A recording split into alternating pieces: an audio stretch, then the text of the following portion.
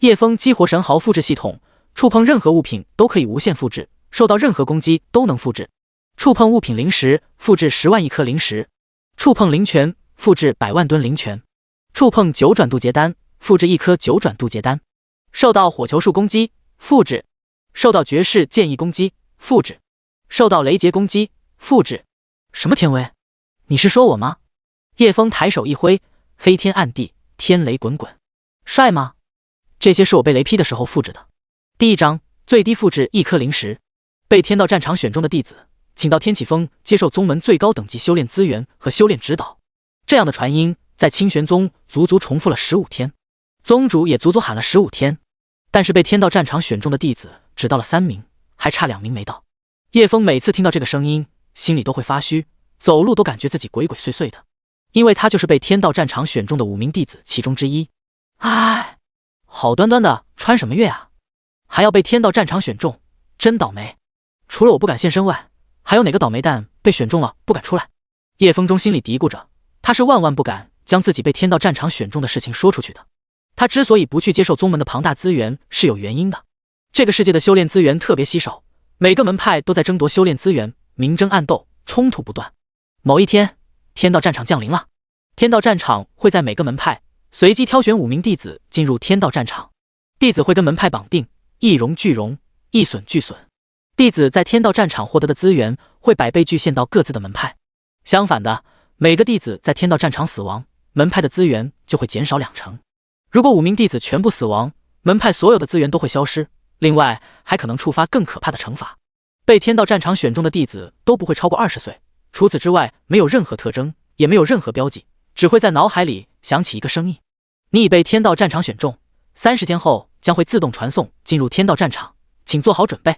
因此，每个门派都会挑选出最强的弟子进入天道战场。最强的弟子没有被天道战场选中怎么办？很简单，只要把被选中的弱弟子杀掉，天道战场就会重新挑选弟子，不断杀弱的弟子，直到选中最强的弟子为止。只要不是在天道战场内死亡，都不会对门派造成影响。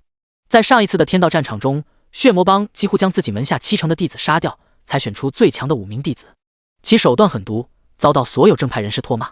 叶枫的修为很低，是整个清玄宗最弱的1名弟子。黄、玄、地、天、仙、神、圣7个大境界，叶枫处于最低的黄境。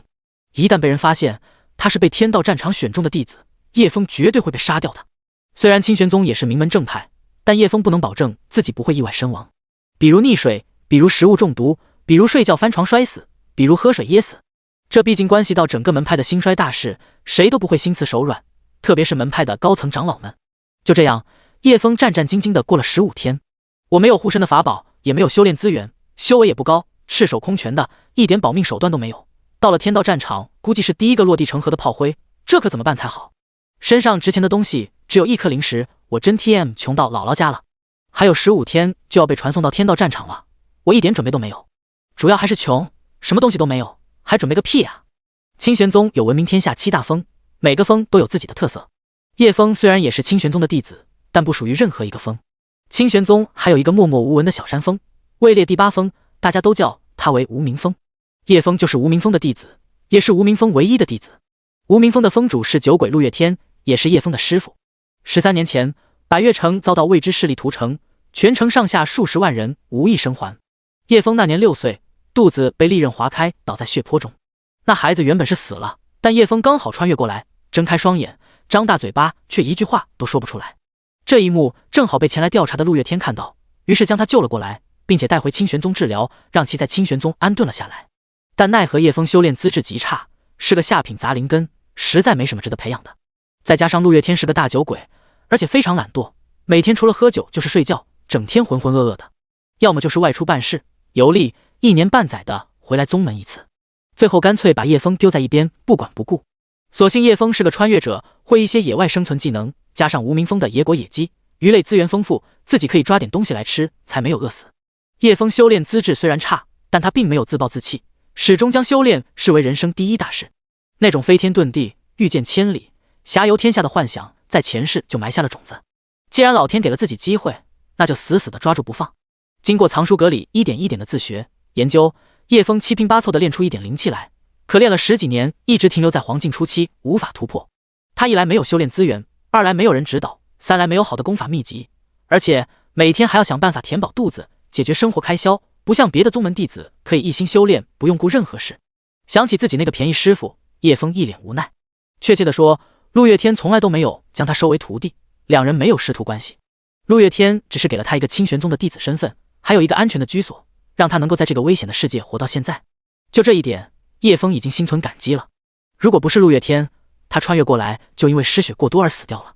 就在叶枫一筹莫展之际，一个声音在脑海响起：叮！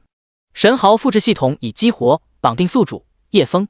神豪复制系统可以无限复制宿主触碰到的任何物品，比如灵石、符箓、法宝、丹药、灵泉、灵草等物品，也可以复制别人的攻击，比如受到剑气攻击，可以无限复制对方的剑气；受到火球术攻击，可以无限复制对方的火球术；受到渡劫雷电攻击，也可以无限复制渡劫雷电。听到这个声音，叶枫双眼发亮，我的金手指终于来了！你个龟儿系统，可想死你爹了，整整13年啊！你知道我这13年是怎么过的吗？叶枫将兜里唯一一颗灵石握在手里，儿子，给爹复制个10几20万颗灵石来花花。叮！检测到可复制物品，宿主请输入复制数量，给我复制10万颗。对不起，本系统为神豪复制系统，最低复制1亿颗。叶枫闻言顿时嘴巴张大，你这系统脾气可不小啊！最低1亿颗，那就随便给我复制10万1颗吧。叮！10万1颗灵石复制完成，物品已发放到系统空间。完成隐藏复制任务，奖励1颗9转气海丹。9转气海丹！叶枫听了睁大眼睛，大宝贝啊！丹药的品质从低到高分为1到9转，9转的丹药被称为圣丹。除了上古炼丹师外，目前整片大陆还没有炼丹师能炼出9转圣丹。要是有一颗9转圣丹出现在世上，绝对会引起一片腥风血雨，恐怖如斯。叶枫将9转气海丹拿在手上，系统给我复制1颗9转气海丹。叮！1亿颗9转气海丹复制完成，已发放至系统空间。第2章，9转圣丹当灵石，脑廓寄存中。所谓的气海丹，就是用来扩容气海的丹药。气海越广阔，容纳的灵气越多，跟敌人战斗的时候更持久。同境界对战，如果自己的气海比对方广阔，就算把对方干得累趴下求饶，自己还有很多灵气可以继续干。这就是气海广阔的优势。若是普通的气海丹，境界低的修士吃太多，强行扩张气海，会将整个气海撑爆，属于得不偿失、拔苗助长的行为。但9转气海丹就不一样了，即便你的修为再低，就算是黄境的修士，也能安全的将气海扩展到神境甚至圣境一样广阔的气海，而且不会出现丝毫的痛苦。这就是9转气海丹的神奇之处。二话不说，叶枫直接抓了一把9转气海丹塞进嘴里。这种绝世圣丹有价无市，要是强行定价，卖1000万灵石1颗也会被人抢光。然而这样绝世的宝贝在叶枫这里也只能当做零食来吃了。叶枫没嚼几下就咽了下去，味道还不错，香香甜甜的，入口即化。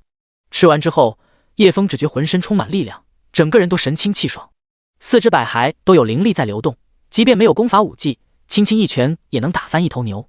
他能明显的感觉到自己的气海变得宽阔了，原本只有一杯水大小的容量，现在就是一片鱼塘大小，这相当于普通的地境修士的气海容量了。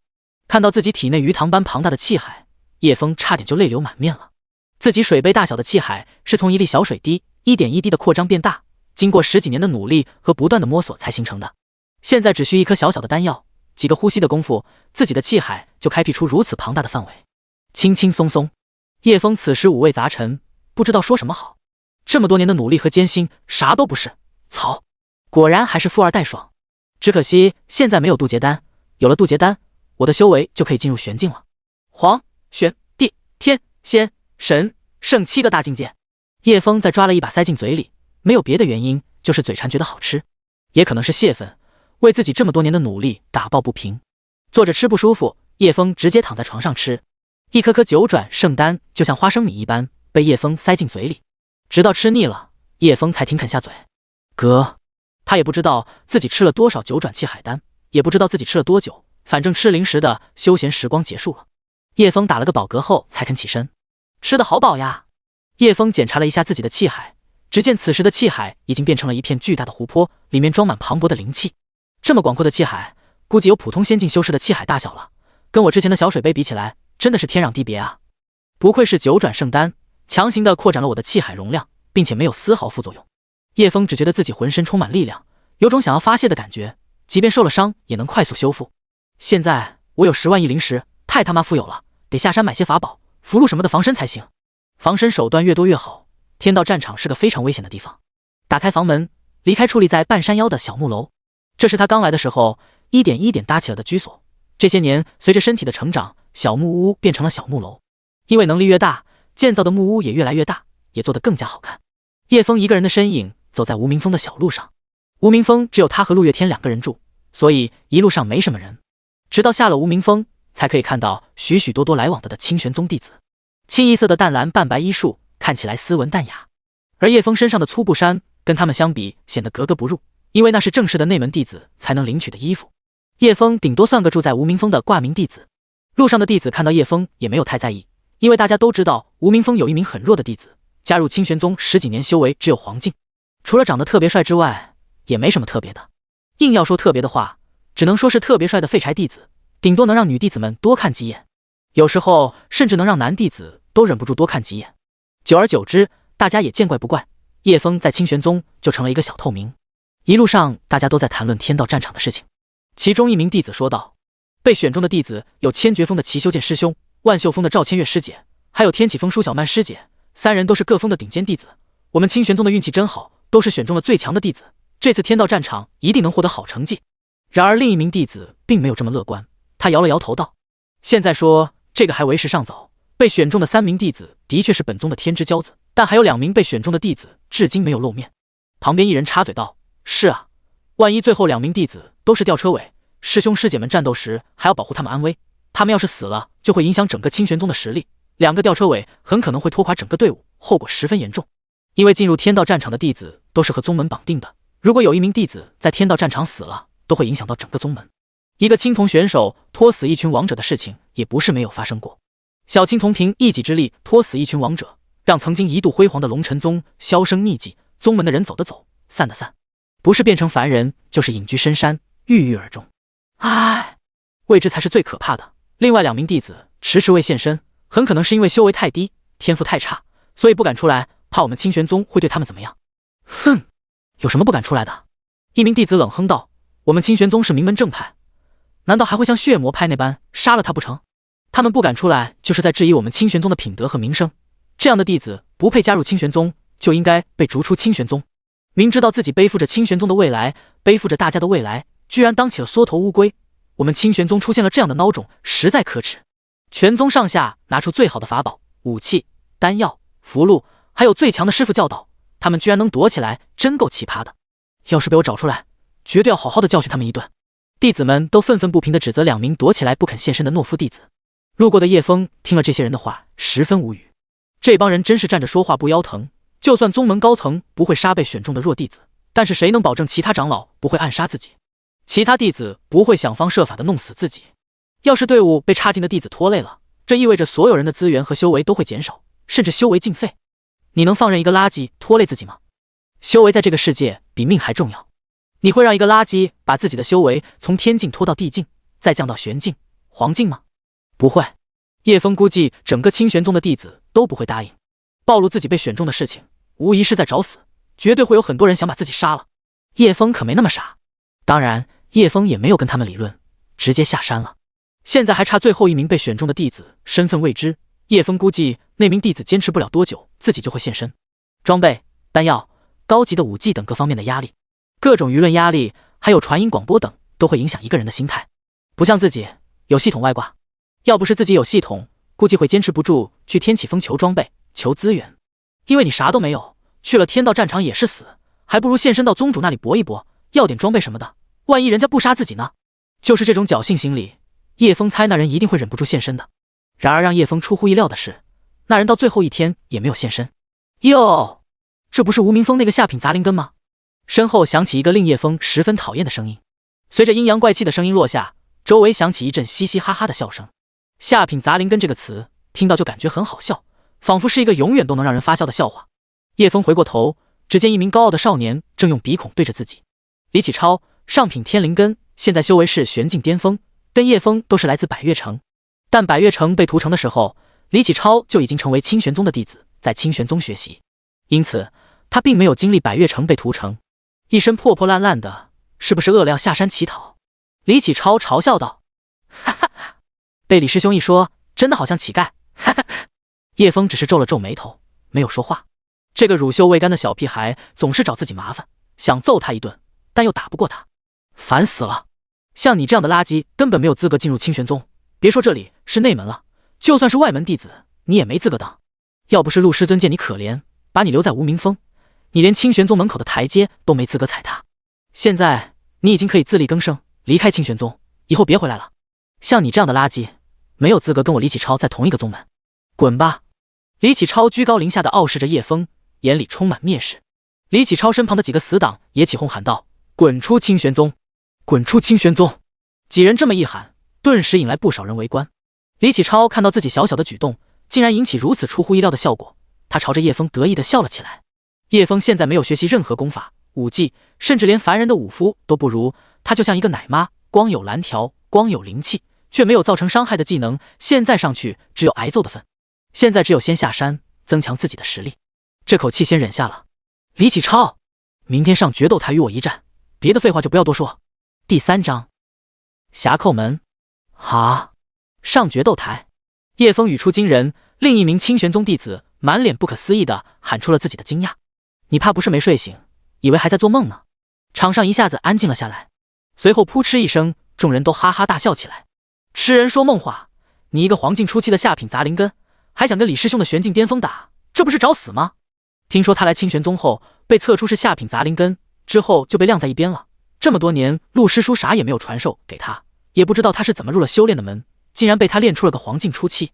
以他的资质，怕是花了不少功夫才练出了这么一点点灵气，估计一个火球术就能把他榨干了。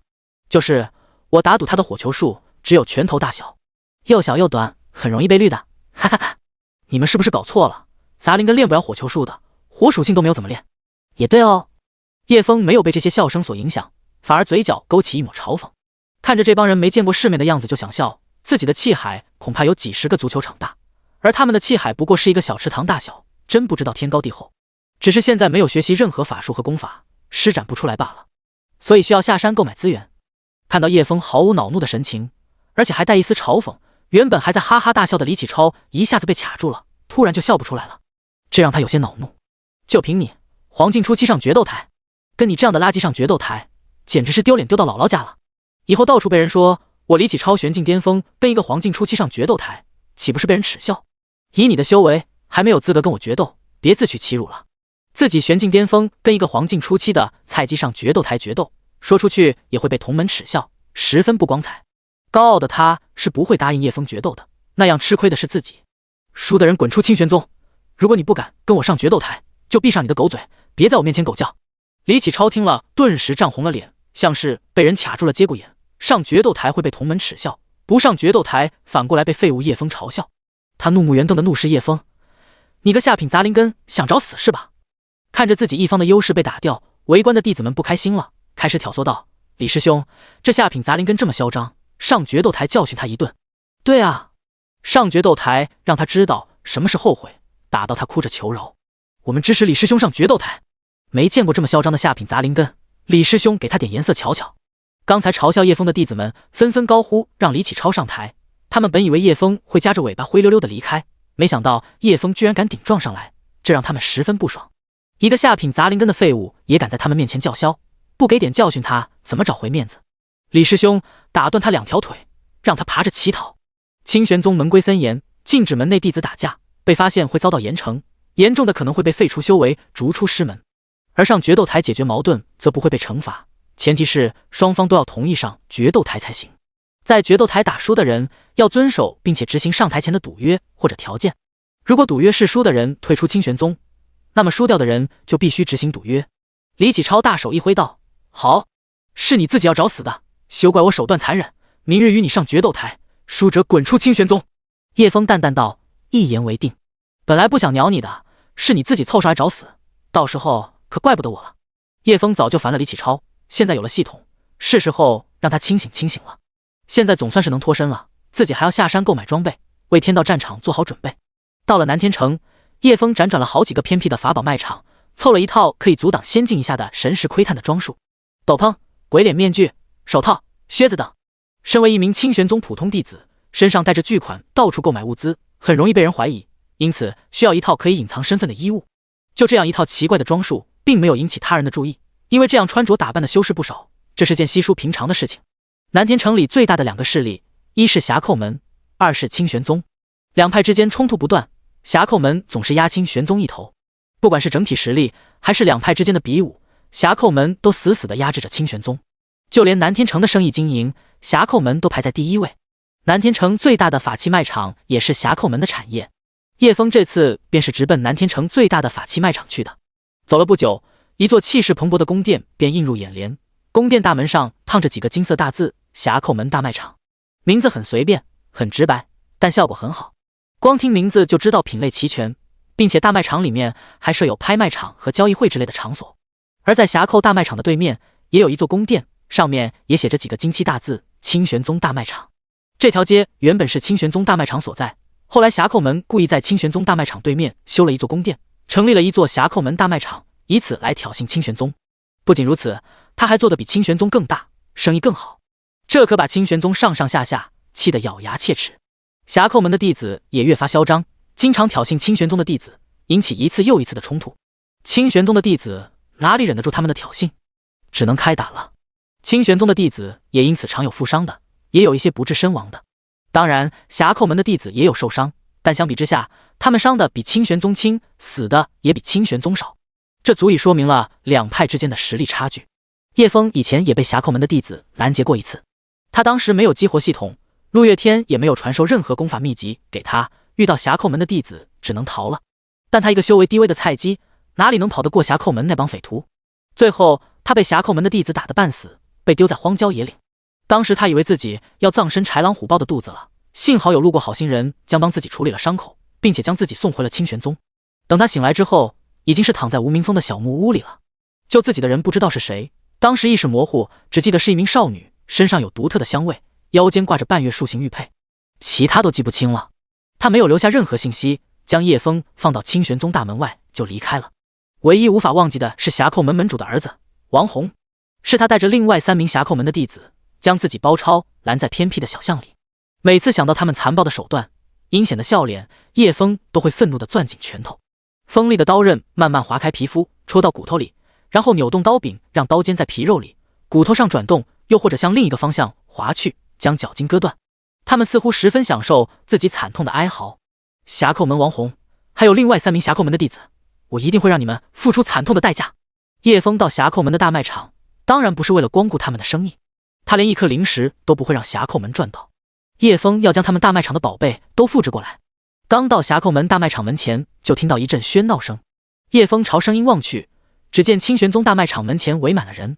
叶枫好奇地朝人群走去，经过一番打听才知道清玄宗和霞寇门起了冲突，霞寇门带人将清玄宗大卖场围住。这时候一个洪亮的声音响起，听说你们清玄宗还有2个废物没有露面，都过了15天了，还没有排查出来。还有15天，天道战场就开始自动传送了。你们还有2名天选者没有找到，多半是天赋修为都很垃圾的废物，害怕被人杀害，不敢出来。天道战场可不是好玩的地方，你们那2名废物弟子一定会将整个队伍拖垮，将你们整个清玄宗拖垮。清玄宗的产业等着被我霞寇门吞并吧！哈哈哈！霞寇门的李长老哈哈大笑起来，一旁的霞寇门弟子也跟着冷嘲热讽：一群窝囊废，没有资格在南天城待着，整个南天城都是我们霞寇门的，滚吧，废物们！哈哈哈！霞寇门认为清玄宗气数将尽，霞寇门长老李元带着一众弟子上门挑衅。霞寇门人多势众，围在清玄宗大卖场门前，将清玄宗卖场的客人拦在外面，不准他们进入清玄宗卖场，只能在霞寇门的卖场交易。清玄宗众人底气不足，不敢轻易出手，生怕对方直接撕破脸皮，动手打砸抢杀人。毕竟霞寇门是出了名的匪帮，山匪凶悍，手段阴狠毒辣，要是动起手来，清玄宗肯定要吃大亏的。到时候整个清玄宗大卖场可能会变成一片废墟。清玄宗长老东明之铁青着脸怒道：李元，你们不要欺人太甚，我们清玄宗可还没到任人拿捏的地步。我们清玄宗是名门正派，可不会像你们那样用卑鄙的手段逼门下弟子现身。听说你们立了条门规，凡是被天道战场选中的弟子，不主动出来承认，事后就诛杀那弟子的9族，还要株连和那弟子有来往的其他人。不自动承认者，事后要受到9981种刑具折磨，凌迟致死。如果主动承认了，那人的家族就可以获得3个入门名额，并且获得大量的临时补偿，可谓威逼利诱，将那些弱的弟子筛选出来杀掉，直到天道战场选中门派前10的弟子为止。你们这样的做法，跟血魔帮那些邪魔外道有什么区别？呵呵，李渊冷笑道：“你们这些迂腐的伪君子，装什么高尚圣人？在这个世界，弱肉强食才是硬道理。你们非要装圣人，活该你们窝囊！”哈哈哈！哼，匪帮就是匪帮，哪里还懂得什么道理？东明之不愿跟这些野蛮的人争执，因为说什么他们都听不进去的。他们只想挑衅你，激怒你。如果你忍不住动手的话，就正合了他们的心意，因为他们只想找个理由把你打趴，然后开膛破肚。叶枫只在外面远远的看了一会，就不再围观了，因为那边暂时还不会打起来。清玄宗也不是软柿子，如果现在两派真的全面打了起来，就算峡寇门赢了，也会元气大伤，到时候只会让第三方捡了个大便宜。再说现在的叶枫也帮不上什么忙，去了也只能当炮灰。我还是先去买些高级法宝符箓要紧，如果到时候真的打起来，自己还能躲在一边丢符箓炸他们，复制几十亿张高级火球符，能把他们轰成渣。叶枫一边嘀咕着朝对面大气的宫殿走去。到了峡寇门的大卖场，2名美艳的侍女上前施礼：“您好，欢迎光临峡寇门大卖场，有什么可以帮到您的？”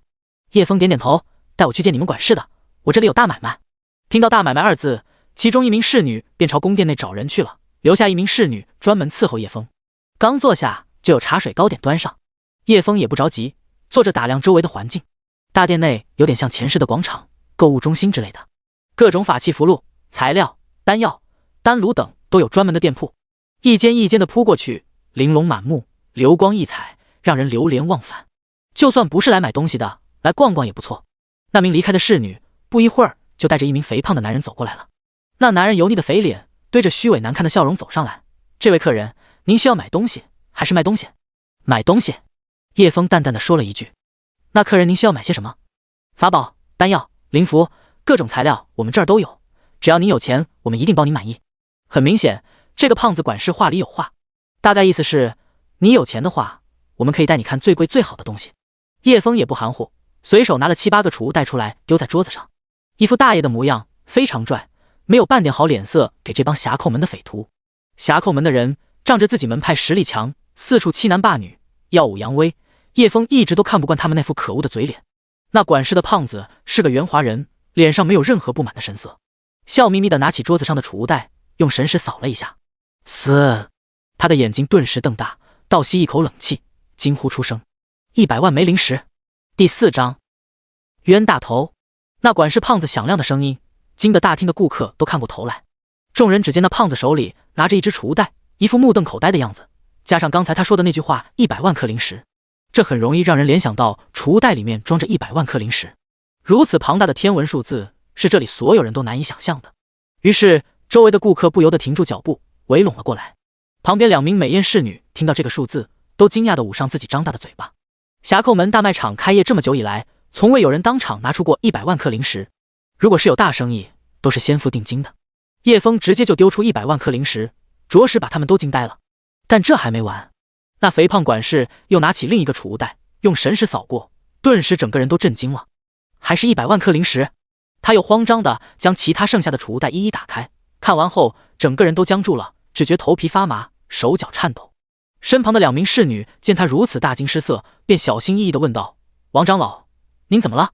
这些储物袋有什么问题吗？”800万颗灵石，一共800万颗灵石。王长老激动地说道：“什么？800万颗灵石？”2名侍女双腿一软，差点就跪了下去，甚至差点忍不住将双腿张开凑上前去。800万颗灵石是什么概念？他们的月钱才9颗灵石，800万颗灵石，就算是整个峡寇门都拿不出来这么多现货。800万颗灵石，甚至可以将整个峡寇门以及所有的产业都买下来。人家一出手就是800万颗灵石，这怎么不让他们震惊？前辈，您想要什么？我们就算是豁出性命都要给您弄来。王长老90度鞠躬的弯下腰，将8个储物袋递还给叶枫，那谄媚恭敬的模样十分滑稽。能一下子丢出这么多灵石的人绝对不简单，不是圣境强者就是神境强者，都是能一指摧城的大人物，他哪里敢怠慢？但叶枫看出了他隐藏在眼眸深处的贪婪，一种无法遏制的贪婪。叶枫心中冷笑，这家伙还真的会装，伪装成一副奴才模样，待会可能会召集人马拦截我，回去的时候得小心才行。装奴才是吧？我让你装。叶枫慵懒地靠在椅子上，将2只脚摆到桌子上。哎呀，最近有点腰酸背痛，鞋子也脏了，买东西不着急，待会再慢慢看。王长老听了，立马心领神会，朝2名侍女轻喝道：“你们还愣着干什么？还不快去给前辈揉揉肩，捶捶背！” 2名侍女听到王长老的呵斥，猛地从震惊中回过神来，换上一副露骨的媚态，上前给叶枫捶背揉肩。前辈，您看这个力道舒服吗？前辈，您今晚有空吗？妹儿昨天新买了件肚兜，想请您评点1、2。2女时不时的带球撞人，往叶枫背上、手臂上撞，肆无忌惮的撞来撞去。如不是叶枫前世就看遍无数，见过各种各样的大场面，恐怕此时是淡定不下来的。王长老也不闲着，艰难蹲下肥胖的身体，正给叶枫擦着鞋。这样的场面，看得路人们都惊呆了，看着叶枫的眼神变得复杂起来，同时心里暗暗鄙视侠寇门这帮人的嘴脸，舔得真恶心，真想一脚把他们踹飞。滚开，让我来舔！要是能讨好这位前辈，得到一点小小的恩惠，说不定就能一步登天了。前辈，您需要些什么东西？我们侠寇门大卖场随时都可以给您准备。叶枫点点头，我想看看一些法宝和符箓、灵丹妙药之类的，品阶越高越好。嘿嘿，前辈您来的可真及时，昨日收到了2件7品的法宝，还有3张7品的符箓，都是十分抢手的宝贝，现在就命人给您送来。王长老笑眯眯地看着叶枫，似乎想要看穿叶枫鬼脸面具背后的神情。他不敢用神识去扫视，能不能穿透叶枫的高级面具先不说，要是把这位大人物惹不高兴了，可不是一件好玩的事情。听了王长老的话，叶枫眉头微皱，只有7品的法宝吗？8品9品的法宝没有吗？王长老听了哈哈一笑，前辈，您可别糊弄小人了，8品的法宝就不叫法宝了，那得叫神器。神器这种逆天的宝物，现在可没有人能够打造出来，9品的圣器就更不用说了，那都是传说中的东西，没人见过。就连我们整个侠寇门也只有1件8品神器，是我们门主一代传一代的传位信物。叶枫有些失望，但在这个资源匮乏的时代，8品的法宝可没那么容易打造出来。稀有的材料不说，还要有技术极其精湛的法器大师，有了这些条件还不一定能打造出来，成功率也是个大问题。诈气这种事情经常在法器大师身上出现，没有足够的材料支持，可诈几次气就把材料浪费了。而且打造出神器之后还会引来天劫，只有成功扛过了天劫，才能真正的成为一件神器。神器渡劫跟修炼者渡劫一样，是一件极高风险的事情。修为越高，风险越高，越是接近神的地步，十有八九都是陨落的下场。这就是侠寇门能够一直压制清玄宗的原因之一，因为他们有1件8品的神器，因此7品的法宝也是十分宝贵的存在。见叶枫不说话，王长老继续道：其实我们的7品法宝也不差，就比如说我们的7品护身法宝龙鳞宝甲，能抵挡天境强者的全力一击，即便是仙境强者的攻击也能抵挡1、2。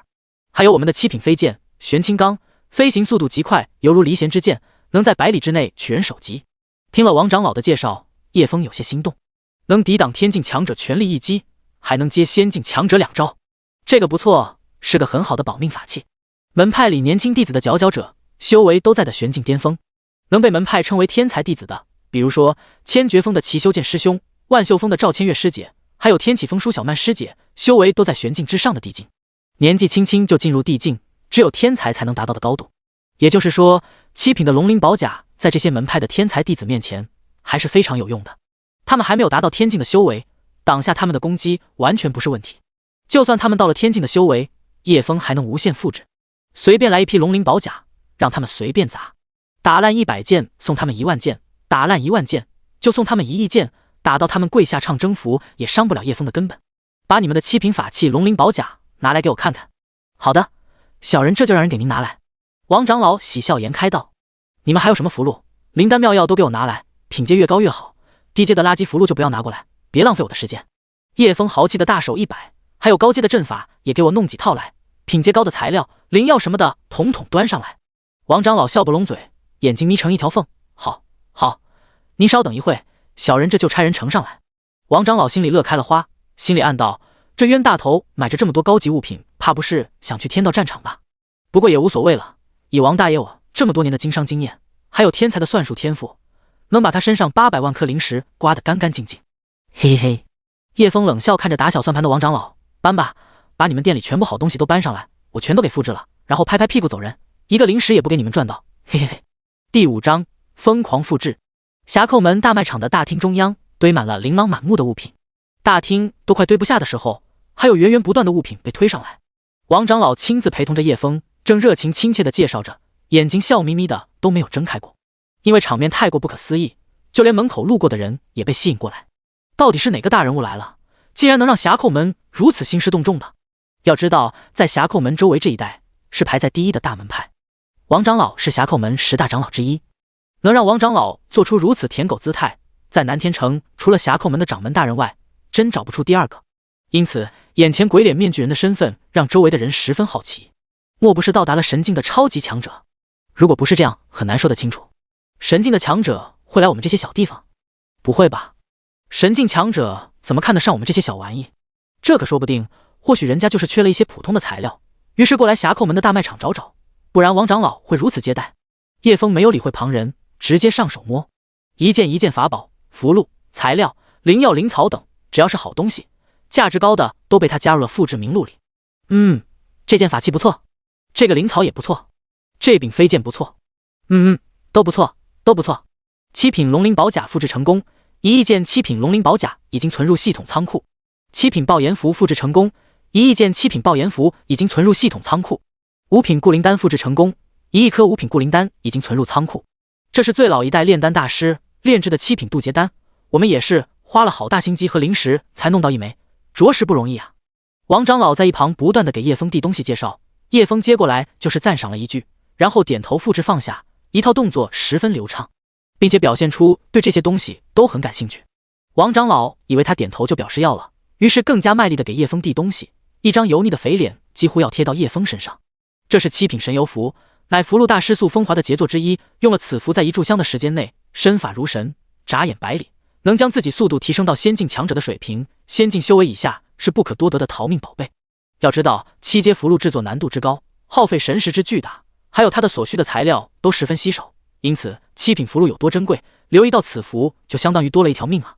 您是我们匣寇门大卖场的贵客，这些7阶符箓就给您打7折，原价1万灵石一张，我7000灵石一张卖给您。叶枫接过来看了看，不错，复制了。王长老听了一脸疑惑，什么是复制？没什么，就是白嫖的意思。叶枫说着，将7阶神游符复制了一张，然后把符箓还回去。王长老一副秒懂的样子，朝叶枫笑道：“没想到前辈有这般爱好，白嫖吗？这还不简单。我们匣寇门大卖场最不缺的就是女人，前辈以后随时都可以来我们匣寇门白嫖，所有的女人都不要钱。”叶枫装作眼睛一亮的样子，还有这等好事？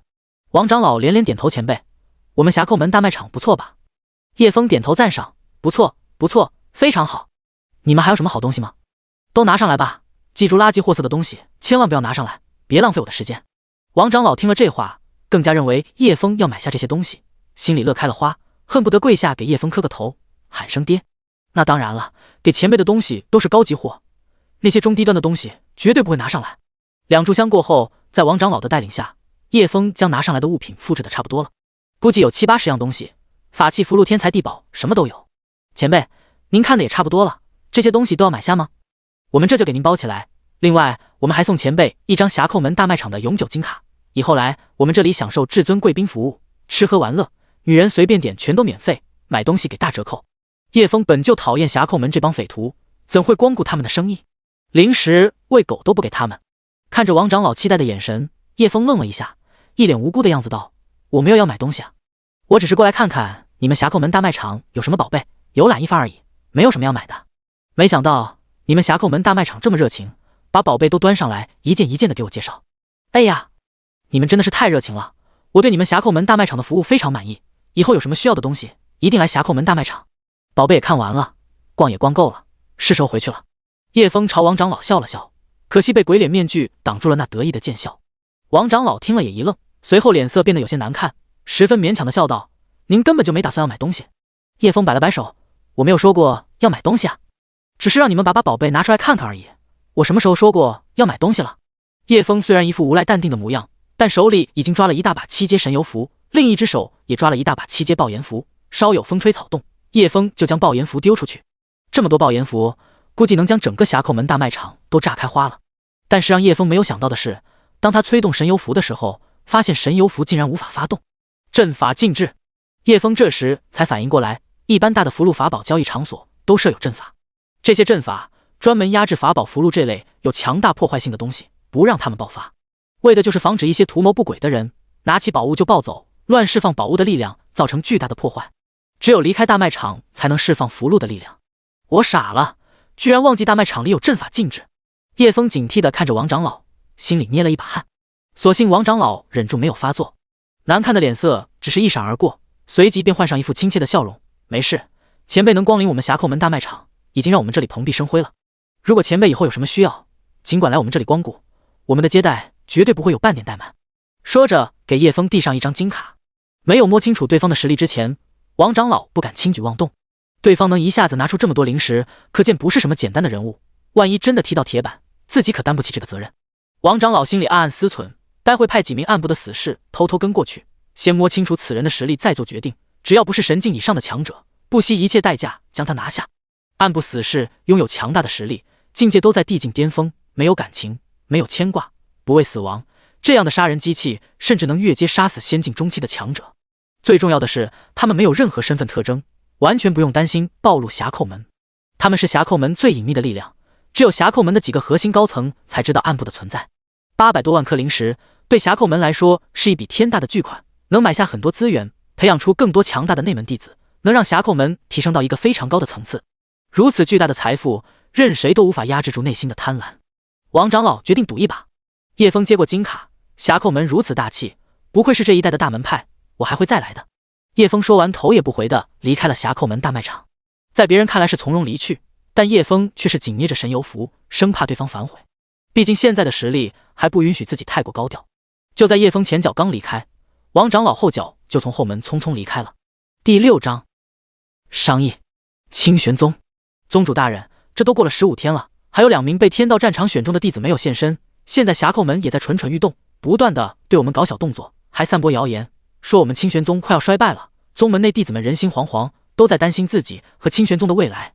清玄宗主峰议事大厅上，一名须发发白的长老愁眉苦脸地诉说着，再这样下去会导致我们清玄宗军心不稳，会让侠寇门的气焰越来越嚣张，对我们的挑衅越来越过分。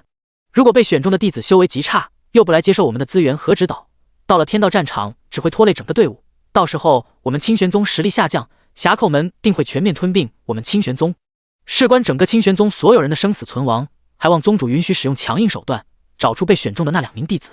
老者说完，引来大堂内数十名清玄宗高层的附和，请宗主允许我们使用强硬手段。另一名长老也站出来出声，清玄宗危在旦夕，我们不能够心慈手软下去了，这样只会将所有人拖下深渊。长老们似乎事先商议好一般，纷纷地站了出来，要求宗主使用强硬手段。面对长老们一致的请求，苏灵天面露难色，低头沉思。看着宗主沉思的模样，七嘴八舌的长老们逐渐安静下来，并且打量着宗主的脸色，在心里猜测宗主的想法。议事厅内一下子安静了下来，所有人的目光都聚集在苏灵天脸上，等待他能给出满意的答复。苏灵天想了好一会儿，也没有给出答复，而是把目光转向了一旁的陆月天。陆师兄，你有什么意见？且说来听听。听到这个名字后，清玄宗高层们都看向了无名峰的掌管人陆月天。只见一名醉意朦胧的中年男子正在半睡半醒，他瘦削的脸庞刀削般平整，胡茬在他脸上长得好不茂盛，衣服穿得十分随意，甚至可以说是放荡不羁，像街头市井的流浪汉。看到陆月天这个样子，长老们顿时满脸黑线。清玄宗商议要事的地方本就应该严肃庄严，穿眉穿相，站眉站相，邋里邋遢，还得醉醺醺过来，岂有此理？一名长老咬牙切齿地指着陆月天，其他长老也开始了对陆月天的批判。大厅里一下子又热闹了起来。然而面对众人的口诛笔伐，陆月天毫无反应，甚至在梦中猥琐地傻笑起来。看到陆月天这个样子，苏灵天只觉一阵头痛，不由得拍了拍自己的额头。自己当上宗主以来，管理整个清玄宗上下本就不容易，原以为自己这个陆师兄可以帮自己分担一些工作，没想到这货出了一趟远门回来之后就变了个人似的。原本很可靠稳重的陆师兄，整日喝得醉醺醺的，还隔三差五的往外跑，对清玄宗的事情不闻不问，更没有开门收徒，为清玄宗培养优秀的后代。直到10几年前，他从外面带回来了一名男童，清玄宗的高层们都松了一口气，以为他数十年不收徒，就是为了精心挑选了一名极其优秀的孩子，准备培养成绝世天骄。结果测出来是个下品杂灵根，气得长老们咬牙切齿，直接放弃了对陆月天的期望。就像催婚的父母渴望抱孙子那样，催婚多年无果，也就不想再管了。这数十年都没有催过陆月天收徒弟，每届清玄宗弟子交流比试，吴明峰都不参加，可谓毫无存在感。唉，陆师兄，醒醒！苏灵天运了灵气，对准陆月天发出一阵音波攻击。哇呀！敌袭敌袭！陆月天被吓得一阵怪叫，慌忙的将腰间的佩剑拔出来。微醺的酒意散去，他睁开眼看去，只见所有人都在看着自己，有失望的，有无奈的，有气不打一处的，更多的是嘲笑，像是在看小丑一般。苏灵天看到陆师兄这个样子，无奈的叹口气道：“陆师兄，你先把剑收起来，我们只是想问一下你的意见，关于天道战场选中的最后2名弟子，至今不肯露面，你有什么办法将他们找出来？”陆月天先是打量了一下周围，似乎不知道自己怎么会出现在议事大厅。众人见他这副模样，皆是投来凶狠的目光。他没心没肺的笑了笑：“宗主大人，你也知道我向来无拘无束惯了，而且非常懒惰，以前师傅都管不住我，宗内的事情你跟各位长老们商议就行了。像我这样的人，负责舞刀弄剑还行，要是让我动脑，我直接站着就能睡着。”苏灵天无奈，他本来也没抱太大的希望。陆师兄不是懒，也不是不够聪明，他只是不想参与这些繁琐的事情罢了。就在这个时候，一个阴阳怪气的声音响起：“陆师兄想必还没喝够瘾，让他回吴明峰多喝2杯，再到山里抓2只母猴回去睡觉，岂不快哉？清玄宗这些琐事就不劳烦陆师兄了，免得打扰您的美梦。以后天启峰议事，您就不用大驾光临了。”一名白袍男子带着嘲讽的笑意走出来，眼睛盯着陆月天，满是挑衅之意。男子名为许关玉，掌管长清峰。长清峰是清玄宗8大峰之一，门下弟子3000，跟吴明峰相比，简直是云泥之别。陆月天笑而不语，也不恼怒。如果这点小小的挑衅就恼羞成怒，大喊大叫，要拼个你死我活的，这样的人未免也太小心眼了。轻易的就能被人激怒，跟野兽有什么区别？许关玉见陆月天对自己的挑衅毫无反应，心里有些不爽。听说你们吴明峰那个下品杂灵根的废物独苗向我们长清峰弟子发出挑战，要上决斗台，这么愚蠢的事情都干得出来，想必是有其师必有其徒，不自量力，就是喜欢找死。李启超是我亲传弟子之一，现在的修为是玄境巅峰，马上就要突破至地境。你那下品杂灵根的废物，给我弟子提鞋都不配，还敢向我们挑战，真是可笑！哈哈哈！听了许关玉的话后，陆月天顿时脸色一沉，眉头紧皱了起来。什么？你说我们吴明峰的弟子叶枫向你的亲传弟子发出挑战？怎么可能？陆月天不可置信地说道。叶枫一向成熟稳重，从不争强好胜，也不会到处惹是生非，明知道自己修为全宗最低，怎么会向他人挑战？许关玉的话他是不敢相信的，但他知道许关玉不会在这种事情上撒谎，没那个必要。叶枫的性格他是知道，那是一个非常独立懂事的孩子，放在山上就能自力更生，从来不给自己惹麻烦，还经常给自己送来烤野鸡、烤鱼、烤鸟蛋、烤野地瓜之类的东西给自己下酒，味道非常不错。叶枫经常帮自己打理洞府，处理吴明峰上下的一些琐事，他从来不会缠着自己要这样那的，特别懂事，也不像别的孩子什么事情都要教。这也是叶枫能够在吴明峰待这么久的原因，若是换做别人，可能早就被陆月天赶下山了。这样的孩子绝对不可能如此冲动，绝对不会以黄境入门的实力挑战玄境巅峰的强者。玄境巅峰对于叶枫来说就是一座不可逾越的鸿沟，更别说战胜他了。要是对方没有把力量控制好，叶枫不死也落了个残疾。叶枫也算是自己从小看到大的孩子，人不错，看着挺顺眼的。不行，必须阻止他上决斗台，我得去找叶枫问个清楚，这到底是怎么回事？许关玉的声音再次响起，哈哈，既然都知道自己修为低，还敢向我们挑战，真不知道说你们是蠢还是勇敢了。上了决斗台，生死各安天命，要是被我徒儿不小心打死了，可怪不得我们，那是他自找的。不过你放心，我会让李启超留他一条小命的，总不能让你们吴明峰唯一的下品杂灵跟废物独苗都没了。哈哈哈！许关玉张扬的大笑着，他早在100年前就看陆月天不爽了，这个在任何时候处处都压自己一头的同门，还经常拿走宗内大部分修炼资源，即便到了现在，对方的修为仍旧比自己高上一大截。让许关玉高兴的是，吴明峰人才凋零，破败萧条，陆月天也颓废堕落，自己的长清峰则人丁兴旺，繁荣昌盛，绝世天骄不断涌出，有着力压8大峰的趋势。这让许关玉有了将自己死对头踩在脚下的感觉，终于狠狠地出了一口气。就在这时，一名弟子慌慌张张地跑来议事大厅，还没进门就大声呼喊：不好了，侠寇门带人围在我们南天城的大卖场门口挑衅，还阻止客人进店，现在已经打起来了。第7章黄泉阴火。听闻此事，大厅内众人脸色瞬间变得铁青。什么？侠寇门如此目中无人，真当我清玄宗没人？我们清玄宗还没倒下呢。这帮匪徒就这么急着想吃下我们，也不怕噎着。宗主，老身这就前去，将那帮匪徒送去投胎。大厅内群情激动，个个都忍不住冲下山干他丫的，都他妈骑到头上来了，谁能忍下这股鸟气？苏凌天的脸色也十分难看，但他作为宗主不能意气用事。侠寇们如此明目张胆的挑衅，明显是有备而来的，想激怒清玄宗，引起更大的冲突。如果此时一帮人气冲冲的杀出去，正中了他们的下怀。清玄宗的实力比侠寇们差了一截，盲目泄愤定会吃一波大亏，到时候清玄宗元气大伤，正是一举拿下的时候。想到此处，苏凌天压下怒火，起身道：“长老们莫冲动，此事绝对没有那么简单。侠寇们明目张胆的在我们产业前闹事，定是有什么阴谋诡计。此时盲目杀过去，只会吃亏。他们都骑到我们头顶上了，不杀过去，难道要让他们抢走我们的产业吗？传出去，天下人怎么看我们清玄宗？一旦示弱，到时候一些阿猫阿狗，谁都想来咬我们一口。”一名挺着圆肚子的魁梧壮汉面红耳赤的吼道，显然是被侠寇们的举动气得不轻。不管怎么样，此事老子绝不能忍。他说话时不由得握住了背后交叉的圆形巨锤。他是赤阳峰的峰主石奎，乃清玄宗一大猛将。还没等其他人说话，陆月天开口道：“此事交给我处理吧。”他说完后便直接御空飞离议事大厅，也不等旁人反驳，只留下众人你看看我，我看看你，也不知道说什么好。此时苏凌天开口道：“我相信陆师兄可以处理好这件事，他常年走南闯北，见识广阔，并且修为是我们清玄宗数一数二的存在，交给他最合适不过了，这样可以尽量避免跟侠寇们起大冲突。现在最紧要的是全力培养被天道战场选中的弟子，他们才是扭转局势的重点。要是他们能够在天道战场活着出来，我们清玄宗的实力将会跨入新的阶级。既然宗主都发话了，大家也不好再说什么，因为宗主的话十分有道理。目前能够处理好这件事的人，似乎只有陆月天了。别看陆月天平时摆烂躺平，到了关键时候还是有点可靠的，这一点就连许关玉也不会否认。叶枫刚走出侠寇门大卖场，立刻就将一件龙鳞宝甲穿在身上。如果不是身上只能穿的下一件龙鳞宝甲，他会穿个千百万件龙鳞宝甲在身上，当一个千层甲龟，生怕被人秒了。七品神游符贴上，双手双腿，胸前后背屁股也贴2张，说不定能当喷射器，跑得更快。虽然现在自己的灵海非常庞大，灵力充足，但是自己没有学习任何功法、武技，也没有学习火球术之类的法术，空有一身灵力，却不知道怎么用。现在的攻击手段只有手上的七品符箓。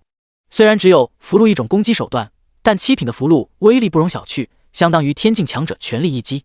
以一张七品符箓更加恐怖。如果一张七品爆炎符能炸毁一座小山丘，那么一张七品爆炎符能犁平一个小国，不管是河流山脉、湖泊城池，通通都要变成废墟。这样的力量无疑是十分恐怖的。若是有丧心病狂之人用这么多符箓搞破坏的话，会造成非常严重的灾难。但七品符箓制作材料昂贵不说，制作难度极高，也很耗费心神，失败率也很高。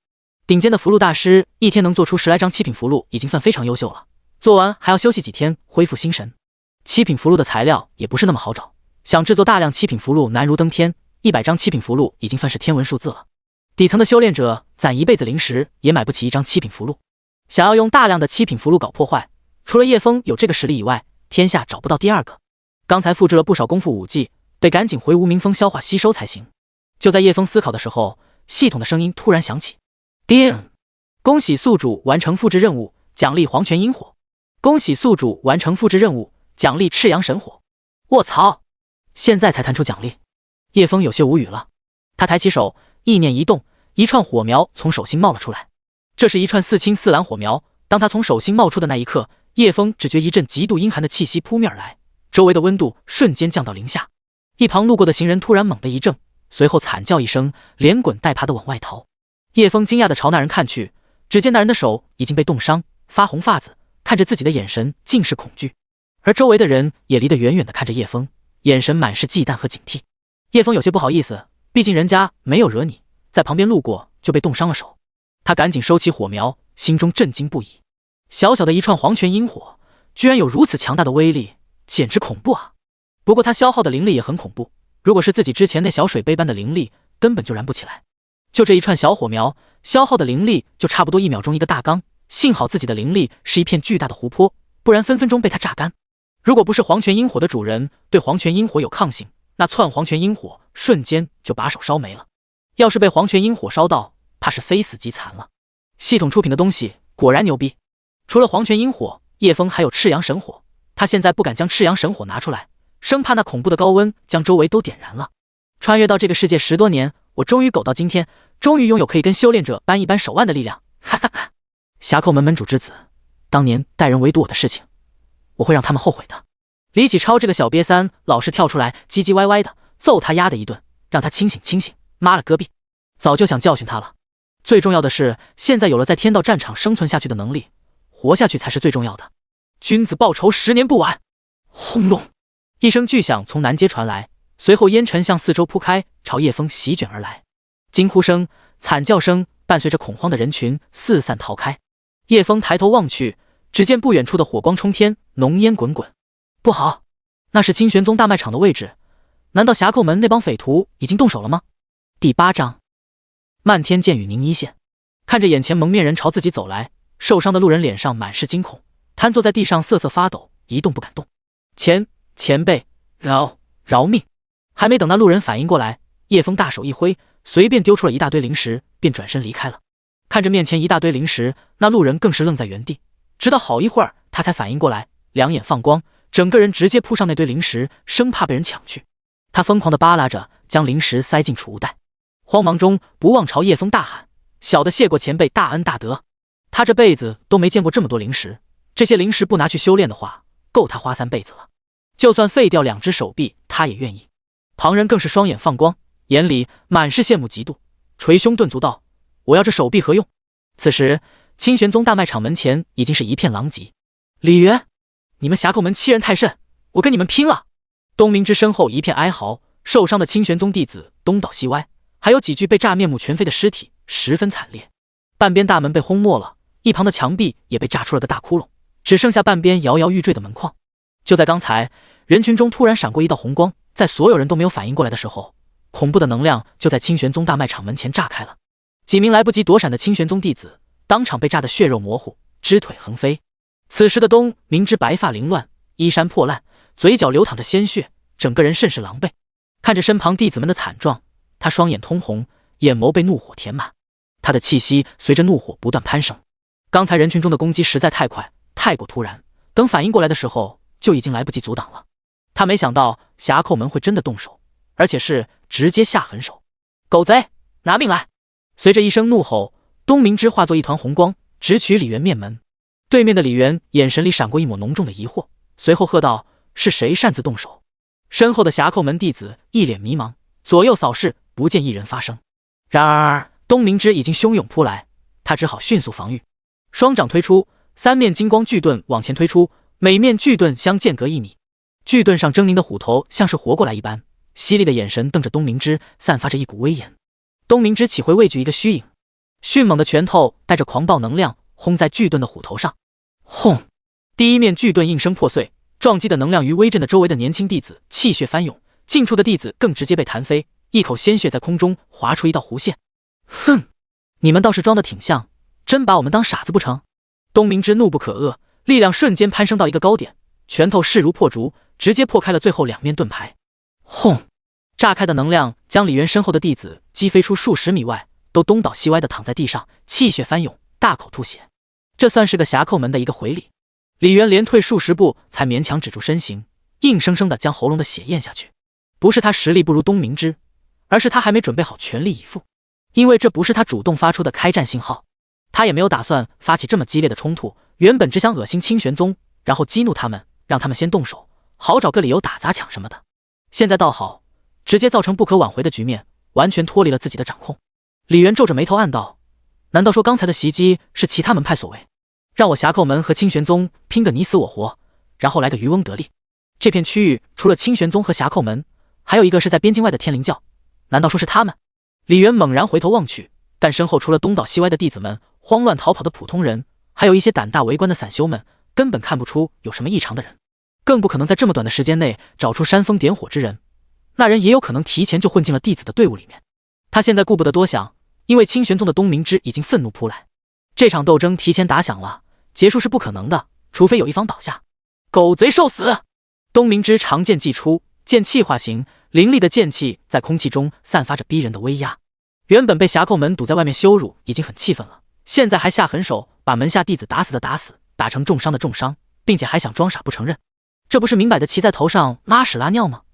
东明之怒不可遏，直接使出绝杀剑术漫天剑雨凝一线。这是清玄宗最强的剑术之一，漫天剑雨凝一线也是最难学的一招。整个清玄宗除了东明之，只剩陆月天能使出这一招了。对于普通弟子来说，剑气化形就已经很难了，更何况至少要360道剑气才算达标。最难的是让这么多剑气凝成一道比发丝还要细的线，直接就难倒了90%的天骄弟子。因此，在叶枫这一代的弟子中，还没有人能够成功使出过漫天剑雨凝一线。感受着周遭的剑气威压，躲在不远处观望的叶枫直接就看呆了，心中直呼卧槽，牛逼，恨不得直接跳出去把这招剑术复制了。这剑术不仅强大，而且在清玄宗有着神圣的地位，那是顶级妖孽才能学会的绝学。奈何这剑术的穿透力极强，就算将100件龙鳞宝甲叠起来也接不下来，更何况是长老级别使出的漫天剑雨凝一线。眼看着这招恐怖剑术袭来，峡寇门的弟子面如死灰，眼神中充满死亡的恐惧。一旦李元长老死了，下一个就是他们这些峡寇门弟子了。此时一些神智还算清醒的弟子咬破舌头，悄无声息地发动精血秘术遁走。清玄宗的弟子们则是精神亢奋，用火热的眼神崇拜地望着自家长老，一扫之前的阴霾，甚至高声欢呼。就连受伤的弟子也扫去先前的萎靡，似乎伤势都消失了。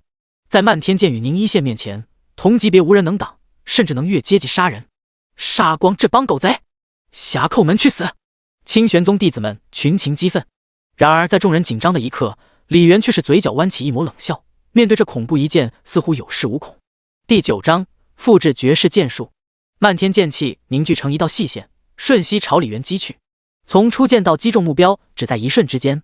初级的漫天剑雨凝一线是由360道剑气凝聚而成，而东明之是由3600道剑气凝结而成一线，属于中级。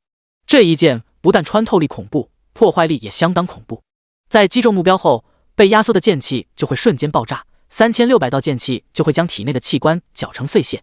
李元深知清玄宗的剑术强大，他也知道东明会这招剑术，之所以敢带人上门挑衅，自然是有备而来的。面对着恐怖的剑气威压扑面而来，李元冷哼一声，手中出现一面巴掌大小的椭圆形镜子。镜面破裂，镜中景象不是现实，里面一条血河静静流淌着，河岸两边堆满尸体，血雾萦绕，着实诡异。镜子出现的那一刻，周围的空间似乎都变得缓慢了许多。李元将镜子挡在面前，随着一声清脆的破碎声响起，镜子应声破碎，无数碎片向四周飞溅，而那道恐怖的剑气也随着镜子的破碎消失得无影无踪。怎么可能？东明之惊呼。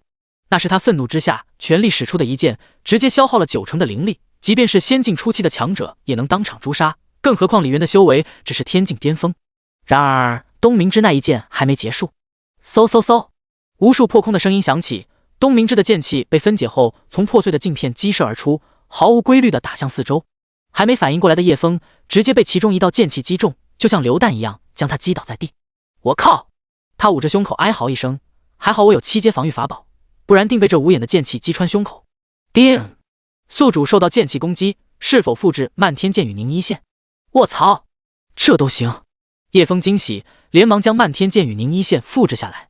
原本还苦恼如何才能将这绝世剑术复制下来，没想到峡寇门的长老拿出诡异的镜子帮了自己一把。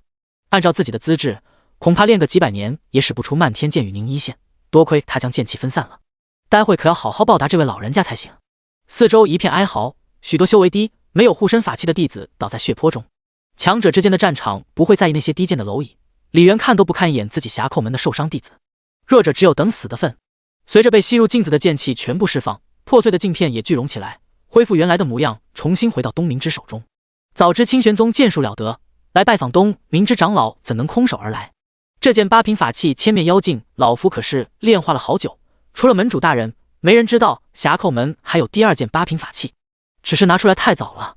原本是要等到发起全面攻击的时候才拿出来的，奈何东明之的剑术太恐怖了，如果没有千面妖镜，自己定要栽在这里了。东明之眼神闪过一丝担忧，随后拿出几颗复灵丹塞进嘴里。复灵丹能够都在短时间里回复一些灵力，但对面的李元并没有多少消耗，自己恐怕撑不了多久。原来你们峡寇门早有预谋，2件8品法器在手，难怪如此迫不及待的想吞下清玄宗。李元从储物空间里拿出宝剑，既然千面妖镜露面了，今天你们一个也别想走。众弟子听令，在场的所有人一个不留，杀！峡寇门的弟子听到命令，没有受伤的弟子和轻伤的弟子都拔出来长剑，对着身边的路人就是一剑刺去，剑尖带着鲜血从后背钻出，一剑划过，就有一颗头颅掉落，鲜血很快染红了南天城的街巷。东明之慌忙看向身后，朝弟子们大喊：“跑！带上受伤的弟子都回宗门防御起来，我给你们断后！”清玄宗弟子们愤怒地看了一眼这些杀人狂徒，心知自己胜算不大，再看看东明之长老，自己也帮不上什么忙，于是急忙地扶起受伤的弟子逃离。哼，想跑，你们一个都跑不了！李元一个俯冲扑向清玄宗的弟子，东明之也不是吃素的，闪身挡在李元面前，两大强者再次展开交锋，双方毫无保留地施展剑术、法术，刀光剑影，轰隆声不断，一时间谁也奈何不了谁。拦住他们，别让清玄宗的人跑了！霞寇门弟子听到李元的呼喊，纷纷施展身法，踏上飞剑将清玄宗的弟子拦了下来。只有几名跑得快的弟子逃脱了，大部队带着伤员走不快。大家不要慌乱，注意阵型，修为低的弟子带着伤员在中间，修为高的弟子守住八方，我们杀出去。萧东城作为一代大弟子，再过几年就可以接替清玄宗长老的位置，此刻冷静地指挥着队伍。很快，在萧东城的带领下，清玄宗的队伍很快变得有秩序起来。外围负责冲锋厮杀，中部负责防御，不让霞寇门的人伤到中间的伤员和弱弟子。霞寇门的弟子杀红了眼，在远处观望的叶枫也免不了被砍。一名满脸是血的霞寇门弟子狰狞地朝叶枫冲来，他举起沾满鲜血的大刀就叶枫面门劈下。叶枫眉头一皱，双眼闪过怒意，真是一头野蛮的畜生，竟敢对本公子无礼！双指夹起一张泛黄的符箓，指着眼前的癫狂的霞寇门弟子，爆！轰的一声巨响，灼热的气息瞬间扑向四周，巨大的爆炎从叶枫指尖窜出，瞬间将那名举刀的霞寇门弟子吞噬。惊恐的惨叫过后，只剩下一块漆黑的焦炭。七阶爆炎符的能量还没结束，火红的圆球在不远处的人群炸开，火光四溅，惨叫连连。被爆炎覆盖的人直接化作黑炭，被飞溅的焰火击中的人满地打滚，痛得哇哇大叫。这些被击中的人都是霞寇门的弟子，因为路人要么逃走了，要么被他们杀光了，因此叶枫也没有多少罪恶感。是你们先动手的，这可怪不得我。一下子超度了这么多人，应该能加不少功德吧？善哉善哉。叶枫再次夹起一张七阶爆炎符，本公子心善，见不得别人痛苦，再送你们一程吧。第10章，就是不缺符箓。砰！火红灼热的爆炎球炸开，飞溅的火焰将附近的房屋都点燃了。顷刻间，周围的房屋化作一片火海，熊熊燃烧着。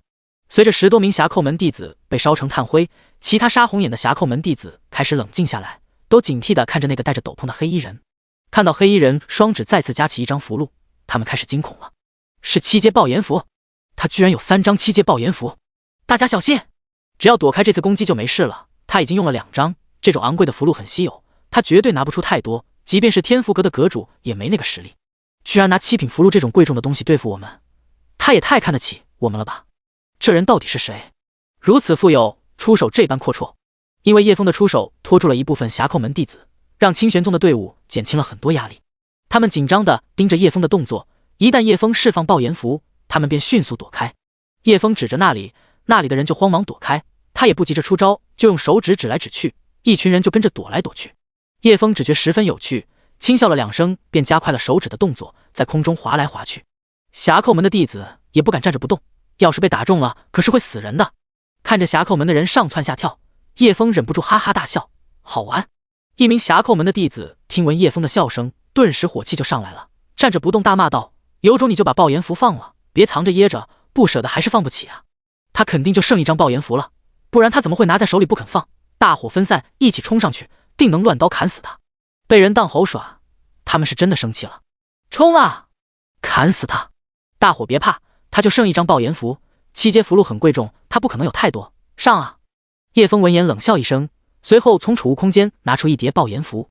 有种你们过来啊！本公子什么都不多，就是符纸多。看到叶枫手里厚厚的1叠符纸，众人眼睛都瞪大了，不由得倒吸一口凉气。这特么离谱！不可能，绝对不可能！就算搜遍我们这片州域，也几万张7阶符箓。要知道，7阶符箓不但材料稀有昂贵，制作也要耗费巨大的灵力、精神力和时间。假的，他在吓唬我们，他就是个骗子，戴着斗篷装神弄鬼，有本事摘下来。叶枫想与他们争辩，对，你们说的都对，就是没人赶上。几人相互对视一眼，心里达成某种默契。接着其中2人抓住一名比较瘦小的霞寇门弟子，猛地朝叶枫丢过去。那瘦小的弟子被当作挡箭牌丢了出来，不愧是侠寇门的人，够果断的。叶枫发动了神游符，身形速度暴涨，化作一道虚影，一脚踢飞那飞来的瘦小弟子，夹在手中的7、8张爆炎符也在那瞬间丢了出去。轰轰轰！炽热的炎火覆盖了那10多名侠寇门弟子，烈焰将地上的石头烧得通红，只留下一片灰烬在地上。那名被踢飞的瘦小弟子呆呆地看着被烧成灰烬的同门，嘴里喃喃道：“是真的，他手里的符箓都是真的，都是真的。”哈哈哈！很显然是被吓傻了。这一幕让在场的所有人都停止了打斗，震惊地朝叶枫看了过去。东明之也趁这一刻的功夫，迅速地吃下几颗附灵丹。若不是场上发生异动，现在他恐怕要倒下了。怎么可能？李元忌惮地看着叶枫。第一声爆炸的时候，他就注意到了是7阶爆炎符，而且他一直留意着周围的情况。从第一声爆炸到现在，一共响亮9次，也就是说他用了9张爆炎符。7阶符箓市场价7、8千颗灵石不等，他一下子就花了7、8万颗灵石，就算是自己也没有这么大手笔。而且他手上还有厚厚的一叠。前辈是何人？我侠寇门和前辈无冤无仇，为何要杀我们侠寇门的弟子？叶枫听了李元无耻的问话，差点气笑了。这些路人跟你们侠寇门无冤无仇，你们又为什么要滥杀无辜？李元被问得哑口无言。要不这样，只要前辈不插手我跟清玄宗的事情，事后我们侠寇门愿奉上10万灵石，再送10名娇嫩的炉鼎，如何？好啊，把你的千面妖镜丢过来，我就不插手你们的事情。前辈莫要开玩笑，千面妖镜乃本门的重要宝物，事后还要归还的。这样啊，那我也不为难李长老，李长老给我磕3个头如何？你……李元被气得满脸通红，我以礼相敬，你却要羞辱于我，前辈难道一点面子都不给我们侠寇门吗？叶枫耸了耸肩，侠寇门是个什么东西？够不够资格给我提鞋？狂妄！李元一声怒喝，便提着剑朝叶枫飞来。老夫就要看看你有几斤几两，敢如此跟我侠寇门叫板！叶枫也不敢大意，忙催动神游符，化作一道虚影，跟对方保持一定的距离。见叶枫后撤，李元也没追上去近战，单手掐了一个法诀，便有天雷响起。轰隆！数道天雷从叶枫头顶落下，欲将他粉碎。叶枫修为低，即便有龙鳞宝甲也不敢硬接，但凡稍有不慎就有殒命的可能。刚几个闪身躲过落雷，耳边又响起破风声，一连串的剑气朝自己劈过来。叶枫眉头一皱，真以为我是软柿子不成？双指成剑形，朝着李元一挥，漫天剑雨凝一线。东明之那种剑气的压迫感再次呈现，锐利的剑气似乎将整片空间都锁定了。没等李元说话，东明之的惊呼声响起，3600道剑气化形。你是何人？为何会我清玄宗的剑术？东明之对于黑衣人的身份也十分好奇，他怎么也想不出来清玄宗谁有这样的实力。最可怕的是他不需要一柄好剑，随手一挥就能使出来了。李元开始后悔跟眼前的黑衣人动手了。难不成你就是清玄宗第一人陆月天？叶枫没有回答，只有凝聚成一线的细长剑意闪过，镜子破碎的声音再次响起。千面妖镜帮李元当下了攻击这次致命的攻击。就算你会漫天剑雨凝一线，我不信你还能第2次、第3次将它使出来。这种极其耗费灵力的剑术虽然恐怖，但还是有短板的。而我的千面妖镜还能挡下3次这样的攻击，你打不过老夫。第11章一剑不留。所有人的目光都聚焦在黑衣面具人身上。会清玄宗的绝学剑术必定是跟清玄宗有关的人。想到这一点，清玄宗的弟子们松了一口气。围在外面的侠寇门弟子久攻不破，也就没有继续进攻，退开10米外虎视眈眈。听了李元的话，叶枫看了看自己的灵力还剩多少，99%。刚才使出漫天剑雨凝一线才消耗1%的灵力，吃了这么多9阶气海丹，自己的气海开辟的不是一般广阔，使一招小小的剑术算什么？这位道友，虽然不知道你是不是我清玄宗的人，在下十分感激你的相助。东明之提醒道，他的千面妖镜专门克制剑气、暗器类的攻击，如果吸收的攻击太多，就会停止一段时间。你可以用术法打他。术法？叶枫心里无奈，术法这种东西是天生的，他可没那个天赋。有人天生水灵根，可以修炼水系的术法，有人双属性灵根，就可以修炼2种属性的术法，也有一些罕见的灵根，如风、雷、冰等。就像刚才李元施展的天雷术法，像自己这种品质极差的杂灵根，啥都没有，修炼速度极慢，别说学术法了。估计是自己单手施展剑术被他们误会了，都认为强者至少拥有1种灵根属性。不过无所谓了，反正那破镜子也挡不了几下。从镜子破碎到重新聚集的时间，叶枫就可杀他好几遍了，只是先玩玩，不急着杀而已。叶枫再次双指并拢，空气中再次凝聚出3600道剑气化形，令人心颤的压迫感笼罩在众人的头顶。然而这只是一个开始。叶枫心念一动，抬起剑指对着李元，剑气化形的数量瞬间翻了1倍，7200道剑气化形。清玄宗的大弟子萧东城惊讶的张嘴，他的修炼天赋算不上太好，但也绝对不差，属于中上的水平。从入门开始，他就对这招漫天剑雨凝一线十分向往，每天都在练习，从未间断过。苦练至今已有100年，可他只能凝聚出360道剑气化形，却无法将这些剑气凝聚成一线。聚成一线的威力可不只是360道剑气叠加这么简单，而是翻了数十倍，像是一颗压缩的炸弹。10800、14400、18000道剑气化形。东明之说话的声音都有些颤抖了，他没有继续数下去，那种强大的剑意压迫已经超越了清玄宗第一人陆月天，此人的剑术已经超越了陆月天师兄，修为恐怕到达了神境。神境！众人听到这个词，顿时如雷轰顶，大气都不敢喘。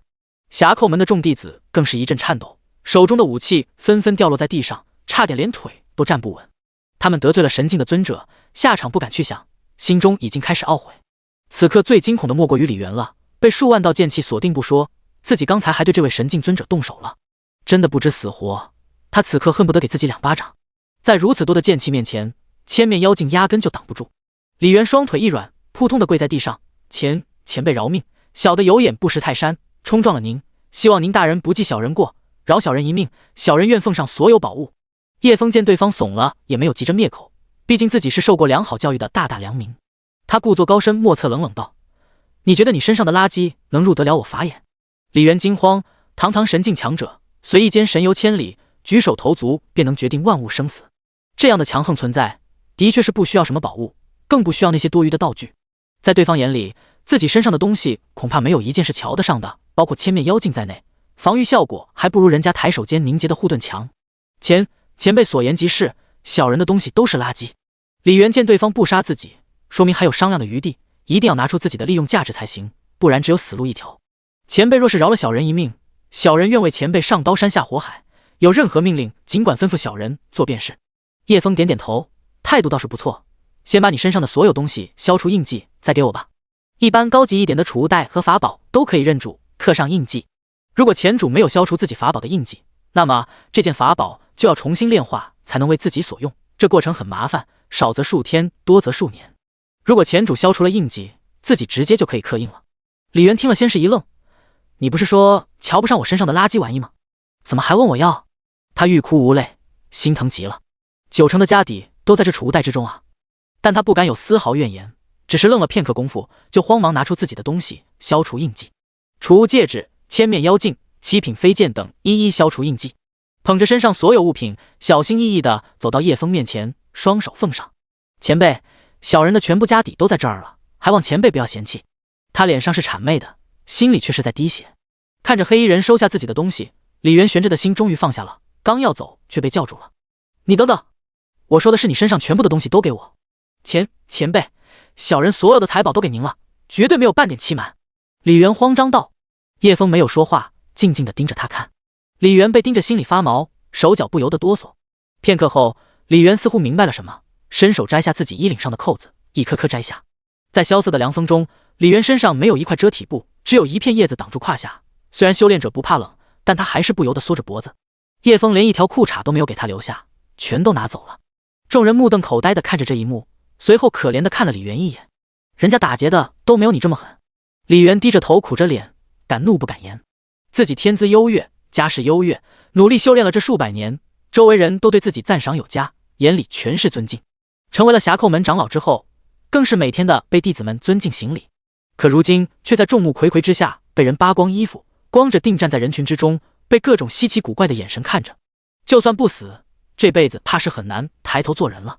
他心里默默地盘算着离开这片大洲。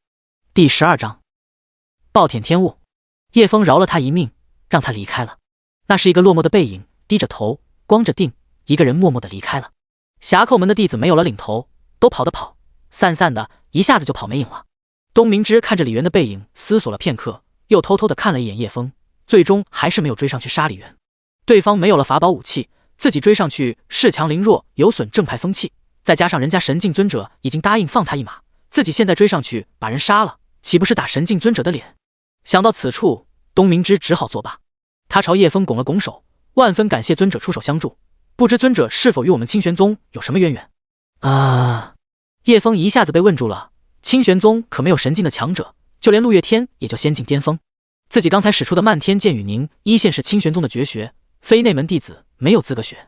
算了，随便编个理由吧，他也不敢对自己怎么样。嗨，身份的事情有点尴尬。其实我是你们前宗主失散多年的弟弟，可是我们前宗主没有弟弟，是私生子，不方便公开的那种，你懂得。东明之将信将疑，半信半疑的点点头。不知尊者是否有空到我们清玄宗坐坐，我们必定盛宴款待尊者。叶枫摆了摆手，故作威严道：不必了，我还有要事处理，就此别过。也不等东明之再说什么，生怕他东问西问的，发动神游符一溜烟跑没影了。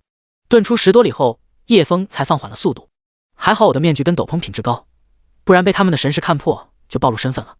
那鬼脸面具有变声的功能，开始时用的是女生，后来觉得太别扭，说话都不利索了，就换回一个粗糙点的男生。还有数十里就到清玄宗了，路上会遇到更多清玄宗的人，得把这身衣服换下来，不然到时候没地方换。而就在这时，一道破空声在头顶掠过，叶枫慌忙抬头望去，只见一个熟悉的身影踏着飞剑一闪而过。师傅，应该是收到清玄宗大卖场被堵的消息，赶过来帮忙的吧？还好跑得快，不然以他的修为，肯定能看破我的面具，到时候就麻烦大了。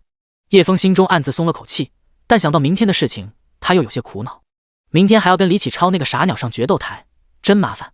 在进入天道战场之前，尽量不要跟别人动手，自己的羽翼还没丰满，现在还不能被人察觉出异样来。清玄宗那些固执的长老可不是开玩笑的，得想个办法才行。拿出刚才的战利品看看有什么能用得上的，先把不要的东西丢了。衣服鞋袜一大堆，足足有10几套。叶枫满脸嫌弃，毕竟是别人穿过的。里面还有很多大大小小的玉盒，雕刻得非常精致，都是用玉品淬制玉做的，散发着淡淡的凉意。卧槽，这么高级，看看里面有什么宝贝。叶枫随便拿出一个玉盒打开，药草的清香和浓郁的灵气瞬间扑面而来。里面静静地躺着一株青樱翠绿的小草，青灵草，好东西。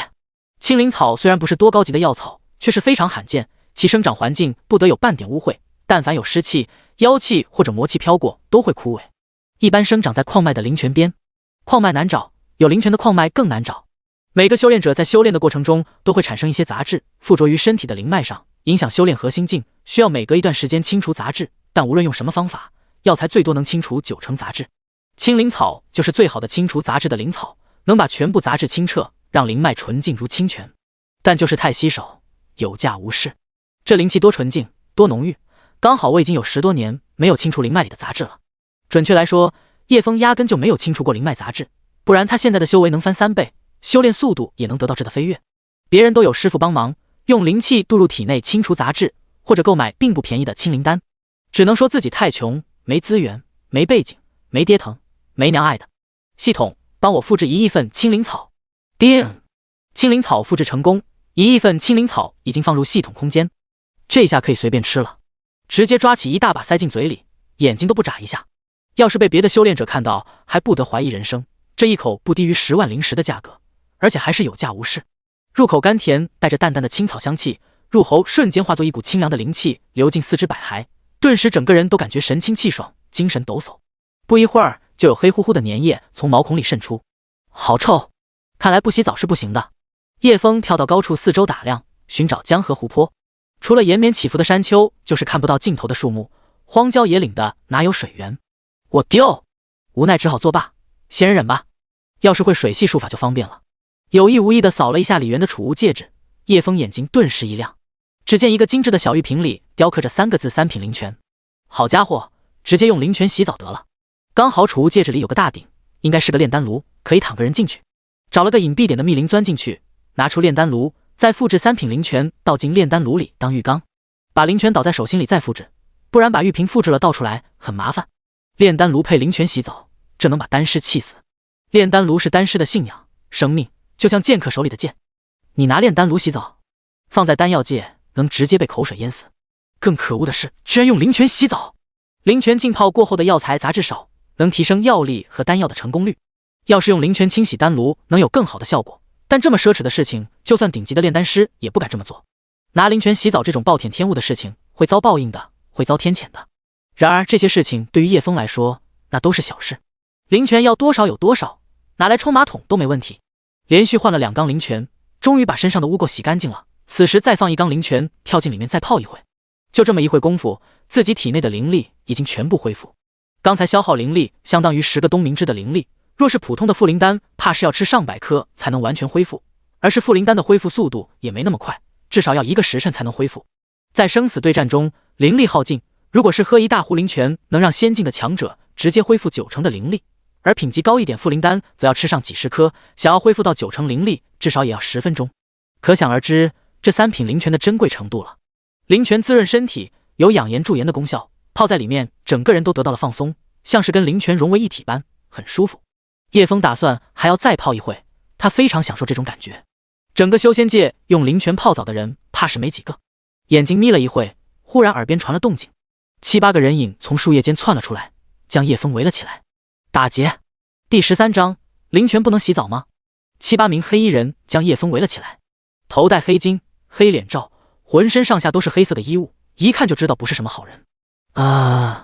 双方眼神对视，都显露出疑惑和诧异。荒郊野岭，一名英俊非凡的少年郎泡在炼丹炉里，脱下来的衣服被丢到一边，而且显露出来的气息十分微弱，只有黄境初期，怎么看都不像有几百万灵石巨款的。首领，我们是不是找错人了？一名黑衣人低声向身旁的黑衣人问道。为首的黑衣人沉思片刻，并未做出回应。叶枫也是十分诧异，这荒郊野岭的怎么会突然冒出这么一群人来？你们是什么人？光秃秃的身子泡在炼丹炉里，还被几个大男人围观，叶枫也是感觉挺不自在的。为首的黑衣人并没有接叶枫的话，而是开口问道：你身上可有峡寇门大卖场的金卡？那声音冷漠而沉厚，是个经常杀伐的狠人。叶枫惊讶，原来是峡寇门的人，你们是如何找到我的？忽然脑中灵光一闪，叶枫从储物戒指里拿出那张金卡打量了一会，若有所思道：难不成你们是通过这个找到我的？黑衣人没有回答，似乎在盘算什么。看来我猜对了，我就知道那个死猪头没有这么好心，原来请了杀手。叶枫的眼神一下子冰冷起来，面前的人他不得不杀。看来今天又要扣点功德了，不过我从来都不信佛。好浓郁的灵气！一名黑衣人突然大声喊道：首领你看，是灵泉，这小子居然用灵泉洗澡。听到用灵泉洗澡，一时间所有的黑衣人都不由瞪大了眼睛。你们看地上的杂草生长得好快，好茂盛，而且还散发着灵气，杂草都快要变成灵药了，这得吸收了多少灵泉啊！叶枫闻言低头看了看地下，这才发现原本稀疏的野草此刻生长得非常茂密旺盛，都长到丹炉的腰部了。也没多少，我就倒了2缸洗澡水。叶枫淡淡道：洗澡水那可是珍贵无比的灵泉啊，你这个小畜生居然如此糟蹋。另一名黑衣人都忍不住骂人了，若是让我喝上2口，能抵得上几个月的苦修了，你居然用来洗澡，畜生啊，还不赶紧下来！几名黑衣人心态都被搞崩了，忍不住破口大骂。叶枫的脸一下子拉了下来，居然敢骂自己是小畜生。怎么，你们想喝本公子的洗澡水？好啊，还可以给你们加点童子尿进去呢。说着，叶枫双手一推，激起一大片水花，灵泉被大片大片的泼到地上。黑衣人们顿时眼睛都红了，像是看到自己的妻女被叶枫那啥一样。不要啊，小畜生，你快住手！你不要泼了，这灵泉很珍贵的，你这几下都泼出去好几10万灵石了。其中一名黑衣人都急得快哭了，好狠心的人比刀子扎蛋还要痛。呜呼！一群人怒发冲冠，越要冲上去，眼前的混账撕成碎片，下一刻却被为首的黑衣人拦住了。这么说来，你身上有几百万颗灵石了？为首黑衣人声音也开始不自然了。没错，我身上的确有几百万灵石，而且还不止几百万。你们要抢吗？杀！7、8名天境巅峰的强者气息全开，震得地皮都在颤抖，落下抖擞，飒飒落下一大片。他们红着眼，恨不得将叶枫千刀万剐。灵泉这般世间稀宝，竟被摊戏般浪费了这么多，心在滴血啊！看着如饿狼扑来的数人，叶枫也不慌，大手一挥，几万块破裂的千面妖镜瞬间组成一个半圆的防护罩，里3层外3层，将自己遮掩得严严实实。砰砰乒砰的一片玻璃破碎的声音响起，千面妖镜不断破碎重合，被打碎又重合。那伙黑衣人始终都没办法打破第2层千面妖镜，更何况后面还有3层呢？众人越打越心惊，心跳也越来越快。镜子每次破碎重组都会换一张脸，惨白无血的脸，千刀万剐的脸，千疮百孔的脸，腐烂的脸，或是狰狞，或者诡异的笑着，或是狂怒。打着打着，那些镜子就变成了无数恶鬼向自己扑来。啊！怎么会这样？这是真的八品法器千面妖镜！一名黑衣人惊恐大喊：“不可能，这不可能，一定是假的！怎么会有这么多千面妖镜？小子，你到底是什么人？施的是什么邪术？他绝对不是我们周域的人。听闻外域有座巫山，山顶常年乌云笼罩，1/3的周域暗无天日，聚集着天下万州的大恶大凶之徒，他们练的都是邪术，走的是鬼邪之道。莫非你来自巫山？大家小心点，不要被他的邪术迷了心智。世上绝对不可能有这么多千面妖镜，这一定是假象。小畜生，有种出来堂堂正正打一场，别躲着！首领，这些恶鬼好难缠，根本就打不完。”众人的刀剑的确砍在硬物上，像是砍在坚硬的石头一样，石头被砍碎裂了。这些面目狰狞的鬼物就像石头一样，而且还砍不完。众人砍得虎口发麻，逐渐感觉吃力。不管近身还是剑气，火球符箓或者其他术法都不管用。叶枫没有理会他们的叫喊，千面妖镜本就有迷幻的效果，让人产生幻象很正常。更何况几万块千面妖镜，那置换效果更是恐怖，不一会儿就让他们的心神都不稳了。将灵泉倒掉，收起丹炉，不急不慢地穿好衣服。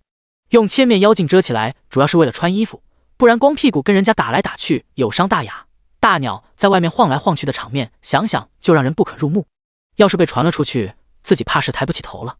他也不着急出去，让他们在外面打得天昏地暗，打到精疲力尽为止。现在还不能鲁莽行事，自己的实力还没扎实，能苟一点就苟一点，小心驶得万年船，小命可就一条。第14章，大善人。叮！火球术复制成功，疾风利刃复制成功，无相剑诀复制成功，双子影袭复制成功。叶枫打开一道口子，让外面分解的攻击打进来，黑衣人们释放的招式术法都打在自己身上，然后不断复制。在龙鳞宝甲的保护下，加上千面妖镜已经分散了其中的威力，叶枫接下那些攻击并没有造成太多伤害，只是被震得有些气血不稳。复制了这么多技能，叶枫心中痛苦并快乐着。此时的黑衣人已经深度陷入幻境之中，精神恍惚，神志不清，即便叶枫从镜子后面走出来，他们也不一定会注意到叶枫。有人对着空气胡乱劈砍，乱放技能，有人抱着大树蹭来蹭去，动手动脚的，很是猥琐，还有自己人打自己人的。就连为首的黑衣人也无法走出幻境，他脱下脸罩，跪下对着镜子痛哭流涕，那张满脸胡茬的脸上满是沧桑和悲痛。他抚摸着镜子，痛述着自己的过往，像是见到自己失去多年的爱人。然而镜中却是一张阴森恐怖的死人脸，毫无生机。叶枫看到这一幕，也不由有些毛骨悚然，这破镜子很邪门啊，这么多天境强者都被他们迷幻了。嗖！一道急速的破空声划过，为首的黑衣人扑通倒下，那颗写满悲伤的头颅在地上滚了2圈，他不可思议地瞪大眼睛，眼里闪过迷茫，紧接着似乎想到了什么，嘴里无声地蠕动2下，便释然离去，似乎是得到了某种解脱。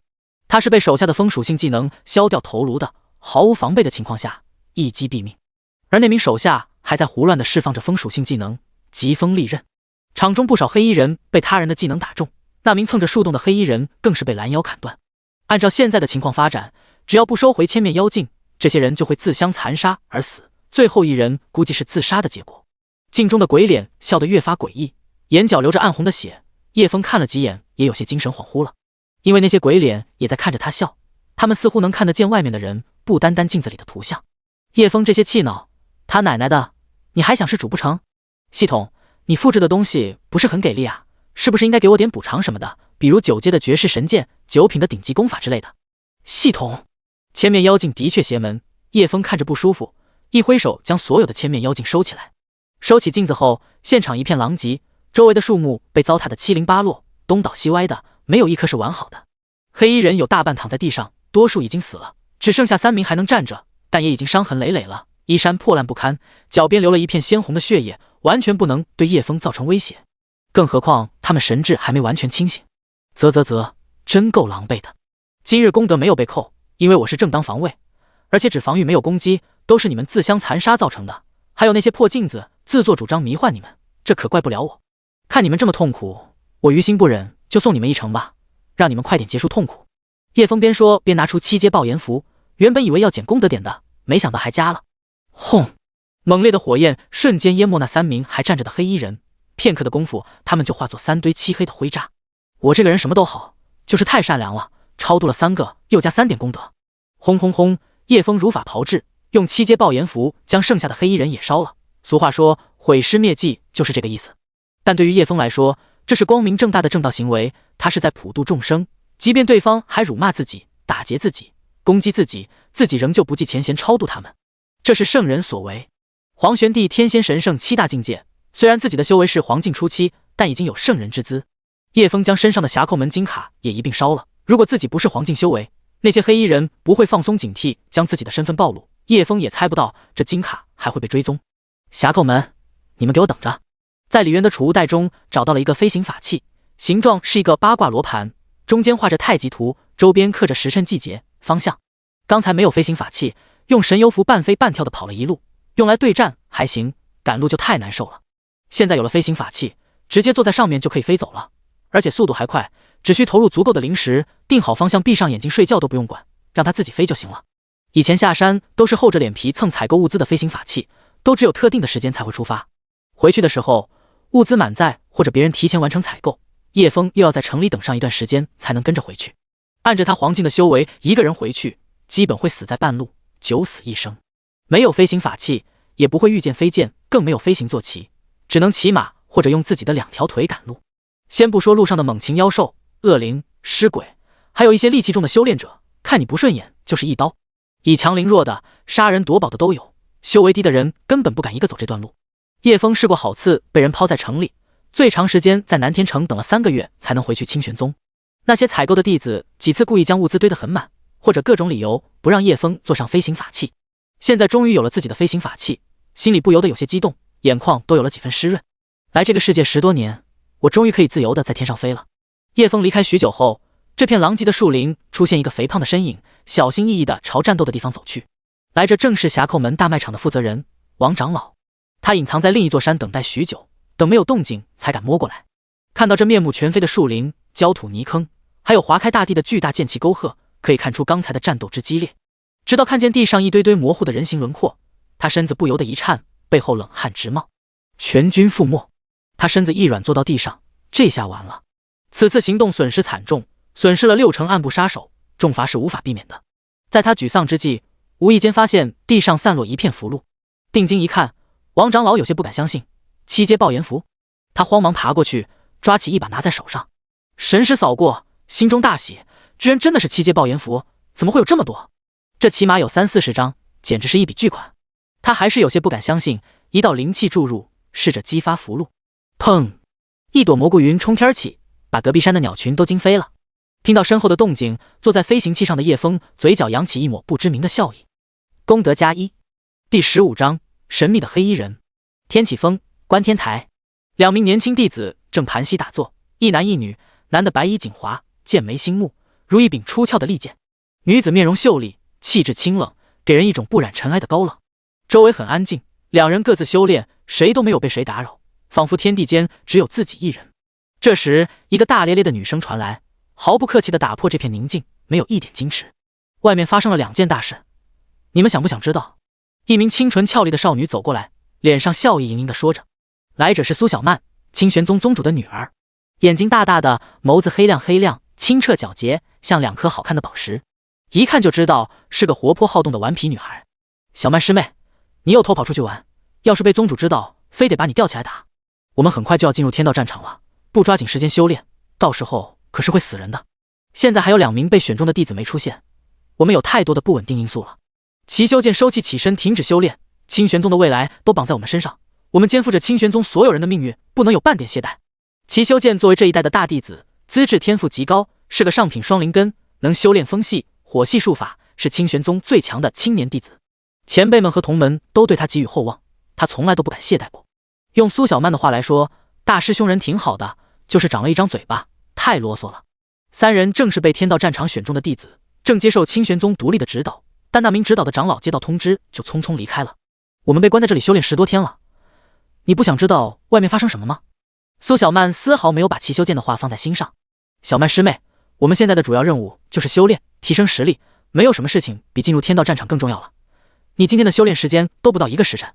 没等齐修剑说完，苏小曼瞪了他一眼，并打断他的话。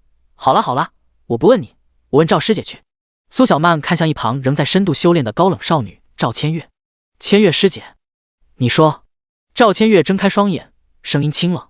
今天侠寇门居然带人拦在我们的大卖场门前，不让客人进来买东西，后来还突然袭击我们，造成6死19伤，岂有此理！侠客们太嚣张了！没等苏小曼说完，齐修剑气愤的声音就忍不住爆发：走，我们下山去！苏小曼白了他一眼：你刚才不是说提升修为才是主要任务吗？可是他们做得太过分了！你急什么？陆月天师叔已经处理完了，受伤的弟子带回来治疗，南天城的生意都暂停整理了。这次冲突，侠寇门的损失可比我们大多了，他们死了30多名弟子，侠寇门的李元也失踪了。发生什么了？是陆师叔出手了吗？齐修剑急切地问道。苏小曼摇摇头，不是，陆师叔赶到的时候已经结束了。东明之在禀报事件的时候，苏小曼躲在外面偷听，他将事情的经过也给齐修剑和赵千月说了一遍。从东明之愤怒使出漫天剑雨凝一线，到落了下风让弟子们先逃跑，再到峡口门大开杀戒，连无辜路人都不放过，再到神秘黑衣人出手。什么？你说那神秘的黑衣人会漫天剑雨凝一线，而且凝聚的剑气比陆师叔还要多？齐修剑张大嘴巴，一脸惊讶。而且他有很多七阶符箓，跟不要钱似的，一下子就释放了好几10张。据说他的修为至少在神境以上。苏小曼补充道。就连一旁不怎么说话的赵千月也显露惊讶的神色。漫天剑雨凝一线是我们清玄宗的绝学，怎么会有外人使用？我们这方舟域好像没有神境强者吧？如果是神境强者，用简单的御剑术就能把峡口门的人杀光，没必要用符箓。哎呀，千月师姐，我说的都是真话，一手消息，没有经过加工添油加醋，都是东明之长老亲口说的，不信你可以去问他。齐修剑沉思道，这个黑衣人会不会是其他州域路过的强者？整片大陆大大小小的州域有700-800个，有些还是无名的州域。现在所在的州域就是一片小州域，名为白月州。这里除了峡寇门和清玄宗，还有边境的天灵教，剩下都是些小势力。那人自称是我们前任宗主失散多年的弟弟。真的吗？这种鬼话你都信？不愧是大师兄。这也不是不可能吧？齐修剑道，神境强者寿命1000年，说不定他就是我们清玄宗的人。如果他能在我们清玄宗待一段时间，峡寇门定要夹着尾巴做人。嘻哈哈！苏小曼突然大笑了起来，俏丽的脸蛋像是绽放的花朵，笑靥如花。那位神境强者还把李元的东西抢光了，衣服裤子鞋子都不放过，全都抢。回来的人都说李元是当着所有人的面目光着屁股离开的，哈哈哈！苏小曼蹲在地上捧腹大笑，丝毫没有女孩的矜持。齐修剑和赵千月听了一阵错愕，这位前辈挺，赵千月都不知道怎么形容了。哈哈，这下峡寇门要成为整个白月州的笑话了。齐修剑像是出了一口恶气，感觉十分解气，真想见见这位前辈究竟是怎样的高人。要是我在场，肯定是笑得最大声那个。哈哈，苏小曼道，这黑衣人非常合我的口味，我肯定会拜他为师，太坏了。刚才你不是说有2件大事，还有一件是什么？苏小曼坏笑看着齐修剑，你刚才不是说修炼才是正事吗？现在咋还问我第2件是什么事？齐修剑有些尴尬，但好奇心被他勾起着实难受，不消除又会影响修炼，是大师兄的错。你就说嘛，以后我偷跑不许告诉任何人，还要替我打掩护。不行！齐修剑一脸严肃，直接否决了。这关乎到整个清玄宗的命运，他可不能跟着苏小曼胡闹。哼，不帮就不帮，我讲给千月师姐听，有种你别听。说着也不理会齐修剑，对赵千月道，听说无名峰那个杂灵根的弟子约战李启超上决斗台。第16章费城，一个黄境初期的弟子向玄境挑战，你们说是不是很好笑？他们明天就开打了，趁长老们不在，我们也去看看吧。听完苏小曼的话，赵千月的神情有些异样，但也是一闪而过，立马就恢复冷冰冰的样子，接着二话不说就转身离开。哎，千月师姐，你怎么了？你要去哪里？赵师妹，怎么连你也要逃课？看着赵千月一言不发的背影消失在拐角，两人相视一眼，脸上满是疑惑。苏小曼歪着头，皱着眉，似在用力的思考着，模样有些可爱。哦，我想起来了，百越城。百越城？齐修剑疑惑，不知道他在说什么。百越城不是在10多年前被屠城了吗？现在是一座无人的废城了。据说那里已经被冤魂邪祟占领，很多路过的人都绕着走。就说你傻，你还不相信？我说的不是这个。苏小曼一脸没救的样子看着齐修剑。千月师姐出自百越城，那个无名峰的杂灵根也是从百越城来的。现在你听懂了吗？听懂了。赵师妹要与他联手找出屠杀百越城的凶手，查清当年的真相。齐修剑一脸认真的说道。你是猪吗？苏小曼盯着他，一脸无可救药的无奈。一个杂灵根的人跟内门弟子上决斗台，相当于找死。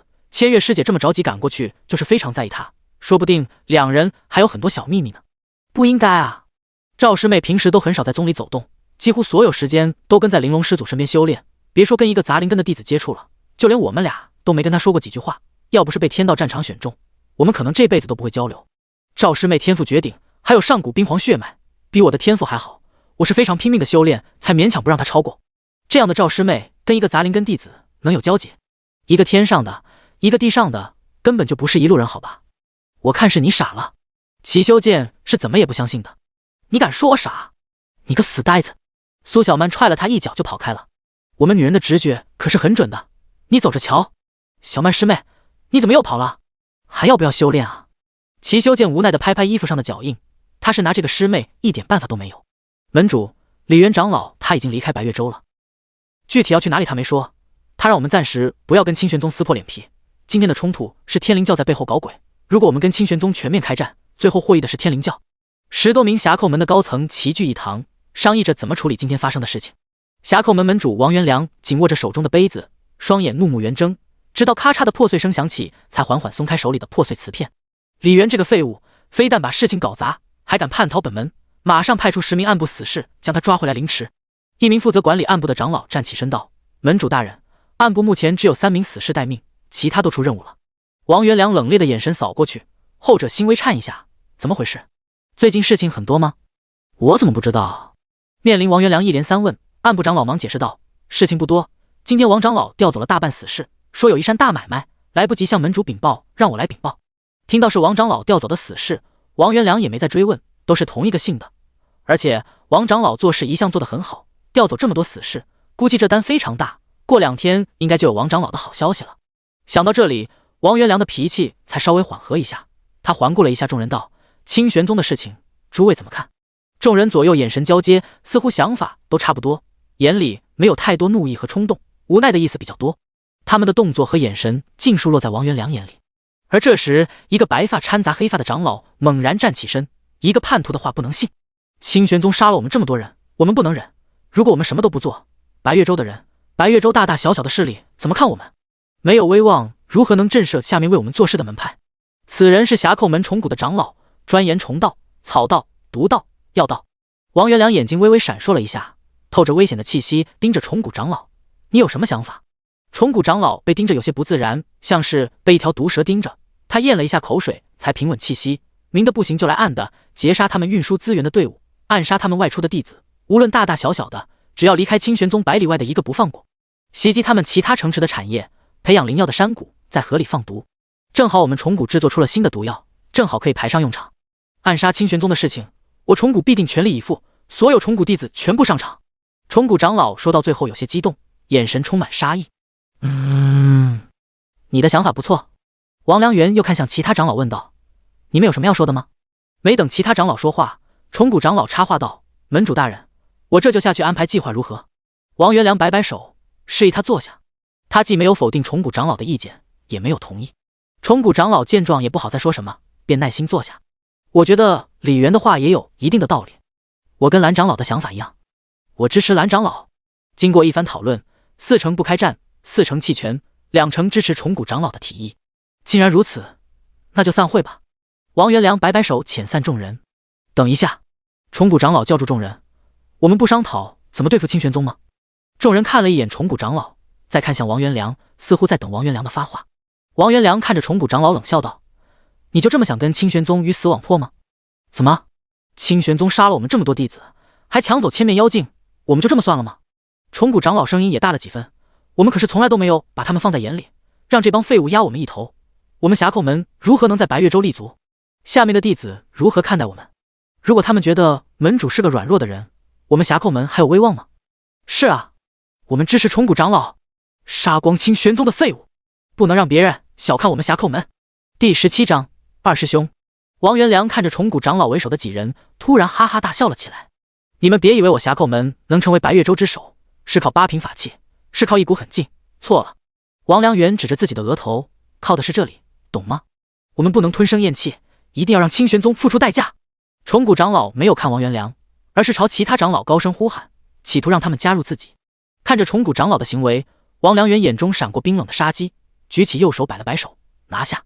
话音落下，几道黑影闪过，带着强大的威压，瞬间将虫谷长老控制住。虫谷长老顿时惊慌，这是何故？全部刑具都用1遍，1遍不行用2遍、3遍，直到他交代为止。不是，虫谷长老开始急了，门主大人，这是为什么啊？我到底犯什么错了？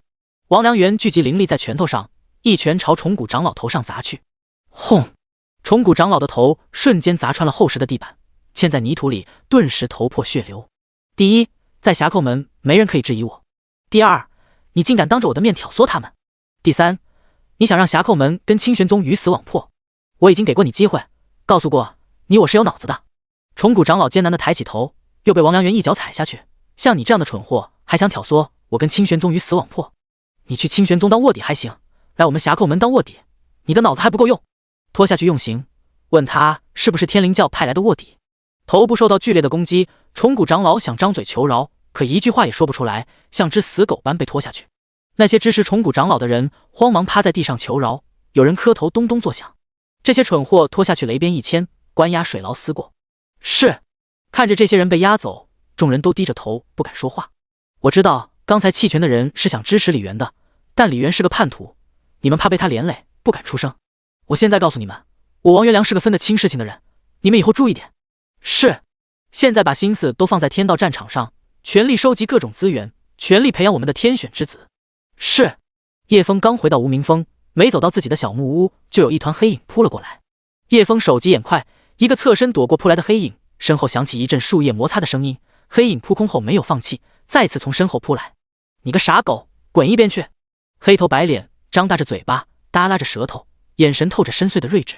此刻他正摇头摆尾地盯着叶枫，前身下压，屁股撅起，后腿发力，再次朝叶枫扑了过去。傻狗，信不信把你烹了？听了叶枫的话，他突然停住动作，歪着头，张嘴滴着口水，用睿智的眼神盯着叶枫看了一会，再次扑了过去。你大爷的！每次回来都要被他扑好一阵子，衣服全是他的脚印。二师兄，这次下山出了点事情，没有买到吃的，今晚你自己上山找点吃的，随便应付一下，我没空给你打猎。嗷嗷嗷嗷！闭嘴！你鬼叫什么？不就是让你自己找点吃的吗？这么大的狗了，还不会自食其力，真没用！嗷嗷嗷嗷！滚开！你再扑过来试试！嗷嗷嗷！你大爷的！哈士奇像是挑衅一般，不停地朝叶枫身上扑去，然后跑到前面，用睿智的眼神看着他。二师兄是叶枫给他起的名字，因为无名峰就叶枫一个弟子，自己作为大弟子，二哈就是二弟子了。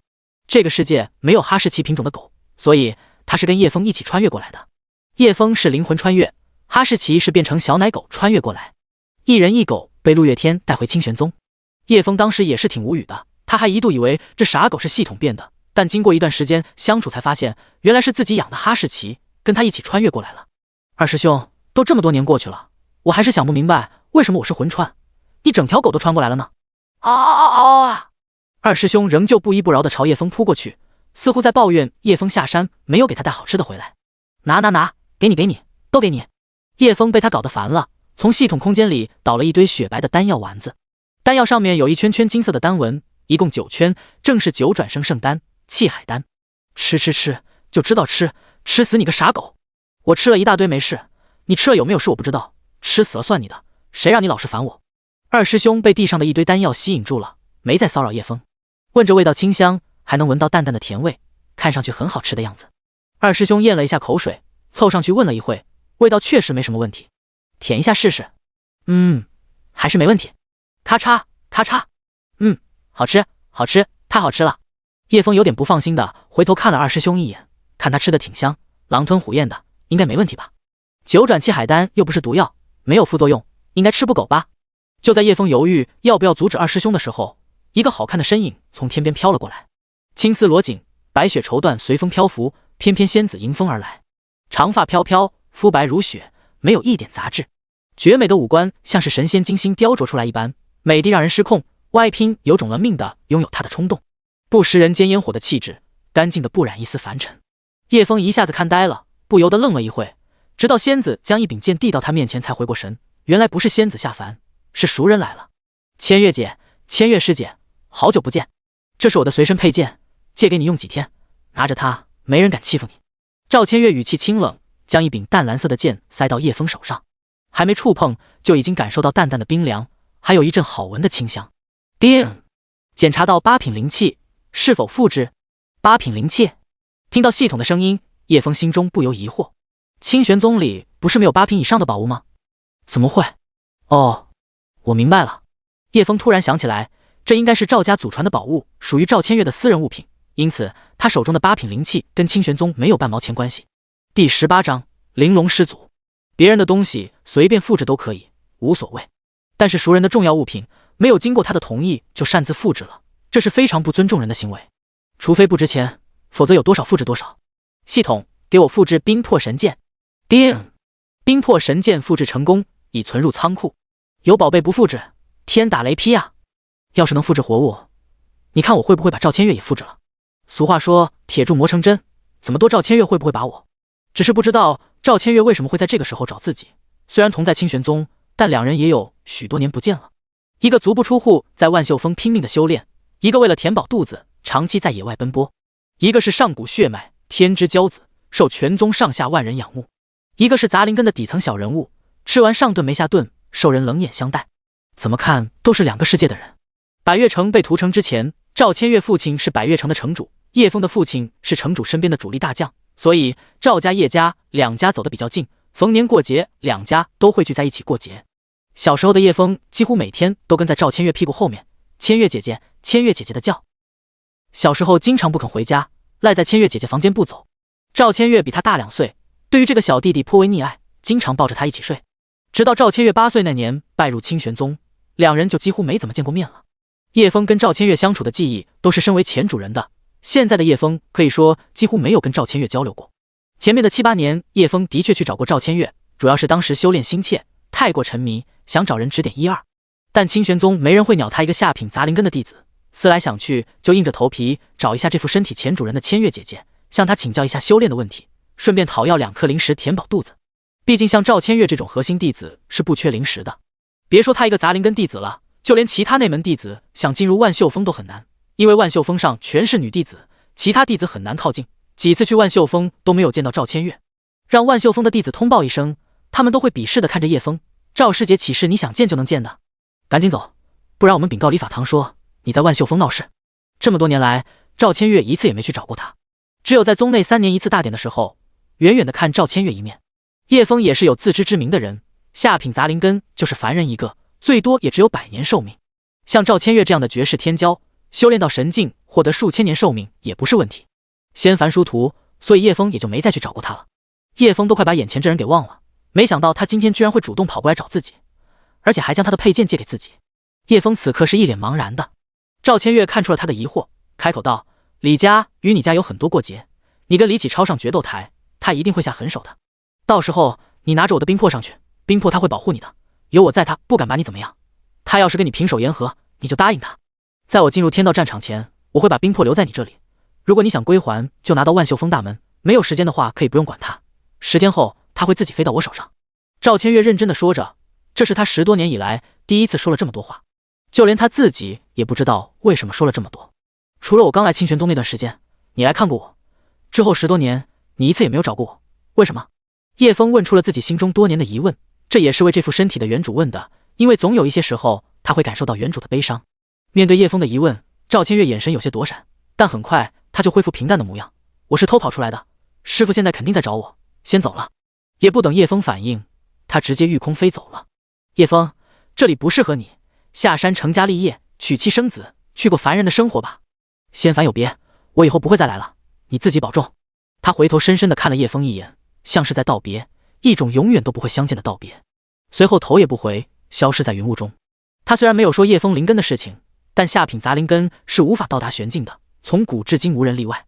看着远去消失的背影，叶枫无奈摇摇头，谢谢你的剑，但我已经不需要你的保护了，我不会离开修仙界的，不但如此，我还要走得更远。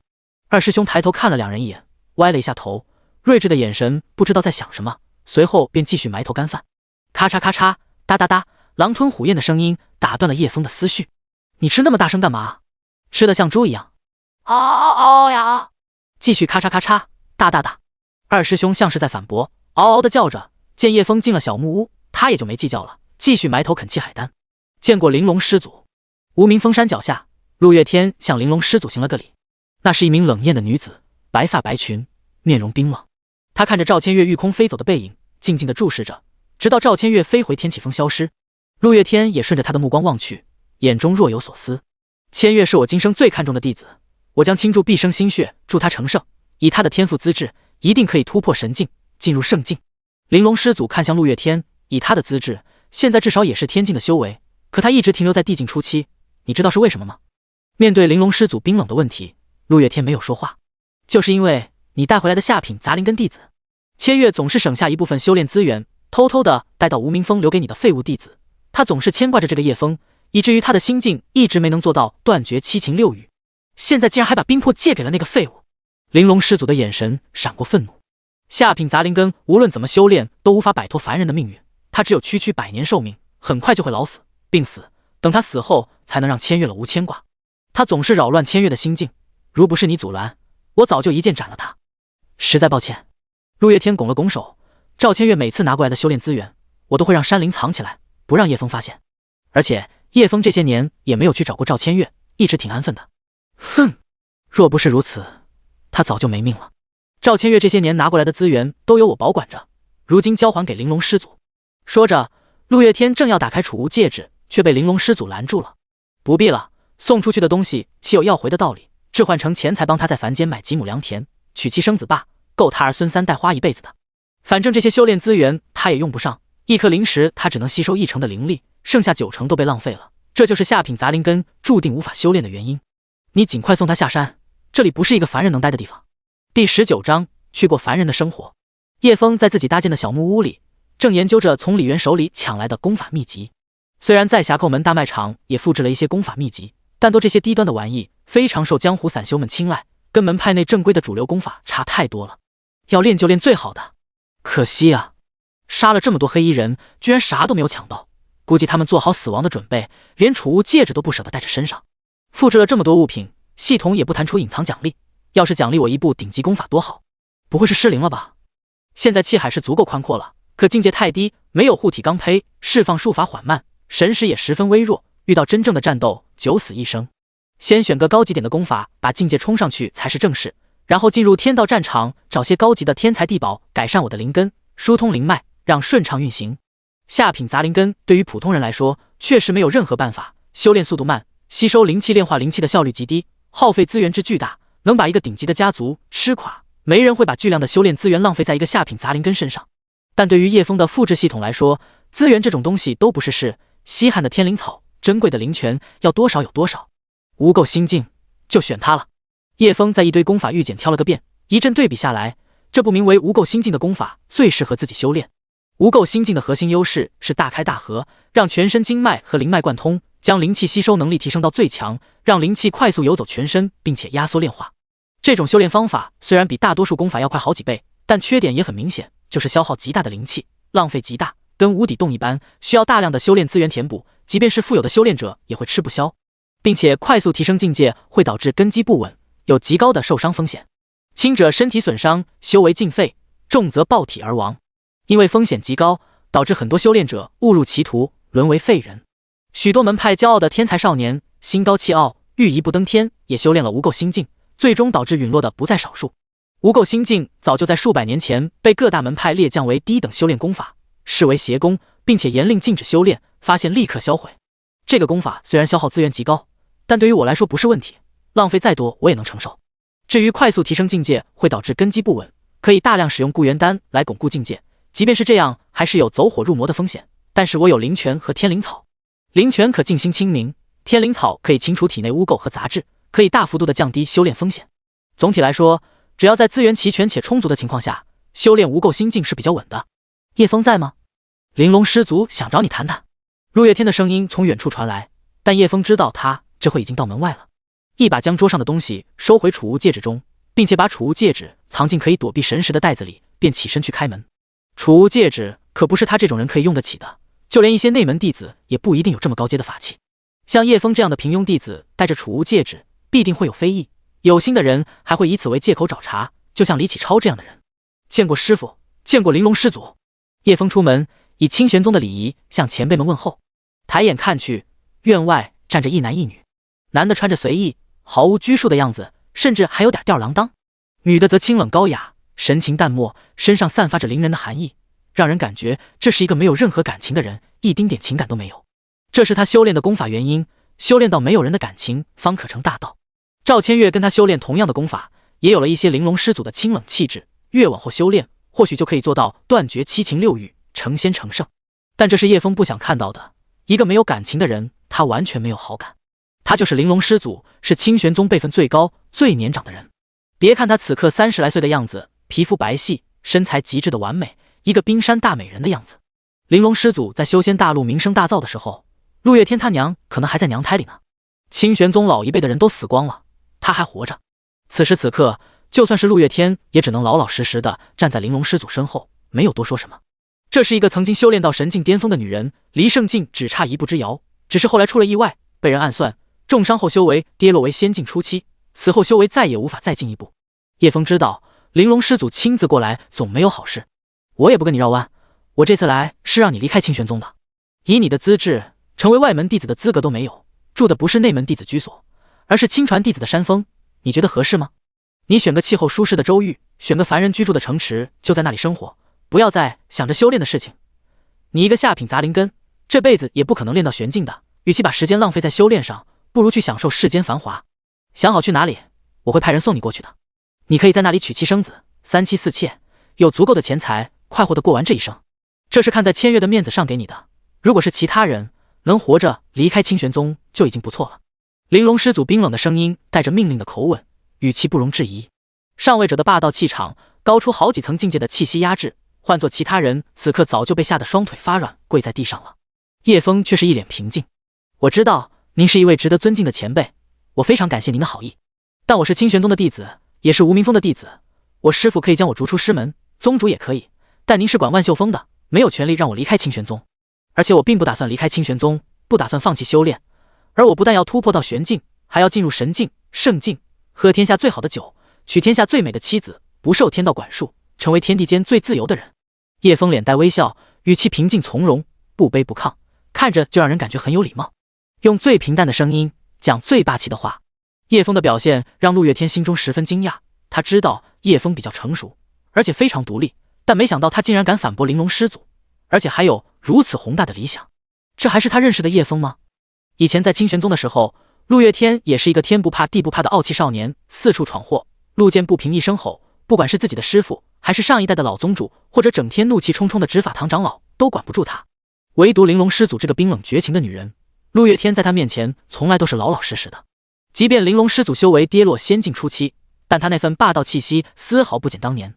他小心翼翼地偷瞄玲珑师祖的神情，生怕他一掌把叶枫给毙了。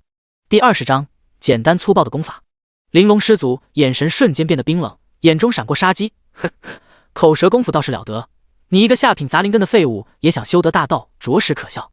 千万年来还没有下品杂灵根突破过玄境，你知道自己的话有多可笑吗？如果我能突破玄境呢？天道战场开启前突破玄境。叶枫平静道：痴人说梦，既然你执迷不悟，我的话你也听不进去，不必再浪费口舌了。千月把自己的佩剑借给你，我也不好干涉，但如果你真有本事，就别依仗他的名头。话不投机半句多，玲珑师祖不悦的飞身离开无名峰。恭送玲珑师祖。叶枫和陆月天礼貌地目送玲珑师祖离开。玲珑师祖只当他是狂妄自大，不知道天高地厚的无知少年，叶枫也无法把话说清楚，此次谈话只能不欢而散了。陆月天看了一眼叶枫，欲言又止，两人都沉默了一会。以前这里只有几块木板搭成的小格子，四四方方的，刚好能容纳一个小孩睡进去，现在变成了一座结实精致的小木楼，稍微不注意你也跟着长大了。陆月天看着叶枫的房子有些感慨，其实当年长老们不同意把你留在无名峰的，说你资质差不符合规矩，让你在外门帮忙干些杂活，等有生存能力就送下山去。但无名峰是我的居所，他们也不好干涉太多，只是严禁我传授任何功法武技，不得给予任何宗门修炼资源物资，你只是空有一个清玄宗弟子的身份而且这些年你的确没有用过宗门内的资源和物资，你身上的东西都是你自己劳动所得，并且这么多年你也没有招惹过什么事情，所以我决定让你留在无名峰，想留多久都行。我也知道你渴望修炼，解决温饱后将所有的心思都花在修炼上，挣到的灵石拿去城里换些杂七杂八的功法武技。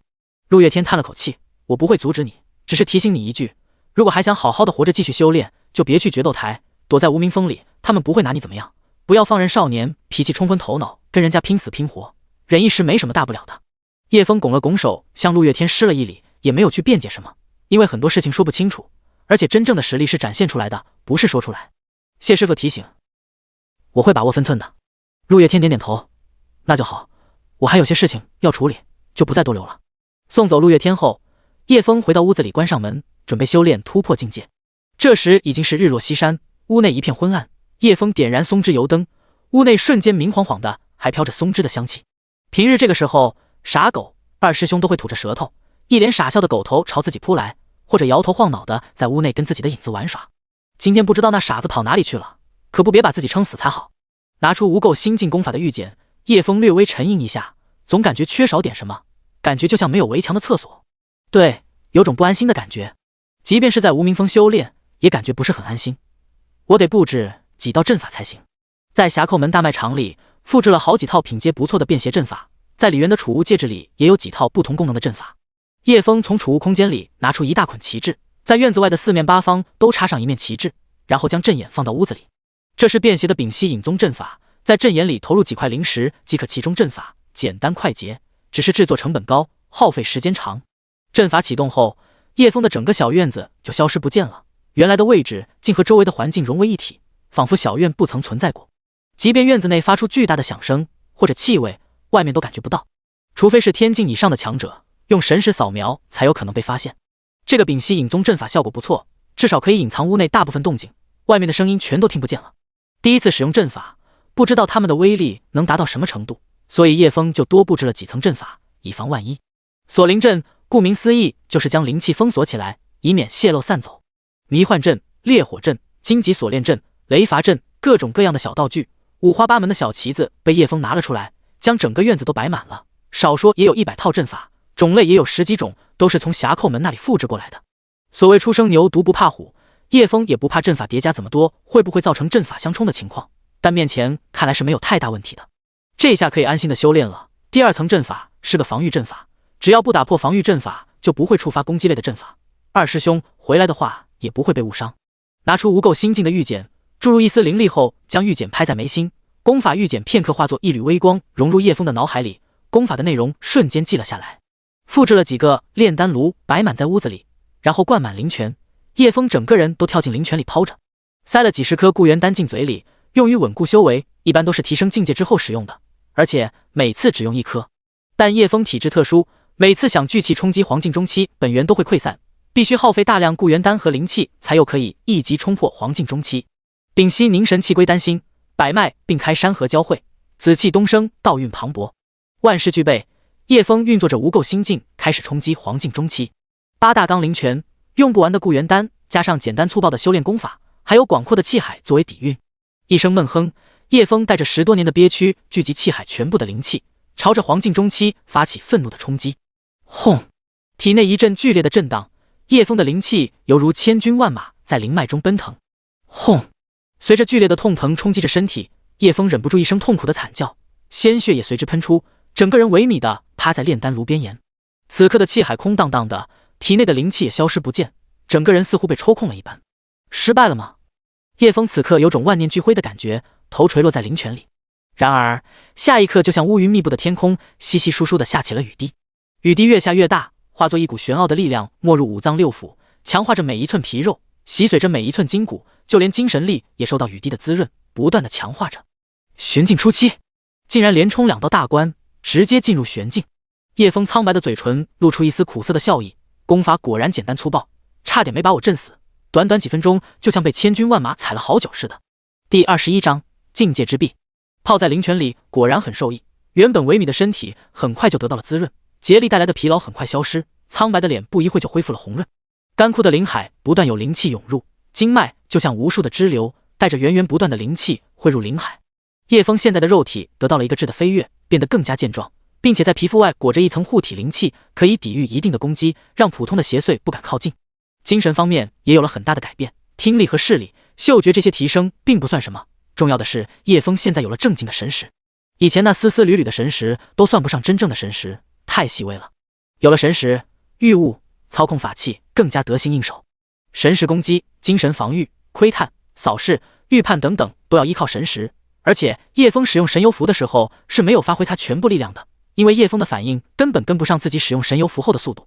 现在的神识虽然还不能完全发挥神游符的威力，但5、6成还是可以做到的。神石很重要，以后得找些增强神识的灵丹妙药吃一下。据说千年灵木有就是很好的药材，可以修复残魂，还能增强神识。到了天道战场，要好好找找这种东西。叶枫心里默默盘算着，消耗浑身力量后泡在灵泉里是一件非常舒服的事情，能使人很放松，很容易就睡过去了。然而一声细微的震动将叶枫惊醒过来，咔嚓！玄境的修为就像冰面上的一道裂痕，裂痕不断向四周蔓延分裂，此时竟然破碎了。砰！我的玄境修为竟然破碎了，跌回黄境后期。叶枫脸色大变，这就是下品杂灵根的下场吗？即便堆积资源强行突破，也会境界破碎，跌回黄境。可恶！但现在不是苦恼的时候，得想办法解决问题。天灵草是很好的清除经脉杂质的灵药，同时也可以改善灵根。如果长期服用，在3、5年内的确可以提升灵根的品质，做到中品杂灵根是没问题的。但叶枫显然没有那么多时间，他现在迫切需要提升境界，增强自己的生存能力。在峡口门大卖场复制了很多名贵的丹药和药材，但可以改善灵根的药材很少，而且也只是改善而已，需要长期大量服用。在储物空间翻找一番后，叶枫决定再冲击玄境一次，一把天灵草，一把固元丹下肚，先将体内的杂质排除，并且稳固现在的境界，以黄境后期为基点，可以更容易进入玄境。在刚才的突破中产生了很多杂质，清除杂质可以让境界更加稳固。不得不说，天灵草的效果非常好，吃下去不久，体内的杂质就被排出来，顺着皮肤进入灵泉里。叶枫泡着的这缸灵泉很快就变黑了。等杂质完全清除后，叶枫又跑到另外一缸干净的灵泉冲洗，旁边还有好几缸备好的干净灵泉，用起来毫不心疼。等一切准备好后，叶枫又吃了许多天灵草和固元丹，将状态调整好，才开始继续冲击境界。手上的药材虽然多，但效果是有上限的，一下子吃太多也不会叠加起来，吃多了反而会影响吸收和产生更多的杂质。所以想要更好的效果，还需更高品阶的丹药。继续凝神运转功法，叶枫这次没有像刚才那样一股脑的横冲直撞运转，他将节奏放慢了很多，而且只练到玄境初期就立刻停止，这样不会像刚才直接耗光了体内的所有灵气、精神和力量，让身体非常虚弱，这也是导致玄境破碎的直接原因。叶枫领悟这一点后，心里的担忧一扫而空，对于玄境重新燃起来自信和希望。房间陷入一片寂静，只有几颗散发着柔光的宝珠在静静地明亮着。为了减少空气中的杂质，叶枫在蜡烛燃尽后没再续上。丹炉内的灵泉正源源不断地提供着醇厚的灵气，那是液化后的灵气，只有达到这种浓郁纯度才能被称为灵泉。在无垢心境的运转下，叶枫浑身经脉都在吞噬着灵气，像饕餮一般贪婪地吸收着。过了许久，房间的沉静再次被打破。嗡！体内灵气翻涌，能量震得屋内的一缸缸灵泉不断抖动，不少水珠洒落地面。能量持续震战了半个时辰后，叶枫才缓缓止住功法运转。呼！深呼吸一口气，缓缓吐出。叶枫睁开双眼，眼中金芒闪过，凌厉的气息自体内荡出。再次进入玄境初期，叶枫认真查看一下境界之壁后，微微松了一口气。现在的境界之壁虽然仍旧很薄，薄如蝉翼，但没有刚才的裂痕。看来刚才是因为太多疲劳和虚弱，加上刚进入玄境，境界不稳定，才导致境界之壁出现裂痕的。如果按照正常修士刚进入玄境后，境界之壁至少有成年人手臂的厚度，而叶枫的境界之壁显然是很脆弱的。他深呼吸一口气，让自己冷静下来。现在境界很不稳定，稍有不慎或者情绪激动，都有可以让境界之壁出现裂痕。我就说呢，这么庞大的修炼资源供应，怎么可能连个玄境都进不了？对于修炼资源这一块，叶枫认第二就没人敢认第一。不管是哪个庞大的修仙宗门或者家族，都拿不出7、8缸珍贵的灵泉给一个小辈泡着修炼。依旧是刚才的操作，先吃天灵草清除杂质，然后服用固元丹运转功法进行加厚境界之壁。每次服用固元丹后都会产生杂质，然后吃天灵草清除杂质，如此反复的换着服用，在灵泉辅助下，境界之壁竟然一点一点的慢慢加固了。叶枫的境界之壁是一张纸一张纸的叠起来，才叠成这面手臂般厚的境界之壁。他愉悦地用神识在境界之壁上扫视，欣赏着自己的成就，对未来充满憧憬。进入天道战场，说不定可以找到优化灵根的药材，或者是针对灵根的丹方也行。咦，这是什么？叶枫无意中发现自己境界之壁上居然出现一道细微的黑丝，细微到容易被人忽略，以为是境界之壁上的产物，直到他动了一下，才让叶枫有所察觉。嘶嘶，若有若无的细微声音响起，那道黑丝竟然摆动了起来，像蛇一样的身体弯曲扭动着爬行，蛇的身形和模样逐渐显现出来，竟是一条细微的黑蛇。叶枫心中微微一惊，这是什么？在他不知所措之际，脑海突然浮现出一幅悲惨的画面。那是一个悬挂着圆月的深夜，百越城火光冲天，映红了整个夜空。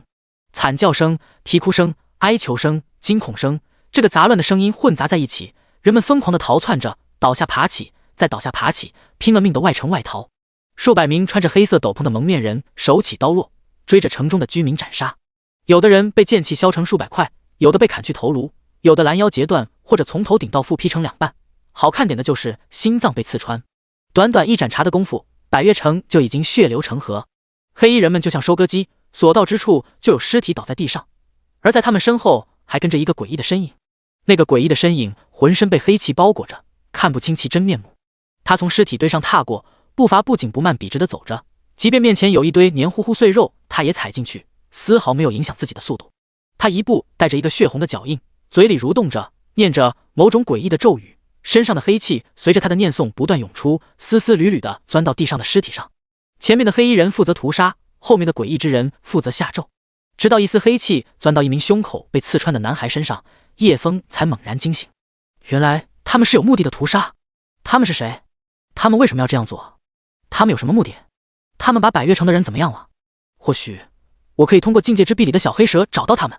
想到这里，叶枫打算先不要动小黑蛇，至少在他没有出现危害之前留着，这或许是寻找当年屠城真相唯一的线索了。赵千月一直在追查当年百越城被屠城的事情，特别是前面几年，经常一个人偷跑下山到百越城调查。叶枫还碰到过他躲在角落里痛苦，他知道失去亲人的痛苦，他非常同情赵千月，因此他会调查百越城的事情。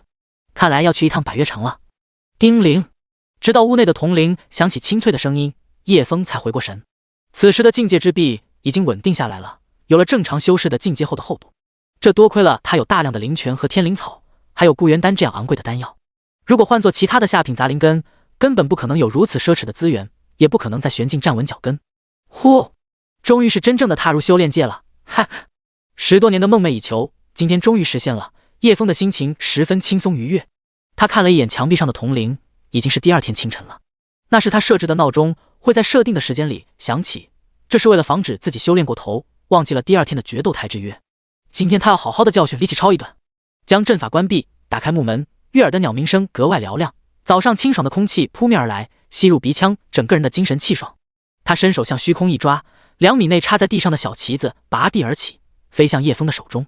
这是神识配合灵力的隔空御物，第一次使用，叶枫感觉十分新奇，2只手不断地朝虚空抓去，院子里的阵法道具不断抛向叶枫手里，不一会儿的功夫就将上百套阵法收拾得干干净净。这时，一个挑衅的声音在吴明峰外叫嚣：“吴明峰那个下品杂灵根出来，今天是上决斗台的日子，莫要藏着当缩头王八。”第22章，挑食的二师兄。嗷呜！好，好，好！二师兄的愤怒叫声在员外响起，带着敌意的眼神盯着前方。叶枫听出了他的敌意，作为吴明峰的一员，狗子早已将自己当作二师兄了。听到二师兄的叫声，叶枫心里也松了一口气，看来这狗东西没有被9转气海丹撑死。二师兄，我要出去一趟，你留在这里看家。叶枫一边说着，一边走到屋檐下的狗盆旁，那是用来装食物喂狗的二师兄专用餐具。2个木质的大狗盆被舔得干干净净，从来都不用洗。二师兄闲来无事的时候，就会舔空的狗盆子，一遍又一遍舔得津津有味。往其中一个狗盆倒满灵泉，让他口渴就喝几口灵泉；另一个狗盆倒9转气海丹。因为自己身上没什么吃的，只能随便给点东西让二师兄凑合着。荤素搭配一直是叶枫的饮食理念，他又拿出一大捆天灵草放在狗盆旁。二师兄，早餐放你盘子里了，今天没时间给你买肉，你先将就着吃点圣丹填饱肚子吧。屋里还有2缸干净的洗澡水，你吃完饭一定要洗澡，都几天没洗了，远远都能闻到你的狗屎味。嗷呜！院外传来二师兄不满的声音，他已经1天1夜没有吃到肉了。嗷嗷嗷嗷嗷呜！看到叶枫走出来，二哈发脾气的在地上打滚，宣泄自己不满的情绪。妈了个鸡，1天不打上房先瓦了是吧？叶枫一个快步冲了过去，一手掐住他的脖子，将其按在地上，另一只手猛地朝他头上拍去。啪啪啪！狗头狗嘴，一连吃了好几个大笔兜。嗷呜！二师兄被暴揍一顿后，终于老实了下来，委屈的嗷嗷叫着，一脸委屈。死贱狗，非要揍你一顿才老实。然而，这不是叶枫第一次暴揍二师兄了，二师兄也不是第一次撒脾气。二师兄总会在一段时间没有被揍的情况下犯贱，要么挑衅主人，要么干起拆迁队的活，要么耍脾气，总要揍一顿才老实。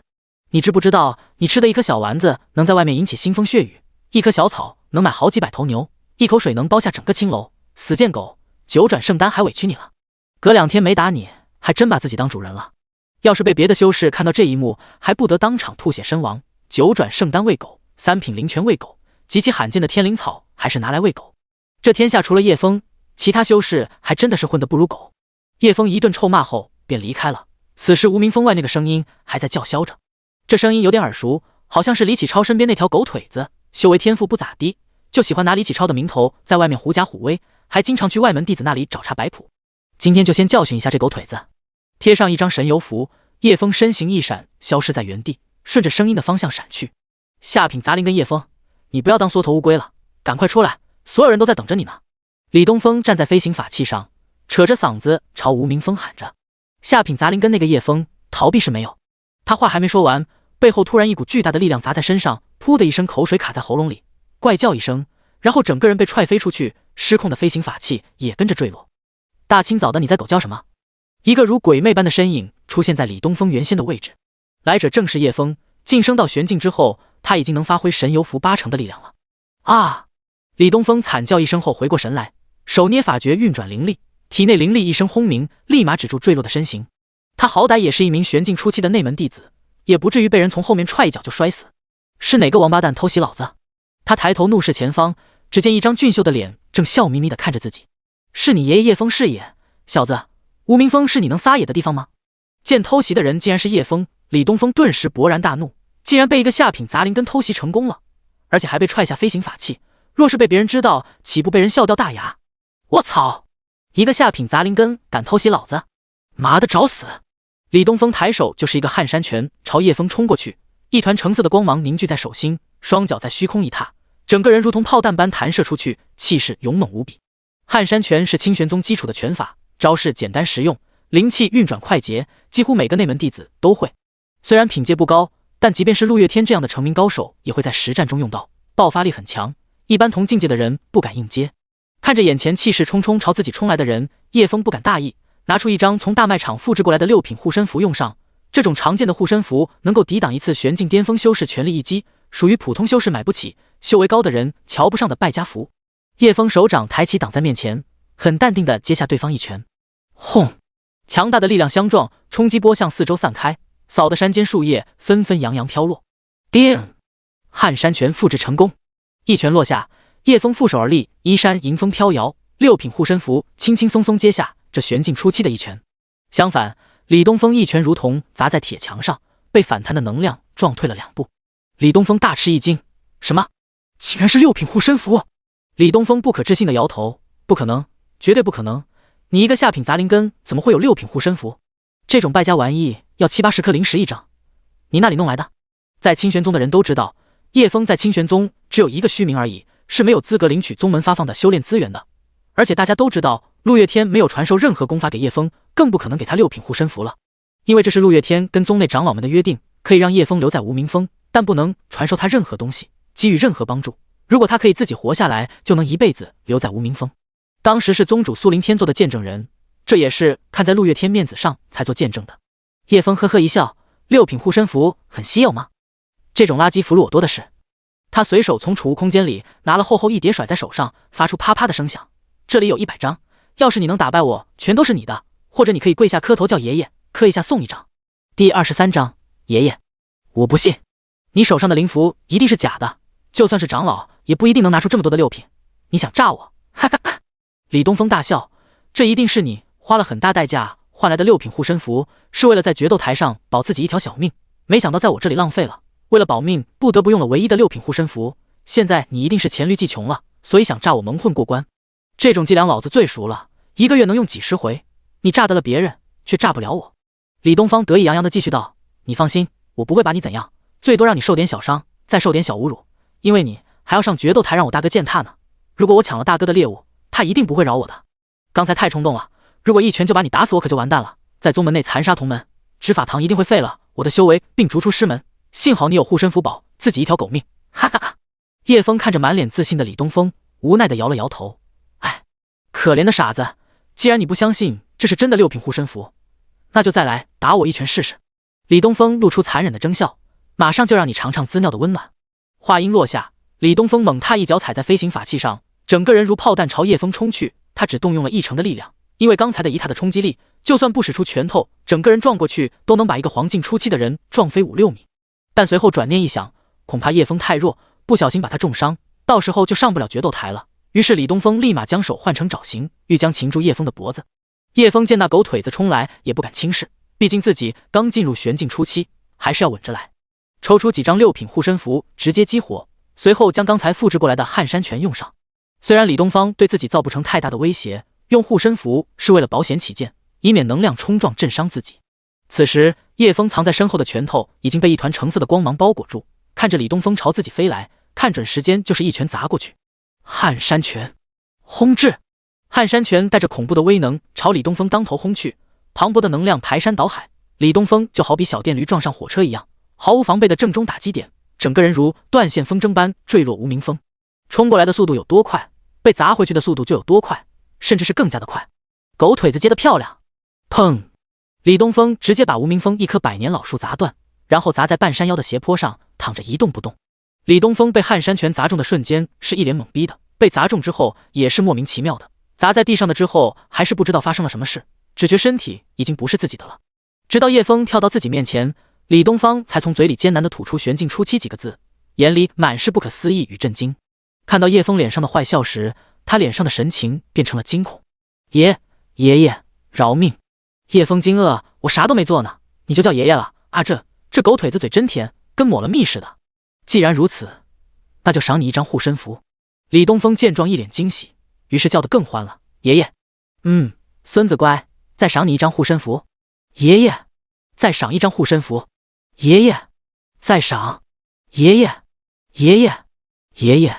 看着一张一张的6品护身符摔在脸上，李东风满脸红光，脸上堆满笑容，越叫越欢。即便是他现在身受重伤，动弹不得，伤痛不已，但丝毫不影响他喊爷爷喊得特别亲切。在李东风不要脸的谄媚下，终于将叶枫手上厚厚一沓符箓丢完。孙儿，你在此等候，爷爷这就去喊人将你抬走。记住切勿动气，否则气冲心脉、大脑，轻则修为散尽，重则变成痴呆，整日流口水。叶枫留下一句话便转身离开，此去决斗台，顺便让人将李东风抬去救治。若是在清玄宗残杀同门弟子，轻则废去修为，逐出师门，重则一命偿一命。叶枫可不想为了一点小事把事情搞大。爷爷您慢走，路上小心嘞。李东风说着，吃力地捡起身上一张符箓，冒着灵力失控的风险跟符箓进行感应。这是一种检验符箓真伪和品阶的方法，催动灵力跟符箓接触感应，就可以知道符箓的品质。随着灵力的催动，李东风那张堆满笑意的脸瞬间凝固，符箓没有任何反应。他不死心，又拿起一张催动灵力感应，符箓还是没有任何反应。假的！自己喊了这么多声爷爷，还喊得那么卖力，竟然换来一堆假的符箓。叶枫，你！噗！李东风一时间的情绪激动，气血冲脑，口鼻喷血，一下子昏厥过去。常清风、李启超认真的梳妆打扮后，在一面水凝镜前摆弄一番后，才满意的离开。今天是他在年轻弟子们表现的日子，待会上决斗台，不要急着将叶枫打下台，得好好施展一遍自己精妙的剑术才行。特别是漫天剑与凝一线，他已经能够凝聚出360道剑气了。虽然还无法凝聚成一条线，但绝对可以惊艳到漂亮的师妹们。但事后就有很多嫩妹上门向自己讨教剑术。嘿嘿，小超，你要出门吗？一个熟悉的声音将意歪中的李启超拉回现实，擦了擦嘴角还没流出来的哈喇子，抬头看去，只见一名干净儒雅的中年男子正站在不远处。师傅，您怎么来了？那白净的中年男子正是李启超的师傅许关玉。听说你跟吴明峰的弟子相约在决斗台比试。不是这样的，是吴明峰那厮主动约我上决斗台，我多次拒绝他不依不饶，还不断挑衅我，还说不答应就闹到我们常清风，几次扬言威胁，我这才迫不得已接受。李启超紧张辩解，他生怕师傅会责骂他恃强凌弱，作为一名玄境断锋的修士，去和一名黄境初期的杂灵根决斗，却不是什么光彩的事情。许关玉点点头，你做得很好，既然是他挑衅在先，那你就要狠狠的反击，践踏他，还要带上他身后的吴明峰，让他给吴明峰丢人现眼。你一定要让他和吴明峰受尽耻辱，让他明白什么是弱者。第24章，赌注。是，弟子绝对不会让师傅失望，一定要让那狂妄之辈付出代价，让他知道什么是弱者。李启超志气凛然地拍着胸脯保证，将自己是受害者的姿态摆出来。许关玉赞许的点点头，很好，你去吧，你只要记住一点就行，对于这样狂妄之辈的挑衅，一定要给予最猛烈的打击，甚至将其摧毁也是理所应当的，这并不影响我们正道人士的身份。知道了，师傅。弟子这就去决斗台。看着李启超离去的背影，许关玉嘴角扬起一抹残忍的笑意。陆月天，看着你的短命鬼徒弟死得有多惨吧，还想跟我长青峰斗？李启超刚出了长青峰，在一处没有人的悠悠小径遇见气质冷傲的玲珑师祖，他赶忙的上前行礼，然后低头匆匆离开，却没想到一向对他人视若无睹的玲珑师祖向自己开口了：“你是李启超？”李启超一怔，随后有些惊慌，忙道：“弟子正是李启超，这里有一件法宝，可以一击将天境修士杀死，可用3次。”玲珑师祖拿出一个储物袋朝李启超丢过去，里面还有几颗5品固元丹，2颗极品灵石。如果你在决斗台上使用这件法宝，那么这个储物袋里的东西全都归你。李启超接过储物袋，先是一愣，不知道玲珑师祖这是什么意思。看见里面竟然有4颗品阶这么高的固元丹，还有2颗极品灵石，可以击杀3次天境修士的法宝，这么高价值的东西，即便是他现在全副身家加起来也没有这么多。只要在决斗台上使用1次法宝，就可以得到这些宝贝，这么简单的事情，是个修炼者都行。此时李启超心中激动，贪婪的心理得到极大的满足，这些都是给我的。玲珑师祖点点头，只要你能用这件法宝击中叶枫1次，这些东西全归你。没问题，弟子一定做到。李启超一口气答应了，只是有些疑惑涌上心头。师祖您为何？你只管照着，不该问的别问。如果我给你储物袋这件事情被第3个人知道，我必杀你。一股恐怖的气息朝李启超当头压下，扑通一声，李启超被压得跪在地上，面露惊恐与痛苦之色。弟子遵命，弟子遵命。玲珑师祖大手一挥，撤去威压和空间结界，瞬间在原地消失。随着玲珑师祖的离去，鸟鸣声、人声才传入耳中。原来玲珑师祖早已经在这里布下结界，等我走进来。李启超心有余悸，起身拍拍身上的灰尘，调整好自己的神情，便朝决斗台走去。玲珑师祖没有走远，眼看着李启超没有什么问题，放下心来。叶枫，我给过你机会选择，是你自己敬酒不吃吃罚酒，该死！不知怎地，决斗台早早就围了很多人，也许是平日修炼太过枯燥，少年们对于这场比赛格外热情，都3、5成群的在周围组成一茬，各自交流着。叶枫啃着山上摘来的野果充饥，脚步悠哉的朝决斗台走来。倒是不饿，吃东西只是一种本能的习惯罢了。许多修炼者怕灵脉附着太多污垢，所以都不愿去吃凡食。他先是到执事堂通告救人的事，才过来决斗台的，毕竟人命关天，要是李东风被自己打死就麻烦了。你们看，那个下品杂灵根的来了。一名弟子指着叶枫道，他甚至不愿喊叶枫的名字。他真敢来啊，我还以为他不会来的。我也是这么觉得，毕竟面子是小，命最重要，要是我肯定不敢来了。我觉得李启超师兄也不会来，毕竟跟一个黄境初期的下品杂灵根决斗很掉价，会被别人嘲笑的。要是我懒得跟一个下品杂灵根一般见识，你们都觉得他不会来，干嘛还跑这儿凑热闹？凑热闹归凑热闹，看戏归看戏，两码事。哈哈，你们还真不嫌事大，说不定待会要被执事堂驱赶了。众人七嘴八舌地讨论着，看叶枫的眼神都带着某种异样的鄙视，还有一种莫名的优越感。或许他们只是想找个理由聚在一起而已，他们又不用进入天道战场，不用刻苦提升实力。叶枫也没有把他们放在眼里，毕竟那只是一群乌合之众罢了。他平静地扫视了一圈，然后直径地朝决斗台走了上去。看到叶枫毫不犹豫地走上台，众人眼中不由闪过惊讶之色。虽然是下品杂灵根，但还是有几分胆识的，而且还敢主动跟长青峰的人下战书，就凭这一点，你有资格跟我苏小曼当兄弟了。一个用黑布包裹得严严实实的娇小身影躲在人群中，浑身上下只露出一双又大又圆的眼睛，眸子黑亮清澈，好似一汪清澈的水潭。苏小曼一如既往的不喜欢枯燥的修炼，更不喜欢被人关起来修炼，她又偷跑出来了。她修炼虽然不刻苦，但天资聪慧，加上极品真火灵脉，对很多功法武技都有着独特的见解，很多事情一点就通，即便没有刻苦修炼，也能比别人领悟得更快，修为也达到了地境初期。我也要去下个注，要是本姑娘赢了，就算我运气好；要是输了，就算你叶枫欠我的，嘿嘿。此时的私人小赌庄也是热闹非凡，有赌叶枫是否赶来决斗的，有赌李启超是否会上决斗台的，有赌叶枫是被打死还是被打残的等等。我100%赌叶枫赢。浑身包裹着黑布的娇小身影挤进人堆里，豪爽地拿出一个储物袋丢在赌桌上，惊得周围的人都看向他。此人正是苏小曼。什么？这位师妹，你是不是为情所困，一时间想不开了？你是疯了吧？竟敢压叶枫赢？有钱没地花吗？100灵石可不是小数目，即便是亲传弟子也不一定能拿出这么多灵石。你这是倾家荡产也要压那个下品杂灵根吗？小师妹千万不要想不开啊！有什么困难跟师兄讲，师兄跟你开导开导，疏通疏通。一群人不可置信地看着苏小曼，都以为他是疯了，竟然压一个下品杂灵根赢。第25章前奏。苏小曼不理会众人苦口婆心的劝告，拿了下注的凭据直接离开。如果赢了，那就大赚一笔；如果输了，就算到叶枫的头上，到时候找他讨债就是了，怎么算都亏不到自己头上。本姑娘长这么大，还没有人能在我手上赖账的，嘻嘻嘻。少女皎洁的双眸在坏笑中眯成月牙形，如果没有黑布的包裹，就可以看到她露出洁白整齐的牙齿。弟子们在决斗台周边聊得不亦乐乎，却不知道背后来了不少清玄宗的高层人物。陆月天本来是要去峡口门探查对方的动作，但担心叶枫的安危，便推迟了1个时辰去看叶枫决斗。看一场这种2人1场的决斗，花不了多少时间，多了也就半个时辰便结束，因此耽误不了行程。许冠玉、玲珑师祖等人当然在暗处观望，毕竟他们对这场决斗还是挺重视的。哟，这不是无名峰峰主吗？您一个大忙人，神龙见首不见尾的，怎么有空过来这里看小辈们的决斗？许冠玉察觉到陆月天的气息后，先是诧异一下，随后换上一副嘲讽的姿态迎上去。陆月天本想站在另一边偏僻的地上观看，不跟许冠玉站得太近，没想到许冠玉主动凑过来了。他有些无奈地摘下腰间的酒葫芦，自顾自地闷了一口，没有搭理对方。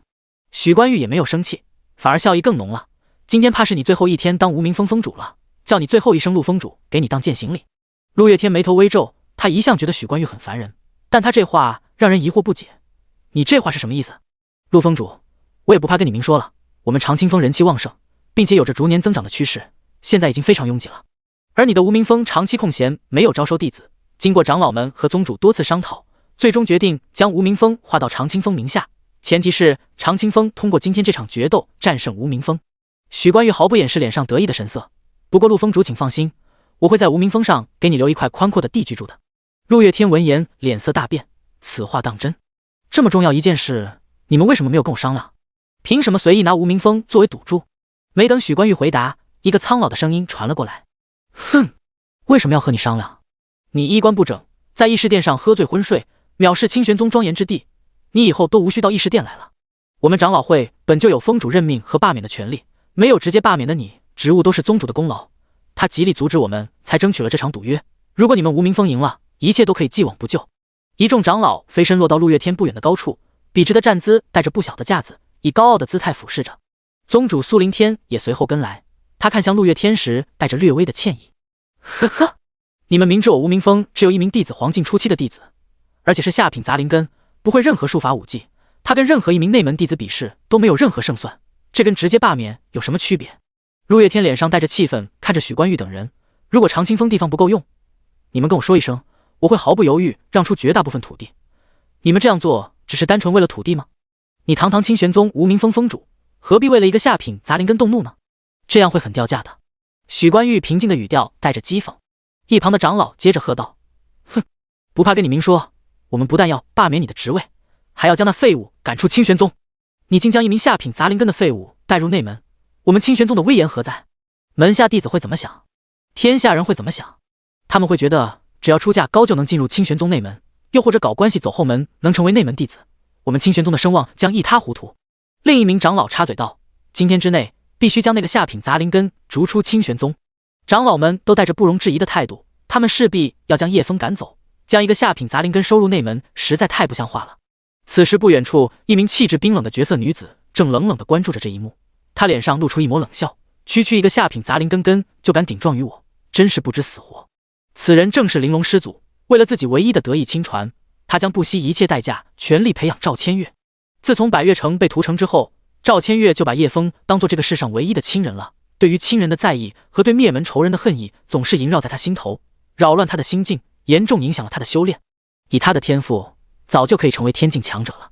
玲珑师祖生怕叶枫会拿出冰魄压制李启超，并且拿赵千月的名头威胁，所以才亲自出面找李启超赠送法宝，一来是增强李启超的力量，二来向他表明不站叶枫那边，让他没有太多顾忌。如果能够将千月培养起来，我清玄宗岂会受一个小小的峡寇门打压？也是因为这一点，长老会的众人才会达成一致，清理叶枫这个障碍。哪一个宗门帮派不再拼命收徒培养新弟子？哪一个宗门骨干不再到处寻找根骨优良的孩子进行收徒，从而为宗门培养新力量，壮大宗门？一名长老一副语重心长地说着，并以长辈教导小辈的姿态对着陆月天道：就你整天到处乱跑，喝得醉醺醺的，也不见你带个新徒弟回来，也不招收新弟子，提升宗门实力，太不像话了。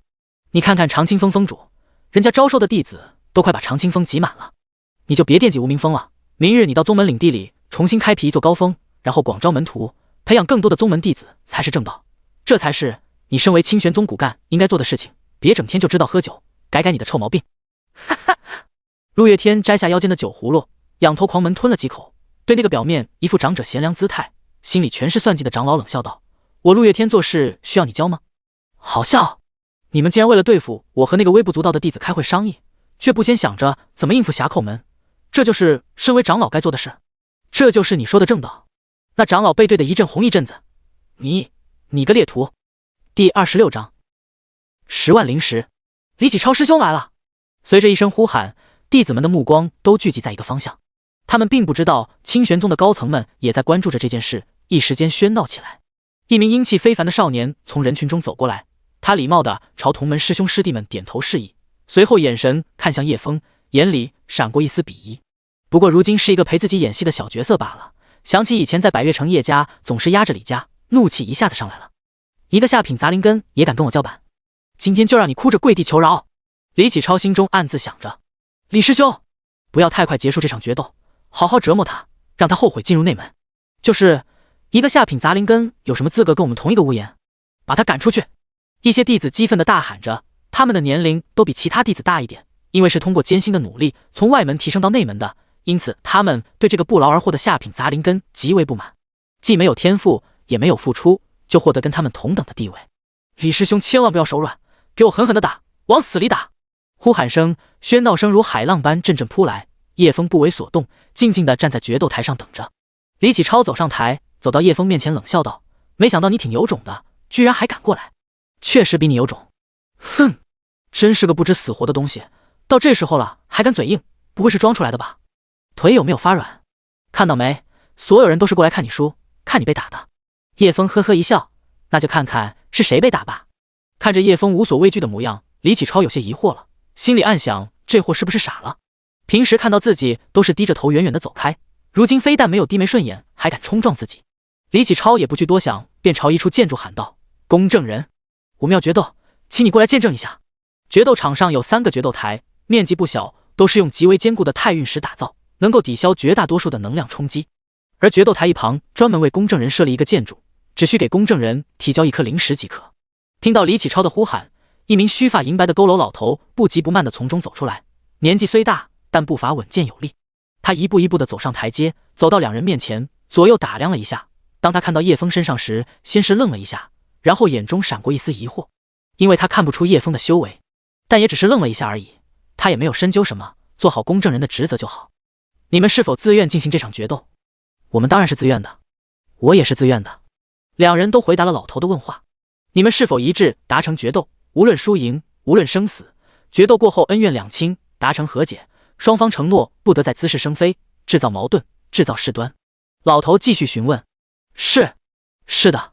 好，提交1颗灵石作为打理费用，你们可以开始了。李启超大方地从储物戒指里拿出1块灵石递给老头，老头接过灵石便离开决斗台。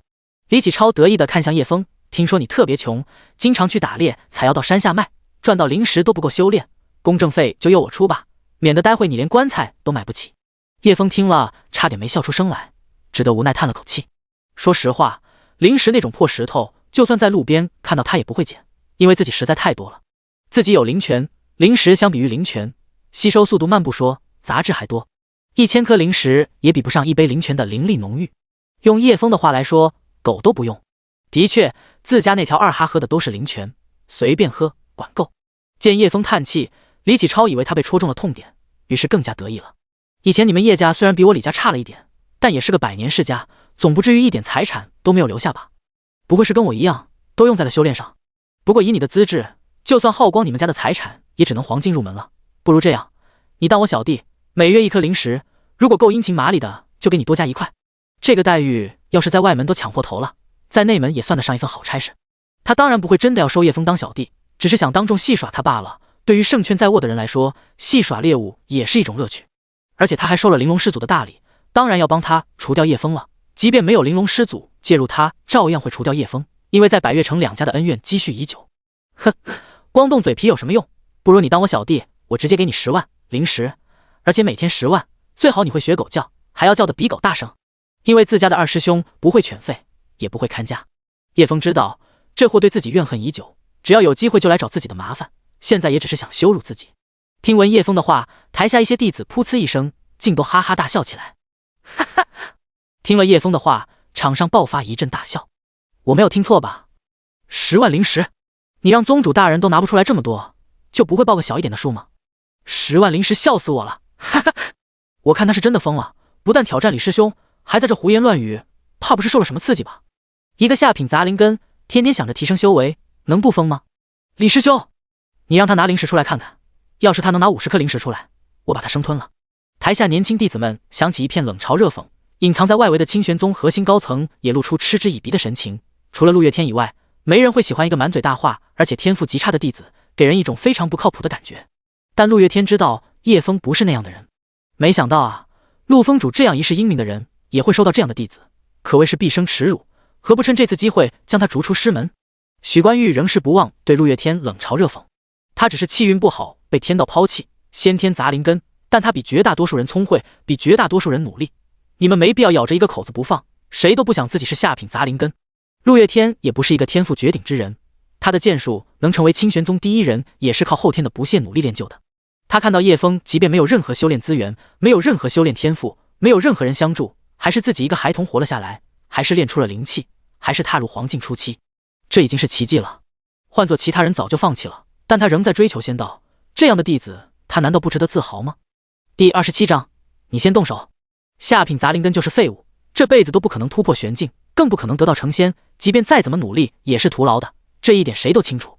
青松长老继续道，我检查新弟子灵根数百年，见过的年轻弟子不下数十万，真正能够在修炼之路走远的，能够得到成仙的仅有1000人。多少天资聪颖、灵根优秀的弟子陨落，或是心态不够坚定走上弯路，即便是能够平平安安发育的优秀弟子，也有大部分卡在瓶颈一辈子，最终寿元耗尽而死。难道他们就没有努力过吗？接受现实吧，他不属于这里。青松长老的话引来众人的赞同，就连苏灵天也表态，陆师兄别在他身上浪费时间了，不管砸多少资源，他都不可能突破玄境的。天下有多少青年才俊，你若想找个徒弟，随随便便都能找一个比下品杂灵根强的。众所周知，下品杂灵根是最差最罕见的灵根，就跟极品圣灵根一样罕见，而最普通最常见的土灵根都比下品杂灵根强万倍。陆峰主不必担心，我徒儿下手有分寸，不会打死人的，最多也就受点小伤，受点皮肉之苦。我们清玄宗这么多灵丹妙药，难道还治不好区区一个凡人吗？许关玉的话似在安慰，实则在嘲讽。陆月天自知再怎么争辩也是徒劳的，一张嘴怎么争得过多张嘴，更何况长老们这些老狐狸都能言善辩。总之他不会让叶枫在决斗台重伤倒地，关键时刻他会出手将人救走。几名长老见他沉默不语，便看出了端倪，他们相视一眼，便朝许关玉看去。许关玉朝他们点点头，众人都察觉到了陆月天可能会出手救人，于是在心中打好算盘，随时阻止陆月天出手。就在高层们争吵的时候，决斗台上已经开始有动作了。李启超不愿多浪费时间，对叶枫道，你有没有那个实力，用拳头说话吧，或许你当我跟班的资格都没有，不然我先让你10招如何？你尽管杀过来，我不闪不躲。为了避免日后他人说闲话，李启超得先让叶枫动手，并且让出10招。若是同境界不闪不躲，让出1招都足以致命，但玄境巅峰对黄境初期，就算让出100招也不一定能动他分毫。叶枫摇摇头，不必了，我让你先动手。他丝毫没有忌惮李启超玄境巅峰的实力，让对方先出手也不吃亏，自己有龙鳞宝甲，防御力对方玄境巅峰绰绰有余。反而是李启超先动手，就落不到什么好名声了。李启超见对方不动手，心中怒意上来，少废话，老子让你先动手就动手，莫说我以大欺小没让你。叶枫冷笑，没有说话，也没有先动手的意思，反正耗着也不是自己吃亏，不用动手还能隐藏实力，不着急。李启超见他的态度，被气得牙痒痒，妈了个鸡，你个下品杂灵根的废物，装什么装？老子一巴掌就能把你拍死，让你出几招是对你的恩赐，免得1招没出就被打死了。叶枫无动于衷，反而双手交叉抱着胸前，悠闲地靠在决斗台的围栏上，用挑衅的笑意看着李启超。这能忍？李启超怒不可遏，他深呼吸了一口气，将心中的怒意强行压下。这场决斗控制权在自己手里，又何必让台下的人看到自己情绪失控，露出难看的一面？他调整好状态，闪身朝叶枫冲过去，身形如风，流畅飘逸。他来到叶枫2米外，一跃而起，跳到7、8米的高度，一掌拍下。其身法灵动飘逸，动作一气呵成，优雅而又让人赏心悦目，引得一众小师妹扭动着娇躯欢呼着：“李师兄好帅，好飘逸，好精妙的身法，不愧是常清风的亲传弟子。”而穿着斗篷躲在人群中的苏小曼却不屑一顾，搞这些花里胡哨的动作，在实战中就是找死，太多多余动作又浪费时间。但是这样一招，也不知道叶枫能不能接住。李启超沉浸在众人的赞扬中，自以为帅气的在空中一个蛟龙入水，手掌朝下拍去，轻轻朝叶枫头顶拍下一掌。他只使出1成力量，生怕一掌就把叶枫重伤了，要像猫抓老鼠般先戏弄一番，将他狼狈的拍倒在地上，先不要将他打伤，而是追着他在决斗台上跑，一边逃一边狼狈的打滚。想着叶枫那副逃窜的狼狈模样，还有求饶的样子，李启超心中便也很畅快。然而下一刻却令他大跌眼镜，不可置信，叶枫消失了。就在自己的手掌将要拍中叶枫头顶那一刻，他消失了。此刻悬在空中的李启超心中升起一丝凉意，感觉凉飕飕的。砰！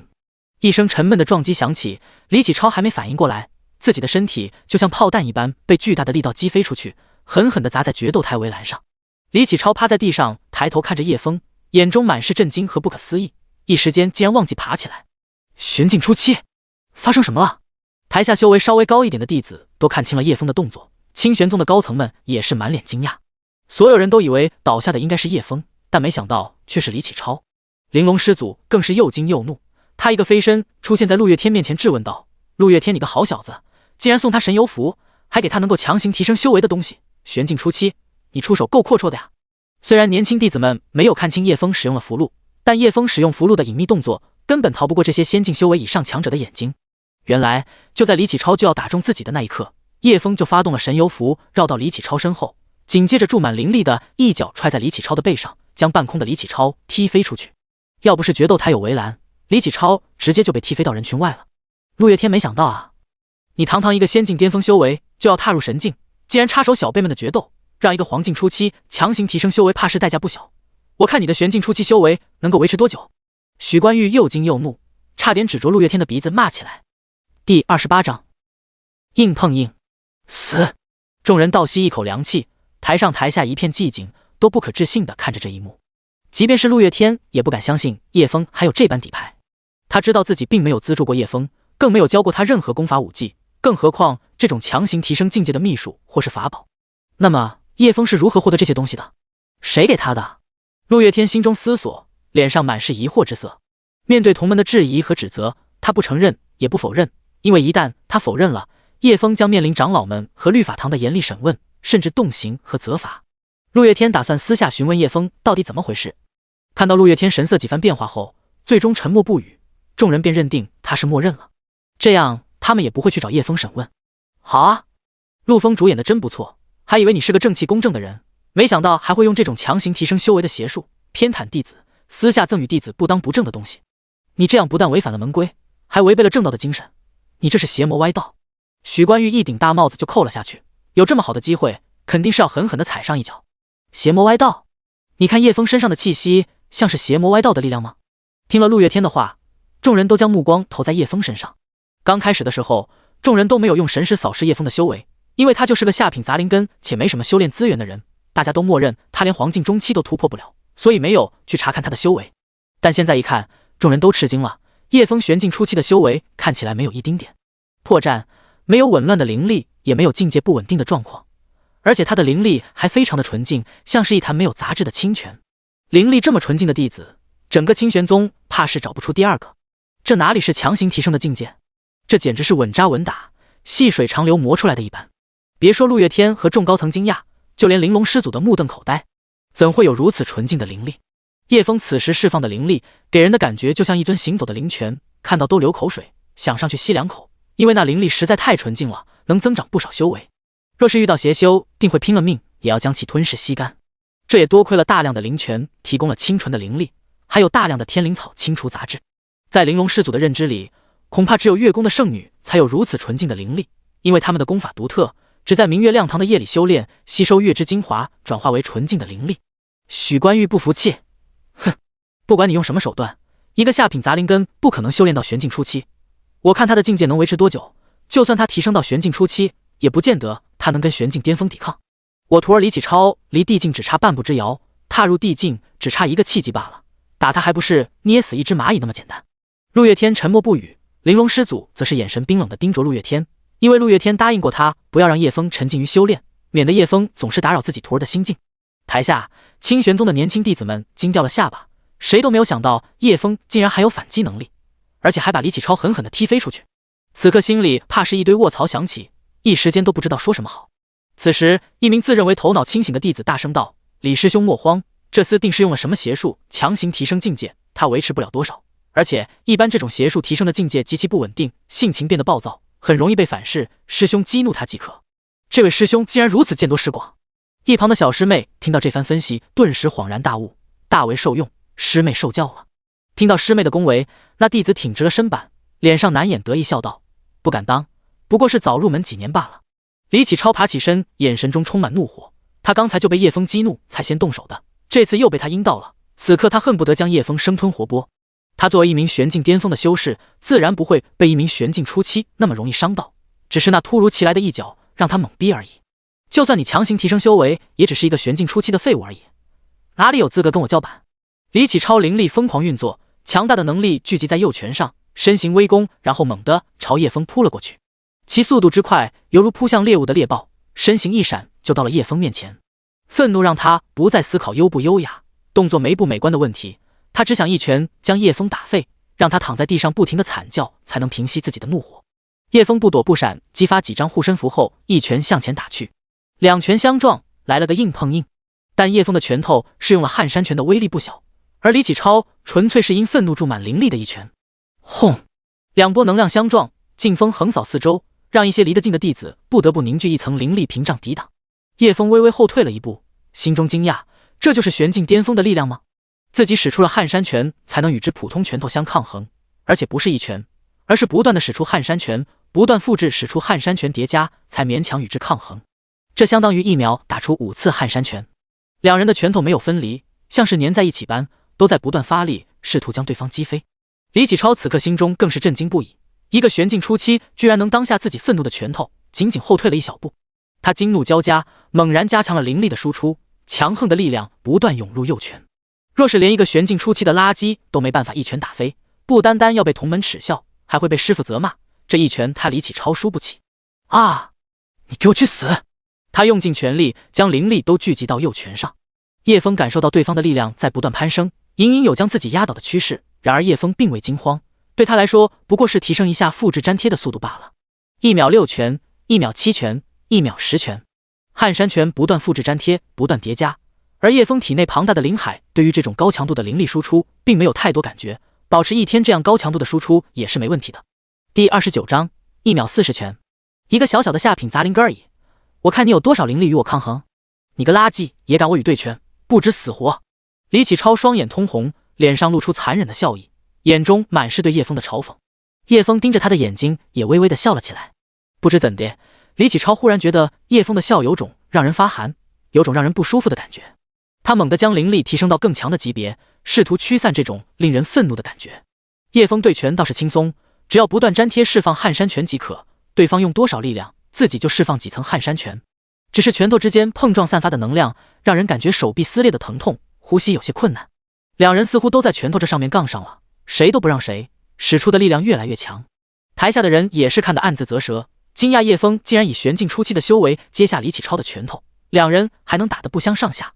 莫约过了一盏茶的功夫，李启超却是越打越心惊，自己输出加强1分，对方就加强2分，自己打出1万斤力量，对方就打出11000斤力量，死死的压制着。怎么可能？李启超有种自我怀疑的感觉，心中暗道：玄境初期有这么强的力量吗？台下众人看着两人对拳硬抗了这么久，都不可思议的张大嘴巴，对于叶枫的表现更是颠覆了自己的想象。台上散发的强大灵力，他们是感受到的，修为稍低的弟子更是感觉到了很强的压迫感。他们根本不敢相信，一个玄境初期的修为竟然能散发如此强大的力量，而且还持续了这么久，这得多大的气海之城啊！苏小曼捂着惊讶的小嘴，黑亮的大眸子扑闪着，不对劲呀，这好像是撼山拳的力量，但是他的撼山拳不用蓄力的吗？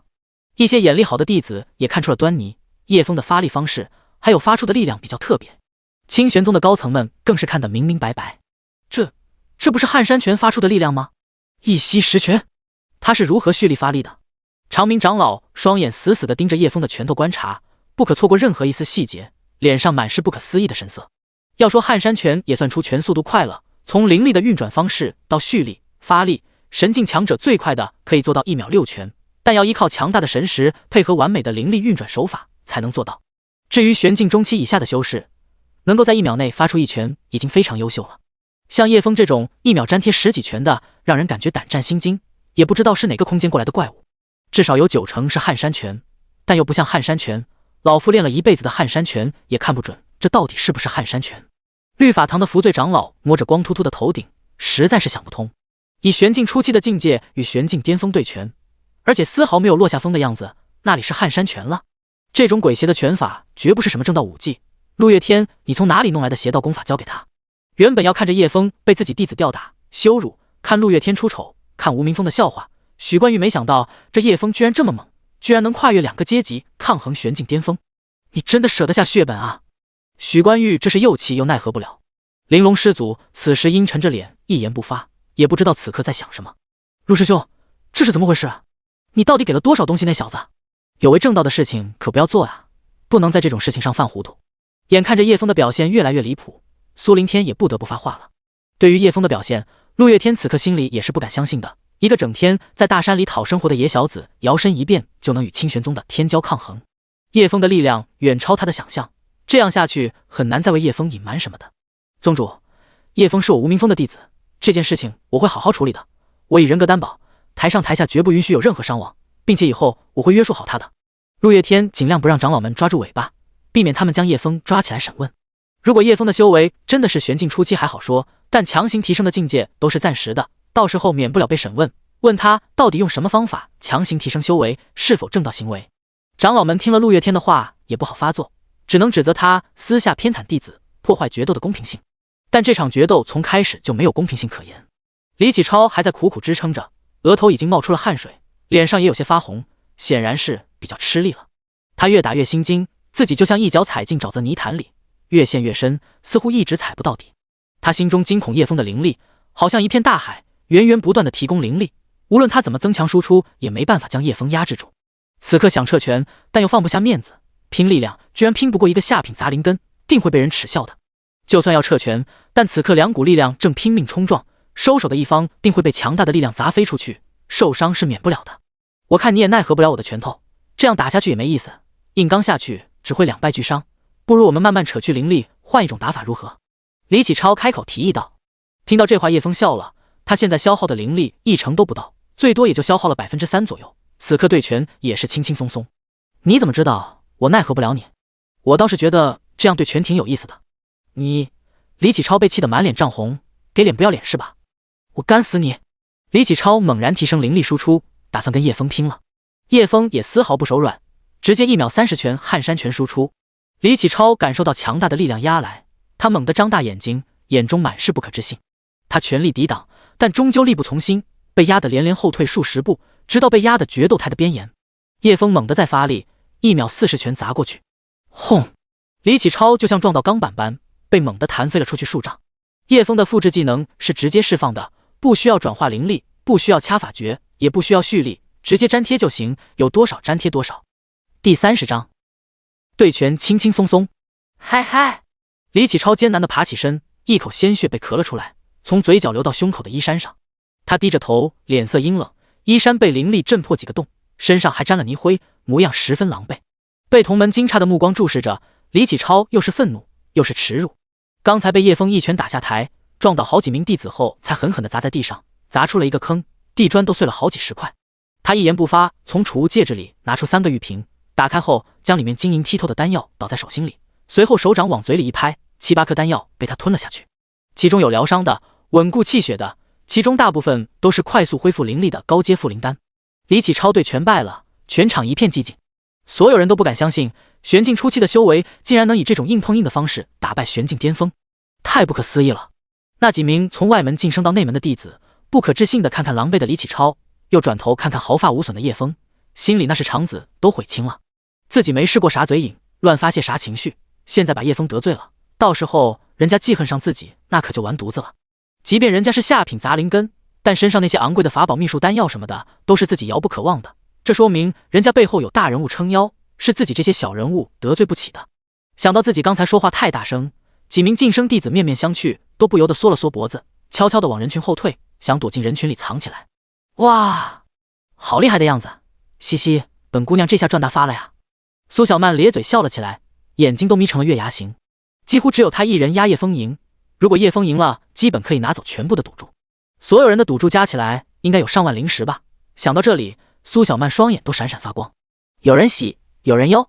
许冠玉脸色铁青，刚才还扬言，即便叶枫有玄境初期的修为，打不过自己徒弟李启超，但很快就被打脸了。李启超对全拼灵力居然被打败。对全拼灵力这种事情，最主要的还是境界，境界越高，输出的灵力更大，而且气海更加广阔。低境界的修士灵力输出弱，气海不广阔，灵气存量少，要跟高境界的修士拼灵力必定是输的，除非是智取，不能硬刚。然而叶枫却是狠狠地给他们打脸了，玄境初期跟玄境巅峰拼灵力，直接硬刚，不但把对方打飞出去，还把他打伤了。不可能，这绝对不可能，他才玄境初期，怎么可能拼拳打败我徒儿？许冠玉双眼冒火，恶狠狠地盯着台上一脸风轻云淡的叶枫。刚才他还对叶枫不屑一顾，看都懒得看一眼，如今却被叶枫狠狠地打脸了。这小子到底用了什么手段？不管他用了什么手段，能在一夜之间从黄境提升到玄境，都不是什么正常手段能够做到的。这也意味着他的修为随时都会散去，代价也是十分沉重的。福罪长老那张板着的脸仍旧给人严肃的感觉，或是燃烧生命作为代价，或是经脉崩毁，彻底沦为废人，只能永远躺在床上不能自理。达生长老点了点头，他虽然被叶枫的表现震惊到了，但福罪张老大的观点他是完全认同的。他刚才跟常清风那小子对全拼灵力，想必消耗极大，现在看上去没什么事的样子，但其实境界已经极其不稳定，随时都会面临崩溃，若是现在收手还来得及。长老们听了达生长老的分析，都赞同的点了点头，随后都看向了陆月天。许冠玉也不怀好意的看着陆月天，他们的意思很明显，如果你现在不制止你的徒弟，后果很严重，可能有性命之忧。如果你制止了，就算你们无名峰认输，就要让出无名峰。你是想保徒弟，还是想保无名峰？本次决斗还没结束，任何人不得擅自插手。看到玲珑师祖发话了，众人都老老实实的站在一旁，就连宗主苏凌天也不敢不敬。玲珑师祖德高望重，也是清玄宗最后一位还存活着的老祖，就连年纪最大的长老，在玲珑师祖面前也是小婴儿。这场决斗什么时候结束，本尊说了算。一个小小的下品杂灵根还敢顶撞本师祖，敬酒不喝喝罚酒，我给你脸了。作为上个时代存活下来的神境强者，谁不恭敬？就连外面的散修碰到玲珑师祖都要恭恭敬敬的，更别说你是清玄宗的弟子了。你非但没有恭敬，还敢顶撞本尊。看到玲珑师祖发怒，各长老和峰主们更是低着头不敢言语。众人虽然不再说话，但他们心中是得意的，因为无名峰已经是败局。第31章再战。台下无人说话，目光都聚集在叶枫和李启超身上。有着优越感的内门弟子此时有种挫败感，就连玄境巅峰的亲传弟子都被一个下品杂灵根打败，而且还是以玄境初期的修为打败的。若是换做自己上台，也不一定打得过此时的叶枫。一些内门弟子都沉默了，但还是有很多内门弟子不服气，眼神恶狠狠地盯着叶枫，想上去给他暴揍一顿。不是说强行提升境界非常不稳定吗？他以玄境初期的境界跟李师兄硬抗这么久，他消耗的灵力绝对比李师兄多，为啥他现在看上去啥事都没有，跟没事人一样，气都不带喘一下的？之前讲解那位师兄闻言有些尴尬，他说叶枫的修为不稳定，很快就会被反噬之类的，但现在非但没有被反噬，还把李启超打败了。但作为一名优秀的前辈，怎么可能在师弟师妹们面前被打脸？大家别被他吓到了，他这副没事人的样子一定是装出来的，现在他的灵力必然消耗完，说不定现在腿软快要站不稳了。你们看李启超师弟就知道，他玄境巅峰的灵力都快耗完了，这个下品杂灵根怎么可能还有灵力？众人听他这么一分析，都觉得十分有道理，纷纷表示赞同。还有，他没有被反噬或者暴走，也许只是时间问题，说不定现在上去给他一掌，他就完蛋了。听了这位前辈的分析，台下的弟子们也仰起头来，脸上又恢复原来的优越感。一个下品杂灵根有什么了不起的？用歪门邪道的东西作弊你还有脸了？这时候人群里响起大声的呼喊，声音特别大，就连台上的叶枫也不由看了过去。原来是那几名从外门晋升的弟子，刚才灰溜溜躲到人群里，现在又将脑袋挤了出来。他们看上去年纪比较大，不像内门弟子那般都是少年模样。叶枫眉头微皱，朝他们问道：我用什么邪门歪道的东西了？人人都知道你是下品杂灵根，根本不可能修炼到玄境，你不是用了什么歪门邪道的方法强行升到玄境？你就说吧，你的玄境修为能撑几个时辰？”说话之人模样有些粗犷，一眼看去就知道是专注肉体修炼。还撑几个时辰？你也太看得起他了，他的修为能维持几盏茶功夫就不错了。还没等叶枫说话，就有人出声嘲讽。叶枫笑了笑，他总算是听明白了，原来他们都认为自己的修为是强行提升的，只能维持一段时间。既然如此，他只好将计就计了，这样还能帮自己隐瞒很多事情。啊，对，我的修为的确是强行提升的，维持不了多久，也就3-2天的时间。叶枫继续说道，但那又如何？决斗台又没有说不能强行提升修为，我用什么方法获胜你管我？你不服气啊？来，有种上来打我！你狗日的！啊！我忍不了，你们别拉我，我要上去把他打成肉泥。看到叶枫嚣张模样，台下众人被气得咬牙切齿。苏小曼听了顿时大喜，够嚣张，不愧是我看上的兄弟，等我从天道战场出来，定要找你合作，到时候我们兄弟俩出去闯荡江湖，定能横扫整片大陆，脚踏九州八荒，天下无敌，嘿嘿。大大的眸子，娇小的身躯，100斤不到的体重装着90斤的反骨。齐修剑和赵千月都被长老关起来修炼了，还是被他跑了出来。叶枫之所以表现如此张狂，主要是为了掩饰淡化自己修为的事情，让众人的注意力转移到对自己的愤怒上，不去追究自己的修为怎么来的。台上那个下品杂灵根的废物，你敢与我一战？一名剑眉星目的少年站了出来，身上穿的虽是内门弟子衣服，但其佩戴的饰品无一不是有品阶的法宝，一对阴阳混元戒，一枚5行相立耳垂，玉佩为浴火凤凰，能在肉身死后保护元神逃生。不管是腰带还是发簪，乃至一根缠在手臂上的绸缎，都是品阶不低的法宝。浑身珠光宝气的，整个人呈现的气质，一看就知道是某个大家族的华贵公子，并且修为天赋不俗。这样的身价让王世林非常有底气傲视绝大多数内门弟子。如今让一个下品杂灵根又没有身世背景的小喽啰在自己面前耀武扬威的样子，王世林如何能忍？在清玄宗打架斗殴，同门相残是一件很严重的事情，因此王世林即便再看不惯叶枫，也要规规矩矩的在决斗台上打，不能直接冲上去。众人顺着声音望去，看到气质不凡的王世林，眼睛一亮，哇，是帅气多金的王相公！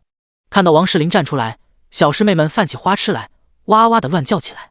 王世林师兄灵根天赋都不错，虽然不是亲传弟子，但他背后的家族给他提供了价值不菲的修炼资源，现在的修为也达到了玄境巅峰，总体实力完全不比李师兄这位亲传弟子弱。王师兄，这废物下品杂灵根撑不了多久了，给他点颜色瞧瞧。那几名不敢动手的晋升弟子开始怂恿这位有权有势的王公子为他们出气。他们得意地看着叶枫，料定叶枫现在不行了。我接受你的挑战。叶枫淡然的声音响起，让众人惊讶不已。他居然还敢接受挑战？他不知道王世林是玄境巅峰修为吗？别说玄境巅峰的修为了，我估计他现在非常虚，随便来个凡人武夫都能打翻他。哈哈，这是你自找的。叶枫，你很有种敢接受我的挑战。王世林笑意狰狞，他可不管叶枫现在虚不虚，状态好不好，他只想暴打一顿这个不把自己放在眼里的狂妄之辈。撒！王世林原地消失，化作一道劲风，冲向了决斗台上的叶枫，速度之快让人肉眼无法捉摸。撼山拳！王世林直接使用简单粗暴的拳法，但使出了90%的力量，欲将叶枫一拳秒杀。这一拳的威力可比李启超最强输出的力量强多了，因为李启超只是单纯的灵力输出，而王世林将全部灵力聚集到撼山拳上。恐怖的能量朝叶枫席卷而来，将周围的空气都扭曲，拳头的能量威压将周围的弟子压得几乎喘不过气。叶枫面对来势汹汹的一拳，不躲不闪，双腿岔开，马步扎稳，准备正面迎接这一拳。100倍撼山拳。第32章，李启超的绝招。耀眼的光让人无法直视，狂暴的能量席卷起来的灰尘碎石打在身上十分疼痛。撞击的巨响过后，一声凄厉的哀嚎吸引所有人的目光。啊！王世林倒在地上哀嚎着，右手一片血肉模糊，手掌没有了，只剩半截手臂突出白色的血淋淋的骨头。叶枫没有留情，一拳就打爆了他的拳头。这些人早已刁难自己很久，他本想低调一点，但想起过往种种冷眼，他的拳头再也不愿放水。死！看到王世林的惨状，众人倒吸一口凉气，场面一度鸦雀无声。此子竟然能打出如此霸道的一拳头，以他的下品杂灵根天资，那一拳怕是他此生最高光的时刻了。作为一个下品杂灵根，能做到这种地步，他应该死而无憾了。一名长老摸着胡须，又是惊叹又是感慨。玲珑师祖脸色越发铁青，2名玄境巅峰的内门弟子竟然打不过一个下品杂灵根，他活了1000多年，简直闻所未闻。这也太离谱了！那小子竟然一拳打爆了王家小子的护身戒指、护身手镯，还有护体玉佩都被打碎了。若不是这些护身法宝显灵，王家小子怕是要半身不遂了。达生长老不得不惊叹叶枫竟能打出这样一拳。福罪长老摇摇头，这一拳怕是没有地境以上的修为打不出来这个效果。他一个玄境初期到底用的是什么法宝？我竟看不出端倪。许关玉破口大骂：好你个陆月天，竟然舍得下如此血本，莫不是为了报复那天我在议事大殿说了你2句？你老实说，那个下品杂灵根是不是你的私生子？陆月天哑口无言，干脆闭上眼睛充耳不闻。苏凌天看了看陆月天，又看了看叶枫，眼中尽是不可置信。另一边，王世林只觉自己一拳打在自爆的内丹上，恐怖的能量将他震得差点失去意识，只觉大脑一片空白。等回过神来，才知道那一拳的可怕；等回过神来，才发现自己的手废了，并且剧痛不断刺激着神经，令他失声惨叫。啊！叶枫，你敢废了我的手，我王家不会放过你的！手上的剧痛几乎让王世林打滚，他唯有大声咆哮减轻痛楚。叶枫呵呵一笑：哎呦，是你主动向我挑战的，你是不是输不起啊？输了就哭着找妈妈，你丫的毛都没长齐，还敢来挑战我？回家撒泡尿完和尿泥吧！叶枫，我要杀了你！王世林怒发冲冠，还想冲上来，但被他的狗腿子拦住了，往他嘴里塞了几颗止痛丹药和疗伤丹药，过了一会才冷静下来。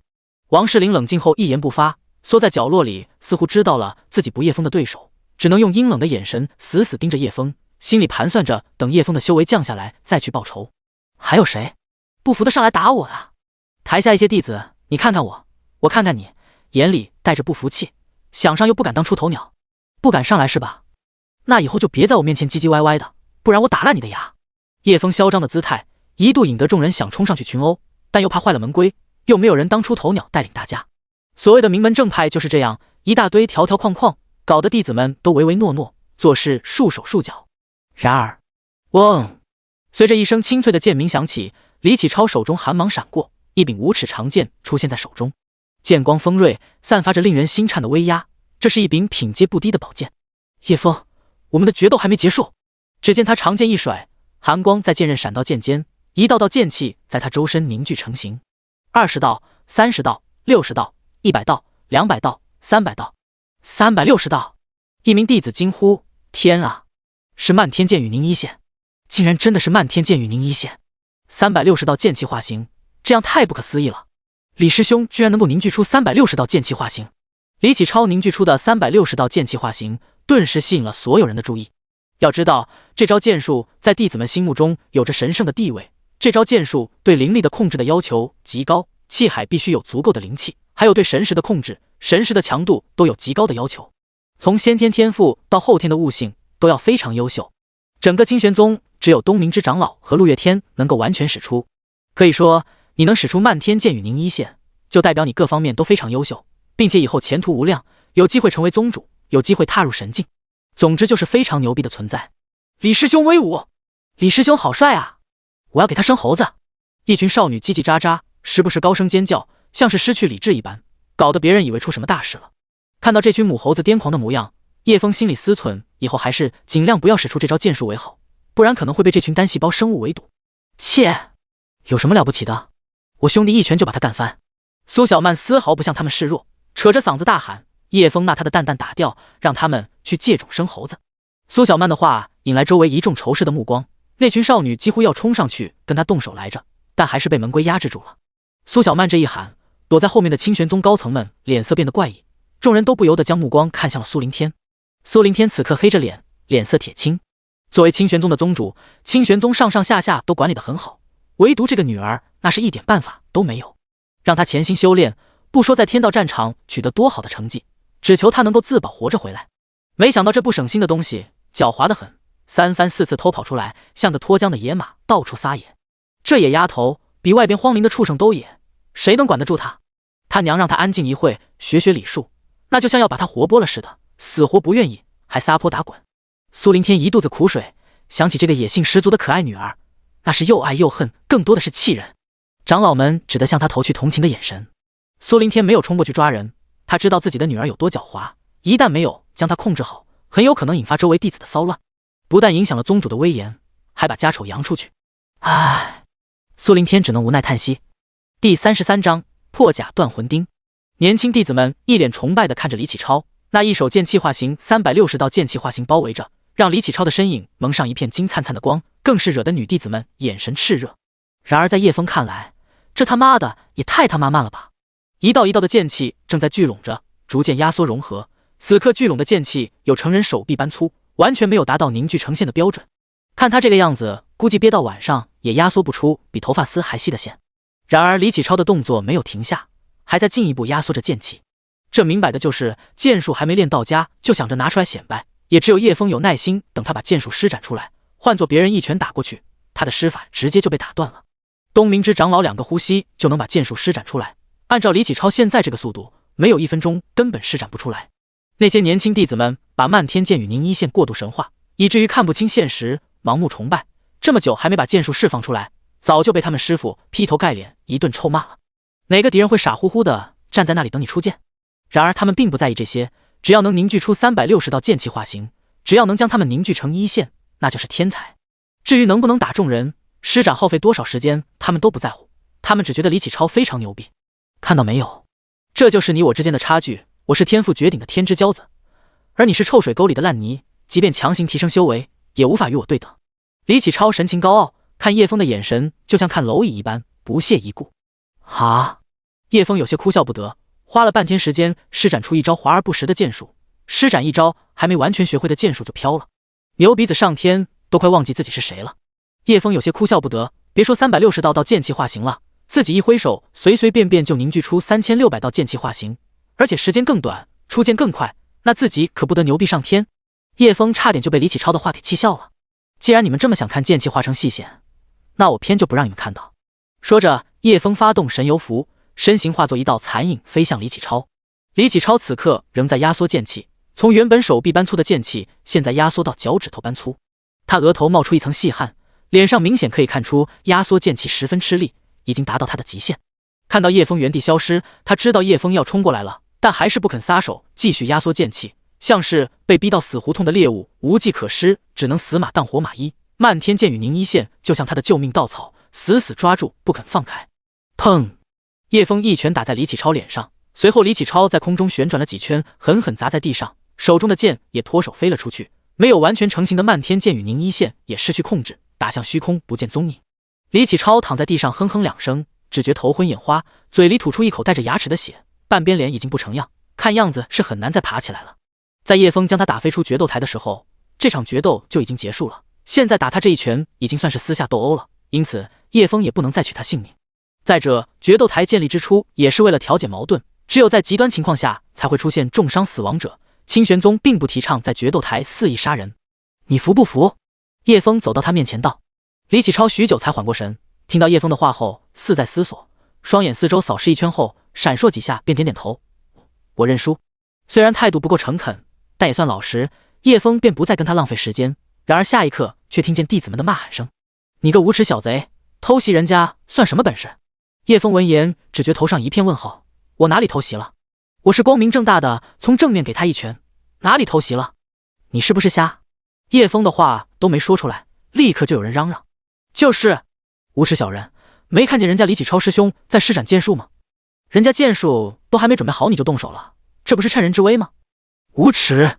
这种下品杂灵根的人内心阴暗，见不得人家好，人家施展这么强大的剑术，他居然搞突袭，不讲武德，心眼小，自己天赋差就看不得人家施展出漫天剑与凝一线。是啊，这么强大的剑术可不多见，我细心揣摩学习，差一点就领悟其中奥妙，没想到被这厮打断，这是我成为绝世剑圣的机缘啊！众人你一言我一语的，全是指责叶枫不应该打断李启超施展剑术。叶枫不想理会他们，便转身朝万秀峰方向走去，他得把赵千月的剑归还了才是。还完剑后还要闭关修炼，尽早提升修为，好在天道战场上多几分生存几率。李启超在叶枫转身那一刻，眼中尽显狠戾与阴毒。他不服，自己堂堂长青峰天才弟子，剑术造诣在年轻一辈仅次于齐修剑，今天却栽在一个区区下品杂灵根身上，而且还是自己冷嘲热讽多年的废物。今天就算是把性命丢在这里，也不能让那厮得以离开，更何况玲珑师祖赠予自己不少宝物。李启超动作细微，从储物戒指拿出一根圆柱形物件，有成人手臂粗，雕龙画凤，刻着破甲断魂钉，在其上端还有一个黑洞洞的孔。破甲断魂钉是一种阴毒的暗杀法器，可破甲穿骨，破坏力恐怖。最可怕的还是他能够破坏人的魂魄，被击中者重则神魂消散，轻则痴傻呆滞，十分歹毒。此物正是玲珑师祖赠给他的法宝，可以击杀天境强者，可以使用3次。李启超将漆黑的洞口对着叶枫的背影，眼中尽是狠厉，给我死！他运转灵力，激发破甲断魂钉，嗖的一声，一道漆黑尖锐的细长物体闪过，直取叶枫背心。那一瞬间，叶枫只觉天地间一片灰暗，一种极度不安的感觉涌上心头，正欲转身查看，却被一只尖锐的物体洞穿胸口，尖锐从胸前钻出，带着鲜血流淌。那东西太快，以他现在的修为和神识，根本无法捕捉。等察觉的时候，已经被那东西刺穿。回头只见李启超那张狰狞的脸，此刻正看着自己冷笑着。叶枫两眼一黑，便昏睡了过去。第34章昏迷。白月洲北境，一行人穿着厚重的兽皮，乘坐于一艘中型悬空飞舟，迎着风雪飞行。在船头甲板上绑着一名浑身伤痕的中年修士，此人面容憔悴，脸颊瘦削了一圈，正蜷缩在地上瑟瑟发抖，模样甚是凄惨狼狈。此人正是峡口门的古虫长老，此刻正被峡口门的核心骨干押往白月洲边境天灵教的所在地。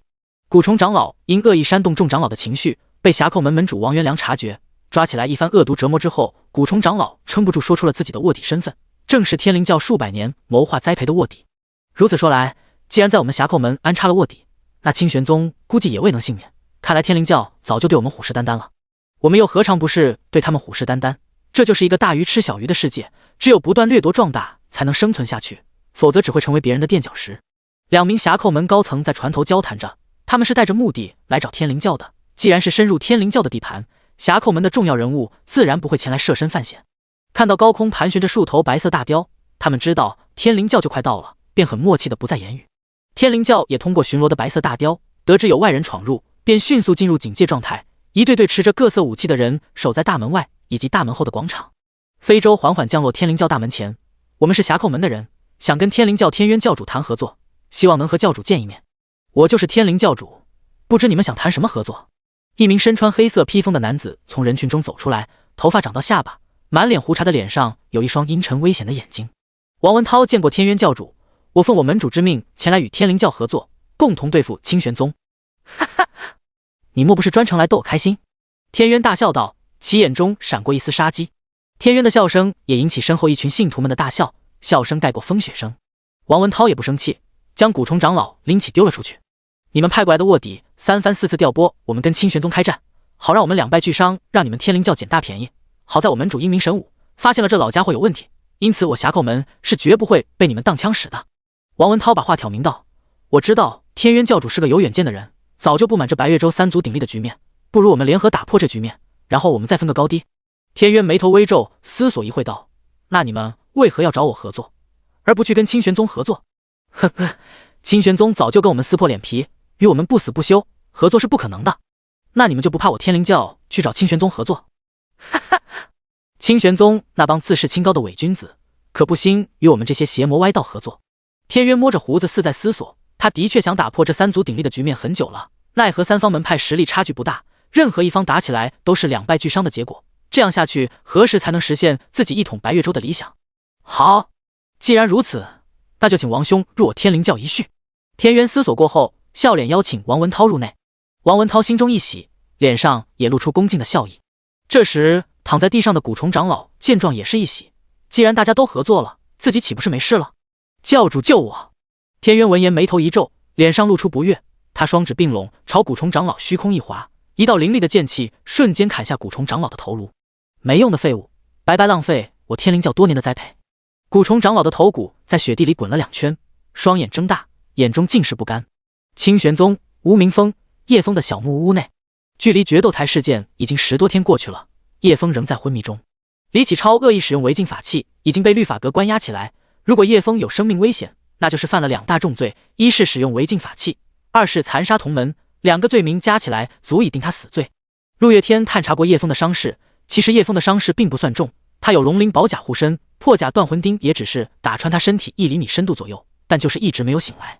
来了好几名医师诊断，从身体到3魂7魄都检查一遍，发现并没有太大问题，只是灵魂受到一些轻微损伤，一般情况昏迷个3、4天就能醒来了。然而叶枫足足睡了10多天都没有醒来，这段时间除了几名长老来看过一次情况，就没有再来过了。他们来也只是想知道叶枫身上的秘密，并不关心他的死活。除了医师和陆月天来看过几次，最频繁来叶枫木屋的人就是苏小曼，几乎每天都来一次，要是没被抓住，一天能来3次。第一次来就买了大包小包的邻国酒肉，脸上挂着大大方方的笑脸，去朋友家串门一样，丝毫没有见外的表现。人没到门口，声音就传入屋里了。多亏了叶枫打赢了比武，让他赚了人生最大的一笔零食，让他当天就成为一名小富婆，成为年轻弟子里的首富。当然他不知道叶枫有好几10个亿的零食。见叶枫迟迟没有醒来，大包小包的酒肉零果都被他一个人造完了。当然酒水他只喝了一口就不喝了，太难喝。这也是他第一次喝酒，要是被他爹娘知道，非打死他不可。第二天也是买了大包小包的来看叶枫，除了各种零果，剩下全是他喜欢吃的糕点。与其说他是买来看望叶枫，还不如说他是买的自己吃的。躺在叶枫坐的懒人摇椅上，四仰八叉的吃着零食，看着书籍，好不自在。有时还自言自语的跟叶枫说话，跟他平时在山野与鸟兽说话那般自然。期间他还跟叶枫的哈士奇混熟了，这傻狗也是学得有模有样，拖来一张靠椅，躺在上面吃吃喝喝，跟个人似的，还真是人模狗样。主要还是苏小曼竟然教会他隔空御物之术。那天苏小曼照常来找叶枫玩，发现了一条长相怪异的狗，查遍藏书阁所有书籍，问了好几个长老，也不知道二哈的品种。最重要的是他体内竟然还有灵气，是一头灵兽。于是在无聊的驱使下，他教了二师兄各种小法术。相处之下，苏小曼发现这条狗的脾气很合自己胃口，还有那眼神，莫名有种亲切感。于是一人一狗四仰八叉的在叶枫房间里大吃大喝。要是叶枫灵魂出窍，看到此情此景，估计能把他气笑。第35章开始。其实叶枫昏睡10多天也不是破甲断魂钉造成的，而是复制破甲断魂钉的伤害后，久违的获得了系统的隐藏奖励，奖励了一颗圣丹9转万魂丹。这9转万魂丹可以壮大神魂，增强神识，养神安魂。叶枫被破甲断魂钉打昏迷后，第二天就醒来了。他复制了9转万魂丹，一下子吃了数十颗，肚子都快装不下才罢手。这药力一上来，脑袋就昏昏沉沉，一睡就是10多天过去。众人还以为他是被破甲断魂钉打消了3魂7魄，这才一直昏睡不醒。此刻叶枫的神魂在一片灰色的混沌空间里，四周灰蒙蒙的，什么都看不见，只有脚下一棵小树苗是绿色的。这棵小树苗是叶枫看着他从发芽到长大的，也是这棵小树苗陪伴他度过了这段漫长而无聊的时间。唉，大意了，贪多消化不了，差点就把我的神魂撑爆。还好这棵小树苗的出现帮我吸收万魂丹的魂力，不然我真的要成痴呆了。叶枫不知道这棵小树苗是哪里来的，但它的出现救了自己的小命。就这样，叶枫耐心的在这片混沌空间里待着，等到药力被树苗吸收差不多的时候，自己就可以醒过来了。到时候这棵小树苗也会长高许多。想起李启超哪个狗东西竟然用这么歹毒的东西偷袭自己，也不知哪里来的深仇大恨，不惜背上残杀同门的罪名。李启超，你个狗东西给我等着，最好不要离开清玄宗，不然你会死得很难看。又是新的一天，苏小曼领着大包小包上了无名峰。狗子，今天给你带了烧鸭，还热乎着呢，滋滋流油。二师兄正在后山追野鸡呢，整天就想着吃喝玩乐，不是啃树根，就是追着野兽满山跑，又或者到山谷那边的瀑布玩水。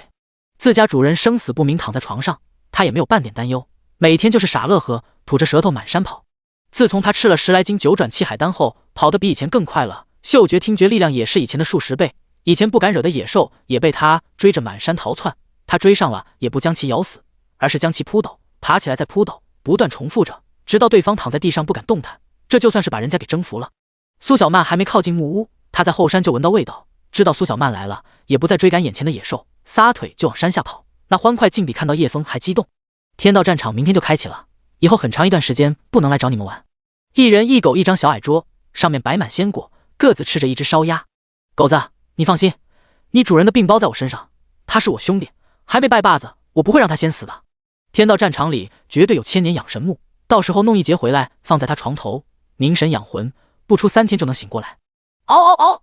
二师兄回应2声，迅速埋头啃食自己的烧鸭，那吃相龇牙咧嘴的一顿狂啃，跟这鸭子有什么深仇大恨似的。苏小曼才吃完一根腿，他就啃了一大半，啃得面目全非，桌上全是碎屑和油脂。千月师姐问我决斗台的比武怎样了，叶枫有没有事？我怕他担心影响心情，就跟他说叶枫险胜，没有受伤。要是他知道叶枫昏迷了这么久，到了天道战场肯定会分心的，这是不能跟他讲。嗷嗷嗷！苏小曼说一句，二师兄就嗷嗷叫2声回应，咋一看还真像在聊天。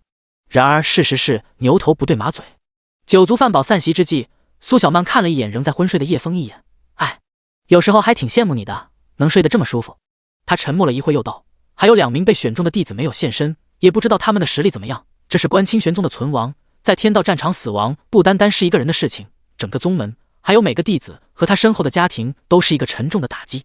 如果可以，我宁愿不要天道战场那些丰富的天材地宝，宁愿天道战场消失。苏小曼说完，带着地上的垃圾离开了。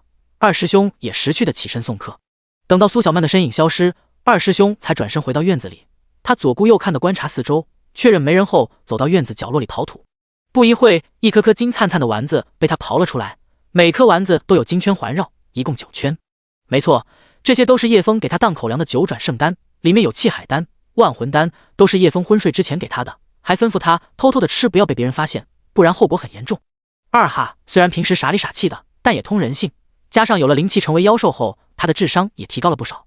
因此他把叶枫给的口粮全都埋起来了。埋在土里，药力难免流失，短期埋起来问题不大，10来天时间，9转圣丹才跌落到8转神丹。对于拥有大量丹药的人来说，流失这点药力算不得什么，丹药多的是。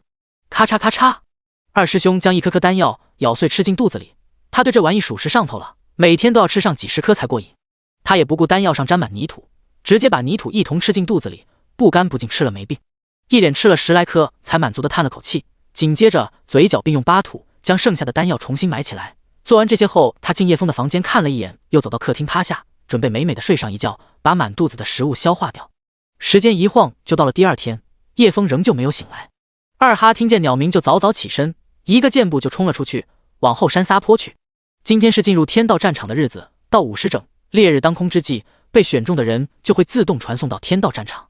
因此各大宗门、小门小派都在这天举行天道战场欢送仪式，全宗弟子都聚集在练武场上，听着宗主和长老们的发言。高层发言完毕后，就到被选中的弟子上台讲2句。今年的欢送会，清玄宗只有3名被选中的弟子上台，分别是齐修剑、赵千月和苏小曼，还差2人至今都没有出现。第36章临行前，赵千月和齐修剑2人被关在清玄宗秘境修炼，有好几名长老看管，对于外面发生的事情，他们毫不知情。苏小曼则不同，她有自己独特的本命法宝，只要她想逃走，这世上没有几个人能关得住她的。清玄宗一众弟子看到他们有喜有忧，喜的是他们都是各峰的佼佼者，并且修为已经突破到地境中期，除了苏小曼还是地境初期。忧的是还有2名被选中弟子，至今都没有露面，是个非常大的变数。这个关乎到众人的未来命运，因此不少人显得忧心忡忡。不仅是年轻弟子们，就连一些长老也沉默地低着头。苏林天见场面气氛不太好，于是站了出来讲2句：诸位其实不用担心，天道战场共有9圈，每圈都有5组传送玉符，我们就在外围寻找传送玉符即可，不去跟别人争夺资源，也不要进入中心地带，这样可以大大增加队伍的存活机会。天道战场就像射击靶一样，一圈一圈的环绕，一共9圈。天道战场的出口就在中心位置，也就是第9圈，当然也可以使用传送玉符离开天道战场，每圈都有5组传送玉符，如果找到传送玉符，就不用到第9圈出去了。弟子们可以自由在天道战场搜寻资源，也可以掠夺他人的资源。同时，天道战场还有很多危险的魔兽、妖物或者鬼王之类的强大物种。不仅仅是这些强大物种，还有很多危险诡异的地带，比如千年食人花地带、瘴气毒气地带、火毒已之国等等，这些都是在外面几圈能碰到，内圈就更加危险了。所以，很多小门派为了保守起见，都在1到4圈寻找传送玉符，尽量不要踏入内圈。但是每圈只有5组传送玉符，进入天道战场的队伍有上万个，抢传送玉符也是十分激烈的。也有人提出了一口气冲到第9圈，直接在传送门逃走，但是没人成功过。绝大多数人都逃不过一个贪字，遇到8、9品的法器，谁人不心动？不想搏一把？遇到千年万年的天才地宝、绝世丹方、绝世功法秘籍，谁不想拿走？天道战场宝物太多了，很多人为了宝物可以连命都不要。所谓人为财死鸟为食亡，不敢说我们能够获得多少资源，但想要保命活下来还是有把握的。而且，苏林天顿了顿，继续说道：我们有5行遁珠，论抢夺资源这一点，我们有着相当的优势。说到5行遁珠，苏林天不由得瞪了苏小曼一眼，这家伙拿着5行遁珠不务正业，竟干些偷鸡摸狗的勾当。听了宗主的话，众弟子们稍稍松了口气，他们也听说过5行遁珠，能够在5行之中自由穿梭。5行遁珠是个稀有的灵宝，天地孕育而生的法宝，又称为灵宝。灵宝没有品阶之分，苏小曼就是拿着5行灵宝到处瞎逛，没人能拦得住他。苏林天脸色严肃，还有那2名至今都未现身的弟子，或许他们对我不够信任，又或许他们有自己的苦衷，但在这种大事面前畏畏缩缩，不肯与宗门一起面对，这样的人不配做我们清玄宗的弟子。等天道战场结束之后，我将会对他们进行审问，他们的下场只有一个：废除修为，并且逐出师门。清玄宗虽为正派人士，但宗主没有威严，门派没有规矩，就没办法管束门下弟子。哈哈，苏宗主还没找到那2名被选中的弟子吗？一道带着嘲讽的声音从空中远远的传来，响彻清玄宗整个上空。听到声音后，清玄宗众人脸色大变。只见黑压压的一群人从远处飞来，各种各样的飞行法器都有。这些飞行法器前是一艘巨大的飞舟，飞舟前的甲板上站着霞寇门的门主王元良，还有天灵教的天渊教主。说话的正是王元良。直到虚空中出现无形的墙壁，他们才停止前进，悬浮在虚空。那无形的墙壁是清玄宗的护山大阵，如果护山大阵不打开，他们是进不来的，除非强行攻破。感受到外面的异动，各大长老和峰主都被惊动了，都放下手中的事情，或是停止修炼，或是停止炼丹，都向练武场集合。看到天上的大阵仗，众人如临大敌，脸色都变得十分难看。霞寇门和天灵教怎么走在一起了？福罪长老眉头紧皱，陆月天、玲珑师祖、许冠玉等各个峰主神情严肃，都拿出了自己的法宝，随时准备冲上去。苏灵天身为宗主，第一时间站了出来，他飞到半空，朝非洲方向飞去。还没等他说话，王元良就一脸笑意地朝下面说话，像是上门做客的模样。诸位不必惊慌，我等是前来参加清玄宗的欢送大会，并没有要攻打山门的意思。江湖人都知道王元良有着笑面虎之称，他带着这么多人上门说事来做客，3岁小孩都不会信。另一边的天渊教主沉默不语，但眼中尽是冰冷。如果诸位是来做客的话，那着实抱歉，山门窄小容不下这么多人，都请回去吧。苏灵天面无表情地拱了拱手，我们不下去，就在自己的船上看，苏兄不必招呼我等。王元良脸带笑意地说道。他们的对话没有隔绝，周围的人动用神识都能听得到。这个强盗头子假惺惺的，看着就恶心。苏小曼怒目圆瞪，粉嫩的脸颊气鼓鼓的。别看他现在客客气气的样子，心黑着呢。江湖上的散修都知道王元良心狠手辣，折磨人的时候从手指开始一节一节的拔下来，一点一点的拆掉四肢，还不让人昏迷。齐修剑说话时，手中宝剑已经出鞘。一旁的赵千月没有说话，他周围的空气都是冰凉的。看样子他们并不打算直接动手，但是带这么多人过来，肯定要动手的。他们在等什么？长明长老摸着白须思索着。福罪长老冷哼一声，这2个门派一直不安生，2个门主都是野心勃勃的人，他们走到一起，怕是要搅乱整个白月州了，到时不知会有多少无辜生灵惨死。他们选择在天道战场开启这天过来，他们的阴谋定是跟天道战场有关，被选中的弟子恐怕有危险了。一旁的长老脸色很难看。第37章聚集。对方没有动手，也不肯走开。虽说这里是清玄宗的上空，但是他们人多势众，苏灵天也不好动手驱赶。平时也是被霞寇门压制着，如今他们还联合了天灵教，这下清玄宗更加不是对手。要是直接打起来，吃大亏的还是清玄宗，到时候弟子死伤无数，山门血流成河，这样的场景想想就让人悲伤。一时间苏灵天也拿他们没办法，只好回去跟各位峰主长老们商议。然而事情还没结束，不一会儿又来了一批人过来，同样是乘坐着各式各样的飞行法器，不同的是这些飞行法器零零散散，没有领头的大型飞行法器，看起来像是一群散修白月州的一些小门小派。白月州地远偏僻，地界不大，但也有大大小小的门派组织300多个，为首的是霞寇门、清玄宗、天灵教3足鼎立，其余都是些几百人的小门小派。其中血魔帮恶名远播，为了筛选弟子进入天道战场，屠杀门下弟子200余人，被屠杀的弟子成为了存活弟子修炼的资源。原本数百人的门派，如今只剩100人出头，在白月州只能算小门派。如果放到整片大陆，血魔帮就不值一提了。这些都是后话。零零散散的修士不断从天边飞来，一批又一批。不过这些后来的修士并没有悬浮在天上，他们在清玄宗山门前那片空地降落了。清玄宗的弟子们有些紧张，就连长老们也不例外。诸位怎么看？苏灵天落到长老们身边问道。难不成他们都是来攻打清玄宗的？不可能，白月州大大小小门派300多，其中不乏正道人士，还有不参与外界任何事的中立门派，他们可能是被拉过来看热闹的。看样子是霞寇门和天灵教联合起来，准备对我们动手，并且他们邀请了其他门派过来观看，怕不是想让其他门派站队，然后统治整个白月州。福罪长老常年掌管律法纪律，对这些阴谋阳谋的事情比较敏感。我觉得福罪长老分析在理。长明长老赞同道，霞寇门和天灵教2个都是比较有野心，而且不择手段的主，如果他们联合起来，那就意味着要打破白月州的平衡，最终有一方统治整个白月州。如果这些都是真的话，这些小门小派都是过来看情况，然后选择站队的。另一名长老随口道。他们商量的时候，侠寇门和天灵教的盟友将清玄宗四周围了起来，但他们也只是围了起来，并没有动手的意思。看样子他们早就商量好了。停留在清玄宗山门前观望的门派还没加入任何阵队，他们没有看到结果前不会轻举妄动。看到宗门被围了起来，年轻弟子们开始慌张了，交头接耳地讨论着，有人还左顾右看，眼神闪烁，想要找机会逃跑。就在气氛紧张之际，晴天一声惊雷响起，天穹之上传开一道沉闷的声音，天道战场打开，开始传送。这时赵千月、苏小曼、齐修剑三人身上闪烁着蓝色的电弧，紧接着自身化作一片幽蓝的光芒，消失在原地。被天道战场选中的人已经被传送走了。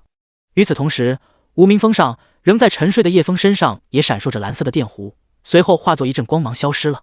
然而令人震惊的一幕出现了，叶枫的院子角落处，一条哈士奇正扒开泥土，吃着里面埋着的丹药，正吃得入迷的时候，身上也开始闪烁着电弧，紧接着也化作一道蓝色的光芒，消失在原地，只留下一阵惊慌的哀嚎和一地的丹药。我倒要看看到底是哪个生儿子没屁眼的，被选中不肯站出来，等他出来后不将他倒插进粪坑里。我也很好奇，到底是哪个王八蛋能藏这么久不出来？不会是个聋子吧？我呸！聋子能进来修仙？说不行进来宗门后就聋了呢？听说清玄宗还有2名被选中的弟子没有露面，我估计修为定在黄境不敢露面，怕被暗杀。不单单是清玄宗的人好奇，外面300多个小门小派的人也好奇地开始议论起来。都说清玄宗是个正道的名门大派，不会滥杀无辜。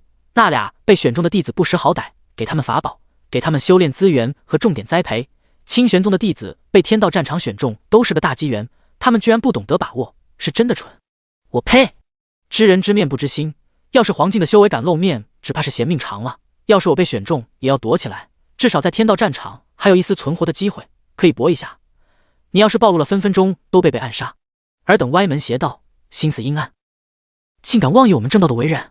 哎呦，你们这群伪君子还装起来了！恶贼，你想再次葬身否？有种你过来打我，我怕你不成？道不同，一行人开始互喷起来，想打架的人也被同门死死拉着。此刻大多数人都认为被选中的2人黄境修为无疑，不然不会这么久不露面，也不接受清玄宗的重点栽培。得出如此结论，最高兴的当然是侠寇门和天灵教了。这样的话，他们就可以轻松的剿灭清玄宗，不用费太多时间和气力。天渊教主，清玄宗此刻便是我们的囊中之物了。我们加上盟友被选中的弟子，一共30人。我们2派的弟子修为均在地境，盟友被选中的弟子也有几名地境修为，剩下的最低也在玄境中期。到时候我们30人围剿他们清玄宗5人，那还不是手到擒来？哈哈哈！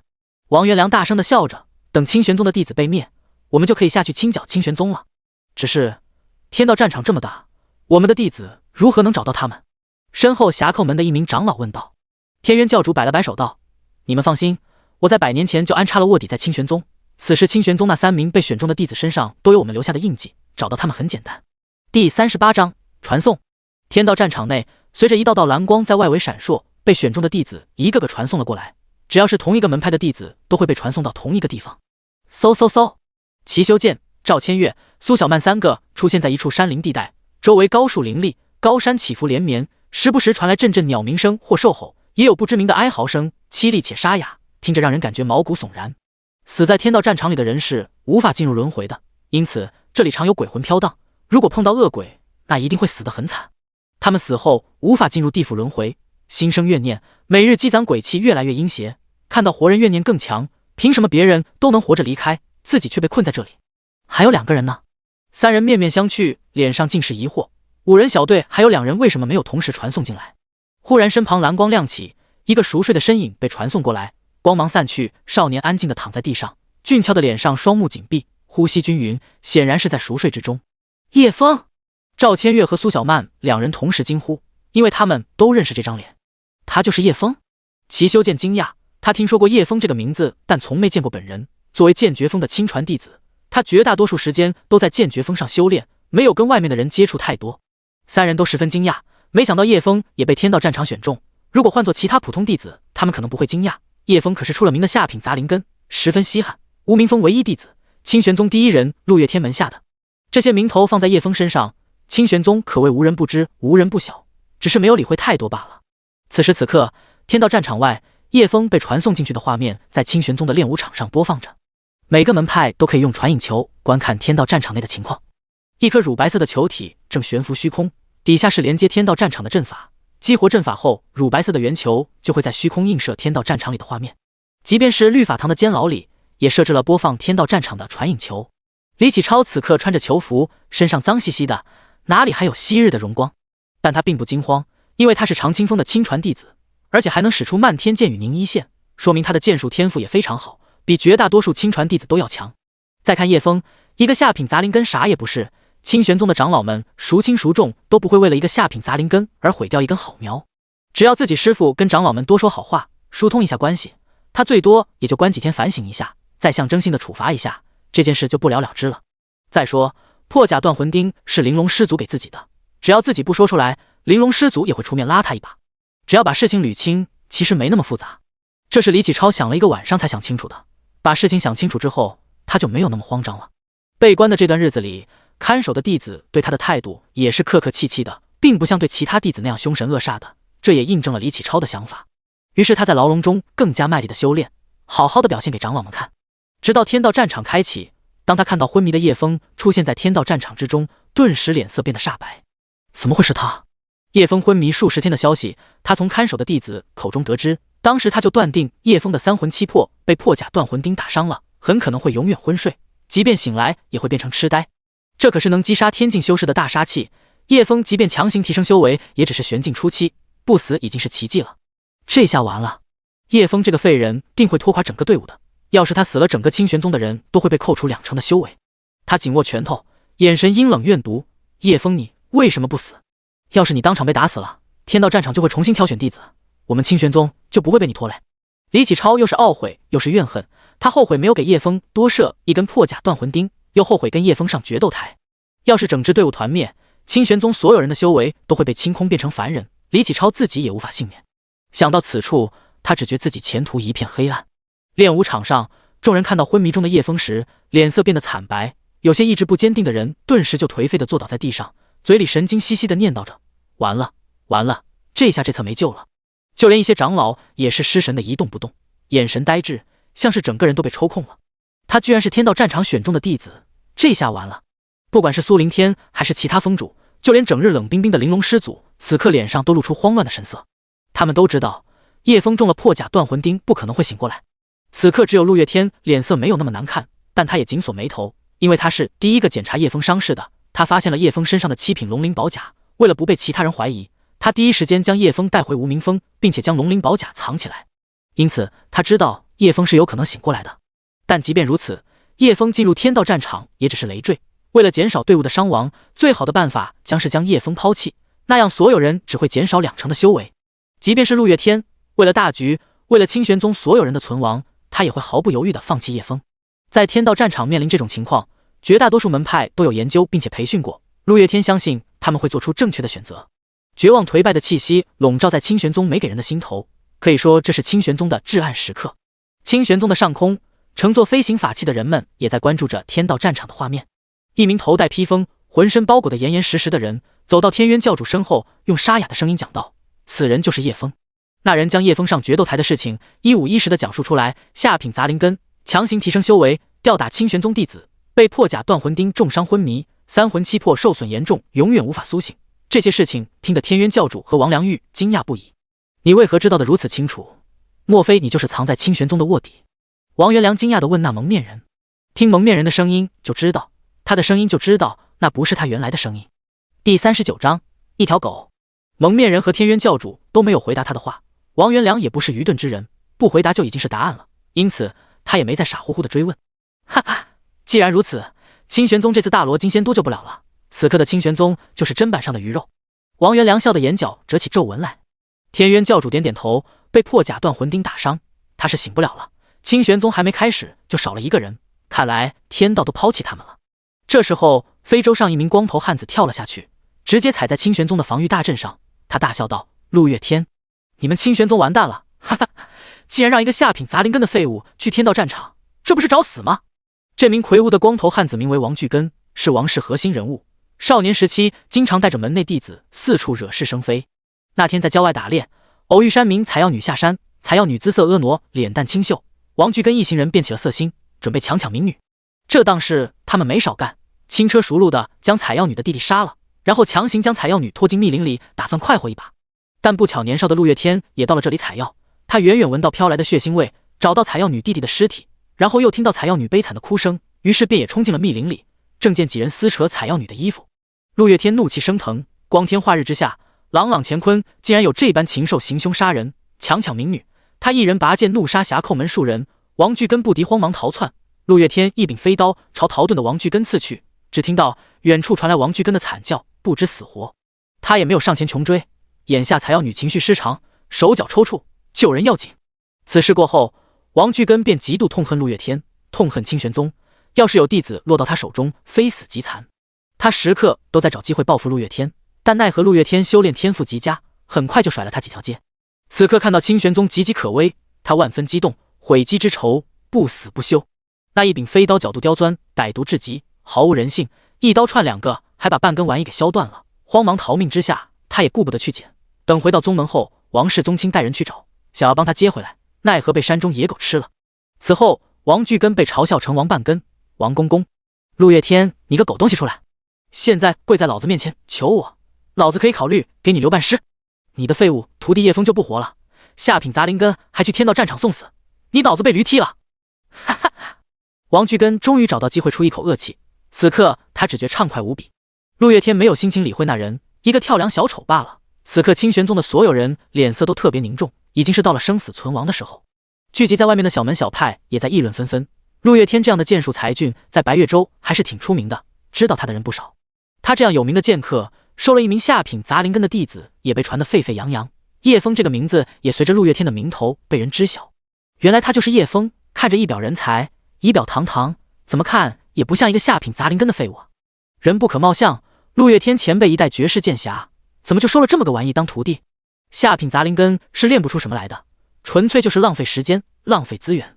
呵呵，天赋差的凡人，想修仙长生的人多了去，有哪个能善终的？还不如老老实实过男耕女织的日子。这个叶枫被破甲断魂钉打伤，基本是没救了。就算要修复三魂七魄，也要付出高昂的代价，怕是整个白月州都没人能付得起。更何况他只是一个下品杂灵根。这下清玄宗完了，我等还是同意侠寇门的邀请加入联盟吧，不然等他们血洗清玄宗，下一个就是清理咱们这些小门小派。唉，早有圣人预言，白月州一旦打破三足鼎立的局面，必然会有一方统治整个白月州。我等虽为小门小派，却不想屈于人下，这就举宗搬迁，离开这是非之地。还举宗搬迁，我连宗门都不要了，看完热闹就离开白月州，到其他州域去。众人你一言我一语，还有些刻意压低声音的交流，更有人用传音术或结界交流，生怕侠寇门的人听到。所有人得出的结论是叶枫必死无疑，清玄宗队伍实力大减，必定会走向灭亡，清玄宗也成为砧板上的鱼肉。没有人切换画面，大家都在关注着清玄宗的小队。清玄宗小队三人大眼瞪小眼，谁都不知道说什么，还在处于懵逼之中。苏小曼率先开口道，还差一个人没有传送过来。话音落下，三人四周观望，忽然蓝光亮起又消散，一只黑头白脸黑白相间的狗出现在众人眼中。这狗吐着舌头喘气，鼻子和嘴筒子沾满黄泥，两只前爪也是，睿智的眼神扫视三人，看到苏小曼后眼睛一亮，随后流着哈喇子，摇着尾巴，乐呵呵地朝苏小曼走去，看也不看地上的叶枫一眼，直接踩了过去，对苏小曼一脸讨好，怎么看都像个傻子似的，严谨点就是流着哈喇子一脸色相的傻狗。叶枫的狗，你怎么来了？苏小曼捂着小嘴，一脸震惊地指着二师兄。什么？这是叶枫的狗？齐修剑再次被叶枫震惊到了，叶枫的狗居然也能被选中，狗也算清玄宗的弟子吗？赵千月也是一脸不可置信的样子，第一眼看到二师兄都怀疑自己在做梦，第二眼感觉这狗有点眼熟，现在回想一下，小时候叶枫身边的确是跟着一条奇怪的狗，是他没见过的品种，这不就是眼前这条吗？二师兄摇着尾巴，一脸陶醉地舔着苏小曼白嫩的玉指，三人看着这睿智的色狗，只觉天都要塌下来了。这下完蛋了，没救了。齐修剑颓然地坐在地上，一个废人，一条傻狗，完了，某得救啦，脚笨到啦，你某救我啦。第40章重敌。一个昏睡的废人，一条不太聪明的狗，所有人都不可置信的在心中大喊离谱。原本以为一个叶枫就够倒霉的了，没想到还来了一条狗。不单单是围观的人们，就连侠寇门和天灵教的人都不禁感叹天道弄人。呜，这下我们可怎么办呀？我辛辛苦苦修炼了20年，昨天才学会御剑飞行，本想找个帅气的道侣双修双飞的，现在全完了，以后只能当村姑到田里耕地了。呜呜！一名清玄宗的少女哭得一把鼻涕一把泪的，全然不顾自己的形象。我倒无所谓，反正我修炼天赋不会，而且还是炼体的，就算当凡人也能混个3妻4妾荣华富贵，不如你以后跟我滚！少女怒目圆瞪，2把鼻涕摇摇欲坠，吓得那男弟子连连后退。你们也太乐观了吧！峡寇门那帮匪徒会放过我们？要是山门被攻破，我们不死也要脱层皮。另一名弟子冷笑道。听了这话，弟子们的脸色更加煞白了。都怪这该死的叶枫，居然隐瞒自己被选中的事情不报，就他养的狗都能被选中，可恶啊！一名弟子咬牙切齿，捶胸顿足，一副要被叶枫气死的样子。没错，都怪叶枫，不仅隐瞒自己被选中的事情，还把狗被选中也隐瞒，真不是个东西。不对吧？他养的狗被选中，他应该不知道，狗可不会说话。陆月天，许关玉怒发冲冠，冲到陆月天面前，一把抓住他的衣领。看见你们无名峰干的好事，看看你的好徒儿，竟然连天道战场的事情都隐瞒。还有你无名峰的狗是怎么回事？狗也算宗门弟子吗？说啊，你说啊！许关玉愤怒的声音传遍整个练武场，所有人的目光都看向了他们。陆月天没有反抗，他现在才发觉自己一点也不了解叶枫，没想到会提升修为，没想到他能打败亲传弟子，更没想到他被天道战场选中，还有一直跟着他身边那条狗居然也被选中了。当年他将叶枫救回清玄宗，一同带回的还有那条傻乎乎的狗，没想到啊，此刻他对叶枫已是心灰意冷，太失望了，一直都以为他是很懂事的孩子，没想到连被选中的事情也不跟自己讲，这是不信任啊！陆师兄，我身为宗主，却一直放任你为所欲为，是因为我信任你，没想到你无名峰的弟子被天道战场选中，却隐瞒不报，太令我失望了。你现在就卸任无名峰峰主的身份吧。苏林天脸色很难看，他万万没想到整个清玄宗的命运居然栽在一个下品杂灵根身上。哼，老夫早就双手反对那个下品杂灵根进入我们清玄宗，你陆月天非要带他进无名峰，现在好了，我们所有人都要跟着你陪葬。达生长老破口大骂，几乎要跳起来。一旁的玲珑师祖更是冰冷无比，他后悔没有在无名峰的时候一掌将叶枫拍死。底下的清玄宗弟子们也在问候叶枫18代，咒骂声不断，没想到自己一世英名竟栽在一个下品杂灵根身上。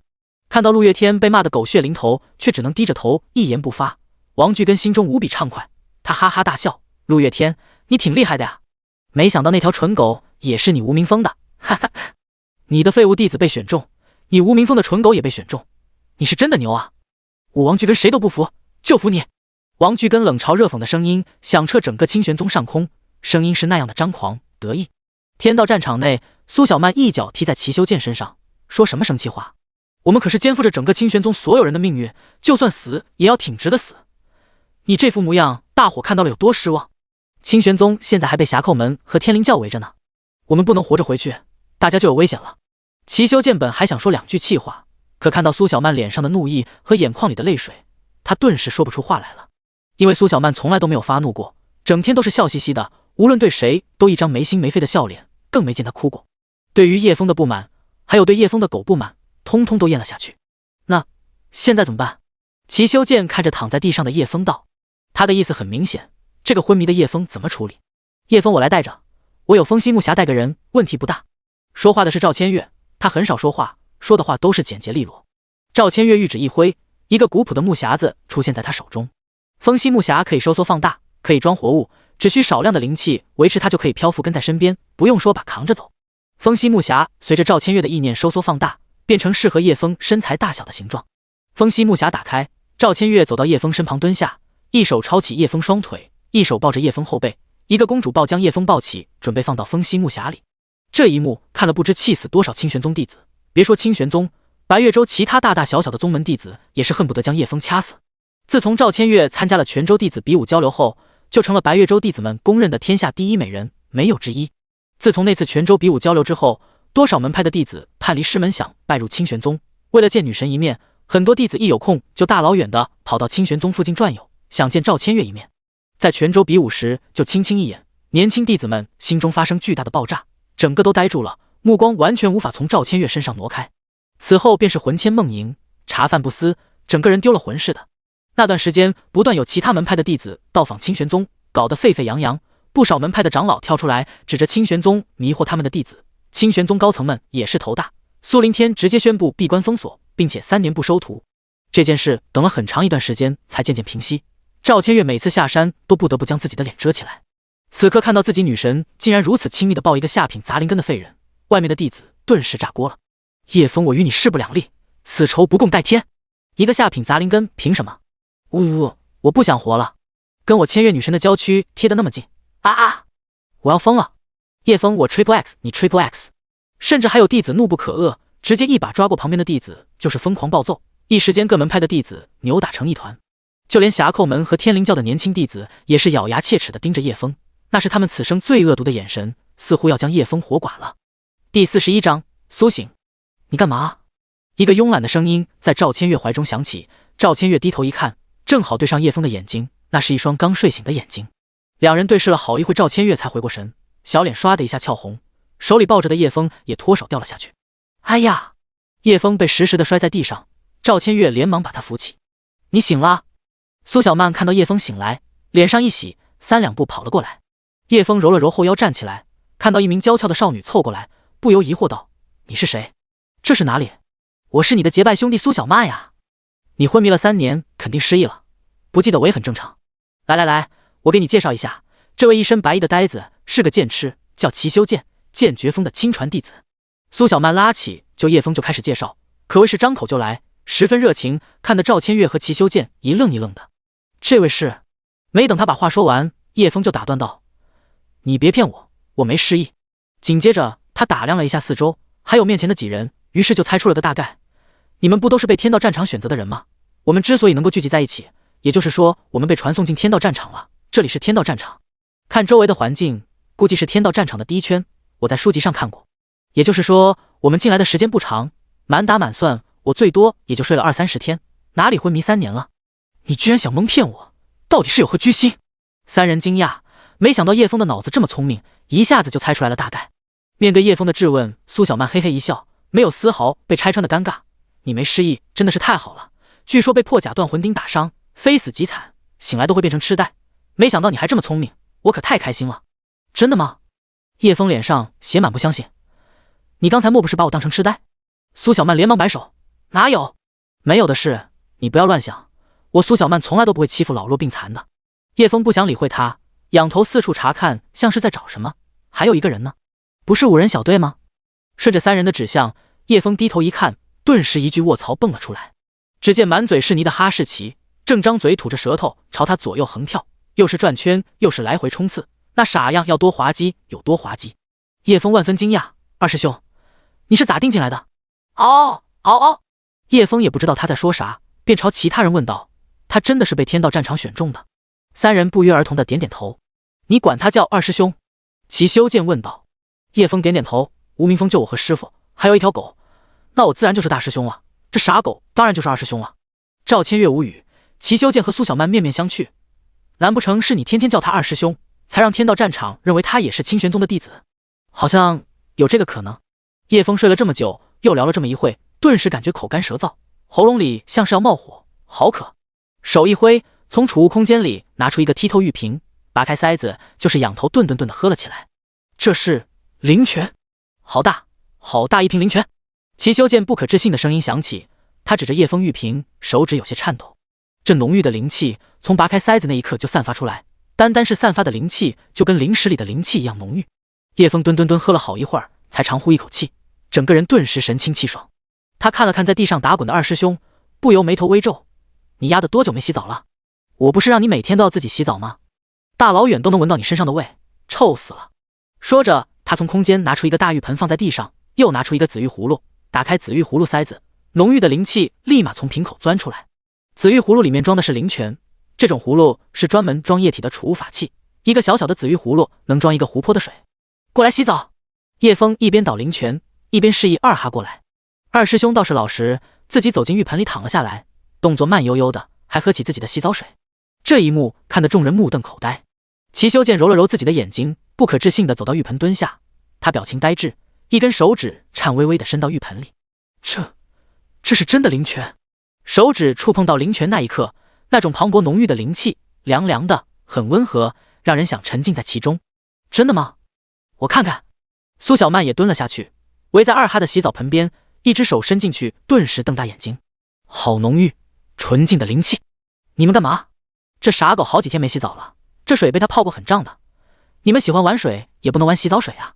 什么洗澡水？这是灵泉！齐修剑朝叶枫喊道，他双眼赤红，神情激动无比，那模样看起来有些凶神恶煞的，吓人。我可以喝一口吗？齐修剑瞬间换了一张脸，语气柔和，带着点羞涩。他指着二师兄的澡盆问道。叶枫瞪大眼睛，不敢相信地问道：“那是狗的洗澡水，很脏的。”齐修剑再次点点头，脸上带着腼腆，表示想喝二师兄的洗澡水。卧槽！叶枫，嗷呜！二师兄似乎听懂了齐修剑的话语，他用爪子拍了拍水面，示意齐修剑过来喝，随便喝，管够。他也低头喝了几口。齐修剑看懂二哈的意思，并感激地看了二师兄一眼。二师兄乃胸怀宽广之辈也，我愿与你结拜金兰，叫你一声二哥。嗷呜嗷呜！齐修剑凑到浴盆喝了起来，二师兄也在空闲的位置喝起了自己的洗澡水。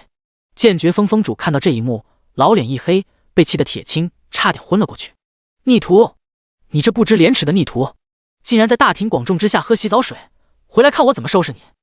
第42章，谁信？二哥，大哥，二哥！嗷呜！一人一狗通过一盆洗澡水结拜成兄弟。叶枫看到这一幕，满脑子黑线，这两货居然把一整盆洗澡水都喝光了，够不够？再给你们倒一盆。齐修剑闻言，双眼一亮，你还有？管够，你喝多少都行。说着，叶枫又拿出了一个浴盆放在地上，单独给齐修剑喝，接着给二师兄的洗澡盆重新倒一盆灵泉。刚才的灵泉被这两货喝完了，二师兄都没洗澡。看着齐修剑整个头埋进灵泉里，怎么有种奇怪的感觉？叶枫，给我也来一盆。苏小曼看着齐修剑得到满满一盆灵泉，心里激动坏了。她不想跟那呆子喝同一盆，就想问叶枫也给他来一盆。叶枫也不藏着，直接拿出了20个玉瓶的灵泉给他。女孩子怎么可以用洗澡盆喝水？那样多不优雅。反正自己的灵泉根本用不完，给多少都无所谓。要是队友的实力都得到提升，自己的存活率也会提高，还能让他们欠自己人情，以后有什么事找人帮忙也方便。苏小曼激动地将灵泉都收进储物空间，她拿出一瓶打开，浓郁的灵气顿时涌了出来。她忙得用嘴把瓶口堵住。没想到叶枫这么大方，竟然一下子给了他20瓶灵泉。要知道，这么一大瓶灵泉出现在白月州，定会引来各大门派疯狂抢夺，到时候腥风血雨在所难免。要是放在拍卖场，没有70-80万灵石拍不下来。自己这位结拜兄弟实在太够义气了，以后要是遇到什么危险，定要跟他同生共死。要是被叶枫知道苏小曼的想法，定会一脸懵逼。我们什么时候结拜了？我怎么不知道？叶枫刚转身，正要给赵千月也来几瓶，看到齐修剑的行为，让叶枫顿时惊呆了。只见齐修剑把自己盆里的灵泉全倒进玉瓶，接着又跑过去喝二哈的洗澡水。你自己不是有灵泉吗？怎么又跑去喝洗澡水？齐修剑回头尴尬一笑，我那盆太淡了，喝不惯。二哥这盆够入味儿，喝着精神。嗷呜嗷呜！二师兄表示咱俩好兄弟一起喝，不醉不归。齐修剑似乎听懂一般，点点头。二哥豪气。叶枫有些无奈，看来以后得装一些普通的水才行，不然这两货又要把洗澡水喝光，这傻狗还怎么洗澡？你昏迷是怎么回事？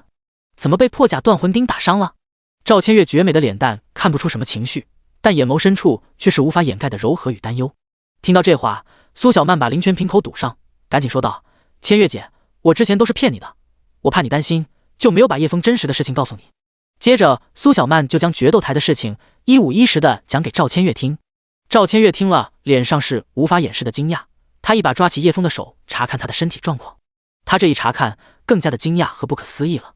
玄境初期，你的修为没有散去，身上也有什么伤势，没有暗疾，你不是强行提升的修为，而是正常突破的。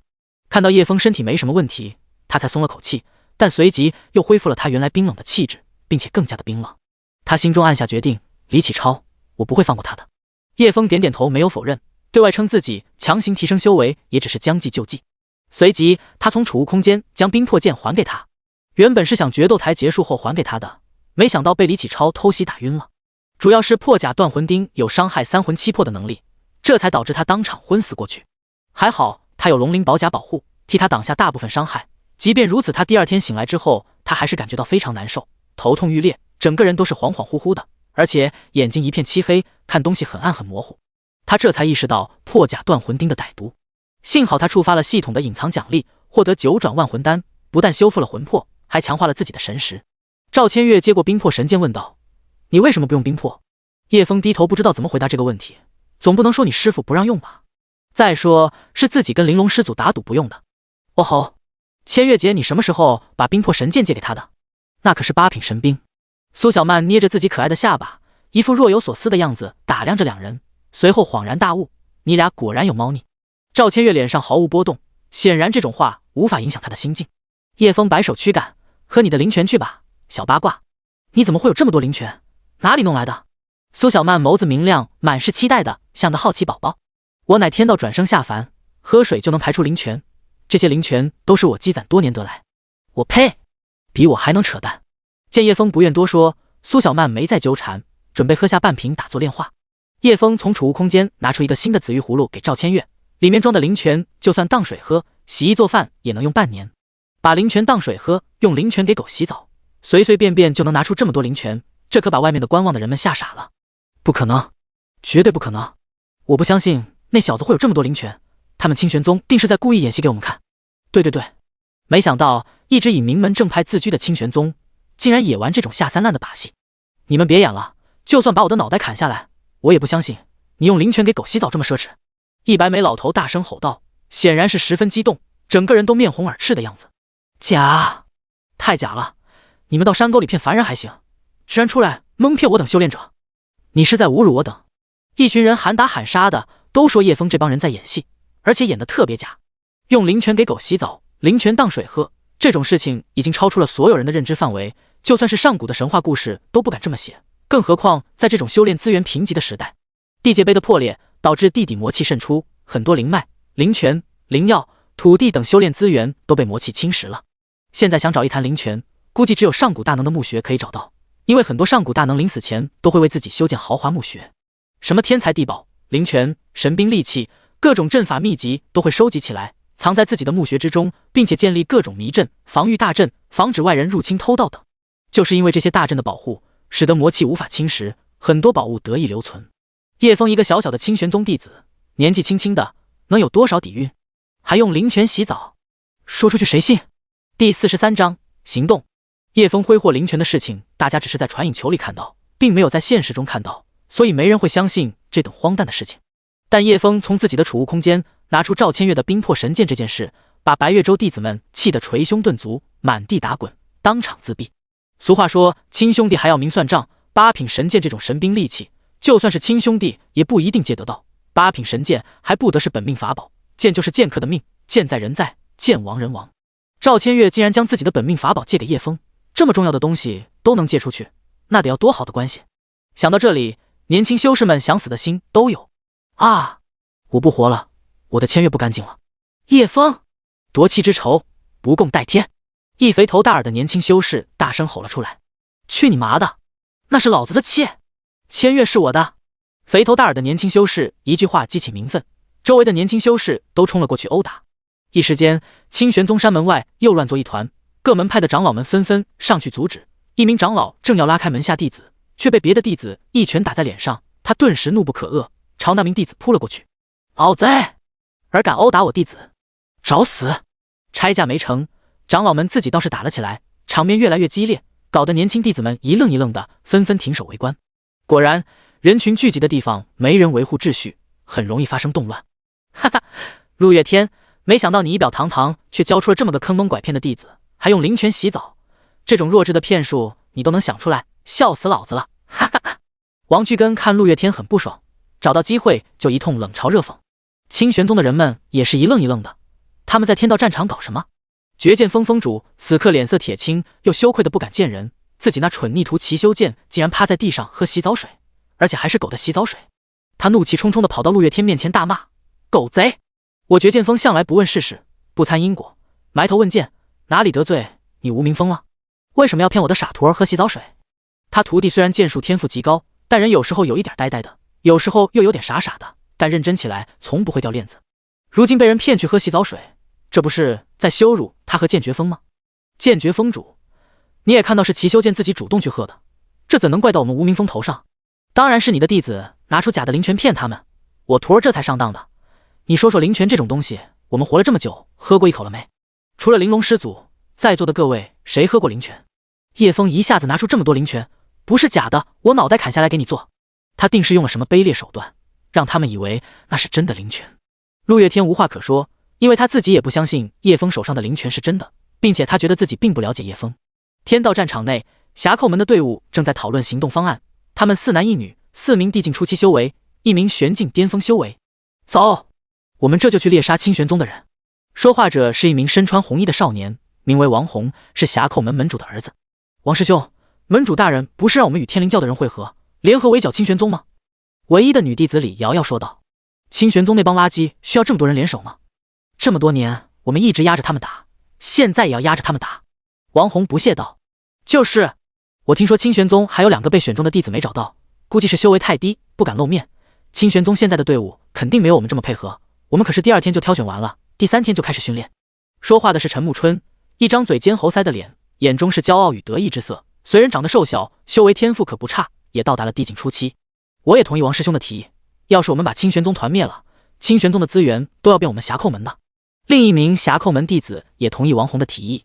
王宏作为侠寇门门主之子，他的话还是很有影响力的。王宏拿出一节小竹筒，拔开塞子，一只通体乌黑的虫子飞了出来。他在空中转了一圈，然后朝着东南方向飞去。那是天灵教训练出来的黑金地甲虫，能够追踪几千里的标记物，准确率特别高。天灵教给的东西靠谱吗？李瑶瑶对这只小虫子不是很相信。放心好了，天灵教潜伏在清玄宗的卧底早就在他们弟子身上做了印记，有这只黑金地甲虫在，他们跑不掉。王师兄说的对，黑金地甲虫是天灵教独门驯化的灵虫，他们训练虫鸟这方面还是有点实力的。一行人跟随着虫子钻入了密林之中，朝着清玄宗队伍奔去。另一边，天灵教弟子们都统一的白色服饰，身披连帽披风，他们头戴帽子，脸上蒙着白色脸罩，上面印着天灵教黑色条纹。他们5人围成圈，低声讨论着。教主大人说了，侠寇门那帮弟子嚣张跋扈，想必不屑与我们联手，他们不会与我等会合，我们也不用去找他们。就算要猎杀清玄宗的人，也要等他们收集到很多资源再动手，不然我们的利益无法最大化。现在先去找传送玉符。5名天灵教弟子不约而同的点点头，然后分成3组人，一组1人，剩下2组2人，分开朝3个方向搜寻。记住，我们只是搜寻探查，遇到任何事情都尽量不要动手，不要参与争夺，等5人集结后再做行动。一般情况下，1、2、3圈的打斗比较少，除非是抢夺传送玉符。因为刚开始大家收获的资源不多，不值得动手去抢，而且动手一旦出现伤亡，就很容易被别人黄雀在后，渔翁得利。因此没有足够的利益，谁都不会跟别人动手，都在保存实力。除非是那些有着深仇大恨的，一见面就要你死我活，否则都不会轻易出手。第44章，养狗千日，用狗一时。叶枫一行人也不着急去搜寻天才地宝，他们喝了灵泉之后，都开始打坐修炼，提升实力。有其他宗门弟子路过，看到叶枫一行人也没有搭理，都各自走开了。刚进入天道战场，基本都不会见面就开打，有些能聊开的队伍还会组队抱团，前面2圈还是比较轻松的。实力强的队伍不屑在1、2圈捡垃圾，直接去3、4圈，直奔第5圈的也有，不过那是其他大洲的队伍。像白月洲这种小地方的宗门，一般都不会超过5圈，时间很充裕，大家都不着急。叶枫一行人只是简单的做了一个屏蔽阵法，便也没人打扰。嘤嘤，2师兄在阵法边沿嗅来嗅去，不断嘤嘤叫着。你要撒尿？嗷呜！2师兄表示洗澡水喝的有点多，想出去浇浇花。叶枫没有跟他们打坐修炼，而是在看研究炼丹之类的书籍。以他的天赋，即便是打坐修炼，一时半刻也起不到什么作用，他干脆就看书了。既然2师兄要是去，他就顺便出去遛遛狗，看一下附近有什么药材可以摘，复制一下。走，带你去遛狗。嗷呜！2师兄表示最喜欢遛狗了。叶枫和3人说了一声，便带着2师兄离开阵法。赵千月，你小心点。苏小曼、叶枫，有什么好玩的，记得叫上我。齐修剑，二哥，我不在的时候，你可千万不要洗澡啊！等我，一定要等我。叶枫出了阵法，2师兄跑到一棵大树下，抬起后腿就开始施肥。他没有功法，不会修炼，没有把灵泉炼化吸收，所以过剩的灵泉还是要排出去的，不像齐修剑他们可以炼化，不用撒尿。嗷呜！2师兄仰头吼了2声，表示自己的腿脚不受控制了，需要狗绳才能压制。叶枫一转身，一溜烟的功夫，2师兄就不见了踪影。得，不愧是3傻之手，直接撒手没了。叶枫无奈，2事加起来，这傻狗好歹也陪伴了自己30年，可不能让他没了。顺着被二师兄踩踏的草，可以追寻他的踪迹。一边走一边思考，自己现在气海虽然广阔，但修为低，伤害不够。通俗点就是蓝很多，可以随便放技能，但修为太低，释放的技能没伤害。虽然复制了一些伤害高的招数，但还是太过单一，没办法应对复杂的战斗，需要提升修为才行。现在灵气充足，冲击境界问题不大，但想稳固境界还需高级的固元丹。叶枫先要自己炼制高级固元丹，但是没有丹方，也不知道需要什么药材。他之所以想学炼丹，是因为有系统奖励的2种极品圣火，一个灼热无比，一个阴冷无比，只要熟练操控它们，一定能释放出最完美的炼丹之火。其次是系统可以随意复制万物，炼丹材料随便复制，不管失败多少次，不管炸炉多少次，他都可以尽情的练习。炼丹这种东西主吃的就是经验，练得越多，炼出来的丹药品质越好。炼丹师本就是烧钱的职业，要是贫穷的炼丹师，炸炉几次就耗光药材，倾家荡产，哪里还能练下去？没有大家族和大门派的支持，无论天赋再好，没有大量药材练习，始终是个半桶水，成不了气候。像叶枫这样的大富豪，只要有丹方，练他个1000次、10000次、10万次，区区9转圣丹又算得了什么？想要此处，叶枫决定要在天道战场多找药材、丹方之类的。天道战场药材很多都长在土里，丹方秘籍之类的东西一般藏在建筑、城堡、地宫、墓穴之类的地方。二师兄，哈哥，靓仔！叶枫一连喊了几声都没听到二师兄回应，这都走了2炷香了，还没找到二师兄。大傻狗！话音刚落，一个看起来不太聪明的狗头从草丛里抬起来。嗷呜！二师兄表示，大哥你喊我啥事？食不言寝不语，俺在用膳呢。干什么你？找你老半天了，嘴里吃的是什么？吐出来！谁让你乱吃的？小心毒死你！叶枫气不打一处，直接给他2个大笔兜。哦，二师兄一脸委屈，表示你老是躲厕所里吃独食，我都闻到了，我也没说什么。我吃独食你就打我，你是真的狗！抢过狗嘴里的东西，黑乎乎的，黏黏的，好恶心。叮！检测到安魂土菌，是否复制？啥？这都能激活系统？系统，安魂土菌是什么东西？有什么用？安魂土菌可用于修复、治疗3魂7魄损伤、增强神魂、神识等作用，可以于炼制神魂类丹药。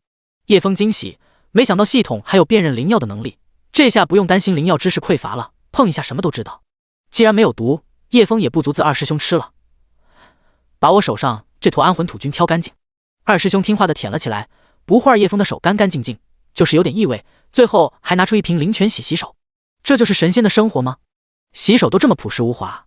捡起地上一根还没被二师兄霍霍的安魂土菌复制一下，刚才手上那坨不太雅观，所以就没复制。叮！检测到安魂土菌，宿主是否复制？给我复制一点点吧。1颗安魂土菌复制成功，已存入系统空间。不错，这一躺出来遛狗还是有收获的，只是不知道狗遛人还是人遛狗，或者谁是狗。难不成二师兄有寻宝的能力？叶枫略微思索一下，便打定了主意，再走几圈看看有没有收获就知道了。走，咱们继续遛狗去。嗷呜！二师兄表示很开心，他最喜欢遛狗了。一人一狗再次进入了森林，二师兄走在前面，叶枫跟在后面。二师兄低着头在地上嗅来嗅去，看起来特别专业，这让叶枫放心不少。养狗1000日，用狗1时，这傻狗整天不是吃喝就是睡觉，上山撒泼打滚，今天终于派上用场了。第45章，活活气死。说来也让人惊喜，二师兄嗅来嗅去，还真被他找到宝贝了。只见一株通体透红的金银小草长在潮湿的石缝里，其中散发着淡淡的灵气，一眼就让人感觉不凡。二师兄大嘴筒子张开，就要一口下去，叶枫连忙冲上去阻止，吃，一天到晚就知道吃，等我复制了再给你。叶枫一把抓住小草，系统的声音便响了起来。叮！检测到血灵草，宿主是否复制？复制！一株血灵草复制成功，已存入系统空间。将血灵草复制后，便递给了二师兄吃。二师兄吃完又开始四处找吃的了，像是永远吃不饱一样。一人一狗都沉浸在寻宝的快乐之中，不知不觉走到了第2圈。叶枫也在不断复制解锁新品种。二师兄有了经验，每次找到宝贝都要让叶枫看一遍，直到叶枫看过后给他吃，他才会吃。这一趟下来收获满满。二师兄的寻宝能力刷新了叶枫的认知，也验证了二师兄的寻宝能力，只要是灵药都逃不过二师兄的搜查。嗷呜！二师兄表示俺发现了个大宝贝。叶枫闻言赶紧跟了上去，发现什么大宝贝了吗？是火灵参。火灵参不是在第7圈才有的灵药吗？怎么会出现在第2圈？一个惊喜的声音在叶枫身后响起。叶枫回头，只见一行5人出现在不远处的溪流边，一名悬境巅峰，3名悬境中期，一名悬境初期。他们似乎隐藏在水底下，浑身湿漉漉的，怪不得自己的神识发现不了。小子，放开那火灵芝，我们不杀你！为首一人指着叶枫吼道。叶枫摊了摊手，我没拿，算你识相。既然你这么老实，我们就不为难你了。若是换做别人，免不了被我们毒打一顿。为首那人看到叶枫一副人畜无害的样子，他也就放下了凶神恶煞的模样。我叫赵高慈，华天山门下弟子，我们在外的名声也算堂堂正正。既然火灵芝是我们同时发现的，我也不会让你吃亏。以后遇到什么事可以找我，能帮我们都会帮。赵高慈一副大义凛然模样，感觉自己很有大将风范。叶枫心里鄙视赵高慈一番，明明是自己发现的，他说话居然可以脸不红心不跳。叶枫也不着急将他们秒杀了，这好山好水的，弄得到处是血，残肢断臂的，多影响心情，且先跟他们玩玩。大师兄，那火灵芝不会是假的吧？第二圈怎么可能出现这种宝物？另一名华天山弟子问道。你懂个锤子，每当夜晚降临，月华倾斜在大地上，火灵芝就可以吸收月华化作人形，像个小孩子般四处玩耍，等月亮落下，他就把自己埋在土里沉睡。原来如此。叶枫若有所思的点点头，转身便一把将火灵芝抓住。叮！检测到火灵芝宿主是否复制？复制。1颗火灵芝复制成功，已存入系统空间。看到叶枫的动作，华天山众弟子们大惊失色，一声惊呼：你干嘛？快住手！这火灵芝化生长了1000年才修得灵智，化作人形，又吸收了1000年的月华，其中的火灵和月华形成阴阳平衡，若是再让它修行1000年，直接可以化作人形，得到飞升。这等罕见珍宝，可以炼制好几炉9转圣丹，放到修仙界更是无价之宝，可以换好几坛灵泉了。如此珍宝，怎能不让华天山众弟子们惊慌？我没干嘛，怕他跑了，就帮你们抓住。叶枫一脸无辜的样子，但眼中闪过一丝得意。听了这话，华天山众弟子这才松了一口气，刚才可把他们吓死了。好，那你赶紧拿过来。赵高慈紧张道。哦。谁知叶枫刚一抬脚，就发出哎呀一声，火灵芝掉在地上。不好意思，手滑了一下。众人又是一惊，其中一人只觉自己的小心脏快承受不住了，不由得拍了拍自己的胸口。赵高慈也捂住自己砰砰狂跳的胸口，恼怒道：你这人怎么笨手笨脚的，赶紧捡起来，小心点，别把它弄伤了。叶枫点点头，正要弯腰捡起来，突然一个狗头冲了出来，一口猛地将火灵芝咬住，紧接着啪嗒啪嗒的嚼了几口，就吞进肚子里。狼吞虎咽的，也就2个眨眼的功夫。华天山几人还没反应过来，二师兄便舒服的打了个饱嗝，然后一双睿智的眼神看着众人。嘶！众人发出一阵绝望的心碎声音，那是一种撕心裂肺的痛，那是一种拥有世间至宝而又失去的痛。而敢吃我至宝，狗贼！赵高慈指着二师兄，发出哀嚎般的凄厉叫声，随后捂着胸口缓缓倒下。他最终承受不住那种大起大落的刺激，开始口吐白沫。大师兄，大师兄你没事吧？大师兄你怎么样了？不要吓我啊！大师兄啊！几名华天山弟子慌乱地扶起赵高慈，两人一左一右的他给渡灵气，想帮他稳定下来。卧槽，不会这么虚的吧？这就倒下了？这些修仙者的体质怎么像个凡人似的？叶枫也算是大开眼界了。傻狗，你看看你干的好事，都快把人家气死了，少吃2口你会死啊！火灵芝你也敢乱吃，不怕把自己撑爆？嗷呜嗷呜！二师兄表示你个老六，明明是你偷偷暗示我吃的，现在还栽赃到我头上，你是真的狗，你赶紧给人家道个歉！叶枫一脸严肃地呵斥道。嗷呜！叶枫听了二师兄的话，然后点点，朝华天山的弟子们拱手道：这傻狗说谢谢你们的火灵芝，火灵芝很香，非常好吃，吃得饱饱的。赵高慈脸色刚缓过来，听到叶枫的话，顿时被气得一口老血喷了出来，双眼翻白，双腿一蹬，整个人直挺挺地躺了下去。大师兄啊，不要丢下我们！呜呜！大师兄你快醒醒！华天山弟子们声泪俱下。嗷呜！二师兄表示你胡说八道，火灵芝不是香的，没有你躲在厕所吃独食的味道香。第46章引起众怒。你们看到没？这小子是故意把火灵芝掉在地上的，而且他还招手暗示他的狗吃掉。他一路上找到这么多珍贵的灵药，全都喂狗了。天道战场外，众人用传影球看得清清楚楚，叶枫就是故意把火灵芝丢给狗吃的。啊！气死我了！老子修炼了100年，所消耗的修炼资源加起来都没有一条狗2天消耗的贵重。他是疯了吧？这么多珍贵的灵药喂狗，别说火灵芝了，血灵草、雾影草、痴心藤、乌心土菌这些灵药能买好几万灵石了，他居然拿来喂狗。他哪里是来去争夺资源的？他分明是想气死我的！操！不过他的狗挺牛啊，一下子找到这么多灵药，其他第一、第二圈的队伍也就找到3、4份，他已经找到10几份了，不过全拿来喂狗了。此刻，华天山的人也在清玄宗山门外，看到自己的亲传弟子被活活气死，华天山的掌门人脸色阴沉无比。叶枫，我华天门与你不死不休！清玄宗内，玲珑师祖看到火灵芝那一刻，眼睛都瞪大了，呼吸也变得急促。这火灵芝不单是世间罕见的珍宝，对他来说还是疗伤的圣药。火灵芝天生火属性，加上他千年不断吸收月华，形成微妙的阴阳平衡，不但可以治疗自己的火毒之伤，还能让修为更进一步。要是自己吃了火灵芝，不但恢复神境修为，还能更进一步。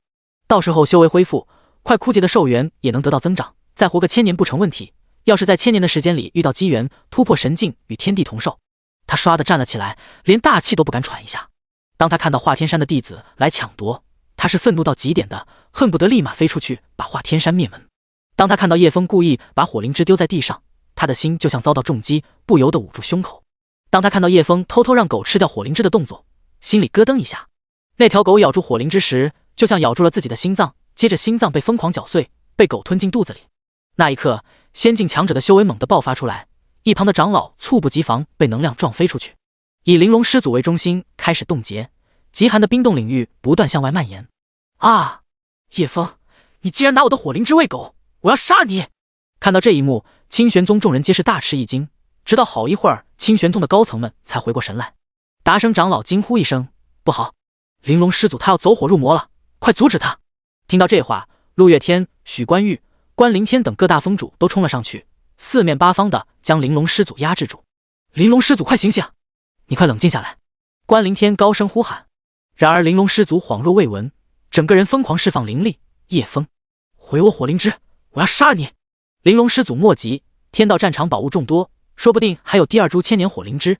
陆月天着急地说道：“对啊，说不行，那小子的火灵芝是假的，他们一帮毛头小子懂个屁火灵芝，我看就是一个牛屎菌。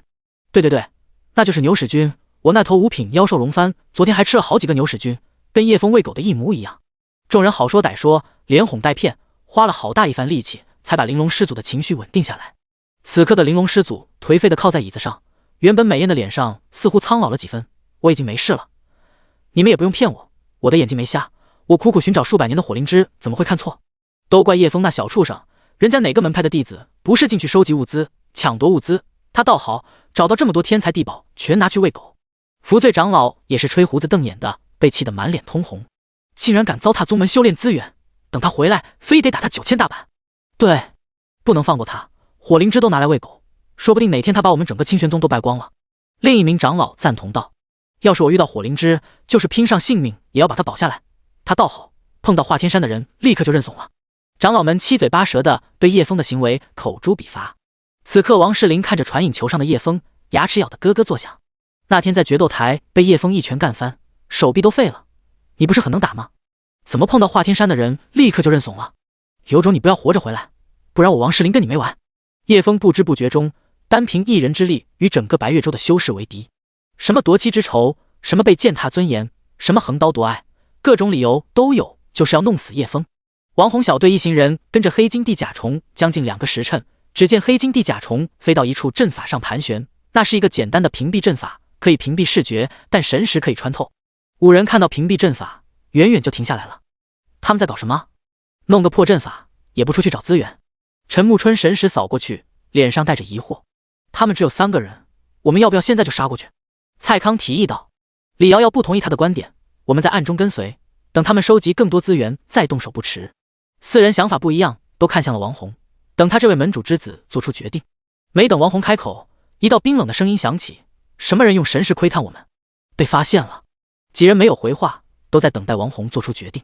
既然被发现，那就把他们杀了，反正他们就3个人，拿下他们，我们不用付出太大代价。众人拿定主意，纵身一跃，便朝清玄宗的队伍围了过去。王红一掌把屏蔽阵法打烂，清玄宗3人的面貌出现在众人眼中。当看到一名容颜绝美的少女时，众人都呆住了。王红和蔡康2人居然鬼使神差的同时喊了一声：“是赵千月！”王红心中一阵激动，这女的留下，其余人全杀了。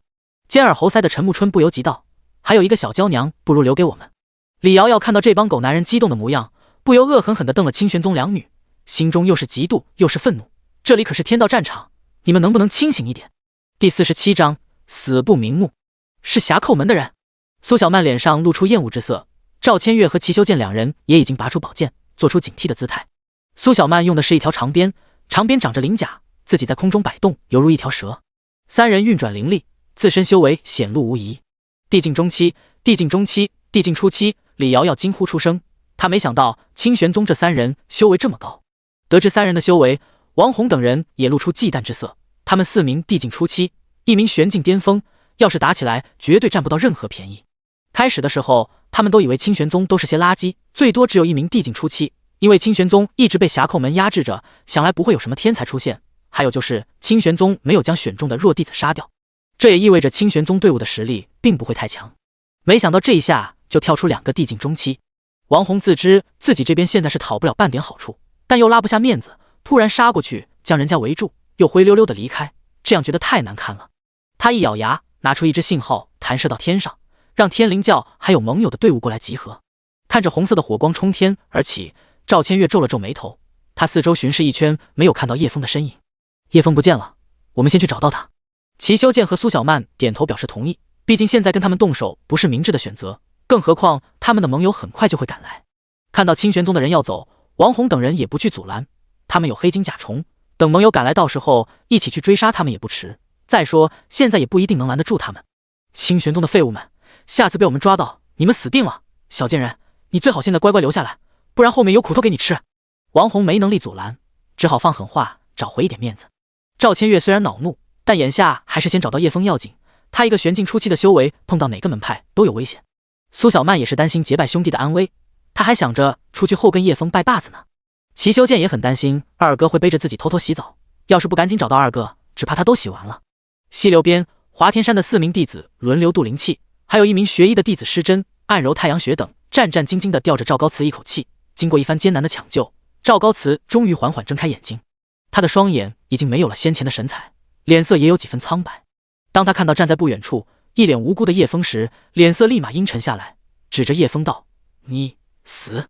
听了大师兄的话，华天山的弟子们顿时都不怀好意地看向叶枫。叶枫也不慌张，而是换上一副礼貌的笑意，略带歉意地拿出一根火灵芝道：“诸位莫要激动，火灵芝还在，没有被狗吃掉。”众人见状也是一怔，随后脸上皆是惊疑不定的神色。怎么可能？我明明看到火灵芝掉在地上，被你的狗一口吃掉了。你莫要诓骗我等！那名会医术的华天山弟子质疑道。叶枫拿着火灵芝，又上前走了几步，将火灵芝举起，让他们看得更加清楚一点。这是他从系统空间拿出来的火灵芝，当然是真的。然而他并不是真的要将火灵芝送给华天山的人。诸位且看，火灵芝完好无损的在我手上，怎么会是骗你们呢？华天山几人凝神认真地观察起来，又用神识来回扫视。众人越是检查，脸上的神色越是惊喜。这灵气，这道行，这色泽，是真的千年火灵芝。叶枫得意的点点头，我没骗你们吧？赵高慈脸上也变得十分光彩，像是明媚的阳光照在脸上，如回光返照般，整个人居然缓缓站了起来。好，好，好！火灵芝没有被吃掉，太好了！另一名华天山弟子道：“那刚才是怎么回事？我们明明看到火灵芝被吃掉了。”叶枫微笑的摇摇头：“没有的事。刚才那傻狗吃的是牛屎菌，火灵芝掉落在更下一层的草根里，我也是刚才发现的。如果他吃的是火灵芝，说不定现在就被灵力撑爆了。”华天山的弟子们觉得很有道理，逻辑也说得通，便相信了叶枫的话。赵高慈看着叶枫笑嘻嘻的模样，心中顿时感觉不爽，呵斥道：“那你还不赶紧拿过来？都怪你笨手笨脚的，快把老子吓死了！妈的废物一个！”叶枫脸色闪过一抹冷笑，随即恢复礼貌的微笑：“好的，这就拿给你。”说着朝5人走了过去，走到赵高慈面前，缓缓将火灵芝递了过去。赵高慈激动的心脏砰砰直跳，脸上无法压抑的惊喜，伸过去拿火灵芝的手都在颤抖。火灵芝终于到手了！火灵芝是我！赵高慈话还没说话，一道黑影闪过，咔的一声，手中顿时感觉空荡荡的，他整个顿时僵住了，呼吸都。定睛一看，只见一双睿智的眼睛正盯着自己，那是一只看起来不聪明的狗，它嘴里正咔咔地吃着自己的火灵芝，它的很快，狼吞虎咽的，一眨眼功夫就吃进肚子里了。嗝！他吃完后还不忘打了个饱嗝。你！赵高慈颤抖的手几乎抬不起来，艰难地指着面前的狗。又是你！噗！赵高慈狂喷鲜血，捂着胸口，一头栽倒在地上，双眼瞪大，死不瞑目。他可能是第一个被哈士奇气死的男人。叶枫哈哈大笑，华天山的弟子这才反应过来，原来他们被戏耍了。那名会医术的弟子怒指叶枫：“你个阴险小人，杀人诛心啊你！把这狗贼杀了，为大师兄报仇！杀了他！”四人纷纷拿出自己的武器，朝叶枫使出愤怒的一击。叶枫冷笑，见四人同时动手，他也不惊慌。如今他的神识已经非常强大，四人的动作在自己面前像蜗牛一样。意念一动，四柄一模一样的飞剑从储物空间飞了出来。那是在匣寇门大卖场复制的7品飞剑玄青钢。嗖嗖嗖，几声破空之音划过，华天山弟子们只见寒芒一闪，自己的胸口便多了一个血洞。一眨眼的功夫，4名华天山的弟子齐齐倒下，双眼圆瞪，似乎还没有回过神来。不堪一击。第48章冰原狼王。一人一狗离开案发现场，继续瞎逛，不是，是继续寻宝。叶枫发现寻宝是件很快乐的事情，总有意想不到的收获刺激多巴胺，让他觉得十分好玩。就在这时，走在前面的二师兄不知道为什么突然发起了羊癫疯似的，开始跑来跑去，时而打滚，时而来回冲刺，或者绕着周围转圈，总之就是十分亢奋激动。你咋了？是不是有病？刚才还好好的，也不知道这会是抽了什么风，上蹿下跳的。但以叶枫跟他多年相处的经验来看，这孩子多半是饿了，想吃大比兜，给他来2个耳光就正常了。直到二师兄开始撞树的时候，叶枫知道这不是大比兜的事情，他是真的出问题了。砰砰砰！卧槽！哈哥，你砸了！你别吓我呀！二师兄撞完树后开始仰天长啸，嗷呜，嗷呜，嗷呜！那叫声十分刺耳，叫声夹着阵阵灵气波动，似乎还带着某种威慑的效果，让人心跳剧颤。随着二师兄的吼叫，二师兄身上开始发生神奇的变化，他身上开始结冰了，一点一点的将他冻住，渐渐的，整条狗都被冰块裹得严严实实，冰块还在不断变大，不断变大，开始向四周蔓延。地上的野草很快被冰封冻结，四周的温度急速下降，鸟飞兽逃，就连路过的修士也被吓得拔腿就跑，还不忘大喊妖兽血脉觉醒什么的。很快，方圆100米都被冻结了，就连高耸的树木也不例外，附近都变成了一个冰封世界。叶枫没有离开，他拥有黄泉阴火，这点寒冷对他来说算不得什么。砸开冰面，抽出被冻住的双脚，走到巨大的冰块面前，打量思索着。看着里面被冻住的二哈，叶枫眉头微皱，不知道怎么办。想打破冰块，但又怕伤到他，这是怎么回事？不会是吃了火灵芝的原因吧？但是火灵芝是火属性的灵物，怎么会结冰呢？难道说他真的血脉觉醒了？他本就来自于西伯利亚冰雪国度，觉醒冰属性血脉也很合理，但是他把自己冻住算怎么回事？叶枫有些犹豫，要不要放出自己的赤阳神火将这冰块融化。就在他思索的时候，冰块里再次发生异动，只见冰块中心位置开始融化，很快化成水，紧接着冰块里面的水开始沸腾。砰！一声巨响，冰块瞬间砸开了，灼热与冰冷对冲，瞬间化作一片白茫茫的气雾。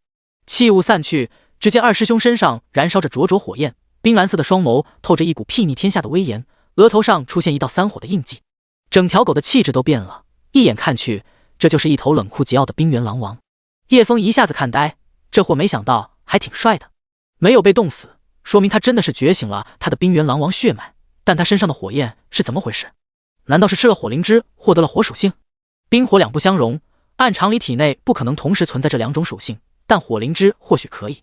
它本身的火属性加上吸收了1000年的月华，月华属阴，两者在火灵芝体内形成一种微妙的平衡，让其道行更加精进。吃了火灵芝就掌握了这种阴阳平衡，互补，相生相克，生生不息。我去，哈哥这下你发了，竟然觉醒血脉，一下子进阶成3阶妖兽。妖兽跟人族修士的修炼等级一样，分为7阶，分别对应黄、玄、地、天、仙、神、圣。3阶妖兽按人族修士的等级划分，二师兄现在是地境修为，而且同境界的妖兽跟人族修士相比，妖兽一般都会比人族修士更强一些。嗷呜！二师兄身上的火焰褪去，双眸也不再是冷酷的冰蓝色，眼神也变得睿智起来。只见二师兄摇着尾巴，晃着脑袋，吐着长长的舌头，一脸猥琐的样子朝叶枫走来，然后一把扑到叶枫身上，不停地舔叶枫的脸。我去，你个傻狗，脏死了，走开！叶枫一把将他推开，哈哥一向脸皮厚，有死皮赖脸的扑上去舔，直到叶枫赏了他一个大比兜，他的眼神才变得清澈起来，脸上写满委屈，嘴里骂骂咧咧的走开。嗷呜，二师兄表示不爱请别伤害。叶枫知道这货一旦跟他玩耍，他兴奋起来会没完没了的。要是不给他2个大笔兜，他会扑到今晚太阳落山。看到这一幕，清玄宗的人皆是震惊。叶枫的狗居然拥有冰原狼王的血脉，这头妖兽有冰原狼王血脉，又得到火灵芝的造化，做到了阴阳平衡。如此天赋和机缘，他日前途必然不可限量，成为7阶妖皇也未尝不可。长明长老说这句话的时候，脸上是带着希望的，他看到了清玄宗的希望。叶枫居然收服了冰原狼王这等妖兽，这是何等的逆天机缘！如此说来，我们清玄宗的队伍就有4名地境强者了，这样存活的几率大大增加。苏灵天满脸激动，那是从绝望中看到生机的激动。听到苏灵天的话，周围的人都松了一口气，这下有救了。而那些刚开始辱骂叶枫和他的狗之人，他们此刻都羞愧地低下头，不敢再对叶枫唧唧歪歪了。冰原狼王现在的实力算得上地境巅峰了，就算叶枫修为差一点，我们队伍整体实力还是非常优秀的，大家不要惊慌，也不要被峡寇门影响了我们的心态。看到自己的优势，清玄宗的高层立马就站出来安抚民心，让弟子们不要动摇军心。叶枫一招击杀华天山4人，更是看得清玄宗的年轻弟子目瞪口呆。他不是强行提升行为吗？如果真的是强行提升修为，那他现在的修为不可能是玄境，就算是玄境，也不可能做到一口气控制4柄飞剑，也不可能做到如此威力，如此之快。其中需要消耗的灵力、神识都是非常之多的，而且这样犀利的飞剑，没有地境巅峰以上的修为，根本飞不出来。我觉得他隐藏了很多实力，说不定他的天赋不是下品杂灵根。清玄宗的弟子们开始议论叶枫的实力，总不能是灵根测试的长老造假吧？很多人看着呢，有没有一种可能，他真的以下品杂灵根的天赋突破了玄境，还练就了一身强大的武技？其实他是一个天赋异禀的人。一时间，清玄宗的人们对叶枫的看法发生了巨大的转变，叶枫在他们心中变得更加神秘。第49章诱饵。此刻最悲哀的莫过于华天山的众人，看到自己的大弟子好不容易活过来，又被气死了。反复鞭尸，华天山的掌门此刻想把叶枫给生吞了。仇恨让他目眦欲裂，但他已经没有能力找叶枫报仇，因为华天山的队伍团灭，华天山的一切资源都会被天道战场收走，所有人的修为都会消失，成为普通的凡人。但是他们的根骨还在，可以重新修炼。随着修为消失，意味着很多年龄大的修士活了几百岁上千岁，都是依靠修为增加寿命，现在没了修为，寿命也随之消失。华天山掌门还有长老们都随着修为被抽走，顷刻间化为一副枯骨，吓得一些没见过这种场面的弟子连连后退。也有修士头发慢慢变白，皮肤慢慢衰老，不一会儿的功夫就从一个壮年变成一个干巴巴的老头，脸上再无光彩。这些都是几百岁的修士被抽完修为的后果。年轻的弟子们容貌倒是没什么变化，他们只是被抽完了修为，他们也只是10多岁而已，还可以重新修炼。看到华天山众人的惨状，其他门派的人们都沉默着，脸上带着悲伤和忧愁。或许下一个就轮到自己了，这就是残酷的丛林法则。哼，竟然拿火灵芝喂狗，此子好大的气魄。王元良冷笑了一声，没想到啊，清玄宗年轻一辈的实力这么强，居然有2名地境中期的弟子，还有一个修为看似不怎样，但这手飞剑秒杀4人，不可谓不精彩绝艳。可惜了，这么好的苗子很快就要被毁掉，太浪费了。天渊教主点点头附和道，的确很可惜，如果这个叶枫不死，日后必定大有一番作为。还好我们及时合作，将清玄宗一举铲除，不然让其发展壮大，我等怕是很难征服白月州了。天道战场内，峡寇门的队伍和天灵教的队伍已经集合完毕，他们的盟友队伍也聚集起来了。看到这一幕，外面大大小小的门派都露出忌惮之色，清玄宗的众人更是大惊失色。哈哈，清玄宗的弟子真是精彩绝艳，只是不知道峡寇门加上天灵教以及4个盟友门派加起来一共30人，你们清玄宗的弟子能不能打败这30名弟子？王元良的声音响彻整个清玄宗，声音里带着调戏的意味。峡寇门、天灵教，你们不要欺人太甚！30人围杀我们5名弟子，你们还有脸说出来？怎不知廉耻，有种1对1单挑啊！福罪长老看到天道战场的场景，顿时怒不可遏。他们为了对付清玄宗，竟然联合了这么多人。清玄宗其他人皆是又惊又怒，刚看到的希望之火，现在又被峡寇门等人联合起来扑灭了。峡寇门和天灵教的人没有跟福罪长老争辩，他们只是嘲讽的笑意，从高处看着清玄宗的人，犹如看一群待宰的羔羊。他们的盟友们亦是如此，眼神里都是赤裸裸的冷笑。我们以后是要一统白月州的，甚至要统治整个南部，乃至整个大陆。你们要是不好好配合，清玄宗的下场就是你们的下场！哈哈！王居根居高临下，自顾自地朝下面的人喊道。众人脸色各异，都不敢多说什么。如今修炼资源不似从前，可以孕育出很多绝世强者。想要成圣得到永生，就必须在这片大陆独霸一方，建立王朝制度，将修炼资源集中到皇室之中，让自己的血脉子嗣凌驾于天下人之上。这就是侠寇门的核心成员都是同姓同宗同族的原因。这片大陆有很多这样的宗族门派，跟清玄宗这种非宗族门派有着很大的区别。宗族门派最大的特点就是为自己的宗族谋取最大的利益，而清玄宗这样的非宗族门派不讲究血缘、姓氏等，也不会想着去统治整个天下。因此，像清玄宗这样的门派会是所有宗族门派的猎物，他们的战马会踏平所有不服从他们的势力。这天下还有千千万万的侠寇门，因此很多小门小派都选择了服从，而不愿服从的修士他们会脱离门派，成为散修。天道战场内，侠寇门和盟友的队伍顺着黑金甲虫指引的方向浩浩荡荡地前进着，所过之处都会留下一片血红。叶枫跟着二师兄沉浸在寻宝的快乐之中，他向来都是独来独往的，也不太习惯待在队伍里，所以就没必要特意回去找他们。嗷呜！二师兄表示俺又有新发现了。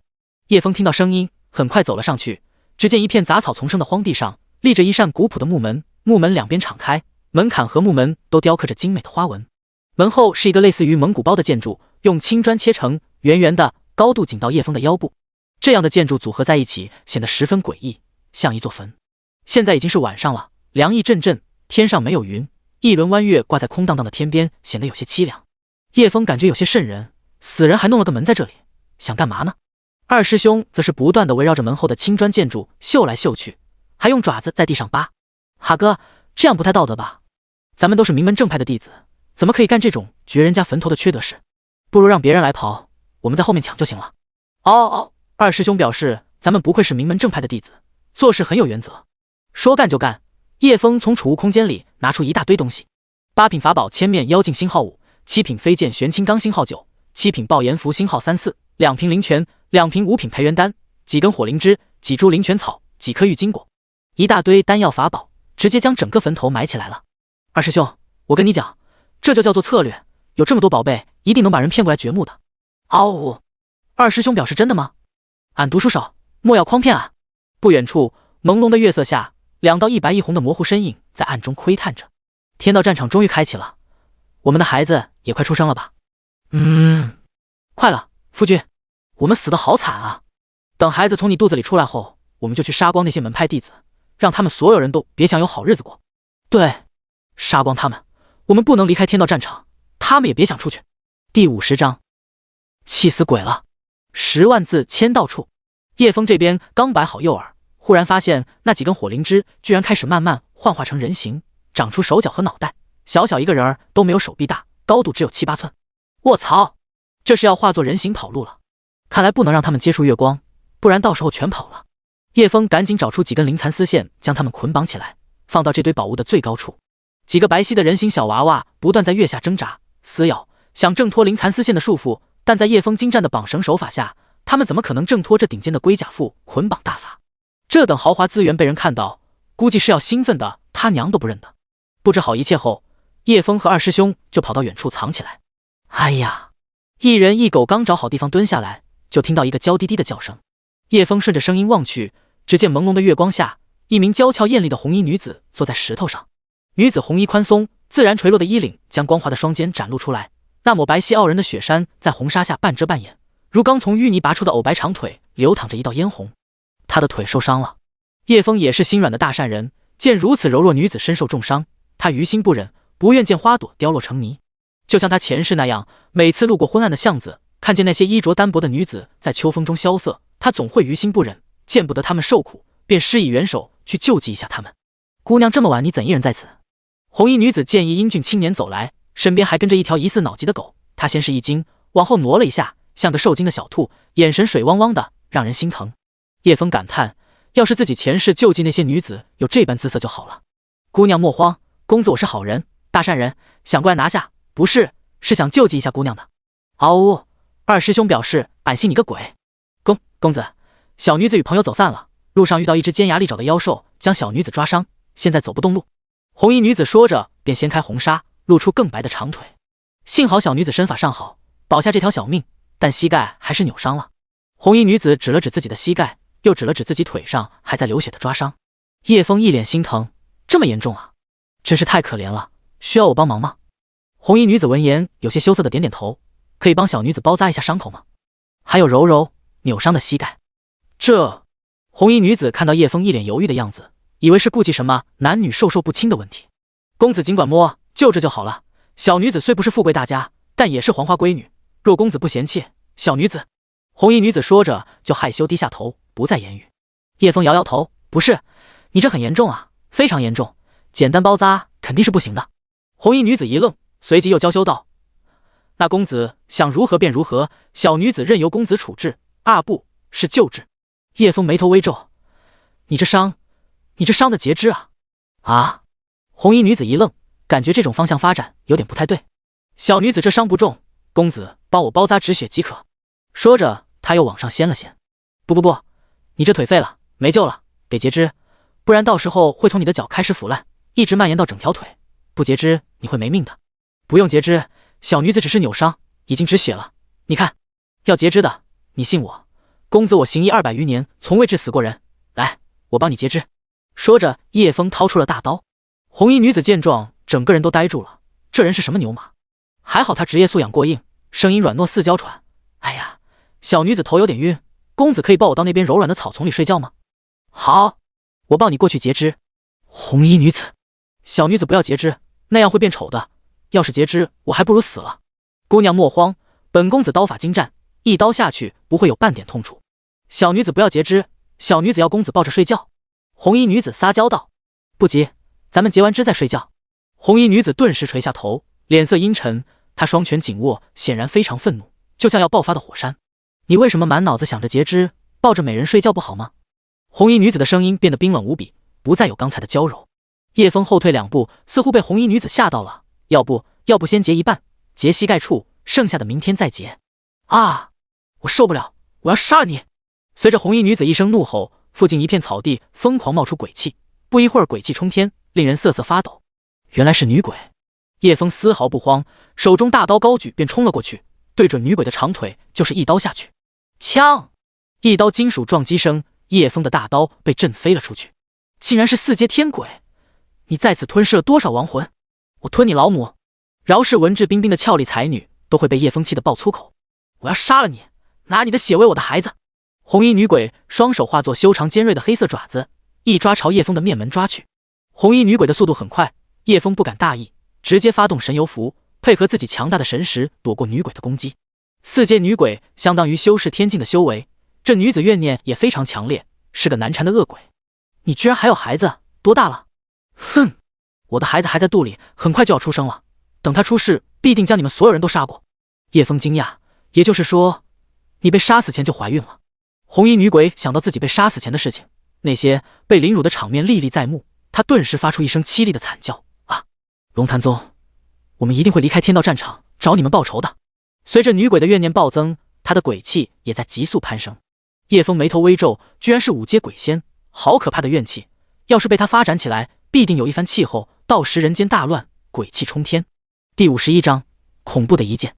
大晚上的荒郊野岭上突然出现个绝美的女子，叶枫第一时间就已经发现不对劲了。二师兄也嗅到那女子异常的气息，他本想提醒叶枫，但被叶枫制止了，这才有了叶枫非要帮女子截肢的一幕。这个女鬼不但怨气滔天，她的鬼气也极其恐怖，怕是被困在这天道战场后获得不少机缘，才有如此道行。叶枫一边躲避女鬼的攻击，一边控制着7柄飞剑刺向女鬼。即便面对7品飞剑玄清刚的疯狂绞杀，女鬼也丝毫不在意，因为这种程度的攻击连她的护体鬼气都刺不破。眼看着持续的飞剑绞杀都无法伤到女鬼分毫，叶枫有些急了。这女鬼的攻击越发犀利，但凡被她击中一次，叶枫必定重伤倒地，即便有龙鳞宝甲也起不了多大作用。这样僵持下去，落败的必定是自己。你敢接我一剑漫天剑与凝一线？叶枫急忙喊道。女鬼闻言突然哈哈大笑，你是清玄宗的弟子，区玄境初期的修为，还让我接你一剑，即便是清玄宗第一强人陆月天使出那一剑，也未必伤得了我。你敢接否？好，念你是清玄宗弟子，若你这一剑能让我满意，我便让你离去。既然你肯给我机会，我也会给你一次机会。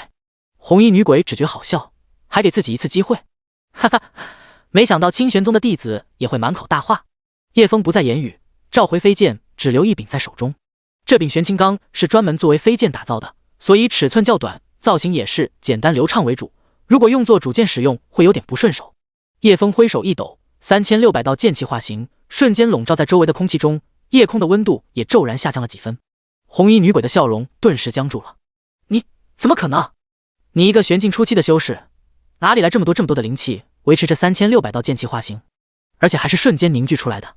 红衣女鬼惊讶的说不出话来了，她无论如何也想象不到这么一个年纪小小的少年弟子能使出如此震撼的一剑。清玄宗的牢房里，李启超揉了揉双眼，但仍旧不相信眼前这一幕，又给自己甩了几巴掌想清醒一下。最终他意识到了眼前这一幕就是事实。那个背影在3600道剑气化形的光芒辉映下显得伟岸和强大。想到自己在大庭广众之下使出那蹩脚的漫天剑雨凝一线，他不由得羞愧低下头。想必那时候自己在叶枫眼里就像一个跳梁小丑般可笑，憋了半天才凝聚出360道剑气化形，人家一眨眼的时间就凝聚出3600道剑气化形。相比之下，自己那剑就是一滩烂泥。剑气辉映下，那个少年的背影震撼了清玄宗在场的所有人。一个年纪轻轻的少年人怎会使出如此强大的一剑？一向冷漠无情的玲珑师祖此刻也不由得捂了一下嘴，眼中满是不可置信的震撼。曾经那个一直被自己看不起的少年，何时变得如此强大了？难道是自己眼花了？许冠玉瞪大双眼，他转头看向陆月天，那一剑是你教的吗？陆月天看了看天上传影球那道背影，又看了看自己手中的剑，嘴里不由得喃喃道：他的漫天剑雨凝一线比我快。清玄宗山门外的众人不由感叹，清玄宗不愧是名门大派，门下弟子如此出类拔萃，超脱我等凡俗，这或许就是我们所追求的道吧。一白发苍苍的老者感叹，看到这一剑他沉寂的心似乎要躁动起来。妈的，这一剑好帅，我想去清玄宗拜师学这一剑。如果要找道侣，我想找会使这样一剑的道侣。旁边的女弟子痴迷道。然而这一剑还没结束，7200道剑气化形，1800道剑气化形，14400道，18000道，21600道。那漫天的剑气化形照亮了天道战场整片夜空，犹如璀璨的星空。那是漫天剑雨。赵千月望着那漫天的剑雨，脚步不由得停住了。他那绝美的脸上满是被眼前场景的震撼，面对璀璨的剑雨，眼中透着痴迷。那是谁的一剑？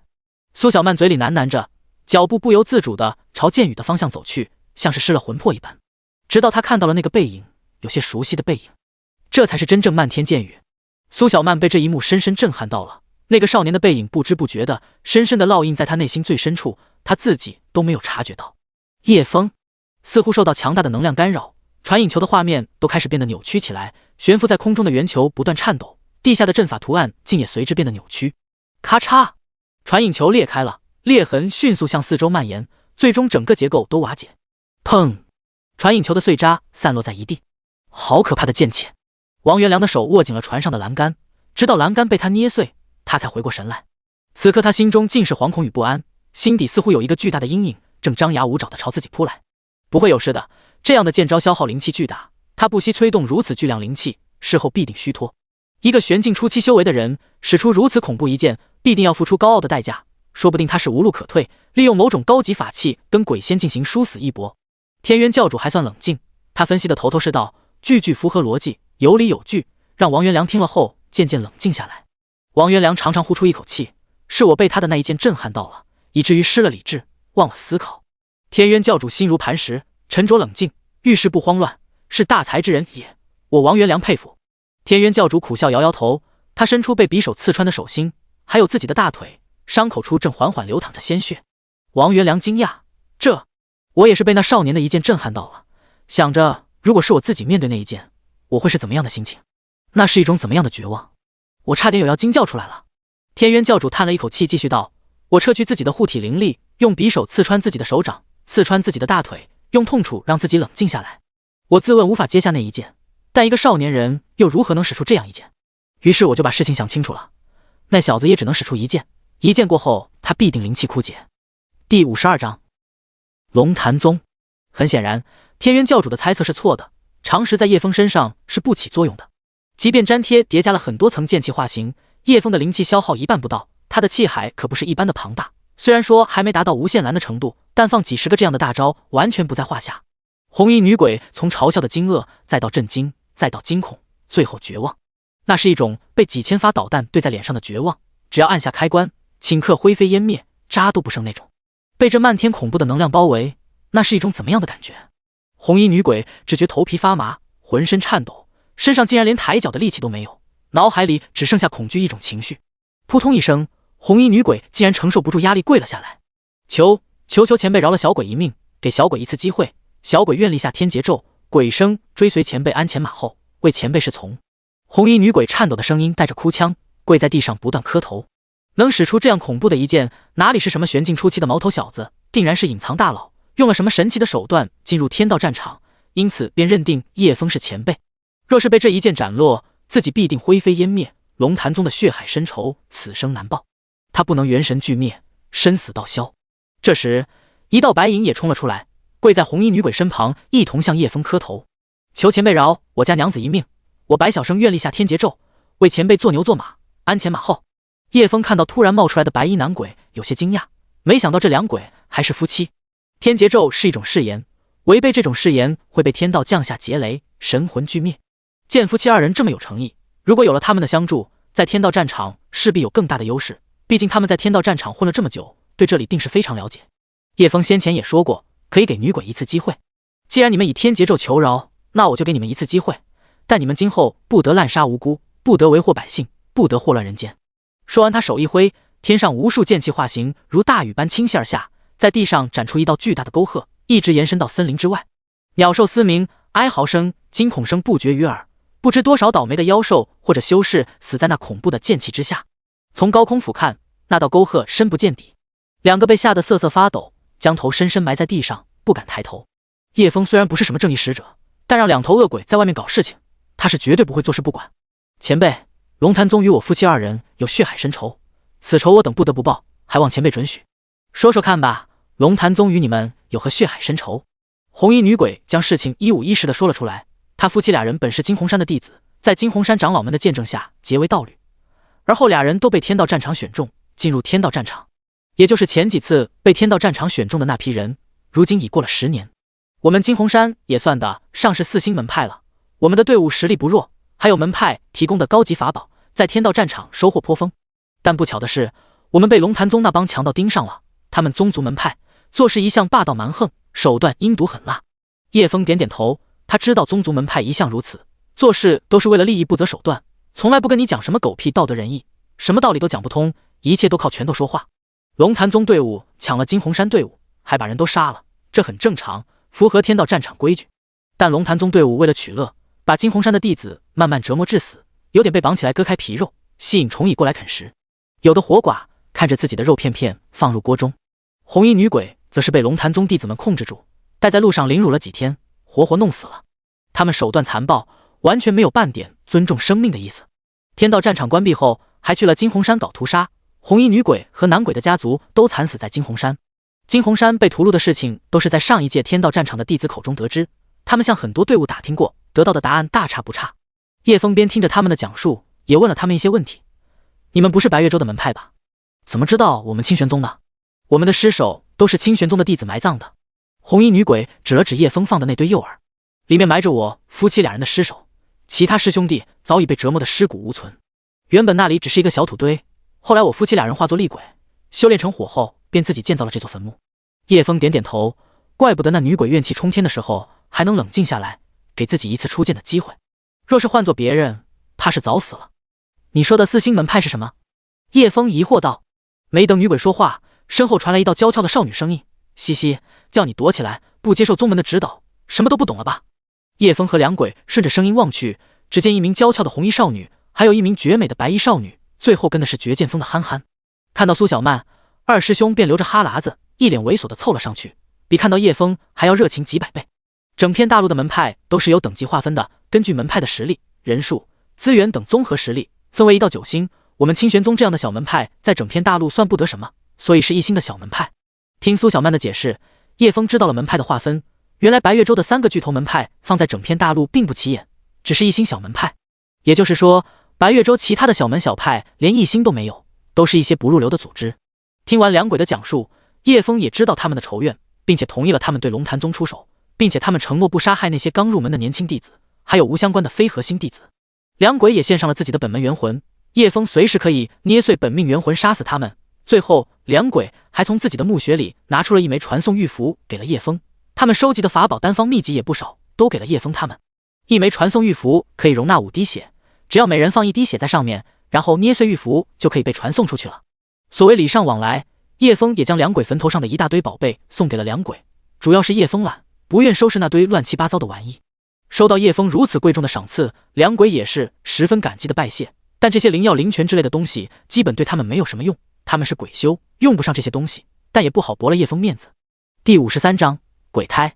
夜已深，那抹弯月悬挂高空，只是它的颜色悄无声息地变红了。红衣女鬼的坟前，叶枫一行人围坐在坟头边上，因为坟头周围没有杂草，比较干净，适合打地铺。他们不找赶路，所以就打算在此睡下了。越是靠近圈中心，越是多争斗，走慢点可以避免太多冲突，这是绝大多数小门派的策略。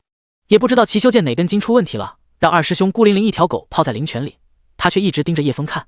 叶枫被他眼神直勾勾地看着，感觉浑身不自在，那火热的眼神不由让人后庭一紧。不单单是齐修剑，苏小曼也蹲在一旁，双手托着粉嫩的脸颊，满脸笑意地看着叶枫。只有赵千月是正常的，他喝了几口灵泉便盘腿修炼起来。小红，你过来看一下，这两货是不是中邪了？怎么鬼上身似的？好的，叶哥。小红是叶枫对红衣女鬼的称呼。听着两鬼一口一个前辈的叫着，叶枫感觉不习惯，自己年纪轻轻的，怪别扭，于是让他们叫自己本名。他们觉得叫本名不妥，便叫了一声叶哥。叶枫不再多说，叶哥还算顺耳。叶哥，他们身上并没有阴晦的气息，也没有被鬼上身。小红认真回答道：那为什么一直盯着我看，又不说话？叶师弟，我决定了，我要拜你为师，跟你学剑。齐修剑激动大喊，然后扑通跪地上。叶枫被他这一举动吓到了，感觉有点头大，自己哪里会什么狗屁剑术，都是复制过来的，我能教你什么？再说，要是真的收你为徒，绝剑峰那位峰主还不得天天追着我砍？没有理会着憨憨，转头看向这有点婴儿肥的苏小曼，她的眼睛又大又亮，整个人娇小可爱，像个小女儿。干嘛？你也想拜我为师？没有呀。那你干嘛一直盯着我看？觉得你好看就想多看一会喽？叶枫，师傅请受徒儿一拜。齐修剑咚咚的磕了几个响头。滚！老子不收徒。这是为何？齐修剑语气有些难过。不收就是不收。叶枫没有跟他多解释什么。齐修剑见状也知道没戏，便一脸愁云的走到二师兄的澡盆蹲下，狠狠的喝了一大口灵泉。喝完后心情也变得愉快起来。二哥，喝，我敬你一口，今晚咱们不醉不归。嗷呜！二师兄表示咱们干了一盆洗澡水，日后荣华富贵一起享。红衣女鬼见他们喝得尽兴，便又将叶枫赠予的灵泉倒入浴盆中，让他们两兄弟喝个够。反正自己一家3口都是鬼，用不上这些灵泉灵药。你说你们还有个未出生的孩子，那孩子在哪里？红衣女鬼指了指坟头道：孩子就在我尸体的肚子里，进入天道战场前我就怀孕了，我死后怨气太深，得意化作厉鬼，我不想自己的孩子就这么死在肚子里。以前看过一本关于鬼修的秘术，于是就照着上面的方法把我的孩子保下来。他是个鬼胎，已经吸收了9年的阴气，今年是第10年，要等到天道战场的杀戮气息最浓郁的时候，死气最浓郁的时候，他就可以出生了。叶枫惊讶，竟然还有这种操作，那他出生后岂不是很厉害？红衣女鬼点了点头，他出生后修为在天鬼境界，而且修炼速度很快，但鬼修是下等邪祟，天道是不会容忍鬼修得到的。他是半人半鬼，可以修行人道功法，我希望他可以作为一个人活下去，而不是当一个鬼修，此生活在黑暗之中。一旦他选择人道，他的天鬼境界就会消散，从零开始进行成为人族修士。说到这里，女鬼带着恳求的目光道：他是半人半鬼，可以用传送玉符离开，我们夫妻都是鬼物，没有办法离开天道战场。我希望叶哥可以带走我们的孩子，让他拜入清玄宗，重新做人。那是一个母亲的祈求，有些犹豫，不知道该怎么拒绝。没问题。苏小曼清脆的声音响起：我爹是宗主，只要我撒娇求他，他一定会答应让你们的孩子拜入清玄宗的。小红闻言大喜，鬼夫妻俩连忙朝他磕头拜谢。叶枫不由瞪了这傻妮子一眼：你咋这么快答应人家？也不看看现在是什么情况？这时齐修剑那个憨货也开口了，他打了个饱嗝道：以后你的孩子就是我的小师弟了，跟我齐修剑混，等我成为天下第1绝世剑客，他就是天下第2剑客。叶枫对这两货无语，一盆洗澡水就能把你醉成这样，都说胡话了。不过齐修剑是个剑痴，跟剑有关的东西都会感兴趣，说不定能带个小剑痴出来。事已至此，叶枫也不好开口拒绝了。既然是你们答应下来的事情，那这件事情就交给你们了，我可不想管这些麻烦事。看到众人答应，鬼夫妻俩便承诺会给清玄宗收集很多的修炼资源，并保证但凡清玄宗的弟子进入天道战场，他们都会给予保护，还有不滥杀其他门派弟子，除龙潭宗以外。众人又闲聊了一会，见夜已深，苏小曼、齐修剑两人也开始打坐修行。二师兄已经打起了呼噜声，只有叶枫一人躺在地上发呆。修炼之人并不会觉得怎么困，叶枫也不想睡觉，更懒得修炼。像他这样的修炼废柴，天生就是嗑药的，不用修炼。鬼夫妻负责给几人守夜，防止被其他人袭击。这时候，白衣男鬼凑到叶枫身旁，轻声道：“叶哥，这个天道战场的背后很不简单。我知道您的实力不凡，但还是想劝您不要超出第7圈。”白衣男鬼说话时，脸上带着些许惊恐。哦，叶枫疑惑，天道战场背后还能有什么？天道战场可能是个阴谋，背后是人为操纵运行的，一旦超出第7圈，那就是逾越天道，后果很可怕。叶枫再要继续问下去，白衣男鬼却说自己知道的也不是太多，不愿再继续聊这个话题，并劝叶枫到了第5圈离开最好，并保证给叶枫找来大量的修炼资源作为补偿，让他不要超过第5圈。叶枫疑惑，人人都知道出口在第9圈中心点，别人能从第9圈出去，我们为什么不能从第9圈出去？呵呵，他们真的是从第9圈出去的吗？白衣男鬼看着天上的红月冷笑。第54章阴谋。叶枫单手枕在后脑勺，躺在地上翘着二郎腿，手里把玩着那枚传送玉符，这是鬼夫妻俩送给他的。想着刚才白衣男鬼说的话，这个天道战场背后可能是人为操作的，如果真是那样，背后可不止一个人，而是一个组织或者多个非常强大的组织联合起来，才能运行天道战场这么庞大的东西。9星门派，几个9星门派联合运作，天道战场每3年一次，每次都有多少万门派参加，又有多少门派存活？这么多人被抽掉的修为又去了哪里？叶枫突然有种被人圈养的感觉，夜空中似有一双眼睛注视着这里。说不定人们对天道战场的认知都是别人塑造编出来的，能容纳10万人的天道战场岂是那么容易探索清楚的？如果我破坏天道战场的规则会怎么样？想到这里，叶枫在心中说道：系统，这块传送玉符能不能复制？叮，宿主手中物品扫描完毕，可以复制。复制，恭喜宿主，传送玉符复制成功，已存入系统空间。叶枫宣布，从现在开始，天道战场的传送玉符将会烂大街了。传送玉符变多，就意味着存活的队伍也变多，如此一来，获得的奖励是否会减少？天道战场的规则是否会变动？这或许可以从中看出是否有人为的操作。就在叶枫思索的时候，草丛里发出一阵窸窸窣窣的声音，而后听到几个人的交谈声。这几个人居然在恶鬼墓地周围休息，胆子好肥啊！所谓初生牛犊不怕虎，这几个人怕是什么山沟里的小门派弟子，不知道这是恶鬼墓地。这10年来有不少门派的弟子死在恶鬼墓地里，据说那恶鬼达到天鬼级别的修为，我等还是速速离去吧。不急，要死也是那几个山沟里的先死，看看情况再说。这恶鬼墓地宝贝绝对少不了。对，刚才那恐怖的一剑就是从这里发出来的。想起那让黑夜变白昼的一剑，几人不由得一阵颤抖，要不是自己等人离得远，此刻就灰飞烟灭了。叶枫每隔一段时间都会吃一颗9转万魂丹，为了让自己陷入昏睡之中，他并没有一次性吃太多。此刻他的神识强度已经不弱于仙境巅峰修士，远远就能发现潜藏在远处的几人，估计这对鬼夫妻也发现了几人的存在。小红正要上前告知，叶枫却提前开口了：把他们几个抓过来。是。鬼夫妇相互对视一眼，他们猜的果然没错，叶枫真正的修为绝对不是玄境初期，否则这么远的距离，他怎么可能发现那些人的存在？心下不由得暗暗佩服叶枫隐藏修为的手段，竟然如此高明，怎么都看不出破绽。不一会儿，就听见杀猪般的声音，鬼夫妇领着5人丢到叶枫面前：给我老实点，我们主人要见你们。只见其中一人挡下已经湿了一大片，刚才杀猪般的叫声就是他发出来的。你也没受伤啊，叫那么大声干嘛？叶枫自认为语气温和，但在几人耳中却像恶魔低语：鬼大人饶命啊！小人无意冒犯鬼大人，求鬼大人饶我们一命。几人刚被丢在地上，就立马跪下，砰砰砰的磕头，地上的砖头都被撞得染上鲜红。你们几个刚才不是很得意吗？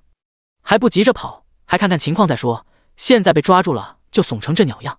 叶枫都无语死了，这几个怂瓜刚才那说话的语气毫无畏惧，还以为是几个胆肥的呢，没想到啥都没干就被吓成这样了。听到动静，苏小曼和二师兄都好奇地凑了过来，齐修剑只是睁开眼睛看了一眼就继续修炼了，赵切月自始至终都安安静静地修炼着。叶枫，你抓这几个人干嘛？苏小曼一双大眼睛凑过来，像个好奇宝宝。没你的事，睡觉去。睡个球，起来嗨。几人颤颤巍巍地抬头看了一眼，这一看魂都吓掉了，居然是2个鬼仙，不是说天鬼境界吗？几人欲哭无泪，如果知道是鬼仙这等恐怖的存在，他们也不敢再躲在那里偷看了。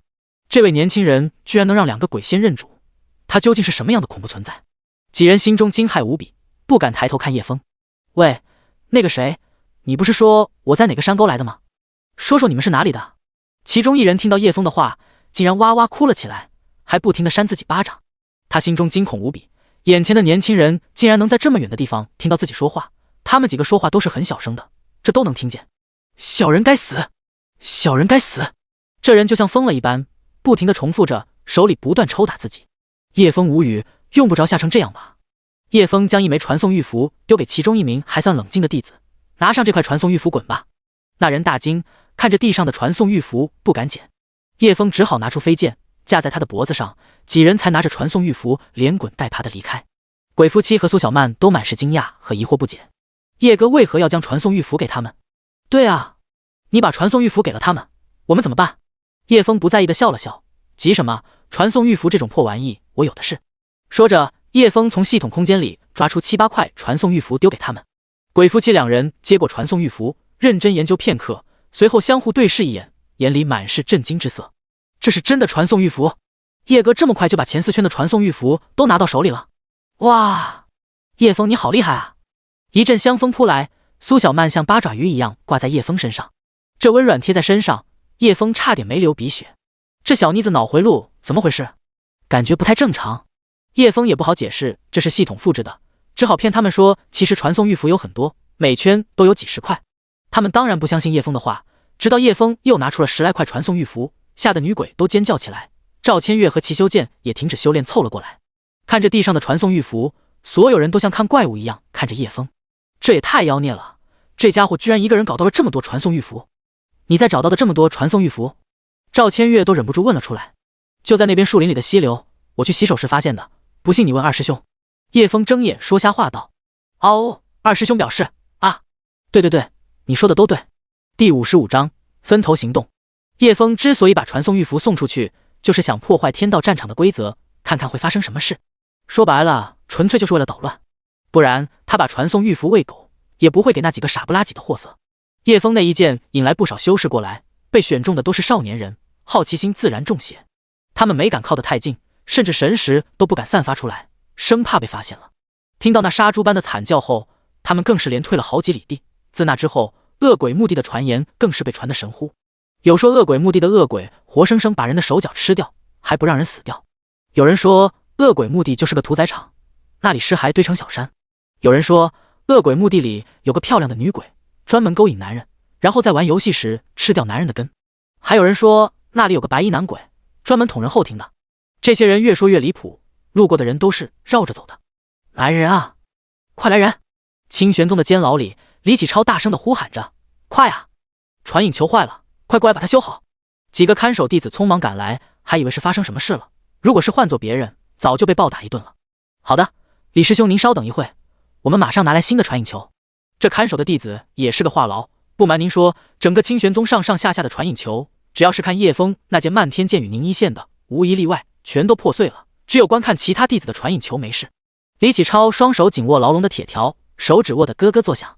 那一剑太恐怖，太震撼了，他非常想看到那一剑斩下会是什么样子的，可那个垃圾传引球居然破碎了。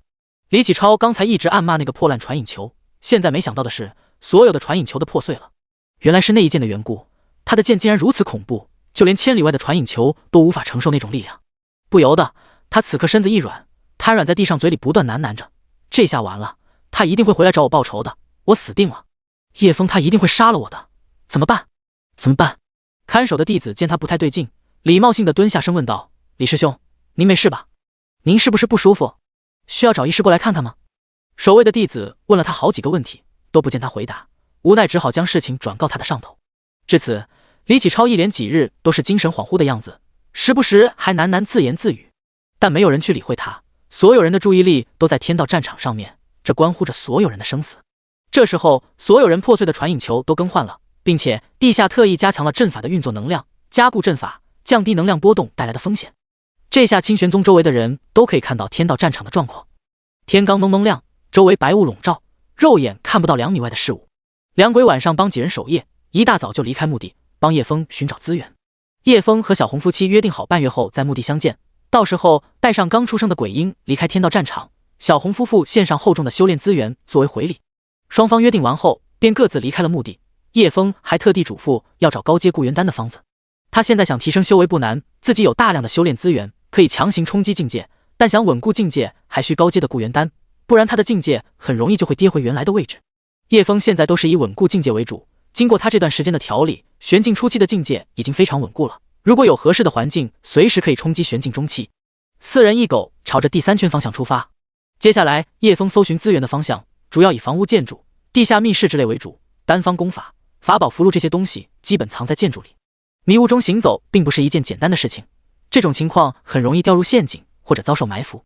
但对于叶枫的队伍来说，前3圈基本没有太多对手，2名地境中期外加1条地境巅峰的狼王妖兽，已经是很多小门小派不敢想象的。二师兄在最前面开路，去哪里也是由他决定的。哈士奇本是拉雪橇的，主人通常坐在雪橇后面，很难看清前面的路况，也无法做出正确的判断，因此领头的哈士奇会自己做出决策和判断，避开风险。叶枫让他来领路，还是很放心的。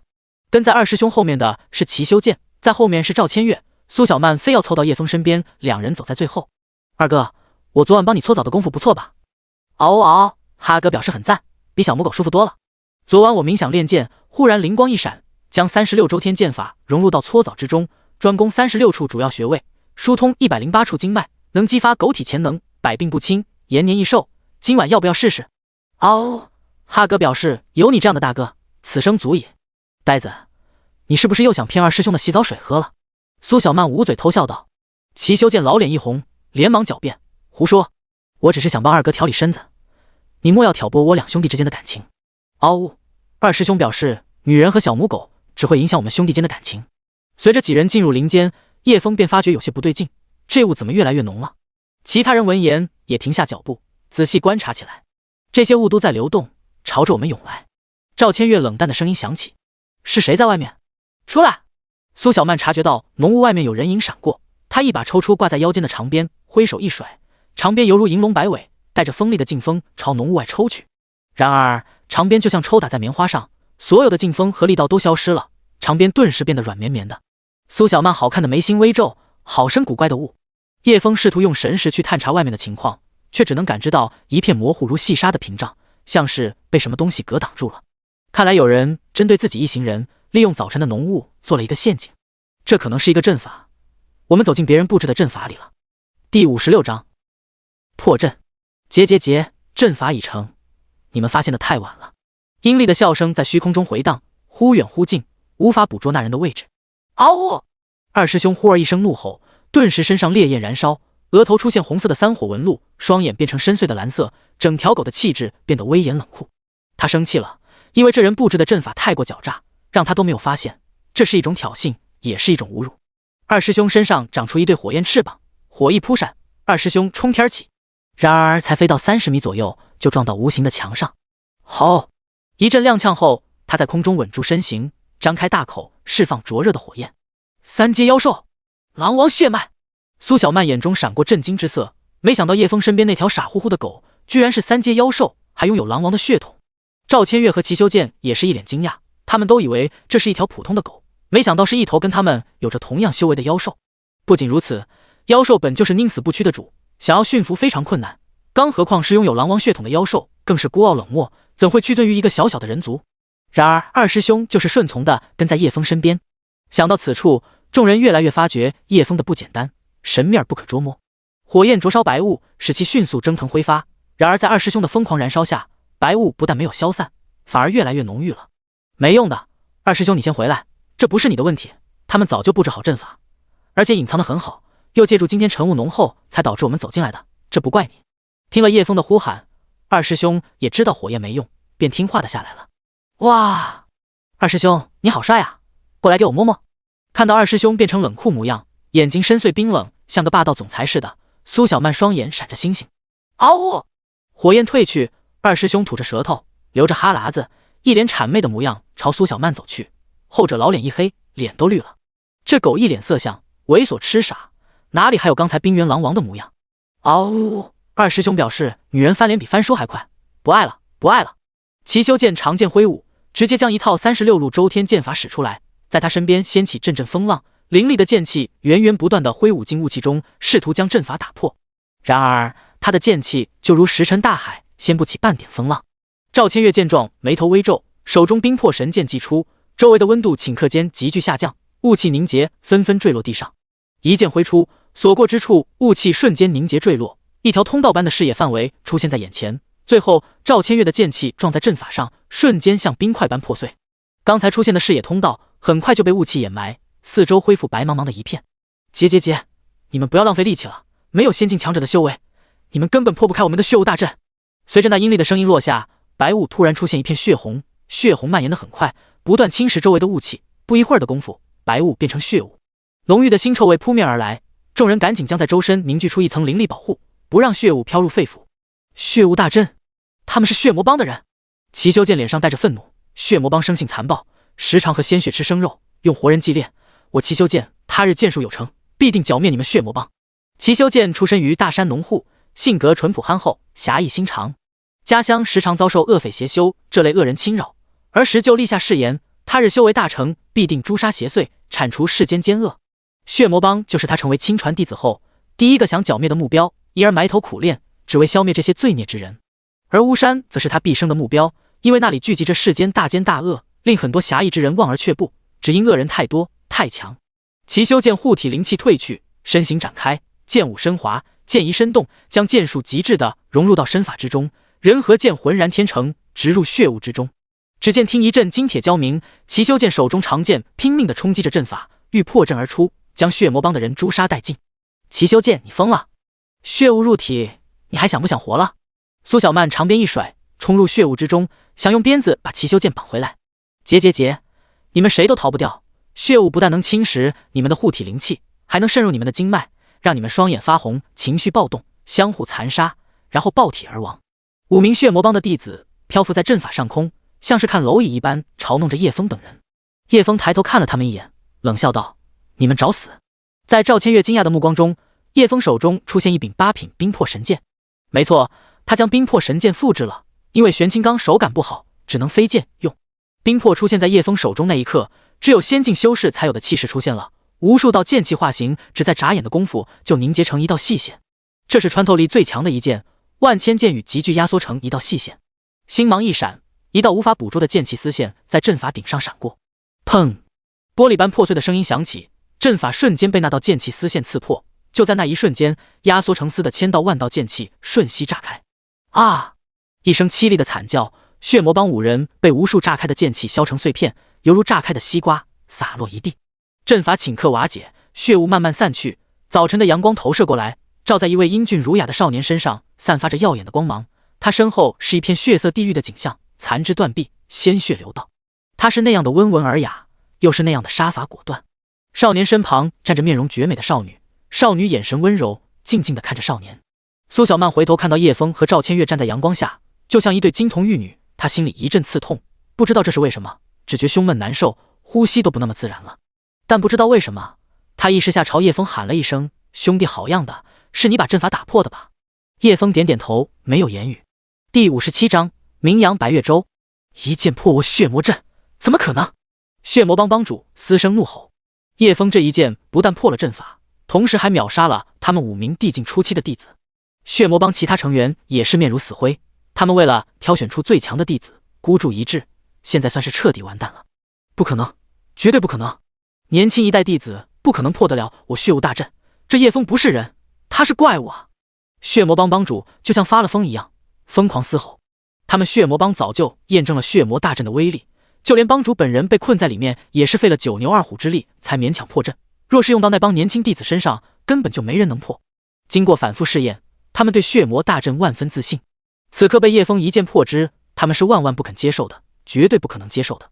血魔帮帮主抽出长剑，一剑刺穿一旁的血魔帮长老，随后又一剑抹掉另一人的脖子。血魔帮主提剑不断地斩杀门下弟子，长老犹如疯魔一般，嘴里不断喊着不可能3个字。此刻的血魔帮主满身是血，手是血红的，剑也是血红的。清玄宗周围的人看着这一幕都不由胆寒，背脊发凉。这血魔帮主做事残暴，一言不合就屠戮门下弟子。也好，他们自己人杀自己人，血魔帮这群邪魔歪道总算死光了，从后白月州再也没有血魔帮。传闻都说陆月天收了个废物弟子，下品杂灵根废柴天赋。如今看来，这个叶枫怕是比当年的陆月天还要强。这个叶枫这么强，为什么会被传成废物一个？是不是他得罪了什么人，被造谣了？我猜90%是清玄宗他们想隐瞒实力才这样做的。在我看来，清玄宗这支队伍是整个白月州最强的。这下峡口门和天灵教踢到铁板了，哈哈！峡口门横行霸市也不是一天两天了，这些小门派和散修早有怨言，只是没人能治得住他们。现在看到清玄宗的队伍如此强大，大伙心里就有看好戏的心思。不单单是清玄宗周边的人，白月州其他地方的修士也在关注着天道战场的情况。很多人都追问那个强大的少年和那个绝美的少女是哪个门派的弟子，直到一个路过的说书先生一看，顿时扯着嗓子就开始讲解起来。这寝室容颜的少女，不就是白月州第一大美人赵千月？曾经多少青年俊才为了见一面，踏破了清玄宗大门，又有多少文人墨子为他写诗万里。经过说书人的滔滔不绝，散修们才得知，这就是当年传得沸沸扬扬的赵千月。那少年则是白月州第一剑客的亲传弟子叶枫。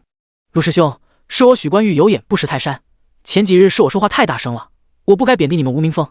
许关玉朝陆月天鞠了个躬，我承认你们无名峰很强，叶枫很强，清玄宗没有一个年轻弟子能比得上他，他的剑术比你当年强太多了，假以时日，他必定走出白月州，走上武道之巅。长老们和关灵天等人皆是惊讶无比，他们都知道许关玉从入门就开始跟陆月天竞争，许关玉处处都要跟陆月天争个高下，任何事情都要比一比。如今看到许关玉居然向陆月天低头了，他们就像看到太阳从西边出来一样不可思议。一长老感叹道，不是许关玉向陆月天低头，而是他向叶枫低头，承认清玄宗的队伍不能没有叶枫。或许我们都搞错了，下品杂灵根能突破玄境，还能使出绝世剑术，叶枫这个人不是妥妥的天才吗？玲珑师祖此刻看着传影球的画面，眼神复杂无比。他活了数千年，什么事情没有见过，却在这平平无奇的少年身上看走眼了。如此少年，难不成真的是绝世天骄？这一刻，清玄宗上下都认可了叶枫的实力。一开始我还以为那是条傻狗，没想到是头3阶妖兽，我是真的服。冰原狼王都被他收服，这也太牛了！我就是专门驯化灵兽的，1阶妖兽的幼崽我驯养了3年，昨天还被他咬掉一根手指呢，哪里敢像叶师兄那样给冰原狼王甩大笔兜的？我们清玄宗的队伍有叶枫、二师兄、齐师兄、赵师姐，还有小曼师妹，都是门内顶级实力，这下清玄宗有救了。哈哈，妖兽这种东西，就算高出他几个境界，也不一定压得住。还好我修的是阵法。看到叶枫再次使出那一剑后，清玄宗的弟子们明显的轻松了很多，聊天也变多了。天道战场内，叶枫几人穿过树林，走到一片荒草地带，再往前走就是无边无际的荒漠地带，一眼看不到尽头。进入荒漠地带就是踏入第4圈了。这里没有树木遮挡，一眼就能看到周围有很多弟子陆陆续续的从树林里出来，也有不少人已经走到了沙漠里。二哥，刚才弄得一身血雾，脏兮兮的，臭死了，你要不要洗个澡？我顺便帮你搓一下。齐修剑仍是走到第2位，从出了树林地带就一直喋喋不休的劝二师兄洗澡。走在第3的人已经换成苏小曼，他不愉快的白了齐修剑一眼，随后一脚踢在他的屁股上。呵呵呵，你一天到晚就想着喝洗澡水，还有没有点出息了？无名的怒火在心头燃烧，他也不像刚才那样厚着脸皮搂着叶枫的手臂叽叽喳喳的没话找话。齐修剑像是被人戳破心思一般，老脸通红的辩解：你胡说什么？那是灵泉，不对，那是洗澡水，也不对，总之你不要污蔑我的人格。看吧，你就是想喝灵泉，本姑娘这里还有7、8瓶呢，叫声姑奶奶，我给你1瓶。齐修剑根本不会承认这事，但听到苏小曼说要给他1瓶灵泉，顿时一脸大喜。真的吗？当然是真的。我什么时候骗过你了？看到苏小曼那副没心没肺的嬉皮笑脸后，齐修剑顿时拉下脸来，就知道这小妖女没那么好心。你们终于出来了，可让我的兄弟们久等了。一道戏谑的声音从远处传来，只见王红等人带着一帮盟友拦在第4圈的边界。第58章自爆。随着王红的声音落下，很多人都好奇地朝这边看了过来。人都有凑热闹的习惯，看到王红一大帮人拦在这里，都怀着看好戏的心态，就差拍掌呼喊让他们打起来。很快，周边的人都围了过来，他们看了看王红一行人，再看看叶枫一行人，都露出幸灾乐祸的笑容。这下有好戏看了，30人打他们4个人，待会说不定会被活剥，那2个小妞运气不好的话，可能会被当众羞辱。刺激啊！我也想看待会他们被虐成狗的模样。哈哈哈！他们是哪个门派的弟子？怎么得罪了这么多人？这还不得被打残废啊？这你都不知道？看他们的衣服就知道是清玄宗的弟子，还有另一边是侠寇门、天灵教、道义宗。其中一名少年如数家珍地将两方门派都讲了出来。然而围观的很多人都摇摇头，表示不认识这些门派，于是问道：“你们是哪个州的？这些门派好像都不是我们州的吧？”白月州，你们呢？被问话的少年听到白月州3个字后，明显面露不屑之色，呵呵，还以为是哪里的大门派呢，原来是白月州那个小山沟。说我们白月州是小山沟，你们呢？有多了不起？其中一人不服气道：“说出来吓死你们！凌云州、暗星门、4星门派，你们白月州连个2星门派都没有，州面积比我们凌云州小100倍，你们州的资源和实力不值一提，呵呵。”白月州的少年听了非常识趣的低下头，灰溜溜的走了，引得凌云州的弟子们哈哈大笑。王红手一挥，两行人围住了清玄宗队伍两侧，后面也跳出一队人将后路堵截，不让叶枫等人逃走。千月小妞，自从泉州门派比试之后就没见过你的美貌了，快摘下面罩让本大爷瞧瞧。王红早就横行霸道惯了，一身匪气展露出来，嚣张不已。赵千月没有说话，冰魄神剑此刻已经布满寒霜。你们怎么只有4个人？还有1个人呢？不会是那条傻狗吧？哈哈哈！王红的话引起一帮盟友也跟着大笑起来。此刻他们自认为胜券在握，清玄宗就是砧板上的肉，待宰的羔羊，看清玄宗几人的眼神都变得肆无忌惮。这赵美人早已美名远播，王大少事后能不能也让我们一清方泽？盟友道义宗一名弟子猥琐笑道：“此人名为梁山君，低眉细眼，一脸的阴险猥琐。”梁兄这话就太见外了，都是兄弟，跟我侠寇门混的，我侠寇门绝对不会亏待他们，人人都有份。哈哈哈！所有围着清玄宗的人都跟着嘲笑了起来。围观的人都知道，清玄宗这些人将会死得很惨，死前定会遭受一场非人的折磨，这几乎是绝大多数门派的做法，可以起到震慑他人的作用。叶枫面容平静地注视着那些人，眼神却是冰冷无比。清玄宗的队伍都没有动作，他们在等叶枫做决定。叶枫的实力早就展现出来，大家都默认让叶枫带领队伍。王红，没想到你也进来天道战场了，这下可以省去很多麻烦，免得我到处找你。听到叶枫说话，王红高傲地瞥了叶枫一眼，眼中满是鄙夷。玄境初期废物一个，你还没有资格在这里说话，想必就是躲起来的2人之一吧？若是在我侠寇门被选中躲起来，我们一定会把他活剐了，还要炸油锅，待会2样你都要过一遍。看来你似乎把我忘了，那我只能帮你回忆回忆。叶枫话语中透着寒意，你这样的垃圾还敢跟本少爷如此态度，老子我先废你一条腿。话音落下，王红亮出了自己的神兵长弓，一支金刚长剑搭在弦上，神兵长弓剑弦拉满，箭头对准了叶枫。侠寇门的盟友看到神兵长弓都露出深深的忌惮，梁山军蜀眉一挑，眼里尽是得意。小小的玄境初期也敢再次出声，真是不知死活。此弓箭能越级射杀天境修士，用在你这个小小的玄境废物身上，算是便宜你了。拉弓放箭，王红脸上带着戏谑的冷笑，速度极快，长剑犹如流光，一闪而过。就在人们以为叶枫要惨叫的时候，却听见一声清脆的破碎声。众人看向叶枫，却见他毫发无伤，只是地上有一片破碎的镜子碎片。怎么可能？王红不可置信地看着叶枫，所有人都惊讶，那支金刚长剑去哪里了？下一刻，只见地面破碎的镜片竟然缓缓飘起来，重新组合成一面裂开的镜子。是千面魔镜！我侠寇门的千面魔镜怎么在你的手上？蔡康惊呼出声。听闻此言，周围白月州的弟子皆是脸露惊疑。凡是白月州的门派都知道清玄宗和侠寇门在南天城的冲突，当时出现一名神秘强者，将侠寇门的李元长老打败，然后抢走李元长老全部物资，当众羞辱李元长老，让李元一个老前辈在所有人面前脱个精光，让他抬不起头，然后离开了白月州。因此李元长老的东西出现在这个玄境初期的人身上，所有人都觉得不可思议。你究竟是何人？跟那天袭击我侠寇门大卖场的人什么关系？王红终于肯问叶枫的名字了，开始他还不屑一顾。我不但羞辱了你们的长老，抢了他所有的物资，还杀了你们的死士，还有那个侠寇门姓王的胖子，估计也死了。叶枫毫不掩饰的将所有的事情说出来。我手上还有你们侠寇门的7品龙鳞宝甲、7品飞剑玄青钢、7品爆炎符，这些东西都是不花一颗灵石弄到手的，你气不气？我王叔也是你杀的，还有那些死士，我不信你一个玄境初期的废物根本不可能杀得了我侠寇门的死士。王红满脸怒气，再也没有刚才的嚣张气焰。叶枫随后的苏小曼则是惊讶的捂住小嘴，他也知道南天城冲突的经过，叶枫会使出漫天剑与宁一线，加上他有侠寇门的千面妖镜，以及叶枫平时出手大方，什么物资都有，他此时对叶枫的话信了90%。还真是你干的，这么好玩的事情，下次一定要带上我啊！我最喜欢抢别人东西了。第59章10万飞剑。赵千月和齐修剑也是满脸惊讶，没想到叶枫很快就隐藏了实力，想到自己还担心他会在决斗台上吃亏，把冰魄神剑送过去，没想到人家其实很强，不由得赵千月脸上泛起一阵潮红。那位在南天城出手的前辈就是他。此刻李启超直接跪在地上，整个人都傻了，想到自己还带人挑衅他，让他滚出清玄宗，却不知道人家根本就不是一个层次的，人家根本不想鸟自己，或许是被自己惹烦了，他才提出上决斗台的，不然一个没有实力的人怎么可能主动提出上决斗台？这不是脑子有病吗？所以他本身有很强的实力，才会约我上决斗台，我他妈的还傻乎乎去挑衅人家，像个跳梁小丑一样，真是笑死人了。我还在他面前耍漫天剑与凝一线，这不就是耍猴吗？哈哈哈！李启超像是发疯了似的，在监牢里狂笑不止，他此刻恨不得找个地方钻进去。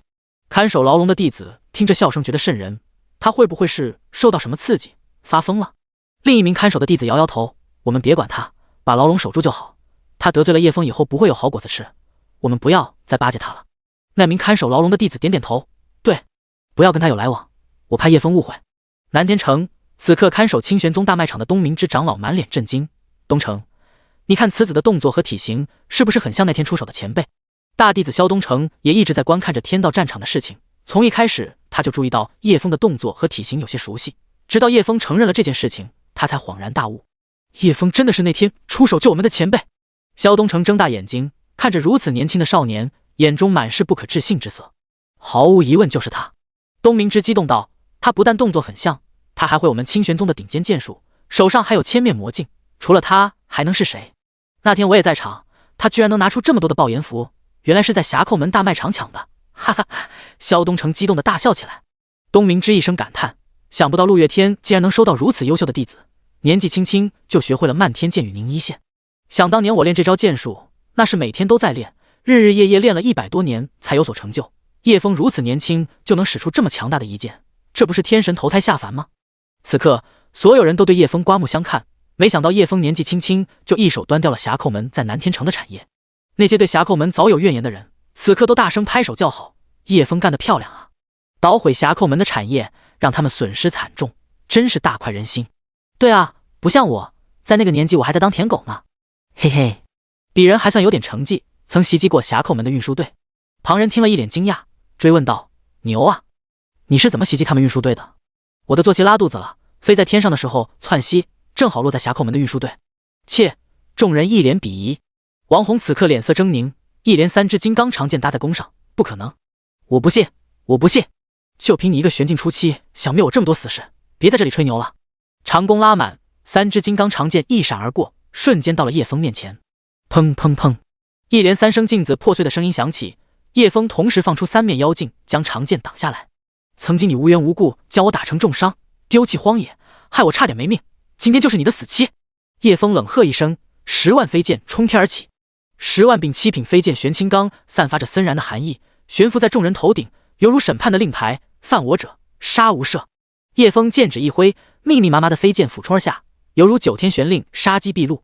围观的人看到那些泛着寒光的飞剑密密麻麻，似乎把整片天都遮住了，只觉一股强大的压迫感压下来，令他们呼吸都感到苦难，大脑一片空白，心里只有一个字，那就是逃，快逃！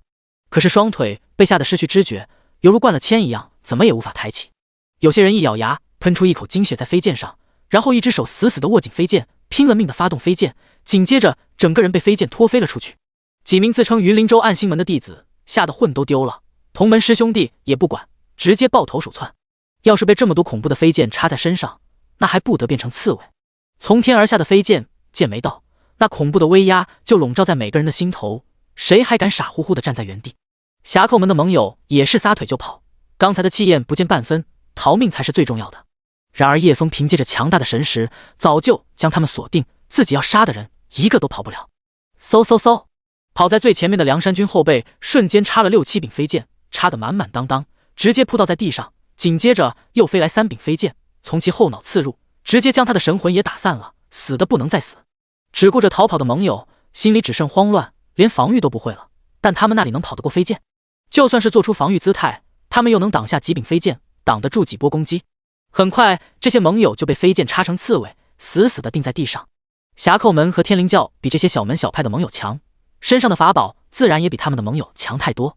李瑶瑶拿出2个瓷瓶一般法器，相互一敲，2个法器顿时破碎，强大的能量屏障顿时将侠寇门和天灵教的人笼罩起来。天灵教的人也是反应迅速，其中一人手中托着绿色龟壳，另一只手剑指并拢，口念法诀，手中的绿色龟壳顿时绿光大盛，龟壳迅速变大，将他们笼罩起来。这绿色龟壳是天灵教隐藏多年的8品防御法器，从未对外公开使用过，一直作为秘密武器使用。如今为了让弟子们在天道战场获取更多的资源，直接将这8品防御法器给了弟子使用，也是下了血本。第60章烤乳猪。锵锵锵，飞剑如瀑布般冲刷下来，李瑶瑶布置的那道防御屏障瞬间破碎，但还有天灵教的8品防御法器挡着。叶枫加大力量，让飞剑从高空飞速坠落，破空声不绝于耳。飞剑撞击在8品防御法器上，发出金铁交鸣的声音，火星四溅，犹如绚丽的烟火，溅起2丈高。1万飞剑，2万飞剑，3万飞剑，每秒钟上万次飞剑冲击，震得周围的人耳膜发颤，气势犹如狂风骤雨，九雷轰顶，令人望而生畏。这样的攻击，就算是一座城池，此刻也要被搅成废墟。而且这8品防御法器仍旧屹立不破。见如此多的飞剑冲击都不奏效，叶枫也不再浪费力气，停止飞剑攻击。哈哈，你莫要浪费气力了，8品防御法器，就算是神境强者，也要耗费9牛2虎之力。你一个小小的玄境初期，还想破我玄武御天甲？为首的天灵教弟子得意大笑，还不忘对叶枫做出挑衅手势，眉头微皱，取出冰魄神剑，准备用漫天剑与凝一线试试。见叶枫拿出神剑，那天灵教弟子也丝毫不慌，反而冷笑道：就算是10个陆月天来了，用你们清玄宗最强的剑术，也破不开我这玄武御天甲8品神器，你以为是浪得虚名的？叶枫不说话，直接叠加了20倍的漫天剑与凝一线，顷刻间沙漠的上空变得无比森然，恐怖的毁灭气息几乎让人窒息。去！刷刷刷，一连20道细针般的压缩剑气闪过，瞬间击射在玄武御天甲上，无数空气撕裂的破空声如飓风向四周席卷，激起漫天黄沙。几分钟后，漫天黄沙逐渐平息，露出的玄武御天甲依旧完好无损。好强的防御力！我复制的漫天剑与凝一线仅仅是仙境初期，若是复制师傅的漫天剑与凝一线会更强。如今就算再加100倍的量，也不一定能破这龟甲。要是叠加了100倍，我的气海瞬间被吸干，这不是个好办法。叶枫沉思一会，便换了一种思路试试。他拿出一叠厚厚的符箓，然后走到3人面前，一人分一大叠爆炎符，足足7000张。4个人就是28000张爆炎符，叶枫就不信考不熟他们。这是7品爆炎符。齐修剑接过叶枫厚厚的一叠符箓，眼睛瞬间瞪大了，嘴巴能塞进2个牛蛋。叶哥，一张得好几万灵石吧？这么多爆炎符要好几百万灵石，是上百亿颗灵石啊！呆子！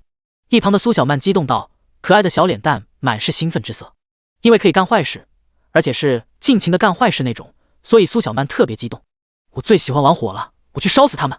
苏小曼说完，就拿出一个小舟形状的飞行法器，直接踏上飞行法器就飞到上空，来个高空轰炸。尽管赵千月修炼的是断绝7情6欲的功法，看到这么多7品爆炎符，还是露出了惊讶之色。他也没多说什么，拿着爆炎符上前就是炸。嗷呜！二师兄嬉皮笑脸的凑上来，表示俺也要玩。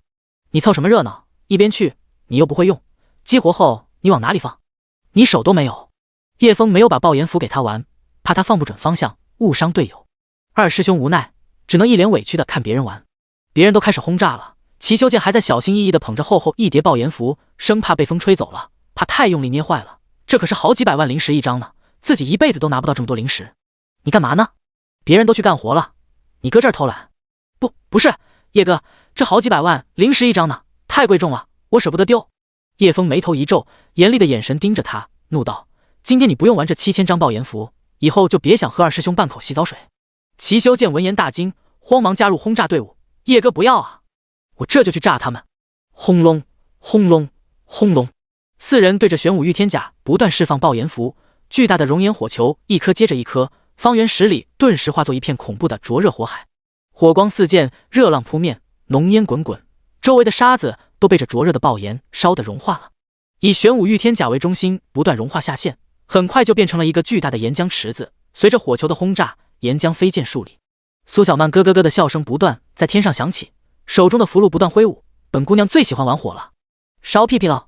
烤乳猪，烤肥羊，烤山鸡，烤鸡蛋，烤鸭蛋，烤蠢蛋，烤傻瓜蛋。小姑娘一边放火，一边欢快地自言自语，一个人在非洲上玩得很开心，犹如铜铃般的笑声非常悦耳。然而传到其他人耳中，就像恶魔的低语。其他门派的人都躲得远远地看着，他们无一不是瑟瑟发抖的。清玄宗这群人就是魔鬼，那个玩飞剑的一下拿出10万柄飞剑从高空刺下来，差点把我插成刺猬，还好我跑得快，我还不是腿都软了，现在都提不起劲。所幸本帅命大，有个貂毛在我后面1米的地方摔了一跤，瞬间被插满飞剑，跟个刺猬似的，太可怕了。刚才逃跑的时候，我道侣还拼命抱着我直接砍了他的双手，一跤踹飞了。一大群人死里逃生，心有余悸，但还没喘过气来，众人就听到如同炸雷般的轰隆声接连不断。众人不知道发生了什么事，便好奇地回头看了下，这一看不要紧，直接被吓了破了胆。那一个个大火球不断地炸，从砸出一个小坑到砸出一个大坑，最后直接砸出一片火海。炸出一片火海，这帮人还不罢休，还在继续炸，一个个大水牛般的火球源源不断地落下，热浪不断拍打在众人脸上，地面也在颤抖。妈呀！清玄宗这帮人太狠了，都快炸出一片火海了，他们还不肯罢休，这是什么深仇大恨？至于吗？峡口门那帮人渣都不剩了，他们还不肯停手，太可怕了，还好他们没有盯上我们，不然我们直接被融化，渣都不剩了。刚才那个谁，凌云州暗星门的，你不是说他们山沟里出来的不值一提吗？有种你出去跟他们说想烤火，我看你能不能剩下一个指甲盖的骨灰。暗星门的弟子慌忙否认，你们莫要诬陷我等，我暗星门的弟子向来友好和平，对任何一个州的老幼妇孺都敬爱有加，就连一条狗来我们暗星门做客，都是与门主平起平坐，吃一样的饭，睡一张床。第61章，烤熟了没有？陆师兄，你一次最多可以控制多少柄飞剑？其中一名峰主不由得向陆月天问道。御飞剑杀敌需要神识和灵气支撑，神识控制方向，灵气提供动力，缺一不可。操控的飞剑越多，所需的神识和灵力就越多，以我现在的神识和灵力，一次最多控制3万柄飞剑。陆月天话语虽然平淡，但他的内心却是惊涛骇浪。清玄宗的高层们都看向了陆月天，眼神中皆是震惊。如此说来，这叶枫的神识和灵气远远超过了你。死！众人想到此处，都不由得倒吸一口冷气。此子恐怖如斯！我看叶枫控制的飞剑数量有10万之多，他是怎么做到的？许关玉不可置信地问道。这不但要强大的神识和磅礴的气海支撑，剑道天赋缺一不可。即便他有很强大的剑道天赋，但他的气海和神识怎么解释？叶枫的强横不但出乎所有人的预料，而且超出了他们的认知范围。一向沉默寡言的玲珑师祖却在这时开口了：非神境修为无法操控10万飞剑。玲珑师祖的话就像深水炸弹，激起千层浪花。非神境修为无法操控10万飞剑，这句话在众人心头炸开，众人如遭雷击，神情惊恐。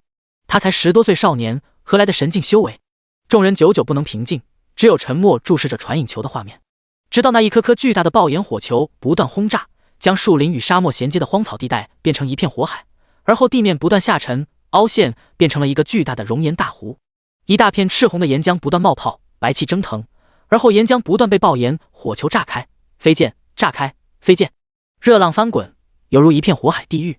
王元良此刻是真的慌了，看着这一幕，双腿发颤，若不是手里扶着栏杆，此刻恐怕已经跌坐在地上。那一颗颗赤红滚烫的爆炎火球，就像砸在他的心脏，每一下都令他心中剧痛，每一下都让他惊恐战栗。好可怕的手段！如此多的爆炎符，就像用不完一般。就如那天在南天城一样，他也是拿出了很多7品爆炎符，不停地轰炸我峡寇门弟子。王元良双目变成赤红，他死死盯着那个少年的身影。现在我信了，一定是他，他就是那个在南天城毁我产业的神秘人，还杀害了我堂哥王长老，让我宗门死事灰飞烟灭。此子手段好狠毒！之前还气势嚣张的王巨根，看到自己的盟友队伍瞬间被秒杀，而且自家队伍不得不躲在龟壳里，现在还要遭受火海焚烧，他脸都吓白了。已经好长时间没有听到他的叫嚣声，而陆月天自始至终也没有理会过他一次。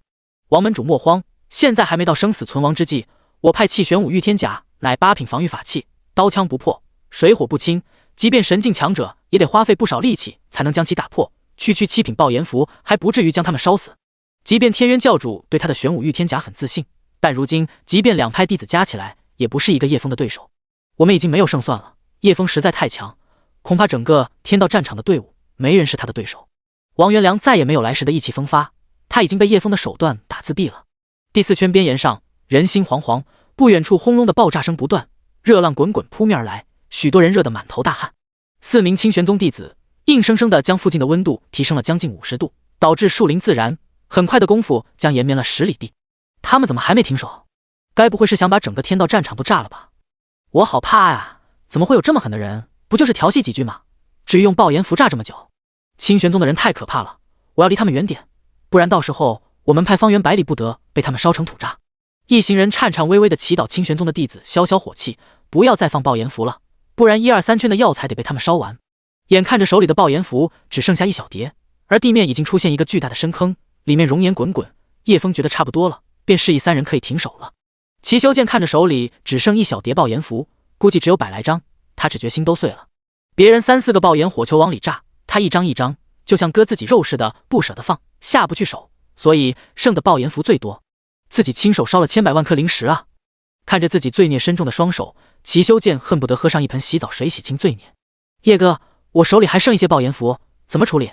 他话没说完，叶枫就摆摆手，送你了。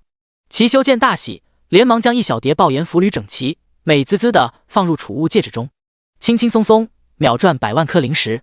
此刻的他只想喝2口洗澡水庆祝一下。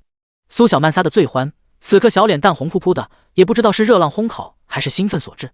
他手里的爆炎符只剩几张，是4人中最少的。快把他们挖出来看看，烤熟没有？齐修剑撇了撇嘴，这么多爆炎符，渣都不剩了。他还是有些不满几人如此大手大脚，太浪费了。看着眼下深坑，热浪滚滚，也不好捞上来看，得快速降温才行。叶枫思索了一下，想到了个主意。二师兄，想不想吃烤乳猪？二师兄闻言眼睛一亮，立马屁颠屁颠的跑到叶枫面前，等待投喂。你去把坑里的火灭了，我今晚就抓头野猪回来烤给你吃。嗷呜！二师兄很快就答应了。想到叶枫烤野猪的手艺，那是顶呱呱的，烤什么都是香喷喷的。冰蓝的眸子亮起，一对冰翼在二师兄身上凝结，冰翼挥舞，二师兄飞到火坑上，张开嘴巴喷吐蓝色的冰霜。二师兄也吃了不少九转气海丹，而且他是当饭吃的，累计下来吃的比叶枫要多，所以他的气海并不比叶枫小，所以扑灭这个大火坑熔岩还是不在话下的。第62章，喜欢躲在龟壳里是吧？在二师兄的全力灭火下，仅用了2分半时间，火坑里的熔岩已经熄灭，凝结成一块黑色的疙瘩。火坑里一片漆黑，都是被灼烧过的痕迹。那龟壳估计被埋在结块的黑色疙瘩上。叶枫操控10来柄飞剑朝里不断戳，直到一声枪鸣声响起，叶枫便确定了龟壳的位置。数十柄飞剑不断的朝龟壳的位置戳，龟壳很快就露出头来，被烧得黑漆漆的，看不清里面的情况。操控数十柄飞剑钻入龟壳底部，然后全部飞剑一起发力，直接将整个龟壳拖了起来。找了处平坦的沙地，将龟壳放下。几人围了过来，看看里面的人有没有被烤熟。赵千月纤细的玉指掐了个法诀，一条水龙便出现在众人头顶盘旋。随着赵千月剑指挥动，水龙也开始缠在龟壳上游动。2分半的时间，透明的水龙就吸收了脏污，变成了漆黑的墨水龙。水龙散去，露出躲在里面的10人，他们脸上皆是一片惨白，明显受到不轻的惊吓，但也是仅此而已。叶枫惊讶，8品防御法器果然名不虚传，刀枪不入，水火不侵。躲在狭小的空间里，被人硬生生的砸了2万多个大火球，就像泡在火海地狱里，几人吓都吓傻了。王红阴沉着脸，当他看到叶枫等人的几张脸时，脸色瞬间变得狰狞起来。哈哈，就凭你们清玄宗这帮废物，也想杀死我等？再等1万年吧。清玄宗一直被峡寇门压制着，所以王红认为清玄宗的人都是废物，不值一提。被王红欺辱过的清玄宗弟子也不少，基本都是不堪一击，因此他对清玄宗的人更加看不起了。而如今却被他看不起的废物搞得如此狼狈，他心中是狂怒的，谁都可以把他踩在脚下，唯独清玄宗不行。叶枫，你不是很牛的吗？有种进来杀我呀！哈哈，一群废物，你们给我等着，我总有一天会踏平你们清玄宗。王红笑得很疯狂，也很得意。叶枫冷笑，你以为躲在龟壳里我就拿你没办法吗？王红看到叶枫自信的样子，笑声收敛了一下，你拿我没办法，你在忽悠我。这时天灵教的弟子也开口了，只要我们不出去，你拿我们一点办法都没有，只能在外面干瞪眼。哈哈哈，就是有种进来打我啊！一群人刚缓过神来，就开始跟叶枫叫嚣起来，还不时各种脏话羞辱赵千月和苏小曼。赵千月脸上毫无波澜，眼眸平静如水，这点小事丝毫影响不了他的情绪。苏小曼腮帮子被气得鼓鼓的，一鞭子抽在龟壳上，这群可恶的家伙，我要撕烂他们的嘴！叶枫一只手搭在龟壳上，看着里面的几人，眼中尽是冷笑。我看你们可以嚣张多久？系统检测一下。叮！检测到8品防御法器玄武御天甲，是否复制？复制。8品防御法器玄武御天甲复制成功，已存入系统空间。叶枫从系统空间里取出一个绿色的龟壳，巴掌大小，正是8品防御法器玄武御天甲。叶枫掐了一道法诀，接着神念一动，玄武御天甲立马变大，将天灵教的玄武御天甲包裹起来。一层还不够，叶枫又拿出了一个绿色的龟壳，掐起一道法诀，在玄武御天甲上又加了一层玄武御天甲，一共加了2层。你们不是喜欢躲在龟壳里吗？我再帮你们加2层龟壳，你们就在里面慢慢等死吧。此刻得意的笑容已经转移到叶枫脸上。众人见状大惊失色，面面相觑，开始在里面讨论起来。天灵教的弟子却是大声否认，怎么可能？天下8、9品的神器都是独一无二的，你怎么可能有2个玄武御天甲？假的，一定是假的！大家不要被他骗了，一定是假的！对，不要被他忽悠了，我们不要乱了阵脚。王红惊疑不定，脸色一番变化后开始冷笑起来。叶枫，你个废物，黔驴技穷了吧？还想杀我？只有废物才会用这种可笑的小伎俩，废物真可悲！哈哈！一行人从惊疑不定后，又开始冷嘲热讽起来。叶枫也不想再搭理他们，因为1个月后天道战场关闭，没有离开的人都会被天道战场抹杀，他们只是一群死人罢了，没必要继续跟他们浪费时间。我们走。叶枫挥了挥手，示意众人离开。赵千月和2师兄是第一时间响应叶枫的意思，毫不犹豫就跟着离开了。赵千月的响应是对叶枫毫无保留的信任，他早就将叶枫当作这世上唯一的最亲的人。2师兄则是对主人的遵从，所以很干脆的跟着走了。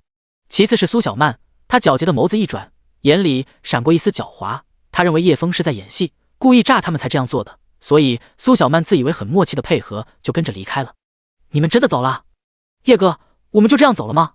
齐修剑不敢相信的在后面追上来。他们付出了这么大的代价，消耗了这么多爆炎符，花了这么多力气，就这样干脆的走了。齐修剑一时间还没反应过来。齐修剑当然不相信叶枫手上的玄武御天甲是真的，因为在他的认知范围，在所有人的认知范围里，8、9品法器只有独一无二的一件，不可能有2件一模一样的。哎，等等我，你们真的就这么走了？齐修剑不甘心的在后面跟上。你想跟他们在这里过夜，可以不走啊。呆子。苏小曼白了他一眼。依旧是2师兄走在前面，这次是叶枫走在第2。地上趴着不少被飞剑插成刺猬的尸体，叶枫没有回收这些飞剑，一是嫌脏，二是这些飞剑在自己面前非常廉价，没有回收的必要。即便这些飞剑每一把都价值20、30万灵石，叶枫也没有要回收的意思，就当垃圾一样丢了。就连那些冲击玄武御天甲被刮花的飞剑，他也全丢了，一柄也不要。整整10万柄7品飞剑就这样被叶枫丢弃在荒漠边沿。齐修剑看着满地的飞剑，随手捡起一把看了看，随后睁大眼睛，满脸震惊。他看着周围满地的飞剑，浑身都是鸡皮疙瘩，嘴里不断喃喃着：这品质，这灵气，这锋芒，这些都是真的7品飞剑啊！他原以为叶枫一下子拿出这么多飞剑，都是些不值钱的地摊货，没想到居然全是7品法器。叶哥，这些都是品质极好的7品飞剑，你不要了？要不我帮您捡起来？这么多7品飞剑能卖好几10个亿灵石啊！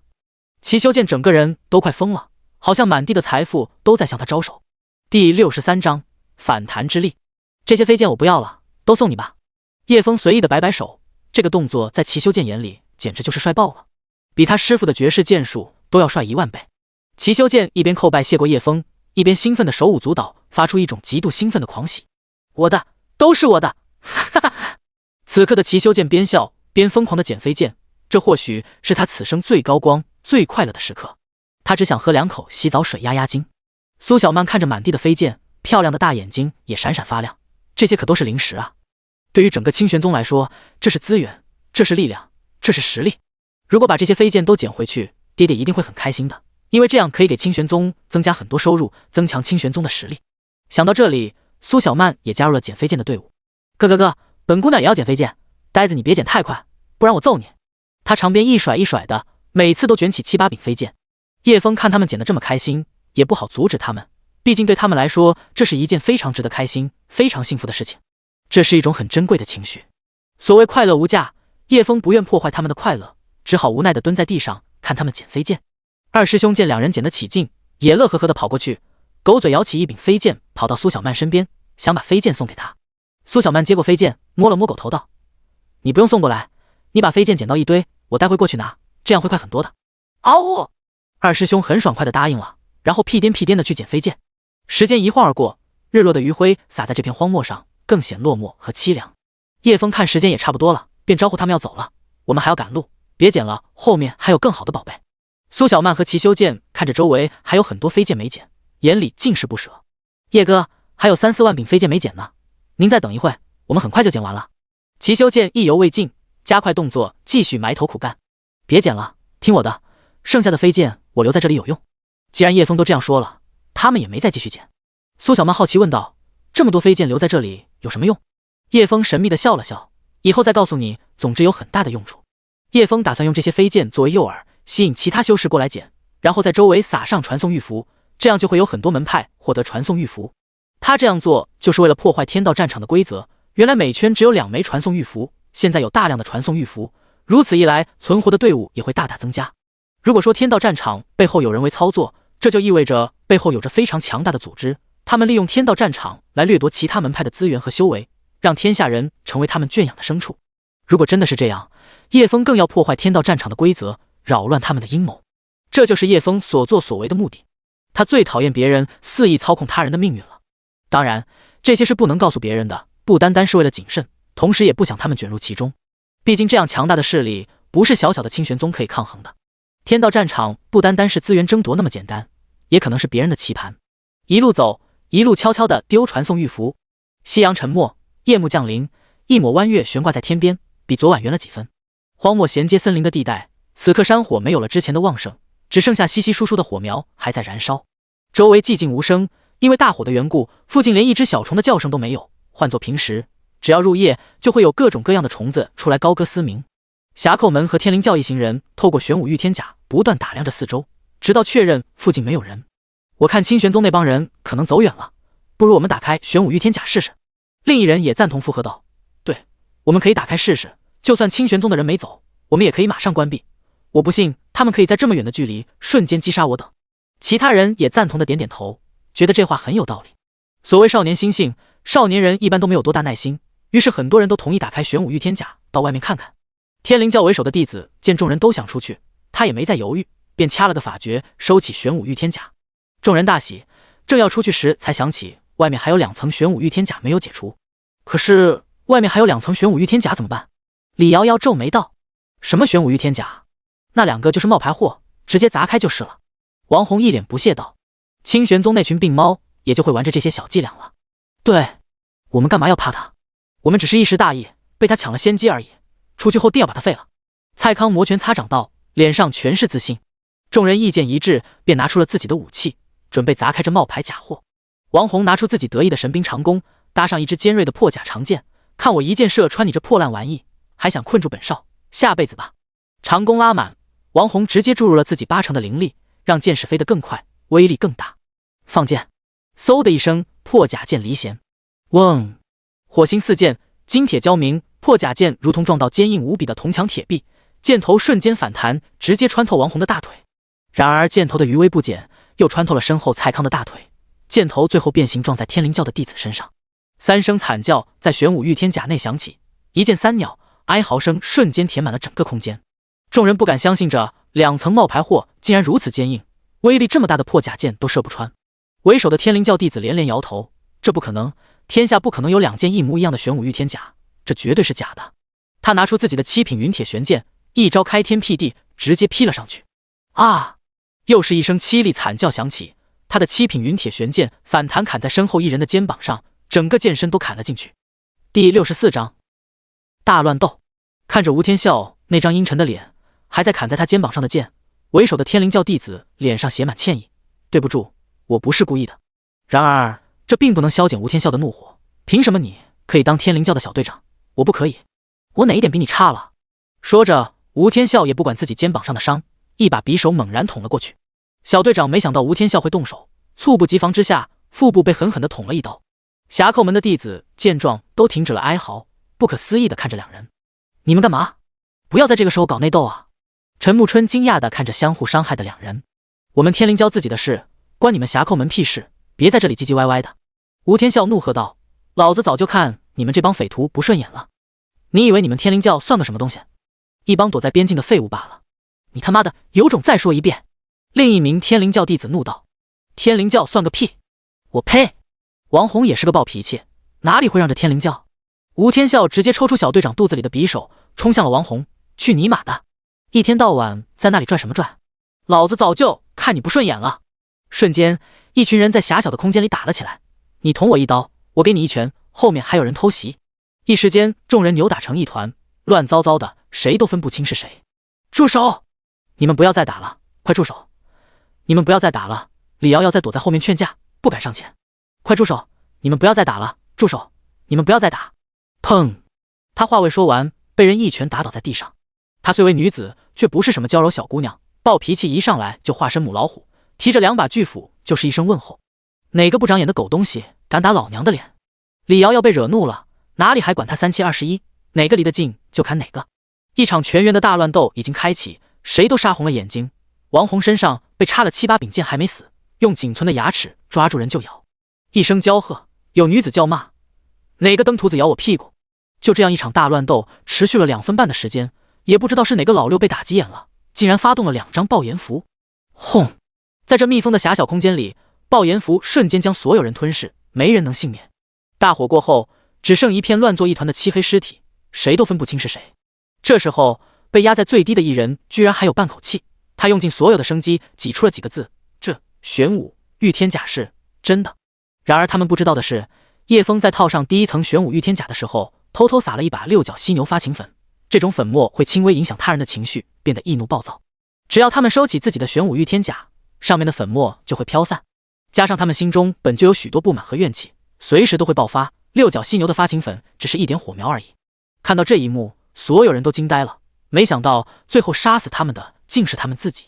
随着队伍的团灭，侠寇门和天灵教一行人的修为瞬间被天道战场抽取干净，他们所有的资源也消失了，所在山门瞬间倒塌，变成一片废墟。悬停在空中的飞行法器失去控制，都纷纷倾倒坠落，轰然砸在地上。年长的人都化作了枯骨，年轻的人在高空摔落，死的死，伤的伤。一时间，白月州2个大门派瞬间分崩离析，不复存在，只剩众人口中的一阵唏嘘和感慨。如果可以，没人会参加这种高风险、搭上全部身家性命的天道战场。他们都是迫不得已，被天道战场强制选中，而不得不深陷其中。看到如今是一家独大的局面，清玄宗山门外的小门小派都纷纷向清玄宗恭贺跪拜，全是谄媚之言。这也是小门小派的生存之道，如果不会向强者谄媚弯腰，或许早被别人一剑灭了满门，哪里还有100年长存。苏灵天也是大气之人，都一一友好回应了，并撤下山门防御大阵，邀请众人进入清玄宗，一同观看天道战场的战况。众人此刻双眼都是重净的，他们没想到清玄宗居然能拿出这么多的7品爆炎符，更不要前世的往里砸。清玄宗这几个弟子砸的7品爆炎符，都能抵得上整个白月州所有小门小派的全部家底了，他们此刻如何能够平静？另一边，凌云州，这是一个风气豪迈狂野的大州，甚至是残暴疯狂。他们可以在天道战场现场表演，凌辱其他门派弟子，无论是虐待还是强暴，他们都可以在很多人的注视下进行。这对他们来说是一种威慑，是一种挑衅和展现。他们会当着门派所有人的注视，将别的门派女弟子扑倒在地上，进行原始的活动。这并不需要躲避隐藏什么的，也不需要遮挡，他们都喜欢大大方方地展示自己的雄风。只有一些坤坤短小的人才会不好意思现场表演。此刻的龙潭宗弟子们正围在火堆旁，尽情释放着人的野性和兽性，胯下是其他门派的倒霉弟子，被他们抓到了，被当作玩具取乐，弱者只能承受无尽的屈辱和痛苦。叶枫一行人正向着荒漠深处前进，只有穿过这片漫长的荒漠，才能到达第7圈。因为这片荒漠就包含了第4、5、6圈，所以非常庞大。众人本想飞行穿过这片荒漠的，没成想这荒漠里竟有飞行禁制，无论是飞行法器还是御空飞行都无法使用。苏小曼不由抱怨起这破沙漠了，本姑娘刚才还飞在天上烤乳猪呢，现在怎么飞不了了？我们刚才还没进入沙漠好吧？那片荒草地带属于第3圈的。齐修剑提醒道，要你说，信不信给你屁股来2脚？来啊，一脚一平灵拳，你还敢要灵拳？看我把你屁股给踢烂了！嗷呜！二师兄表示俺也想玩。叶枫，我们什么时候来个回马枪，回去杀他们一个措手不及？苏小曼玩爆炎符上瘾了，有些手痒，想再来几百发炸他们，那叫一个刺激。换做平时，他可没那么多爆炎符可以随意挥霍，想一次玩个爽是不可能的。多亏了自己的拜把子兄弟，才让他体验到什么叫土豪。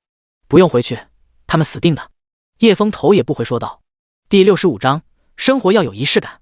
已经是深夜，红月当空。嗷呜！此情此景，二师兄表示他想吟诗，他想嗷嗷两声。荒漠地带直接包含了4、5、6圈，不能飞行，这将会是一场漫长的跋涉。没有充足的准备，很容易的会翻车。一路上少年人们吵吵闹闹的，完全没有什么危机感。特别是苏小曼和齐修剑两人，差点就打起来了。所幸赵千月一路保持警惕，躲过了几次沙漠生物的突袭。那都是一些躲藏在沙子里的蛇虫，大多数都有毒性，令人头疼。走了也有8、9个小时，虽说修炼者可以用少量的灵力代替体力，走半个月都不会觉得累，但是耐不住无聊啊。几人便在原地偷懒一会。苏小曼直接躺在沙子上翘起2郎腿。漫长跋涉这种事情，就像被关在屋子里修炼差不多，无聊死了。还是躺着舒服呀。先前答应过二师兄给他烤条乳猪，叶枫就在被坡的位置把沙子摊平，准备搭个火堆。叶枫专门买了个储存食材的储物戒指，生肉存进里面可以保存10几年。用6根笔直的木棍做了2个三脚架，下面生火，野猪就搭在三脚架上烧烤即可。看到叶枫居然从储物戒指里拿出干柴树枝，几人也是惊讶的看了过来。人家修炼者的储物戒指都是用了存放法宝、符箓、丹药什么的，再不济也放一些玉器、金银财宝。你居然放干柴树枝，这些凡俗到不能再凡俗的东西。叶哥，你在干嘛？是不是要给二哥烧水洗澡？叶枫，烤野猪，你要不要吃点？烤野猪不错，要是没有喝的，就差点意思了。叶枫，这货不会是喝洗澡水喝出毛病了吧？烤野猪呀，小曼也要吃，要吃3头。叶枫，于是叶枫就弄了2个火堆，准备烤2头野猪。二师兄是妖兽1头野猪，还是可以吃得完。剩下1头就由他们4人分。火堆很快点燃了起来。老规矩，二师兄负责看火加柴，叶枫负责烧烤。2头野猪都是在森林里打到的，纯原生，没有复制过。赵千月依旧是独自打坐修炼起来，从来都很自律。叶枫把他喊了过来，让他帮忙用水龙清洗一下食材。赵千月很干脆的就答应了，只要是叶枫叫做的事情，他都会下意识的点头答应。玲珑师祖看到这一幕，气得火冒3丈。这厮杀千刀的，竟让自己的爱徒用法术洗1头猪。对于一个修炼者来说，这是非常掉价的事情。玲珑师祖认为叶枫在侮辱他爱徒，不由得他扭头恶狠狠瞪了陆月天一眼，差点就给他来一掌。陆月天无辜躺枪，一脸无奈。2头野猪在三脚架上烤得滋滋冒油，香气四溢，看着就非常有食欲。苏小曼早就在一旁虎视眈眈了。叶枫很早的时候就在这个世界收集香料、孜然、八角、香叶、胡椒等这些香料都被他找到了。不但如此，还加入了很多本地的香料。香料早就被他磨成粉末，装在瓶子里，此刻倒出来跟盐巴、糖混合起来搅拌，即可做出他独门的香料。二师兄吃了时时刻刻都惦记着那口香香的烤肉。烤得差不多了，二师兄不用加柴，剩下的炭火就可以了。哦，二师兄表示快点快点，等不及了，我的大刀早已饥渴难耐。撒上香料，再小烤一会，等炭火小一点就可以出炉了。叶枫好香呀，可以吃没有？苏小曼已经从自己的储物戒指拿出2把匕首，随时在烤野猪身上来2刀。急什么？生活要有仪式感。桌椅板凳、碗筷酒杯，还有叶枫自己酿造的葡萄酒。无论走到哪里，叶枫都是一个注重享受生活的人。看叶枫拿出了这么一套吃饭的家伙，清玄宗的人都看呆了。好家伙，正经修士谁会往储物戒指塞这些玩意？叶枫在地上铺一块干净的布，然后将其中1头烤野猪放在上面，专门留给二师兄吃，自己则拿起碟子给每人都割了一碟烤肉下来。齐修剑也很识趣的给每人倒上一杯葡萄酒。叶哥，这是什么酒？问着果香四溢，还掺着酒香，喝着甘甜清爽，这可太好喝了，一点都不比洗澡水，是灵泉，一点都不比灵泉差。说着一杯干完，又给自己倒了一杯，表情十分陶醉。真的吗？苏小曼有些不相信，在她的印象里就没有酒是甜的，听都没听说过。我也要尝尝。苏小曼拿起酒杯凑到嘴边小嘬一口，随后眼睛一亮，真的是甜的。紧接着她咕咚咕咚的喝了起来，一大杯甜红酒不一会儿就被她喝完了。哇，太好喝了，好甜！那是一种很特殊的甘甜，很好喝，让人喝了十分回味。苏小曼舔了舔嘴唇，一脸意犹未尽。齐修剑，赶紧给我满上，快点，快点！你喝这么多，不怕宗主大人揍你吗？苏小曼没好气的瞪了他一眼，你废什么话？赶紧的给我满上，不然我现在就揍你一顿。叶枫做的可不是单纯的葡萄酒，因为葡萄酒本身有些酸涩，所以他同时酿了另一种酒，乌碾子酒。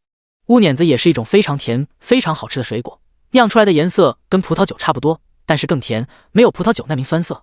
因此，叶枫按在一定的比例，将两种酒混合在一起，做出了不会涩口、更加清甜的果酒。看着苏小曼这样咕咚咕咚的喝，虽然度数不高，但还是会醉的。苏小曼，你喝这么多酒，不用吃肉了？吃呀！怎么不吃？3头烤野猪我都能吃完。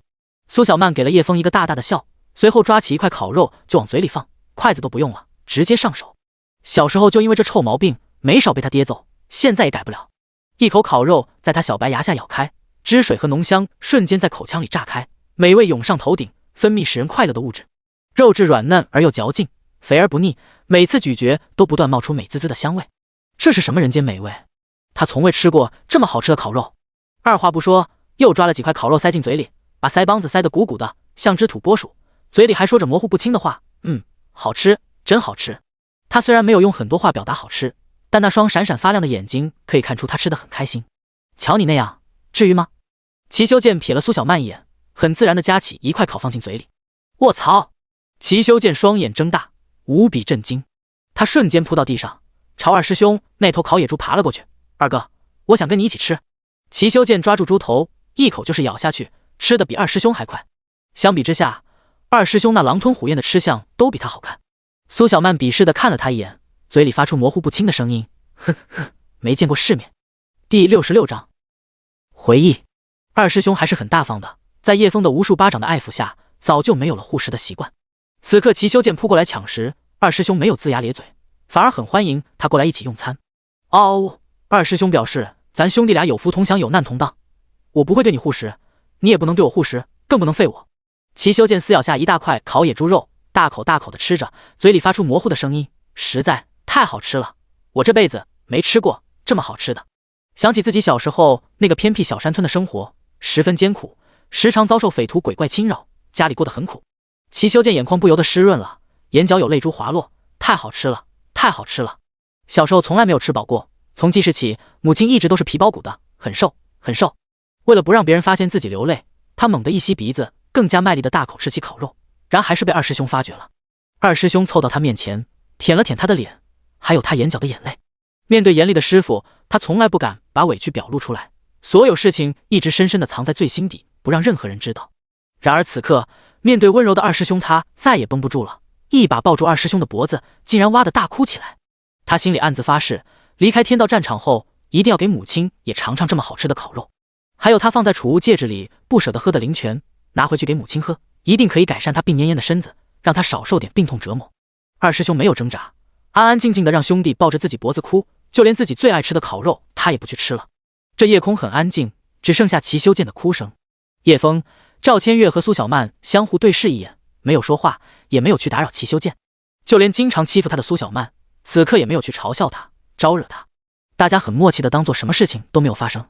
哭过一阵后，齐修剑觉得整个人舒服多了，满满喝了一大杯红酒，非常甘甜润喉。叶哥的酒真的很好喝，回去一定要问叶哥讨要一点，拿回去给母亲也尝尝。二哥，我敬你一杯。哦，二师兄表示好兄弟，咱们干了。看着这一人一狗喝得尽兴，叶枫又悄悄拿出好几瓶放在一旁，一口葡萄酒，一口香香的烤肉，简直是绝配。赵千月在玲珑师祖的强烈要求下，已经10多年没有吃过凡俗食物了，像这种烤肉在他师傅那里就是污秽的邪物，是绝对不能碰的，就连靠近闻一下都不行。但此刻叶枫让他吃，他毫不犹豫地吃了，很香很香，他无法形容的好吃。久违的记忆，只有小时候才会吃东西，那时候一家人团团圆圆围在一起吃饭，还有叶枫一家人也在。那时候爹爹总是不停地给他夹菜，让他多吃点，而他总是给叶枫夹菜，让叶枫多吃点。而现在百越城已经变成荒无人烟的废城，爹爹不在了，娘亲也不在了，但是叶枫还在。他夹起一块肉递到叶枫嘴边，啊，像小时候一样将菜喂到他嘴里。叶枫有些不好意思，但看到赵千月认真毫无杂念的模样，他不由一愣，下意识地张开嘴巴。此刻的赵千月很美，很温柔。啦啦啦啦啦啦，一阵很不是时候的声音响起，苏小曼唱起了满嘴跑火车的歌，小脸蛋红扑扑的，吃得满脸是油，一边喝着酒，还不忘往嘴里塞烤肉。啦啦啦啦啦啦啦啦啦啦，烤肉真好喝，好甜呀！小曼要飞起来了。叶枫，看来这家伙是真的喝醉了。看他脚边的空酒瓶，叶枫数了数，1、2、3、4、5、6，他手里还拿着一瓶。叶枫当场惊呆了，这家伙居然这么能喝，这么短时间竟然悄无声息地干完了6瓶。好家伙，这小酒鬼以后可别学陆月天啊，喝得像个流浪汉一样。叶枫无奈，伸手去想把酒瓶拿回来，不让他继续喝。殊不知苏小曼竟然还能躲闪，一侧身就躲开了。嘿嘿，想抢本姑娘的酒，没门！叶枫继续抢，他继续躲，两人一追一躲，叶枫一时间也奈何不了他。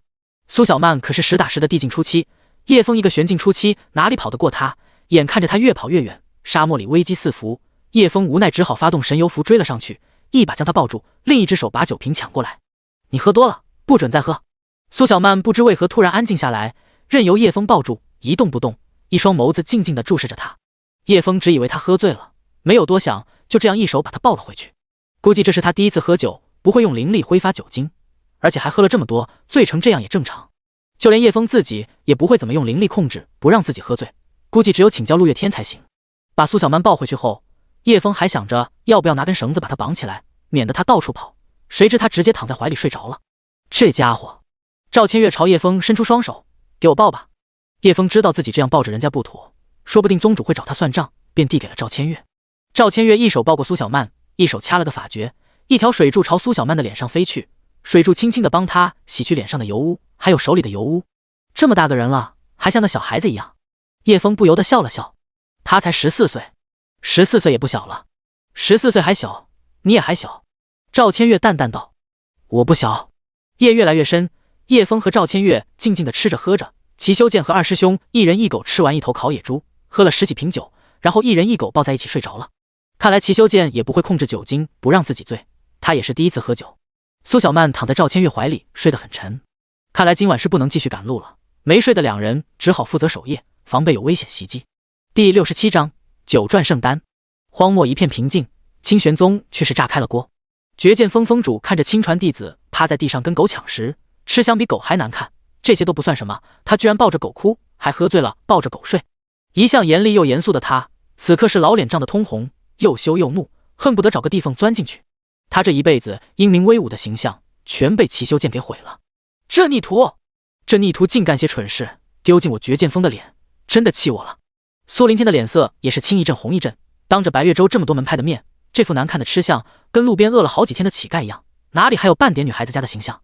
还喝醉酒，被男人抱着，别人怎么看自己？怎么看待清玄宗？说自己教子无方，说清玄宗没有规矩，弟子散漫无礼，到时候谁还来清玄宗拜师呀？这野丫头，我都骂她多少遍了，吃饭要用筷子，要细嚼慢咽，女孩子家要文静端庄，温文尔雅，可她偏要反其道而行之。苏凌天都快哭死了。他们两人还算轻的，玲珑师祖都不知道拍碎多少张桌子，差点把整个大殿都掀翻了。破戒吃酒肉不说，这会影响心境，污染灵脉灵气，轻则修为进度迟缓，重则道心大乱，很容易出岔子。他居然还喂叶枫吃东西！玲珑师祖坐在石椅上，双目怒火欲喷，胸口剧烈起伏，很显然被气得不轻。叶枫，又是叶枫，是想把我爱徒祸害成什么样？然而这些都还不算最严重的。白月州的少年子弟此刻心都碎了，心灰意冷，生无可恋，香菇难受，绝望。一向冷冰冰的千月居然如此温柔，如此动人，他居然这么温柔给别的男人喂东西吃，那双筷子有男人的口水，他还放进嘴里。啊！我不活了，我活着还有什么意思？买2块豆腐撞死算了。呜呜！他冷冰冰的样子很美，他温柔的样子把我整个人都融化了，美的让人窒息。可是叶枫，你个狗贼！啊！你不是人！千月，没有你我怎么活啊？千月，没有你我怎么活啊？我哭，他居然可以如此温柔，哪里可以学夺舍之术？我想学夺舍叶枫的身体，就可以吃到千月喂的菜了。不会再，我的心已经封锁冻结，谁都伤不了我。请叫我冷少，我没病，快把我放开！我不吃药，我没疯。场上一片哀嚎，哭得比死了爹娘还要悲惨。这一晚的荒漠还算平静，除了一些不长眼的毒蛇毒蝎还有爬虫之外，并没有其他生物来侵扰。赵千月一挥手就把他们冻成冰雕，完全造不成什么威胁。早上依旧是大雾，所幸叶枫搭建了简单的阻隔阵法，不然几人都会被大雾打湿衣衫。清晨正值气候凉爽，沙子里爬出不少昆虫，或是捕食，或是寻找配偶，或是从雾气中吸取水分。叫醒几人就要继续赶路了。看到几个庞然大物走过来，昆虫都纷纷躲避，几只张牙舞爪的毒蝎不肯走开，瞬间被赵千月冻成冰雕。呆子，你知不知道你昨晚喝醉了？苏小曼看到睡眼惺忪的齐修剑，一副还没睡醒的样子，坏主意立马就涌上心头。齐修剑一愣，半疑半信道：“有吗？我好像没有喝醉吧？”他自己也不太确定，感觉还没睡醒，想不起来。有，你昨晚确实是喝醉了，还发酒疯呢，可严重了。我干嘛了？被苏小曼这么一说，心里有些害怕。你昨晚抱着二师兄亲了一晚上，可疯狂了，我们拉都拉不住。苏小曼一脸后怕的样子。齐修剑听了大惊，他记得自己确实抱过二师兄，但后面的事情记得不是很清，被苏小曼一说，心里拔凉拔凉的。真的吗？真的。你后来还吃狗屎了，我好心去拉你，你不乐意，还打我。听到这里，齐修剑终于发现不对劲了，顿时大怒。好啊，苏小曼，你敢戏弄我？等他反应过来，苏小曼早就跑没影了。齐修剑只能气呼呼的踢沙子，就算苏小曼不跑，他也不敢对苏小曼怎么样。先不说她是宗主的女儿，其次真把苏小曼惹到了，后果很严重，说不定把她剑诀锋给炸了。脚步不算慢，2个半时辰，雾气早已散去，此时的太阳十分毒辣，像是有一把火在头顶燃烧。沙漠里没什么可以吃的，二师兄嗷嗷叫着，示意叶枫给他投喂。也不是他有多饿，就是无聊嘴痒而已，还有一部分心理习惯，自己是时候该吃点东西了。好吧，叶枫听他嗷嗷了一路，只能妥协了，拿出2个大浴盆，一盆倒满灵泉，另一盆倒一半九转气海丹，再混合一些天灵草，来的荤素搭配，可以清除一些灵脉里的污垢，毕竟昨晚吃了不少凡俗之物。是灵泉草。每到看到叶枫拿出大浴盆，齐修剑都会把注意力集中到叶枫这边，搞得就像叶枫要给他投喂，而不是给二师兄投喂。他迅速拿起一颗认真研究，然后浅尝了一下，双眼顿时瞪大，真的是灵泉草。天灵草也叫灵泉草，只生长在灵泉边上，能够清除修士体内的杂质，让灵力运转更流畅，并且降低各种修炼风险，十分珍贵。灵泉本来就少，而且不是每一坛灵泉都会长灵泉草，因此灵泉草要比灵泉更加稀有。这么大一盆都是灵泉草。齐修剑激动大喊，声音都有些颤抖。叶哥，你家还招不招看门的？我可以帮你看大门，不要零食，有口饭吃就好，我胃口小，半盆就够了。听到齐修剑大喊大叫，其他人也喂了过来。哇，好多灵泉草呀！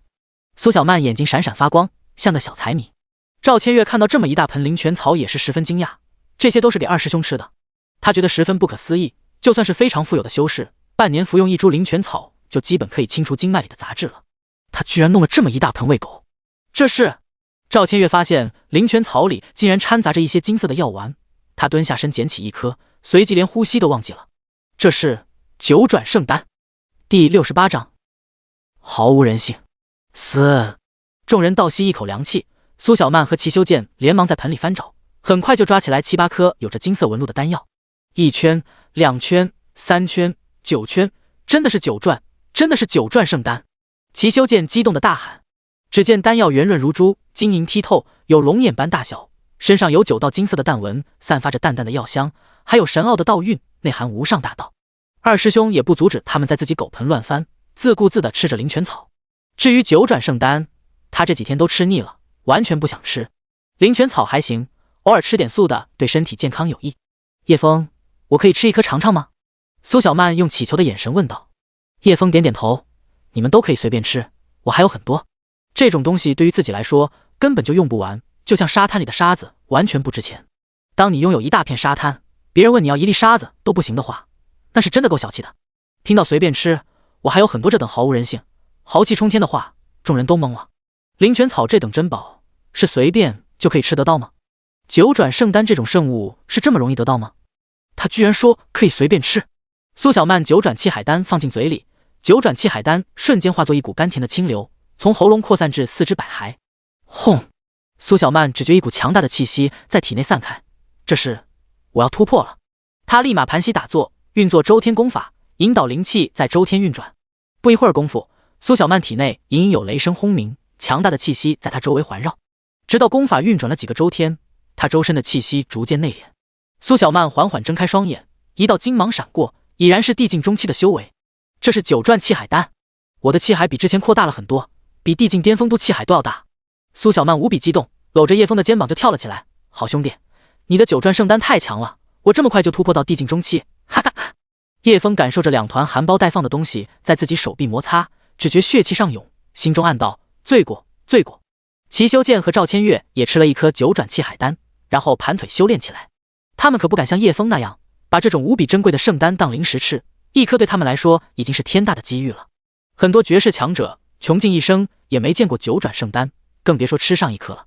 二师兄咀嚼着灵泉草，一边用睿智的眼神看着众人。不就是几颗狗粮吗？你们至于这样？俺吃过的狗粮有好几十种品牌呢，有啥好稀奇的？一盏茶功夫过去了，两人收功起身，眼中尽是欢喜。他们的气息已然强大了很多。看着悠哉吃着灵泉草的二师兄，心中无比震撼复杂。怕是九星门派的宗主来了，也不一定能吃得起二师兄这一顿饭。吃完灵泉草后，二师兄就去喝了2口灵泉，打了个饱嗝，就躺在地上晒太阳了。叶枫见状，不由皱了皱眉头：“你还挑食了？剩下这么多，不把它吃完？”哦，二师兄表示俺吃不下了，你自便。看着他这副无赖的样子，叶枫差点被气笑。不吃完你以后别想吃烤肉了。嗷！二师兄十分不情愿地爬起来，走到浴盆边，低下头舔了2下九转气海丹，接着又偷偷看了一眼叶枫，发现主人正在盯着自己。他又低下头，轻轻咬起了一颗丹药，接着又吐了出来，十分不情愿吃丹药。嗷呜！二师兄表示俺吃不下了，便直接摆烂不吃了，随便你怎样都行。你个死狗，天天挑食，啥也不是。叶枫也拿他没办法，总不能把他按住硬塞吧。叶哥，我愿意为二哥代劳。齐修剑很积极地走过来。叶枫点点头，拿去吧，这傻狗不缺吃的。这一刻，齐修剑是无比激动的，就像凡人拥有了一座巨大的金山，他都怀疑自己现在是不是在做梦了。直到甩了自己2巴掌之后，才确认这绝对是真的。叶枫也送了2女几百颗九转圣丹，里面有一半的九转气海丹，一半九转万魂丹。苏小曼接过丹药后，激动的死死抱着叶枫手臂，不肯放手。齐修剑也将浴盆里的丹药一颗一颗的装进自己的小玉瓶里，即便他手在颤抖，还是小心翼翼的装瓶。装完丹药后，发现自己身上的玉瓶不够用，便问叶枫讨要了几个玉瓶。这一趟下来，3人只有一个想法，这还争夺什么资源？叶枫随便拿一点出来，就已经比天道战场的资源强了。鉴于昨晚吃了这么多凡俗食物，会在体内产生一些污秽，叶枫便又分给几人一捆灵泉草，用于洗精伐髓。几人继续往前走，这一路上遇到过不少队伍，但都是相互远远避开的，都不愿意起什么冲突，他们只想着安安全全的回去就好。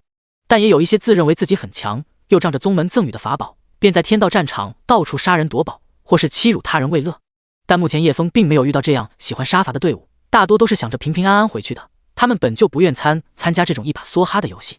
在沙漠跋涉了一阵子，前方忽然出现一名少年，朝他们微笑，并且拱手施礼。走近一看，少年白衣素朴，长相普通，眼睛却也清澈。诸位道友福寿安康，仙道平坦，步步高升。小弟刘明轩与队伍走散了，想跟着诸位同行一阵，不知诸位道友能否让小弟跟随？少年很有礼貌，举止得体，因此叶枫也没有对他露出太多敌意。你这样孤身一人赶来我们队伍，不怕我们杀人夺宝？叶枫笑道。刘明轩摇摇头，我见诸位剑眉星目，五官端正，额头一股正气照人，不似那些满手鲜血凶戾之人，便斗胆上前搭话。这马屁拍得不留痕迹啊！叶枫突然有了兴趣，便问道：哦，那你觉得哪些人是沾满鲜血的凶戾之人？自然是像龙潭宗、清玄宗这样的大恶门派，他们的队伍嗜杀嗜血，手段狠毒残暴，经常以奸辱他人为乐，像一头只会杀戮的野兽，眼里的杀机是隐藏不了的。第69章，憨憨。你们以后要是遇到清玄宗的人，一定要躲得远远的。要是碰到龙潭宗，他们只会虐杀你本人；要是惹了清玄宗，他们能让你整个门派乃至整座城消失。刘明轩一脸严肃地告诫众人，宁愿惹到龙潭宗，也不要得罪清玄宗。你是没见过那天的恐怖场面，我在很远的地方就看到10万飞剑冲天起，把太阳都遮住了，那气势堪比神境强者降临，多少修士被吓得屁滚尿流，又有多少修士死在飞剑之下，惨不忍睹。还有他们用爆炎符硬生生地在地上炸出一个巨大的100丈深坑，炸得天昏地暗，热浪滚滚，方圆10里热的能把人烤熟。那些得罪他们的弟子被炸得渣都不剩。叶枫听完，脸上露出害怕的神情，太残暴了，这清玄宗这么可怕，你也要小心点才是。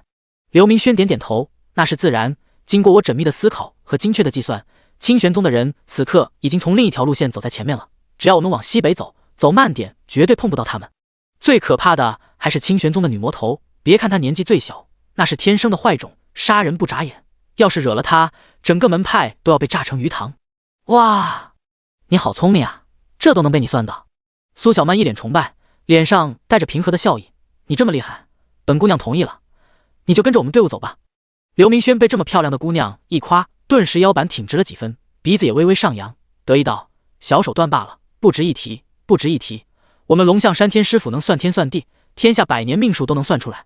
道友您真是一位大好人，肯留下我，其他门派的人看到我就叫我滚蛋。世风日下，人心不古啊！我苏小曼乃是爱财之人，本姑娘一看你就知道是大才，可造之才，上升空间很高，堪得大用。以后你就负责我们队伍前排即可。感谢姑娘厚爱，刘某不负众望。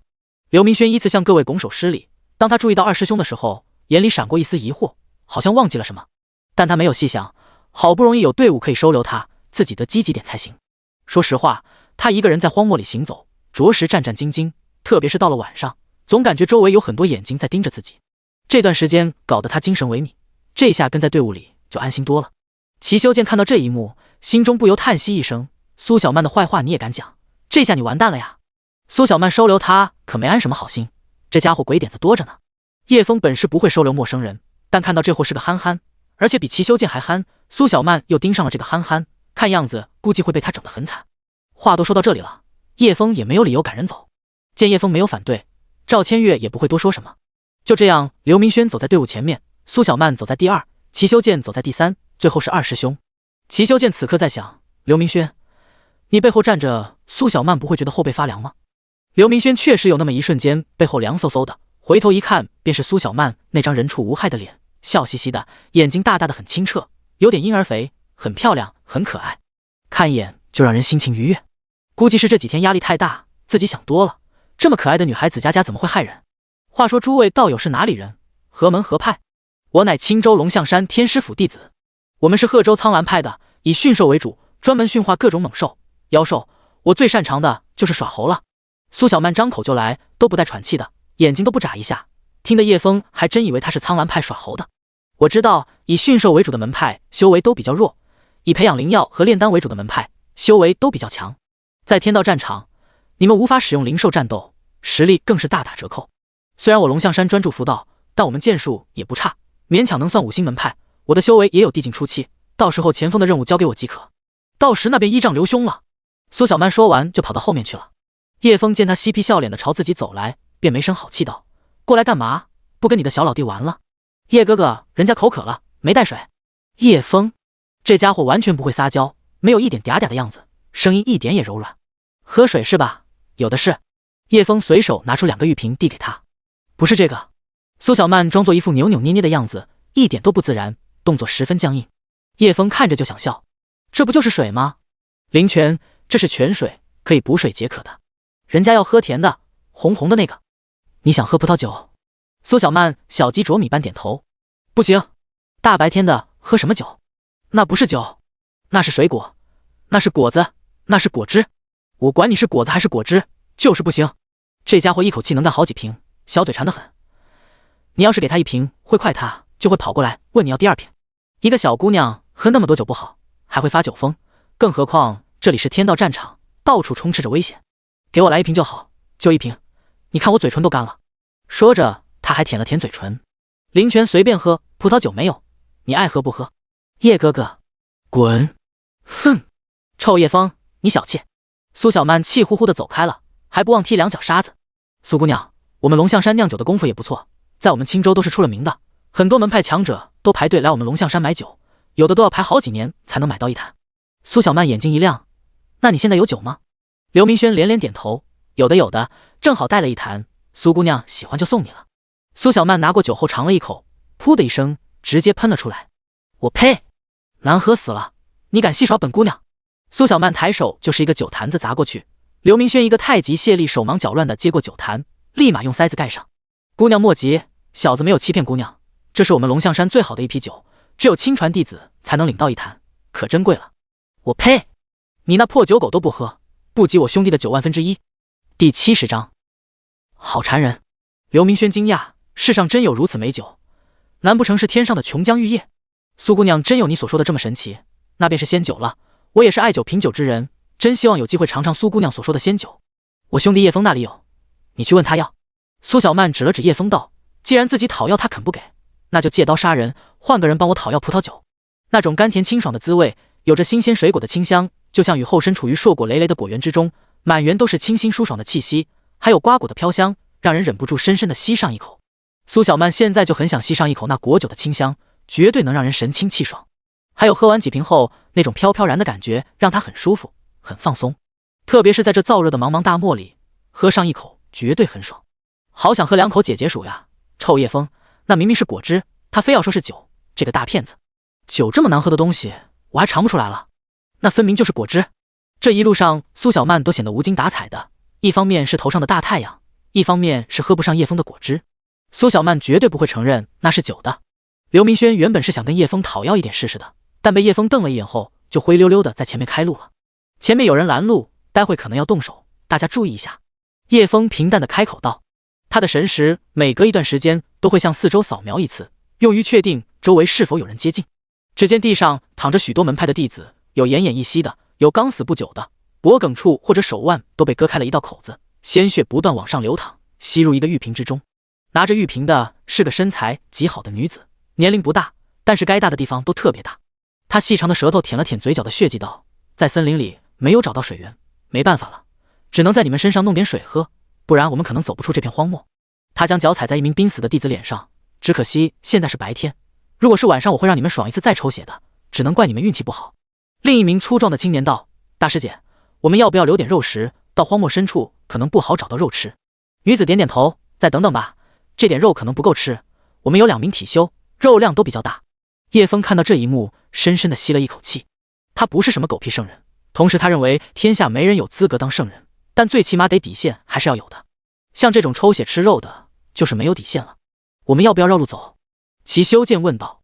虽然他用尽全力释放神识，也没有看到叶枫说的人，但他相信叶枫的话，因为叶枫的实力没人可以看得透，绝不是一个简单的玄境初期修为。不用绕路，我正想会他们呢。对，不用绕路，本姑娘正气头上呢，敢拦本姑娘的路，扒了他们的皮。苏小曼问了好几次，叶枫都不肯给她果汁喝，说要到晚上休息的时候才可以喝1瓶，不能喝太多。要是他这样求自己父亲，父亲都能把宗主之位让给他了。叶大哥，你说的人在哪里？我用神识扫了好几遍，都没看到有拦路的，只有旁边几个跟我们一样赶路的。说着，刘明轩拿出一只纸鹤，注入一道灵气，便让纸鹤飞了起来。我先用纸鹤探路。那是一只由符箓折成的纸鹤，通体暗黄色，有朱红色纹路，能够代替神识飞到更远的地方扫视周围的环境。通俗点就是将神识延长的手段，能延长多少得看个人的道行。以刘明轩的道行，能让他的神识范围延长1倍。叶哥，我的纸鹤都飞到极限了，没有看到你说的人啊。刘明轩已经怀疑叶枫是不是在胡说的，自己可是地境修为，加上纸鹤的符纸，神识长度还是能到达10里远的。他们已经发现你的纸鹤了，小心飞剑把你的纸鹤斩落。刘明轩也没有感应到飞剑飞来，他已经认定叶枫在吹牛了，心里不由得鄙视了一下，年轻人再爱出风头。然而下一刻，只觉一道凌厉的寒光一闪而过，刘明轩被吓得啊的一声，连接纸鹤的神识被切断了。刘明轩冷汗直流，那一剑太可怕了。他不由得看向叶枫，眼中尽是震撼，心中暗想，他的神识竟然如此恐怖，起码是自己神识的2倍。我们还是绕路走吧，从斩落我纸鹤那一剑，我感觉到对面的实力很强。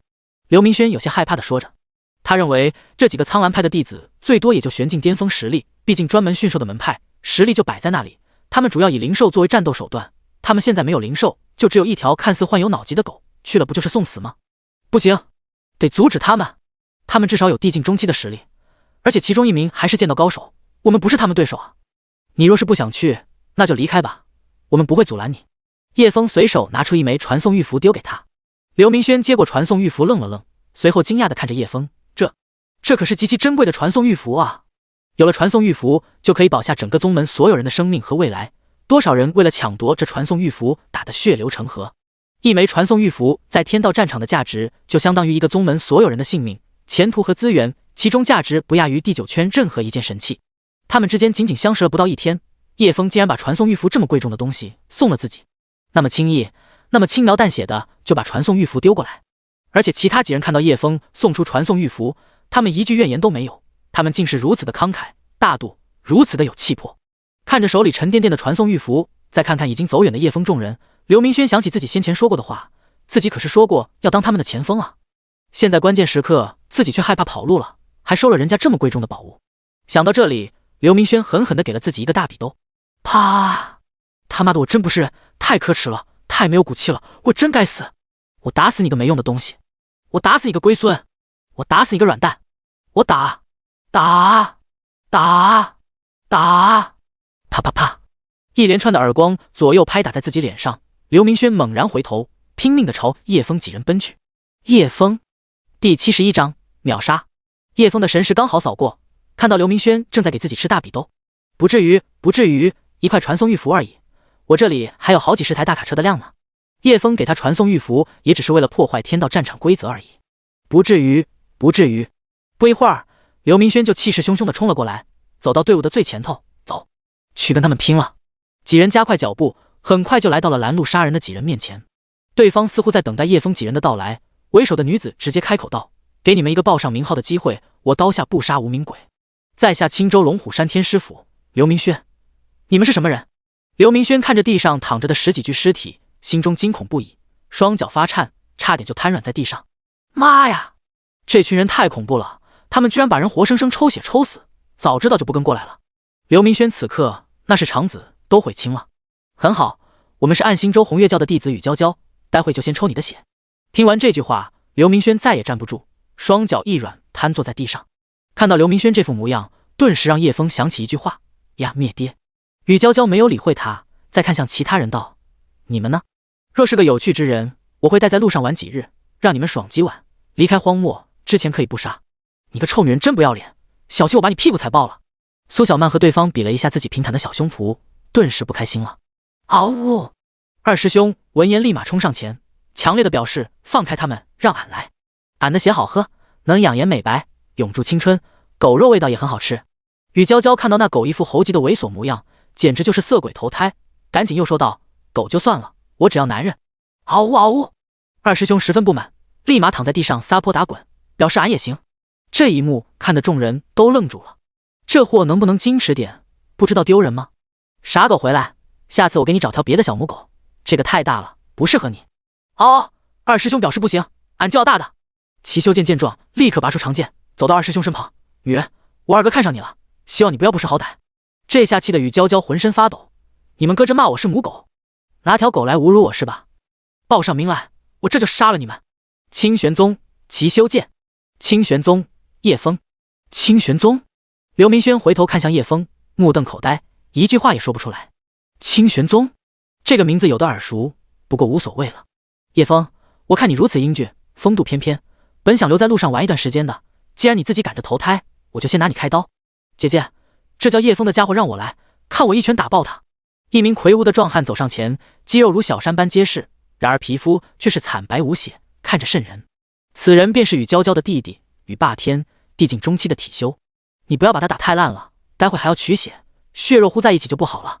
知道了，姐姐。叶枫也走上前，对拳是吧？我乐意奉陪。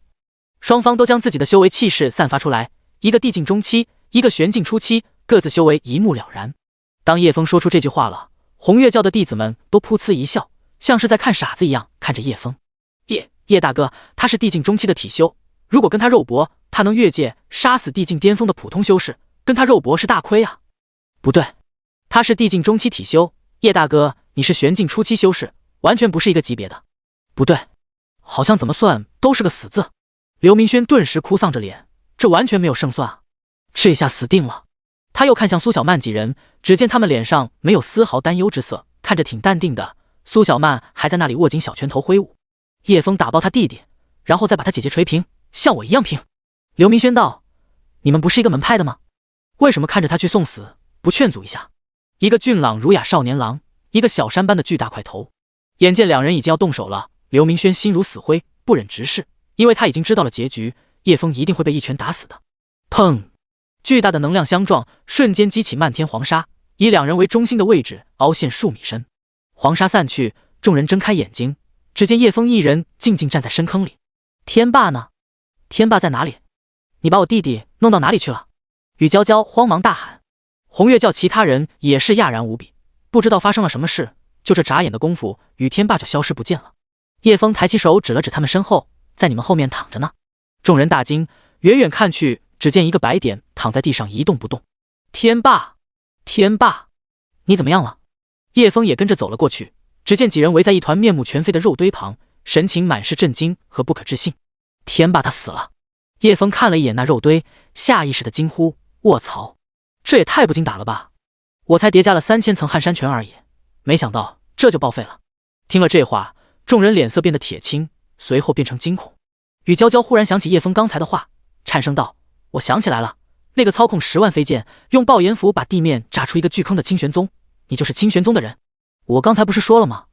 我，清玄宗，叶枫。”几人闻言顿时面如死灰，他就是那个一口气操控10万飞剑的人，一拳打死地境中期的体修的叶枫。跑！雨娇娇一声撕心裂肺的嘶吼，红月教的几人顿时拼了命的想要往外跑，然而他们没有踏出几步，密密麻麻的刷刷声音响起，整片天空都瞬间变暗，漫天飞剑将烈阳遮得严严实实，原本灼热的荒漠顿时让几人如坠冰窟，恐怖的威压让人几乎无法呼吸。雨娇娇扑通跪在地上，小女愿意成为那条狗的女奴，求前辈饶命。第72章计划。雨娇娇是个能洞察时事的女人，知道叶枫身份后立刻让同门逃跑，在看到漫天飞剑后又马上跪倒地上求饶。嗷呜！二师兄表示俺不喜欢跪求求饶的女人，俺喜欢霸道的御姐，你已经出局了。当然叶枫要杀的人不会看任何人的脸色，就算是二师兄想留他也不会答应。你们已经没有活路了。话毕，烈日再次照射进来，地上只剩下一座由飞剑插成的小山，里面是红月教几人的尸体。此刻的刘明轩已经瘫坐在地上，身下依然湿了一大片。上一次他是在很远的地方看到那漫天的飞剑，这一次他就在飞剑的锋芒之下，那是一种死亡的感觉，生死只在那人的一念之间。看着那座由无数飞剑插在一起组成的坟墓，刘明轩已经放弃了求饶的念头，面如死灰的坐着等死。喂，想什么呢你？吓傻了？刘明轩缓缓抬起头，一张笑靥如花的脸蛋映入眼帘，是那个很爱笑的姑娘，她的声音像铃铛一样好听。估计是没救了，要不我们把她埋了。那女孩还是用天使般的脸蛋，动听的声音，说着最狠毒的话。你是想公报私仇吧？齐修剑，你不说话，没人把你当哑巴。两人争吵的声音就像梦境一般传入自己的耳朵，刘明轩此刻感觉自己像是在做梦，又像是已经死了。直到一声平淡的声音响起：喂，起来，你们天师府不是有种枯木重生的手段吗？试试能不能把这些人救活。刘明轩被盆水当头淋下，瞬间清醒，他只觉浑身都被浓郁的灵气包裹，浑身上下都是灵气，这是灵泉。他瞬间睁大眼睛，不可思议地看向叶枫，眼前这人居然用灵泉泼他，我这等废柴值得他用灵泉泼醒吗？刘明轩顿时受宠若惊，你们不杀我，杀你做什么？我说了你们很多坏话，就这点事情，要杀你早就杀了，你起来看看能不能把这些人救活，他们还没死透。叶枫将雨娇娇用来吸人血的瓶子递给他，能救就救，救不了我们就继续赶路。刘明轩接过血瓶，愣了一会道：能救应该能救。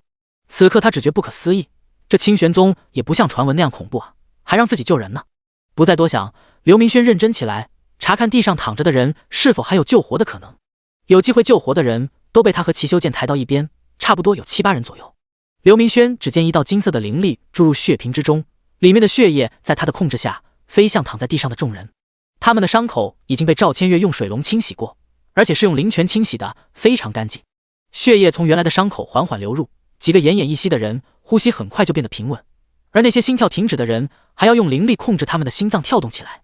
经过一炷香的功夫，很多人已经恢复心跳和呼吸，只有1人伤得太重，没办法救活了。这些人还在昏迷，叶枫丢了几块传送玉符在他们身上，帮他们做了个简单的防御阵法和隐藏阵法，便招呼几人继续赶路。刘明轩震惊地看着这幕，他居然有这么多传送玉符，还每人给1块，用灵泉帮这些人洗伤口，跟不要钱似的。叶枫竟然如此豪横，如此阔绰，如此高尚。他很强大，杀伐果断，心狠手辣，同时也很善良，很大方，不但救人，还赠予如此贵重的宝物，而且不求回报。没等这些人醒来，他就要走了。说他残暴，可自己说了他们这么多坏话，他也没杀自己。说他冷血无情，他还让自己把这些人救活。说他图什么？他什么也不图，什么也不拿。此刻刘明轩的心情是无比复杂的，抬眼望去，夕阳下那少年的背影竟是那样的高大宽广，让人想追上去，想要跟随的冲动。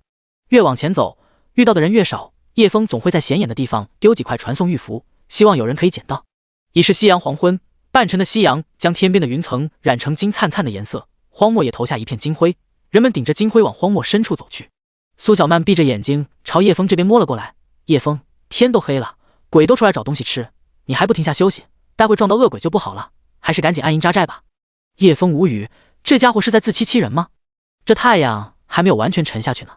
白天跟他说过，要等到晚上休息的时候才可以喝一点果酒，他现在就迫不及待的想喝上几口了。小嘴儿真够馋的，你遮住自己的眼睛算什么本事？有种你把天遮起来，我立刻安营扎寨。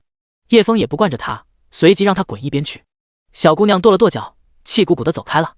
这个清玄宗的弟子非常古怪，拳法也很特别，实力也不错，竟然能同时操控10万飞剑，不知他会不会破坏我们的计划。登天州凌霄城一座豪华的大殿之上，相对坐着4名老者，不过是白月州这种山沟出来的野小子罢了，只是张狂了一点，还不至于能在天道战场翻起什么风浪。只不过他的手法似乎很奇怪，为什么能拿出如此多的传送玉符？我着实看不明白。另一名老者摇了摇头，传送玉符？哈哈，小老头子，你莫不是老糊涂了吧？传送玉符乃天道战场自动孕育而生，我们作为整片大陆最顶级的4大门派，都无法制作出一枚传送玉符，别的门派就更不用说了。我们数百年找了多少民工巧匠、法器大师、阵法大师，都做不出一枚能够从天道战场传送回来的玉符。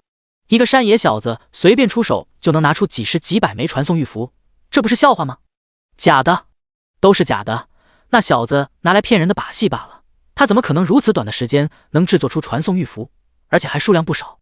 这老头刚说话就受到其他老者的认同，没有人能将传送玉符做出来，更不可能在这么短时间做出来。您就安心吧，都是一群毛头小子，对我们的计划造不成影响。第73章生火。那个谁，你帮忙生个火，待会我们要烤肉吃了。苏小曼将一张符箓递给刘明轩，指着不远处一块空地道，就在那里弄个火堆。刘明轩接过符箓，挠了挠头，疑惑道，生火要用符箓吗？我会火球术的。不能用火球术，烧出来的火会影响烤肉的味道，一定要用这张符箓，听到没有？刘明轩见他有些生气，便连忙照做了。再走远一点。是这里吗？再远一点。好了，这就那里点火吧。轰！随着一声爆炸响起，刘明轩瞬间被炸得浑身漆黑，一脸懵逼地看着苏小曼。苏小曼强忍着笑意，哎呀，你怎么笨手笨脚的，一个点火符而已，不用注入那么多灵力。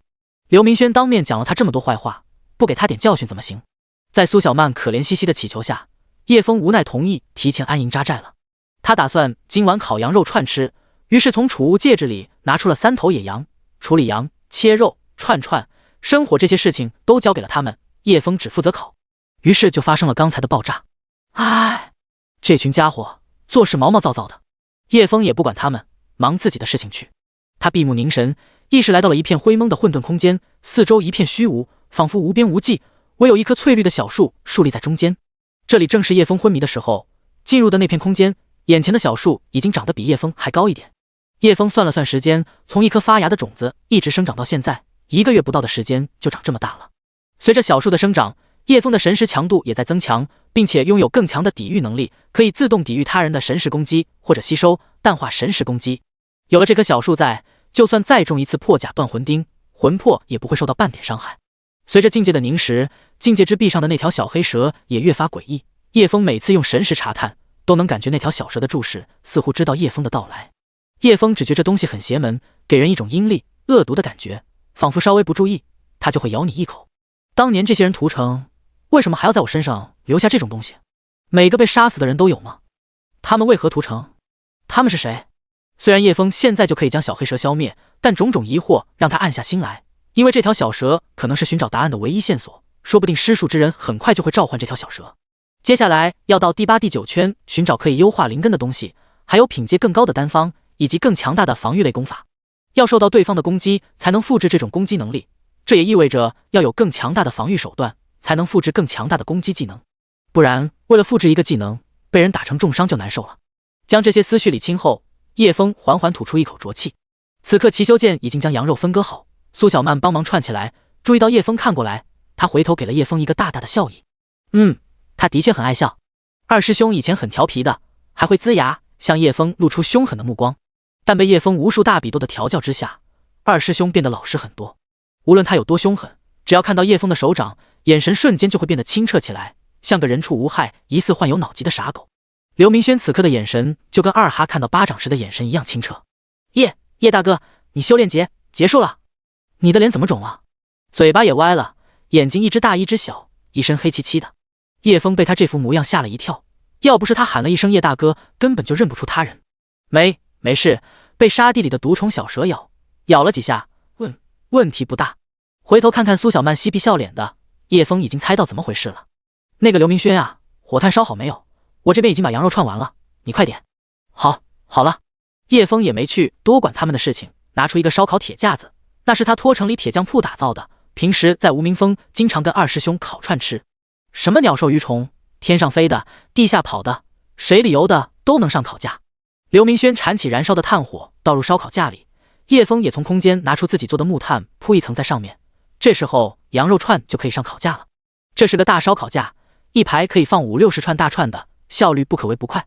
刷油、上料、翻动烤串，一连串动作行云流水，直接可以去摆摊了。不知道为什么齐修剑竟然对烧烤有兴趣，求叶枫教他，还有葡萄酒的酿造方法。这种小事叶枫也没多想，直接就答应了。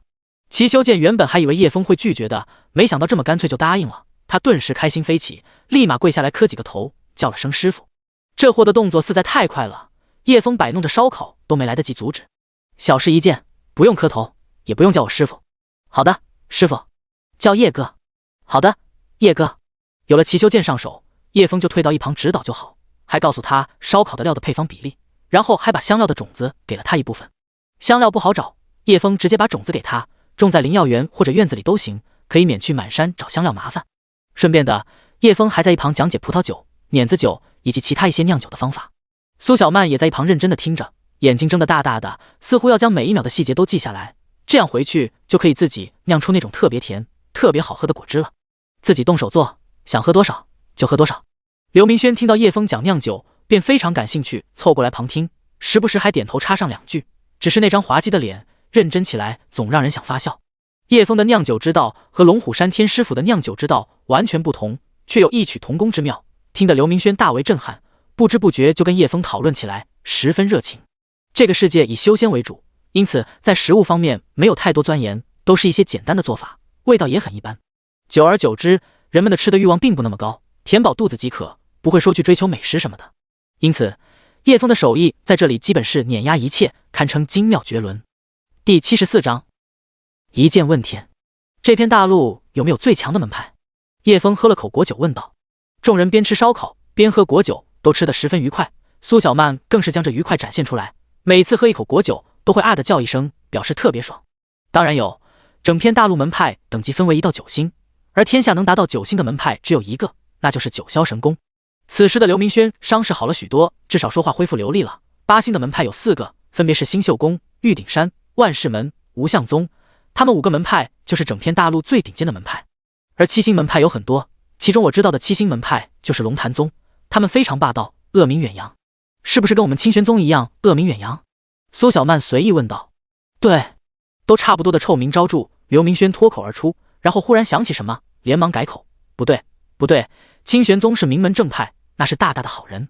看他那张歪七扭八的脸就知道，他说的话是违背良心的。这5大门派之间有没有什么联系？当叶枫问出这句话后，众人不可思议地看着叶枫。你是从外星来的吗？这你都不知道？陆月天没跟你说过吗？苏小曼惊讶道。更加惊讶的是刘明轩，你们不是一个门派的吗？叶大哥好像什么都不知道。叶枫摇摇头，他虽然身在清玄宗，但过的都是凡人的生活，关于修仙界的消息他知道的不多，也没有人跟他讲过。陆月天怎么当师傅的？这个臭酒鬼就知道喝酒。苏小曼不满地说道。他不是我师傅，他只是收留了我，把我留在无名峰上有个安身之所，没有拜师，也没有教我任何关于修炼的事情。我觉得叫他大哥或者大叔比较合适。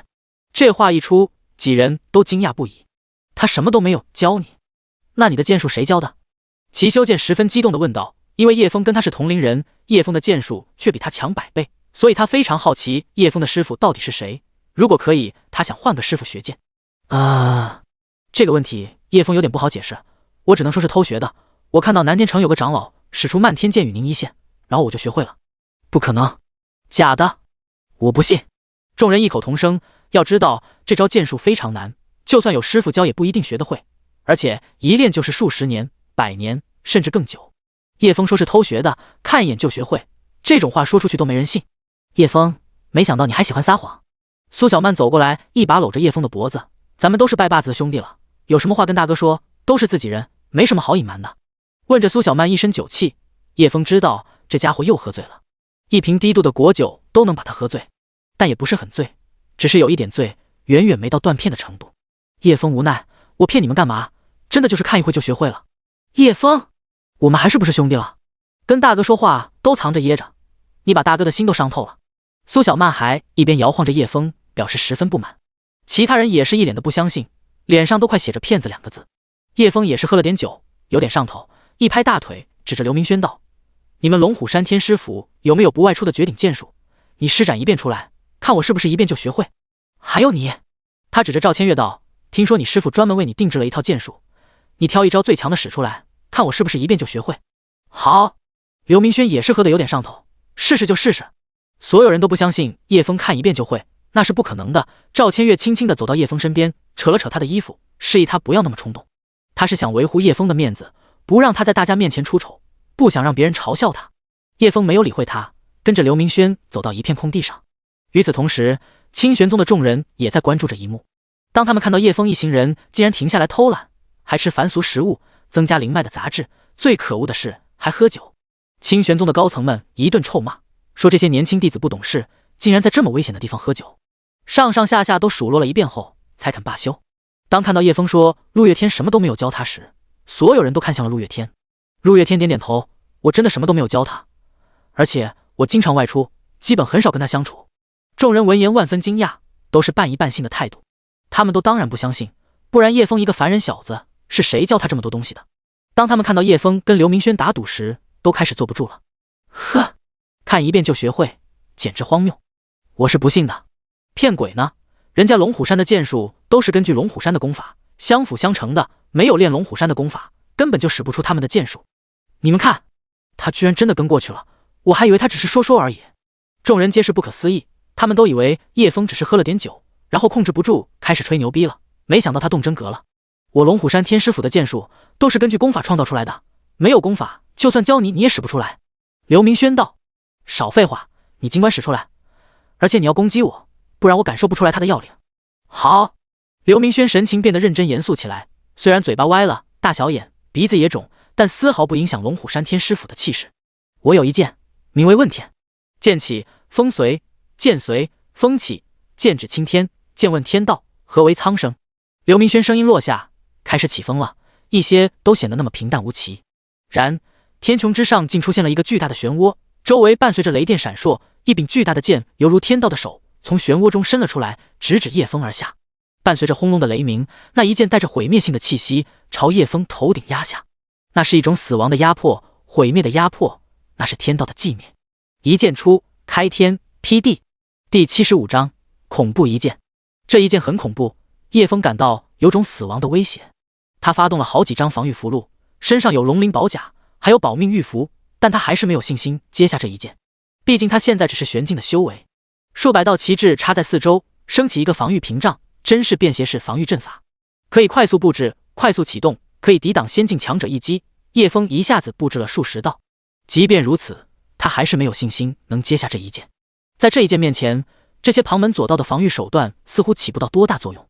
叶枫暗自心惊，这绝对不是一个地境修士能使出来的一剑，这也不是用灵力施展出来剑术，可以说根本不是人族修士施展出来的，而是一种招呼。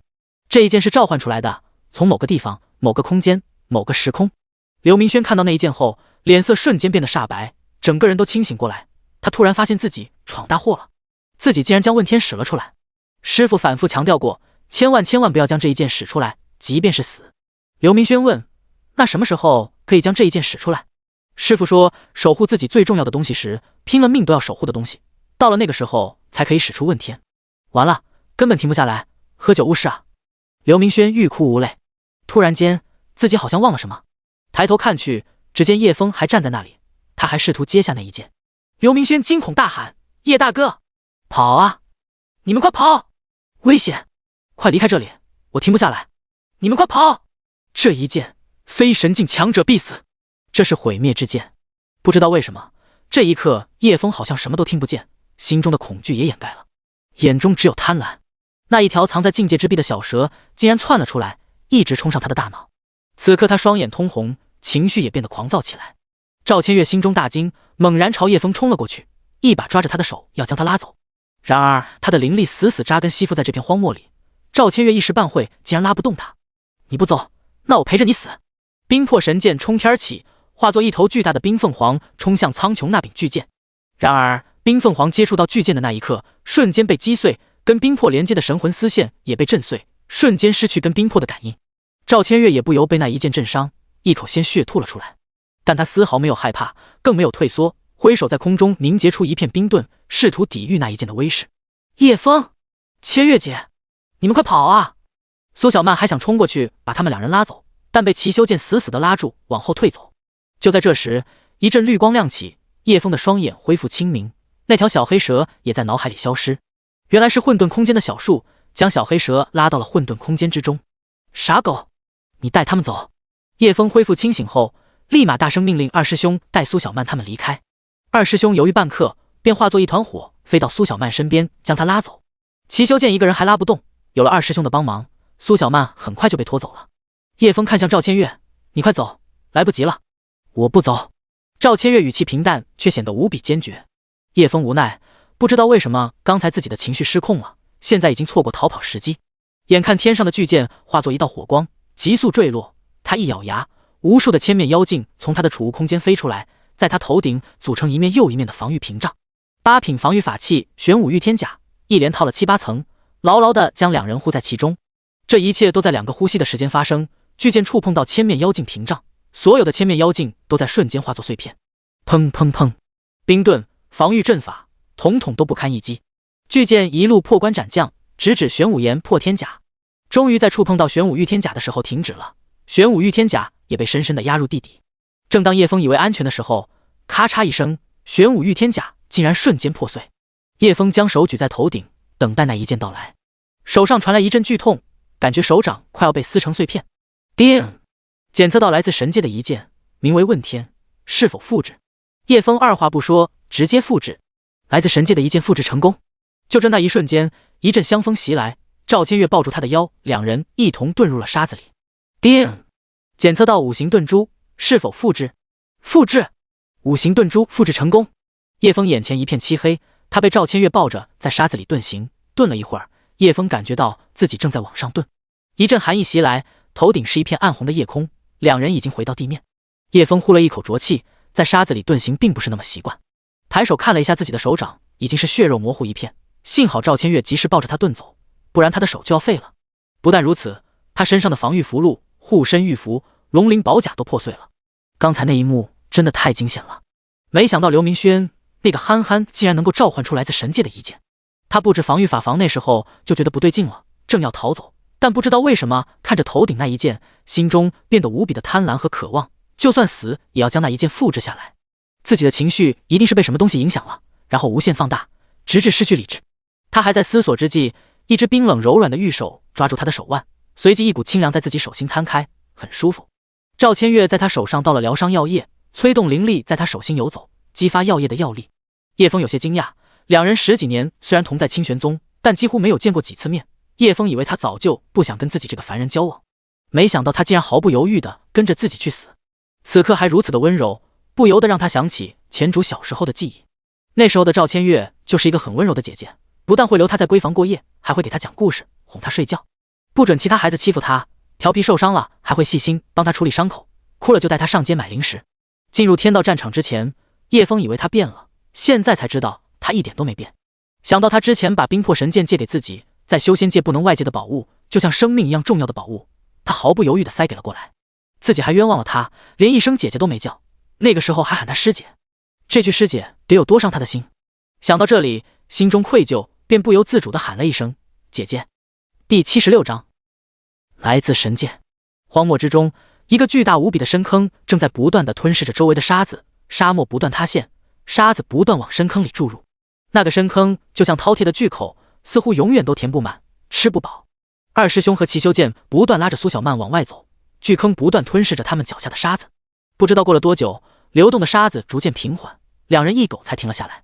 苏小曼坐在地上哭泣着，齐修剑不会哄人，也不敢说话，生怕他把气发到自己身上，干脆一言不发地站在一旁。他心中不禁伤感，早知道就多叫几声师傅了，不然愧对师傅教自己的厨艺。师傅你放心，我会帮你好好照顾二哥的，绝不会让他受半点委屈。还有，师傅的厨艺我会发扬光大的。嗷呜！二师兄仰天长啸，声音中充满悲伤。哎呦！没想到苏小曼也会哭哭啼啼的。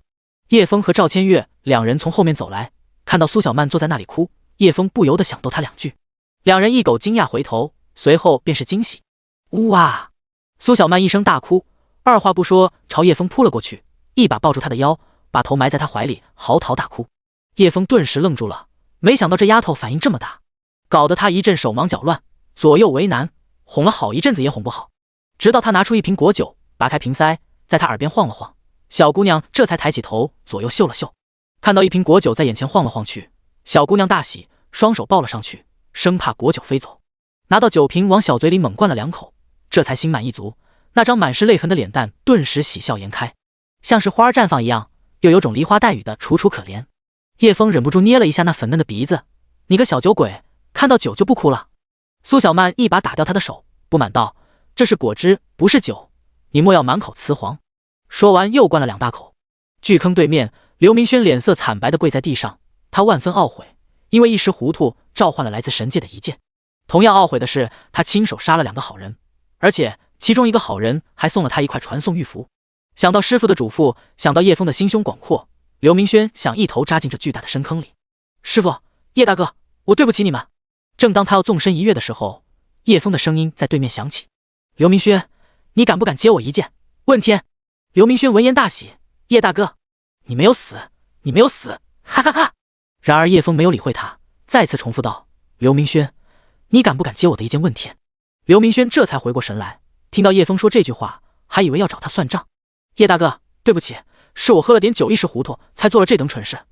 你若要杀我，我绝不会眨一下眼。你走开，走远一点，不然伤到你就不好了。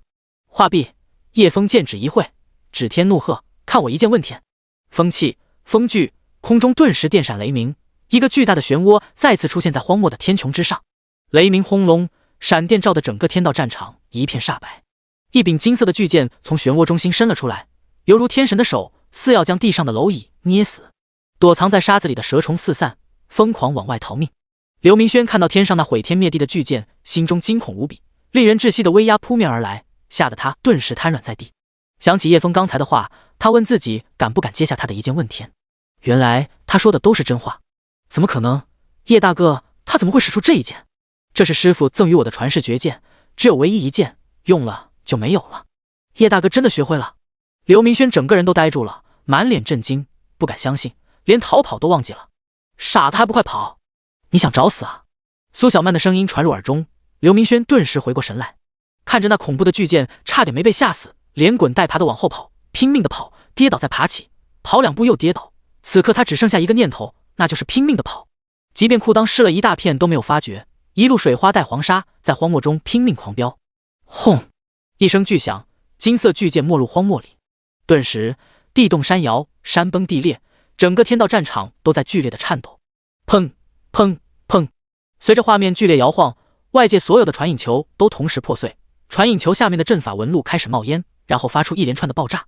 清玄宗众人大惊失色，那一剑实在太可怕了，即便在传引球远远观望，依旧被天穹拿到恐怖的金色巨剑吓到了。他真的看一遍就能使出来？那一剑真的好可怕呀！我知道，那一剑是龙虎山天师府的师祖留下给后人的。那位龙虎山师祖修为化神入圣，练到圣境巅峰之后飞升神界，留下一道神念。龙虎山的后人可用那道神念召唤神界师祖的一剑。原来传说是真的，连神界的剑术他都能使出来。莫非叶枫是圣境强者隐居清玄宗？你怎么说话的？应该尊称为叶圣尊。圣尊大人隐居我们清玄宗，那是天大的恩泽。从今往后，我每天都要到无名峰山脚下叩拜。我也去。清玄宗众人七嘴八舌，很多人都急了，大声呼喊，让人赶紧过来把传引球修复。10多名弟子立马忙前忙后，化阵法，注入灵气，启动传引球。然而令人惊讶的一幕出现了，传引球一点反应都没有。几名调试的弟子试了好几遍都无法连接天道战场，急得连长老都下来帮忙，结果还是无法连接天道战场。不仅清玄宗如此，就连登天州九霄神宫也是如此。一个9星门派，4个8星门派的重要人物聚集于此，就是为了共同的伟大计划。现在传引球无法连接，他们根本无法得知天道战场的情况，几个神境巅峰的强者一时间竟也慌了。怎么会这样？天道战场竟然连续2次出现这种恐怕的剑招，难不成是神界的尊者降下神法？不会，神界一般不插手下界的事情，如果对下界出手，会被天道规则重罚，严重的还会重伤打入下界，成为废人。第77章仙门联盟。此刻九霄神宫的大殿中，仙门联盟为首的5大门派星宿宫、玉鼎山、万世门、无相宗、九霄神宫，所有的代表人都集中于此。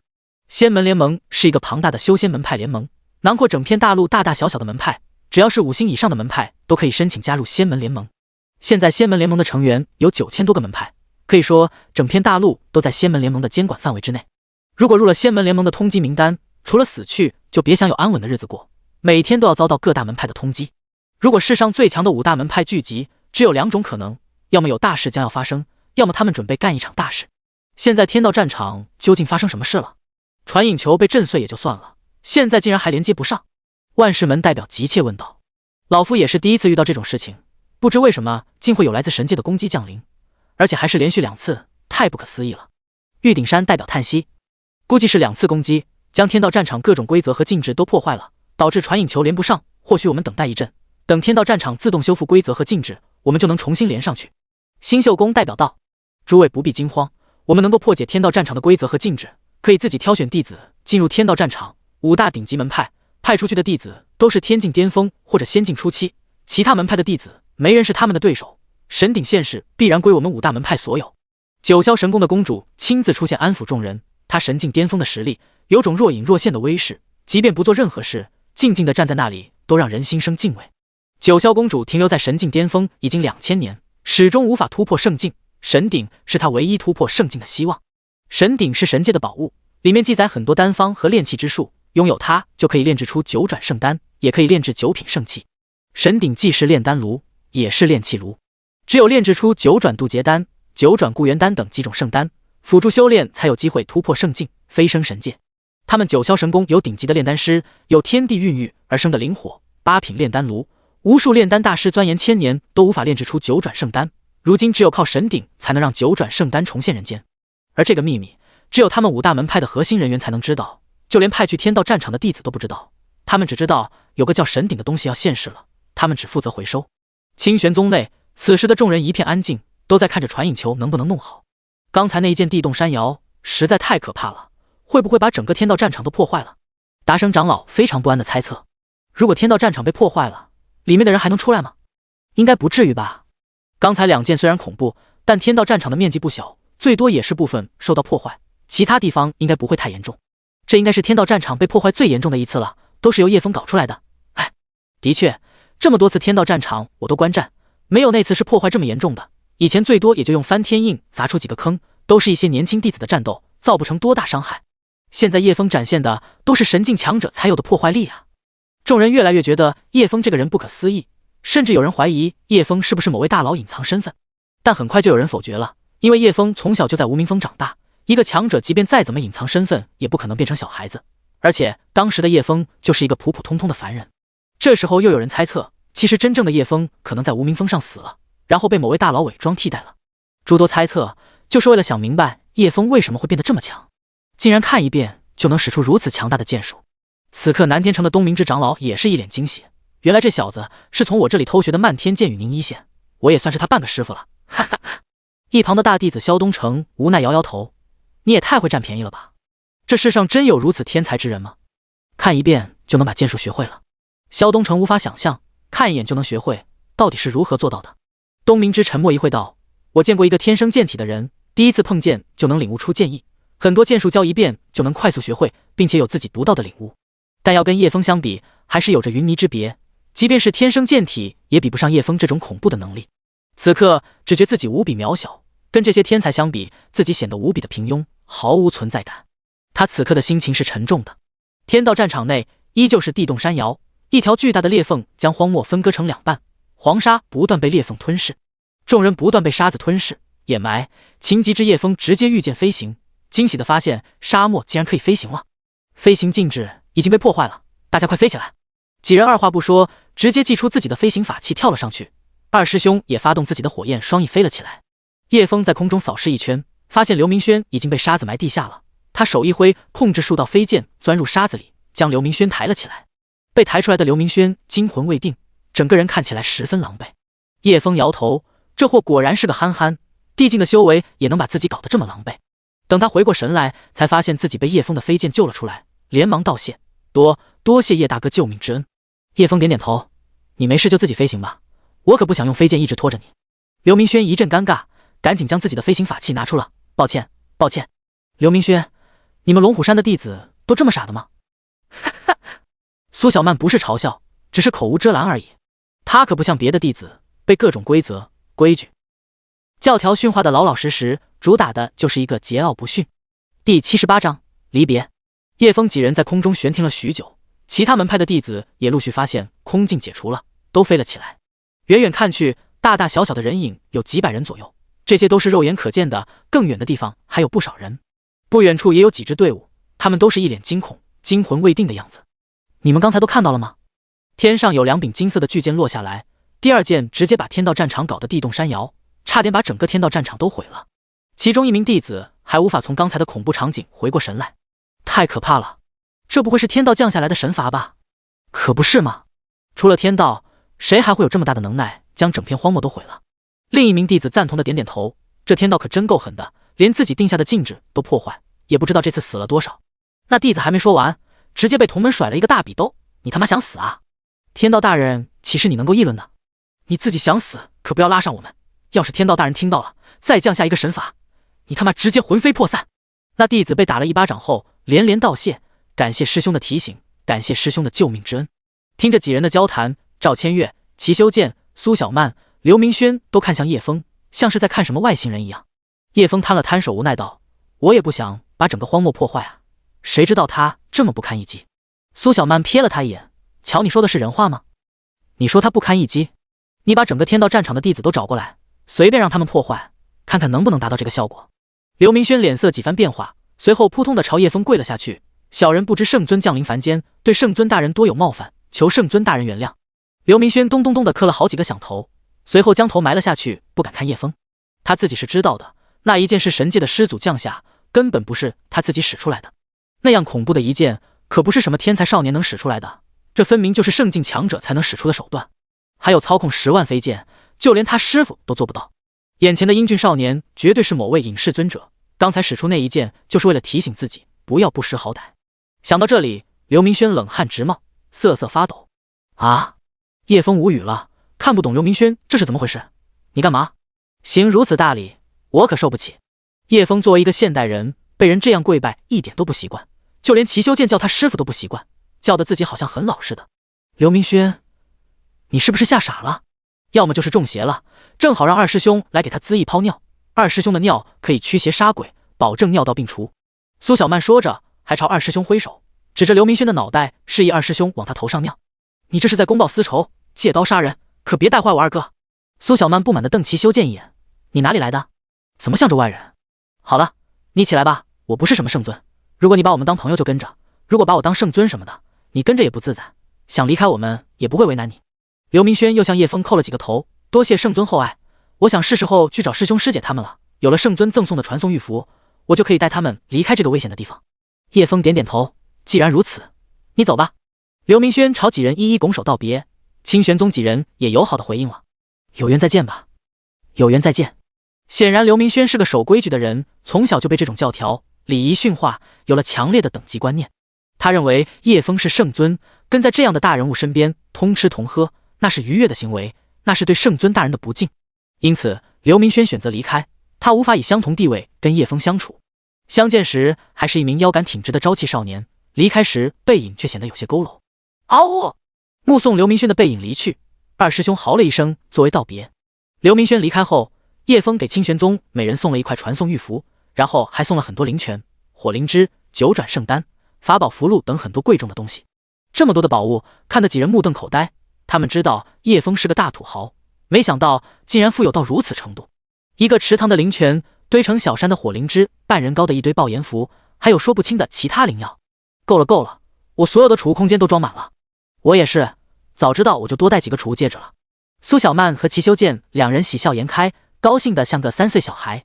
只有赵千月眉头微皱：“叶枫，你这是要离开队伍吗？”听到赵千月的话，苏小曼和齐修剑两人都是一愣，这才回过神来，叶枫一下子拿出什么多宝贝给他们，这分明是要离开的节奏啊！叶枫，你不会真的要走吧？苏小曼一脸疑惑。叶枫点点头，剩下的路很危险，我希望你们返回第3圈，跟那2只鬼会合，然后把他们的鬼婴带离天道战场，他们会奉上很多资源，我要自己一个人进入第9圈。有这么多物资，清玄宗也算是大丰收了，没必要继续冒险去8、9圈，我自己还有一些事情要到第9圈走一趟，你们先回去吧。叶枫知道后面还有更强的门派等着自己，如果带上他们不好隐藏身份，遇到危险也不好脱身，真的得罪某些大门派，清玄宗真的还不够人家塞牙缝的，说不定几下就被灭门了。自己一个人做好伪装，即便得罪他们也不一定查得出来。他还要寻找高品阶的丹方或者其他能提升灵根的宝物，这样才能提升修为，还要找高级的炼体功法，增强自己的防御能力，这样可以复制更多攻击手段。顺便看看天道战场是不是被人为操纵的。种种事情叶枫都不能带他们一起行动，人多有些时候会束手束脚的。几人相互对视，他们当然不希望叶枫一个人走，那样太危险了。但叶枫现在的态度已经很坚决，他们也没有理由阻拦。齐修剑和苏小曼两人不由得都看向了赵千月，想让师姐来拿主意。第79章荒城。赵千月凝望叶枫片刻，便点头答应了。我们送你走出这片荒漠再回去，剩下的路你自己走。好。这片荒漠的尽头也就是第6圈，后面还有第7、第8、第9圈，第6圈还不是最危险的地带，因此叶枫也没有反对。对了，叶哥，你和赵师姐是怎么活下来的？我看到你们被那个巨剑打入地下了，后面发生什么事情？齐修剑好奇地问道。多亏了小曼的5行遁珠，刚才情急之下就借过来，我们在玄武御天甲破碎的时候就利用5行遁珠逃走了。赵千月将刚才发生的事情简单的说了一遍，然后将5行遁珠还给了苏小曼。听了赵千月的话，两人也是大吃一惊，他们是知道玄武御天甲有多坚硬的，之前他们几个人费了好大一番功夫都没有打破玄武御天甲，没想到从天而降的金色巨剑竟然如此恐怖。随着时间的推移，荒漠逐渐停止震动，只剩下沙子还在不断的往更深处的地方流动。然而随着沙子的流失，原本被黄沙掩埋的地方都显露出来，就像帷幕被渐渐拉开，露出一座荒凉破败的城池。修士们悬浮在空中，都惊讶地看着底下的变化。这是上古留下的荒城，不可思议！荒漠底下竟然埋藏着如此大的城池，这还等什么？说不定里面藏着上古的法宝，冲啊！还没等城池完全露出来，一行人就迫不及待地冲了下去。看着逐渐露出来的城池，很多修士都发出了兴奋的惊呼，一个倾斜急速地朝地面俯冲下去。哇！他们都下去了，我们也快走吧，不然好东西都被他们抢光了。齐修剑看着下面的城池，就像看到宝藏一样激动不已。苏小曼也是摩拳擦掌，小脸蛋满是兴奋。你们的储物空间还有能装吗？叶枫问了一个十分关键的问题。对哦，我们的储物空间都装满了。两人这才意识到，刚才叶枫给的宝贝实在太多，把储物空间都塞满了。特别是苏小曼，大部分储物空间装的都是果酒。走，我们去问他们借几个空间戒指就是了。叶枫淡淡道。听到叶枫的话，苏小曼两眼发光，她最喜欢干这种勾当了。要是他们不借怎么办？当然是跟他们讲道理了。要是他们不肯讲道理的话，我们就以德服人。说着，叶枫拿出了一叠厚厚的爆炎符。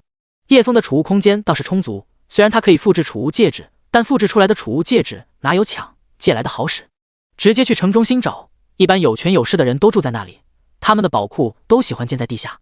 几人打定主意，都往城中心方向飞去。城中心一般地势比较高，建筑也比较高大，比较豪华，很容易分辨出来。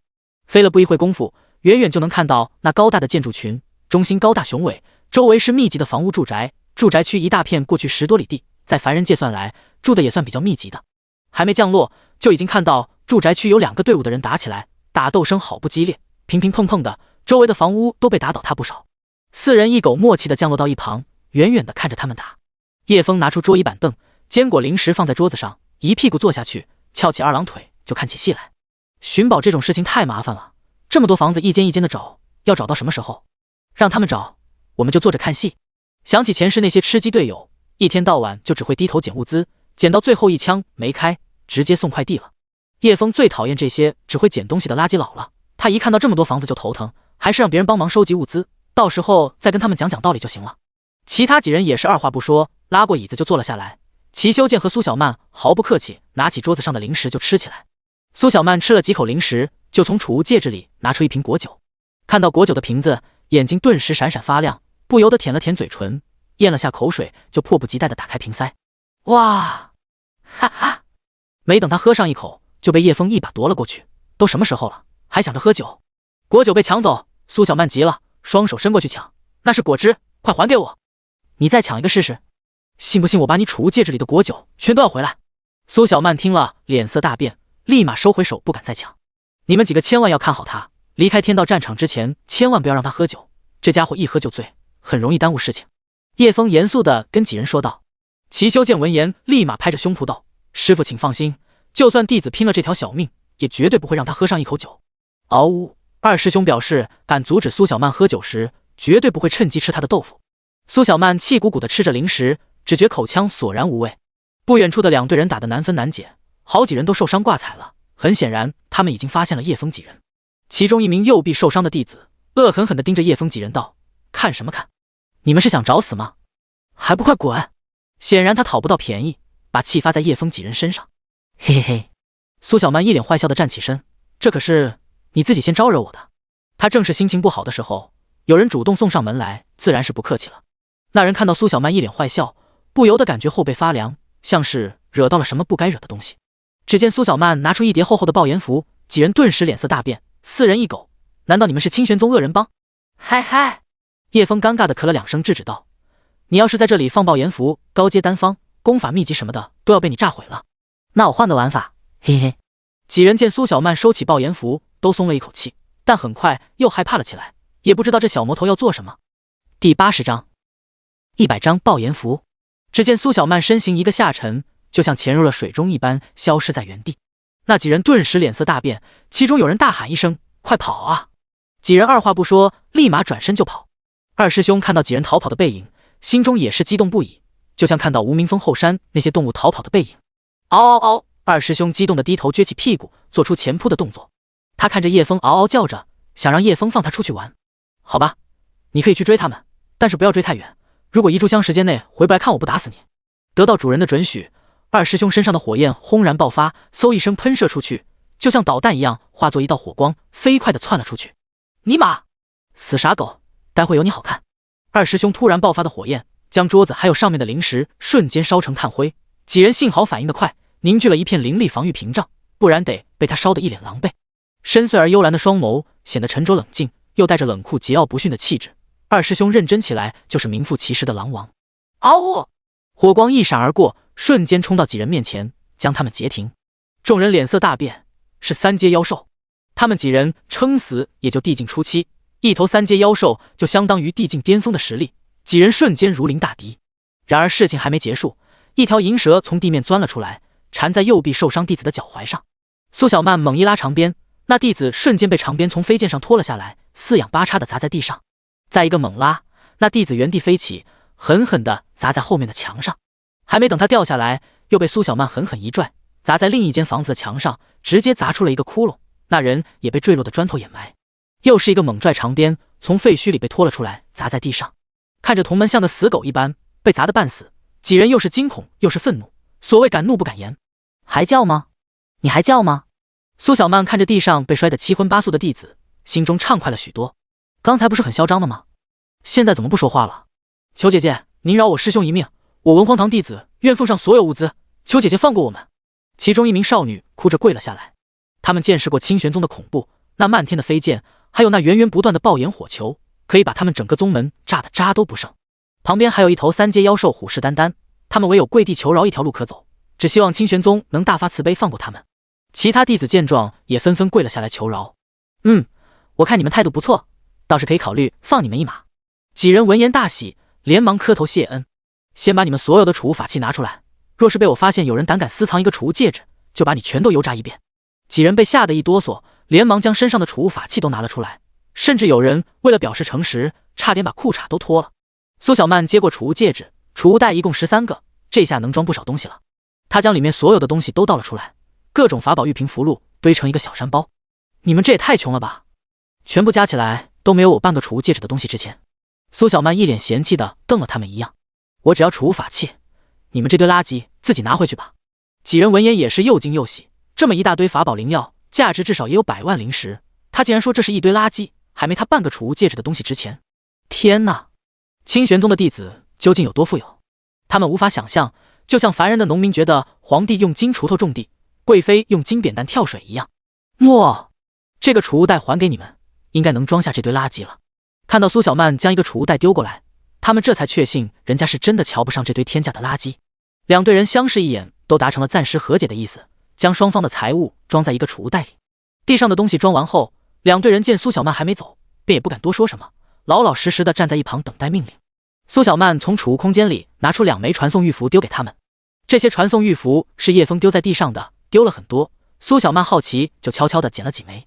如此大量的传送玉符让他感觉不太真实，怀疑这些叶枫丢弃传送玉符到底能不能把人传送出去。因此他把传送玉符丢给他们，想他们试验一下这些传送玉符是不是真的。几人接过传送玉符，脸上满是不可思议，对方仅仅只是抢了储物戒指而已，里面的宝物一个都不要。不但如此，还送来他们如此贵重的传送玉符。几人差点感动地跪下来拜谢，但很快被苏小曼不耐烦地打断了。别废话，你们赶紧滴血在上面，然后传送离开，不然我现在就杀了你们。几人闻言不敢怠慢，赶紧咬破手指，一人滴一滴血在传送玉符上，鲜红的血液滴在上面，瞬间被玉符吸收了，原本一块青玉变成了红玉。几人相视一眼，知道这是真的传送玉符，二话不说，猛地将传送玉符捏爆，想着赶紧离开这危险的地方。传送玉符破碎，几人顿时化作一片幽蓝的光芒，消失在空气中。苏小曼看着这一幕，也是惊讶的合不拢嘴，这竟然是真的传送玉符，叶枫你也太牛了吧，你是怎么弄到这么多宝贝的？他此刻觉得叶枫又神秘又强大，让人很好奇，有种莫名的吸引力，让人想了解他，寻找他身上的秘密和答案。他殊不知，正是这种吸引力，让他以后沉迷其中，无法自拔。另一边，几人捏碎传送玉符后被传送了出去，唯一的储物袋正是被文荒堂一队人拿着的。他们被传送回原来的位置，此刻出现在练武场中央，看到熟悉的长老们，当时热泪盈眶。所有人慰问寒暄了一遍过后，都围在了唯一的储物袋周围。那名被苏小曼砸得半死的少年，此刻吃了疗伤药，也能站起来了。他将里面的东西都倒了出来，得意地告诉众人，这里面有另一个门派的全部物资，他们赚大发了。众人十分激动。那少年继续道，那清玄宗该死的小娘们，给我等着，等这些资源100倍巨现之后，我一定100倍努力修炼，日将定将你踩在脚下凌辱。对，一定不能放过他。我们有这么多资源，到时候100倍巨现，我们的修为一定飞速增长，到时候……轰！那名弟子还没说话，忽然一阵巨大的爆炸响起，冲天的火球瞬间淹没了整个练武场。此刻的苏小曼正骑着二师兄，笑嘻嘻地带回10几个储物戒指。我偷偷塞了100张爆炎符进去，也不知道爆炸后会有多壮观，好好想看一下。第81章抓鬼。叶枫也不是单纯的为了坐着看戏，主要是刚才使出那一剑消耗了一点灵泉，现在坐下来喝2口灵泉补充一下，顺便了解一下周围的地形再行动。像他们一点规划都没有，直接一头扎进去，像个无头苍蝇乱找，很难找到值钱的东西。你们有没有感觉到这座城很诡异？叶枫收回神识问道。师傅，哪里诡异了？赵千月也睁开眼睛，眼中闪过一抹寒芒。这座城跟我们百越城一样，被人屠城了，手法也很像，是同一个势力所为。他二话不说，踏上飞剑就朝一个方向飞去。叶枫和齐修剑也在后面跟了上去。齐修剑好奇问道，赵师姐要去哪里？他在找阵眼。当年百越城被屠城后，当天夜里全城的尸体都不见了，只留下城中央的一个诡异阵眼，还有满城的血迹。清玄宗以及其他一些门派也去百越城调查了，结果一无所获，唯一的线索就是那个诡异的阵眼。如果这里也有那个诡异的阵眼，就说明这里也是被同一个势力所为。赵千月苦苦调查屠城凶手多年，此刻又遇到类似的事情，哪里还能淡定？找到阵眼，说不定能发现新的线索。可这里是天道战场，天道战场以前有活人居住吗？我不知道。齐修剑这个问题，叶枫也有想过，天道战场到底是个什么地方？以前也有人居住吗？这是大陆某个地方，或者是某个空间开辟出来的？叶枫不知道，也想不出来，便没再去纠结这个问题。苏小曼正在回来的路上，看到几人都往一个方向飞去，他和二师兄也跟了上去。一座高大的宏伟的建筑出现在众人眼中，在整座城里，这栋建筑属于最高最大的，跟其他房屋相比，显得特立独行。这是城主府。齐修见道。只见赵千月早已降落，地上还有很多黄沙，这些都是平地无法流动的。赵千月长剑挥舞，周身灵气环绕，将地上的黄沙卷起，渐渐的黄沙形成的龙卷风越来越高，龙卷风不断转动着，将周围的沙子吸起卷上高空。很快地上的沙子被龙卷风吸干净。赵千月轻喝一声，黄沙在空中形成弯弯长长的沙柱，飞出了10里外。此时地上的黄沙已经被清理干净，脚下正是阵眼所在。虽然时间过去了很久远，但地上那些漆黑模糊的纹路还是能看出这里作为阵眼，刻画了很多复杂诡异的阵纹。错不了，天道战场也有过一场类似的屠城，是同一个组织所为，只是不知道他们谁是，这样做目的是什么。叶枫看到阵眼后惊讶不已。赵千月看着阵眼，沉默不语。现在只能说明百越城被屠城跟天道战场有关联。你们在干嘛啊？后面传来苏小曼的声音，他和二师兄飞了下来。哎呀，他们太热情了，我问他们借一个储物戒指，他们非要塞给我10几个，我说不要，要不了那么多，谁知他们直接跪在地上求我要，真是的，搞得我怪不好意思呢。嗷呜嗷嗷，二师兄表示俺可以做假证。3阶妖兽，他能不热情吗？齐修剑低声嘀咕了一句。走吧，城主府的结构我了解，贵重的东西都用阵法封锁在地下。赵千月走在前面带路，几人在后面跟着走进了城主府。这座城不知道在地下埋藏了多久，沙子底层还是潮湿的。此时店内一片漆黑，空气中带着淡淡的霉味。店内很清凉，走进深处更是有寒意扑来。里面没有被沙子掩埋，空荡荡的。叶枫懒得拿出照明法器，直接让二师兄变成浑身燃烧的状态，一下子整个大厅都被二师兄身上的火焰照得明晃晃的。反正他吃了很多气海丹，现在就像一片大油田，这样的火势烧个100年也不成为题，简直是行走的照明工具。穿过大厅，进入一条漆黑狭长的走廊，里面被黑暗填满，火光找不到尽头。走廊的那一头，却见一道白影闪过，一晃消失在黑暗之中。哇！你们看到没？这座荒城住着鬼魂！苏小曼一个闪身就追了上去，边追边喊别跑。二师兄也是个好动的货，当即就追了上去，就跟在后山撵野鸡一样。一人一狗很快消失在黑暗之中，叶枫3人的视野顿时一片漆黑。叶枫无奈刚出了几个照明浮球，浮球自动漂浮在3人周边，很快又恢复了明亮。另一边的白影幽魂也是抹了一把汗，心道现在的小姑娘都这么猛的吗？殊不知苏小曼跟那对鬼夫妇相处了1晚上，已经免疫了。她只想把那鬼抓起来，问他哪里有宝贝，让他带路。在城主府待了这么久，一定熟悉这里的地形。喜欢穿墙是吧？我也会。苏小曼发动5行遁珠，就一头扎进墙里，跟在后面的二师兄急得撞墙。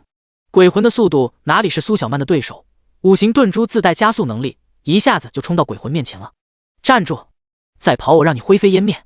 苏小曼拿着爆炎符警告，一个小小的鬼魂哪里能抵抗，只能老老实实跟着苏小曼回去了。二师兄看到苏小曼带着鬼魂从墙里穿出来，立马兴奋地扑上去。鬼魂被吓得一个机灵，立马躲进墙里。要是被满身妖火的二师兄碰一下，他还不得灰飞烟灭。二师兄，你别碰到他，待会没鬼给我们带路了，乖乖。二师兄立马开启舔狗模式，只往苏小曼身上凑。一人一狗带着鬼魂回到队伍。叶枫打量了几眼那鬼魂，只见是一个清瘦的青年模样，披头散发的，让人以为是女鬼。你能听懂我们说话吗？叶枫问道。那清瘦鬼点点头。这座荒城还有其他鬼魂吗？清瘦鬼摇摇头。你叫什么名字？会不会说话？我不记得了。那鬼说话不是很利索，发音也不是很准确，说起话来很别扭。一是很久没有说过话了，二是因为一般的孤魂野鬼没有什么灵智，通俗的说就是不太聪明。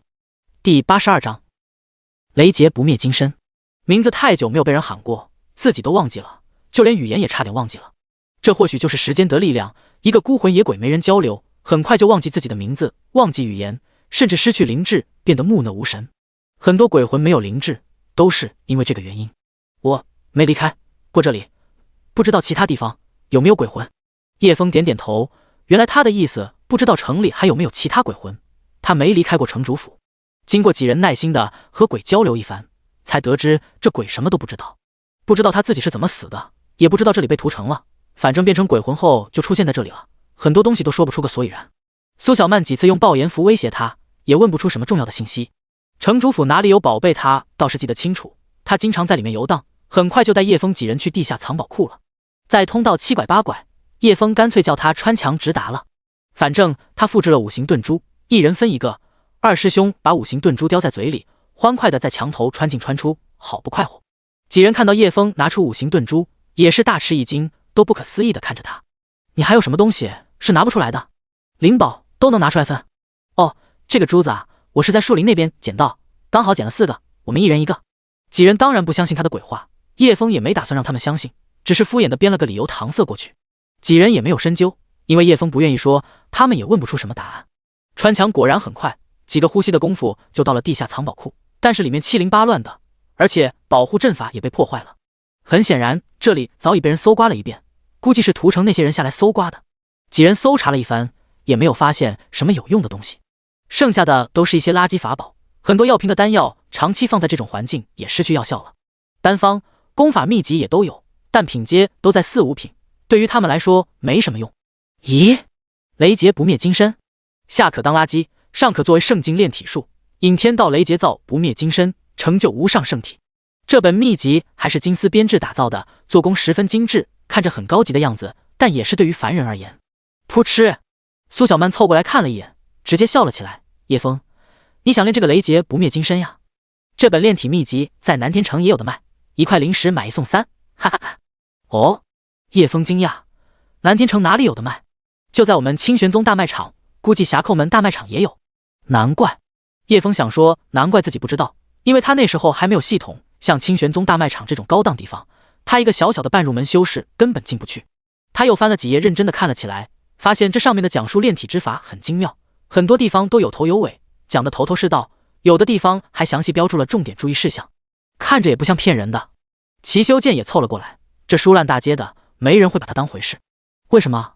你细想，这里雷劫不灭金身第1层，引天境雷劫击打肉身7749时辰方可成就第1层，想突破天境修为，就得承受天道雷劫击打，抗下天道雷劫就可以踏入天境。但是天境雷劫也就半炷香的时间，你去哪里找7749个时辰的天境雷劫？齐修剑接着说，还有这个雷劫不灭金身第2层，引仙境雷劫击打肉身9981个时辰方可大成，哪有仙境雷劫会劈9981个时辰？人都得劈得渣都不剩，这不是胡扯是什么？还说什么雷劫不灭金身第1层可以抗住仙境雷劫，9981个时辰不是问题，别说第2层了，你去哪里找7749个时辰的雷劫？哈哈，路边行骗的老江湖都不好意思拿这本秘籍出来骗人。苏小曼笑得前仰后合，叶枫看了一遍，倒是觉得没什么问题，可以试试，因为他可以复制天道雷劫呀。召唤7749个时辰的雷劫算什么？自己气海还是吃得消的。再说自己还有快速恢复灵力的灵泉，天道雷劫随便召唤。想到这里，叶枫将这本雷劫不灭金身收了，等自己复制天境雷劫之后，就试试能不能练成。看到叶枫把秘籍收了，两人也是惊讶一下，这种东西用来骗笨小孩的零钱还行，你要拿回去骗人吗？等我有小孩就拿这玩意去骗他。苏小曼听了不由俏脸一红，她可从来没有想过生小孩的事情。几人又在城主府其他地方搜查了一番，没有发现能收走的东西，毫无收获，不由得有些失望，对这座荒城也失去了兴趣。叶枫还好，感觉这本雷劫不灭金身前后逻辑清晰明了，可以试试，说不定真是圣境的炼体功法。就是天境雷劫这种东西，要等到他们突破天境时才可以复制。一般情况下，接受天道雷劫洗礼时都有长辈守护，或者自己找个隐蔽的地方躲起来突破。叶枫跟他们几个关系不错，想在一旁观看还是可以的。要等自己突破天境，也不知道等到猴年马月才行。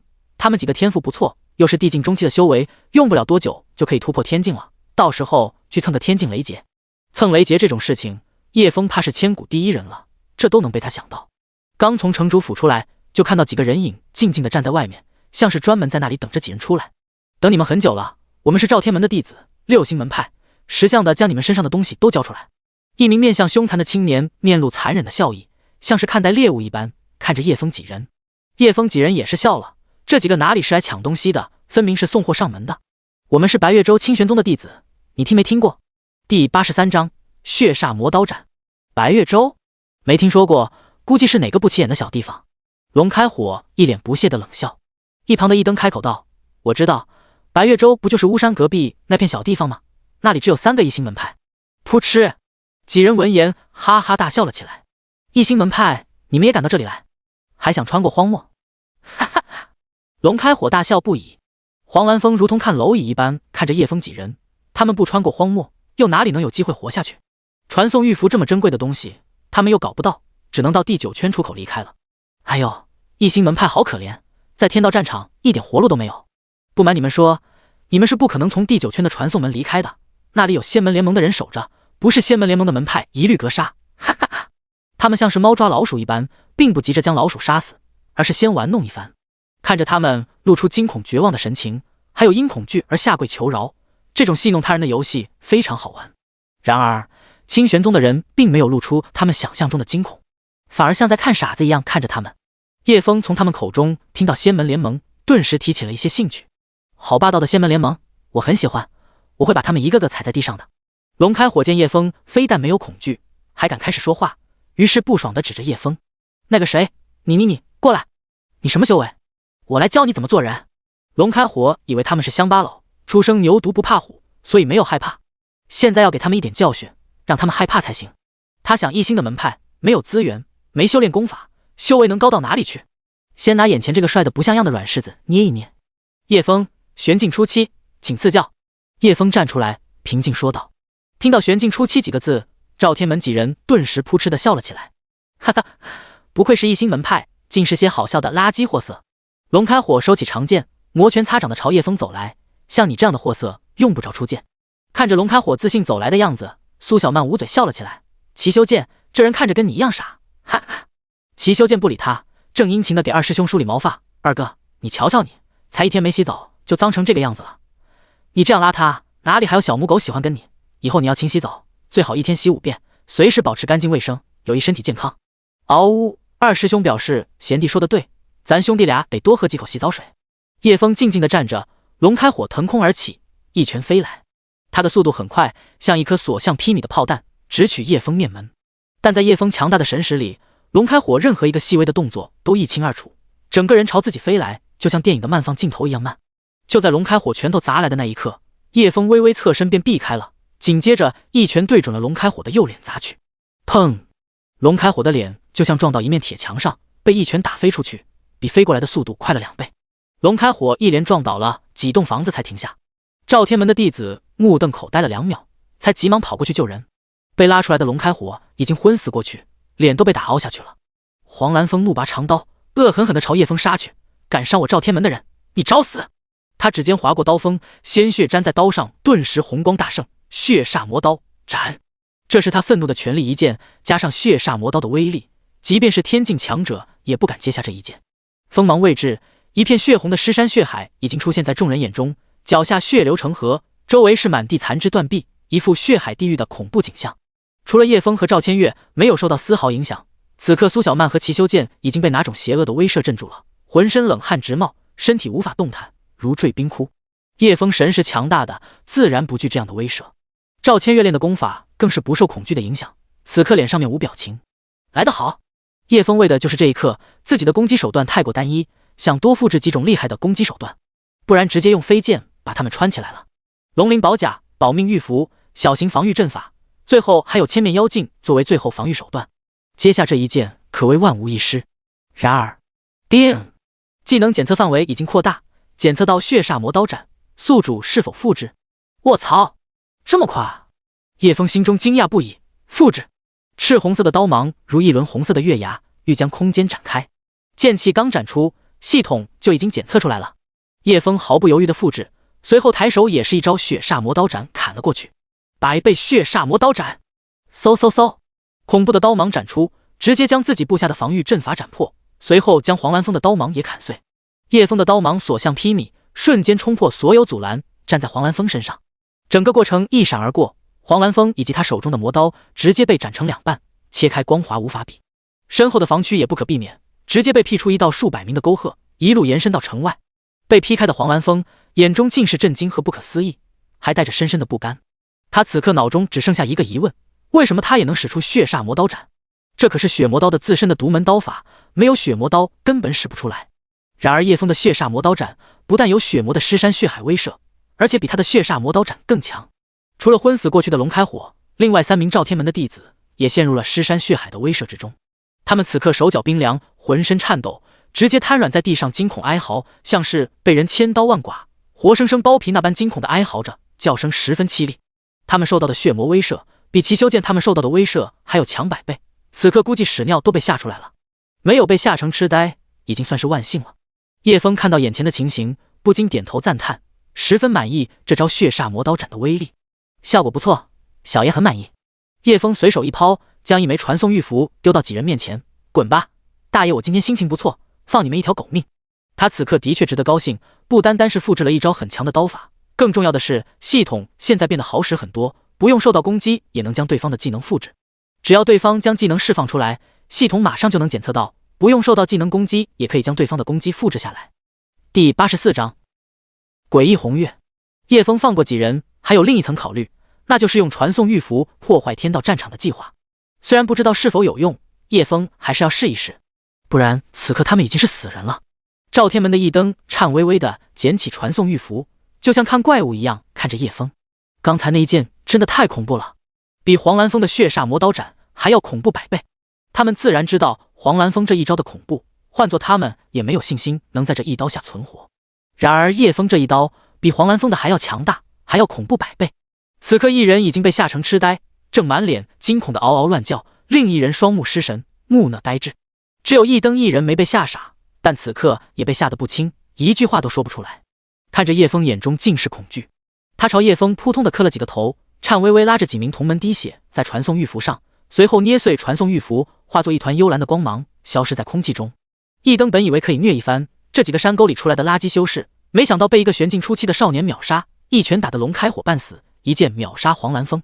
一灯将这些看在眼里，就像看到一尊无敌的神一般，无比恐怖。清玄宗几人看着叶枫，眼中尽是震惊。叶枫他说的都是真话，他真的能看一眼就能将对方的剑术学会，而且使出来的剑术比对方更加强大。师傅，难道您是天生剑体加先天剑魂，什么剑术都能看一眼就会？齐修剑震惊之余，更是满脸羡慕。也许是吧，跟模仿差不多，做不到一模一样。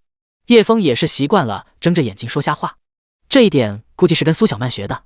不愧是我的拜把子兄弟，以后咱们兄弟俩行走江湖，行侠仗义，看到哪个不顺眼就上去揍他一顿，到哪里都可以横着走，客栈吃饭不用给钱。苏小曼一脸憧憬地想着以后无忧无虑的生活。叶枫无语，你那叫行侠仗义吗？怎么跟个强盗似的？强盗不可以行侠仗义吗？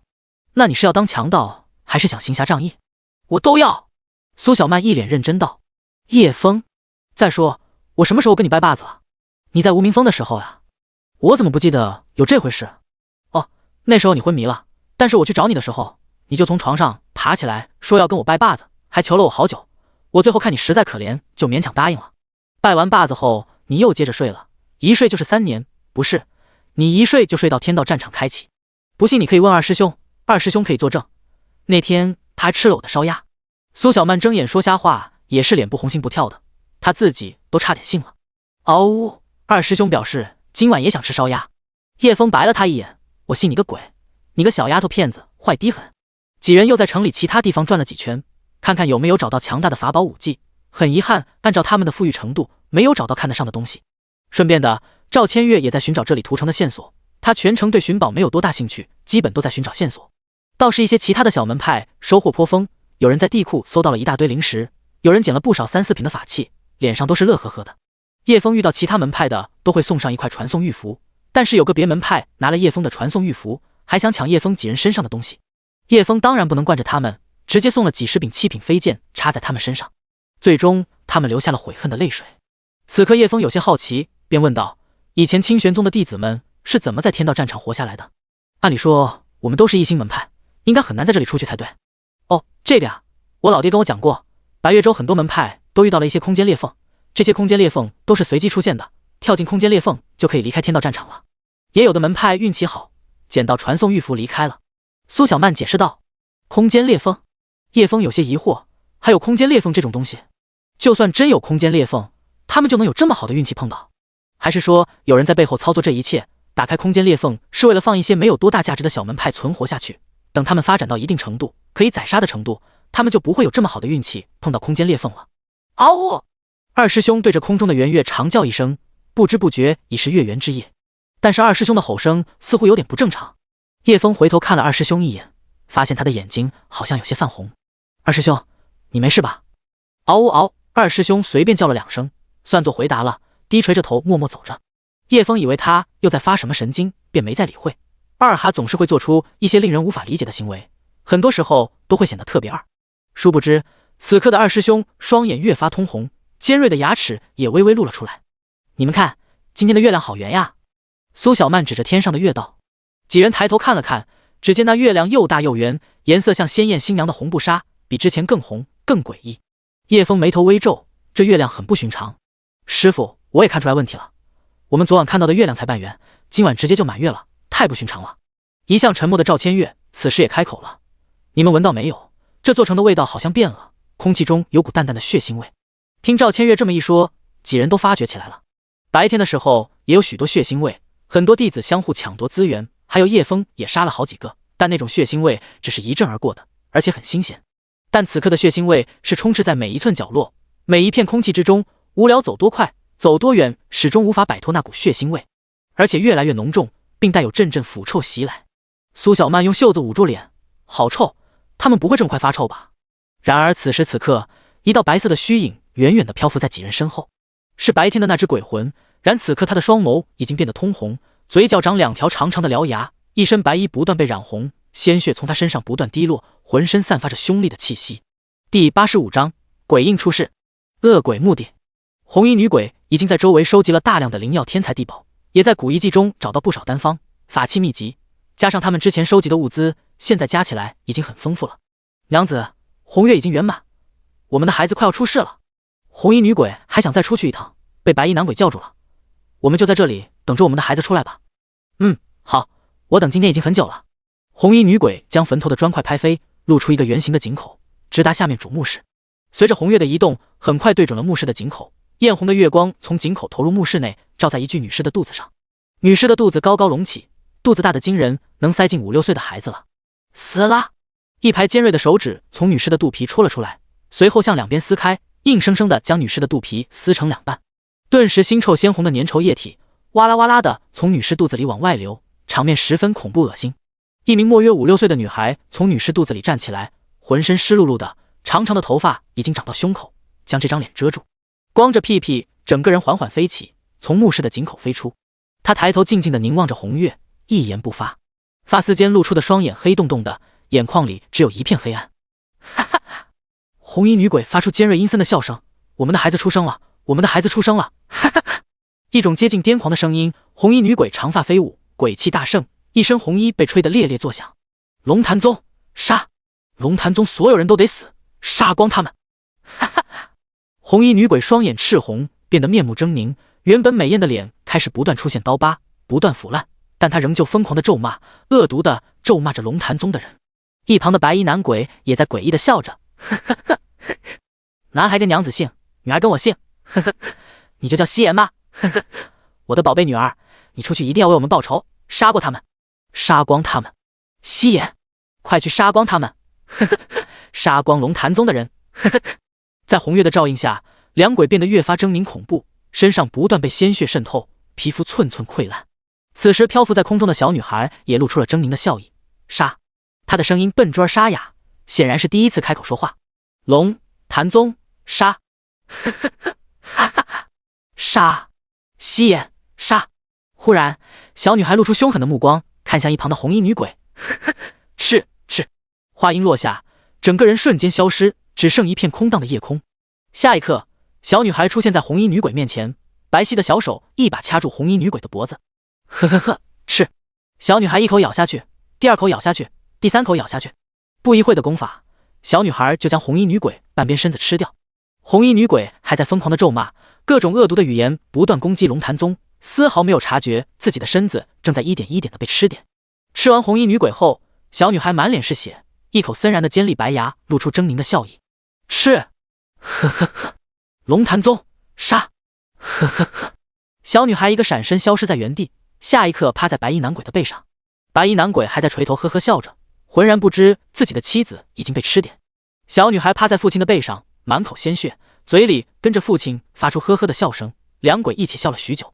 吃！小女孩猛地张开血盆大口，一口咬在白衣男鬼的脖子上。这一夜，恶鬼墓地鬼气冲天，周围生灵被吓得瑟瑟发抖，不断往外逃窜。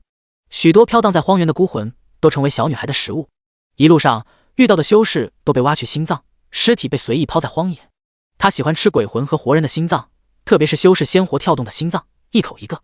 任何修士在她面前只有惊恐逃窜的份。吞噬了2个鬼仙后，小女孩的实力已经达到鬼仙巅峰境界。所过之处，尸骸满地。黄沙下的荒城受到红月的映照，某种被人埋藏的东西似乎被唤醒了。原本漆黑的房子亮起一片片烛光，摇曳的烛光从窗户投射在外面的街道上，倒映出晃动的人影。哇！房子里的烛光都被点亮了，里面有人吗？苏小曼跑到一户人家的窗边，踮起脚抬头往里看，喂喂，里面有人吗？这不看还好，一看吓得苏小曼哇的一声坐倒在地上。几人赶紧走过去将她扶起，顺便抬头往里看去，只见几衣衫褴褛尸鬼正围着一具尸体啃食。他们头发披散，有几块地方已经秃了，很显然是头发枯萎掉落的，浑身上下沾满潮湿的泥土，加上他们脚下有新鲜拔开的泥洞，很显然他们是从地底下面爬出来的。那具尸体不知是哪个宗门的弟子，现在被啃食的只剩下粘着血肉的骨架。尸鬼们看到叶枫几个活人，立马放下手中的带血肉骨头，朝几人扑了过去。齐修剑手疾眼快，拔剑斩去，一道剑气激射而出，将他们拦腰斩断。上身与下身分离，他们的手脚仍在不断的挣扎爬动，满嘴是血向几人爬来，狰狞的面容满是怨毒。嗖嗖嗖！齐修剑一连打出数十道剑气，将他们削成一堆肉块。然而这堆肉块并没有要放过他们的意思，几个人的肉块竟然串联起来，形成一个更加高大的尸鬼。那是一张七拼八凑的脸，胸口也有一张，肚子也有一张，像一堆剪碎的照片胡乱拼凑起来。你个丑八怪！苏小曼一个爆炎符打过去，高大的怪物瞬间被爆炎吞没。他发出凄厉的叫声，不断打滚，拍打身上的炎火，很快就重新站了起来。他只是身上很多地方被烧焦了，发出浓烈的恶臭，并没有造成致命的伤害。好！怪物愤怒嘶吼，再次朝几人扑来。叶枫冷哼一声：“你倒是挺难缠的，不知道赤阳神火合不合你胃口。”第86章，你是说这种火吗？随着叶枫的话音落下，一团灼热的火焰在手心燃起。赤阳神火出现那一瞬间，周围的空气的温度瞬间飙升，木质的窗户轰然被点着，熊熊烈火燃烧。赵千月、苏小曼、齐修剑三人猝不及防，被那灼热的气浪烫到了，连连后退数十步。所幸只是烫了一下，没有受到伤害。几人震惊地看着叶枫手中的火苗，他们刚才离叶枫有1-2米的距离，但是火苗升起的那一刻，他们竟然被烫到了。那么小的一朵火苗，这么远的距离，居然能把他们烫得连连后退。要知道他们本身就有灵气护体，就算把手放在普通柴火上烧都没事，现在却被这样一朵小火苗烫到了，他们如何能够淡定？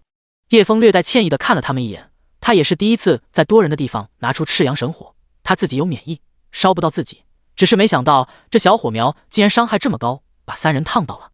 那怪物正要朝几人扑过去，当赤阳神火出现的那一刻，他硬生生止住身形，脸上带着惊恐不断后退，比吸血鬼看到烈阳还恐怖。下一刻竟然转身撞破墙壁逃跑。想跑？叶枫指尖一弹，一团小火苗朝怪物飞了过去。火苗未到，那怪物就发出撕心裂肺的嘶吼，背后的肉块不断掉落。单单是那种灼热感，就让他感觉到千刀万剐般的痛楚。赤阳神火对污秽、邪祟这些东西有着绝对的焚灭能力。轰！赤阳神火触碰的怪物那一刻，就像火柴触碰到汽油桶一般，瞬间炸起一团熊熊烈火。几个眨眼的功夫，那怪物就成了一堆漆黑的灰烬。几人看着这一幕，只觉心惊胆战。若是自己被那团火苗碰到了，会不会也瞬间被烧成灰烬？那是神界传说的无上神火吗？齐修剑目瞪口呆的喃喃道。叶枫疑惑：什么神界传说？神界传说就是神界上面编写的一部神界史书，数万年前不知道什么原因落到人间，被人捡到抄写传开的。上面记载着一种神界遗失的无上神火——赤阳神火，据说能焚烧世间一切邪祟，能炼化冰原下的天外玄铁。齐修剑继续道，上面还记载着一种跟赤阳神火相反的火焰，存在于地府鬼界之中，那火阴寒无比，无论你修为多高，只要碰一下手臂，瞬间被冻结，手臂直接报废，只要一小团就能将整个大湖泊冰封。你说的是这种火吗？只见叶枫伸出另一只手，一团蓝色的火焰在手心燃烧。那道蓝色的火焰一出，周围的温度急剧下降，瞬间到了零下负百。几人犹如身临狂风暴雪的冰原之中，齐修剑和苏小曼不由得抱起胳膊，瑟瑟发抖。赵千月身怀冰凤血脉，倒是影响不大。叶枫收起黄泉阴火，周围的空气才缓缓上升。嘶！三人顿时怔住了，像是看到怪物一般看着叶枫。他竟然同时拥有赤阳神火和黄泉阴火，这些都是比九品圣器还要恐怖的存在啊！是，师傅，您是从神界下来的神尊吗？齐修剑大气都不敢喘一下。神界的人有赤阳神火吗？齐修剑摇摇头，他们肯定9成9的人都没有。那神界的人有黄泉阴火吗？齐修剑摇摇头，那是绝对没有的。黄泉阴火是地府鬼界的圣物。那就对了，我不是什么神界的人，我是白月州的人。齐修剑愣住了，感觉哪里有些不对，但又说不上来。这时赵千月开口了，不管你拥有什么，你做了什么，你都是我唯一的亲人。对，你是我的拜把子兄弟。几人虽然震惊叶枫居然有2种恐怖的火焰，但并没有把他当作外人，叶枫就是他们所认识的叶枫。拿出赤阳神火照了一下后，二师兄似乎也变得正常了，流着哈喇子到处跑来跑去，那里嗅一下，这里撒泡尿标记一下，没有半点妖兽狼王的样子。几人继续往城外走，一路上看到的房屋在点燃了烛火，很多尸鬼从自己屋子地底下爬了出来，路边还有几个小孩模样的尸鬼正在啃食着其他弟子的尸体。一路上也看到其他被困的修士，他们似乎有同伴失控了，双眼通红，疯狂攻击自己人。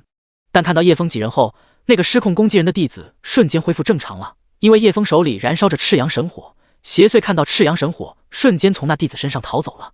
清玄宗另外几人也不敢靠得叶枫太近，因为他周围的温度实在太烫了，所过之处的草木都会燃起熊熊大火。有了赤阳神火，一路上毫无阻拦，什么邪祟都不敢靠近。那些尸鬼看到叶枫就拼命的逃。其他门派的弟子可没有清玄宗几人那么轻松，那些尸鬼打不死，烧不死，十分难缠。很多人遇到尸鬼只有逃命的份。荒城也没有什么值得继续探索的，几人直接飞剑离开了。一路往中心飞行，原本一片茫茫荒漠已经不复存在，黄沙都被那道横跨整片荒漠的沟壑吞噬了，没有半点沙漠的样子。几人飞来一夜，直到第二天下午，隐约能看到远处连绵不绝的山脉，这才算走出了这片荒漠。进入那些连绵的山脉，就是第7圈了。这一路上也算有惊无险度过了。回头看了几眼，也不知道刘明轩有没有找到他的队伍。你们回去吧，剩下的路我一个人走。你们回到恶鬼墓地，带着鬼婴先出去，我自己有传送玉符，有什么问题我会第一时间捏碎玉符离开的。叶枫摆摆手，示意几人离开。赵千月注视了叶枫好一会才点点头，你一个人小心点，不要冲动，一定要回来，我在外面等你。就在几人一一道别之际，一道不合时宜的声音打断了他们，你们几个报上名来。哪个门派的？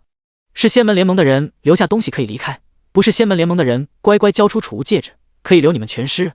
我们龙潭宗乃仙门联盟7星大门派，你们最好识相点。第87章技能强化。叶枫等人循声望去，只见5名衣着华贵的少年分散坐在沙漠外的几个大石头上，那是沙漠的尽头，有很多乱石胡乱堆砌在周围。除5名少年外，还有3名没有衣衫的少女，她们身上布满被鞭打的伤痕，还有利刃划过的痕迹，脖子被套上绳索，绑在一旁的树桩上。少女们的眼神呆滞，眼里充满绝望。看到这一幕，苏小曼和齐修剑顿时怒了。早听那女鬼讲过龙潭宗的恶行，如今亲身看到，不免悲怒交加。叶枫和赵千月眼神冰冷地看着坐在石头上的几人。哟，竟然来了2个娇美的小妞，正好这3个贱货已经玩烂了，待会杀了，换你们来顶替。龙潭宗5人不约而同地释放自己身上的气势，5人竟然全是地境巅峰实力。他们直接展露实力，为了就是一开始就压倒叶枫几人。赵薇脸上带着嗜血的笑意，手里把玩着一柄锋利的小刀，似乎用在少女身上的小刀。你们就是龙潭宗那帮畜生，金红山是不是被你们灭的？齐修剑指着那人骂道，我们灭掉的门派不少，什么金山银山我哪里记得住，不过他们肯定死得很惨，哈哈哈！你们竟然这样对待他们，不可原谅。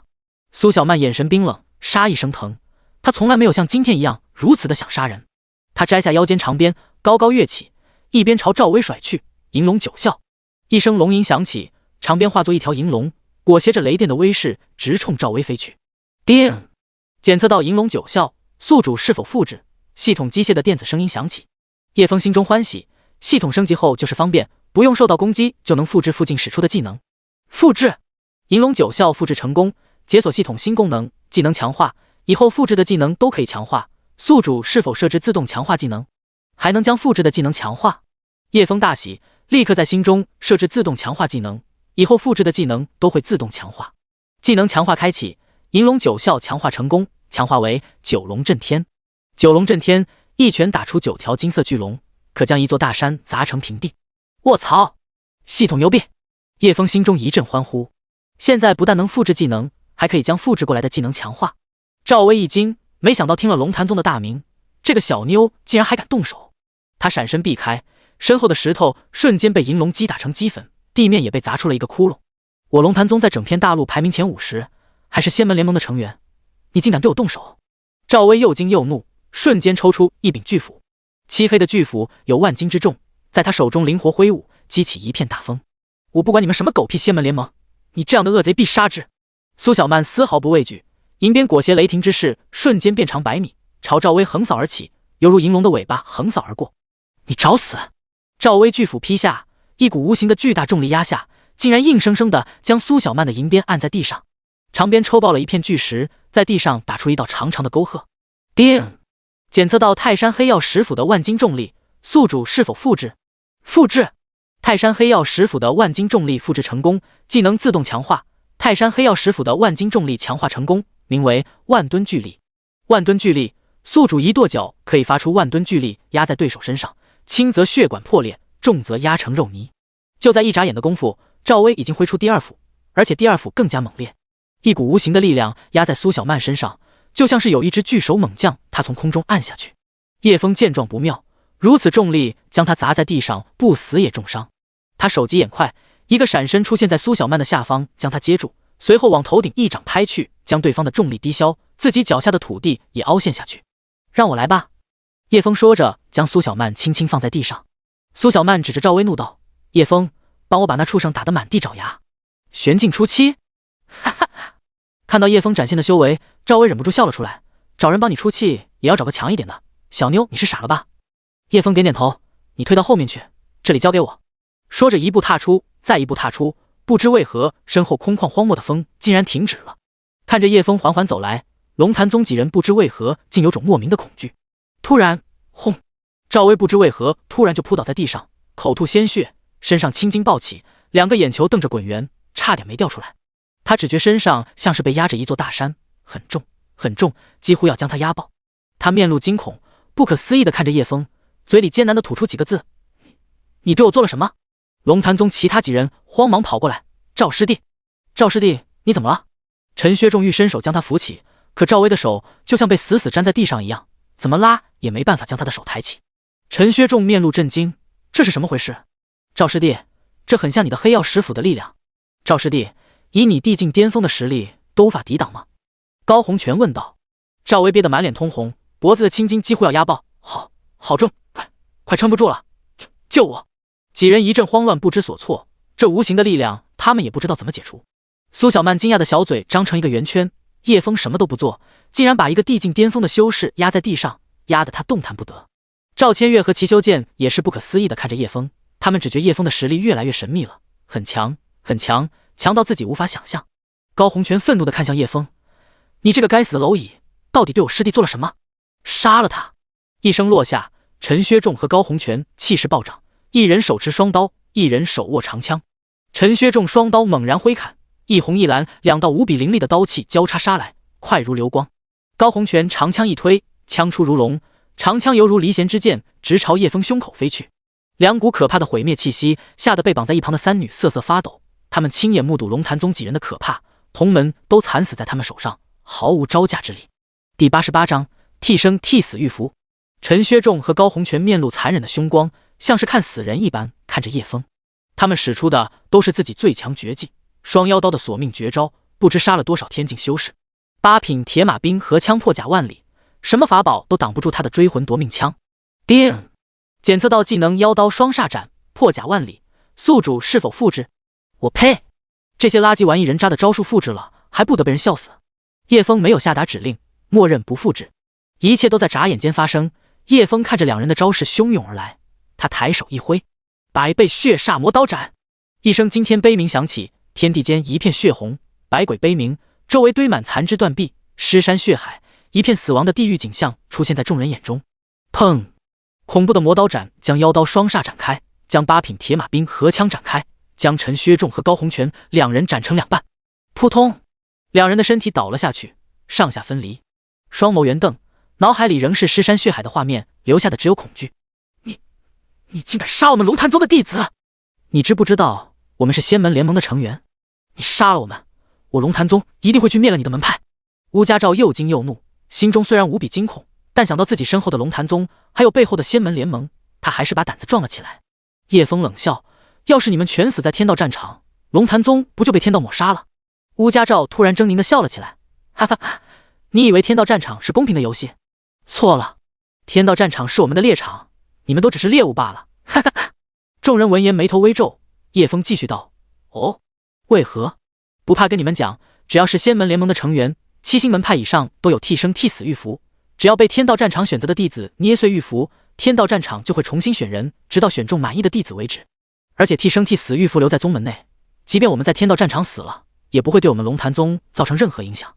乌家照此刻如同手握天子剑一般，我劝你们留下全部储物戒指，还有奉上那2妞，然后自刎谢罪，不然我龙潭宗必定灭了你的门派。”我明白了。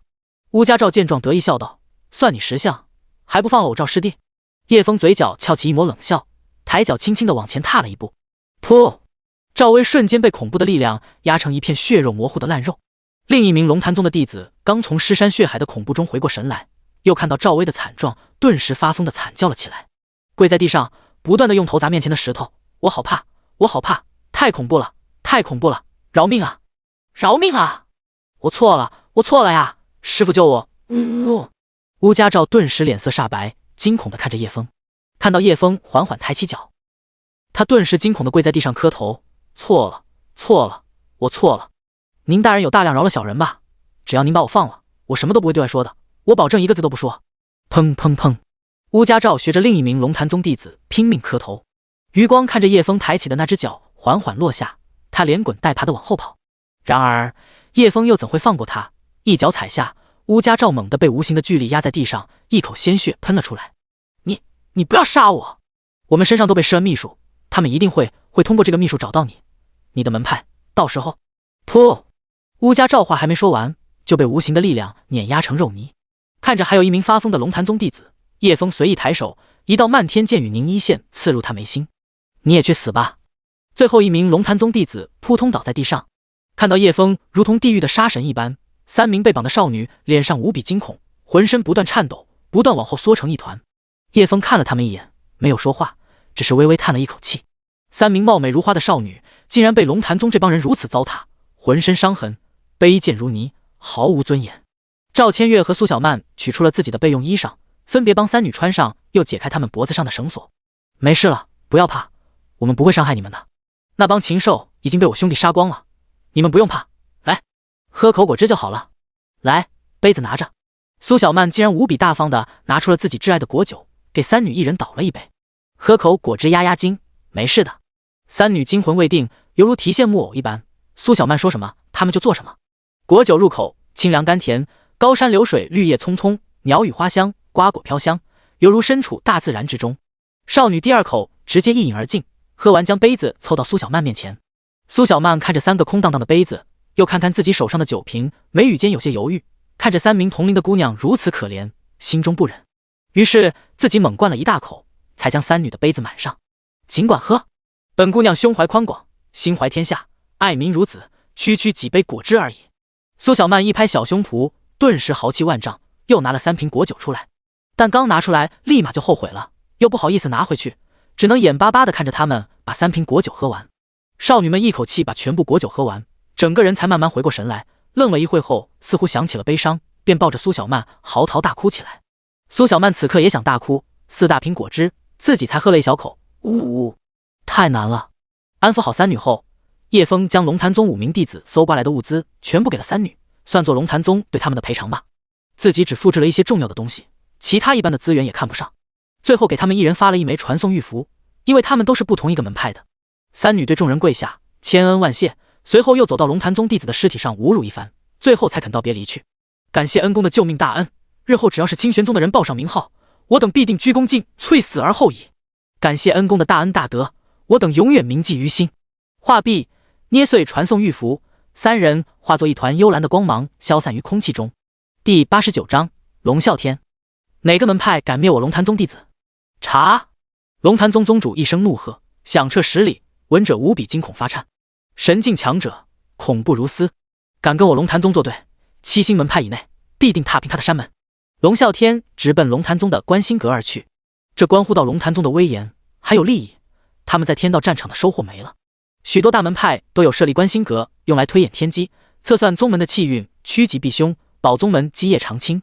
观星阁的长老们也是第一时间开始推算，他们早在被选中的弟子身上种下秘术。这种秘术跟传引球的原理差不多，可以通过这种秘术推算出门内弟子在天道战场是怎么死的，是何人所为。查到了。莫约一炷香的功夫，一名老者苍老的声音响起：白月州清玄宗一星门派，杀人者是清玄宗的弟子叶枫，5名弟子都是被叶枫一人所杀，并且他们都死得很惨，几乎是被秒杀。那长老说话都有些颤抖，因为他看到了那片恐怖的血海地狱，弟子们生前的恐惧也感受到了。叶枫手段极其恐怖，修为怕是在天境巅峰，一星门派居然能培养出天赋如此恐怖的弟子，着实不可思议。哈哈，龙啸天冷笑中带着残忍，一星门派也敢杀我龙潭宗弟子，这般年纪拥有天境巅峰修为，还能一人斩杀我5名优秀弟子，实力的确恐怖，但也仅此而已，得罪我龙潭宗绝不会有好下场。龙啸天将自己的战将召唤到大殿上，商讨踏平清玄宗的事情。宗主大人，弹丸之地的一个小一星门派，我一人出手足矣。一名粗犷的魁梧的汉子，声音如铜钟，仙境巅峰的修为，一双暴雷巨锤所向披靡。锤哥，一个人出去玩，哪里有一帮弟兄出去玩开心？踏平清玄宗怎么也得3、5成群吧？对，我也想到清玄宗看看有多少漂亮的小姑娘，抓一些回来圈养。你们怎么总想着玩乐？我们这是去灭门的。一名短发的男子严肃道：嗨，一星门派还不是完事的，5、6星的门派我们都没放在眼里，一星门派让2个人过去就够了。一帮人七嘴八舌，相谈融洽，空气中都是轻松的气氛，没人将一星的清玄宗放在眼里。龙啸天看他们聊得差不多，于是说道：清玄宗一个很强的天才弟子，在天道战场一人就灭了我们的队伍，除去他自己的绝顶天赋，背后一定还有强大的师傅培养。为了防止意外发生，我决定派出9名仙境巅峰出手，务必一次踏平清玄宗，还要将叶枫杀掉。听闻叶枫竟然一人就灭了他们的队伍，众人都是十分惊讶。龙潭宗队伍的5名弟子都是年轻一辈中最强的，虽说比不上8、9星大门派，但在7星门派之中都是能进前10的。清玄宗仅1名弟子就将他们5名弟子全灭了，他们如何能不震惊？叶枫究竟是怎么样一个天骄？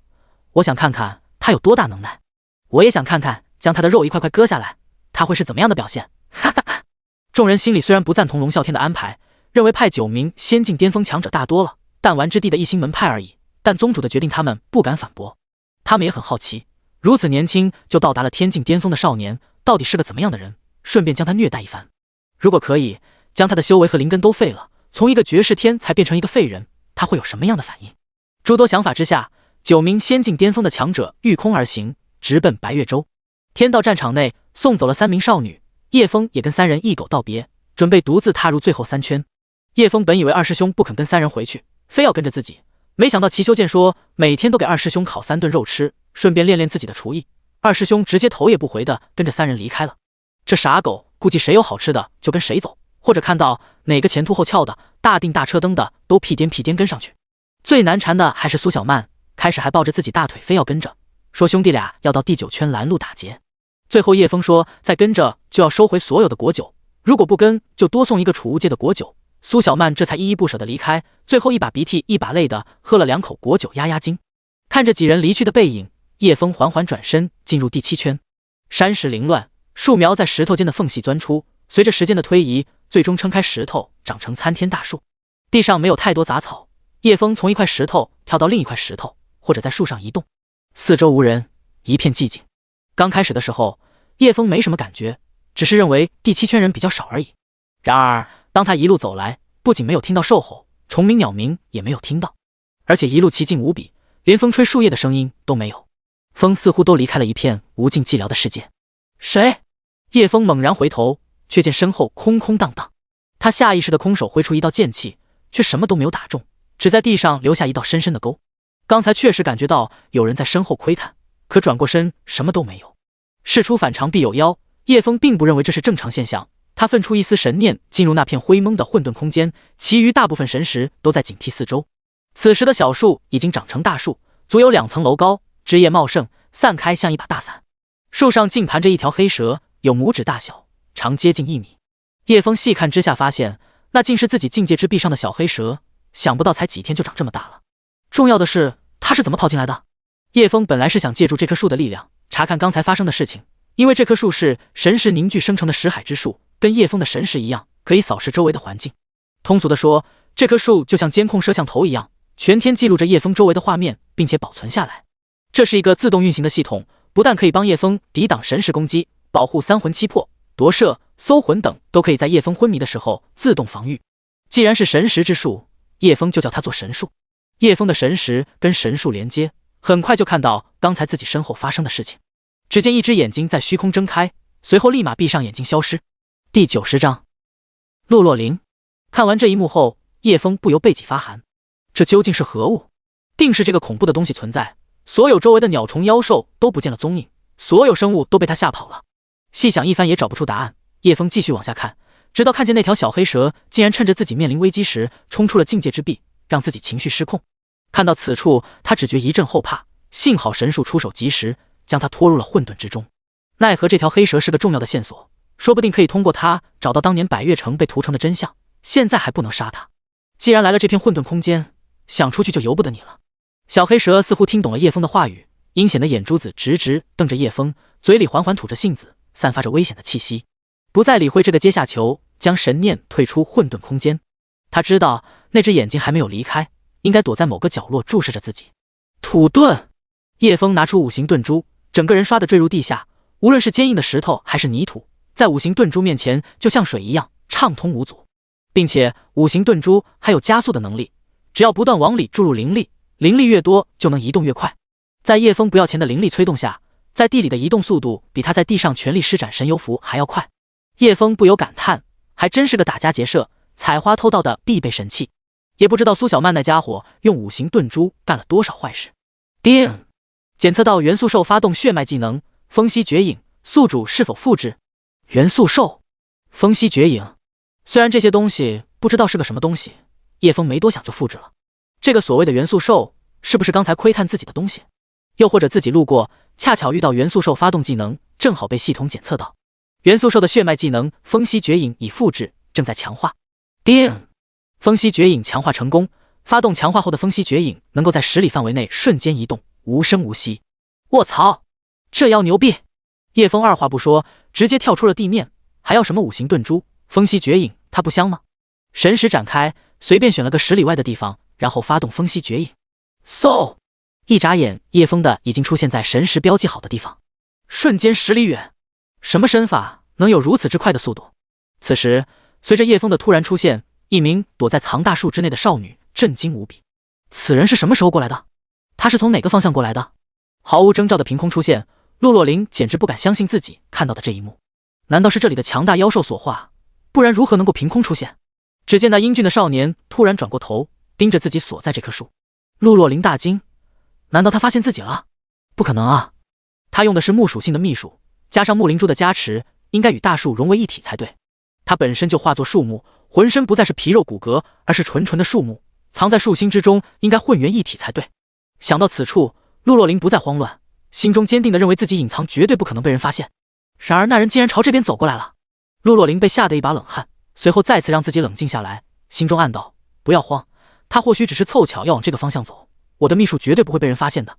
直到那名少年走到这棵大树面前，洛洛灵心快跳到嗓子眼了。只听见一阵窸窸窣窣的声音，少年似乎在摸索什么，随后就是一阵哗啦哗啦的水声响起，一道橙黄的液体自在树上迸溅出一片水花。水声停止，肩膀一阵颤抖，叶枫只觉整个人都变得轻松无比。躲在树心里的少女顿时呆若木鸡，整个人都怔住了，脑海里全是那玩意。好大！她只觉脸颊一片滚烫，心里又羞又恼，看了那东西自己不干净了。呜，这个无理的家伙竟然随地！他气呼呼地瞪着叶枫，然而下一刻这家伙竟然进来了。叶枫察觉身后异样，似乎有什么东西追过来了，他立马发动五行遁珠，钻入面前这棵大树里。咦，什么东西？软软的。叶枫没来得及细究，外面一阵风吹过树叶晃了一下，似乎有什么东西一闪而过，速度很快，像一阵风，但叶枫知道那绝对不是一阵风。那东西好像离开了，但叶枫没有离开树心，以防那东西又折返回来。不一会儿功夫，那东西真的就折返回来了。只见一只眼睛突然在虚空睁开，四周看了看，似乎在寻找什么。忽然他好像发现了什么，走到一棵大树下，看到树干湿漉漉的，地上有一滩橙黄的液体。他凑过去闻了闻，一只独眼似在思索，随后虚空出现了一根长长的舌头。叶枫看着这一幕，惊讶不已，这究竟是个什么怪物？卧槽！没了！一声娇呼在耳边响起，居灵阵起。少女的声音落下，似有什么东西瞬间收拢起来，将外界都隔绝了，只剩下周围这一片小天地。吼！一声尖锐的兽吼响起，空气似乎都变成了尖锐的刀子，声音所过之处，无论是树木还是石头，都被划出来深深的刀痕。叶枫所在的这棵树离得最近，瞬间就被无数的刀子削成碎片，参天大树顷刻间轰然倒下。叶枫在兽吼响起那一刻就已经发动风息绝影逃离了。让他没想到的是，树里竟然还藏着一名少女，自己完全没有发现。如果那人有意对自己出手，或许自己就受伤了。这世界无奇不有，太可怕了！孽畜，我等你很久了，受死！少女的娇喝声在空中响起，只见她一杆长枪在空中急速挥舞，枪花如烟火绽放，密密麻麻地将下方笼罩。然而那怪物的速度极快，无数枪花就像打在一阵风上，没有造成一点伤害。叶枫看着系统面板上显示的技能，一个是风息绝影，一个是落阴枪法，都是目前两者使用的技能。原来那怪物是一头元素兽，自己复制的技能就是在他身上来的。转眼间，怪物逃，少女追，但阵法已经元素兽无法逃出阵法，少女也找不到元素兽的踪迹，她就像凭空消失一般不见了。第91章风息兽。少女四顾搜查，却怎么也找不到元素兽的踪迹。四周空荡荡的，地上是凌乱的石头和枯枝败叶，没有规则散落在各处的大大小小树木。看来那元素兽已经完全隐藏起来了，没有留下任何气味或者温度、形态等，就像蒸发了一样。少女无奈，只能到别处找找，反正阵法就这么大，她逃不远的。回头看到那名英俊的少年正静静地看着自己，少女顿时想起刚才那一幕巨龙吐水的画面，脸蛋噌的一下红了。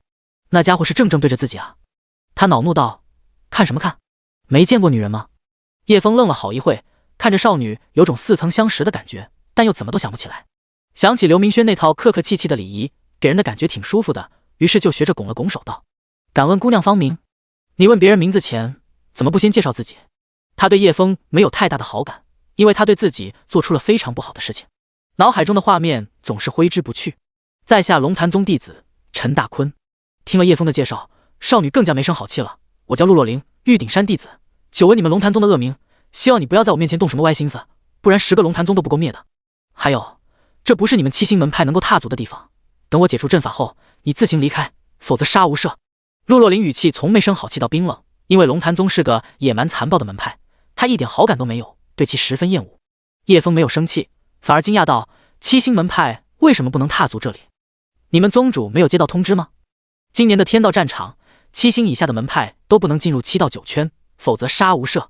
若非我不想脏了自己的手，早就把你杀了，劝你早点离开，否则其他人看到你进来，你死定了。”陆洛灵冰冷道：“不知道什么原因，今年的天道战场十分反常，天穹2次落下恐怖一剑，将很多禁制和规则都破坏了，导致这里发生很大的变化。以往的常识，到了现在都不管用了。”叶枫礼貌地谢过陆洛灵的提醒，又继续道：“看得出你为了抓这只元素兽花了很大的功夫，不知道陆洛灵姑娘为何要抓它？”陆洛灵惊讶：“你知道它是元素兽？这很奇怪吗？”叶枫当然不知道它是元素兽，都是系统显示的。知道元素兽的人很少，大家都认为这种东西不是妖兽就是魔兽，或者把它当作什么鬼怪。我也是在门内冷门的古籍知道元素兽的存在，没想到你也知道元素兽。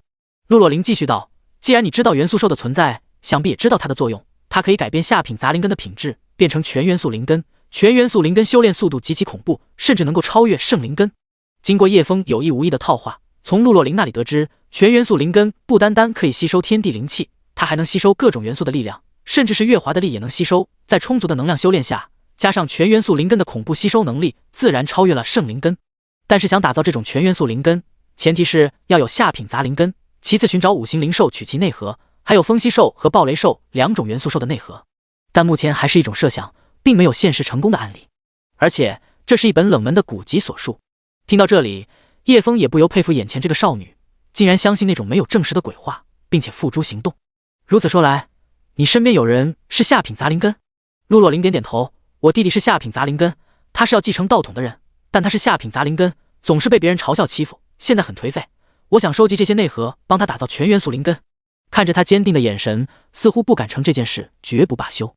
叶枫心中思索，自己也是下品杂灵根，何不试试他方法改变灵根呢？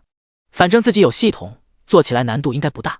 打定主意，到时候找个机会把他的秘术还有元素兽的内核抢过来复制了。说不定他已经收集了其他元素兽的内核，到时候自己可以省下很多时间。反正像他讨厌这些东西，肯定不会给的，只能找个机会抢了。任何一个正常人都不会将这么贵重的东西给陌生人，硬抢才是硬道理。刚才那个就是风息兽，可化作一股无形的东西，来无影去无踪，移动速度极快，我也没有信心能够抓住它。两人说话间，数道凌厉的锋刃刷刷飞来，陆若灵早有防备，闪身躲开。叶枫也不慢，直接发动五行遁珠钻入地下。他直接就在下地躲着不出去了，顺便在暗处观察情况，看看是否有机会出手。既然是风属性的元素兽，那一定可以在空气中行动自如，那么在泥土里肯定不能像叶枫一样行动自如，因此躲在地下是最安全的。一击未中，风息兽直接发动风息绝影，其速度极快，一闪而过。他的锋刃锋利无比，极具穿透力。在他的能力下，锋刃无声无息地朝陆若灵斩去，速度极快。陆若灵察觉时已经晚了，来不及躲闪，只有架枪抵挡。枪的一声，锋刃在陆若灵的长枪擦出星火，另一道锋刃在他手臂留下一道细密的口子，若是再深一点，直接能将他的手臂割下来。刚接下一击，后面的锋刃又再次疯狂袭来，在空中发出咻咻咻的破空声。陆若灵占据下风，只能狼狈躲闪或者架枪挡下。很快，他身上就出现了很多细密的刀痕，鲜血染红了青衣。锋刃很锋利，也很快，稍有不慎就是断手断脚，甚至断头的。陆若灵打得十分吃力，很快额头就出现细密的汗珠。他心中暗骂这个不记得是陈坤大还是陈大坤的龌龊小人，竟然躲在一边看着自己苦战也不出来帮一下忙。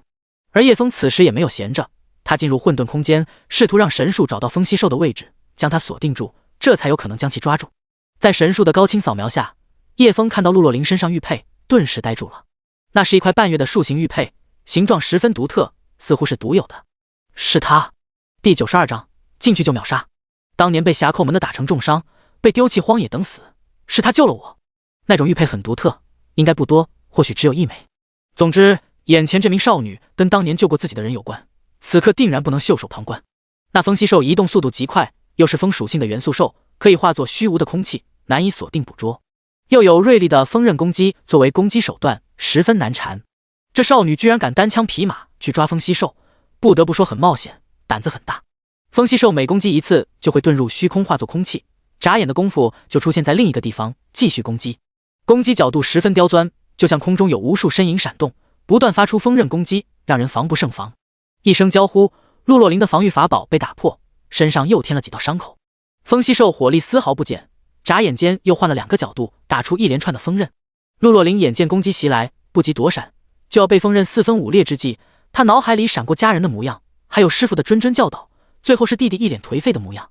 自己要死了，没能拿到风息兽内核，他很抱歉，自己太低估风息兽的实力了。这些都发生在电光火石之间，就在锋刃要将他撕碎之际，一道身影闪过，随后抱着他瞬间消失。锋刃打在空气中，打断了不远处的树梢。此时叶枫搂着他的细腰，将他带出阵法之外。陆若灵睁开眼睛，眼角落下一颗泪珠，只觉自己要死了，然后腰间一紧，想象中的4分5裂没有发生，眼前的场景也变换了。他惊诧地看向身后，只看到少年的胸膛，再抬头一看，是陈大坤英俊的脸。陈大坤是叶枫乱说的名字，用来骗他的。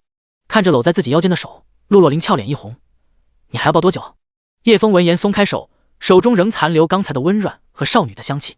看着眼前的阵法，陆若灵眼中满是震惊。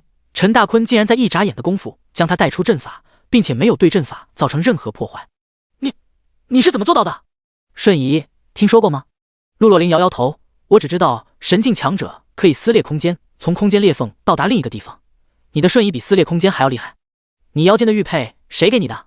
是不是独一无二的一块？陆若灵见陈大坤救了自己一命，并没有隐瞒。这是我娘亲送的，玉佩是她自己打磨的，天下仅此一块。你问这个干嘛？没什么，就是觉得好看，随便问问。叶枫没有打算暴露自己的身份，对他的救命之恩默默报答就好。陆若灵没好气地瞪了他一眼，这不是没话找话吗？现在又不是聊天的时候，你在这里等着，我进去帮你把风息兽的内核取出来。叶枫话音落下，就消失在原地。陆若灵美眸惊诧，没想到他竟然会帮自己取风息兽的内核，而且还是毫不犹豫地进去了，非常果断。不知为什么，他心中竟有些心动的感觉。叶枫之所以敢直接进入阵法，是因为神树已经将他锁定，只要在10里的范围内，无论他如何躲藏，都无法脱离神树的标记。结！风息兽发出尖锐的笑声。该死的人族，想取我内核，找死！姐，你的五行遁珠非常棒，有了它我就可以自由穿梭在任何一个地方，谁都抓不住我。把它给我，我可以不杀你。姐。叶枫冷哼，有本事你过来抢！杀！风息兽一声怪叫，数道锋刃撕裂虚空，朝叶枫袭来。复制风息兽的锋刃攻击，叮！风息兽的锋刃攻击复制成功。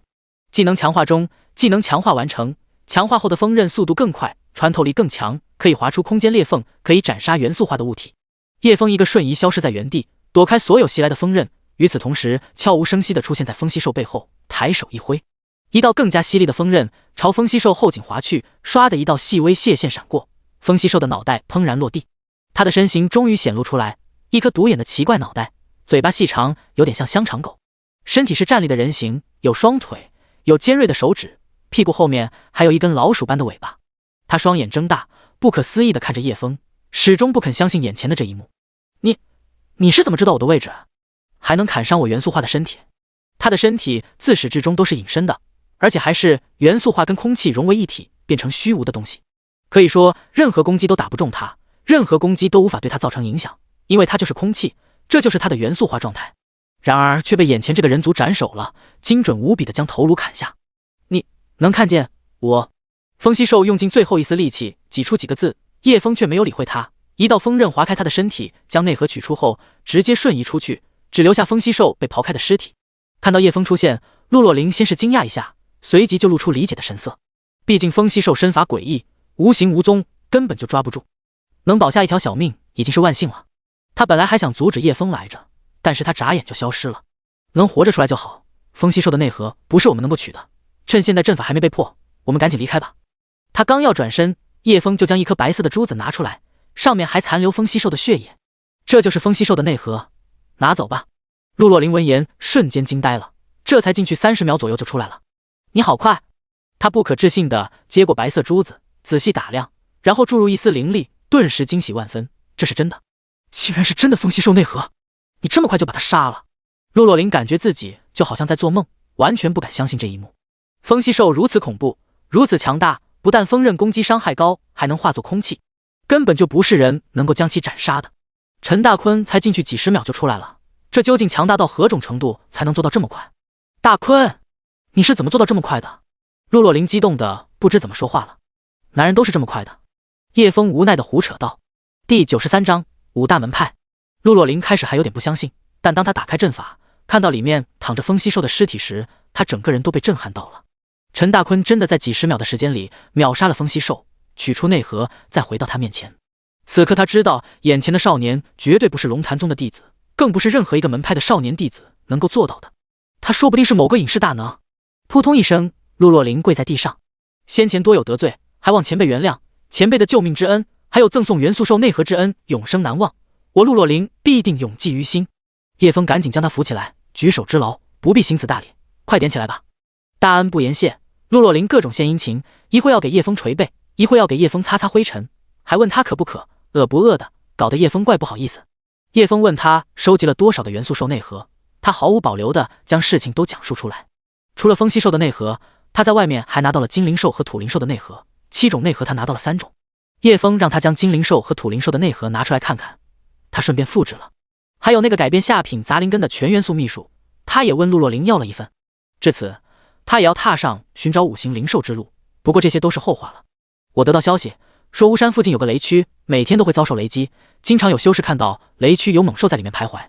我怀疑那里有雷属性的元素兽。巫山不就在百越州边界外吗？离清玄宗挺近的，离开天道战场后可以去看看。对了，你们玉鼎山也是仙门联盟的成员吧？为什么要封锁7、8、9圈，不能让别人进入？叶枫好奇问道。陆若琳脸上闪过一丝犹豫之色，但很快就散去。这是我们仙门联盟前5大门派的秘密，不能告诉外人。不过前辈是我的救命恩人，还赠送了元素兽的内核，我自然不能对前辈隐瞒。据说有个叫神鼎的宝贝要现世了，我们5大门派联合将神鼎回收。至于这个神鼎有什么用，我们都不知道。我们接到命令，就是务必将神鼎回收。神鼎？叶枫若有所思的点点头。既然是5大门派联合回收的宝物，那定然十分宝贵，到时候我得把它抢到手。前辈，前面就是第8圈了，那里有很多5大门派的弟子，他们若是看到您的出现，必定会对您出手，我一个人恐怕拦不住他们。看到陆若琳露出为难之色，叶枫点点头：“你先回去吧，我自己一个人在周围看看。那你要小心点，以后有什么需要的，尽管找我。”我陆若琳赴汤蹈火，在所不辞。就算您要洛琳。少女脸蛋羞红，再也说不下去，转身跑开了。看着少女消失的背影，叶枫发动五行遁珠隐藏起来，拿出一套可以屏蔽气息的衣服穿上，再戴上一张恶鬼面具，将英俊的不像话的脸掩盖起来。这下没人能认出他来。用五行遁珠躲在泥土里，隐匿气息，就算仙境修士来也发现不了叶枫。洛琳，你去哪里了？我们正要去找你呢。一名华贵衣衫的帅气青年看到陆若琳回来后，满脸担心地走了过去。当他看到陆若琳脸上的伤痕后，又惊又怒：“你怎么受伤了？我看看，到底是哪个狗东西敢伤你，我这就去把他灭了。”陆若琳脸色冰冷，一把打开青年的手：“我没事，你请自重一点。若琳，我是你的未婚夫啊，长辈已经帮我们定下婚约了。”“我呸！你不要说出这么恶心的话，那是他们的口头约定，根本没有问过我意见，我对你也没有半点兴趣。”青年名叫雷厉鹏，背后势力是整个大陆最强的九星门派九霄神宫。他是九霄神宫凌霄殿的殿主的儿子。九霄神宫有9大殿，其中凌霄殿为首，掌握着九霄神宫的大权。像雷厉鹏这样的有权有势的帅哥，而且修炼天赋继承父辈，年纪轻轻就已经到达仙境修为，在修仙界也是鼎鼎大名的，不少女修士做梦都想倒贴给雷厉鹏。“你个小贱人，玉鼎山算个什么东西，也敢跟我们少主这样说话？”一名美艳的女子怒气冲冲地走过来，将身上仙境中期的修为全部释放，用威压死死地压在陆若琳身上。陆若琳年龄也就跟叶枫差不多，修为才地境中期，那里顶得住那女子的百年道行？此时释放全部灵力，只能勉强支撑着膝盖不跪下，小脸已是憋得通红。以他的修为，他原本没资格参与这件事的，但他得知天道战场里有风属性的元素兽，便求着长老们让他参加。长老们也是不同意他参加的，但想到雷厉鹏也参与此事，为了促进两人的感情，让两人多多接触，也就同意陆若琳进入天道战场了。没想到他一进来就自己跑了，独自寻找元素兽。啪！女子猛然的一巴掌拍在陆若琳脸上，后者如断线风筝般飞了出去，狠狠摔在地上。女子也是九霄神宫的人，但不是凌霄殿的，而是紫花殿的弟子，也是一个想成为凌霄殿夫人的女人。私下早已和雷厉鹏眉来眼去，奈何九霄神宫规矩森严，他们只能偷偷摸摸的。自己盼望已久的凌霄殿夫人之位，没想到被一个小贱人抢走了，而且这个小贱人还如此嚣张。雷厉鹏关心他，他非但不领情，当众让雷厉鹏丢了脸面。龙下柳哪里能忍？不管周围其他门派弟子在场，直接上去教训这个小贱人。雷厉鹏也不是什么善茬，面对陆若琳这样的态度，心中无比恼火。哪个女人在自己面前不是低三下四的？这个小贱人居然当着这么多人的面让自己吃瘪，若是换做其他女人，他早就动手了。但为了凌霄殿的地位稳固，他不得不忍耐，想着以后将他弄到手，再狠狠地报复回去。看到龙下柳要对他动手，他并没有阻止，而是等陆若琳被打之后，才假惺惺地站出来劝阻龙下柳。而玉鼎山的弟子不好指责九霄神宫的人，只能扶起陆若琳，劝他收敛一下自己的脾气。陆若琳擦去嘴角的鲜血，拒绝同门的搀扶，昂首挺胸地看着龙下柳：“这一巴掌我记住了，100年内我的修为一定要超越你，并且将这一巴掌还回去。”第94章凭空出现。你找死！龙下柳大怒，灵力炸开一路朝陆若琳压过去。雷大鹏眼见势头不对，立马将他拉住，给点教训可以，你真要在这么多人面前动手，后果很严重。即便我不拦你，玉鼎山的人也不可能让你去伤他。龙下柳这才不悦地冷哼一声：“小贱人，以后别让我在外面看到你。”陆若琳也不惧怕，刚才被他狠狠抽了一巴掌，现在还火辣辣的痛，心中对龙下柳充满怒意。老贱妇，你也别死太早，等着我把你牙打掉。龙下柳听了老贱妇这3个字，顿时就控制不住了。一个地境的小贱人也敢这样辱骂自己，她也是个高傲的凤凰女，这能忍？她怒不可遏地冲了上去，雷厉鹏拦都拦斗不住。小贱人找死！龙下柳身形极快，带着强大的仙境威势扑去，一掌对着陆若琳天灵拍去。玉鼎山的人见势不妙，立马挡在前面。这小师妹可是掌门的心头肉，受点欺辱也就算了，要是被打伤打死了，他们都逃不了干系。即便不是掌门之女，也不可能让外人伤害同门。玉鼎山几名师兄联合结出一面灵力防御墙，然而飞到半空的龙下柳不知为何猛然砸在地上，像是在半空被人按了下去一般。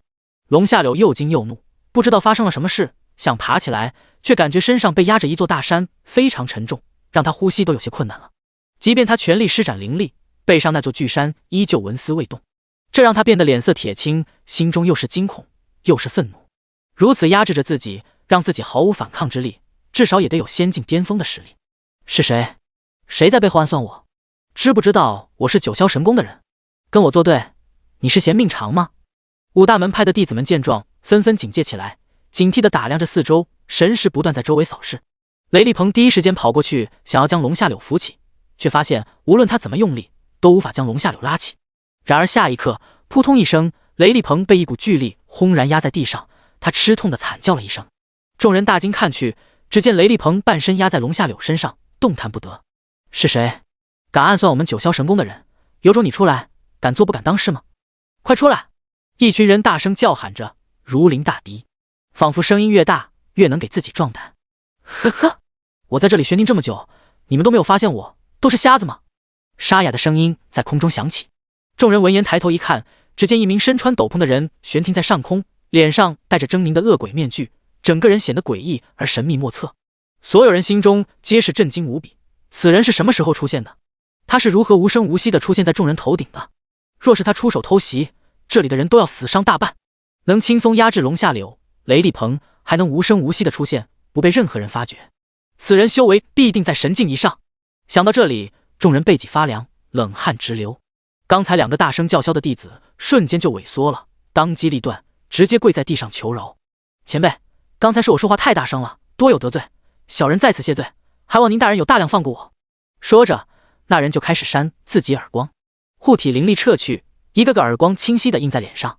另一个叫嚣的弟子见状，也学着跪了下来，给自己吃大逼斗。神境强者捏死他们就像捏死一只蝼蚁简单，但凡惹怒人家，说不定小命就丢了。修炼到仙境不容易，他们也不敢拿自己的前途赌命。雷厉鹏此时也知道来者不善，便客气道：不知前辈找我等何事？我是九霄神宫的凌霄殿的继承人，前辈有什么需求尽管跟我提，我保证满足前辈。说完后，雷厉鹏只觉身上巨山般的力量散去，顿时浑身轻松。他欢快地站起身，谄媚地朝天上的蒙面人拱手行礼。多谢前辈手下留情，雷厉鹏感激不尽。雷厉鹏心中得意，想必是自己凌霄殿继承人的身份让对方忌惮了。九霄神宫的权力都掌握在凌霄殿这边，自己又是未来凌霄殿的继承人，他如何敢不给自己面子？即便如此，雷厉鹏也不敢在一个神境强者面前放肆。他恭敬道：不知道小子有什么可以为前辈代劳的？蒙面人点点头在，用沙哑的声音道：我还真有事想请你帮忙。他指着地上的龙下柳道：这个女人用哪只手打了陆若灵，你就帮我砍下哪只手。众人闻言皆是大惊，雷厉鹏脸上的笑容也瞬间凝固了。趴在地上的龙下柳闻言，脸色变得铁青。你敢断我手臂，我师父和整个九霄神宫都不会放过你的。你真的要为了哪个小贱人得罪我们九霄神宫？悬停在天上的蒙面人没有说话，只是静静地站着，像是睡着了一般。越是如此，众人的压力越大。龙下柳继续道：我师父梅唧唧号称整片大陆最强女修，神境中期修为，你若是敢动我一根手指，我们九霄神宫必定动用整个仙门联盟的力量围剿你。蒙面人闻言动了，他看向雷厉鹏，沙哑的声音平静道：我给你3息时间选择，你断他手臂我放过你们，若不然我先断你手臂，再断他手臂。前辈，您莫要开玩笑了，我们只是闹了一些小矛盾，龙下柳跟陆若灵只是在小打小闹，大可不必如此，将大家的关系闹僵就不好了。最后一句话似乎是说给陆若灵听的。陆若灵沉默不语，他知道眼前的蒙面人就是刚才的陈大坤前辈。陈大坤前辈不但救了他的命，还帮他杀了风息兽，赠送自己内核。现在他看到自己受人欺负，又站出来为自己出气。从小打到都没有人这样帮助他，保护他，为他出气。刚才自己被打，同门的师兄们一个都不敢帮他，陈大坤前辈却毫无要求地站出来了。想到此处，陆若灵眼眶顿时湿润了。或许大坤前辈就是世上唯一对自己这般好的人。看到陆若灵哭泣，叶枫知道龙下柳的手臂留不住了。3、2、1，随着叶枫的声音落下，雷厉鹏双眼一闭。第95章神鼎，我要定了。雷厉鹏没有去砍下龙下柳的手臂，他在赌叶枫不敢砍他的手，因为他一旦砍了，就要面对整个九霄神宫、整个仙门联盟，甚至整片大陆的通缉。陆若灵是叶枫的救命恩人，叶枫没有理由看着他受欺辱，更不会让他受了委屈而忍气吞声。嗖！一道锋刃闪过，雷厉鹏整条手臂掉落在地上，刀口光滑平整。雷厉鹏的惨叫声响起，他又惊又怒，眼前之人竟敢断他手臂，竟敢无视九霄神宫的威名，这是对他的挑衅，对九霄神宫的挑衅。他阴沉着脸，眼神冰冷恶毒，全然没有了之前的讨好般的笑意。这个人必须死！但他没有失去理智，没有大吵大叫，也没有低微求饶，只有阴沉而冰冷的隐忍。我说到做到，既然你断了一条手臂，这件事就与你没有关系了。若你再想插手，就不单单是断一条手臂那么简单。叶枫平静的声音听在别人耳中是那样的冰冷。他没有杀雷厉鹏，因为他也没看到雷厉鹏做了什么该死的事情。叶枫没有理由滥杀。雷厉鹏默不作声地退到一边，因为他想保住性命，那样才有报仇的机会。龙夏柳见雷厉鹏的手臂被斩，他知道自己这条手臂保不住了。他冰冷而又恶毒的眼神看向陆若琳：“你这个该死浪荡的小贱人，不知在哪里勾搭了一个臭男人，竟敢对我九霄神宫动手！这件事没完，陆若琳，你死定了！我龙夏柳饶不了你。从今往后，你走到哪里都要小心点，不然你的狗命难保。”叶枫本来想着断他一条手臂就够了，可听到他这一番话后，他改变主意了。“你的遗言说完了吗？”“遗言？哈哈，难道你还敢杀我不成？”龙夏柳怒目圆瞪：“你算个什么东西？敢亮出你的门派吗？你敢亮出你的身份吗？敢得罪我们九霄神宫，你有10000条命都不够死！”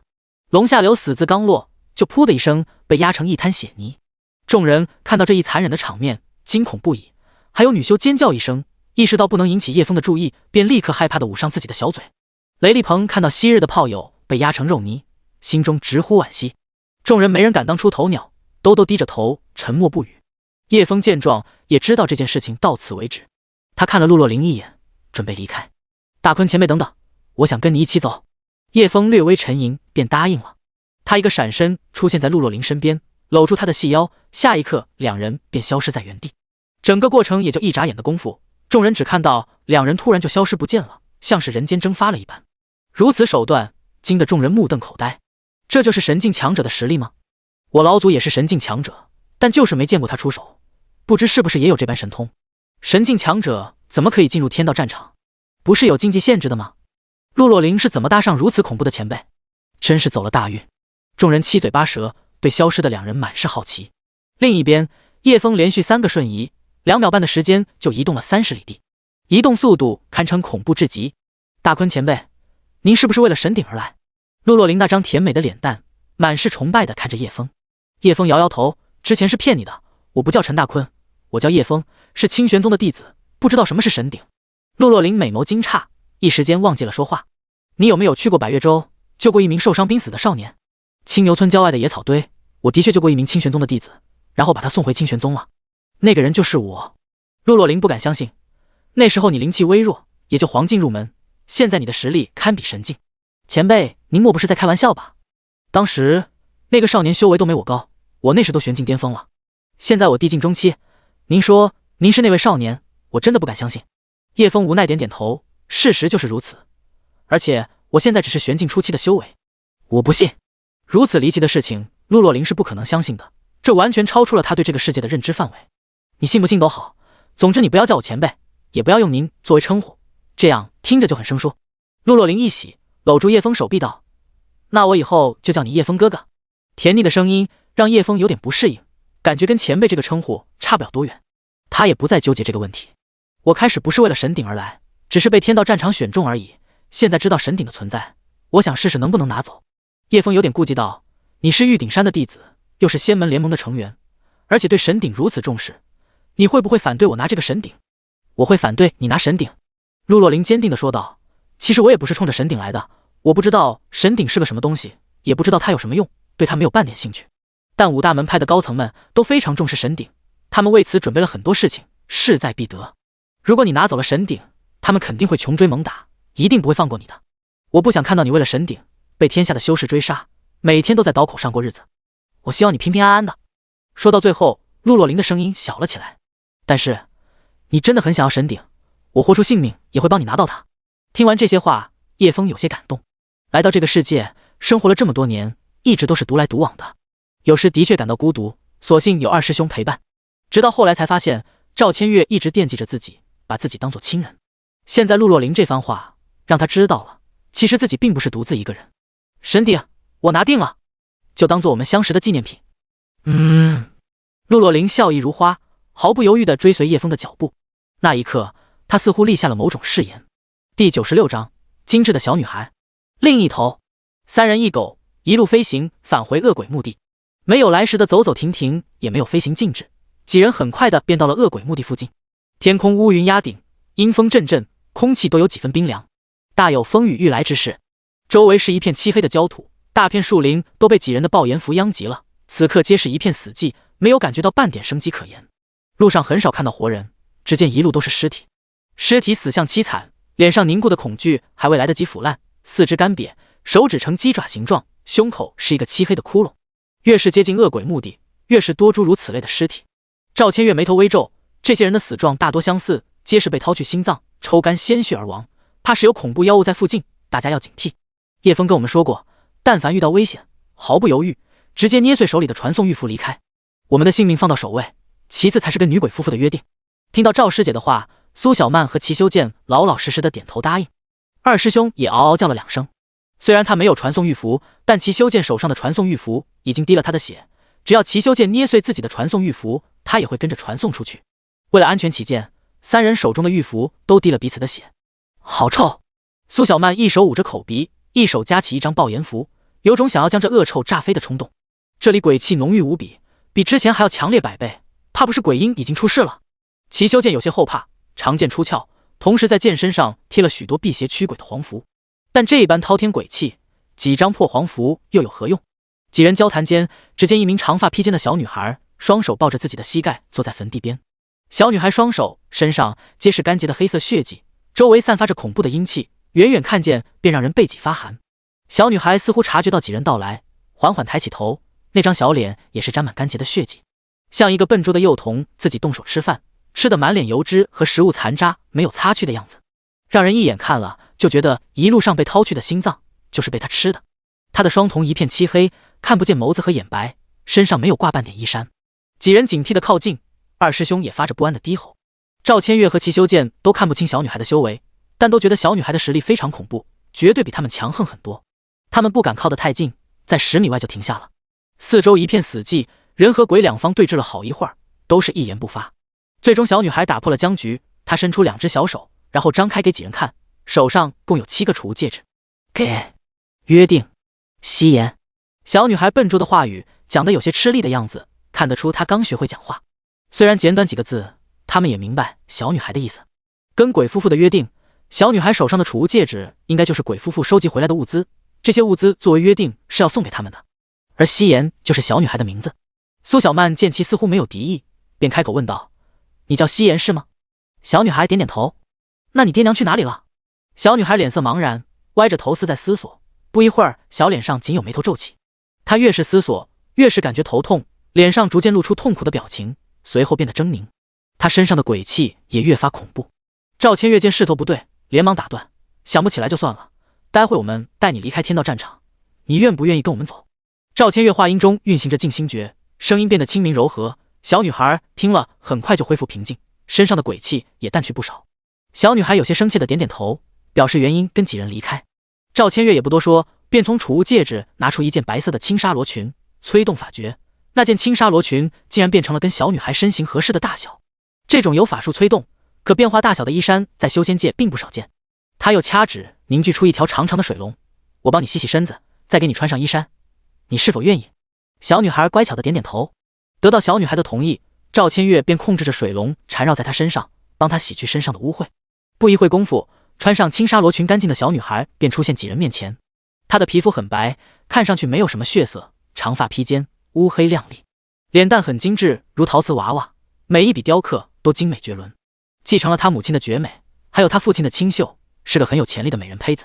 只是双眼漆黑，没有眼瞳和眼白。几人没有多说什么，帮小女孩在传送玉符上滴了血，便捏碎传送玉符离开了。这一过程中很顺利，没有发生什么危险的事情。只是几人有些担心，小女孩身上阴气太重了，她身上的力量太强，不知能否练回人气。一旦失控，怕是会给清玄宗带来危险。为了防止小女孩抱走伤人，赵千月给她带了压制鬼气项链和玉佩。至此，几人便化作一阵幽蓝的光芒离开天道战场，只剩下一片死寂，空荡荡的恶鬼墓地。也不知将小女孩带出来是福是祸，如果是祸害，那一定是个大祸害。另一边，刘明轩也在苦哈哈的逃命中找到失散的队伍。几位师兄看到刘明轩活着回来，脸上又惊又喜，最后便是责骂，拿出戒尺抽打。这个小师弟看似文质彬彬、诚实听话，但总是不让人省心，经常闹出一些祸事，让人头大。看到他拿出一块传送玉符，师兄才悄无声息地收回戒尺，一脸清风拂过的云淡风轻，好像从来就没有将戒尺拿出来过。他自己都相信身上没带戒尺那种玩意。检验一番后，确认了传送玉符的真伪，众人喜出望外。方才几人都是满脸愁容，不知如何才能离开天道战场。就众人绝望准备好拼死一搏的时候，刘明轩带来了希望。这小子打小就聪慧，看似毛毛躁躁，却总能力挽狂澜，师兄没看错人，哈哈。另一人道：几日前我见苍穹落下绝世一剑，与我们龙虎山天师府的传承一模一样，好像是问天一剑，不知师弟对此事有何看法？刘明轩闻言脸色大变，额头顿时冒出大片冷汗。我不知道。第97章神鼎现世。九霄神宫，八星门派的核心长老们皆是代表自己门派利益而来。众人围在一块黑色石头周围，看着黑色的石头不断变成白色，现在白色部分已经超过90%了，很快整个石头都要变成白色。他们尝试了各种办法，传引球还是无法连接天道战场，现在只有围绕着这块奇特的石头，查看他们计划的进度。快了，快了！再死击对门派的弟子，石头就可以全白了。我们谋划多年的成果，今天就要实现了。几名须发皆白的老者激动喊道：我估计用不到1天时间，这块石头就能全白，到时候神鼎吸收了足够的能量，就可以破除封印，届时徒儿们再将其回收，我等明日就可以看到他们将神鼎带回来。九霄神宫雷九幽声音颤抖，他为这天等了很久，只要拿到神鼎，踏上圣境之路就将为他开启。2天时间不长，对他们来说可以是眨眼而过，但此刻的短短2天时间，他们却感到无比的漫长。叶枫看着眼前波光粼粼的湖面，有蜻蜓点水，有翠鸟俯冲入水捕鱼，清风拂过说不出的惬意。这里环境非常优美，为了等待神鼎的出现，他决定在此驻扎。等拿到神鼎后，就离开天道战场。闲来无事，许久没吃烤鱼，见湖里的大鱼肥美，便起了吃烤鱼的心思。加之他对烹饪也比较感兴趣，便用神识锁定了湖里的大肥里，一柄飞剑光速射去，直接爆头穿透。剑指一挑，大肥里就被飞剑挑了上来。有灵力的加持，3两下就把肥里处理干净，再拿出烤架木炭，一丝神火便将木炭点燃，差点烧得木炭渣都不剩。叶枫还是低估了神火的威力，再用瓦煲煮了1包白米饭，没有白米饭的烤鱼就吃不出灵魂的味道。陆若琳惊讶地在一旁看着叶枫的动作，清澈的眼眸里充满好奇。他也没有说话，只是静静地看着。叶枫没有在这个世界找到土豆、番茄之类的东西，便以其他薯类，还有跟番茄味道相似的酸甜果子替代。豆芽倒是好弄，随便拿些豆子就可以培育出来了。这些食材都有，放在专门储存食物的储物戒指里。鲜红香辣的汤汁咕咚咕咚冒泡，顿时香气四溢。一道烤鱼做好端上桌，叶枫、陆若琳打了1碗白米饭，再倒上1杯果酒，便是有了待客之道。陆若琳忍不住吸了几口香气，好香。叶枫哥哥，你怎么会做些凡俗吃食？不怕影响修炼吗？叶枫微笑了一下道：修大道者不拘小节。陆若琳听了感觉很有气势，只觉自己跟大道又近了一步，于是放下心来，尽情享受美食。一块鱼腩加入口中，在口腔轻轻一压，顿时鲜香四溢，在口腔散开，没有半点腥味。鱼腩肥而不腻，入口即化，轻轻咀嚼，唇齿留香，香中带着微辣，口感十足。陆若琳双眼一亮，我竟不知世上所食还可以如此美味，要是我早点吃到这样的食物，我或许宁愿放弃修仙，也不愿戒去凡俗之食。他又快速地夹起豆芽，放人口中，清脆爽口，汁水饱满，充分吸收了盘中香辣的油脂，味感十足。薯块更是被煮得软糯香甜，美味至极。再学着叶枫喝上一口果酒，那甘甜爽口让他直接忍不住叫出声来，那感觉太舒服了，只觉飘飘欲仙。事后觉得吃相不雅，便俏脸羞红一片，偷偷打量叶枫一番，见他依旧优雅的一口一口吃食着，便放下心来。沉浸在如此美味之中，两人竟然吃完了这么一大盘烤鱼，1包米饭。吃的更多的还是陆若琳，她吃的比叶枫快，只觉自己的嘴巴不受控制的不断想要，便不知不觉中把一大盘烤鱼干完了。果酒也被他喝了2瓶，此时脸蛋红扑扑的，双眼水水的有些迷离。叶枫哥哥，我想以后天天都能吃到你的大鱼，你可以每天都做给我吃吗？看着微醺的少女打了个饱嗝，叶枫给她擦了擦嘴边的油脂，只是淡淡的应了一句，便起身收拾桌上的残羹碗筷。少女坐在凳子上，看着叶枫忙碌的背影，嘴角勾起一抹甜美的微笑。父亲总是对她严厉训斥，将她当作为门派谋取更大利益的工具。此次跟九霄神宫定下婚约，也是他一个人的主意，完全没有跟他商量。甚至过了很久，他才知道自己跟雷厉鹏定下婚约的事情。是的，他父亲连通知他一声都没有，就这样直接把他送了出去。不知不觉中，他眼眶已有泪花打转，嘴里像是自言自语般向叶枫倾诉着心中的委屈。即便叶枫只是淡淡的应了一声，他也得到了释放。就这样，叶枫听了他倾诉许久，直到湖面不断冒起诡异的气泡。叶枫见势不对，便拿出了飞行法器，将陆若琳抱了上去。两人飞到半空，警惕着水中的异样。水泡越来越激烈，地面开始微微的颤抖，湖边的泥土石块不断塌方掉落湖中。紧接着，湖面开始出现一道漩涡，漩涡不断吞噬着湖水，渐渐的漩涡越来越大，水流越来越急，直到将一整片的湖水吸干，才露出那个恐怖的深渊巨口，黑洞洞的很深，深不见底。轰隆！上空有乌云汇聚，雷声滚滚，恐怖的雷电不断朝着深渊巨口劈落。咚咚咚，每一道雷电劈落在深渊巨口里，都会发出沉闷的金属撞击声，像一个巨大的铜钟被敲响。震撼的钟声将人的心底都震得微微颤抖，似有什么惊天之物就要现世了。这是天道雷劫，这是圣境的天道雷劫！快走！随着陆若琳的惊呼，叶枫连脚下的飞行法器都不要了，直接瞬移出10里的距离。两人刚消失，悬停在半空的飞行法器瞬间被劫雷劈得粉身碎骨。叶枫惊出一抹冷汗，幸好跑得快，圣境的天道雷劫可不是他能够抗下的。看来现实的东西不是凡物。陆若琳此时脸色苍白，竟然是圣器，神鼎竟然是圣器。第98章神鼎之威。看着天上的恐怖雷电，叶枫舔了舔嘴唇，心中尽是贪婪之意。系统，系统，快看那是什么？你看到没有？还不快点检测！叶枫心中焦急喊道，但系统毫无反应，像是死机一般毫无反应。天道雷劫可能不是他人发出的技能，所以没有被检测到，说不定要被劈一下就可以将其复制了。想到此处，叶枫竟有些想跃跃欲试的感觉。他又摇头否决了，绝对不行，这样太冒险了。那可是圣境的雷劫，就连圣境强者都不一定能扛过去，自己凑上去岂不是找死？手掌那么多好牌，还是不要为了一个雷劫去冒险，得不偿失。吼！一声犹如野兽般的嘶吼，听着又像铜钟在嘶吼。叶枫惊讶，这神鼎竟然会发出这样恐怖的野兽吼声。五大门派的弟子也发现了这边的异象，纷纷赶了过来。他们也不敢靠得太近，远远的悬停在空中，眺望着湖中的深渊巨口。那就像野兽的巨口，不断的发出野兽般的嘶吼，震得人心脏颤抖，脸皮发麻，似乎下一刻就要将人吞噬掉。如此震撼一幕，都沉默不作声的望着。叶枫也觉好笑，自己在湖边抓条鱼吃个饭，没想到传说中的神鼎就藏在这湖底下。既然是圣器，想要拿下就没那么简单了。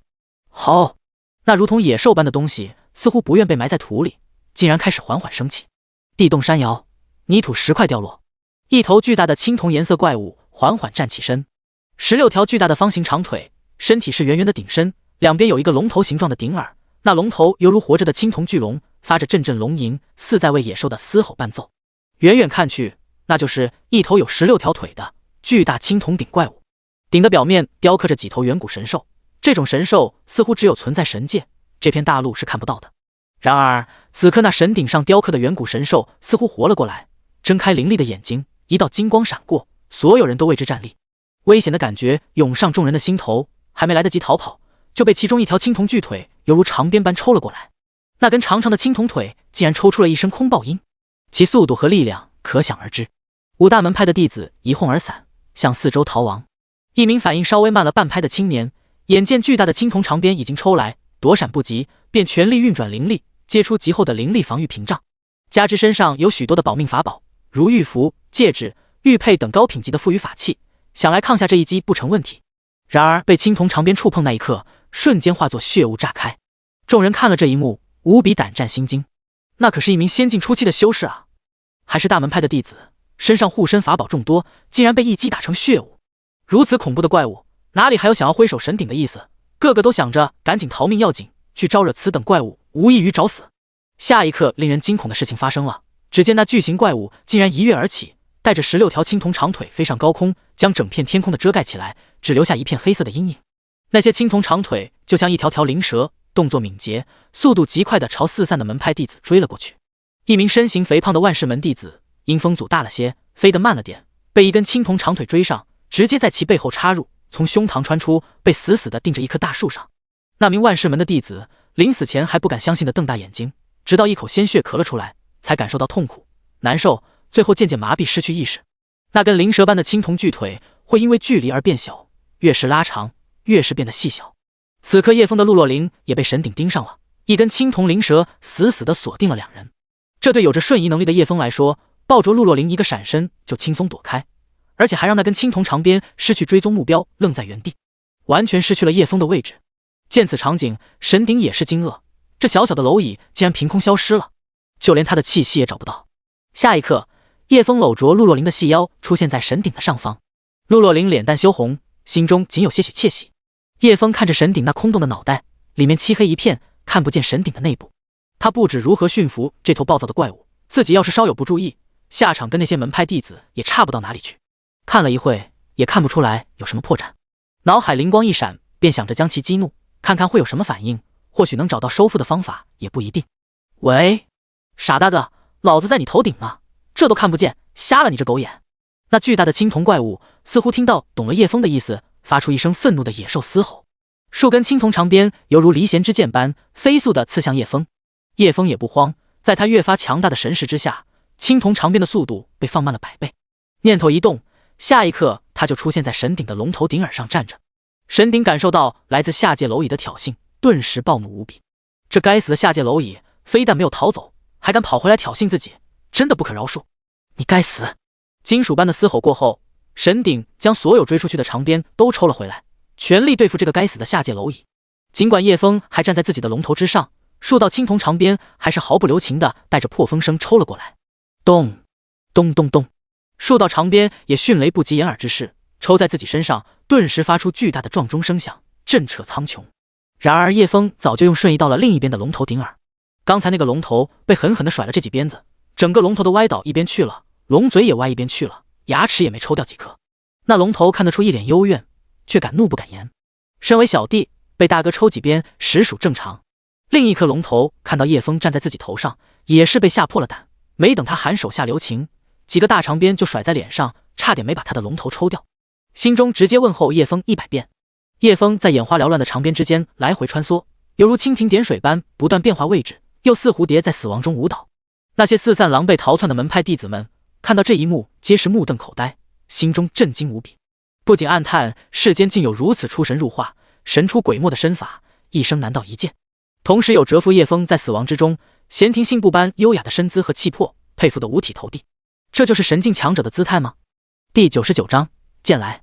好，野兽似乎被蝼蚁的调戏激怒了，16根触手一般的青铜长鞭速即穿刺抽打。叶枫在神术的全监控辅助下，见缝插针，丝毫没有离开神鼎的范围。触手越来越长，越来越细，最后越来越短。在叶枫的引导下，那些青铜长条竟然完完全全的缠成一团，结结实实，怎么也解不开，以至于越来越短。站在这团巨大的青铜圆球上，16根长条已经没办法继续伸长，它的体积已经被绑成一团了。野兽般的嘶吼越发狂躁，金针菇般大小的触手仍不肯放弃地戳着叶枫的脚底板。这16根金针菇就显得有些猥琐了。其他门派的弟子也是看到目瞪口呆，这恐怖的青铜怪物竟然被收拾得服服帖帖，还是在搂着一个女人的情况下将她收服的。这位前辈好帅，我早就被吓死了，逃命都来不及，前辈竟然还敢去戏耍这怪物。一名弟子拍着胸口，心有余悸，这就艺高人胆大。前辈的身法难不成是圣品顶级身法？真羡慕，我也想学这样的身法。你可以去拜师啊。那弟子摇摇头，我又不是女的，若我是女的，肯定贴过去把她伺候舒服，再求她传我身法。另一名弟子朝那人的屁股拍去，啪！这手感，这弹力，要是被你一夹，那还不得起飞？你要相信你自己的屁屁，快去吧！滚你妈的！看着眼前的一群人叽叽喳喳的，雷厉鹏身体颤抖，青筋暴起，死死地盯着远处两人，眼神阴冷至极。那人搂的可是自己的未婚妻啊！陆若琳可是美人榜公认的大美人，一直稳居前10。若是娶了这样的美人，那是莫大的荣耀，天下多少人投来羡慕的眼神。就算为了家族，雷厉鹏也要不惜代价拿下她，不然他也不会上去献殷勤了。此刻只觉得头顶一片绿油油，恨不得上去砍了叶枫。你服不服？叶枫使用万吨巨力将神鼎死死按在地上。该死的蝼蚁，我要杀了你！金属的嘶吼声响起，叶枫一点也不惯着他，继续加倍重力，万吨重力加100倍。轰！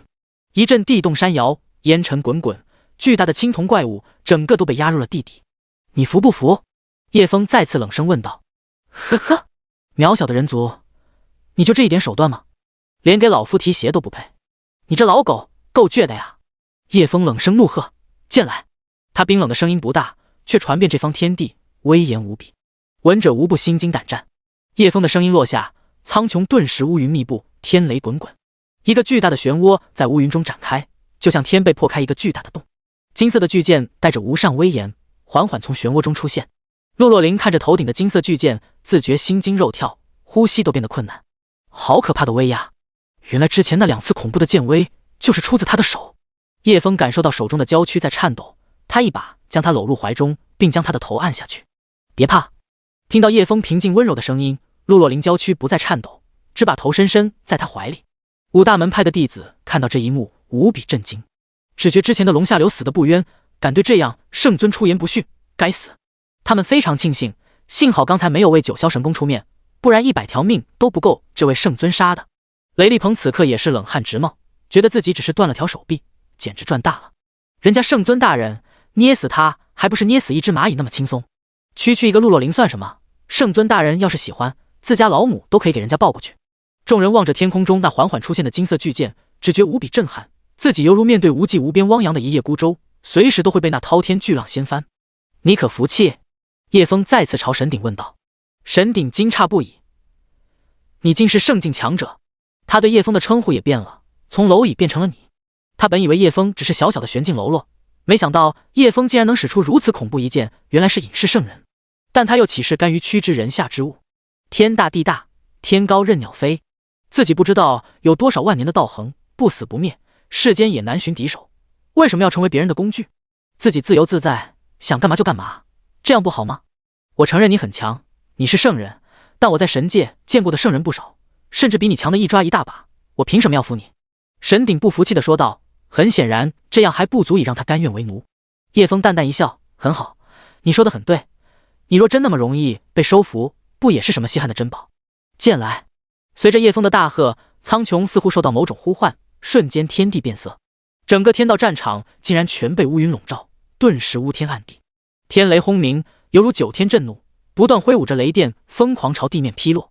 密密麻麻的雷电带着毁天灭地的气息向众人袭来。五大门派的弟子惊恐无比，不敢硬抗，都四散逃命。其中一人来不及躲闪，瞬间被劈成焦炭。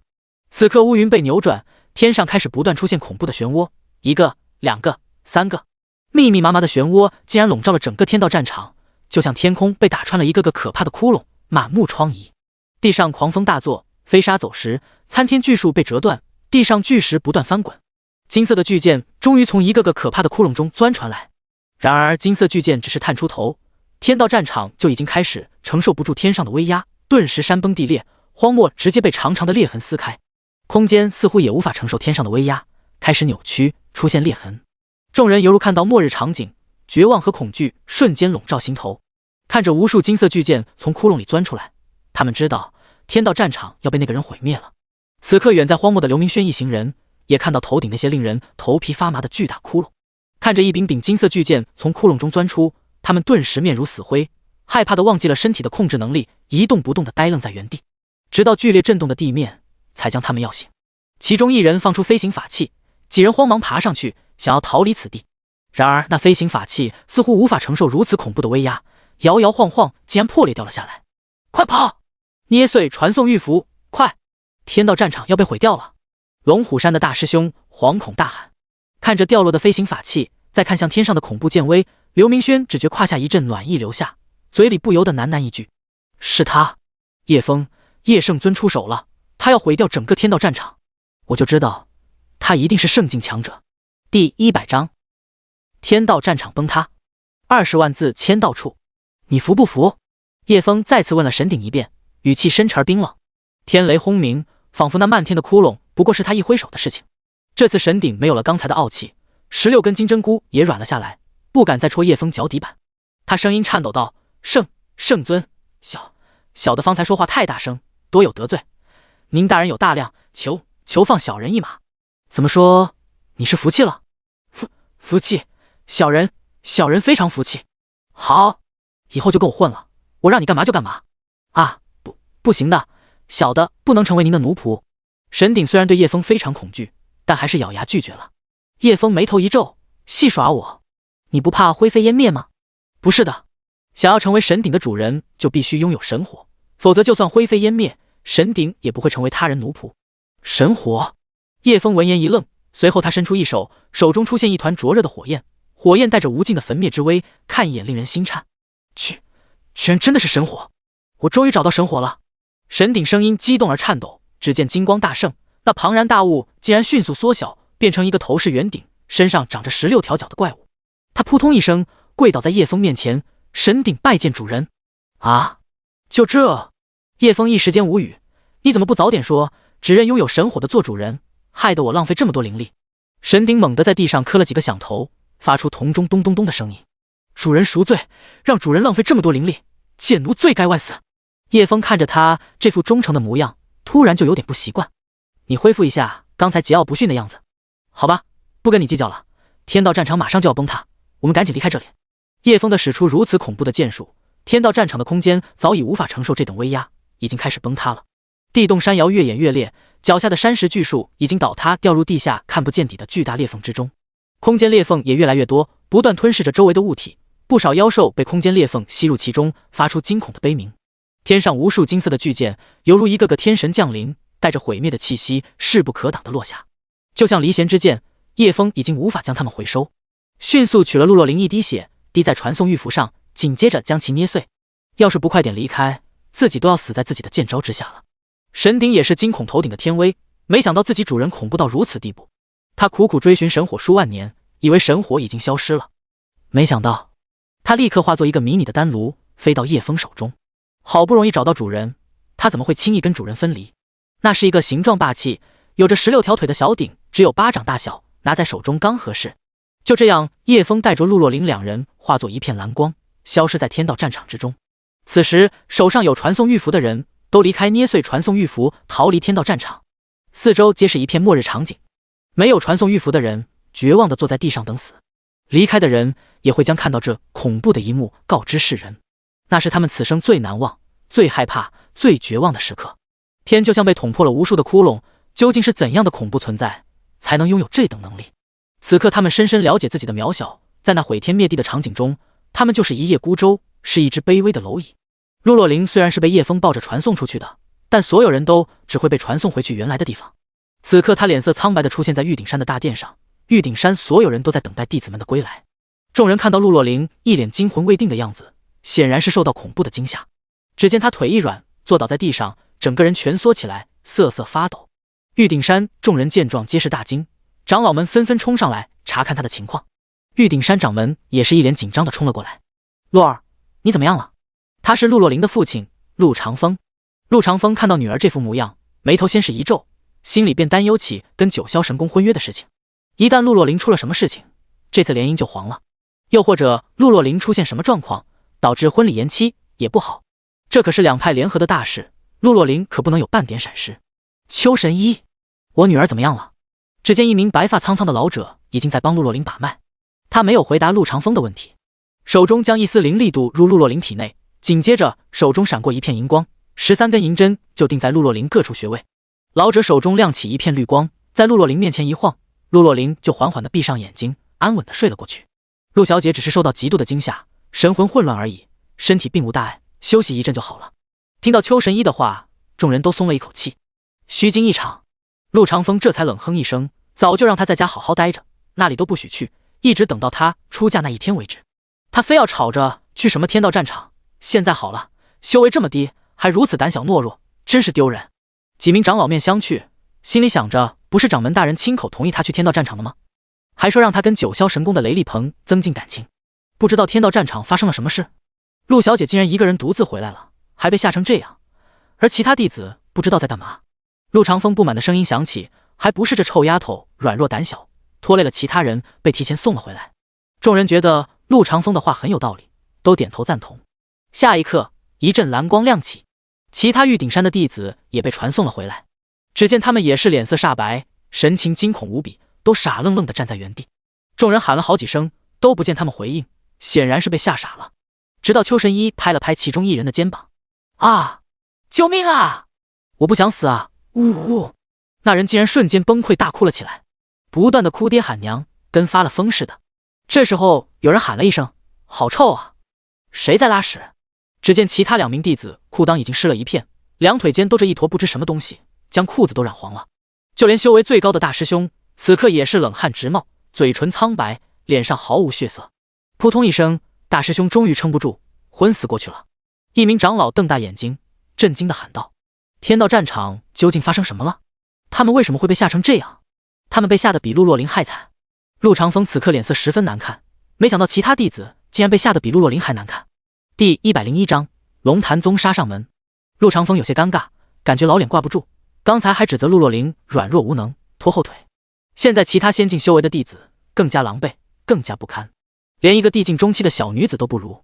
他的脸色十分难看，怒喝道：“看什么看？带他们下去治疗，其他人都散了，该干嘛干嘛去。”不一会儿功夫，大殿只剩下他和几个核心长老，也不知道天道战场究竟发生了什么恐怖的事情，竟然把他们都吓成这样。一名长老褶皱的脸上挂满愁容。回来的这几个弟子们状态都很差，问不出什么东西来，也不知道神鼎有没有拿到手。掌门，要不要启用传送阵法到九霄神宫看看？一名长老提议道。陆长风略微思索片刻道：“不用着急，我们等蓝沙长老回来再说。天道战场出了什么情况，他会第一时间传送回来的。5大门派都相互建造了传送阵法，相互连通，但传送阵法运行复杂，消耗灵石过大，每次使用都要冷却好几天的。还不如等蓝沙长老从九霄神宫将消息带回来稳妥。”众人商议至此，便也散去了。九霄神宫内一片蓝光亮起，4名弟子被传送了回来。与此同时，众人围观的那块从黑色变成白色的石头顷刻破碎，砰砰砰，大殿内发出一连串的爆炸声，阵法、水晶球、控制天道战场的古朴石碑等全部都炸开了。众人大惊，雷九幽脸上惊惑不已，他冲到回来的弟子们面前：“到底发生什么事了？”只见4名弟子浑身狼狈不堪，头发散乱，跟玉鼎山的弟子们好不到哪里去，特别是雷厉鹏还断了一条手臂。发生什么事了？神鼎呢？有没有将神鼎带回来？雷九幽激动地大声质问。他对神鼎谋划已久，神鼎也是他踏入圣境的唯一依靠。没有神鼎，没有九转圣丹，就凭他如今剩下的几百年寿命，很难突破圣境，获得永生。殿内一名美艳的女子走上来，看到只有4人回来，不见自己的弟子龙下流，梅吉吉顿时紧张起来了。我徒儿呢？他怎么样了？怎么只有你们4人回来？一连串的问题，4名弟子只觉头昏脑胀的，很难受，很怕，此刻只想找个地方冷静一下。最终有2名弟子昏迷过去了，另外2人神情恍惚，精神也不是很好，应该是精神受到创伤了。众人见状也不好问什么，只好按下躁动的心情，等待他们恢复过来。另一边，9名仙境巅峰的强者从龙潭宗一路破空而来，从西边一直南下，连续飞了3天，将近10万公里才到了白月洲。经过一番打听，最终找到清玄宗的位置。9人站在清玄宗的上空，毫不掩饰自己强大的气息。锤哥，这小山门如此寒酸，怎会培养出一个天境巅峰的狗崽子？怎么看都不像啊。史卓疑惑地问道。巨天锤冷笑，管他什么寒不寒酸，今天就要灭了清玄宗，女的可以留一段时间再杀，丑的可以套着头上。哈哈哈。清玄宗内，众人看到赵千月、苏小曼、齐修剑等几人传送回来，都十分激动。接着发现赵千月旁边一名粉雕玉琢的小女孩时，众人有些疑惑，但很快就有人发现那小女孩身上散发着无比强大的鬼气，顿时倒吸一口凉气，只觉背脊发凉。有人惊呼：“是鬼修，鬼仙巅峰境界！”一人声音落下，众弟子们惊恐的连连倒退，直接将练武场的空间的清空出来。有知道鬼修可是对活人毫不手下留情的，要是被鬼修抓到，必死无疑。吸阳气、喝血、吃心脏等等。民间有不少村庄、小的城镇被鬼修一夜屠城，见人就杀，场面极其血腥恐怖。弟子们哪里敢靠近，更何况是仙境巅峰的鬼修，一旦暴走，没人能拦得住。长老们也是脸色煞白，苏灵天、许关玉、玲珑师族等一众清玄宗强者如临大敌，纷纷将赵千月几人围起来。苏灵天大喊：“小曼，你们几个快点离开，你们带回来的是鬼修，非常危险。”苏小曼几人被这阵仗吓到了，看了看那一脸茫然的小女孩，又看向清玄宗众人。苏小曼解释道：“大家不用害怕，我们带她回来就是让她拜入清玄宗，修炼人族的功法，褪去身上的鬼气，成为一个真正的活人。”众人仍旧没有放松警惕。如果那鬼修真要动手，几人恐怕短时间内都无法将其控制，而且这里的弟子都要死伤过半，他们丝毫不敢掉以轻心。然而，就在气氛压抑的时候，陆月天和玲珑师祖察觉到一股强大的气息正在朝这边急速而来，顿时脸色大变。几个呼吸的功夫，所有人的察觉到了那些恐怖的气息扑来，都惊恐地看向了天空。只见9道散发着恐怖气息的身影正冷冷地俯视众人。苏林天也是第一时间将宗门的防御大阵开启。只听见天上有人冷哼一声：“就凭你们整个垃圾的阵法，就想挡住我等兄弟们？”巨天锤一声怒喝，手中出现一个巨大的漆黑圆锤。那巨大黑锤形状跟棒棒糖一般，只是巨锤的顶部有一个尖刺。黑色巨锤被那魁梧的壮汉高高举起，黑色铁锤越变越大。当黑色巨锤大到遮住天上的太阳时，呵！巨天锤双手砸下，黑色巨锤带着霸道的能量砸在清玄宗的防御大阵上，无形的防御屏障竟然瞬间破碎，就连清玄宗的山门都被震得摇晃了几下。众人大惊，清玄宗的年轻弟子们顿时惊叫连连，四散逃开。苏林天又惊又怒：“你们是何人？为何无缘无故毁我清玄宗护山大阵？”“无缘无故？哈哈，你们清玄宗的弟子将我们龙潭宗的队伍全都杀光，怎么就无缘无故了？”史卓在空中大声喊道。众人听闻龙潭宗3个字，特别是清玄宗的高层们，皆是脸色大变。龙潭宗的恶名，他们这些清玄宗的老前辈当然听说过，每年都有一些门派被龙潭宗屠灭，惨死在龙潭宗手上的人不少。如今来了9名仙境巅峰的强者，怕要将整个清玄宗的踏平了。众人想到此处，脸色顿时都变得煞白。清玄宗的长老们和几大宗主都看向了赵千月几人，脸上带着询问的意思。玲珑师祖向赵千月问道：“他们说的都是真的吗？”赵千月点点头，龙潭宗的5名弟子全被叶枫杀了。第102章激战，又是叶枫。玲珑师祖顿时咬牙切齿，这叶枫太会搞事了，可没少把他气的。其他人听了也是心中惊叹叶枫的手段残暴。王世林也觉得被叶枫废掉一条手臂太划算了。苏林天可管不了这些，他一挥手喊道：“长明长老，达生长老，你带弟子们躲起来避难，剩下的仙境以上的留下来迎敌。”整个清玄宗只有陆月天一个仙境断峰修为，其他峰主都在仙境初期和中期。虽然仙境中期和仙境巅峰只差一个段位，一个仙境巅峰可以顶5个仙境中期，10个仙境初期。巨天锤源就是那黑色巨锤的名字，巨天锤也是靠着这具锤才有今天的成就，因此他也将自己名字改成巨天锤。高举巨天锤从高空急速坠落，欲将那些逃跑的弟子一锤砸成烂泥。苏林天见势不妙，双手挥出2道金色的雷电冲了上去。那是2道金色雷电形成的长鞭，两仪交替，2根金色长鞭如青蛙的长蛇，急速的朝巨天锤刺了过去，在触碰的巨天锤的瞬间将其缠绕起来。一招4两拨千斤的巧力，轻松的将巨天锤移到旁边的空地上。轰隆一声巨响，那片空地砸出了一个大坑，巨天锤也深陷入地下。弟子们看着当头砸下的黑色巨锤被强行扭到一旁，死亡在头顶擦过，顿时被惊出一身冷汗，脚下逃跑的步伐顿时快了一大截。巨天锤看向苏林天冷笑一声，有点意思。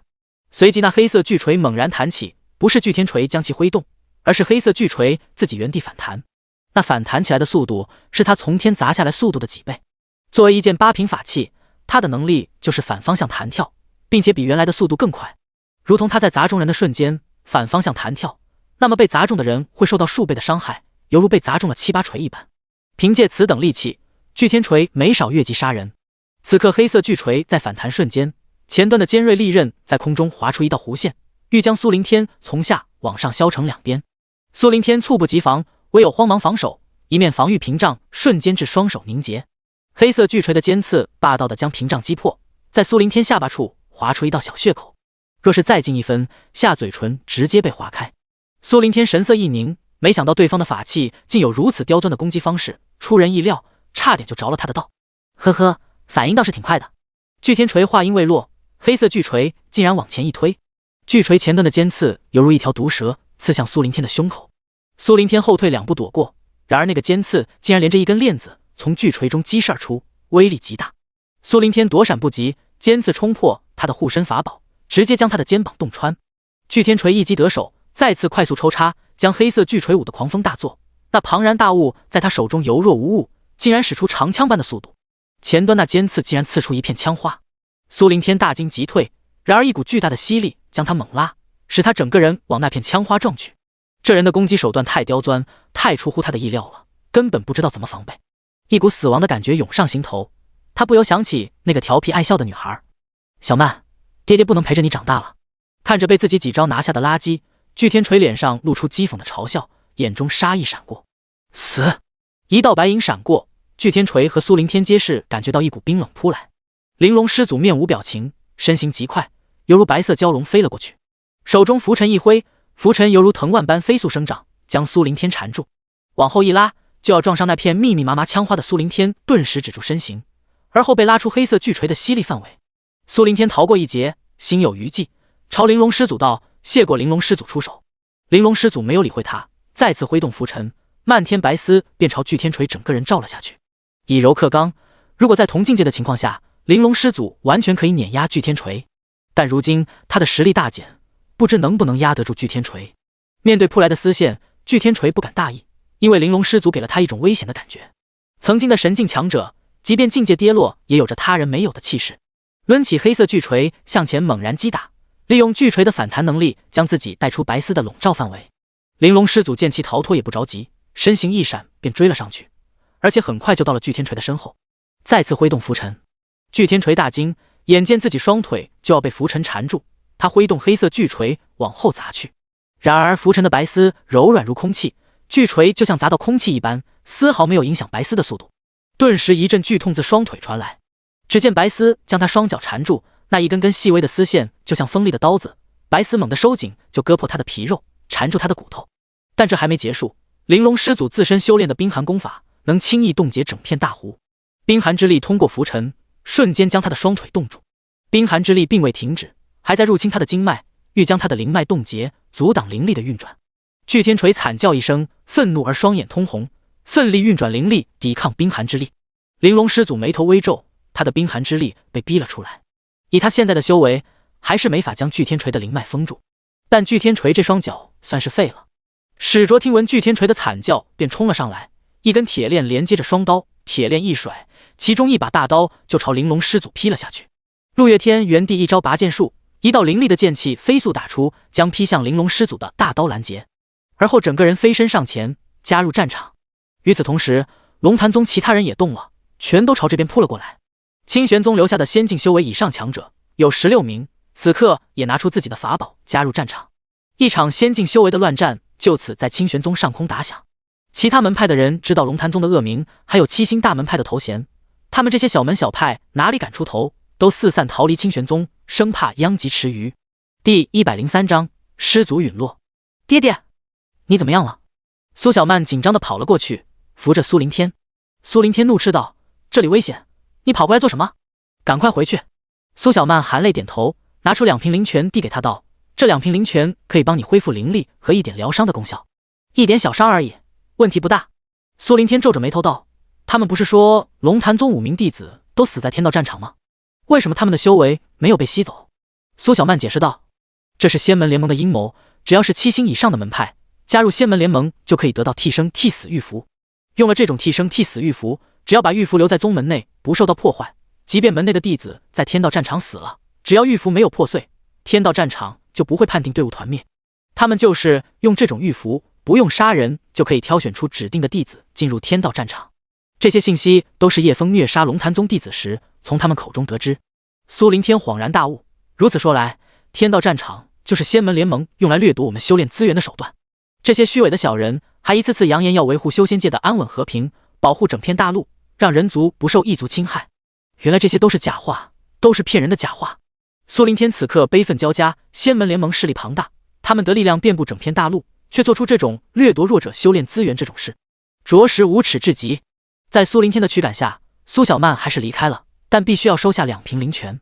苏灵天接过灵泉喝了一口，顿时瞳孔巨震，好浓郁的灵气，这竟然是真的灵泉，而且品质非常好。看着满满2大瓶灵泉，苏灵天有些不舍得喝了，他打算收起来，等下还给苏小曼。年轻一辈才是最需要修炼资源的，只有这样，他们才能够更加强大，走得更远。除了陆月天和玲珑师祖可以1对1不落下风，其他峰主2打1仍旧节节败退。自身的修为比对方差，加上法宝比对方差，就算2打1也显得非常狼狈。玲珑师祖还好，他的浮尘克制巨天锤。如果换一个人跟他打，没有了以柔克刚克制的优势，他还是打不过仙境巅峰的修士。苏林天调整好了状态，看到律法堂长老那边2打1，还是被对方杀得毫无招架之力，于是便冲上去帮忙。此刻3打1，终于让律法堂长老有片刻喘息的机会。他们的对手是一名持双头长枪的清瘦男子，那一手银枪挥舞的极快，在空中化作一片残影，舞出一片银闪闪的枪花，密不透风。律法堂长老和另一名峰主根本招架不住，直到苏林天的加入，2道金色的雷鞭不断缠绕长枪，加上电击的麻痹，才让那长枪施展不出威力来。见长枪男子被牵制，律法堂长老和另一名峰主立刻开始反击，刚才受的一肚子闷气全都通过手中的法器发泄出来。长枪男子虽然一阵手忙脚乱，但他并未惊慌，反而一声冷笑。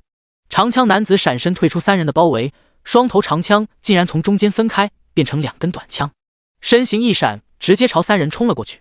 双矛挥舞，加上他灵动的身法，银光闪烁，在空中连成了一片北斗七星图。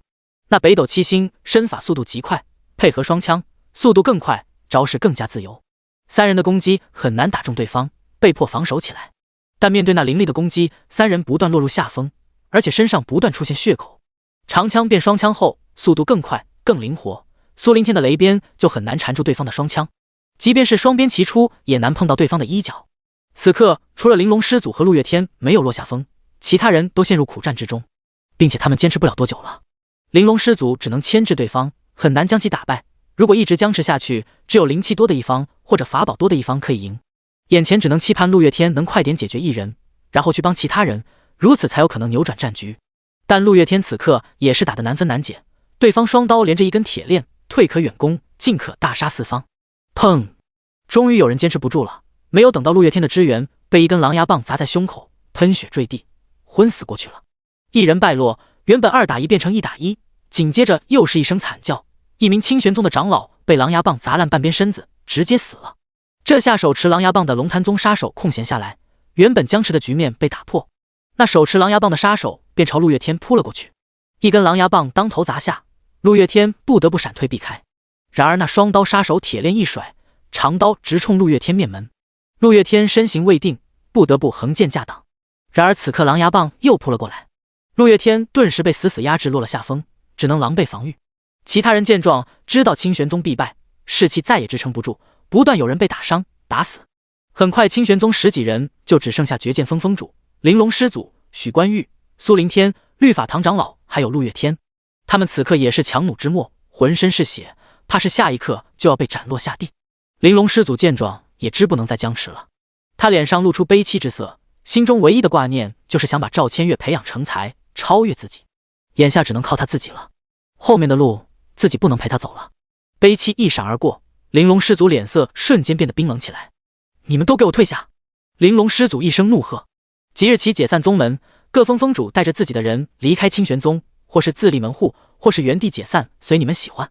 话音落下，玲珑师祖的气势不断攀升，仙境中期，仙境后期，神境。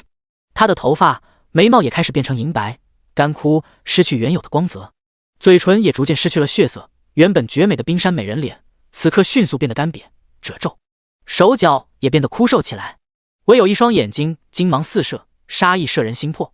都给我死！冰封万里！神境强者的气势陡然攀升，瞬间锁定住龙潭宗9人。龙潭宗9人大惊，想不到那个贱女人还是神境强者跌落的修士，强行燃烧生命和内丹，重返神境。虽然只有一盏茶的功夫，但足以让他们恐惧。第104章，那少年回来了。恐怖的气息袭来，巨天锤几人只觉背脊发寒，本能意识想要逃跑，还没有走出几米，整个空气都似乎被凝结了，所有人如坠冰窟。他们的身体周围凭空结冰了，包括玲珑师祖在内，一共10人全都被冻住。该死！这个老妖婆想跟我们同归于尽！其中一名龙潭宗的杀手又惊又怒，他运转全身力量，抵抗那些冰寒之力，不让他们将自己的灵脉冻结。然而那种冰寒之力太恐怖了，从脚底一寸一寸的往上冻结，无论怎么运作灵力抵抗，都无法抵御冰寒之力的侵蚀。锤哥，你快想想办法，再这样下去，我们都要被这老妖婆冻结死！巨天锤眉头紧皱，随后似乎下定了什么决心，一咬牙露出肉疼之色，只能向宗门求救了。他双指夹起一道符箓，快速念出法诀，灵力注入其中，将符箓激活。急急如律令，一道金光从他指尖冲天起，不一会儿功夫，天空上出现一个巨大的虚影，青衣随风浮动，手持长剑，显露强大的气息。此人正是龙潭宗宗主龙啸天。这不是单纯的元神出窍，而是用不小的代价重新构建一个神境修为的空壳，再将龙啸天的神念传送过来控制空壳。一来龙啸天在10万里之外，就算元神出窍也不可能赶到；二来这个虚构的神境空壳必须要神境强者的神念才能控制，因此将神念传送过来才是最快最省力的选择。龙啸天居高临下的看了几人一眼，露出责怪之色，似在指责几人办事不力。随后看向玲珑师祖，露出惊讶的神色。没想到一个小小的一星门派，还有一名神境强者坐镇，怪不得能调教出如此出色弟子，一人将我龙潭宗队伍团灭。玲珑师祖冷哼，他只是一个下品杂灵根的挂名弟子，没人会教他。下品杂灵根的弟子？呵呵。龙啸天冷笑一声，自然是不相信玲珑师祖的话。不过他也没有深究这些，因为今天清玄宗所有人都得死。他随意的抬手，一掌轻轻落下，看似随意的一掌，却隐含着恐怖毁灭气息。玲珑师祖知道死亡已经到来了，刚才为了冰封龙潭宗9人，已经将全部力量释放了，此刻自己毫无招架之力，只可惜没能带走龙潭宗的9个杀手。他早就做好死亡准备，此刻面对死亡毫无波澜。砰！一团血雾带着无数碎冰从空中散落。师父！赵千月痛哭出声，他从小被师父看中，带到清玄宗修炼，只是自己太过想家，想爹娘，想叶枫弟弟，所以他的修为一直没能按师父的预算增长。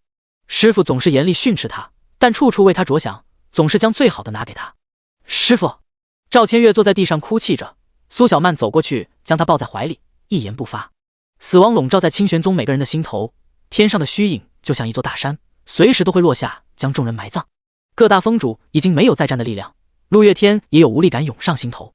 神境强者加上9名仙境巅峰，不是他们能够抗衡的。我再出一掌便可杀死大部分人，剩下的由你们来收尾，可别再给我出岔子了。威严无比的声音在虚空响起，龙潭宗众人甩开身上的冰块，将体内寒气散去。宗主大人辛苦了，我们定不辜负宗主所望。几人恭敬行礼道。龙啸天没再废话，抬起一手朝清玄宗落下，这一掌能将清玄宗拍成平地。清玄宗众人看着那一掌落下，心中尽是绝望。年轻一辈的弟子们都抱头痛哭起来。有人说自己还很年轻，不想死；有人说自己还没尝过女人的味道，心中万分不甘。哭声响成一片，长老们也是绝望的闭上眼睛，等待死亡的落下。苏小曼紧紧抱住赵千月，心里不断喊着叶枫的名字。不知道为什么，她觉得如果叶枫在这里，一定可以将这些恶人都打死。叶枫，你在哪里？快回来啊！叮！检测到神境强者的毁灭一掌，是否复制？复制！叶枫淡淡的声音响起。叮！神境强者毁灭一掌复制成功，技能自动强化中。技能强化成功，强化后为一掌开天，一掌能够劈开天门，劈开山河，一掌灭杀神境强者。叶枫一个瞬移，出现在虚空之中，对着龙啸天拍下的一掌开天。叶枫一掌拍去，天空中那巨大的神境虚影就像被瞬间吹熄灭的烛火，只剩下一缕青烟随风散去。远在10万里的龙啸天瞳孔巨震，一口鲜血猛然喷出，紧接着大口喘着粗气，额头冷汗不断冒出，脸色煞白，像是经历了什么恐怖的事情。直到好一会功夫，才从嘴里哆哆嗦嗦挤出几个字：圣境强者。最后两眼一翻白，整个人都昏了过去。那一掌太恐怖了，刺眼的金光从天上的窟窿洒落，明晃晃地照在大地上。那是叶枫一掌打出的窟窿，此刻阳光从中穿过，照在所有人身上。巨天锤、史卓一等人看到这一幕，也是被吓得脸色发白。神境强者竟然被一掌拍灭了。只见一名冷峻的少年在金光的照耀下向他们看了过来，那眼神就像死神的镰刀，轻轻扫过，就吓得他们瑟瑟发抖，想要逃走，但身体像是被灌了铅一样，无法动弹，大脑一片空白，心中只剩下恐惧。金光照下来，犹如破云见日。清玄宗众人感觉到那毁灭的一掌迟迟没有落下，便抬头往上看。此刻哪里还有那个恐怖的巨大虚影，只有天上一个窟窿照射下来的阳光，还有那名静静漂浮在空中的少年身影。那个神境强者不见了，众人疑惑不解，直到一个清脆的少女声音响起，众人才回过神打量那少年。叶枫！苏小曼激动地喊了一声，随即拼命地挥动的纤纤细手。众人惊讶，那个令人不可思议的少年人回来了。第105章清玄宗解散。究竟发生什么事了？众人只感觉到一股恐怖的能量闪过，龙啸天的气息就消失了，只剩下那个少年替代了龙啸天的位置。难道说，他们不敢相信自己心中闪过的想法，绝对不可能是叶枫做的。然而场上陆月天、苏灵天、许关玉等几位峰主一直看着天上，叶枫突然凭空出现，然后轻轻抬手和龙啸天对了一掌，紧接着龙啸天直接被打得灰飞烟灭了，天上还被打出了一个窟窿，那一幕令人毕生难忘。他们震惊地愣在原地，不敢相信眼前看到的这一幕。这还是那个下品杂灵根的少年吗？陆月天看着叶枫，就好像看着陌生人一般，觉得这不是他所认识的叶枫。你们就是龙潭宗的人？叶枫的声音淡淡响起，他负手而立，在虚空中平静地看着几人。即便是如此平静的问候，龙潭宗几人都被吓得一个哆嗦。众人不敢怠慢，拱手鞠躬行礼。见过圣尊大人，我们的确是龙潭宗的人。那人话还没说完，叶枫就轻轻一掌拍了出去。砰！只见一团血雾在空中炸开，众人被吓了一跳，叶枫竟然抬手就灭了一个仙境巅峰的强者。其他龙潭宗的人看到这一幕，被吓得立马跪下去求饶，做牛做马，金山银山都要现出来，拿出各种承诺向叶枫求饶。叶枫又是抬手一掌拍去，砰砰砰，3名仙境巅峰修士瞬间被拍成一片血雾。剩下的龙潭宗几人看到这一幕，知道那人不会放过自己，便各自祭出本命绝招，不惜散去千年修为，不惜缩减寿元，只为全力一招逃走。砰砰砰，几人刚逃出100米，就被叶枫一掌拍死，连同远处几座大山也被掌势波及，瞬间被夷为平地。看到这一幕，众人都相信了心中的猜想，龙啸天的确是被叶枫一掌拍没的。神境强者被一掌灭掉，这该是怎样的修为？不用人说，他们都知道什么回事。苏灵天扑通跪在地上，朝叶枫叩拜，感谢圣尊大人为我们清玄宗出手。其他长老见状也纷纷跪了下来，感谢圣尊大人救命之恩。下一刻，那些高傲的年轻弟子也都扑通跪地，跟着众人跪地叩谢，感谢圣尊大人的救命之恩。陆月天没有下跪，他愣愣地看着叶枫，似在认真观察眼前之人是不是真的叶枫。那孩子是不是被夺舍了？叶枫看着这一幕没有说话，也不想理会这些人。他将目光落到赵千月身上，只见她双眼通红的朝这边看来，脸上还有未干的泪水。这女孩哭得怪可怜的。他落到赵千月面前，帮她擦干脸上的泪水。苏小曼呆呆地看着两人，心里有些难过。片刻后，她一把抱住叶枫和赵千月，让3人紧紧地靠在一起。叶枫，你回来了。苏小曼声音带着些哭腔，她以为自己真的要死了，刚才忍住不哭，期盼叶枫到来，没想到叶枫真的回来了，还把那些恶人杀光。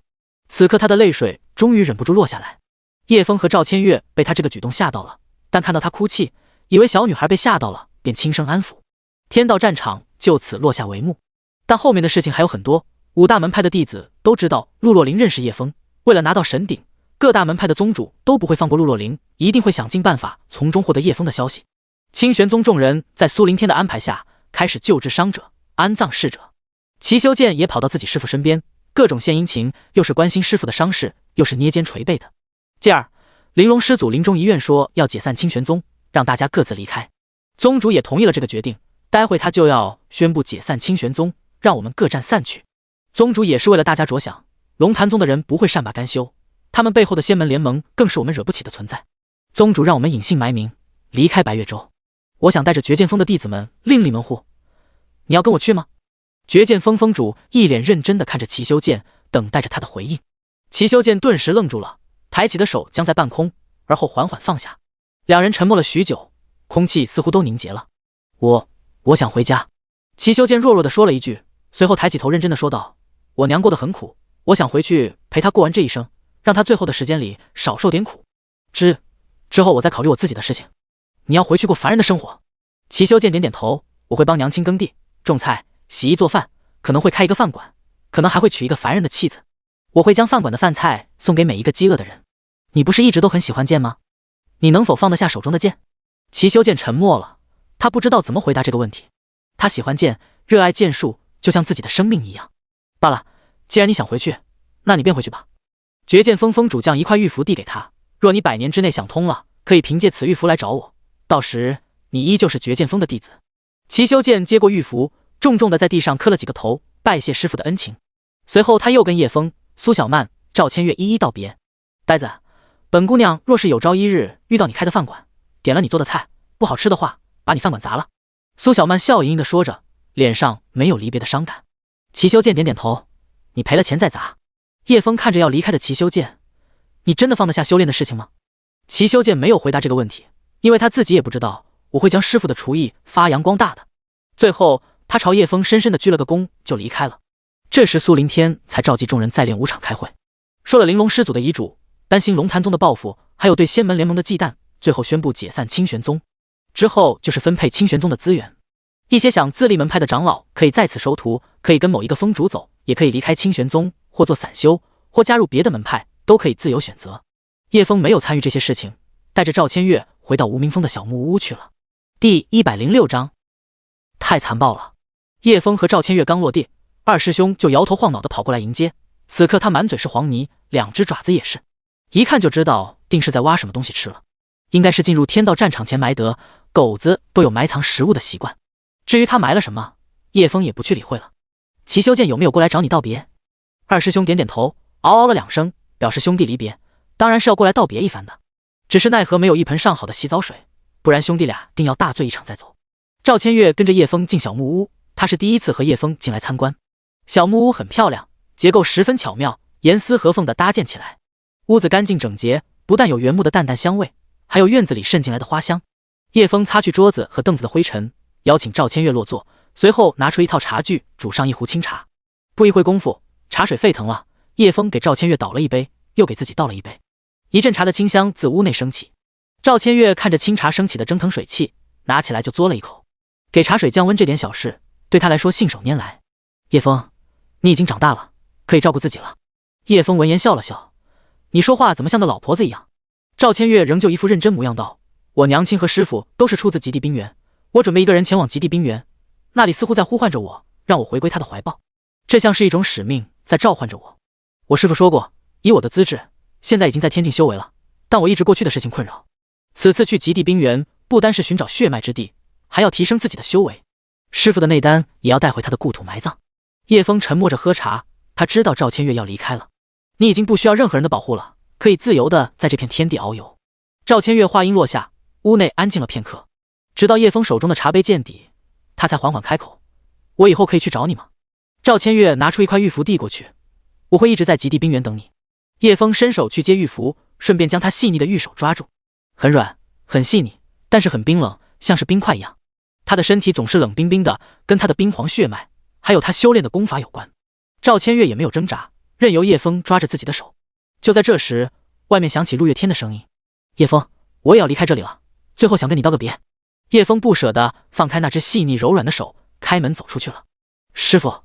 叶枫礼貌地打了一声招呼，师傅在他们这里只是一个称呼罢了。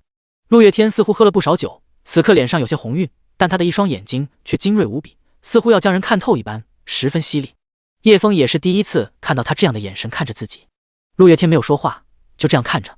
叶枫也是如此，默默地等着他开口。最后陆月天才叹了一口气，恢复以前的颓废状态。我看不透你，即便我全力发动神识，也看不穿不透你的神识防护。你的神识防护很强大，比神境强者都要强大。我那可怜的弟子是不是被你夺舍了？你什么时候夺舍的？叶枫听了差点没笑出声，他不知道怎么向陆月天解释，沉默了许久才道，我一直都是那个叶枫，从进入清玄宗开始，我就是我，从来都没有变过。叶枫的话语很平静，也很真诚。陆月天点点头，我不知道该不该信你，但还是要跟你道别。另外还有一件事要告诉你。他将赵千月以前给叶枫送各种零食、丹药、功法的都事情了告诉叶枫。赵千月经常将自己的修炼资源省下来，偷偷拿给你，但是玲珑师祖不想让你两人有太多牵连，怕影响赵千月的心境，所以赵千月拿来的修炼资源都被我和玲珑师祖藏起来了。虽然现在你应该用不上，但还是要还你给。说着，他将一个储物戒指给了叶枫。看着手里的储物戒指，还有身边的赵千月，叶枫不由得眼眶有些湿润。原来他一直都很在乎着自己。陆月天跪了下来，深深地磕了一个头。这件事是我们不对，我代玲珑师祖向你道歉，还有我自己的道歉。对不起，此去我再无牵挂，云游四方，走到哪里，哪里就是我的家。我们就此别过，再见。叶枫将另一枚储物戒指丢了过去。谢谢你告诉我这些，还有感谢你当年的救命之恩，并且将我留在无名峰。陆月天接过储物戒指，脸上皆是犹豫之色。你叫了我这么多声师傅，我却没有什么可以给你的，收你的储物戒指着实惭愧。叶枫实力如此逆天，自己身上的确拿不出什么对叶枫有价值的东西，加上他一直浑浑噩噩的喝酒颓废，在白月州也是出了名的穷光蛋。叶枫见他不肯收下，想要还回来的意思，他当即倒了一堆九转圣丹，还有火灵芝等各种珍贵天材地宝在地上，接着叫二师兄过来吃。二师兄看着这堆天材地宝，露出愁眉苦脸的样子，嗷了2声，表示自己刚吃饱。但在叶枫眼里的目光下，他还是不情不愿地叼起一根火灵芝，趴在地上慢悠悠地啃了起来。陆月天看到这样的场面，顿时傻眼了。他知道叶枫是个土豪，没想到豪到这种程度。最终收下叶枫给的储物戒指，也没有太多负担了。毕竟自己不拿，以后还是要被叶枫用来喂狗的。还有这狗什么态度？吃如此珍贵的天材地宝，还一脸不情愿的样子，像是受了委屈似的。陆月天只觉受到了万倍暴击，最后逃也似的离开这让人心痛的地方。此后，那条狗一脸委屈地吃着珍贵火灵芝的画面，深深烙印在他的脑海，每次想起都会受到万倍暴击，实在是太残暴了。陆月天刚离开不久，苏小曼就一脸紧张地跑了过来。不好啦，西岩他不见了，还有清玄宗监牢里的人全被杀光，关在里面的李启超也被杀了，他们都被挖去心脏。第107章神火之威。叶枫和赵千月闻言顿时脸色大变，三人匆忙来到监牢里，只见地上横七竖八的倒了很多尸体，有看守的弟子，有犯错被关着的弟子，还有最底层的监牢，那是关押清玄宗重罪犯的地方。整个监牢的罪犯和看守弟子都死了，周围血腥和阴气弥漫，场面令人作呕。此刻苏林天和几个长老在处理这件事情，他们本打算将牢里的犯人安排一下，该杀的杀，该放的放，没想这里的人全被杀了。看到叶枫过来，众人都看向叶枫，眼神里带着畏惧和尊敬，似在让叶枫定夺这件事情。圣尊大人这……苏林天话未说完，叶枫就抬手打断了。这里的事情你们处理就好，那小鬼不用你们管，我会处理的。处理完就赶紧离开这里吧，后面还会有其他敌人过来。当初同意带小鬼离开天道战场，自己也有份，而且这小鬼实力不弱，他们处理起来很麻烦，他们还要赶时间离开这里，所以叶枫就揽下小鬼的事情。现在必须赶紧将小鬼找到，一旦他跑到城池或者多人的地方，就会造成非常严重的后果。千月姐，我们就在此分别吧，有机会我会去找你的。叶枫，不用我帮忙吗？我还是帮你找到西岩再走。叶枫摇头拒绝，我一个人就可以搞定，而且我找到那小鬼后就直接离开白月州了。赵千月见他眼神坚决，也就没再纠缠了。叶枫又看向苏小曼，并且将一枚玉符递给她。丫头，这里面有我编写的菜谱，还有我的酿酒技术，你不是一直很馋我的果酒吗？以后你可以自己做来喝了，想喝多少就喝多少。这样的玉符他也给了齐修剑一块。苏小曼顿时愣住了，她现在才发觉过来，这下真的要分开了，以后很难再找叶枫玩了，很难再见到他了，也有可能这辈子都见不到。想到这里，眼泪再也忍不住，哇啦哇啦的流了下来，接着一把扑进叶枫怀里，哇哇大哭起来。周围的人只是看着，没有说话。叶枫无奈摸了摸他的头，最后拿出一瓶果酒，才让他止住哭泣。苏小曼抱着果酒喝了几大口，才道：我爹爹说了，等我修为到了仙境初期，才能让我出来行走江湖。等我修为到了仙境，我一定会去找你的，还要到齐修剑的饭馆里吃霸王餐。叶枫笑着点点头，随后跟众人道别，便离开了。他回到无名峰，带上二师兄一起离开，飞到清玄宗上空，最后看一眼这个自己生活了10多年的地方。二师兄，我们走吧。嗷呜！二师兄一声长啸在清玄宗上空响起，似在跟这里的一切道别，又像是在跟某些人道别。长啸落下，苏小曼清脆的声音响起：再见了叶枫，再见了二师兄。离开清玄宗后，二师兄在前搜寻西岩的踪迹。他问过西岩的味道，加上他身上的鬼气很重，还有刚杀了这么多人，血腥味很重，又不会隐藏气息，所以二师兄很容易就锁定了他的气息，一路带着叶枫追踪过去。翻山越岭，西岩一路上都是走无人的荒野丛林路线，一直朝着西北方向走。他像是有目的的赶路，不会是去龙潭宗吧？叶枫摇摇头，他不知道刚出生没几天的鬼婴会懂些什么东西，或许他父母用某些驱鬼秘法将一些信息流传给他，也不一定。莫约1个时辰左右，叶枫单凭自己就已经感觉到鬼气的存在了。如果不是二师兄要顺着气味走，叶枫早就不断用瞬移，10几分钟就能到。眼下已经锁定那小鬼的气息，叶枫单手抱起二师兄，直接瞬移过去。周围是连绵起伏的山脉，全是荒野丛林的气息，猛兽的嘶吼声不断。叶枫一头就扎了进去。娇小的小孩都从林中不断跳跃，从一棵树跳到另一棵树，像一头矫健的猎豹。此刻脸上和胸口还有鲜红的血迹。突然间，一人一狗出现在前方，挡住去路。他们仿佛凭空出现，一个眨眼的瞬间就出现在那里了。小女孩见状，顿时龇牙咧嘴，露出狰狞的模样。二师兄见状，也龇牙咧嘴，做出了凶狠的样子。小女孩朝叶枫扑了过去，然而当她的小爪子就要触碰到叶枫瞬间，叶枫整个人凭空消失了。他又将目标盯上了一旁的二师兄，手中恐怖的鬼气聚集，一爪子抓了过去。二师兄双眼一瞪，顿时被吓了一个机灵，连滚带爬的往后逃跑，心中大喊救命！主人怎么突然消失，也不带上自己？真的是坑死狗了！这就是所谓的狗仗人势。有主人在，多可怕的敌人也敢龇牙咧嘴去凶对方。主人不在，就怂得跟狗似的。二师兄跑的那叫一个屁滚尿流。砰！下一刻，叶枫出现在小女孩背后，一把抓住她细小的后颈，猛然将她砸在树上。小女孩整张脸都被按进木头里，但这点小攻击对她一点影响都没有。一声凄厉的叫声响起，小女孩顿时鬼气大作，修为直接攀升至鬼仙巅峰。叶枫神情冰冷，死死地捏住对方后颈，一道灼热无比的火苗出现在他另一只手中。就在赤阳神火出现的瞬间，小女孩发出一声凄厉的惨叫，身上的鬼气疯狂翻涌退散，不断在赤阳神火的映照下消散。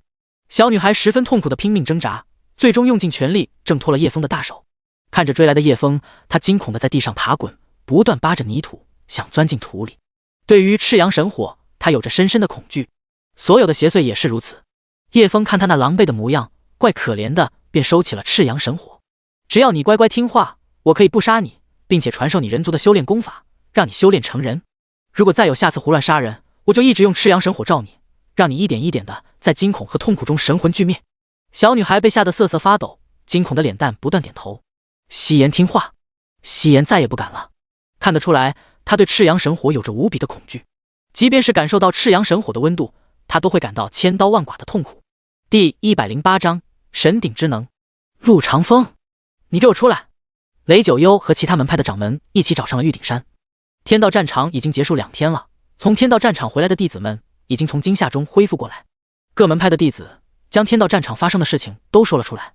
众人得知神鼎已经被那个戴着鬼脸面具的神秘人抢走了，便齐齐找上玉鼎山，问陆长风要一个说法。因为陆长风的女儿陆若琳跟那神秘人很亲近，他们就怀疑陆长风想私吞神鼎。陆长风也听了门下弟子的讲述，得知自己女儿跟那神秘人似乎认识，便将她领到众人面前。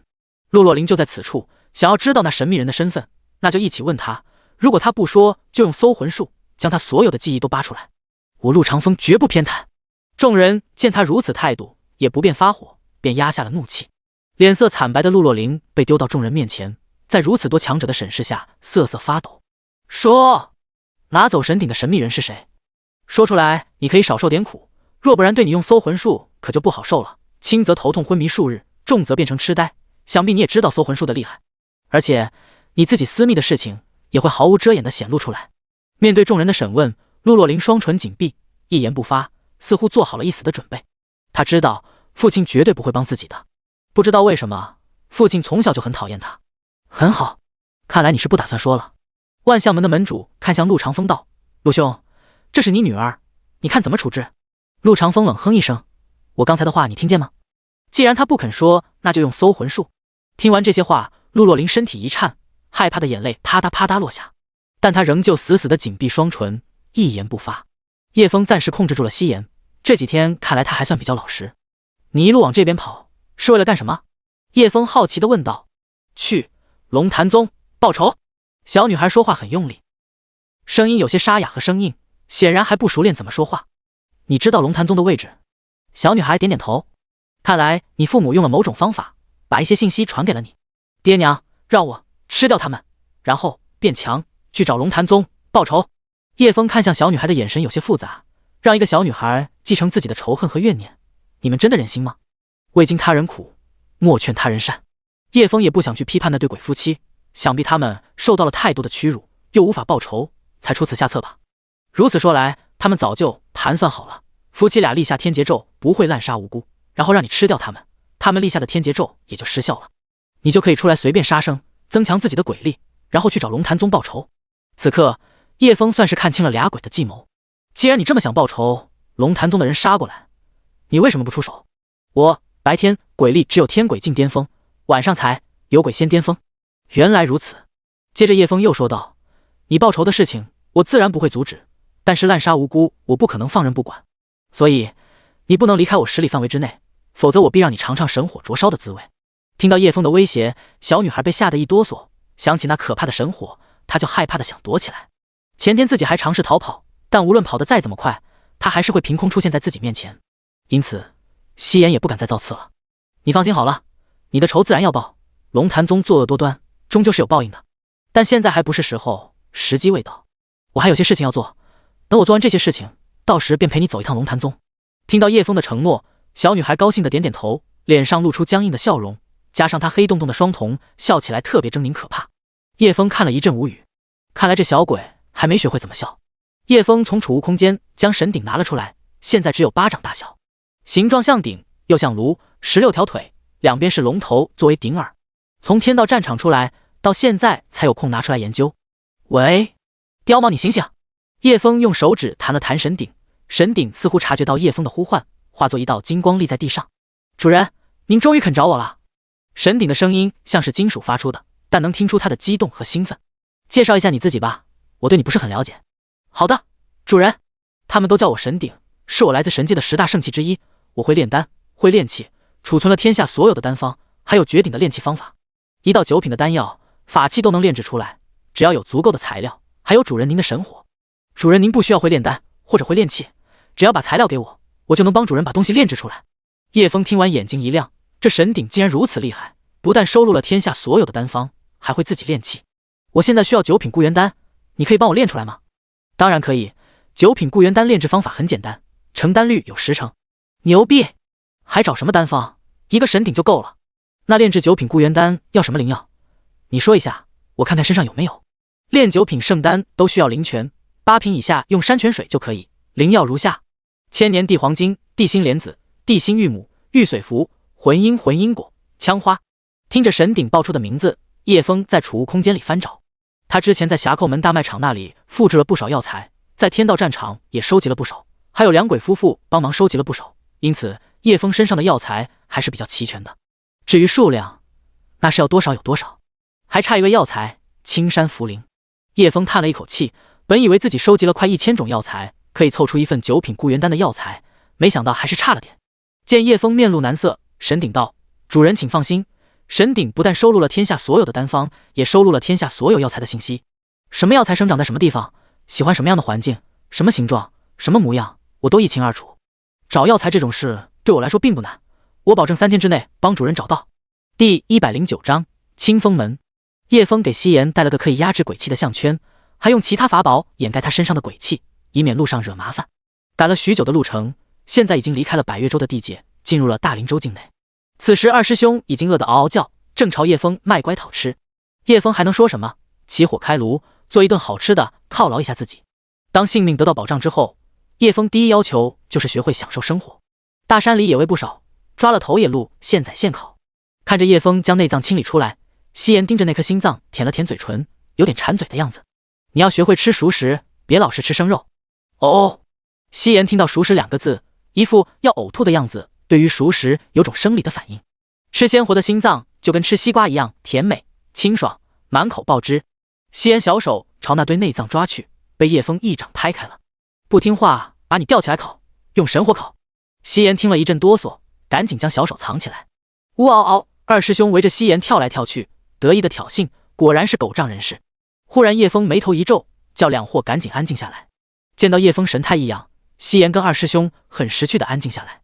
叶枫现在的神识已经很强了，覆盖范围也很广，就算自己不开启神识，神树发现异常后也会给他发出警报。只见一男一女从树林出来，各自整理着自己凌乱的衣衫。那女的说道：方云师兄，这次我帮你把李芷清约出来，你怎么报答我？那男的淫笑2声，当然是多喂你吃几次，让你吃得饱饱的，嘿嘿嘿。讨厌，等你把李芷清弄到手以后，你就可以继承清风门了，好日子过，到时候可不要忘了我。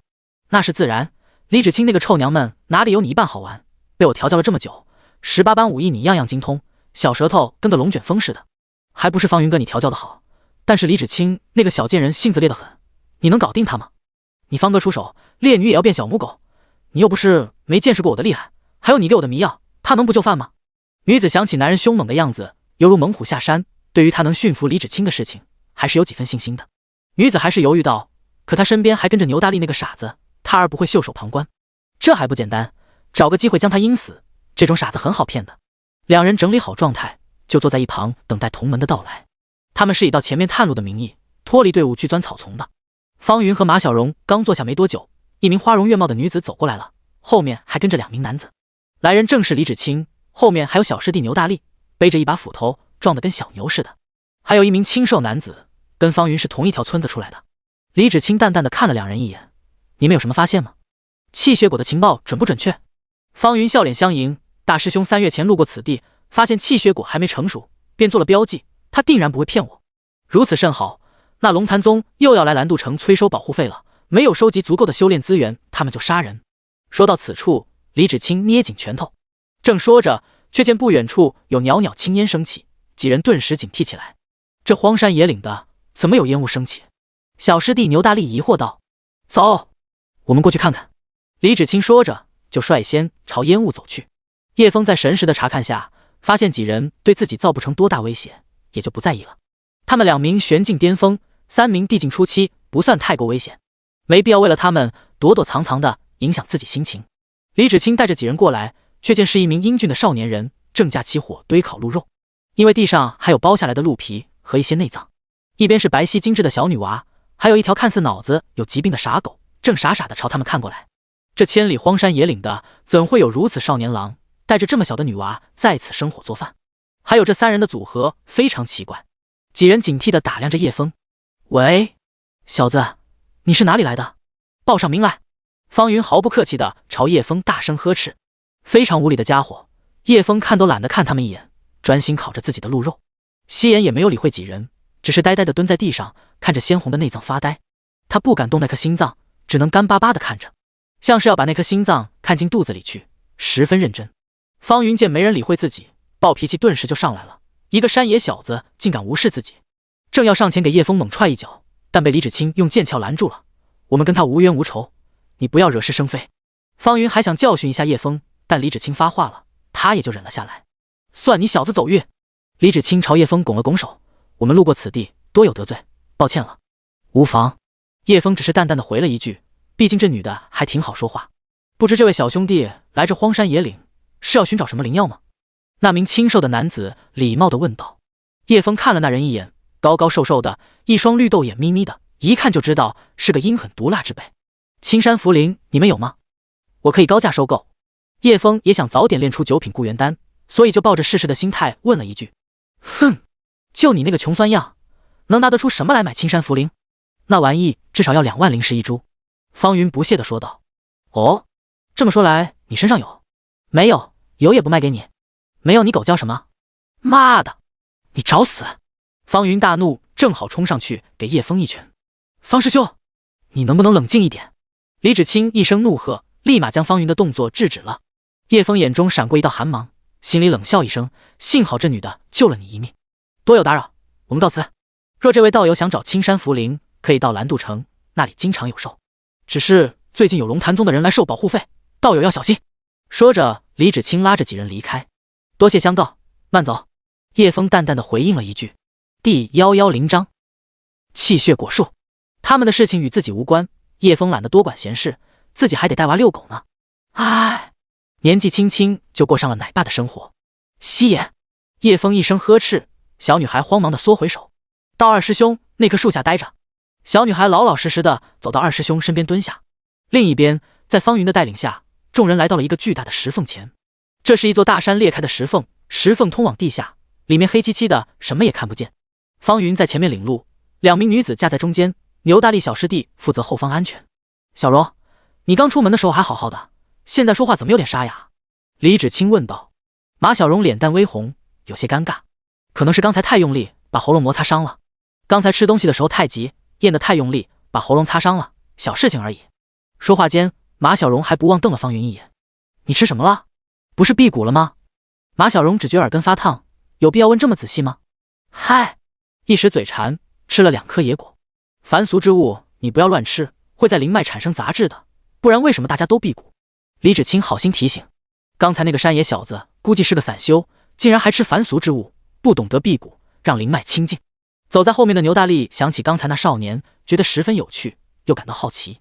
天下之大无奇不有，他定是为了寻找什么机缘才入这大山之中吧？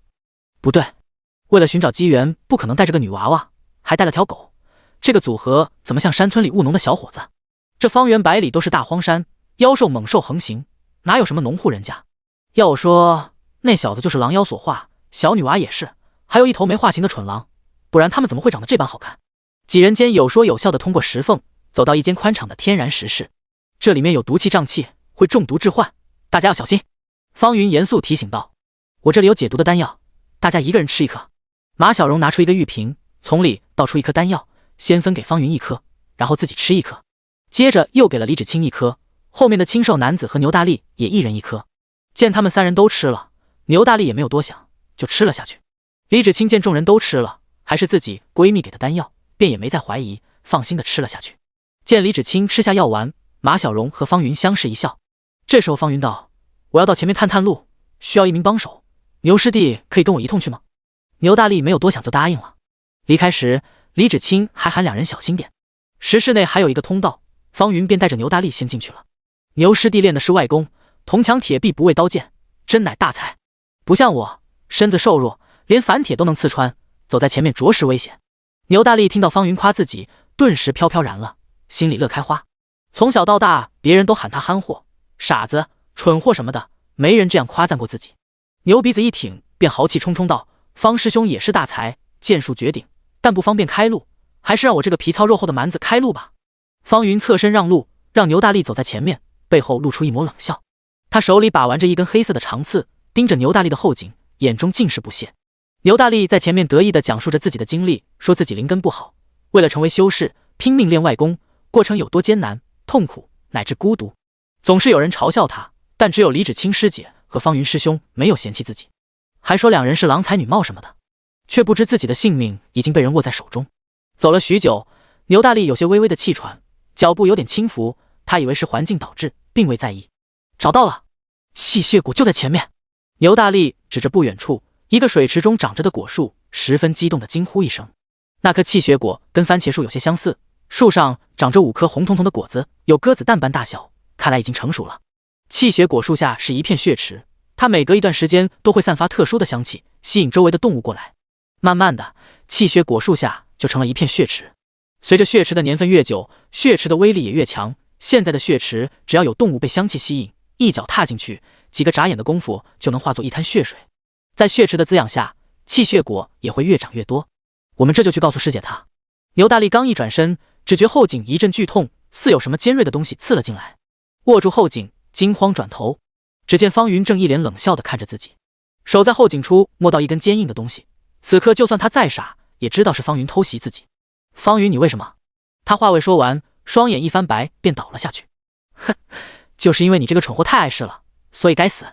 他拿出一张诡异的符箓，上面竟然用黑色字体刻画的符文，用灵力激活符箓，符箓自动燃起一团黑色火焰。方云松开符箓，黑色火焰瞬间将符纸吞没，化作一缕黑气钻入牛大力的后颈。切！随着方云一声低喝，昏死过去的牛大力突然就站了起来，只是神情有些呆滞，双眼无神，显然已经成了一副傀儡。你在此守着气血果，我去把他们叫进来。很快，三人就在方云的带领下来到了气血果树前。只是李芷清有些异样，只见他脸颊通红，脖子耳朵也是如此，呼吸有些急促，眼神有些迷离，但他依旧强撑着，不让别人发现，以为只是马小荣的丹药不能抵御瘴气。是气血果。李芷清脚步有些虚浮，但还是走过去想要摘气血果。方云、马小荣还有那清瘦男子看着李芷清的背影，都相视一笑。方云也是当机立断跟了上去。芷清，你要小心一点，不要碰到血池，要是掉下去，整个人都要化作血水。他一把扶着李芷清的手臂，李芷清犹如触电一般，想要推开，但身上没什么气力，又怕跌入血池之中，便没有让方云走开。毕竟方云此刻还是挺老实的，没有其他动作。李芷清刚摘下一颗气血果，身后就传来一声发狂的怒吼。李芷清惊讶回头，只见牛大力正疯狂地撞着石壁，满头是血。牛师弟，你怎么了？马小荣一副惊慌失措的样子。紧接着，牛大力便朝洞外冲了出去，马小荣和清瘦男子在后面追了出去。牛师弟，你怎么样了？不要吓我们啊！马小荣和清瘦男子的呼喊声渐渐远去，只剩下李芷清和方云两人留在洞室里。第111章是魔兵。芷清，你怎么样了？你没事吧？看着李芷清双眼迷离，方云故作着急，但双手却不肯放开李芷清。你放开我！李芷清有气无力地挣扎着。方云也不着急，他刚才就吃过腥了，此刻没有那种迫切的感觉。这种事情要循序渐进，要慢慢来，把戏演好，才能避免李芷清清醒后疑神疑鬼的找他算账。要让他认为这件事情不是自己搞的鬼，自己也只是无奈才把他。而刚才牛大力突然发疯跑出去，也只是方云搞的鬼。马小荣和清瘦男子也趁机离开，让两人有独处空间，让方云有施展的空间。药效发挥到差不多了，李芷清已经控制不住在自己身上摸索，方云也知道是时候出手了。然而还没等他大手按下去，李芷清一口鲜血吐出来，他竟然把自己的舌头咬破了。恢复了一丝神智后，他立马逆行运转功法，让自己受伤，感受浑身经脉被无数蚂蚁撕咬的痛苦，这样才能让自己清醒过来。李芷清，你疯了！功法逆行可是会走火入魔的。看到李芷清竟然不惜走火入魔，也要让自己清醒，方云顿时怒了。自己的计划差点就成功了，怎么能让这贱人清醒？怎么可能把到嘴的鸭子放了？你快住手！你不怕走火入魔吗？李芷清没有理会他，仍旧盘腿运转功法。方云见状，索性也不装了。现在这种情况，要么让他运转功法除去药效，要么只用强的了。他一巴掌朝打坐中的李芷清扇过去，直接被扇飞出去。你干什么？李芷清惊怒交加。妈了个逼！死贱人，装什么冰清玉洁？好好享受不好吗？非要老子用强的？说着，又是一脚踢在李芷清身上，将他踢出去2米。原来是你搞的鬼！马小荣跟你是一伙的，你把牛师弟怎么了？方云冷笑，你很聪明，但还是先管好你自己吧，贱人。说着，他抓住李芷清的头发，将她拖到石头上。不要！你不要过来！你要是敢对我做什么，我不会放过你，清风门也不会放过你的。方云只是冷笑，没有理会李芷清的话，自顾自地褪去自己身上的衣服。李芷清见自己在劫难逃，泪水不由得从眼角滑落。这次不但被方云阴了，还害得牛师弟丢了性命。当看到那只大手朝自己胸口抓来，李芷清知道自己逃不掉了，索性闭上眼。好！然而黑暗处传来一声怒吼，两人不由得一怔，都朝声音的方向望去。只见3个魁梧的身体不知道什么时候出现在角落里，他们身有3米多高，浑身漆黑粗壮，肌肉如小山般隆起，头上长着一对巨大的牛角，双眼赤红，一张马脸，妥妥的怪物形状。是魔兵。方云也顾不得身下美人，顿时拔腿就跑，跟老鼠见了猫似的。3个是魔兵也是一声怒吼追了出去，他们也不理会躺在地上的李芷清，谁跑就追谁。方云一路狂奔，马小荣和清瘦男子在裂缝外抱在一起，突然看到方云冲出来，两人连忙松开对方。方师兄，你好快啊！方云来不及解释，慌忙大喊：快跑！有是魔兵！两人听了也是脸色大变，二话不说祭出飞剑。方云本想跳上马小荣的飞剑的，但又怕两人太重飞不快。3人刚踏上飞剑，后面的是魔兵就追了出来，3人皆是脸色煞白。李芷清见众人都离开了，自己也不能躺在这里等死，但现在还是软弱无力，药效没有散去。他眼中闪过一抹狠厉之色，一张符箓出现在手中，嘴里喷出鲜血洒在符箓上，红光大作，李芷清瞬间化作一阵妖艳的光芒，直接从通道飞了出去。他不惜消耗本源，强行用符箓逃生，但这种方式只能飞行一段时间，而且自己无法控制方向和速度，飞到哪里算哪里。运气好可以活下去，运气不好停在危险的地方，那只能等死了。另一边，3个是魔兵见人族修士已经飞远，气得直跺脚，在地上嘶吼着，叽里呱啦的也不知道在说什么。3头是魔兵说话便折返回去，打算研究一下里面躺着的人族女人。刚回到裂缝口，就看到一团红光冲了出来，3个是魔兵便大呼小叫的追了上去。他们身强力壮，一跃数10丈，遇到有树挡路，直接一头撞倒，一路上造成极大的动静。看着狰狞可怖的是魔兵紧追不舍，李芷清只觉心惊肉跳，自己体内迷药还没散，若是逃生符停下来的话，自己毫无反抗之力，必死无疑，比落在方云手上惨100倍。是魔兵对人族女子或者好看的男子也感兴趣，并且他们更加野蛮粗暴，经常会在人族身上蹂躏时把人族的脸给撕开吃掉，吃脸皮，吃耳朵，掰开头骨吃脑浆，而且一边吃一边骑在人族身上驰骋，完事后直接把整个人吃完了，十分残暴，并且对他们的同类也是如此。方云知道自己一旦被是魔兵抓住，后花园不保，还会死得很惨。一炷香的时间过去，是魔兵还在追赶着，他们的体力似乎没有衰减，反而越追越紧了。此刻逃生符的光芒也开始暗淡，飞行速度慢了许多，李芷清知道逃生符的能量快要耗完了，虽然体内迷药消散了许多，但此刻只能发挥40%实力。这种体型的是魔兵，实力至少在天境初期。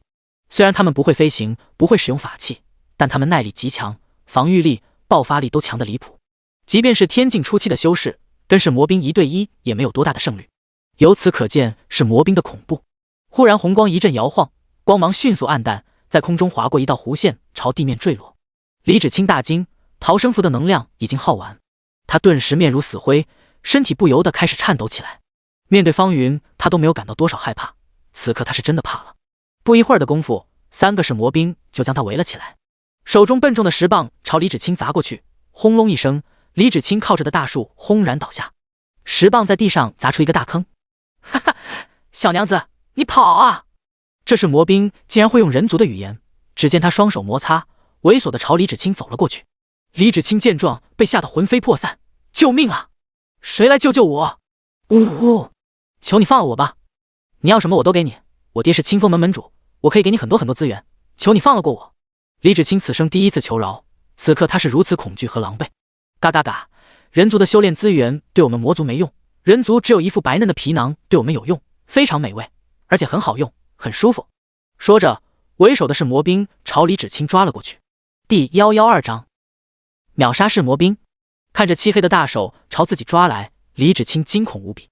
然而下一刻，嗖，一阵风吹过，那是魔兵身在半空的手突然落地，切口光滑平整，无比细腻，黑色的血液从断臂处喷涌而出，射得李芷清满脸都是。那条手臂掉在李芷清身上，吓得她连连尖叫。好！是魔兵捂着伤口，痛苦嘶吼：“你谁？是谁偷袭我？出来！”两外2个是魔兵也是如临大敌，四周警惕。他们都不知道那条手臂是怎么断的，无声无息，无色无形，只觉有一阵风吹过，手臂就应声而断了。你不是不吃熟食吗？干嘛还跟二师兄抢吃？少年平淡的声音在身后响起，众人惊讶望去，只见一名英俊的白衣少年正低着头看着自己脚下。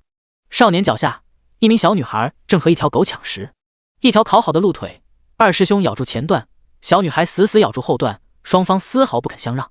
我的，小女孩模糊不清地说出2个字。她本来是不吃熟食的，但叶枫做的实在太好吃了，她现在看到生的东西就想吐。叶枫看着头大，真怕俩货打起来。虽然西岩的鬼力被压制了，但跟二师兄打起来丝毫不落下风。你是人是鬼？怎么突然出现在这里？好，该死的人族竟敢无视我们！杀！那名被叶枫断掉一臂的是魔兵直接冲了过去。小心！李芷清惊呼提醒，他知道是魔兵十分耐打，力大无穷，皮糙肉厚，只要不将他的头颅砍下，即便身体插满弓箭也不会死。曾经人魔大战，1000是魔兵打得1万人族修士节节败退。只见那是魔兵双腿弯弓，紧接着砰的一声，整个身体犹如炮弹般朝叶枫飞去。叶枫头也没抬，看都不看那是魔兵一眼，一手抓住西岩的后颈，另一手住着二师兄的后颈，将他们提起来。抢什么抢？没吃够再给你们烤就是了。听了这话，二师兄才依依不舍的松口。小女孩拿到鹿腿，顿时喜笑颜开，整条腿抱在胸口上啃，笑眯眯的，看着很开心。与此同时，那跳过来的是魔兵还没飞到一半，就重重的砸在地上，只觉身上有万吨大山压着，动弹不得，眼珠都差点被压爆出来了。哎，你怎么吃饭的？脏死了！我才给你换的小白裙，半天就搞得浑身油脂。叶枫此时深刻明白，带娃是真的不容易。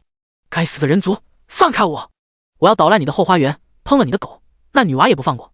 叶枫脸色瞬间冰冷，眼神杀意凛然。你这么着急去死吗？噗！万倍重力叠加，那是魔兵瞬间被压成一片黑乎乎的东西。另外2名是魔兵见状大惊失色，能挥手间轻松秒杀他们，即便再勇猛冲上去也是死路一条。二话不说，他们直接转身逃跑。看着2个是魔兵分开逃跑，叶枫冷笑：你们以为这样就能逃走？他一挥手，2道无形的锋刃一闪而过，直接将2个是魔兵从中间分成2半，切口无比光滑平整。看着叶枫轻松秒杀3个是魔兵，李芷清震惊无比。没想到这个小小的少年郎竟然有如此恐怖的实力，莫不是神境强者驻颜后的样子？如果不是绝世强者，又怎会带着一个小女娃出现在这种荒山野岭？他扑通跪地谢道：多谢前辈救命之恩，之前我们的行为太过无礼，还望前辈赎罪。想起方云那个狗东西，之前还敢嚣张挑衅人家，真是不知死活。早知道就不拦他，让他被这位前辈捏死好了。无妨，举手之劳罢了。你说的蓝渡城在哪里方向？我要到那里买些青山茯苓。李芷清连忙拱手道：晚辈正要回蓝渡城，不如前辈与我同路可行？晚辈清风门弟子李芷清，清风门内有2株品质良好的青山茯苓，晚辈想将它们赠与前辈，以谢救命之恩。叶枫沉吟片刻，也好，直接去你清风门拿，我也不用浪费时间到处找了。见叶枫答应，李芷清十分激动。一路上危险重重，她一个女子回去很不安全，若是遇上方云那帮人，自己也很难逃脱。该死的马小荣，平时跟自己关系这么好，经常在一起玩，没想到他竟然跟方云联合起来害自己。回去定然不能轻饶他们。前辈，那边有个大山裂缝，里面有一株气血果，我想将里面的气血果摘完再走。李芷清指着一个方向道。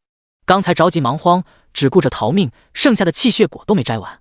叶枫点点头，让西岩骑在二师兄身上，他一手拉着西岩，一手拉着李芷清，瞬间消失在原地。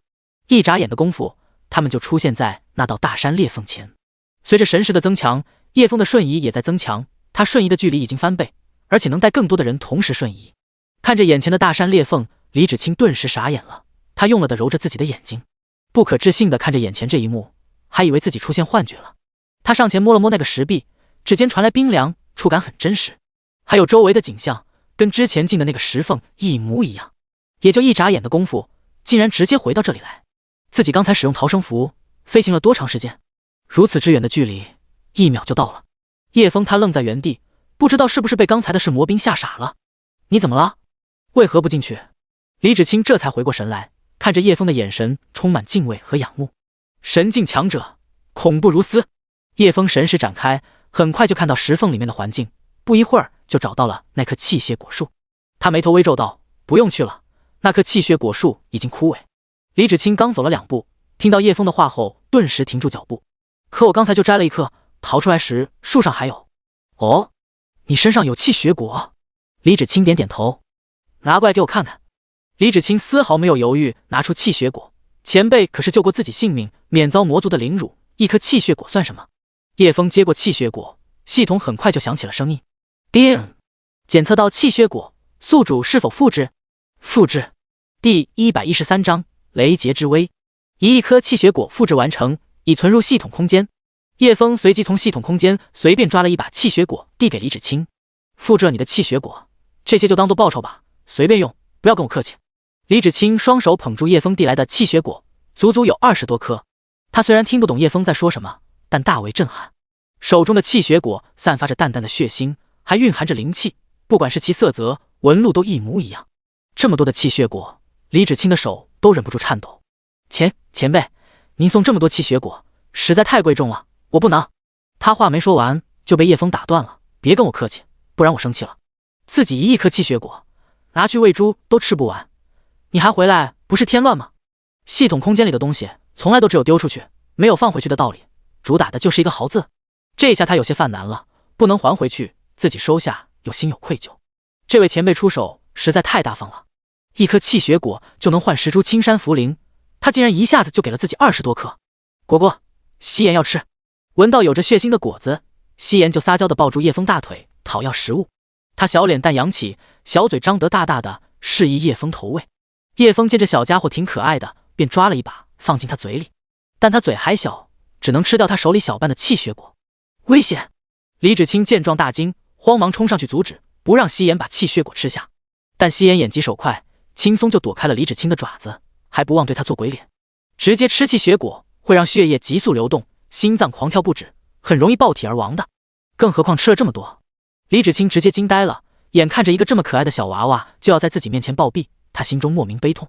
但叶枫知道西岩并不普通，他拥有仙境巅峰的鬼力，而且是鬼胎，天生阴气重，身体血液几乎不怎么流动，整个人都是凉冰冰的，跟个死人似的。这一点气血果对他来说不成问题。哇哇哇！西岩好开心。小女孩吃完气血果后，原本白色的皮肤变得红润，整个人也变得有些兴奋，围着叶枫转起圈来。西岩还要吃，说着又朝叶枫张开小嘴，等待投喂。叶枫又倒了一些进去，把他腮帮子塞得鼓囊囊的。吃了气血果后，他说话似乎都变得利索许多，还多了几分人气。看来这气血果对他的作用挺好的。这一幕看得李芷清目瞪口呆，气血果如此珍贵的天材地宝，竟然被小女孩当作水果吃。前辈有这么富有的吗？还有这小女孩这么恐怖的吗？吃了这么多气血果，竟然只是脸色变得红润而已。果然，神境强者是自己这样的俗人无法想象的，一口就吃掉几十万灵石。然而下一刻，令他惊得差点昏死过去的一幕出现了。只见那条傻狗也凑上前，嗷嗷叫了2声，似乎也想尝尝。下一刻，一个浴盆就放在地上，并且装了满满一大盆气血果。一盆够不够吃？不够，我还有。嗷！二师兄表示勉强够，把牙缝塞满。夕颜看到一大盆气血果摆在地上，顿时双眼发亮，正要扑上去给他炫完，但叶枫很及时把他拎了起来。别老是跟你二哥抢东西吃。这下李芷清终于可以没有一丝愧疚地收下气血果了。这尼玛搞水果批发呢，把他吓得一口气差点就没喘过来。这一盆气血果下来，二师兄直接突破瓶颈，成为4阶妖兽，实力堪比天境巅峰。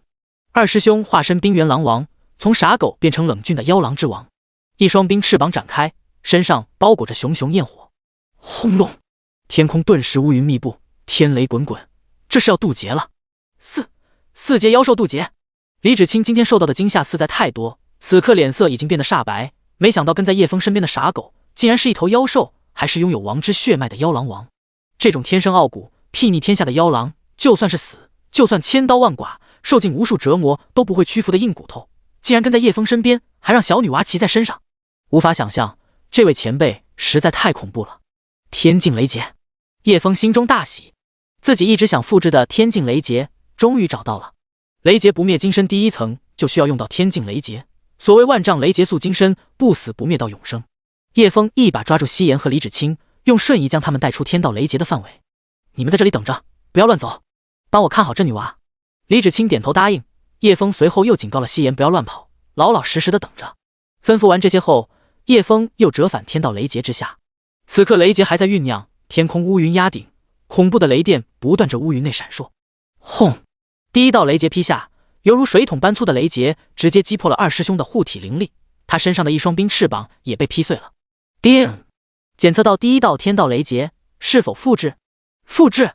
第一道天道雷劫复制成功，非修饰技能自动强化失败。叶枫早有预料，心中并没有不快。要是把天道雷劫强化了，那还是天道雷劫吗？要是用强化后的天道雷劫去练雷劫不灭金身，估计自己能直接被劈死。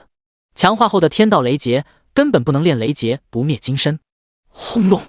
第二道雷劫落下，二师兄身上的火焰被劈散，现在是没有特效冰原狼王。接着第二道雷劫也被叶枫复制了。第三道雷劫落下时，二师兄直接被雷劫打落，掉在地上一动不动。此刻他已经浑身焦黑，身上散发着烧焦的烟气。第三道雷劫复制完成，叶枫眉头微皱，不知最后一道雷劫劈下去会不会要了他的命。如果此刻帮他挡下雷劫，他的道行此生将无法再有进展。然而下一刻，二师兄还是艰难地爬了起来，虽然身体有些站不稳，但他的眼神仍旧坚定和冷峻。嗷！他仰天长啸，似在与天争斗。轰隆！最后一道劫雷落下，二师兄所在的位置被砸出一个巨坑，里面一片焦黑，看不到二师兄的身影。第四道雷劫复制成功，天境修为只有4道雷劫，现在已经结束。看着一片焦黑的巨坑，叶枫心里有些紧张，怎么没见二师兄？不会被劈成焦炭了吧？第114章4阶妖兽。听闻动静的荒山妖兽此时也都纷纷围了过来，还有其他修士或者种族都朝这边释放神识。一般这种情况都会引来杀人夺宝，或者因为抢夺宝物引起多方乱斗。刚渡劫完的修士就像刚脱壳的螃蟹，最是脆弱的时候很容易被人盯上。叶枫一声怒喝，不想死的都给我滚开！他挥手间一连串的天雷向前落下，轰轰轰，地上被雷劫轰出一排巨坑，有2座山头直接夷为平地。这不是普通的落雷，而是天道之雷，哪个修士不惧怕天道之雷？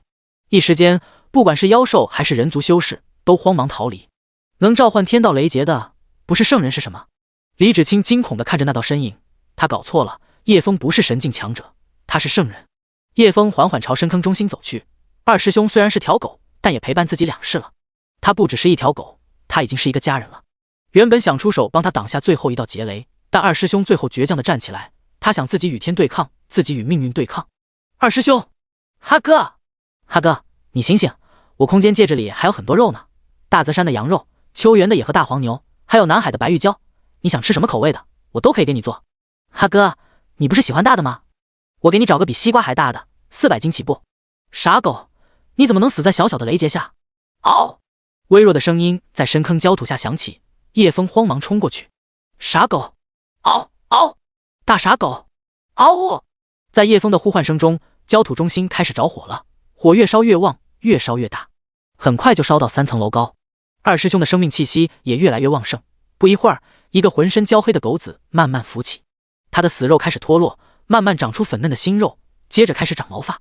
一双幽蓝的眼睛已经睁开，眼眸冷酷而深邃，举手投足间王者的气势展开，有种睥睨天下的威严。此刻的冰霜翅膀展开，比之前的更加精致，更加轻盈，色泽更加美丽。吼！带着磅礴能量的嘶吼，震得周围的树叶纷纷落下，鸟兽惊恐逃窜。二师兄渡劫成功了，收回灵力，二师兄又变回一条傻气的哈士奇，摇头晃脑地朝叶枫走来，长着狗嘴，一副没心没肺的傻笑，十分激动地扑到叶枫身上。你个傻狗，叫你名字不应，叫你一声哈哥也不应，叫你大傻狗倒是很开心。嗷嗷呜！二师兄表示大傻狗才是俺的本名。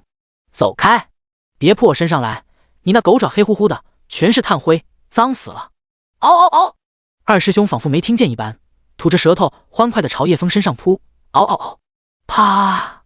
叶枫可不惯着他，一个大笔都甩过去。二师兄的眼神瞬间变得清澈，一脸委屈巴巴地看着叶枫。看着这一幕，李芷清眼中尽是惊讶。妖族是最孤傲的种族，宁死也不屈从，无论你是什么身份，有多强大，他们从不畏惧强者。这头妖狼王竟甘愿成为人族的一条狗。小女子见过圣尊大人，刚才多有得罪，请圣尊大人恕罪。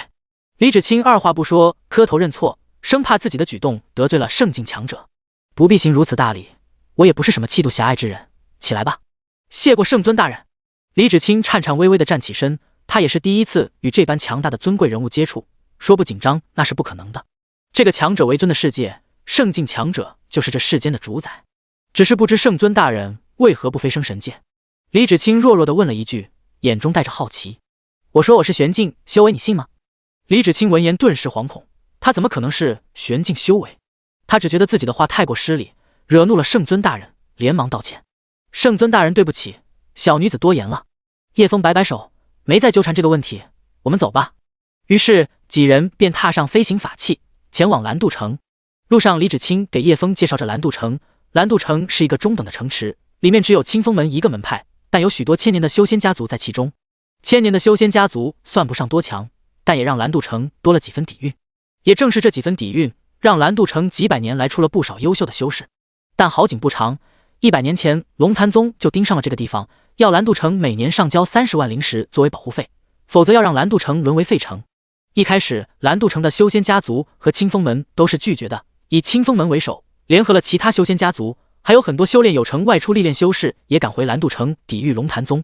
蓝渡城开始2场战斗还算不错，2次把龙潭宗的人赶跑了。李芷清给叶枫讲述着蓝渡城的历史。开始2次派来的都是龙潭宗普通的征伐队伍，第3次他们派来了龙潭宗9大杀神，都是仙境巅峰强者。巨天锤、史卓等9名仙境巅峰强者，其中最可怕的是巨天锤，他一柄巨锤招数刁钻，歹毒至极，招招让人猝不及防。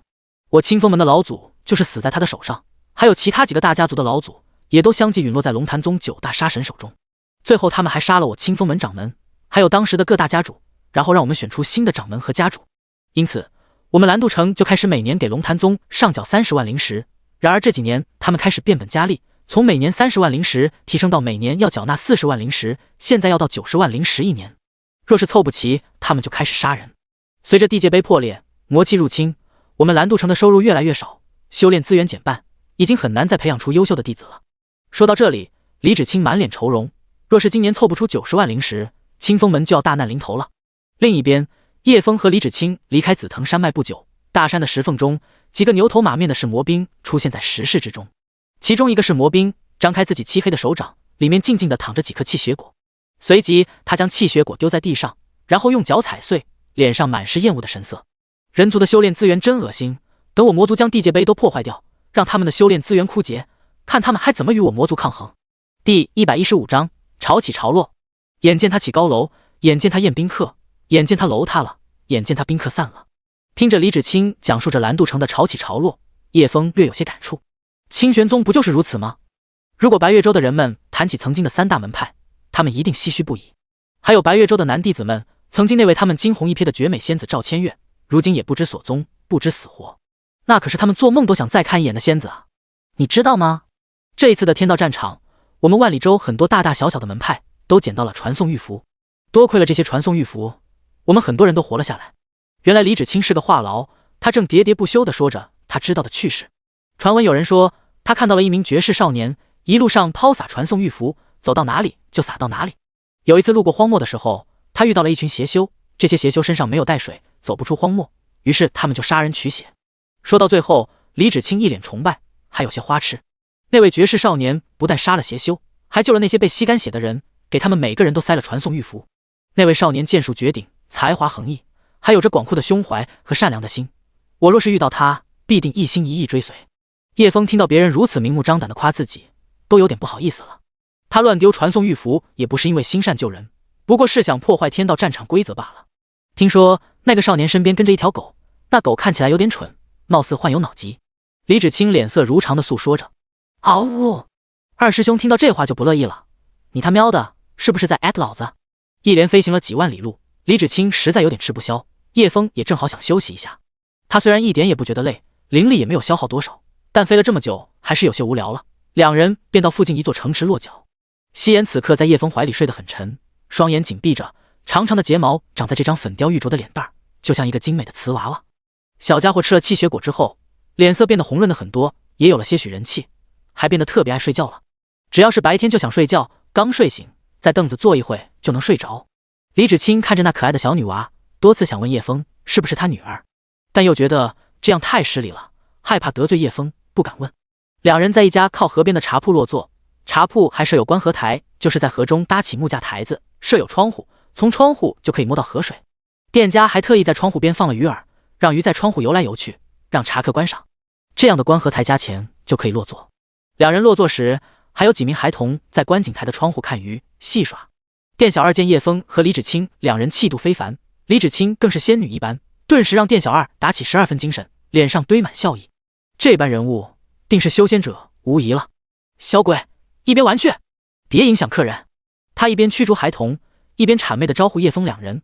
两位客官远道而来，令我们小店蓬荜生辉，请问要喝什么茶，吃什么点心？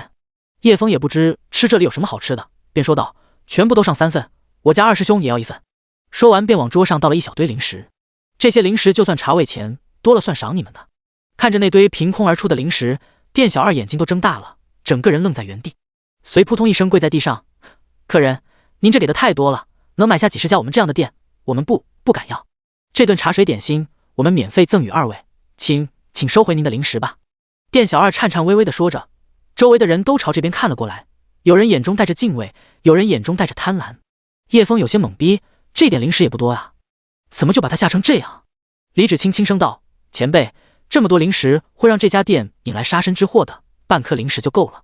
你拿出这么多零食，他们会以为你在恐吓他们，一旦拿了零食就会被杀掉。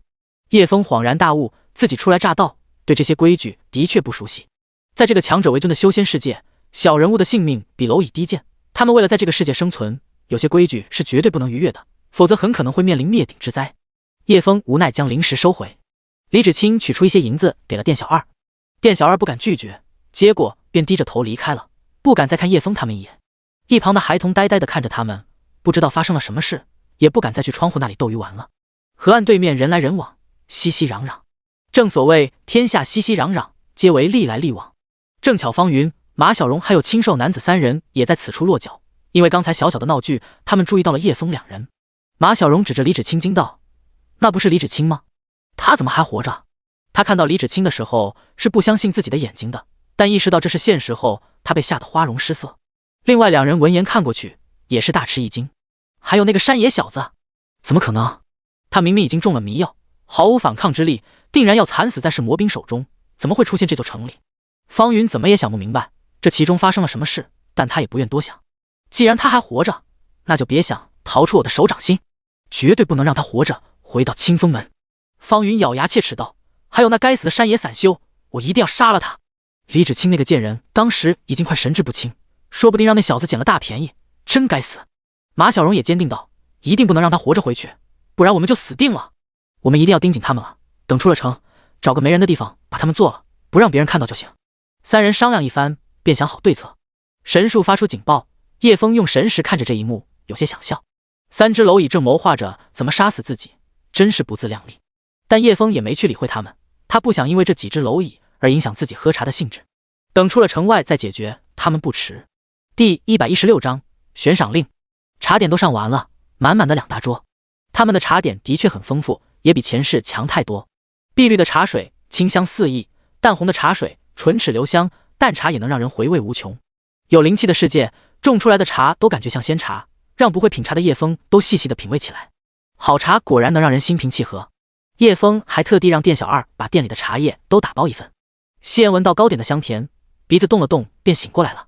看着满座五颜六色的糕点，桂花糕、马蹄糕、红豆糕、钵仔糕等，十分精致。他2只手都伸过去抓糕点，抓过来往嘴里塞得满满当当，这才迷迷糊糊地打量四周的环境，却见旁边也开了一桌子，上面坐着5、6个孩子，正津津有味地吃着糕点。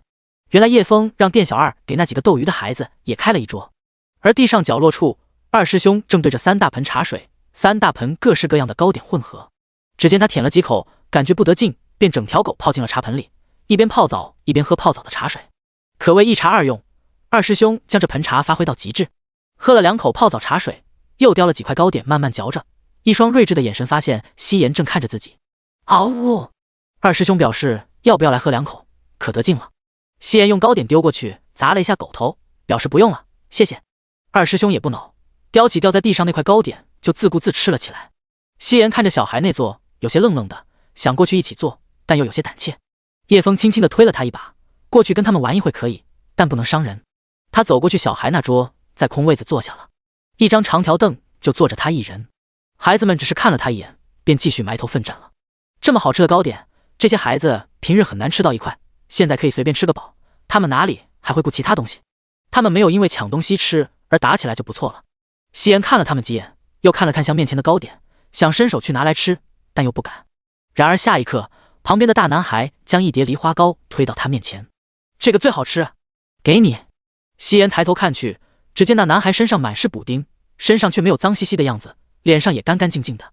西颜也不说话，拿起梨花糕就吃起来。虽然都不怎么说话，但气氛还算融洽。叶枫用神识监视着他一举一动，若是有伤人的表现，他会第一时间制止。听说前段时间龙潭宗的9大杀神死在清玄宗，他们本想去把清玄宗灭门的，因为清玄宗的弟子在天道战场把龙潭宗的弟子全杀了，没想到9大杀神都死在清玄宗，真是大快人心。清玄宗真的是太牛了，不但杀龙潭宗弟子，还灭了9大杀神，帮我们蓝渡城报了大仇，哈哈哈！李芷清说着，哈哈哈大笑起来，十分开心。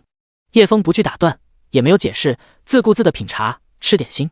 龙潭宗弟子是他一人杀的，9大战神也是他一人杀的，但他也懒得解释什么。好久没有像今天这样轻松了，喝着茶，看着街道上来来往往的人，听着小贩们的叫卖声，还有河道上卖唱的歌女，没有打打杀杀，没有勾心斗角。前辈，你知道清玄宗吗？李芷清好奇地问道。叶枫一愣，你问这个干嘛？听说那是个一星小门派，不知道为什么这么强，竟然能杀掉9大杀神。我清风门以前是个5星门派，加上蓝渡城各大修仙家族联合，都不是他们的对手。清玄宗为什么能杀死他们？总觉得其中有很多事情想不通。叶枫笑了笑，想不通就不要想了，清玄宗也没那么神秘，而且清玄宗已经解散，以后不会再有清玄宗了。听了这话，李芷清满脸惊讶，他一直在关注这件事情，没想到最后的结果竟然是清玄宗解散了，不由得心里有些失落。他还想找清玄宗的弟子聊聊，问他们当天发生了什么事情，现在看来是不行了。就在叶枫享受片刻宁静的时光，一张天价悬赏令已经从仙门联盟发出，清玄宗叶枫盗取9霄神功至宝逃走了，悬赏零食1000万，8品渡劫丹5颗，8品武器1件，上品的灵药、阵法、符力材料等多种多样的悬赏，还有5大仙门的一些特权，上面还附带叶枫的画像。总之，能抓到叶枫就能获得令人一步登天的奖赏。随着悬赏的发出，5大门的掌门齐聚一堂。长风兄，您爱女的情况如何？被搜魂之后康复的怎么样了？雷九幽问道。陆长风面色如常，平静道：神魂受损，虽然整个人像木头一般，不会说话，不会动，但至少不会像痴呆那般流口水、傻笑、发疯，结果还是比较乐观的。雷九优点点头，长风兄，你放心，以我们的兄弟情谊，我九霄神宫是绝对不会悔婚的。就算洛灵成了痴呆，我们照样娶过门，并且我会将她当做亲生女儿一般待她。两人寒暄几句后，便进入正题。我们如此大声旗鼓的下发悬赏令，天下人都知道叶枫身怀异宝，若是神鼎被他人夺去怎么办？星宿宫萧逸道：这不用担心，我们仙门联盟遍布天下，只要通缉令遍布整片大陆，到时候所有人的眼睛都紧盯着叶枫，一旦谁将宝物夺走，都逃不过天下人的眼睛。其实也不尽然，这个做法虽然太过冒险，但效果一定很好，可以更快地找到叶枫的踪迹。万事门罗东风说道：先把水搅浑，的确能让鱼儿露出水面。随着几人的商议，一道道命令也被传了下去。五大仙门第一次将门下的力量动用到如此程度，各部门都在分工忙碌着，只为将叶枫还有神鼎找出来。而此时叶枫还在休闲地喝着茶点，悬赏令也没有完全下发到各地。不知为何，叶枫忽然感觉到一阵令人不舒服的气息，刚才还是艳阳天，此刻却阴暗下来，乌云也再次聚拢。要下雨了。李芷清疑惑地看向庭外的乌云。叶枫轻轻地抿了口茶，才道：这座城可能有事情要发生。第117章大震。咚咚咚，浑厚沉甸的钟声从远处传来，悠长延绵，令人陷入其中。钟声每响一下，叶枫就觉得脑袋沉一分，强烈的睡意如海浪般朝自己扑来，一波接着一波。他看到路边来往的人们已经全都倒下，横七竖八地躺在路上。给歌女撑船的船夫眼皮下沉，缓缓栽倒，扑通一声跌入水中，但仍旧昏睡不醒，顺着河水飘走了。茶馆的人也不例外，茶客有的趴在桌子上，有的四仰八叉倒在地上。煮茶的小厮倒在柴堆上，灶台7、8个大水壶里的水已经煮得沸腾，热水不断溢出，浇得灶里的柴火不断滋滋地冒白烟。小二原本提着一大壶热水，准备给客人加水，昏倒在地上后，壶里的热水倾泻出现，全浇到他右手上，把他半条手臂都烫熟了。小孩那桌除了夕颜还在检查，其他孩子全都趴在桌子上了，嘴里还塞着嚼了一半的糕点。夕颜见状，顿时当机立断，迅速做出应对，将目光锁定在桂花糕、绿豆糕上，一把将碟子拖到自己面前，把上面的糕点一扫而空，最后把糕点全都塞进嘴里，这才心满意足的换个舒服的姿势躺下，继续睡觉。叶枫，你个死丫头，想借这个机会趁机睡觉是吧？李芷清终于坚持不住，趴在桌子上沉沉睡去了。睡意仍旧一波一波的袭来，叶枫都感觉自己快撑不住了，这绝对不单单是精神攻击，他感觉还有身体上的，像是某种药物同时起的作用。就在叶枫快支撑不住的时候，一道绿光亮起，叶枫只觉整个人被凉风拂过，困意瞬间消除，只觉精神抖擞。是神术，是神术护住了他的心神，免受那钟声的攻击。谢谢你啊，神术。余光一瞥，发现一个傻憨憨的狗头正盯着自己看。叶枫看去，只见二师兄泡在茶盆里，正盯着自己。他屁股后面还冒了几个泡泡，显然是吃太多糕点，放屁了。放完屁后，低头喝了2口自己泡出来的茶，继续盯着叶枫看。卧槽！傻狗，你咋没睡？嗷呜！二师兄表示刚睡了一下，想起糕点还没吃完，又醒来继续吃。难道你也是跟我一样，吃了太多的9转万魂丹，开辟出混沌空间，长出神术？叶枫惊讶道。嗷嗷呜！二师兄表示听不懂你在讲啥子。原来如此，想不到9转万魂丹还有这等功效。二师兄，就在此时，脑海里一阵颤抖，似有什么东西在撞击自己的神念。叶枫神念进入混沌空间，只见小黑蛇发了疯似的不断撞击神术。叶枫见状，顿时气不打一处：你个该死的畜生，竟敢攻击我的神术！神石化形，无数神石触手朝小黑蛇抓去。小黑蛇不为所动，仍旧疯狂地撞击着神术。神石触手很快将小黑蛇缠绕死死的，只要少一用力，就要将它灰飞烟灭。小黑蛇的双眼似乎比以前更加血红了，而且更加狂躁，没有先前的阴险与冷静。咚！钟声悠扬的传来，使得小黑蛇更加疯狂。这钟声跟百越城被屠有关吗？为何小黑蛇会对这钟声产生反应？而且它还能穿透进入混沌空间，不得不说这钟声很可怕。既然如此，叶枫有了一个计划，打算看看这个背后的主使到底是什么人，他们想做什么。让神术在小黑蛇的身上中了神念印记，然后将它放出混沌空间。有了神术的神念印记，千里之内它的踪迹无所遁形。小黑蛇化作一道残影，从叶枫的身上冲了出去，直奔钟声方向而去。叶枫也没有马上追赶，现在跟过去怕是会引起对方的警惕，再等等，他们不会这么着急离开。轰隆！乌云后击，大雨终于落下了。雨很大，不断泼洒下来，很快就将河水染红了。这雨是红色的，还带着腥臭的味道。河里的鱼很快就学会了仰泳，个个将白色的肚皮露出随便，随着水流游走。岸边的柳树吸收雨水之后，叶片慢慢被染红，甚至出现细微的血管，可以看到血管中有红色液体流淌。柳枝肉眼可见的速度在生长，它们生长的方向是有目标的，正是躺在地上沉睡的人。离得最近的大腹秃顶胖子很快被柳枝缠住，很快的除了他的头部，其余地方皆被红色的柳枝裹得严严实实。这时候，那秃顶胖子脸上露出猥琐的笑意，似乎看到了不得了的仙子，做着不得了的事情。胖子很快因为激动而满脸通红，像是什么宝贝东西得手后那种激动。被裹成胖虫的身体一前一后的抽动着，十分有节奏感。油腻的脸上堆满快活的笑容，露出一口黄澄澄的金牙。很快，他的脸色从通红慢慢变成煞白，最后变得面无血色，脸颊也凹陷了几分。但脸上猥琐的笑意没有消失，被裹得严严实实的身体还在不断抽动，速度更快了。那张笑容在苍白的脸色显得更加诡异、可怕，隐隐透露着疯狂。只是原本的大胖虫很快就变成一条细虫了。叶枫和二师兄看着这一幕，不由得四目相对。二师兄，你要不要上去爽一把？二师兄摇摇头，表示自己不喜欢上树。扑通一声，落水的声音传来，柳树嫌弃的将一副苍白干瘪的尸体丢入河中，看来是被吸得干干净净，一滴水都榨不出来了。雨越来越小了，一人一狗坐在亭中，看着外面的诡异景象。天边隐约可见出现一道血红色的屏障，屏障将整座城包围起来，直到雨停了，天空也被屏障隔绝起来。看来这是一个大阵法，阵法已成，我们所有人都被困在里面，花了如此大的心思，对方并不打算让城里的人活下来。二师兄嗷嗷叫了两声，表示想将背后之人抓起来当柱子，每天都要在柱子上撒尿，方便。就在此时，树身发出警报，有人正快速地朝这边飞来。叶枫惊讶，来者必然跟这布阵之人有关，且看他们有何阴谋。二师兄，赶紧装睡！说着，一人一狗就来了个将计就计，躺在地上做出一副睡死的样子。第118章邪修，将压制西岩鬼力的禁制解开，以防到时候出什么意外。此刻叶枫的神念进入了混沌空间，将自己的神识与神树连接，通过神树监视周围的情况。神树的神识极其隐秘，一般修士都很难察觉。却见二师兄在泡过澡茶盆转了2圈，不知道要干嘛。叶枫不由想跳过去给他几个大笔兜，气死人了，叫他装睡，他干嘛呢？现在有修士朝这边过来了。只见二师兄抬起自己的后腿，在泡过澡的茶盆里撒尿，让原本快见底的茶盆又满上了。紧接着又跳进另一个没有泡过澡的茶盆躺下，这才闭上眼睛装睡。叶枫无语，实在搞不懂这家伙的操作。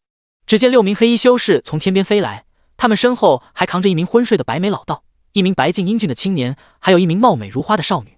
昏睡的3人都被捆仙绳绑着，这种绳子可以压制灵力运转，一般被绑住之后很难挣脱。将昏睡的3人丢在地上后，6名黑衣人在叶枫不远处一桌坐下。大叔，你去弄点茶水点心过来，本大爷好久没吃这些玩意了。不是说吃这些凡俗食物会在灵脉产生污秽吗？吃这些玩意作甚？只听见扑哧一声，一名身材瘦小、留着山羊胡的小老头哈哈大笑起来。什么灵脉？你们有灵脉吗？听了这话，那年轻的黑衣人这才恍然大悟。他们这些人之所以选择邪修，就是灵脉天赋差，无法在正道的功法获得成就，加上面临各种危机和苦难，这才选择了走上人人唾弃的邪道，成为邪修。这天下有用灵气修炼的正常修士，也有不需要灵气、灵脉的修士，有邪修，有鬼修，有魔修，还有秘术师。这些都是人族修士，既不是鬼族，也不是魔族，唯一的特点就是他们不需要用灵气修炼。优点是不需要灵脉天赋，可以短时间内快速提升修为。缺点是容易走火入魔，嗜血残暴，寿命短，需要做一些肮脏血腥的事情，这是一条没有回头的不归路。这些人都是生存在黑色地带，没有太阳照射的地方，一旦他们走进有太阳的地方，就意味着他们要进行一场屠杀。现在就是如此。叶枫连接神树监视着这一幕，他的肉身正在装睡。很显然他们没有发现叶枫，也没有注意到叶枫。也正是如此，叶枫才放下心来，躲在混沌空间里监视。也不知道这帮人有没有跟百越城的屠城惨案相关，就是叶枫没有出手，暗中窥探的目的。只见一名五短身材、大圆头、身子也是圆圆的黑衣人起身找吃的。他就是瘦小老头喊的大鼠。大鼠为人憨厚老实，是城外村落的农户。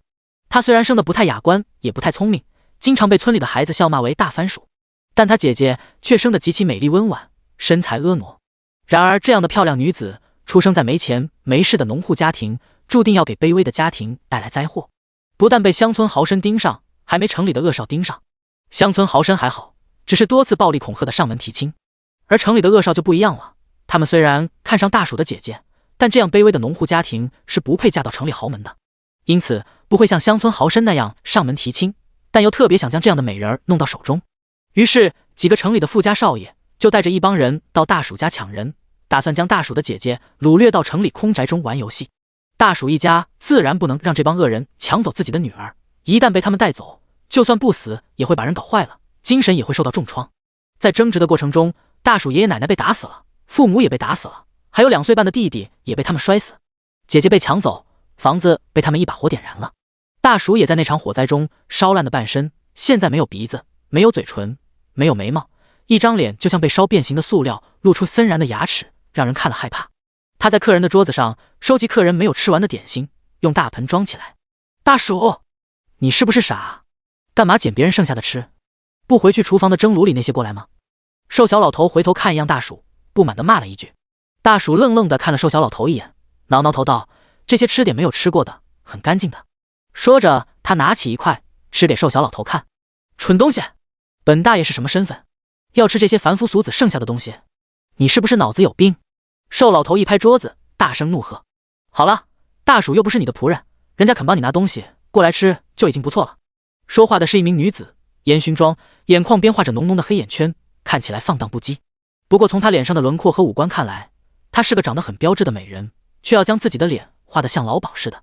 你连发臭发烂的死人腿都吃，还嫌弃别人吃过的点心？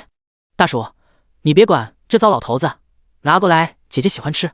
听了女子温柔的话语，大鼠开心地笑了起来，如沐春风一般，笑得憨厚可掬。但这样的笑容在那张被烧毁的脸上显得狰狞可怖，就像来自地狱恶鬼的笑容，小孩子看到一定会被吓哭的。对于瘦小老头的话语，他也不生气，老头子就这个脾气，并不是真的在辱骂他。如果当年不是这老头子将他救下，教他邪术，恐怕他现在已经成为那焦土里一副被烧焦的无名尸体了。大鼠很快就满满的几大盆点心端上桌，去把茶水给大爷端上来。老头子毫不客气地使唤大鼠，这样已经养成习惯了。大鼠四周看了看，只见地上大茶盆里竟然躺着一条狗，那狗一旁还有盆黄灿灿的茶水，看起来挺够味的。他不由心里暗骂这坏狗糟蹋茶水。曾经家里过节攒了大半年的钱，父亲拿去买了一块猪肉回来，打算让家人开开荤。肉食对于他们家来说是一种奢侈品，结果却被豪绅家的坏狗偷走了。他父亲追了一路也没追回来，还被豪绅家仆打了一顿，说他抢豪绅家的狗食。为此他母亲哭了一晚上。他爹不忍见妻子如此伤心，负伤连夜上山冒险打猎，导致大病一场。想到此处，大鼠怒气升腾，直接连狗带大茶盆抬起，然后一把将其丢进河里去。只听见扑通一声，二师兄消失在河里了。叶枫顿时无语，我家狗哪里招你惹你了？但下一刻差点把他笑喷。只见那矮胖子抬起二师兄泡过澡的大茶盆，直接端上桌。第119章大师。二师兄一脸想不通的样子，泡在水中，顺着水流把自己冲走。他实在想不明白自己为什么会被人丢进河里。以他的智商，就算变成冰原狼王也不一定想得通，便也不再多想，自己爬上岸。二师兄走在大街上，此时人们都倒在地上昏睡过去了，因此周围显得格外空旷。忽然看见一家楼阁和窗户都盖着红布的大木楼，门口也用红布遮住，上面招牌写着怡红院3个烫金大字。二师兄双眼猛然张大，嘴巴也张大，吐着长长的舌头，一副猴急的模样，冲进了红布遮掩的大门，如同狗生第一次看见一坨热乎的新鲜玩意，激动得像条狗。嗷呜！另一边，叶枫满脑黑线的看着二师兄进了怡红院。这尼玛，这傻狗是要进去白嫖啊！大鼠找来一根勺子，放在大茶盆里，想喝的就用勺子打进碗里。那盆茶没有任何杂质，也没有狗毛，就连茶叶碎屑都没有。二师兄变成妖兽之后就不会轻易掉毛了，加上他是飞行过来的，爪子没有沾到黄泥，因此这盆茶看不出什么异样。大家都叫小老头子为耗子，瘦瘦小小的，尖耳猴腮，叫耗子也十分贴切。他一把拿开大鼠的勺子，直接用碗往里盆里打了一碗茶。咕咚咕咚，怎么有股酸味？耗子嘬了一口，吧唧吧唧的品味着，还有一股骚味。对面的女子见小老头喝个茶都那么多问题，不由皱眉道：你吃烂肉的时候都没那么多问题，喝个茶有这么多味道吗？耗子点点头，也对，可能是我口味比较重，觉得这茶不得劲。你怎么不喝点？我以前那死鬼老爹还挺爱喝茶的。女子摇摇头，我的蛇不喜欢这个味道。大家都叫这女子为蛇蝎娘子，不单单是因为她喜欢养蛇，她曾经还杀了给她赎身的少爷，还有少爷的一帮狐朋狗友，至此被几个家族派人追杀，至此流落天涯。老头子又叫了大鼠喝，大鼠摇头拒绝，他一直喜欢吃甜的，所以不喝茶。剩下3人，其中一名魁梧男子一直端坐着，像块木头一般，既不吃东西，也不说话。魁梧男子叫严山。还有一个戴着斗篷的枯瘦男子，也是一言不发，他戴着面罩看不见脸，衣服下可以明显看到他突出的骨头。大家都叫他傀儡师，也不知道坐着的是他傀儡，还是他的本尊。最后一名是个年轻男子，斯文儒雅，原本是个秀才，后来家里发生变故，家破人亡，为了报仇，几乎毒死了半个镇子的人。他没有吃点心，倒是对这茶有点兴趣，毕竟以前他学过茶道，品过不少名茶。范秀才，你不是经常喝茶吗？来品品这茶如何？范秀才也不推辞，即便没有齐全的喝茶工具，他的动作也十分优雅。将碗递到茶盆边，拿起勺子轻轻打了一碗，没有让一滴茶水落到桌子上。先是凑到嘴边闻一闻，吸收茶水散发的茶气。茶气可以提神，可以提前认识茶水的特性，更好的品味茶。闭目凝神，轻轻的、长长的吸了一口茶气。怎么有股奇怪的味道？范秀才猛然睁开眼睛，只觉一股陌生的味道正在冲击他的神经，感觉特别上头。只是眉头微皱了一下，没有多想，认为这可能是本地茶特有的味道吧。毕竟这片大陆之广阔，每个地方都有自己独特的文化和味道。凑到嘴边轻轻的嘬了一口，然后留在口腔慢慢碾压，将茶水一点点的挤进喉咙里，这才能充分的品尝到茶的清香，茶的根本。只有这样才能与茶融为一体，去感受茶所生长的环境，体验一棵茶树的日出日落，跟茶一同享受月光沐浴，一起与虫鸟蝶舞。这就是品茶最高的境界。范秀才认为自己早已成为茶道大师。此茶味浓酸辛，还有一股说不上来的奇妙味道，后有余香干涸，就像辛劳的农户顶着炎热太阳在田间劳作，汗水打湿衣衫，湿了又干，干了又湿，其中味道完美体现了农人的辛劳和人间疾苦。而后苦尽甘来，最是人间烟火，所有的艰苦只为日落后的炊烟袅袅，一家人团团圆圆的坐在一起吃饭，即便没有大鱼大肉，也吃得十分幸福。说到此处，范秀才想起了自己的家人，不由得猛喝几口，直接把一碗茶干完，接着又给自己打了一大碗。男儿有泪不轻弹，他要以茶代泪，喝多少茶就当落多少泪。这一次他由于太过激动，让茶水洒湿了桌面。这种低级的错误他是从来都不会犯的。好茶最是人间疾苦，好茶这才是人间的茶。说着他又猛灌了几口。老头子竖起大拇指，好，不愧是大秀才，竟然将这茶品的淋漓尽致，其中味道一字不差的完美诠释出来。老头子顿时豪气冲天，也学着范秀才猛灌了几口。就连严山这个粗壮的木头人也不由被他们搞得动容了，拿起10碗打了一碗，一碗下肚。哦，严山脸色铁青，怎么有股尿骚味？叶枫在混沌空间看着这一幕，差点没被笑死。他可是亲眼看着二师兄在那盆里撒尿，直接撒了大半盆。这家伙品狗尿也能品出人间疾苦，叶枫不由佩服得五体投地。高，实在是高，不愧是茶道大师。几人吃饱喝足，看了看天色，知道大阵差不多要运转了。大鼠站起来，然后扑通一声跪在老头子面前：“师傅，我想接您天魂钟一用。”大鼠虔诚地恳请道。老头子嘿嘿一笑：“我知道你要做什么，不必行如此大礼，小小天魂钟拿去吧。”老头子没有为难，很干脆地把天魂钟丢给他。那是一个只有巴掌大小的古朴铜钟，上面刻画着密密麻麻的符文，还有看不懂的文字，像蚊子一样。先把这个白眉老道还有这2个先萌的狗腿弄醒。大鼠点头回应，用灵力在天魂钟上一敲，咚！一阵精神攻击般的力量让被绑的3人猛然弹了起来，就连李芷清和西颜也不例外。老头子手疾眼快，迅速将李芷清和西颜用捆仙绳绑起来。大鼠，你要记住，天魂钟敲一下可以让附近的修士醒来，敲3下可以让凡人醒来。这天魂钟是一种精神攻击法器，若不是叶枫有神术抵挡，他的身体也会猛地弹起来，直接被吓醒。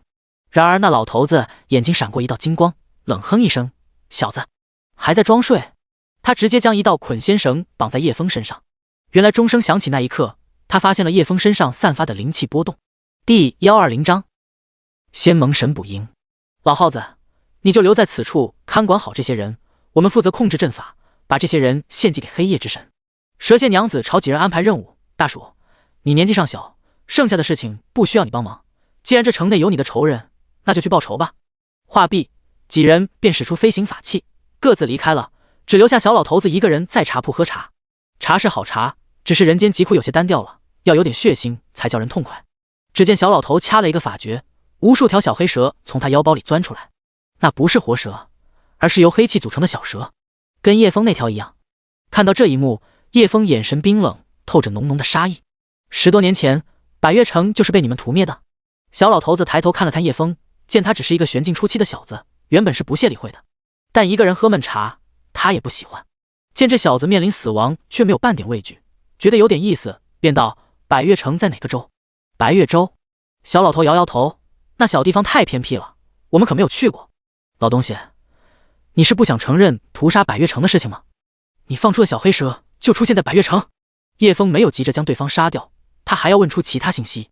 捆仙绳对他没用，因为他的技能都是直接粘贴释放的，不需要运转灵力。释放技能后会自动扣除灵力，杀他易如反掌。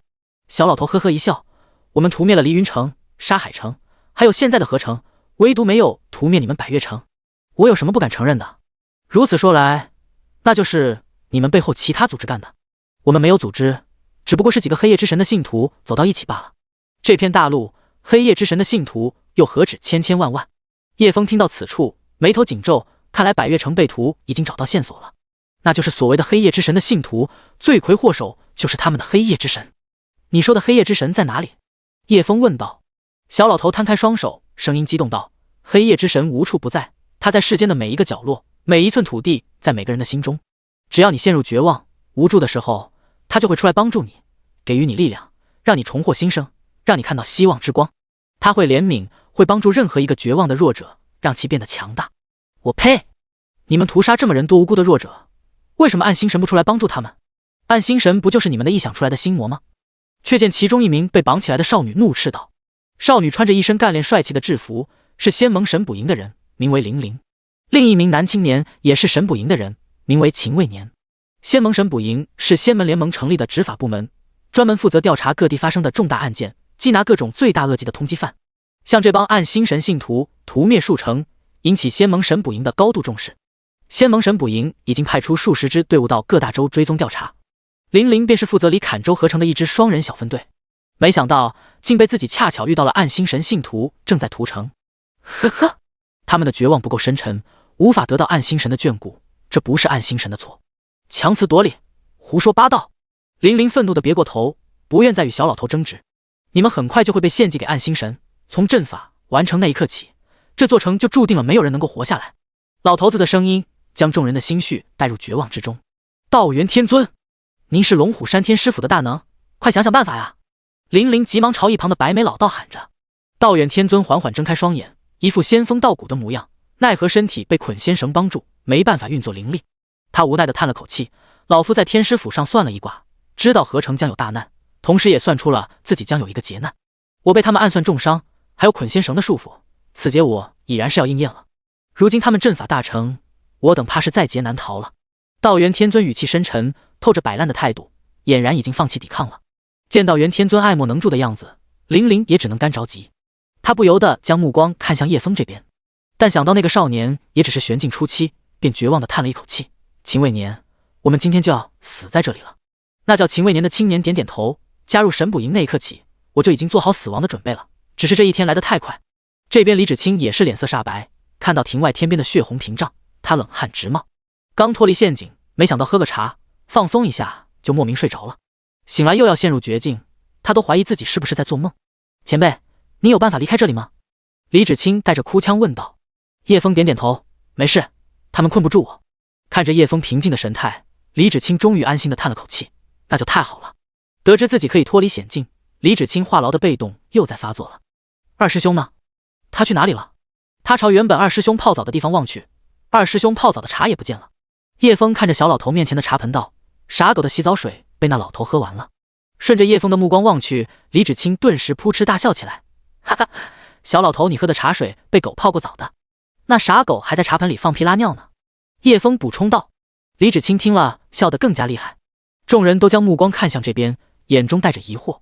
明明那少女修为比少年高很多，却叫少年前辈，而且那少年还胸有成竹的说能活命，他们只觉不可思议，觉得李芷清他们是不是疯了。小老头听了叶枫和李芷清一唱一和的，想起刚才的骚味，还有奇怪的味道，他脸色顿时变得铁青。怪不得茶里有股奇怪的味道，原来是刚才那死狗拉的鸟。小老头怒不可遏，你们这两个该死的东西，接下来要死得很惨。却见几名莫约7、8岁的小女孩从河对面跳了过来，她们神情呆滞木讷，缓缓走到小老头身边。在众人惊诧的目光中，她们竟然一口咬破了自己的双手手腕，她们的手腕顿时鲜血直流。接着她们将自己手腕伸到茶盆里，鲜血很快地流入茶盆之中。哈哈，狗尿算什么？小老头狰狞地笑道，老头子吃的腐肉比你们吃的饭还多，待会等他们放完血，就放你们的血来给老子泡茶喝。他目露凶光，袖口间飞出2道小黑蛇，朝叶枫和李芷清两人飞去。叶枫见状冷哼一声，老东西，你找死！第121章没空。砰一声巨响，只见叶枫向前踏了一步，小老头就被猛地砸在桌子上，桌子瞬间被砸得4分5裂，那茶盆里的血也溅得周围一片血红。老头子被死死地压在地面上，眼中露出惊恐之色。那2条飞来的小黑蛇也被叶枫用神火烧没了。怎么可能？你被捆仙绳绑住，怎么还能运转灵力？叶枫一个瞬移，直接出现在小老头面前，一只脚踩在他头上，而绑在叶枫身上的捆仙绳也落在原地。这种垃圾玩意也想绑住我？赶紧给这些女孩解除小黑蛇的控制，不然你会死得很难看。玲玲、秦未年、道元天尊看到这一幕，脸上控制不住的露出震惊的神情。即便李芷清知道叶枫很强，也没想到他竟然如此轻松地挣脱捆仙绳的束缚。玲玲见叶枫只是玄境初期的修为，原本没有把他看在眼里的，没想到他竟然能爆发如此恐怖的实力，他眼中尽是不可思议的神色。没听说过被捆仙绳绑住的人还能挣脱的，就连神境强者被绑住也得耗费很大的力量才能挣脱。这不起眼的少年完全出乎他的意料。咔嚓一声骨头碎裂响起，那是老头子脑袋发出的声音。啊！我这就解开小黑蛇的控制，我这就解开，请前辈松开小人的手臂，好让小人掐诀施法。小老头解开对几个小女孩的控制后，他们顿时失去控制，瘫软在地上。很好，我可以给你一个痛快的死法。叶枫一脚将其踢飞，几道风刃紧随其后的飞了过去，将小老头削得4分5裂。他至死都不敢相信自己竟然死在这个不起眼的少年手上。拿出灵拳倒在倒地的小女孩手腕上，她们手腕的血瞬间止住不流了，伤口也在快速愈合。灵泉修复这些肉体凡胎还是很容易的，代价是花费了一大瓶灵泉。不过叶枫压根没把这些东西放在眼里，看到叶枫出手如此豪横，几人再次被震惊到了。这么大一瓶灵泉，价值不止100万灵石，他就这么倒在几个陌生人身上。林惊掉下巴，就连一旁的道元天尊也平生未见如此豪横之人，他都看得心惊肉跳，差点没喘过气来。整整一大瓶灵泉啊，可以增长多少年的修为和寿命？李芷清知道他豪横，没想到他豪横到如此地步。前辈，你也太奢侈了吧，若是把我放开，我有一点木灵根，可以给他们施展疗伤之术，不需要耗费如此巨大。叶枫摇摇头，小意思罢了，这点灵泉对我来说不值一提。灵泉在别人眼中那是宝物，在叶枫眼中就是给狗的洗澡水，取之不尽，用之不竭。众人听了这句话，整个人都麻了。叶枫几个锋刃飞出，将众人的捆仙绳都割开了，唯独没有割神补阴的2人，因为这2人跟自己没有半毛钱关系，而且他们衣服上还有仙门联盟字样。仙门联盟利用天道战场这种上古大阵，去剥削其他门派的资源、气运、命脉，来壮大自己的门派，还践踏那些弱小的宗门。对于他们的走狗，叶枫自然会见死不救。而道元天尊是龙虎山天师府的人，叶枫对他们的印象还不错，毕竟跟刘明轩相处过一段时间，也算有缘人了。多谢道友出手相救，贫道乃龙虎山天师府的人，别人称我为道元天尊。道元天尊十分恭敬地向叶枫行了一个大礼，以表谢意。李芷清也走到叶枫身旁，朝道元天尊行礼。小女子见过道元天尊。龙虎山天师府虽然是4星门派，但他们经常下山驱鬼邪，诛杀祸害民间的妖魔，为民除害，深受老百姓爱戴。老百姓可以不知道什么是仙门联盟，但不能不知道龙虎山天师府。你认识刘明轩吗？道元天尊闻言诧异不已。您认识老夫那猎徒？叶枫惊讶，原来这人是刘明轩的师傅，怪不得会被几个邪修偷袭绑起来，跟一个憨憨模样。对，他还把你们天师府的传承当作烟花放掉了。叶枫将刘明轩喝醉酒，把问天一剑释放的事情说给道元天尊听，其他后续和前面为何要释放问天一剑的事情，叶枫都没有说，就是一个没头没尾的故事。道元天尊听了，顿时怒不可遏，气得脸色涨红，胡子都在颤抖。因为问天一剑是天师府的秘密，没几个人知道，而且它还是个一次性的消耗品，十分宝贵，仅用于天师府一代代的相传。加上叶枫的描述特别真实，他完全信了。这个该死的逆徒，气煞我也！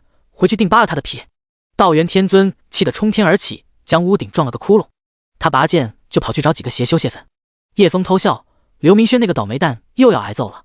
看到叶枫几句话就把道元天尊气成这样，几人十分惊讶。林林和秦未年用期待的眼神看着叶枫，却没想到叶枫看都不看他们一样，直接抱起夕颜就要离开。前辈，还有我们呀，麻烦您帮我们接一下捆仙绳。林林对叶枫露出抱歉的笑意。叶枫瞥了他一眼，没空，随后不急不慢地离开了茶铺。李芷清也不敢多说什么，也没有去帮他们解开捆仙绳，跟在叶枫后面离开了。叶枫都不帮他们，他哪里敢多管闲事，生怕惹得前辈不高兴。林林只觉被人当头泼了一盆冷水，气得直跺脚，小气鬼，帮忙接一下捆仙绳都不行，我们哪里得罪他了？小师妹莫急，我身上有锯齿灵蛊，可以让蛊虫帮我们咬断捆仙绳。说着，秦未年将蛊虫喊了出来，一只铁甲小虫就从他的袖子爬出，然后在他的指挥下将捆仙绳咬断。这种蛊虫平时就藏在衣服里面，不需要灵力，喊一声的出来了。刚才有人在看守，他不敢将蛊虫召唤出来，怕被发现。两人解开捆仙绳，也朝天边飞去，准备将几个邪修抓捕归案。第122章报仇。咚咚咚，梁家大宅内响起3声沉闷悠长的钟响。大叔矮胖的身影如一座石碑，笔直地立在院中央，身上散发着腾腾杀意。当年以梁家为首的富家少爷带领其他家族少爷来到大叔家，将他姐姐抢走，还把他父母、爷爷奶奶都杀死，然后放火烧屋，企图抹去自己的罪行。年幼的弟弟也葬身那场大火之中，仅剩他一人存活。时隔2年半，他终于回来报仇了。天魂钟1声响，修士醒；3声响，凡人醒。此刻梁家大宅内昏睡倒地的人已经陆陆续续爬起来，看着天边的血红屏障，映得地面都变红了。梁家宅内所有人都惊慌失色，下人丫鬟们更是乱作一团，乱喊乱叫。吵什么吵？都给本少爷闭嘴！谁敢再吵，直接杖毙！梁思明一声怒吼，下人婢女还有小妾们都不敢再出声。他向前几步，走出屋内，后面一群人也跟在后面走出来。众人抬头四处观望，不知发生什么事。梁世明目光落下时，突然发现有个长得极其丑陋的东西站在面前，把他吓了一大跳。啊！什么鬼东西？那是一张被烧烂的脸，没有耳朵，眼球似乎随时要掉下来，五官没有一处是好的，像是被老鼠啃过一般，嘴唇都没有，露出森然的牙齿。你是人是鬼？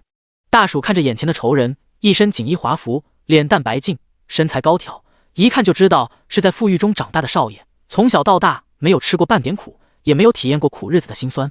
大鼠没有说话，静静地站在那里，眼中满是仇恨与怒火。凭什么？他杀人放火，却过得丰衣足食，妻妾成群，幸福美满，自己却要落得这般田地，人不人鬼不鬼，到哪里都遭人唾弃。大鼠拳头紧握，强忍着不让自己发疯，强忍着不让泪水落下。我姐姐在哪里？这时候梁家其他人也注意到这个怪物，梁家老爷和梁夫人眼中透着厌恶和不耐烦。你姐姐是谁？50来岁的梁夫人一脸恶相，入目可见的尖酸刻薄，高高在上的用鼻孔对着大鼠。大鼠没有理会他，而是对着梁思明道：2年半前的一个晚上，你带着一帮人来到萝卜村，把我姐姐抢走，还杀我家人，烧我房子。我姐姐现在人呢？大鼠声音都在颤抖，咬牙切齿地说完。梁思明听了这话才松了一口气，原来你就是那个乡下的土包子啊，还以为是什么厉害的角色，吓老子一跳。他是谁？梁夫人问道。就是怡红院的头牌里。梁夫人闻言顿时怒不可遏，那个该死的贱人是你姐姐，不但勾引我儿子，还勾引我相公，这父子经常一起去找那小贱人玩，现在人都瘦了2圈，站都站不起来了。你个下贱的东西，还敢进我梁家大门，别踩脏我家地砖！你竟然将我姐姐卖去妓院！大鼠的拳头捏得嘎吱作响。梁思明冷笑，那小贱人就是一匹烈马，那晚上死活不肯就范，被我几个兄弟打得动不了才骑上去的，后来差点被我们玩断气，失血过多也快活不成了，我们就把她丢进河里，让河水把她冲走，谁想被怡红院的老妓女把她救起来了。那是我们抢来的女人，怡红院不敢白白捡走，就许诺完那小贱人可以给我打8折，多亏了老子，她才能当上怡红院的头牌，赚大把的银子，如果不是我，他只能当一个农妇，在田里辛苦劳作。梁思明拍拍大鼠肩膀，小子，你姐姐现在赚到大钱了，你走大运可以跟她享福，还可以免费跟你姐姐玩游戏，哈哈哈！咔嚓，大鼠怒火滔天，猛地将他手臂抓断。梁思明发出杀猪般的声音，躺在地上打滚。梁家众人大惊，梁夫人怒指大鼠，朝四周呼喊：“快来人啊！把这个小畜生打死！快把他打死！”一众家奴拿着又长又粗的木棍，当头朝大鼠脑袋上砸去。砰砰砰，一连串的乱打，木棍在大鼠身上发出沉闷的声音，却没听到大鼠的惨叫。却见大鼠身上射出数十道黑雾，瞬间击穿众家奴胸膛，家奴以肉眼可见的速度干瘪下去，皮肤苍白，眼球突出，一张死人脸，十分可怕。这一幕吓得梁夫人以及一众丫鬟惊恐尖叫，下人们扭头就跑，还没走出几步，就被黑色雾气刺穿身体，化为干尸。至此，只剩下梁家一家三口，梁思明、坐在椅子上的梁老爷，还有梁夫人。大鼠一把将梁夫人按在地上，后者被吓得屎尿都出来了，心中无比恐惧与后悔，早知道就不惹这个妖怪。梁少爷，今天我就当着你的面，把你父母的肉一点一点的撕下来，最后再到你。咔嚓！随着梁夫人一声凄厉的惨叫，她的大拇指被拔了下来。咔嚓咔嚓咔嚓，一根根手指，再到手掌、手臂。大鼠带着狰狞的笑意，脸上、身上、手上都是鲜血，流了一地。大鼠保住梁夫人的性命，还不让她昏死，活生生的被撕成人棍。他只有凄厉的哀嚎和痛哭求饶：“啊，好痛！求求你杀了我吧！”那悲惨的哀嚎听得人心惊肉跳，头皮发麻。大鼠狰狞的脸上带着恐怕的笑意：“让你不好好管教自己的儿子，放任他欺男霸女，你个死三八友，今天的下场也活该！儿啊，快救救娘啊！不要折磨我了，快杀了我！”梁夫人不断哀嚎，梁思明被吓得瑟瑟发抖，他哪里见过这样的血腥场面，早已被吓得面无人色，吐了好几回。一旁的梁老爷已经被吓得昏死过去，直到梁夫人被裁得七零八乱，实在没有了声息，大鼠才将目标转向梁老爷。拆完梁老爷后，梁思明已经被吓得发疯了。不过疯子也是会哀嚎的，他很喜欢这样撕心裂肺的惨叫。他把梁思明一段段、一块块的拆卸，直到拆得断气，实在就不活才肯罢休。一把火点燃了梁家大宅，大鼠带着满是鲜血的身体去找下一家报仇。等报完仇，再去怡红院找姐姐。怡红院中，二师兄正快活地忙碌着，他将男人都丢到外面，丑的女人也丢到外面，然后把漂亮的全弄到一个房间里。房间外全是被他扯下的衣衫和肚兜。没想到我被人掳走，被人凌辱的半死，还要在怡红院受他们羞辱玩弄，现在还要被一条狗剥光身子。我这辈子究竟做错了什么？我一件坏事也没干过呀，为什么要这样对我？呜呼！一名女子将头埋在膝盖，呜呜地哭了起来。二师兄见她哭得伤心，心中不忍，便将一件肚兜叼到她面前。走开！你们这些狗男人没有一个是好东西，只会假惺惺地做戏，然后骗我上床。二师兄瞪大狗眼，心中惊呼：这都被你猜到！这时丝丝缕缕的黑气从地下钻出，不断地进入那女子的身体。一个若有若无的声音在房间内响起：那个绝望的孩子啊，抛弃这个无情无义的世界吧，成为暗星神的信徒，我将赐予你成为自己的力量。第123章温柔乡。二师兄听到那诡异的声音，背上的毛发全都竖起来，神情严肃地警惕四周。女子缓缓抬起头，眼中带着泪花。整个房间只要她一个女子没有昏睡，她被暗星神选中了，可以成为暗星神的信徒。什么才是我自己？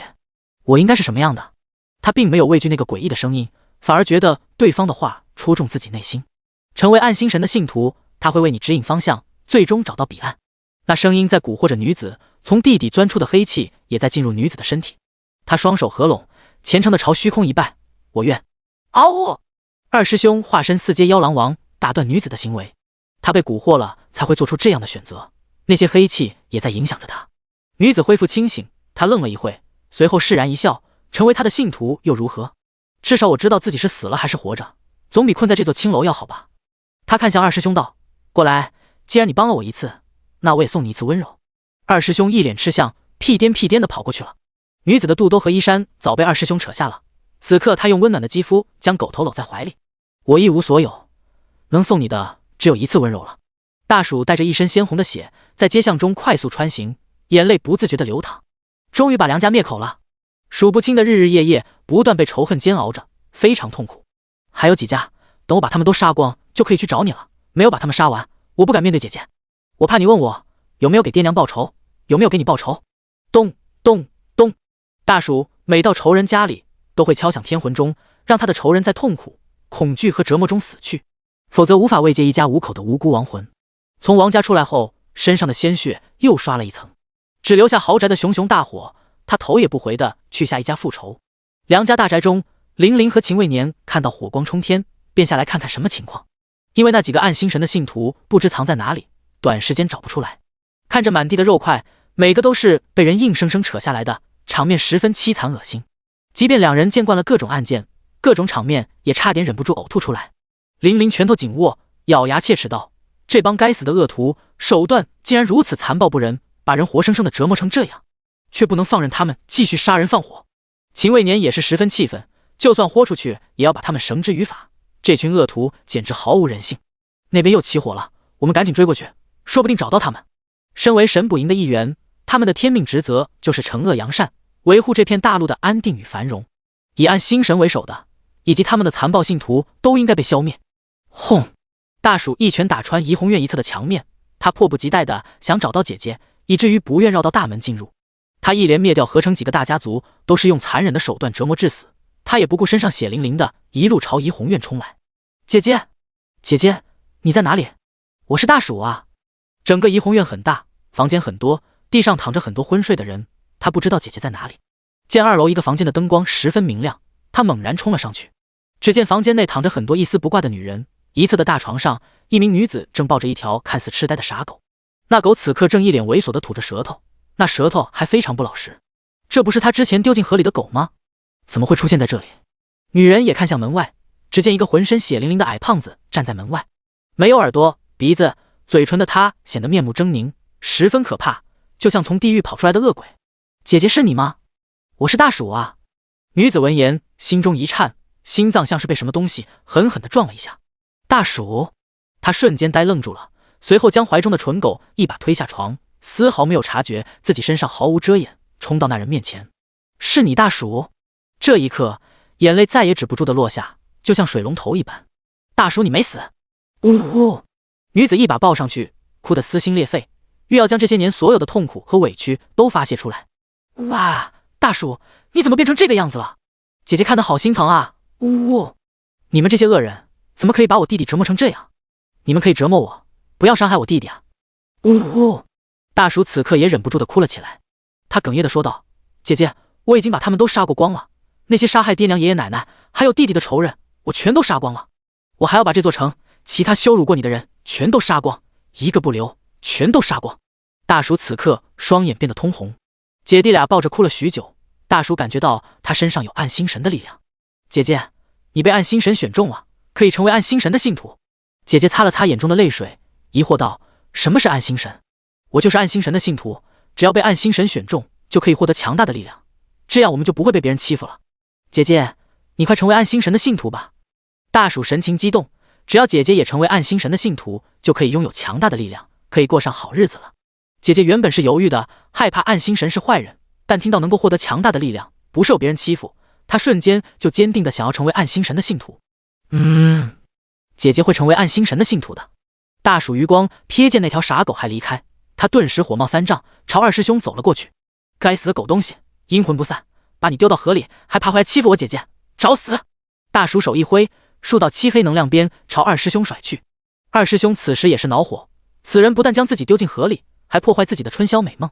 他二话不说，化身冰原妖狼王，一道冰霜爪印挥过去，跟黑鞭撞在一起。黑鞭消散，冰霜爪印也化作一地的冰碴子。一人一狗瞬间打作一团，各种武技能量乱飞，躺在地上的女人不断被波及，轻则皮肉开花，重则断手断脚。大鼠的姐姐也不去理会地上这些女人，自顾自地找衣服穿上，毕竟她们也总是欺负自己，排挤自己。忽然2道身影冲来进来，其中一名女子严厉大喊：仙盟神捕营办案，凡是暗星神的信徒一律诛杀。第124章成为信徒。听到声音，大鼠和二师兄停止了打斗。二师兄趁众人没注意的功夫，十分鸡贼的变回一条傻狗，找了个角落钻入女人的怀里，打算坐山观虎斗。他看起来很二，但实际上有时候十分精明，最大的特点就是喜欢挑衅别人，还特别的贱。当然在叶枫面前还是很老实的。玲玲跟秦未年上到2楼，看到眼前的场景，两人都惊呆了。满地的女人一丝不挂的昏睡着，一小部分人还受到战斗余波影响，断手断脚的，甚至还有断头的。而那个罪魁祸首正浑身血淋淋的站在他们的身上，企图凌辱他们。林林双眼冒火，心中无比愤怒，就如同火山喷发的那一刻。你这个该死的恶徒，不但杀人放火，虐杀无辜百姓，还是个大外魔，居然抓了这么多女人在这里，还用这般残暴的手段玩弄她们。林林脸色无比阴沉，你给我死！杀人放火的确是他干的，这一点大蜀可以承认，但要说那些是无辜之人，这句话就太让他心寒了。至于满地的女人，他不想解释，也解释不清。仙盟神捕蝇只不过是仙门联盟养的一群狗罢了，他们到处咬人，只会向五大门派摇尾巴。此刻唯有胜负才能决定话语权。林林拔刀出鞘，犹如矫健的豹子，出手即是强力的杀招，强大的剑意随着刀锋扑向大蜀。大蜀周身黑气翻涌，凝聚出一团骷髅头，朝林林撞去。嗖嗖嗖，林林刀锋闪过，一眨眼的瞬间就挥出数十刀，直接将黑气骷髅砍得消散。紧接着他冲到了大蜀面前，长刀直取大蜀的脖子，欲将他的头颅砍下。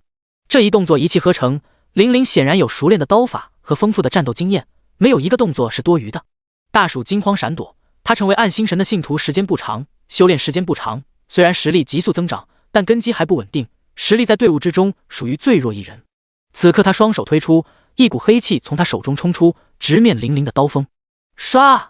大蜀双手掌心处齐齐被削断，钻心的剧痛令他惨叫出声，冷汗直冒。大蜀！大蜀的姐姐侯青惊呼，慌忙冲到他的面前，双手展开挡住林林的剑锋。林林眼中寒芒闪过，怒喝一声：妖女，你们一起下地狱吧！长剑穿透他的胸膛，直冲大蜀而去，最终刺入他的肩膀。侯青眼神黯然，是什么样的仇恨，让面前的女子带着如此恶毒的眼神杀死自己？我可从来都没有做过坏事啊！姐姐，不要啊！大蜀双眼通红，身上黑气暴涨，黑气缠着侯青往后退去。姐姐，我只剩下你一个家人了，我好不容易才找到你的，你不能像爹娘那样丢下我。大蜀视野已经被失控的泪水模糊，一股窒息般的悲痛萦绕在胸口，每一个呼吸都撕心裂肺。侯青胸膛已经被鲜红浸湿了一片，躺在大蜀怀中奄奄一息。看着哭成泪人的弟弟，侯青惨白的脸上挤出一丝笑意。大蜀，你一定要记住，你从来都没有错过，错的是这个世界。林林见对方落败，丝毫没有手软，乘胜追击而去。你们两个恶徒死有余辜，少在哪里装可怜，给我死！侯青缓缓闭上眼，姐姐早已厌倦这里，还留着一口气活到现在，或许是为了等你的到来，现在已经等到了。剑光闪过，便要取走两人性命。砰！忽然一道冰墙出现，挡住了林林的剑锋。嗷呜！二师兄发出警告的声音，他表示俺是条正经的好狗，从来都不会干出白嫖这种事情。既然享受了人家的服务，就应该支付应有的报酬。林林惊呼：四阶妖兽！他想起来面前这条狗，不就是之前睡在茶盆里那条吗？他竟然是一头妖兽，简直不可思议！他居然还帮这些邪教信徒，但他如今仙境初期的修为，丝毫不惧眼前的畜生。孽畜，你要插手此事吗？二师兄跳到双方中间，表明自己的立场。大蜀看到这一幕，心里又是感动又是愧疚，自己之前还无端端的把人家丢进河里，刚才还动手打他，没想到他居然还出手帮助自己。但事实是，二师兄觉得侯青的服务非常满意，应该得到报酬。这样温柔美妙的服务，如果他还白嫖，他的良心会谴责他，让他一辈子都不得安宁的。这才是他出手的原因。秦未年，我拖着这孽畜，你去把他们杀了。秦未年点点头，他正有此意，便拔刀朝两姐弟冲去。二师兄欲掉头阻拦，但林林境界比他高一阶，将他死死地拖住，难以脱身。姐姐，我不会让你死的。他将一股黑气笼罩在侯青胸前，将血止住，便迎面朝神捕营的人冲去。侯青此时意识模糊，脑袋昏沉，但心中止不住地牵挂着弟弟，担心其安危。那道神秘的声音再次出现：你绝望了吗？是否心有不甘？侯青意识中觉得自己点头了，因为他真的不甘心被人贴上恶徒的标签杀掉。自己可从来都没有干过坏事，他们凭什么这样污蔑自己？他们口口声声说替天行道，可当初那些富家公子杀他家人，烧他房子，欺辱他的时候，他们为什么不跳出来替天行道？你心中还有牵挂，不愿就此死去？是的，我不想再一次看到弟弟死去，被大火焚烧。你愿成为暗星神的信徒吗？我愿意。地上无数黑蛇钻入侯青身体，他身上黑气翻涌，整个人都漂浮起来，他的伤口也迅速被黑气修复了。他双眼睁开，冰寒的眼眸透着无尽的杀意。杀！将你们这些虚伪之人全都杀光。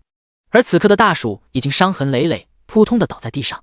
秦未年的修为比玲玲更强，加上他先前消耗不少，面对秦未年完全就是被单方面的吊打，留着一口气强撑到现在，完全是为了自己的姐姐。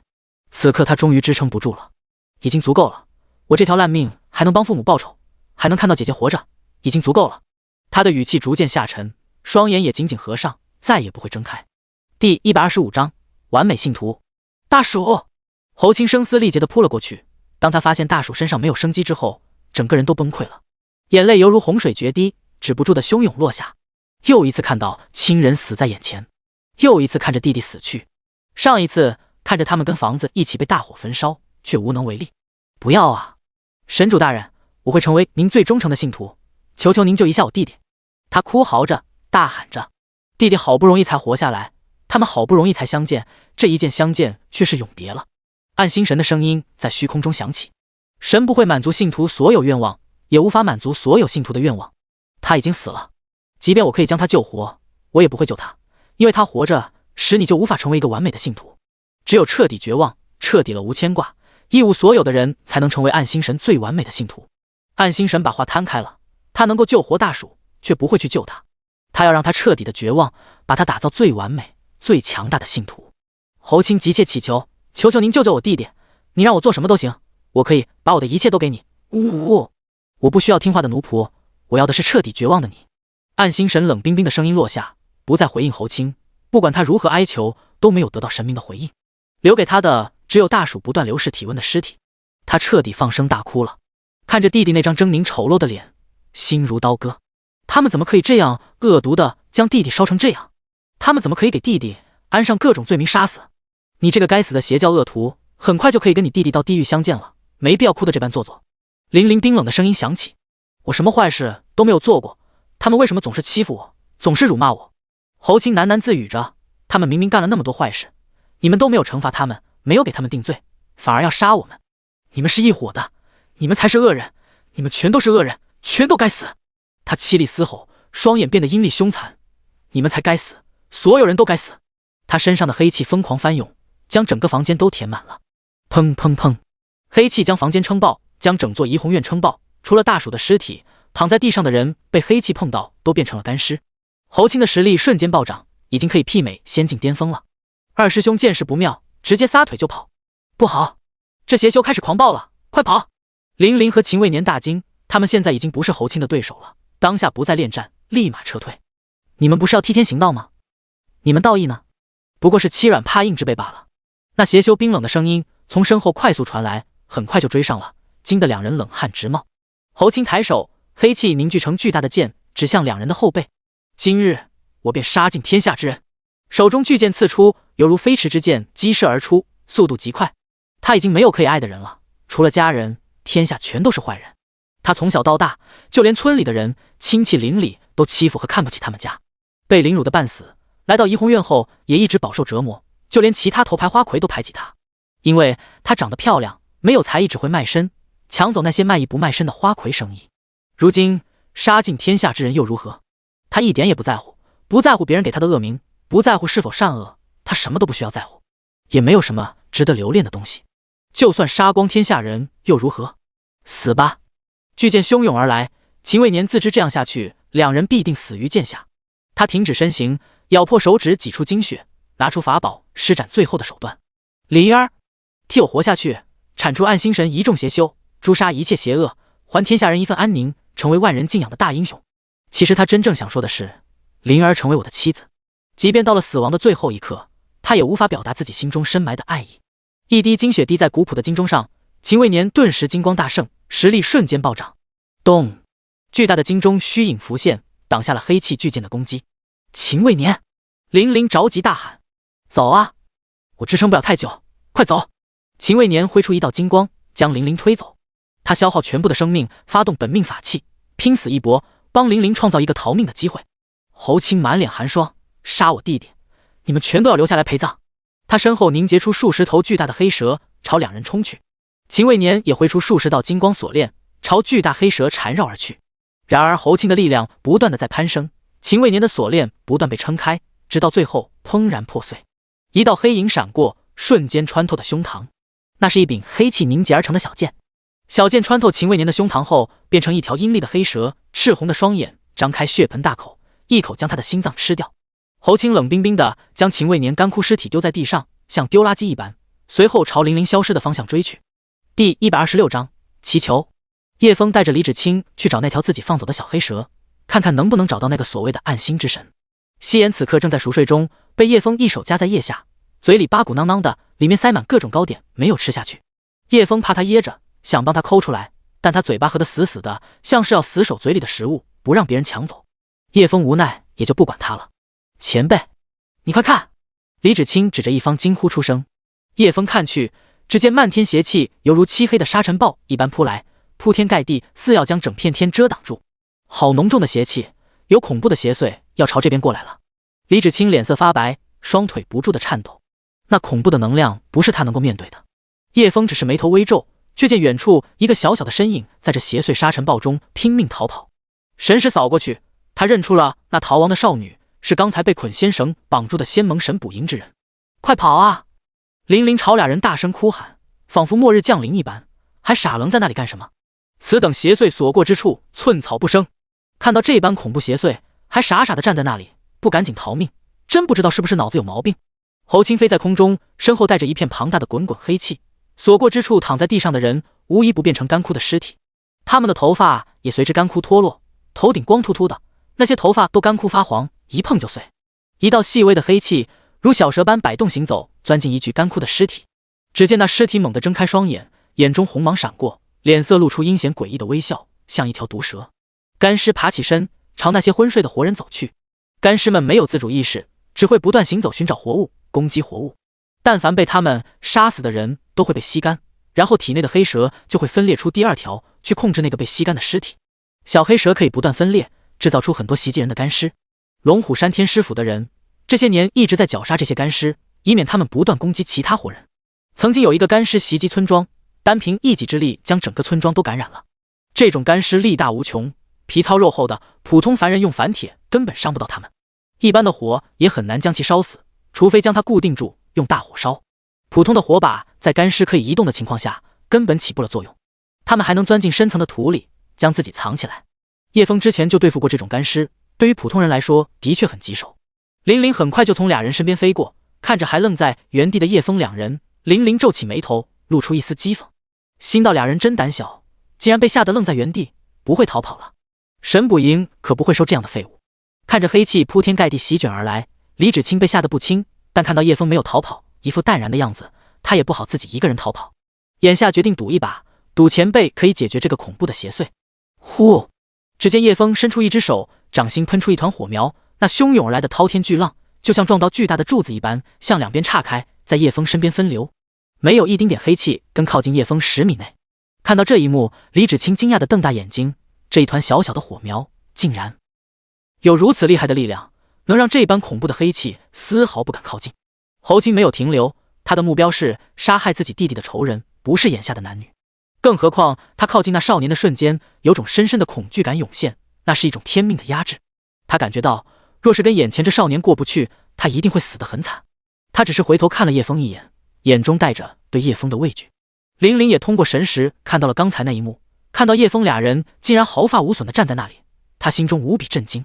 明明只是一个玄境初期的小修士，面对如此恐怖的邪祟，竟然能够如此淡然，想必不是简单之人。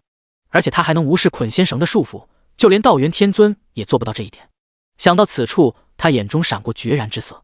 再这样逃下去，自己很快就会被追上，而且这座城有大阵拦着，自己本根就逃不出去。如今唯有逃到那个少年身边，才有活命的机会。他一咬牙，拿出一面玲珑镜，将自己的鲜血滴在上面，然后催动法力，整个人化作一道耀眼的白光，朝黑气巨浪冲过去。侯青见状，眼中闪过凛然的杀意：你还敢回来？那就给我弟弟陪葬去吧。黑气巨浪伸出一只大手，朝那道白光拍去。一瞬间，那道白光淹没在黑色大手之中。打中了！但侯青的脸色并没有报仇的喜悦，因为他感觉那只巨手空荡荡的，什么也没有抓到。他能明显感觉到那道光从黑气中穿过，但它像是没有实质一般，无论黑气如何阻挡，都被他穿了过去。玲珑宝镜可以带他穿过任何阻挡，化作无形的虚影逃走。白光飞过，冲到叶枫面前。林林从玲珑宝镜中跳出来，脸色十分苍白，显然付出了不小的代价。他扑通跪在叶枫面前，求前辈救我一命。我林家也算是个屹立千年的修仙大家族，可以给前辈很多的天材地宝、高阶的法器丹药，还有很多珍贵的功法秘籍。叶枫心中毫无波澜，只是淡淡的看了他一眼。你觉得我会对这些东西感兴趣吗？什么天材地宝，什么高阶丹方，他有的是，跟不要钱的大白菜一样。听了叶枫的话，他脸色更加憔悴了。人家一方大能，的确对这些东西没有多大的兴趣。他沉默一下，感觉到身后恐怖的气息正在冲来。他一咬牙道：只要前辈保小女子一名，我愿跟在前辈身边做牛做马，您让我做什么都行，我会乖乖听话的。说完这句话后，眼泪不争气的流落下来。作为修仙大家族的千金小姐，何曾如此卑微的求过他人？此刻羞耻感和无助涌上心头，再也忍不住呜呜的哭了起来。李芷清见他哭得可怜，心中不忍，前辈，您就保他一次，换个仆人在身边伺候也不错。您一个人照顾小女娃也不方便，何况沈捕营名声不错，专门抓捕各种穷凶极恶之徒，除魔卫道，维护一方水土，惩恶扬善。沈捕营确实抓了很多大恶之徒，这一点大家有目共睹。虽然有些沈捕营的人很嚣张，但总的来说，他们的确做了好事。也是因为这一点，李芷清才会帮玲玲说话。叶枫看了他也没有说话，因为那滔天巨浪已经到了面前。第127章复活。他们杀了我弟弟，我要把这个女人杀了，给我弟弟报仇，请你不要插手这件事。女人冷冷地说道。你弟弟是谁？叶枫疑惑道。就是那个矮胖子，一张脸都被烧烂那个。玲玲抢先解释。叶枫点点头，他知道是谁了。那个貂毛把自己的狗丢进河里，一看就知道不是个有素质的人。而且他们怎么看都不像是两姐弟，该不会是老王的孩子吧？你弟弟杀了很多人，被人反杀也很正常。他们都该死，我弟弟杀他们都是替天行道。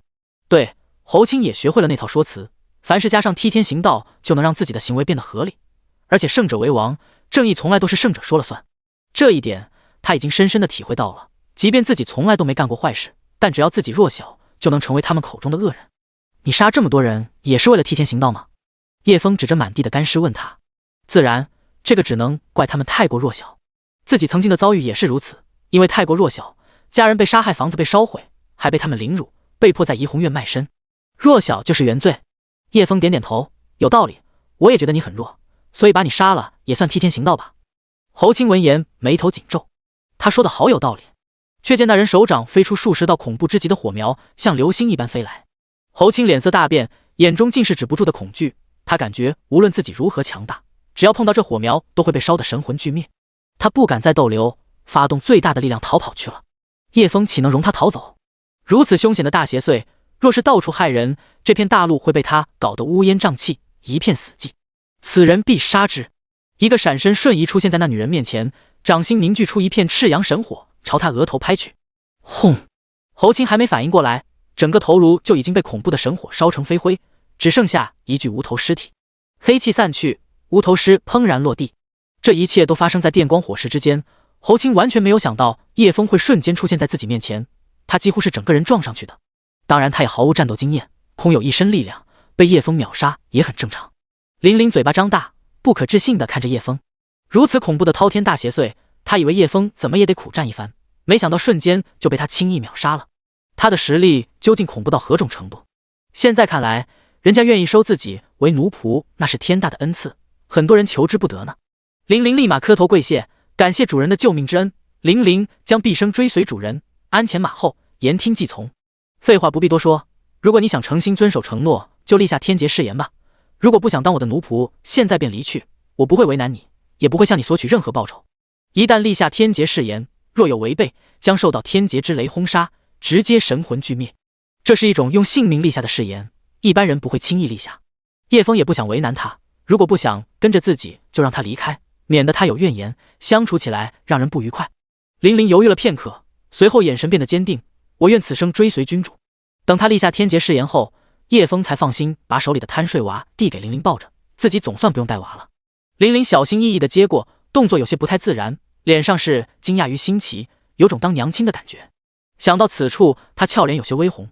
如果自己是娘亲，那叶枫就是。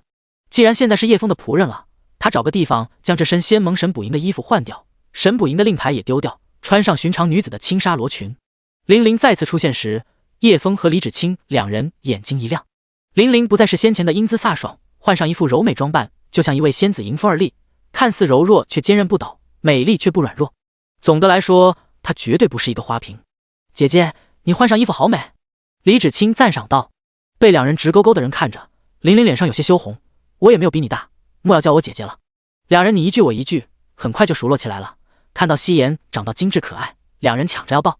叶枫则走在前面寻找小黑蛇的踪迹，顺便把那条傻狗找回来。也不知道这回他跑去哪里疯了。轰隆隆，一阵激烈的打斗声引起了几人的注意，却见天边几个黑影正围攻一个白影，那是龙虎山的道元天尊。李芷清惊呼道。远远看去，可以看出道元天尊正被4个黑影压着打，4个黑影正是暗星之神的信徒，蛇蝎娘子、傀儡师、岩山，还有那个范秀才。叶枫二话不说，带着两人去过帮忙。几人离开后，地上侯钦的尸体动了一下，只见他白皙细长的手指并拢，然后双臂将身体撑起来，一具无头尸竟然重新站了起来，这个场面令人毛骨悚然。无头尸的伤口处不断钻出小黑蛇，它们相互缠绕交织，竟然将一个人头编织出来。不一会儿功夫，侯钦的脸蛋已经成型，头发也渐渐长出来，一个活生生的侯钦又活过来了。他眼中带着恨意，看着离去几人的背影。你不要过去送死了，现在的你完全不是那人的对手，离开河城，等你变得更加强大再去报仇吧。暗星之神的声音在虚空之中响起，侯钦没有说话，直径朝怡红院走去。弟弟的尸体还在怡红院里内，给他办一场冥婚吧。弟弟这辈子可能没碰过女人呢，他被烧成这样，哪有女孩敢跟他亲近？作为一个雄性动物，他连动物最基本的交配权都被剥夺了。他的弟弟真可怜。河城，侯钦的声音咬牙切齿道，一个活人也别想从河城活着离开。他的声音落下，那些干尸更加疯狂地去攻击活物了。阴厉的小黑蛇不断从他身上爬出来，在街道四周散开。你们去帮我弟弟找100个年轻漂亮的小姑娘，要有完璧之身的，将她们给我带回来。小黑蛇一旦找到目标，就会钻入目标的身体，操控目标移动。第128章领域技能。老东西，明明老老实实的躺着等死就好了，非要跑过来找苦头吃，真是蠢到不可救药。蛇蝎娘子冷笑道。却见4人将道元天尊围在中间，每人手中都抓着一根黑气形成的绳子，绳子的另一端缠绕着道元天尊4肢，而蛇蝎娘子的绳索套着道元天尊的脖子，像是将一个奴隶套住一般，还用力地扯着绳子，让道元天尊的头颅低垂下来，就像屈服于蛇蝎娘子一般。大阵已经完成，你们所有人都得成为我们的干尸大军，老东西你也不例外，到时候让你当个干尸小队的头领。哈哈哈！范秀才一脸狰狞的笑意，笑得十分癫狂，整片天空都是他的笑声。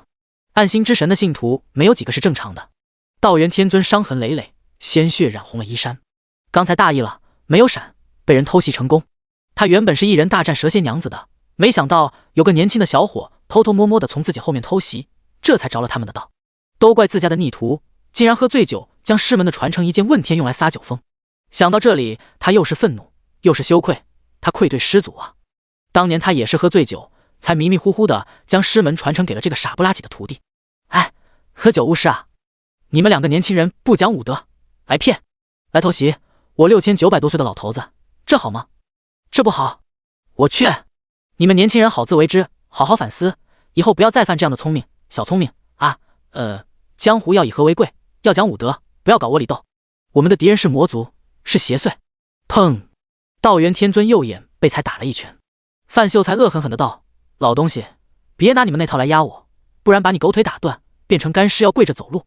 道元天尊被打了一拳，不说话了，把头看一边去。畜生，放开那老头！叶枫的声音远远的传来，几名信徒惊讶的看过去，原来是在茶馆绑着的几人，却不知道他们是怎么逃出来的。原以为是这白眉老道法力高强，被他侥幸逃出来，没想到小的也逃了出来。看来是老耗子那边出事了，让这些小老鼠逃了出来。蛇蝎娘子冷道：姐，既然逃了出来，不想着逃命，还跑过来这里送死，真的是蠢到死。看着3名年轻人赶过来，还带着个小女娃，道元天尊心都凉了半截。你们怎么还过来？快走，你们不是他们的对手！道元天尊大声呼喊，让他们赶紧离开。他虽然被叶枫的手段惊艳到了，但年轻人终究是年轻人，他们修行时间短，道行始终不可能有多高深，顶多也就天境，根本不是这些邪修的对手。眼看着叶枫几人已经来到面前，这个距离太短，想要逃走已经不可能了。道元天尊眼中闪过一抹厉色，既然如此，老夫就拼上这条老命，给你们创造机会逃走。声音落下，道元天尊的气势暴涨，浑身金光大盛，黑色锁链竟被他全都崩断。七星连杀诀，叮！检测到技能七星连杀诀宿主是否复制？复制。七星连杀诀技能复制成功，技能自动强化。叮！技能强化成功，七星连杀诀进化为领域技能，名为天地失色。一键出，天地失色，时空静止，领域范围内时间停止。领域技能，天地失色，空间静止，这样的技能太恐怖了吧！叶枫心中惊讶不已。此时，道元天尊已经拼命使出了自己的绝技，4名信徒身上都被一个金色的光点标记，无论他们如何闪躲，光点始终标记在他们身上。一旦被金光锁定住，就无法躲开下面的攻击。岩山低喝一声，立刻全力防御。这老头要拼死与我们搏杀了，杀了这老东西，他就使不出这招了。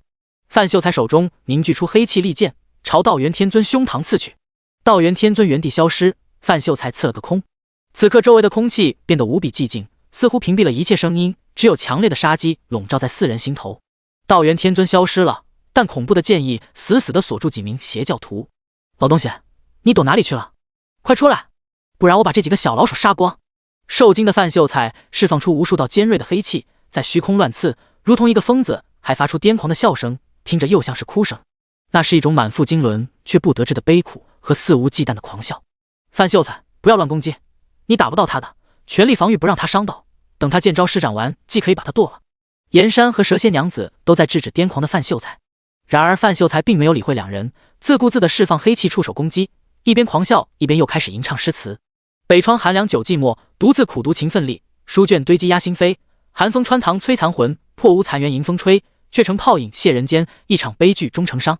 范秀才的诗词凄凉悲惨，虽然癫狂，却也十分可怜。不知不觉，他的眼角已经落泪，闭上眼睛，双臂张开，等待生命的终结。刷刷刷，凌厉的剑意如同一场疾风扫过，范秀才的身体被削得七零八落，他脸上露出解脱的笑意，从空中坠落。另外3名邪教拼命抵挡道元天尊的攻击，他们身上的黑气不断被削薄，但道元天尊的剑意也在不断的变弱。最终，道元天尊的剑招结束了，3名邪教徒模样十分狼狈，身上受了许多小伤，但不致命。这个该死的范秀才，早不死晚不死，竟然在这个时候抛下我们，自己先走了。若是遇到难搞的事情，我们还不得被他坑死？太不负责任了吧！果然这些读书人都不是什么好鸟，书生都是一群负心汉。蛇蝎娘子十分不满地骂骂咧咧，还不忘朝范秀才尸体掉落的地方吐口水。道元天尊实战剑术后已经变得十分虚弱，看到叶枫几人还没有逃走，气得他一口老血喷了出来。我刚才拖延他们的时候，你们为什么不逃走？现在都完了，枉费老夫一番辛苦。哎，第129章，天地失色。老东西，你找死！岩山一声怒喝，跳起一拳砸去。他的拳头覆盖上巨大的岩石，如一座小山般朝道元天尊当头砸下。前辈！李芷清惊呼一声，他猛然看向叶枫，似在请求叶枫救人。龙虎山天师府的人都是以除魔卫道为己任，虽然只是个4星门派，无论是修仙界还是平民百姓，都有十分良好的名声。李芷清不希望这样的前辈死在邪修之手。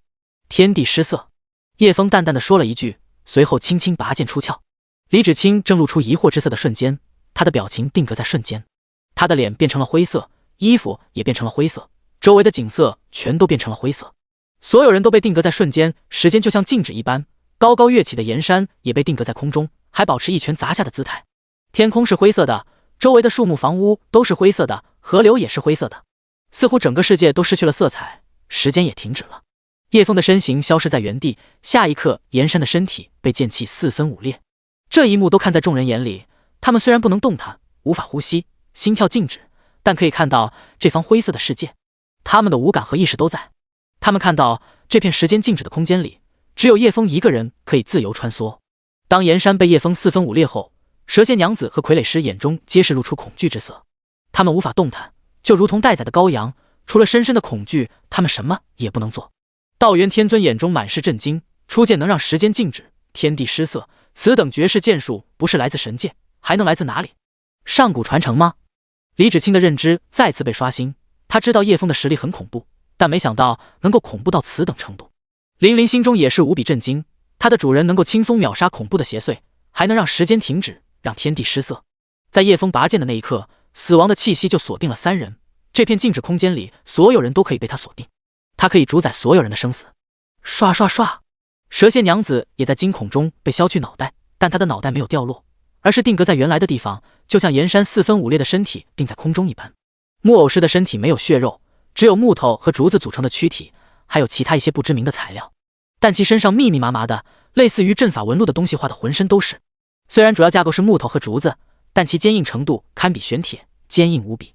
收剑入鞘，天地恢复原来的色彩，被砍碎的木头和竹子纷纷掉落在地上，发出咚咚的沉闷声响。岩山和蛇蝎娘子的尸体也无情坠落，成为干尸们的食物。在坠落的过程中，他们还没死，眼中尽是惊恐和震惊，上一秒还好好的，下一秒就被斩首了。巨大的落差感甚至让他们反应不过来。时间可以流到后，玲玲和李芷清两人瘫软在地，大口的喘着气，两张美丽的脸蛋皆是劫后余生的惊恐与惨白，那种压抑的死亡气息让他们喘不过气来。道元天尊也是大口喘着粗气，勉强还能站在，脸上皆是震惊与恐惧。刚才那一幕真的太可怕了，若是叶枫想要他性命，他必死无疑。下界修士道元见过圣尊大人，感谢圣尊大人的救命之恩，方才多有失礼之处，还望圣尊大人原谅。道元天尊在地上磕了几个头，先是感谢叶枫出手救了他，然后为刚才礼数不周到的地方道歉，不敢自称天尊。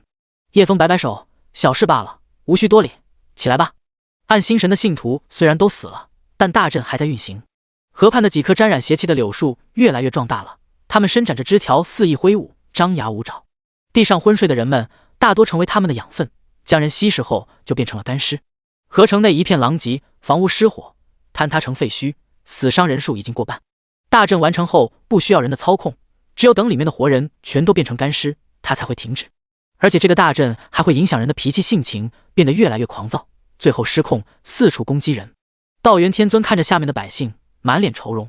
此阵还没完成的时候，我都无法将其破开。如今，众人都看向了叶枫，期待他可以将这阵法破开。拖得越久，死的人越多，而且对他们的影响也会越来越深。即便是强大的修士，也不一定能从阵法中存活。叶枫也没有破阵的办法，他只能用最暴力的手段强行破开了。我试试吧。他剑指一挥，阵法外面的天空出现一个巨大的漩涡，一柄金色巨剑从中穿出，恐怖的能量威压从天而降，四周的鸟兽不断逃散，一些发现异常围过来的修士也纷纷逃走。叶枫不敢释放太多问天一剑，生怕把河城夷为平地，但又怕一剑威力不够，破不开这阵法。砰砰砰，几人看向头顶，阵法顶端肉眼可见的凹陷下来，像是被什么东西压下，随后阵法再也支撑不住，砰然破碎。一柄金色巨剑进入几人的视野，还有天空上巨大的窟窿，无不彰显其恐怖的力量，还有那逼人的毁灭气息，让人瞳孔收缩。这是人族修士能做到的吗？这是神族才有的能力吧？众人心中皆是震惊无比。此刻李芷清想起天道战场的传言，那从天而降的恐怖巨剑，金光闪闪，摄人心魄。还有叶枫身边那条狗，两个十分明显的特征。难道他就是那名到处发放传送玉符的少年？不但乐善好施，还慷慨解囊，心怀天下的英雄少年。想到此处，李芷清看着叶枫的背影，满是崇敬和仰慕。若是被叶枫知道他的想法，还不得无语死。乐善好施、慷慨解囊这些词语，对于叶枫来说，这简直就是骂人的词。只有大冤种才会慷慨解囊，傻子才会乐善好施，将自己的资源给了别人，让别人过上好日子，让自己变得十分拮据，让家人生活在水深火热之中。无论你多有钱，早晚都会因为这些善良举动将自己的家产败光。俗话说，修桥补路无尸骸，杀人放火金腰带，弱肉强食才是生物圈最基本的生存规则。叶枫可不会因为别人可怜而去当什么圣母，更不会将自己的资源送给别人，除非自己的资源根本用不完。第130章灵泉雨，一剑问天。道元天尊满脸震惊，他激动地看向叶枫道：圣尊大人，您认识我们龙虎山的开山师祖吗？没见过，不认识。叶枫淡淡道。道元天尊有些遗憾，向叶枫鞠了个躬道：大阵虽然破开，但仍有很多干尸和异化的植物，道元要去处理一下，避免这些干尸逃走到外面杀人。叶枫点点头，那我也助你一臂之力吧。说着手一挥，3000道赤阳神火洒落在河城周围，将河城围了起来，让干尸不敢靠近城外。看到此等神火，道元天尊骇然无比，竟是神界传说之火。如此看来，面前的圣尊大人即便是在神界，也是地位超凡。神界之火，玲玲和李芷清也是惊讶地看着散落在四周的神火。他们当然听过赤阳神火的传说，只是没有想到叶枫手中的火焰竟是传说中的神火。不由得叶枫在他们心中的地位又上升一大截。道元天尊在街道上不断消灭干尸，叶枫并没有参与清剿干尸这些事情，只是将那几棵实力不弱的柳树烧毁了，剩下都是些小打小闹，道元天尊一个人就可以处理过来了。叶枫看着眼下千疮百孔的河城，跟进城时的熙熙攘攘的繁华截然不同，如今更像是末日之城，有点可惜了。这么好的城，这么好的茶和糕点。林玲和李芷清两女也有些伤感，但更多的是气愤。这些邪祟太可恶了，他们十恶不赦，不知残害了多少无辜百姓。李芷清气呼呼道。林玲脸上闪过些许犹豫，她看了看叶枫，想要说些什么，但又不敢说，最后放弃了，低下头沉默不语。叶枫察觉到他的动作，你想说什么就直说吧，我不想你跟在我身边，却什么也不敢坦诚相待。林玲心中一惊，慌忙道：林玲不敢，只是合成还需要很多人手过来帮忙。林玲想拿回刚才丢弃的信号火冲，召唤附近神捕营的人过来帮忙清理合成，但林玲已经是主人的奴仆了，不可以跟神捕营的人再有任何联系。叶枫满意的点点头，这一点你做得很好，既然你甘愿成为我的人，我不希望你跟过去的人有任何藕断丝连的联系。既然你只是想招人过来清理合成，那就去吧，道元那老头一个人干活也挺辛苦的。得到叶枫的允许，林玲喜笑颜开，开心的向叶枫道谢。这座城也算跟我有点缘分，我就再帮他一次吧。叶枫打开系统空间，用神识和灵力配合，像赵千月那般控制一条水龙出来。那是用灵泉做出来的水龙，叶枫打算给这座城下一场灵泉雨。灵泉不但能补充灵力，增进修为、疗伤等功效，它还能清除污秽邪祟之物，鬼邪、魔族遇到都会避开。灵泉对于他们来说就像硫酸雨一般，碰到就会皮肤溃烂，无比痛苦。所以灵泉可以清洗合成的污秽。再有就是灵泉蕴含强大的生机，只要将一滴灵泉加入水缸之中，再用水缸的水浇灌贫瘠的土地，可以让土地充满生机，植物可以长得粗壮茂盛。合成现在就像大病一场，这场灵泉雨就是它的灵丹妙药。砰！水龙在空中炸开，化作无数小雨滴落下，清洗合成的每一处污秽，滋润合成的每一寸土地。滋啦滋啦，灵泉雨滴落在干尸身上，灼烧着他们的皮肤，滋滋冒烟。干尸痛苦的嘶吼挣扎，最后倒下，化作一具白骨架。灵泉雨滴落在河流中，被污染的河水冒起一阵烟雾，里面的污秽很快就随着烟雾消散了。随着灵泉的滋润，土地很快长出嫩黄的草芽，以肉眼可见的速度长成一株翠绿的野草。昏睡在地上的人们也在灵泉雨的滋润下缓缓醒来。原本满目疮痍的河城很快变得生机盎然，到处绿绿葱葱的，只是少先前的繁华热闹变得更加静谧，更加平静。一场灵泉雨过后，河城笼罩在浓郁的灵气当中。看到这一幕，道元天尊震惊不已，这是灵泉雨。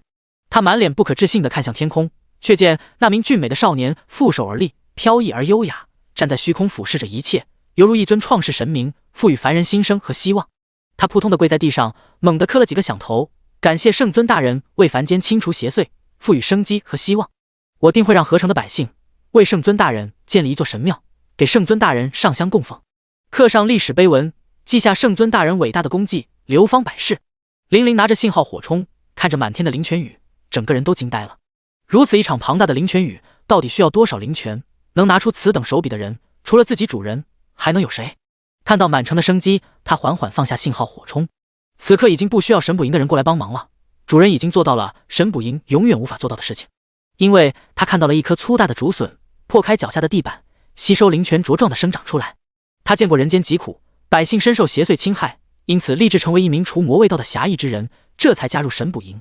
或许跟着主人可以把这件事情做得更好，帮助更多苦难中的百姓。此刻他已经全心的对叶枫死心塌地了。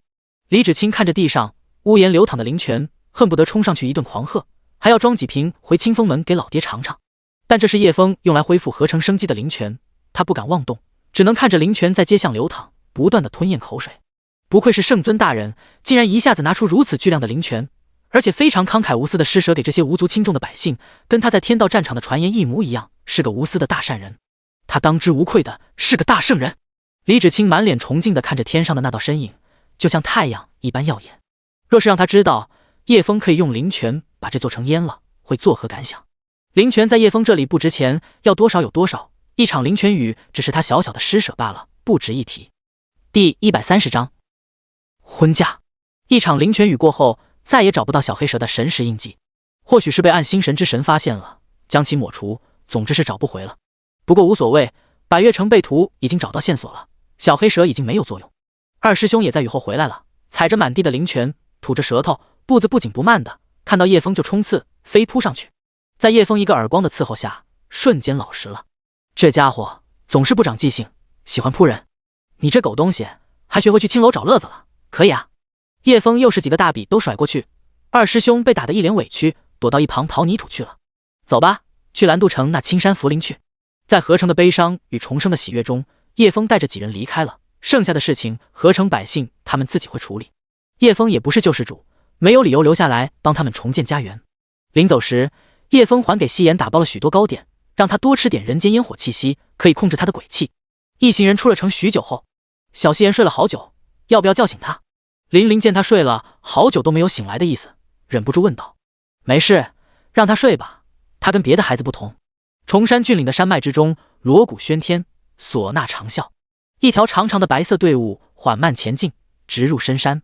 队伍由2排白衣少女们组成，队伍前面抬着一副鲜红的棺材，上面贴着一个大大的喜字。走在队伍最面前的是一名美艳的红衣女子，她身边则是一名被吓得颤巍巍的风水大师。大板车上还拉着2支大乐队，分别敲着婚嫁的喜乐和吹着丧事的唢呐。帝王陵墓还没找到吗？若是耽误了我弟弟的入住时辰，你家人会怎么样？不用我讲，你自己心里清楚吧。大人，帝王陵快到了，就在前面。风水师指着不远处的高大青山，手指都在颤抖。女子正是侯青，在给弟弟寻一处风水宝地。既然是风水宝地，莫过于帝王陵墓，而且还是现成的。自己若是再挖一处陵墓，工程可不小，耗费时间也长。侯青希望弟弟早日入土为安，这也是老家的习俗。若是人死了不早点入土，来日投胎也会慢人一步，投不到好人家。大叔，姐姐为你找来3000少女举行冥婚，帝王陵墓做你的婚房，里面的帝王都要当你的下人伺候你。今日是你的大喜日子，姐姐一点也不伤心。随着侯青大手一挥，将帝王陵墓打开，一行人强势霸占了帝王的陵墓。侯青汹涌的黑气疯狂灌入墓室，里面的机关设防全都被他关掉，众人可以随意在里面走动。在他的操控下，3000少女也各自分工打扫着，他们的速度很快，人也不少，所以很快就把陵墓重新整理一番。侯青原本是想将帝王和其他尸骨移到下人的墓室，作为大蜀的奴隶，但看到那些尸骨脏兮兮的，他眉头一皱，挥手把帝王等全部的尸骨都丢出陵墓外。这帮东西太脏，没有资格伺候我弟弟。一场冥婚在侯青的见证下完完整整的完成了，将原本帝王陵墓的记录抹除，刻上侯大蜀字样，写上他的平生，记录他的死亡。最后能离开墓室的人只有侯青自己，剩下人全留在陵墓内。结，手段干脆利落，毫无人性，不愧是我选中的优秀信徒。耳边响起一阵邪恶的声音，侯青冷道：我觉得你不像一个神，真正的暗星之神在哪里？结，不错，这都被你察觉到了。我是神主大人的使徒，现在的你还没有资格让神主大人亲自前来。不过我可以告诉你，神主大人来自神界，在神界之中地位不低，若你诚心信奉神主大人，飞升神界，成为他身边最忠诚的信徒，指日可待。是吗？面对侯青的冷淡回应，使徒有些坐不住了。飞升神界，难道你不心动？那可是无上天国，在神界可以享受无穷无尽的资源，想要什么就有什么。可以让我弟弟复活吗？使徒沉默了。你弟弟是人，人死不能复生。使徒想不出别的回答，只能说这种屁话。侯青也没有跟他计较，我对神界并不感兴趣，现在我对杀人倒是挺喜欢的，如果可以，我愿杀光这天下之人。只有将这个肮脏恶心的物种铲除，天下就没有那么多苦难和悲剧了。听到这里，使徒双眼发亮，这不就是自己要找的优秀信徒吗？对，你说的对，人族非常肮脏恶心。如果你想把整片大陆的人族全杀光，我会全力支持你的，还会帮你请求神主大人赐予更多的力量。以后就算是赤阳神火这种东西，也奈何不了你。赤阳神火，想起之前那人手中的火焰，侯青就忍不住颤抖。那是一种带有毁灭气息的火种，不死不灭，天生就对他有绝对的毁灭打击力量。我一定要杀了那人，因为他的火焰对我造成恐怖的致命威胁。另一边也在准备着一场隆重的婚礼。九霄神宫广发喜帖，邀请整片大陆的所有5星以上的门派参加，无论是不是仙门联盟的门派都发了邀请函。一来是为了拉人入伍，二来是为了彰显仙门联盟的庞大力量，仙门联盟对整片大陆有着绝对的统治力量。三来就是向天下人宣布玉鼎山和九霄神宫的强联合。其次才是陆若琳和雷厉鹏的婚礼将在20天后举行。九霄神宫最近的举动可谓震惊整个修仙界，一是对叶枫的天价通缉令，二是此次准备举行的盛大婚宴。其造成的轰动不单单是影响了各个修士们，还在凡人的茶楼酒肆传开了。说书先生将其讲述的绘声绘色，黑白颠倒，越讲越离谱，引得听客连连叫好，搞得一些烦人的地痞流氓都想把叶枫抓住，送到九霄神宫，就可以一步登天，成为人人仰慕的修士。以至于叶枫在路上遇到一行修士，二话不说就扑上来，想将叶枫拿下。但还没等叶枫出手，玲玲和李芷清就已经将这些修为低下的散修解决了。当时叶枫还以为是修仙界常见的杀人夺宝事件，没有放在心上，直到一波又一波的扑来，叶枫才知道事情并不简单。玲玲，待会若是还有人攻击我，你先不要杀，我得问问他们为什么看到我就扑过来。是，主人。第131章蓝渡城。刷刷刷，一阵破空声响起，几道利器直取叶枫后脑。叶枫有神术的警报，一侧身轻松躲过。他还以为是路上不长眼的修士，没想到来的却是几个熟面孔。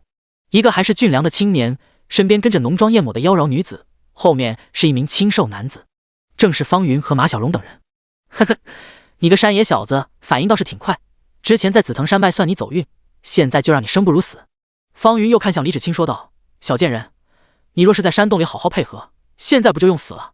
我们还能结为道侣，却没想到你偏要找死。”他声音变得很厉，现在若是让李芷清回到清风门，他们的前路就完蛋了，绝不能让李芷清活着离开。李芷清看到几人追上来，脸上怒意翻涌：“方云、马小荣，你们这对奸夫淫妇设计陷害我，差点害我万劫不复，我整个清风门都不会放过你们的。”他拳头握得嘎吱作响，若是没有遇到叶枫，他的下场是何等凄惨。落入是魔兵手中，想想就让人不寒而栗。马小荣被李芷清的话吓到了，脸色有些煞白，还有奸计暴露后的心虚。方哥，我来替你开路。清瘦男子化作一道残影朝三人冲来，李林提前就将怀中沉睡的夕颜放到二师兄背上，此刻是一身轻松，直接就冲了上去拦截清瘦男子。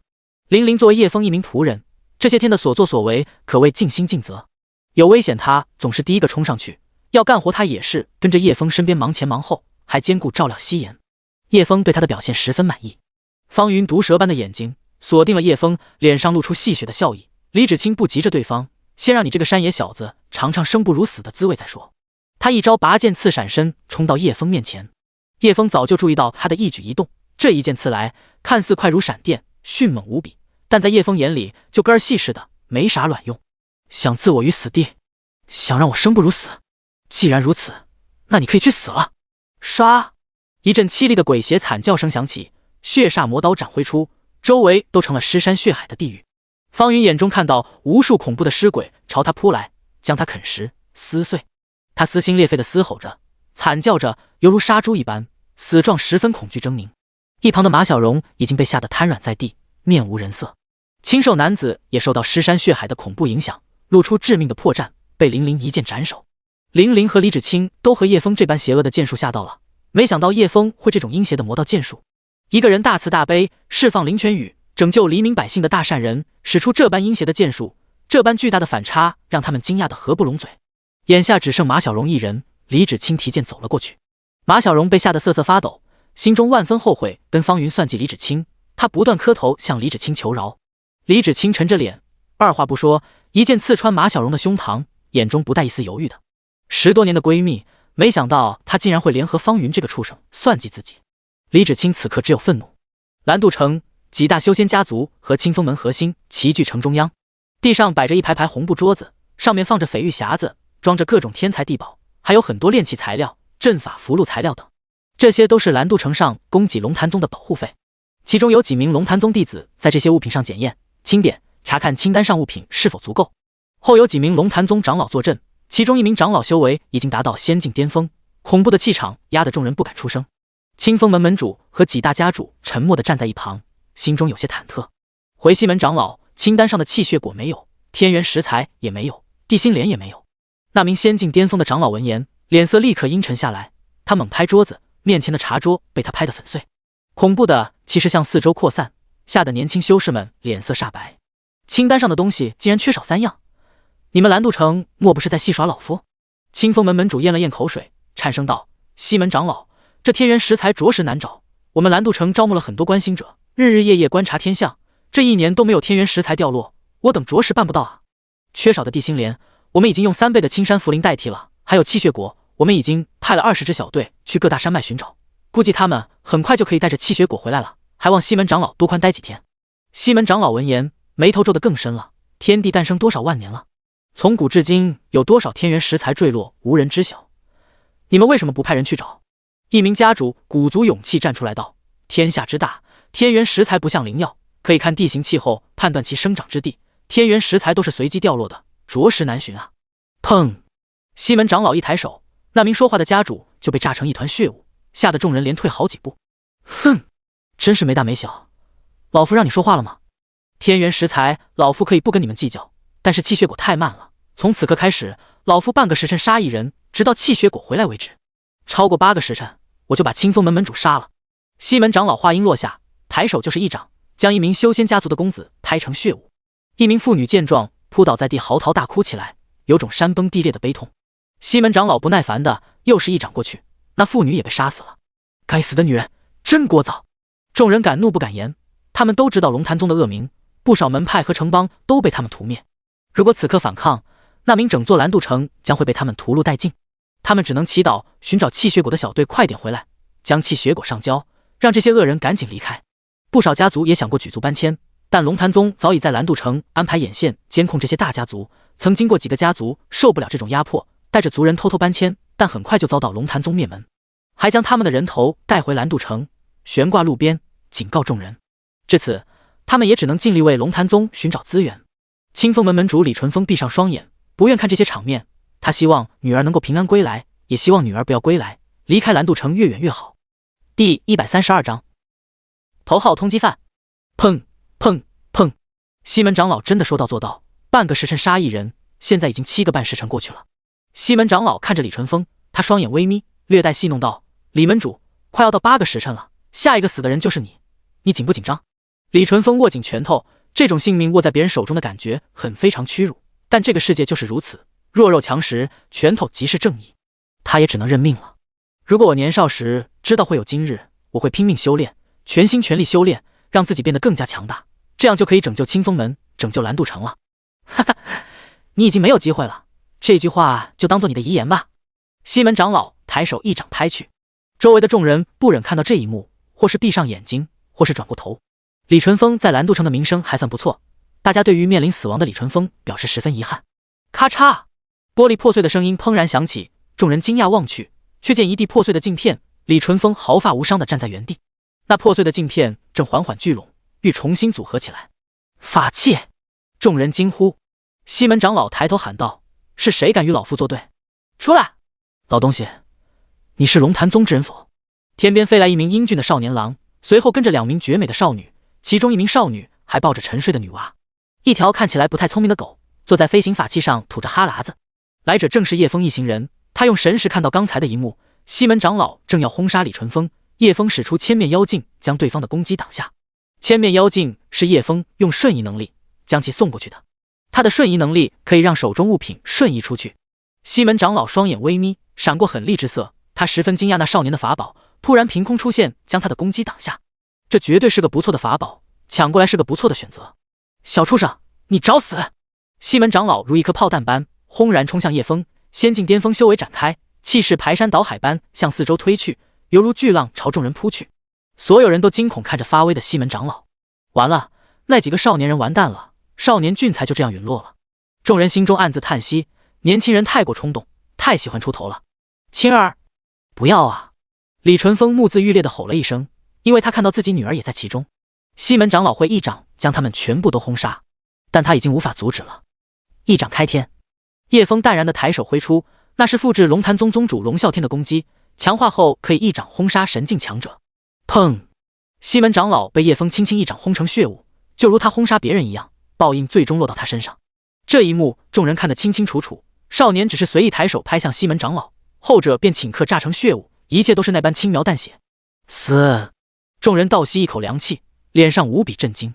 这少年的实力竟然如此恐怖，一掌轰杀仙境巅峰强者。李芷清和玲玲看到西门长老冲来，心中也是无比害怕的，那可是仙境巅峰的强者啊，离神境只有一步之遥。他们原以为叶枫要出几招才能将其杀死，没想到他一掌就将其秒杀了。龙潭宗剩下的几人看着叶枫瑟瑟发抖，心中无比惊恐。其中一名龙潭宗长老似乎发现了什么，他指着叶枫惊呼道：“啊，他就是叶枫，仙门联盟头号通缉犯。众人看向那长老，眼中尽是不可思议。什么？他就是叶枫？叶枫的通缉令也是今天才传到蓝渡城的。他们认真打量着叶枫，都是惊呼出声。还真是叶枫，跟通缉令上长得一模一样。叶枫闻言眉头微皱，什么头号通缉犯？他瞬移出现在那名长老面前。你刚才的话是什么意思？给我讲清楚了。众人看到他如此神的身法，也是大开眼界，竟然能够瞬间出现在另一个地方，没人能够看清他的动作。那长老心中大惊，哆哆嗦嗦地拿出一张通缉令递给叶枫。这是仙门联盟下发的通缉令，说您偷了5大门派的至宝逃走了。叶枫看着手中的画像，眉头微皱，这画像跟他一模一样。看来自己拿到神鼎的事情被他们发现了。自己收服神鼎的时候戴着面具，他们如何知道我的长相？难不成陆洛灵出卖自己了？可是他应该不会做出这种事情才对。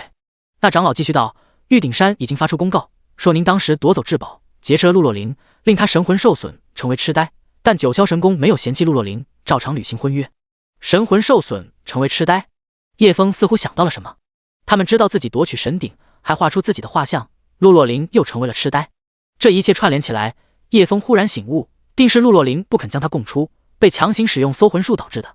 一般情况下，只要不抵抗，任由搜魂术查看记忆，被施术者只会昏迷一段时间。若是被施术者神识抵抗，不让搜魂，就会造成神魂受损，痴呆和死亡都是正常的。陆洛灵有难，她被迫嫁给那个九霄神宫的人，陆洛灵到了那人手上，定会受尽侮辱。想到这里，叶枫心中无比焦急。他们什么时候成亲？叶枫的声音几乎是吼出来的，吓得眼前之人一个哆嗦，差点坐倒在地上。估计20天后，因为请帖刚发出不久，还要等其他门派赶到赴宴。20天后，婚宴应该开始了。地点在哪里？龙雾州九霄神宫。去九霄神宫救人。叶枫此刻心中只有一个念头。突然一声惊呼将叶枫惊醒。主人，夕颜他出事了！林林朝叶枫大声喊道。叶枫抬头望去，只见夕颜漂浮在空中，身上鬼气不断翻涌，双眼变得血红阴狠。龙潭宗，杀光他们！砰砰砰！夕颜身上压制鬼气的法器纷纷破碎，蓝渡城顿时乌云盖顶，鬼气冲天。第133章恐怖鬼修。阴气不断从地下钻出，黑暗笼罩整座蓝渡城，白天也能看到鬼魂飘荡。婴儿啼哭声、阴笑声、癫狂尖叫声，各种诡异的声音在四周响起。乌云盖顶，鬼气冲天。鬼修，是鬼仙巅峰的鬼修！一名蓝渡城修士惊恐大喊。蓝渡城的修仙家族们都望天惊呼，眼中满是惊恐之色。相比于人族的仙境巅峰修士，只要不去招惹人家一般不会滥杀无辜。可是鬼修邪修不一样，他们见人就杀，还经常屠城屠村，常有某个小村庄被鬼修屠灭的传闻。特别是偏僻的小山村，一夜之间村民全都消失了，等到被人发现的时候，只剩满地发黑的血迹。因此人们更加害怕鬼修，特别是强大的鬼修，他们更加凶残可怕。眼前的鬼修足以屠灭整座蓝渡城，这般小女娃竟有如此恐怖的鬼气，世上怎会有这么小的鬼仙巅峰？李淳风目瞪口呆地看着天上的小女孩。快跑！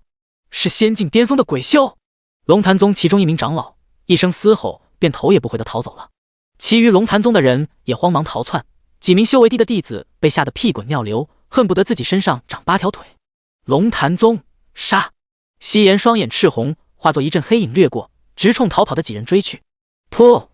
其中一名修为低的龙潭宗弟子被夕颜一手掏心，胸口被洞穿了一个窟窿，双眼瞪大，缓缓倒下，死不瞑目。惊恐的神情凝固在他的脸上。唰！夕颜化作一道长长的鬼影划过，地上的尸体瞬间变成干尸。砰砰砰！夕颜一路追杀，势如破竹，几个龙潭宗的长老完全不是对手，被撕成一堆残肢断臂，一个都没能逃走。嘻嘻嘻嘻！夕颜发出诡异的女童笑声，听得让人毛骨悚然，背脊发凉。众人看着小女孩，不一会儿的功夫就将龙潭宗一行人屠戮殆尽，浑身被鲜血染红，满嘴鲜都是红血液，脸上还带着一脸诡异的笑意。其手段极其血腥残暴，宛如来自地狱的恶鬼。蓝渡城的小弟子们直接被这一幕吓破胆了，抱在一起哭了起来。那些个修仙家族的几个家主都被吓得连连后退。李淳风也是眼皮直跳，急忙大喊：大家快跑！鬼修要屠城了！还没等众人逃走，叶枫便呵斥了一声：夕颜，不许胡闹，不然神火伺候！若不是叶枫及时制止，估计这些人都跑得没影了。在众人的注视下，夕颜乖乖地飞回叶枫身边，身上的鬼气逐渐退散。又变回那个白嫩可爱的瓷娃娃，肥嘟嘟的脸蛋，笑起来十分灿烂，像盛开的花，看起来不过只是一个浑身沾满鲜血、可爱的小娃娃罢了，一脸触人无害。身上的鲜血不过是调皮捣蛋时留下的。叶枫为她擦去脸上的鲜血，凝聚出一片隔绝空间，给她重新换上了一套漂亮的裙子，变回那个十分好看的小夕颜。这一幕让李芷清整个人都麻了。跟夕颜相处了这么多天，她一直认为夕颜不过是个长得特别好看的普通小女娃罢了，没想到竟然是一尊恐怖的鬼修，修为竟然是鬼仙巅峰实力，恐怖如斯。自己竟然跟如此恐怖的鬼修相处了这么多天，还没有被吃掉。想到此处，李芷清不由背脊发凉，浑身颤抖不止。太可怕了，他是如何做到身上一丝鬼气的没有的？鬼修是没有人气和生气的，就是一个死人，而夕颜简直跟普通的活人孩子一般无二，抱着他的时候跟活人一般。这只能说前辈的手段通天吧。李芷清不由得对夕颜尊敬了几分，是敬而远之。他真的害怕夕颜会突然暴走，把他吃了。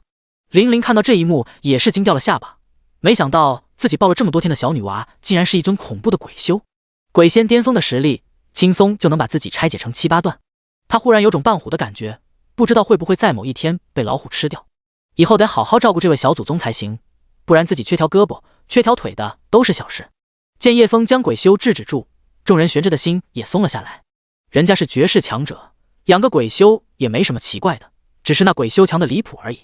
能练到仙境巅峰的鬼修极少，因为鬼修一般都会被人族修士诛杀，只因鬼修作恶太多，经常滥杀凡人，一般人族修士都不会容忍他们存在的。加上鬼修的修炼环境有要求，需要屠村制造怨气，让人变成恶鬼，吸收他们的鬼气。鬼修对阴气、怨气、风水地形也有涉猎，知道哪里阴气重，哪里埋在怨气极重的尸体。因此当众人看到这么个小女娃就是鬼仙巅峰，他们是极其震惊的。感谢这位尊者的救命之恩，我李淳风以及蓝渡城的人们表示万分感激。李淳风朝叶枫深深地鞠了一个躬，其他修仙家族的人也不例外，跟着向叶枫致谢。叶枫点点头，也不拐弯抹角，我还有要事处理，此次来蓝渡城就是为了青山茯苓而来，我拿了青山茯苓就走。李芷清将跟叶枫相遇的事情说了一遍，李淳风听了脸色几番变化，骂方云等人不是人。得知叶枫需要青山茯苓，便赶忙的将桌上的青山茯苓奉上。叶枫也不客气，接过青山茯苓便要转身离开。李淳风赶忙喊住叶枫，前辈，您救了我们父女一命，还帮我们解决了龙潭宗的人，我们蓝渡城无以为报，我们打算将桌上的资源全都送给前辈，另外还要奉上更多的资源报答前辈。叶枫这次到来，帮他们一举清除了所有龙潭宗的人，他们现在可以举足千里此地，因此对叶枫十分感激。叶枫沉思片刻道，不如这样吧，我赠送你们丰富的修炼资源，让你们的实力回到从前，甚至超越从前，让你们蓝渡城实力成为一流势力。但你们要欠我一个人情，这个人情就算牺牲你们所有人的性命也要偿还。当然，如果我不需要用到你们，这个人情永远都不需要还。叶枫从李芷清口中知道蓝渡城的情况，因此做出这个决定。如果蓝渡城答应了，自己就相当于哺育了一个势力，以后自己可以用得上的势力。李淳风和几大家族相视了几眼，激动的点了点。他们慷慨将修炼资源赠送给叶枫，也是为了巴结这位强者。此刻叶枫有意培养他们，他们当然十分激动，而且他们非常渴望蓝渡城的实力恢复从前。叶枫甚至承诺他们的实力可以比曾经更强，这如何不让他们心动？因此他们非常爽快地答应了。第134章，叶城。叮，青山茯苓复制成功。叮，惊雷鬼草复制成功。叮，流言羊铁复制成功。3个小目标的灵石：10万瓶灵泉，10万株灵泉草，10万株千年火灵芝，10万颗灵泽莲心。看着叶枫拿出来的灵石堆成一座高山，拿出来的灵泉能倒满一个湖泊，灵泉草跟路边的野草一般多，打造法器的材料和阵法符箓的材料更是不要钱的砸出来，吓得众人心脏病都快出来了。堆成一座大山的灵石是什么概念？他们做梦都没想过有灵石能堆成这么大的山。看着满地的一瓶瓶灵泉，众人道心都快失手了，差点控不住冲上去抢。但叶枫这位恐怖大能在此，他们不敢造次。当叶枫将一批批修炼资源拿出来后，他们震惊的头皮发麻，整个人都感觉不真实了，感觉眼前的画面都是假象。李淳风当场呆愣，随后狠狠地给自己甩了几个耳光，才缓过神来。叶枫拿出来的物资，怕不是将整片大陆的修炼资源都搜刮干净了吧？太恐怖了！蓝渡城几个核心高层商量一阵之后，郑重地做出了一个改变命运的决定。李淳风为首的一行人扑通跪在叶枫面前，我等愿毕生追随前辈，将蓝渡城改为叶城，将清风门改为叶城的一支强大的修炼者部队。您就是叶城永远的城主，我等永远追随城主。整齐的喊声气势十足，犹如一座坚定的高山。他们深刻明白，想要翻身，想要改变命运，就得攀附叶枫这座大山。叶枫看着眼前跪着的众人，满意的点点头，起来吧。他的确需要建立一个受自己控制的势力了，以后有什么事情或者托人办事，都可以让他们代劳，必要的时候还能成为自己的底牌。众人起身，满脸恭敬地看着叶枫。他们就这样看着，看得叶枫有些不自在。许久之后，众人的表情也有些僵硬了。那个城主大人，您不对我们吩咐一些事情吗？李淳风小心地提醒道。叶枫这才恍然大悟地点点头，原来他们是在等着自己发话。第一次当领头人，统领整座城10多万人口，他的确是没什么经验，这才出现刚才尴尬的一幕。他沉思了片刻道，从此刻开始，加固叶城的防御强度，大力招收新弟子，全力培养老弟子，分甲乙丙丁4个等级，合理分配资源，选拔人才，重点培养。重点的核心人才需要经过层层严格筛选，避免有人钻空子进来白蹭资源。叶城人口重新普查，打破旧规。叶枫做出一系列政策，李淳风和各大家主都认真记下，并严格执行。有了这些新规，叶城将会重新改头换面，磅礴的向上发展，成为一股不可阻挡的力量。最后，叶枫又多留下了几批修炼资源，让他们可以全力发展。毕竟这是属于自己的势力，可不能吝啬。众人又是无比震惊，叶枫身上似乎有取之不尽、用之不完的物资，也不知道他用的是不是9品储物法器，不然怎会装得下如此庞大的资源？你们说城主大人哪里弄来如此巨大的资源？会不会是从神界拿下来的？大家都说神界物产丰富，想要什么就有什么，上品灵石在神界都是用来铺路的石头。一名清风门弟子满脸憧憬地说道，他现在已经不是清风门的人弟子了，成为叶城的重点培养人才。当然是城主大人从神界带回来的，不然我们这片大陆哪里有这么多修炼资源？就算我们这片大陆没有被污染，也不一定能收集这么多修炼资源。一名女弟子插嘴道，我好想听听城主大人讲一下神界的事情，不知道神界长什么样的。弟子们在大殿上等待安排，长老迟迟没来，他们班叽叽喳喳地聊起天来。城主大人可没时间跟你一个小小的弟子聊天，除非你以后变得十分出色，有资格走到城主大人面前，这才有机会和城主大人说上话。一名须发发白的老者走进来，他将会重新教育这些弟子，让他们全心全意成为叶城的核心力量。叶枫想着陆若灵的事情，没有时间在叶城逗留，现在得赶去把陆若灵救出来，以后的事情以后再说。匆匆和叶城的管理人员道别，叶枫和林灵、夕颜二师兄一行人踏上飞行法器。李芷清从后面追出来，眼中带着万分不舍，跟叶枫道别，城主大人再见，青儿在叶城等您回来。你放心，我很快就会回来的，到时候我希望可以看到一个蓬勃向上的叶城，你帮我好好的看着我的叶城。李芷清用力的点点头，我一定会帮城主大人看好叶城的。看着叶枫几人离开的背影，李芷清眼睛不由得落下泪水。他对叶枫这样的英雄是有爱慕之意的，但叶枫是他的城主大人，他作为下属不能越界。李淳风从后面走过来，拍拍女儿的肩膀以示安慰。他看得出来女儿的心情，但人家是高高在上的圣人，是自己女儿高攀不起的人物。回去吧，帮他守好这座城。我会的。叶枫几人全力飞行，他原本是想将夕颜和林灵二师兄3个留在叶城的，但夕颜是个鬼修，随时都有可能出问题，自己不在他身边看着，他可能把整个叶城的屠戮了也不奇怪。无奈只好把夕颜也带上，带了夕颜当然也要带上他的保姆林灵，自己可不擅长带孩子，带上林灵让他照看夕颜很合理。至于二师兄多带他一个也无关痛痒。我们要多久才能到龙雾州？叶枫对这个世界的地图不太了解，林灵出身是仙门联盟的神捕营，对这片大陆的地图应该比较熟悉。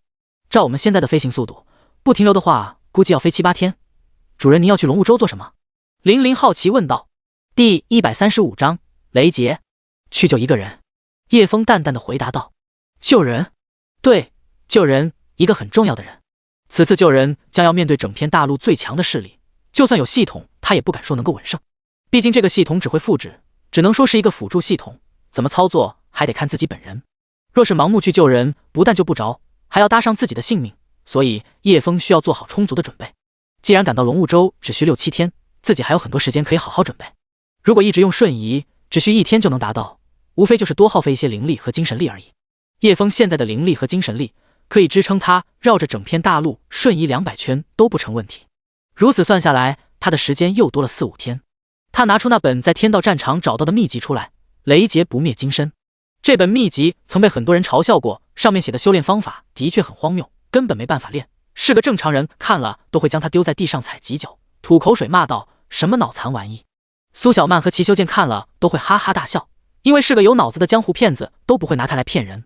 不灭金身第一重境要用天境渡劫之雷劈在肉身7749个时辰，而且要连续不间断。天境雷劫只有4道，半盏茶的时间不到就劈完了，哪里有能劈7749个时辰的天道雷劫？难道你能让天道落下49个时辰的雷劫？因此看到这本秘籍的人都会认为这是胡乱写出来的，但在叶枫这里就不一样了，他真能落下49个时辰的天道雷劫，并且秘籍上有各种详细的注释，每一步都有章法规律，说得头头是道，不似乱写而来。这可是号称天下最强炼体之术，试试就试试，赌对了就有一门无上功法，练就不灭金身，多了一分保命手段，错了只是浪费一点时间。叶枫经过一处渺无人烟的山脉，在玲玲疑惑的目光中停下，他让玲玲带着夕颜还有二师兄在一旁等着，自己准备召唤天道雷劫锻造肉身。看着叶枫离开的背影，玲玲心中越发不安和害怕，看着沉睡在自己怀里的可爱小女娃，感觉自己就像抱着一颗炸弹，随时都会粉身碎骨。这可是鬼线巅峰的鬼修啊，好怕怕的。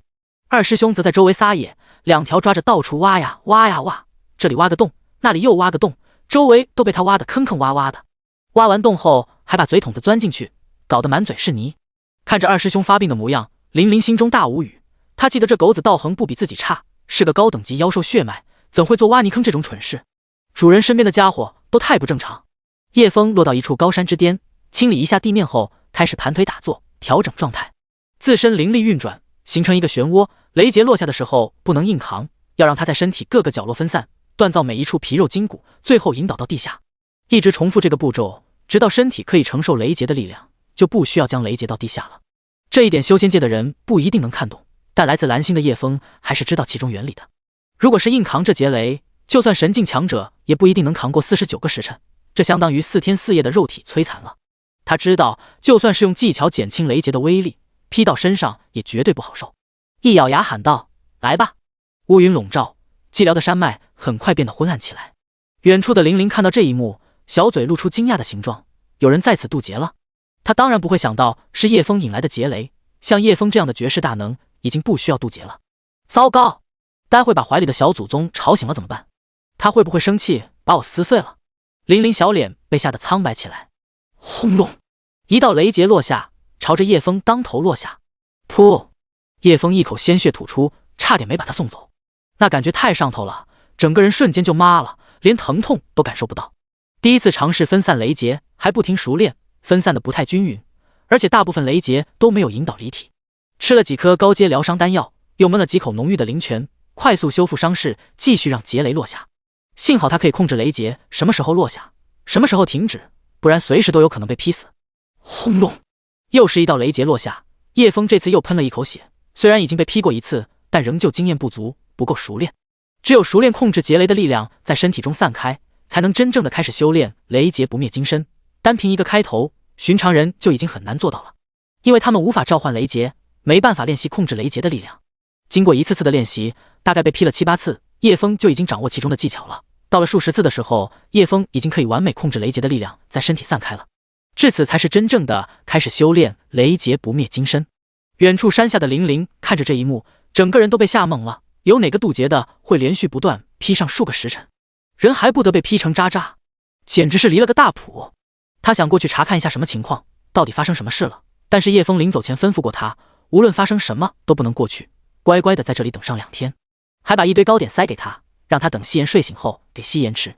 当然他也可以吃，二师兄也可以吃，糕点多着呢。夕颜一脸睡眼惺忪的站在旁边，嘴里叼着块糕点，十分呆萌的看着天上的轰隆雷劫。二师兄也趴在地上吃着自己那份糕点，任他天崩地裂，他看都不看一眼，自顾自的吃。只有玲玲这个保姆在一边干着急。这时候不用想都知道，那些持续不断的恐怖雷劫肯定是叶枫弄出来的。主人不会真的是在渡劫吧？希望主人不要出什么事情才好，不然我一个小女子如何拉扯这2个不懂事的家伙？玲玲指的2个不懂事家伙，自然是夕颜和二师兄了。只知道吃。第136章铸成金身。2天2夜过去了，叶枫身上的衣服已经被劈成灰烬，渣渣都不剩了。此刻他身上隐隐有金色的雷电闪烁，从头到脚噼里啪啦的，整个人像是蒙上一层金箔。而且他扛雷的能力越来越强的，现在的劫雷劈下，酥酥麻麻的，就像按摩一样舒服，似有什么东西要出来一般，让他忍不住加快落雷的速度。此刻他知道自己赌对了，这本雷劫不灭金身是真的绝世秘籍，只是这世上根本没人能够练成罢了。林林远远看去，看到山顶上一个金色的人影盘坐在山顶，不断接受雷劫的洗礼。因为雷劫不断劈落的原因，改变了周围的地形，林林终于可以看到叶枫的身影。他眼中满是震惊，主人到底练的是什么功法，竟然会引来2天2夜的雷劫，太恐怖了。他整个都看呆了，竟然要用雷劫修炼，恐怖如斯。然而他不知道的是，这是一个开始。而夕颜吃饱喝足后又开始睡觉了，轰隆不断的雷声似乎成了他的安眠曲，让他睡得十分香甜。此刻正趴在二师兄背上，抱着二师兄呼呼大睡着。一娃一狗平时虽然有些打打闹闹，也会相互抢吃的，但并未讨厌对方，这恰恰是他们的相处方式。直到第4天晚上，林林人已经被震惊麻了，面对不断落下的恐怖劫雷，他无动于衷。此时叶枫身上的金色雷电更加密集，更加有力量，闪烁的频率更快。他只觉浑身充满力量，像是充满电的电池。嗖！叶枫化作一道金色的闪电，在空中一闪而过。林林只看到一道金色闪电，眨眼的功夫就消失了。瞬息10里，叶枫对于自己的闪电速度感到震惊，这都快跟上自己瞬移的速度了。这不是一个炼体的功法吗？身法怎么也这么强？我竟然突破到玄境巅峰了！叶枫惊喜地查看自己的灵根，发现自己的灵根杂质被锤炼得十分干净了。虽然灵根还是特别细小，但现在已经不是杂灵根了，而且他的灵力也发生了质的变化，灵力之中蕴含着金色的雷霆之力。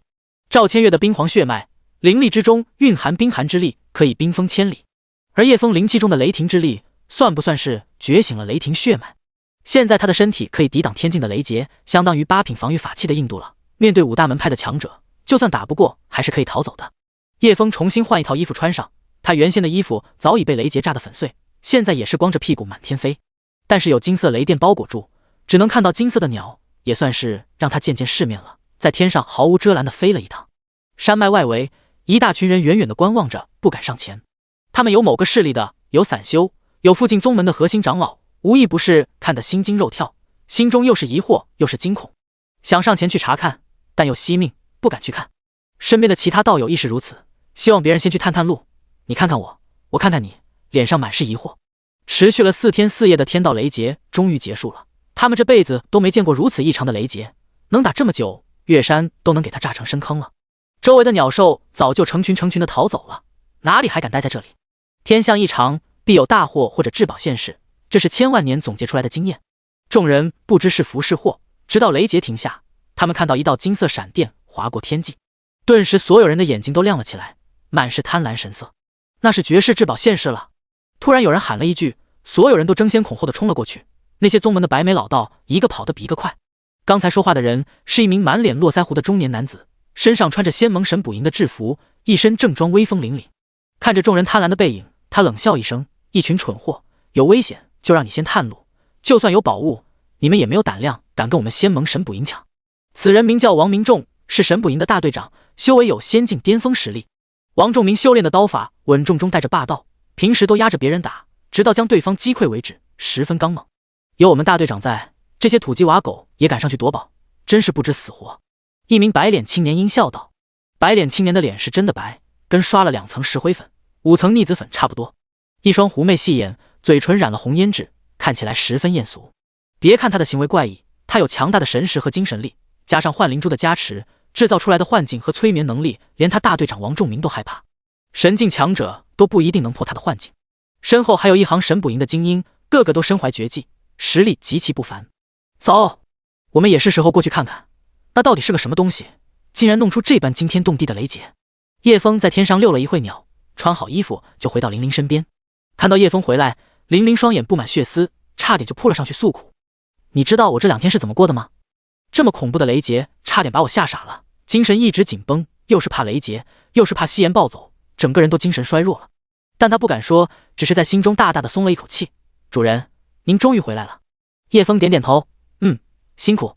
听了叶枫温和的话语，林林感动的差点没忍住抱了上去，幸好被夕颜抢先一步了。夕颜察觉到叶枫回来，立马从二师兄背上扑到叶枫身上，像个挂件，小手臂扣着叶枫脖子，脸上笑得十分开心。回来了，哥哥。叶枫揉了揉他松软顺滑的头发，心中不知不觉已经接纳了这个小家伙。久等了，待会哥哥带你去找好吃的。夕颜双眼一亮，夕颜要红果果吃。他说的红果果就是气血果，小嘴馋得不断舔嘴唇，感觉口水都快流出来了，只是说话仍旧不利索，咿咿呀呀的，词组都是乱组的。叶枫也不吝啬，当即拿了一袋子气血果给他吃。二师兄看来也嘴馋，爪子扒拉着叶枫裤腿。你也有，给你装个大盆，吃完我们就出发。看着叶枫不要钱似的拿出一大盆气血果出来喂狗，像一颗颗红色的小珠子，十分诱人。玲玲看的眼睛都瞪大了，震惊无比。主人，气血果一颗能卖好几万灵石，您这一盆可能得有好几百万颗灵石。第137章仗势欺人。叶枫没有理会被惊呆的玲玲，拿出一袋子给他。你要吃吗？玲玲愣愣的接过道，我吃不了这么多，一颗就够。不用还给我了，吃不完就丢了吧。听了叶枫的话，玲玲赶忙将气血果护在怀里。不行不行，我慢慢吃可以吃得完，丢掉太过暴殄天物了，会遭雷劈的。我不怕被雷劈。看着被他挤得变形的奶白大兔子，叶枫忽然发现自己小看他了。嗖嗖嗖，一阵破空声响起，一道道黑影掠过，带起阵阵山风。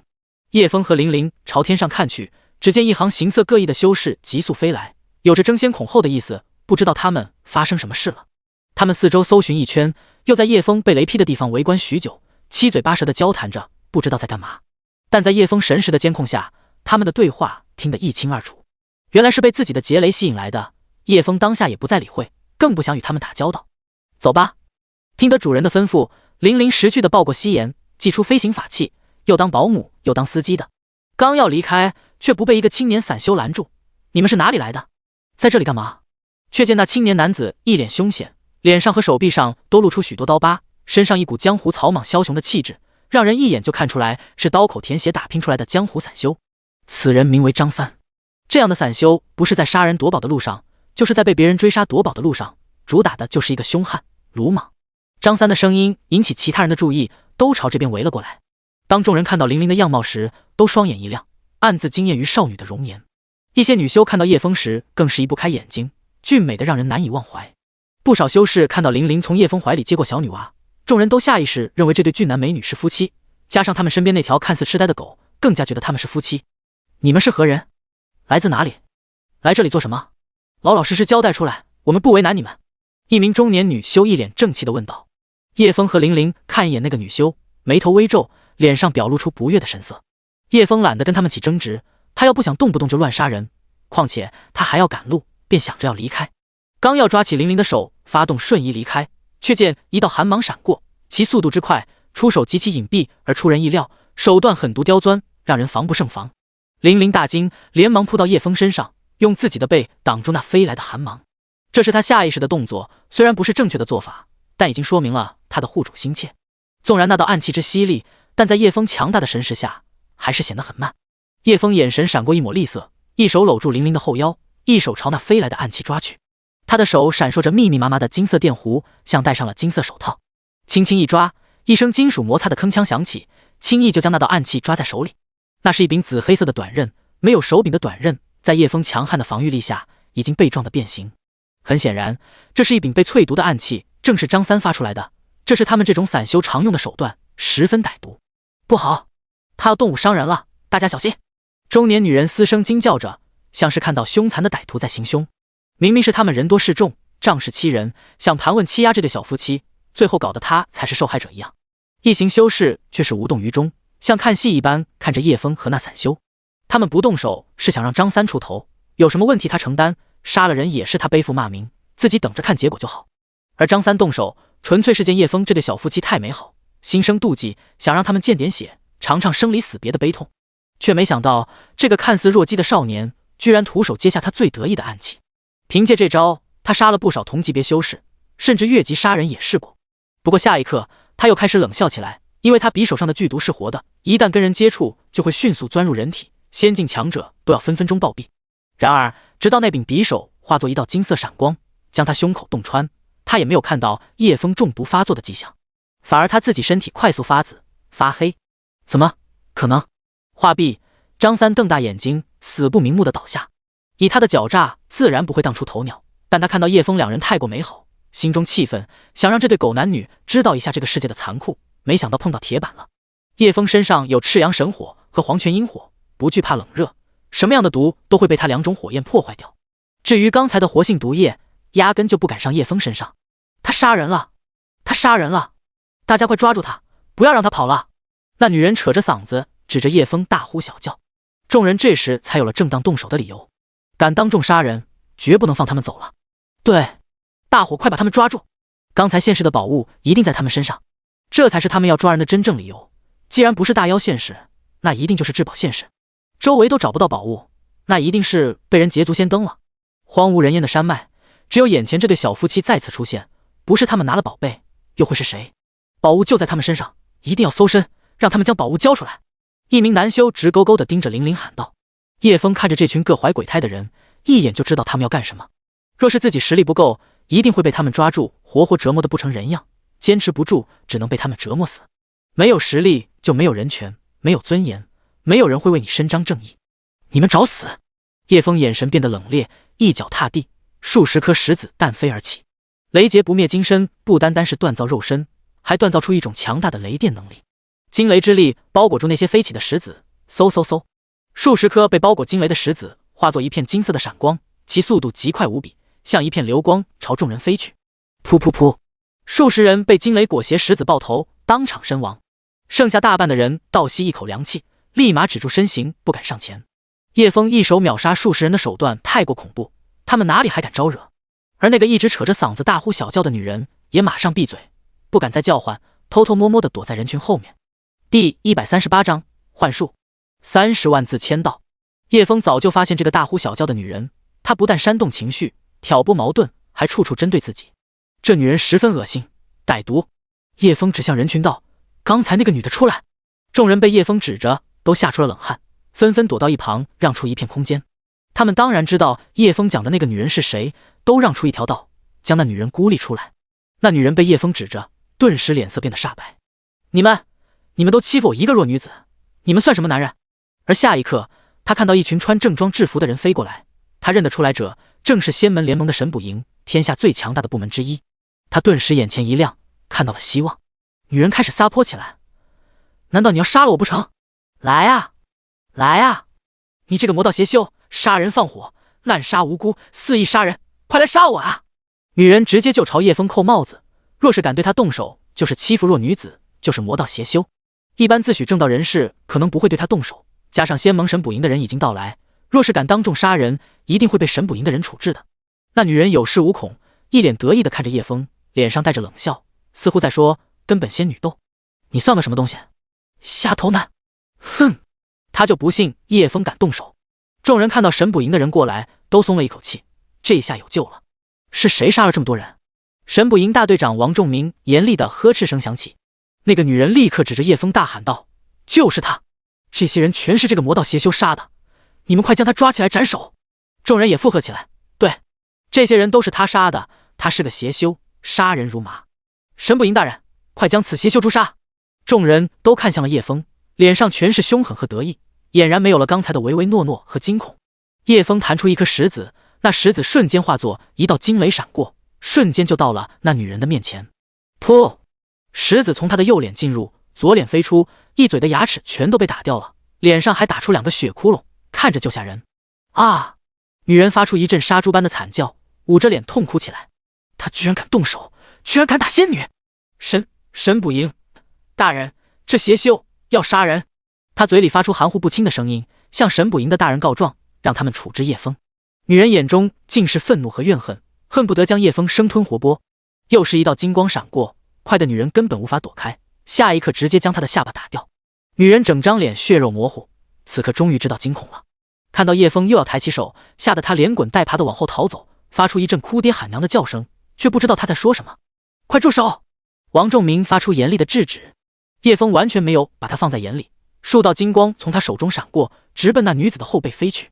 王仲明飞身过去，拔刀拦截，但叶枫的石子速度极快，又飞得分散，即便他用上最快的身法，也只能拦下一颗。噗噗噗！女人连中数颗石子，其中一颗还爆头了，死得不能再死。看着女人的尸体从空中坠落，众人心中皆是一惊。这少年竟然完全不把神捕营放在眼里，当众杀人，他们心里又开始紧张起来，担心叶枫会报复他们。恶贼，你找死！王仲明愤怒地在高空一刀砍向叶枫，霸刀诀。王仲明的刀法霸道刚猛，先进巅峰强者的愤怒一击，犹如一座巨山压下，威势逼得叶枫无法呼吸。一旁的林林已经被吓得瑟瑟发抖，但他还是勇敢地站在叶枫身边，将夕颜紧紧护在怀里。叮！检测到技能霸刀诀，宿主是否复制？复制！霸刀诀复制成功，只能自动强化中，技能强化成功。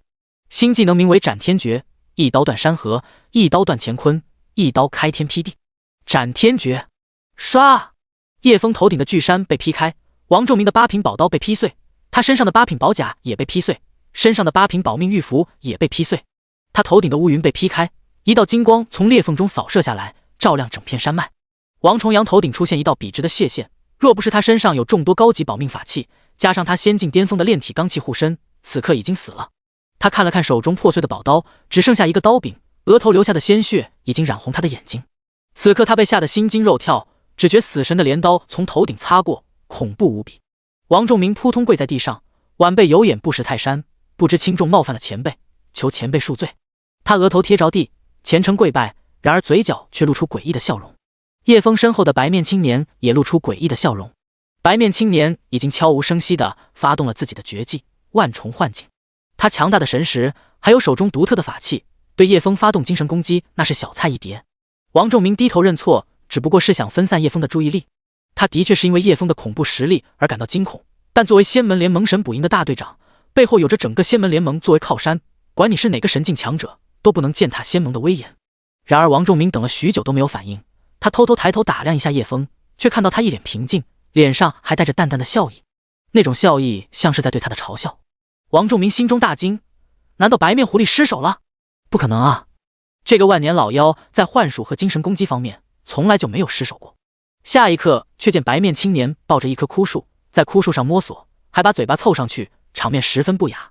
在场的女修士都红着脸转过身去，林林也被吓得将夕颜按在自己怀里，差点把夕颜整个头都埋进去了。白面狐狸被反噬了，这是王仲明心中升起第一个念头。这下完了，白面狐狸这么强的精神攻击都对他不起作用，还被他反噬了。王仲明脸色变得难看，冷汗不断冒出。叶枫冷笑一声，雕虫小技还想班门弄斧。第138章一顿忽悠。这少年敢当在神捕营的人当面杀人，还一剑斩碎王仲明的宝刀。天上的乌云也被他劈散，露出耀眼阳光。那帮修士此刻如坠冰窟，只觉寒气刺骨，瑟瑟发抖。方才看到神捕营的人过来，他们还一起污蔑叶枫来着，各种莫须有的罪名安在叶枫身上。这时后悔都来不及。前辈饶命，前辈饶命！王仲明不断磕头求饶。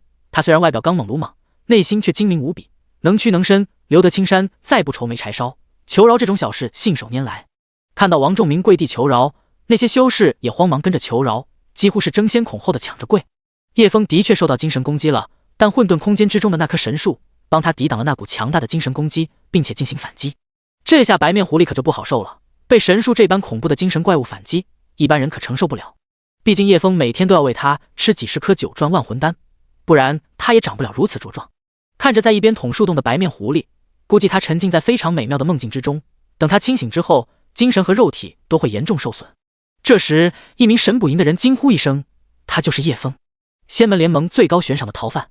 听了这话，众人都不由得认真打量叶枫，片刻后顿时双眼瞪大，脸上尽是贪婪和激动。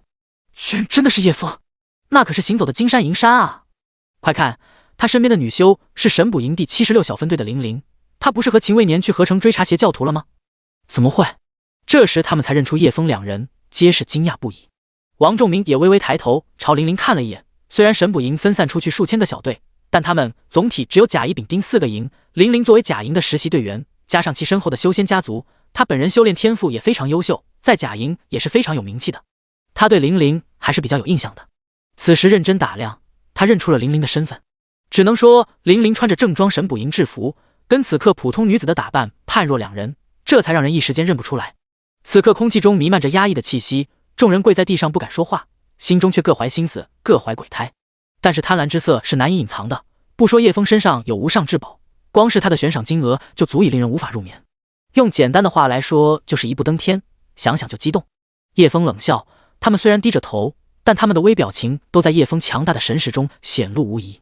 没错，我身上的确有一件来自神界的圣器，这件圣器原本藏在天道战场之中，被我捡到了。叶枫知道，如果自己否认的话，肯定没人会相信，相反加重他们的猜忌心，更加确定自己身上有绝世宝物。既然如此，但是我只捡到圣器的一部分，剩下的大部分都掌握在九霄神宫为首的五大门派手中。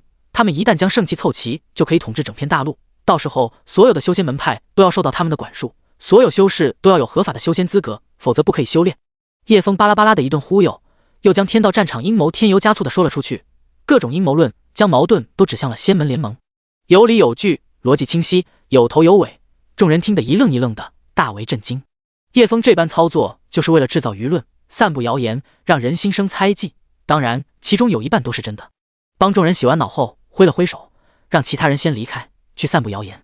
他们肯定会将遇到叶枫的事情到处去跟别人说的，毕竟叶枫可是整片大陆的头号通缉犯，这等大事那能不去到处吹牛？从头号通缉犯口中得知这等惊天大秘密，他们肯定是要添油加醋的到处乱说的，特别是那几个散修，在客栈喝酒遇到酒友就会一顿吹嘘。叶枫三头六臂，神通广大，自己是如何机智绝处逢生，逃出升天的。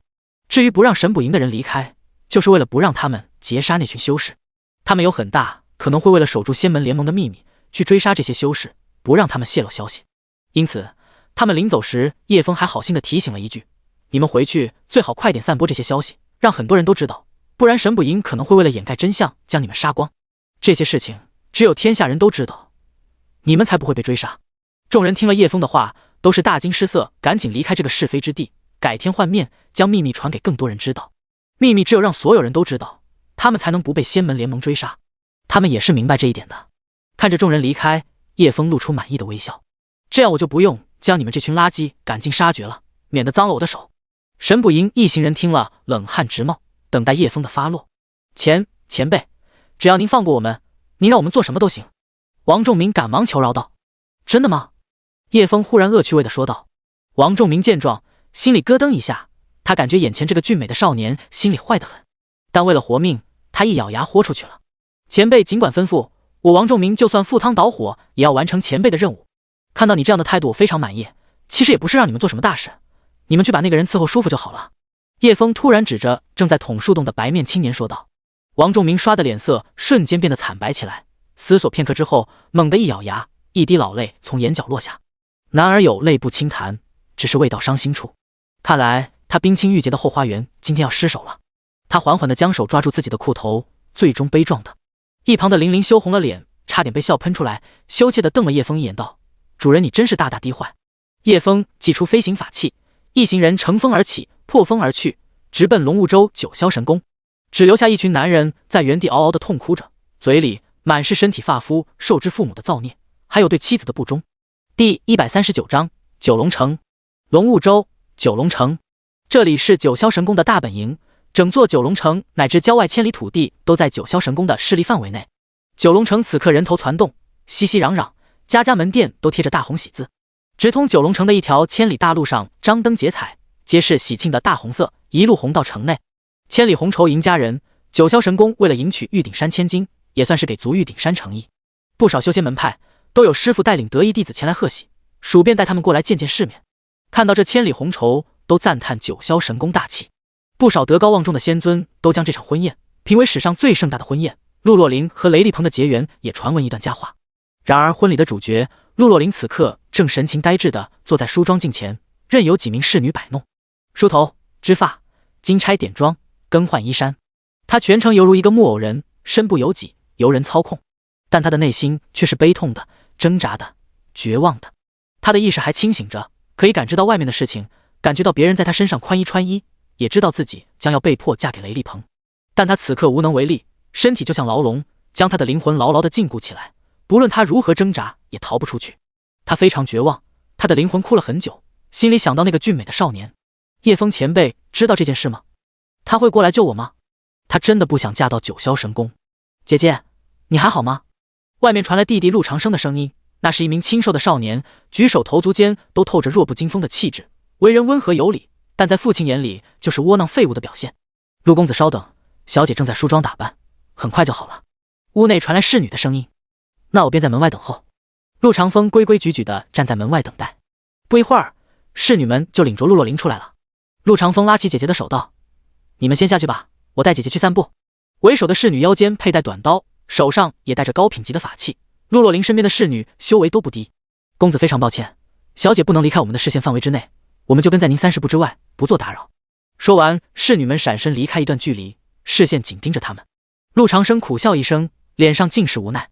他不是没有想过将姐姐偷偷带走，他也知道姐姐不喜欢嫁到那个地方，但他只是一个黄境中期的凡夫俗子，哪里能躲过守卫森严的玉鼎山，将姐姐带走？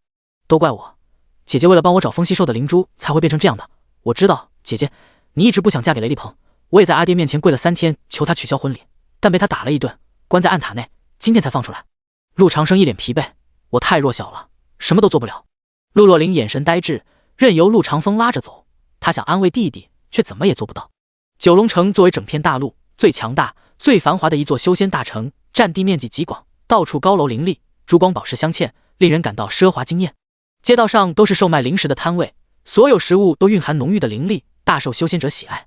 龙虎山天师府一行人走在热闹的大街上，一双眼睛都看不过来。龙虎山作为一个中立门派，一般不会跟别的门派起冲突，他们大多数都是跟平民百姓打交道，经常会带一些小弟下山做法事，做一些驱邪抓鬼的事情，历练弟子。像九霄神宫这样的顶级大门派向他们发喜帖，龙虎山还是要回应一下的。于是道元天尊带着4名弟子来赴宴了，其中小师弟刘明轩也在其中。他虽然打着石膏，扶着拐杖，但丝毫不影响他四处观望的愉快心情。来到传说中的超级大城池，他也算长了大大的见识了。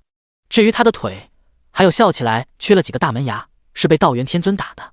那天得知道元天尊回来，众弟子出去迎接，没想到道元天尊一回来就暴打刘明轩，众弟子拦都拦不住，直到把刘明轩打得鼻青脸肿，差点没把牙齿打掉完才肯罢休，吓得其他弟子站在一旁瑟瑟发抖，不敢动弹。长老们也是头一次看到道元天尊发如此大的火，哪里还敢上前阻拦？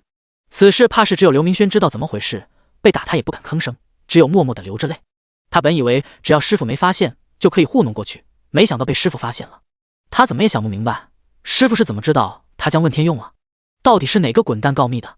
不过也好，只是被暴打一顿，若是师傅回来一声不吭，叫他收拾包袱滚蛋更加难受。刘明轩被打了一顿后，心情很快就变好了。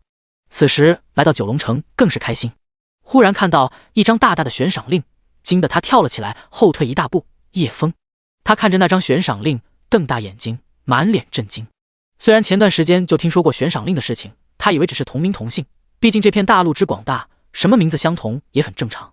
直到此刻，他看到悬赏令那个栩栩如生的画像时，他才知道原来是叶枫圣尊被通缉了。看到刘明轩的异常，周围人都看了过来，龙虎山的弟子将他围住，问他怎么回事。刘明轩连忙摆手摇头，不敢将叶枫的事情说出来，不断表示自己没事。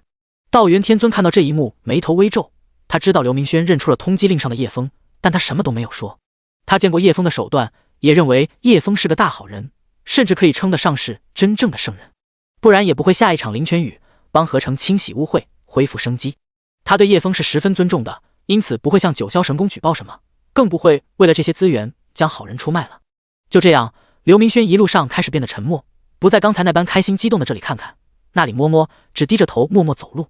另一边，叶枫和玲玲也赶到了龙雾州。第140章仙境雷劫。主人，这里的守卫都很森严，特别是九龙城内，监视比平时多了数倍，每隔100步就有一名仙境修士守点，还有仙境断风强者坐镇。进城都要求摘下面具，不能遮挡面部，城内都贴了我们的通缉令，我们很难混进去。玲玲皱眉道，他跟叶枫的事情已经传回九龙城，现在九龙城连他也通缉了。不急，我们不必进城，在千里红绸路拦截他们的轿子就行。听说九霄神宫出动了4头5阶妖兽抬轿，他们会沿着千里红绸路将新娘抬到九龙城，我们在路上抢亲。听了叶枫的话，玲玲瞪大眼睛，抢亲？您说要救一位朋友，那位朋友就是玉鼎山的千金陆若琳？是啊，我没有跟你告诉过你吗？看到玲玲一脸不可思议的样子，叶枫觉得她太过大惊小怪了。听到叶枫承认，玲玲整个人都麻了。他原以为叶枫有什么朋友被抓了，关在九龙城地牢里，没想到是抢亲的，抢玉鼎山的千金小姐，九霄神宫未来的女主人。自己这个主人胆子也太大了吧！主人，您抢九霄神宫的新娘，这是要跟整个九霄神宫乃至整个仙门联盟作对啊！玲玲听着都惊呆了。我现在就已经跟整片大陆的人作对了，谁不想把我抓住领悬赏？看到我就动手。玲玲若有所思的样子，也对哦，主人现在就差不多跟整片大陆的人为敌，多加一条抢亲的罪名也无所谓。什么罪名啊？是他们结识我的朋友，强制她嫁人，我去救人是正义的一方，他们才是罪人。对，主人是来伸张正义、替天行道的。与此同时，西颜和二师兄在树荫下吃着糕点、灵果之类的，他们似乎完全没有参与叶枫的事情。叶枫准备让玲玲带他们离开这里，等自己抢完亲后，就跟他们到边州会合，不然到时候带着他们逃走不方便，很容易变成拖累。拿出一个大浴盆，给狗子倒了盆水解渴。西颜也有他专属的小浴瓶。玲玲这些日子跟着叶枫，整个人都震惊的麻木了。喝水、洗澡都用灵泉，洗完澡的灵泉就倒掉，简直颠覆了他的三观，颠覆了他的认知。狗粮居然是9转气海丹，一颗价值连城的圣丹，一盘盘的拿来喂狗。更气人的是，狗子人家还特别嫌弃，不愿意吃，每次都要叶枫赏几个大笔兜，他才不情不愿的吃。这傻狗过的是什么神仙日子？这是他曾经梦寐以求的、幻想过的生活啊！9品圣丹当饭吃，自己厌食不肯吃，被爹娘打了一顿，硬塞让他把圣丹吃完，最终自己不情不愿的把圣丹吃完。神界的水都是灵泉，灵石满地都是，用来铺路和建房子用的。圣丹长在神树上，一年4季都可以结果。这就是下界幻想中的神界，也是画本和说书先生口中的神界。这样的场景，想想让他发笑。你在傻笑什么？要不要吃一点？啊！玲玲回过神来，一脸羞怯尴尬，但心中十分激动。我也可以吃圣丹吗？既然你是我的人了，我当然不会亏待你。圣丹灵泉这种东西，你想吃多少就吃多少，别把自己撑着就行。玲玲听了，脸颊羞红，自己的确是叶枫的人了。那以后岂不是要帮他暖床？等他跟陆若琳洞房的时候，自己还要在一旁伺候，打下手什么的，比如帮忙推一下。想到这里，玲玲羞得都快把头埋到地上了。一盆9转气海丹突然进入他的眼帘，他下意识地抓起一把塞入嘴里，脑海里却是乱糟糟的，根本不知道自己吃了什么。啊！玲玲惊呼一声，她只觉一股磅礴且温和的灵力在她体内扩散，灵海不断被扩展，修为也在蹭蹭上涨。她这才回过神来，看到叶枫拖着一盆9转气海丹递到自己面前。主人，我刚才吃的是圣丹。对，一口就吃了8颗。轰！玲玲只觉体内爆炸般的震荡，灵气像是不断膨胀的气球一般。我要突破了！玲玲惊喜的惊呼一声，随后立刻盘腿打坐。轰隆！天上一声雷鸣，乌云迅速聚拢，雷劫在乌云里闪烁。这是仙境的渡劫天雷。叶枫心中万分惊喜，自己还想着去哪里找仙境的渡劫天雷呢，这不就送上门来了吗？主人，您不要躲一下吗？万一劈到您可就不好了。叶枫摇摇头，不用，我经常遭雷劈的，习惯了，我在这里给你护法。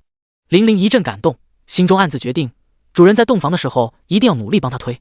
随后叶枫又对二师兄和西颜指挥道，你们2个躲远点，别在这里捣乱。西颜听话的骑到二师兄背上，一人一狗吃着零食飞走了，地上还留着一盆吃剩的圣丹和一盆灵泉。小孩子总是这样丢三落四的。玲玲瞥了一眼地上的圣丹和灵泉，心中无比心疼，这堆东西放到外面去可是会引起腥风血雨，无数人争夺的宝物，如果不收起来，待会要被雷劫劈没了。但他此刻不能乱走动。轰隆！一道雷劫劈下，叶枫伸出一手试试这雷劫的威力。叮！检测到天道雷劫，宿主是否复制？复制！恭喜宿主，天道雷劫复制成功。天道雷劫不是技能，强化失败。死还挺痛的。叶枫抽回自己那只焦黑开裂的手，鲜血在裂缝中渗出。他抬头看一下天，感觉这天道雷劫是故意的。玲玲虽然害怕的闭上眼睛，但他仍然能够感受到叶枫出手为他挡下一道雷劫。他心中无比感动，等主人洞房的时候，我帮他推快一点。轰隆隆！随着5道雷劈落下，玲玲成功渡劫，修为到达仙境中期。她外表看上去像少女，但实际上年龄比叶枫和赵千月他们大数10岁，修为到达仙境中期，确实天赋极高。主要功劳还是9品圣丹，如果没有9品圣丹，她可能数十年甚至100年都不一定能突破，因为越往上越难突破。至于年龄，相差数十岁在修仙界只能算小数目，相差几百岁都不算什么。因此玲玲跟叶枫只能算作是同龄人。此刻玲玲在同龄人面前羞红的低下头，因为雷劫将她的衣物都劈得粉碎了，只能袒露在叶枫面前。第141章劫道。4头大妖兽抬的大轿子已经腾空而起，妖兽们身上带着红绸，大轿子贴着大大的喜字，新娘的轿子已经出发了。轿子很大，飞起来就像一座空中城堡。然而此刻陆若琳却不在轿子上，陆长风领着她到传送阵法的大殿上等待。此刻的陆若琳一袭红衣，红绸盖头，一动不动地站着。大殿中央的传送阵法亮起，一行人凭空出现在阵法之中，他们皆是穿着喜庆的衣服。来者正是雷厉鹏一行人，他们通过传送阵法过来玉顶山迎接陆若灵。雷厉鹏传送过来后，第一件事就是朝一旁的陆长风行礼，随后朝陆长生点头表示问候。岳丈，小婿来接洛灵回家了。雷厉鹏礼貌地说道，他的断臂已经通过奇特的秘术重新生长出来了。陆若灵听到这句话，心中无比悲凉绝望。雷厉鹏的话让他十分恶心，想吐。他能想象雷厉鹏此刻的嘴脸一定特别恶心，但他却无能为力，灵魂被囚禁在身体之中，自己什么事情都做不了。在陆长风和陆长生的陪同下，新娘走进了传送阵法，前往九霄神宫。岳丈大人，轿子出发了吗？陆长风点点头，轿子已经出发了，上面5大门派最强的长老坐镇，5名神境强者，加上一众仙境巅峰帮手，已经埋伏在轿子之中。若是叶枫想要来抢人，他一定会在半路劫持，因为整个世界没人敢闯九霄神宫。若是他来抢人了，定让他有来无回。雷厉鹏听到如此强大的阵容，心里不由觉得十分安心，这下总算可以找回神鼎了。然而他想的是报仇，给自己的断臂报仇，还有给自己的极品战友报仇，经常打野战的战友。现在他换了很多战友，就是没有一个能比得上龙下柳的技术和激情，让他十分不爽。只是如此多人藏在轿子之中，会不会被叶枫的神识发现？陆长风得意一笑，这个你放心好了，轿子是海灵石打造的，加上他们在轿子之中都隐藏气息，连我的神识都无法看穿其中。他要是敢来抢人，就要让叶枫九死一生。哈哈哈！听到此处，陆若灵心中不由紧张起来。叶枫他要是来了，岂不是要中埋伏？叶枫，你不能中他们的埋伏啊！陆若灵既希望叶枫来救他，又担心叶枫来了中埋伏，心中极其矛盾。另一边，叶枫已经让玲玲带着西岩和二师兄到边州等他，他要在千里红绸路上将陆若灵救走。此时路上也有不少人在路边等待，想要观赏一下4大妖兽抬大轿的场面，其中有凡人和修仙者。叶枫已经改变容貌，混在人群之中。大家快看，新娘的大轿来了！随着一声呼喊，人群开始热闹起来，不少人大声欢呼，因为这座漂浮移动的城堡太过让人震撼了。4大妖兽并未落地，悬浮在离地1米的距离，不快不慢地飞行着。噼里啪啦的鞭炮声也响了起来，估计是那些凡人放的，他们遇到这种事情总想着放几串鞭炮助助兴。叶枫的神识朝大轿上扫过去，看到里面一群人，先是一愣，随后嘴角弯起一抹冷笑。原来如此，陆若灵不在里面，他们是在等我自投罗网的。有神术强大的神识加持下，海灵石也无法阻挡他的神识。既然轿子已经在路上了，这就说明陆若灵可能已经到了九霄神宫。叶枫沉思一番，看来只能硬闯九霄神宫了。不过既然你们想埋伏我，那我就回应一下你们。大轿内装饰富丽堂皇，十分气派。5大门派的长老坐在尊贵的主位上，剩下10多名仙境巅峰强者站在一旁。无相宗长老翘着2郎腿，一脸无奈道：一个小小的叶枫，宗门怎会让我等这么多强者对付？还要我等埋伏，这不是丢我神境强者的脸面吗？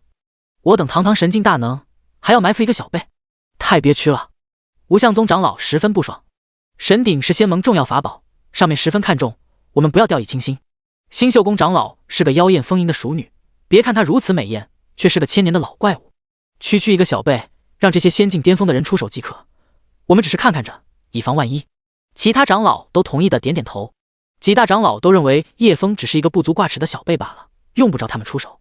这是一名仙境巅峰的中年人得意上前，拱手行礼道：小小叶枫，无需各位老祖出手，我等小辈轻易就能将其拿下。对，我怕那个叶枫连这座轿子都不开，我们要不要给他开一扇窗？哈哈哈哈哈！那修饰的话引得众人哈哈大笑。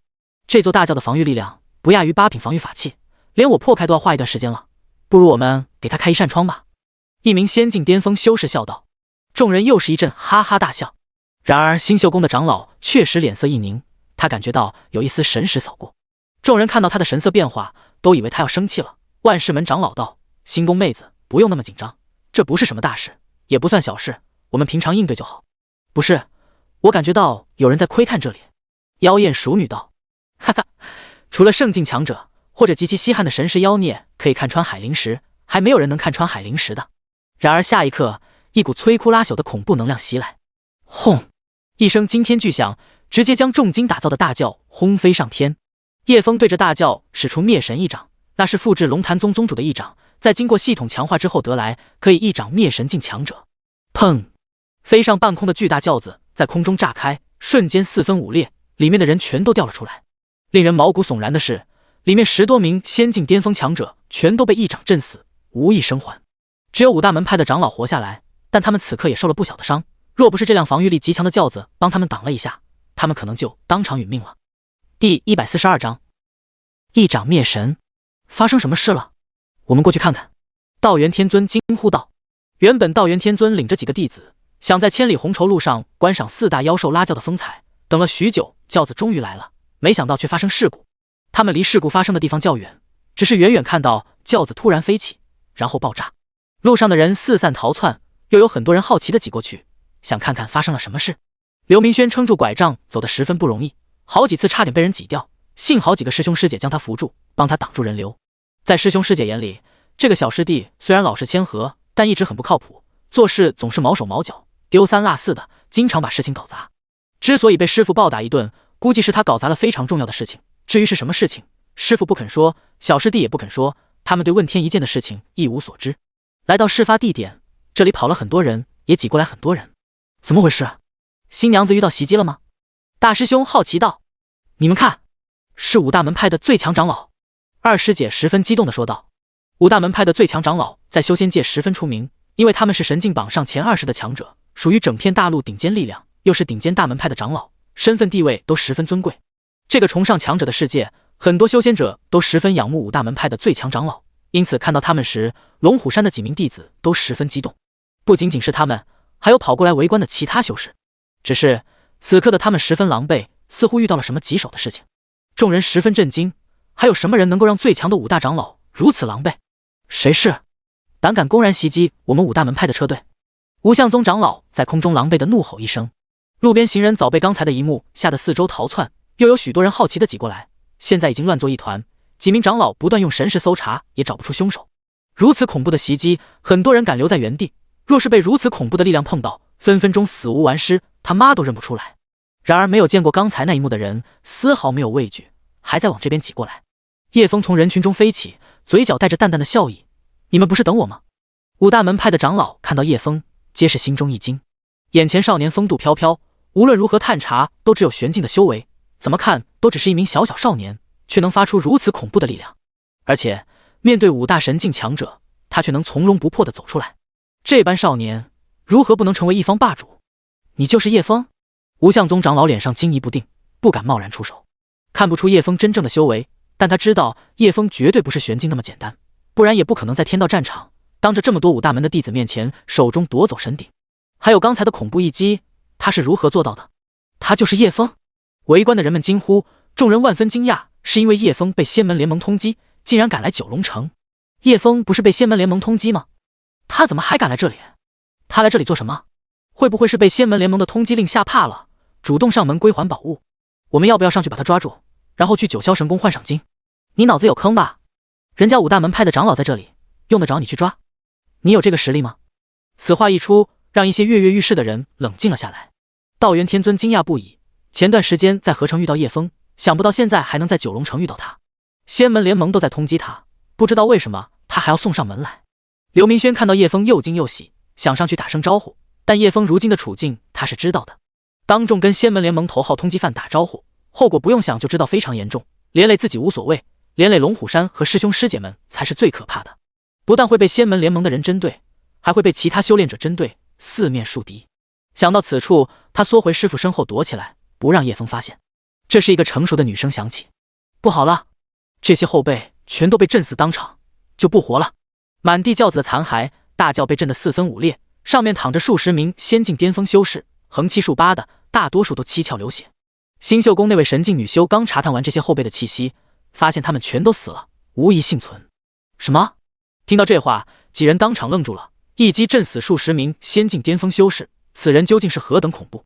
无相宗长老有些心虚，微微的后退了一步。可万世门长老却不信这个邪，自己活了几千年，怎会被眼前这个黄毛小子吓住？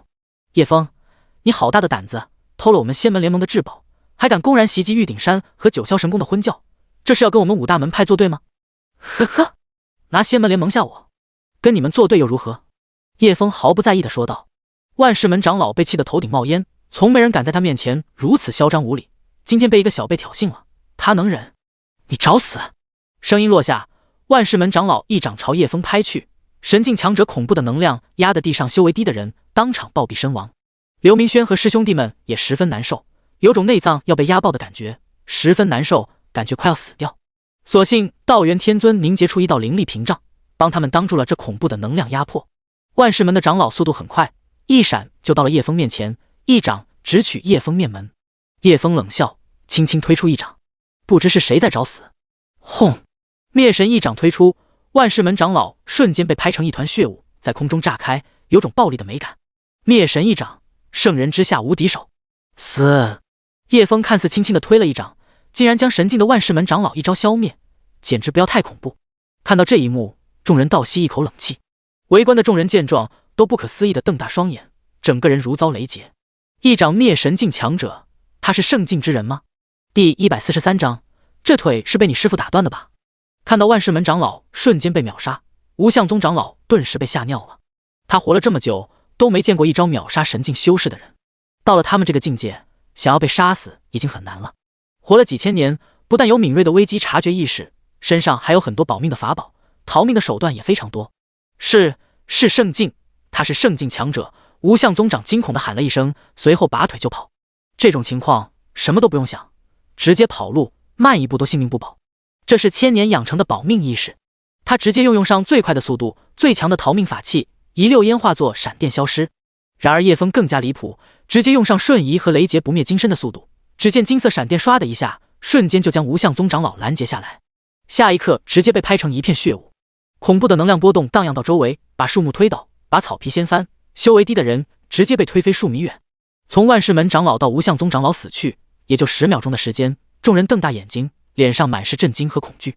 这么短时间秒杀2名神境强者，死！太恐怖了！剩余3名长老脸色煞白，满脸惊恐，心里感觉有一股强大的压迫感，让他们冷汗直流。前辈，我等有眼不识泰山，而且并没有对前辈动手，请前辈放我一马，我新公定不忘前辈大恩大德。新公立马识趣的跪在地上求饶。神鼎是仙盟的，命是自己的，孰轻孰重他分得清，而且他还是有希望进入圣境，飞升神界，获得永生。神界可是所有修仙者渴望到达的远方，神界是一种执念，是拼命修炼的理由。其他长老也慌忙跪下来求饶。门派对他们来说并没有太多的留恋，若不是宗主和其他长老求他们留下，他们早就离开门派，不去参与这些琐碎的事情，专心修炼去了。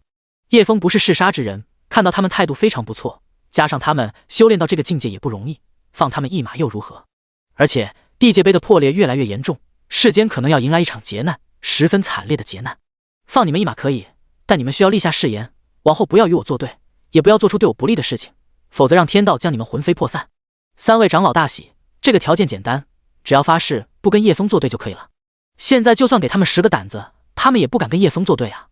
我立下天劫誓言，永远不会做出对前辈不利的事情，并且退出门派，不参与仙门联盟的任何事情。几人纷纷立下天劫誓言，若有违背，将被天道抹杀。他们早就应该退出俗世，找个地方清修了，只是耐不过后辈和宗主苦苦哀求，此刻退出也算是顺水推舟了，这让他们心中松了一口气。还有一件事需要你们帮忙，做完你们就可以走了。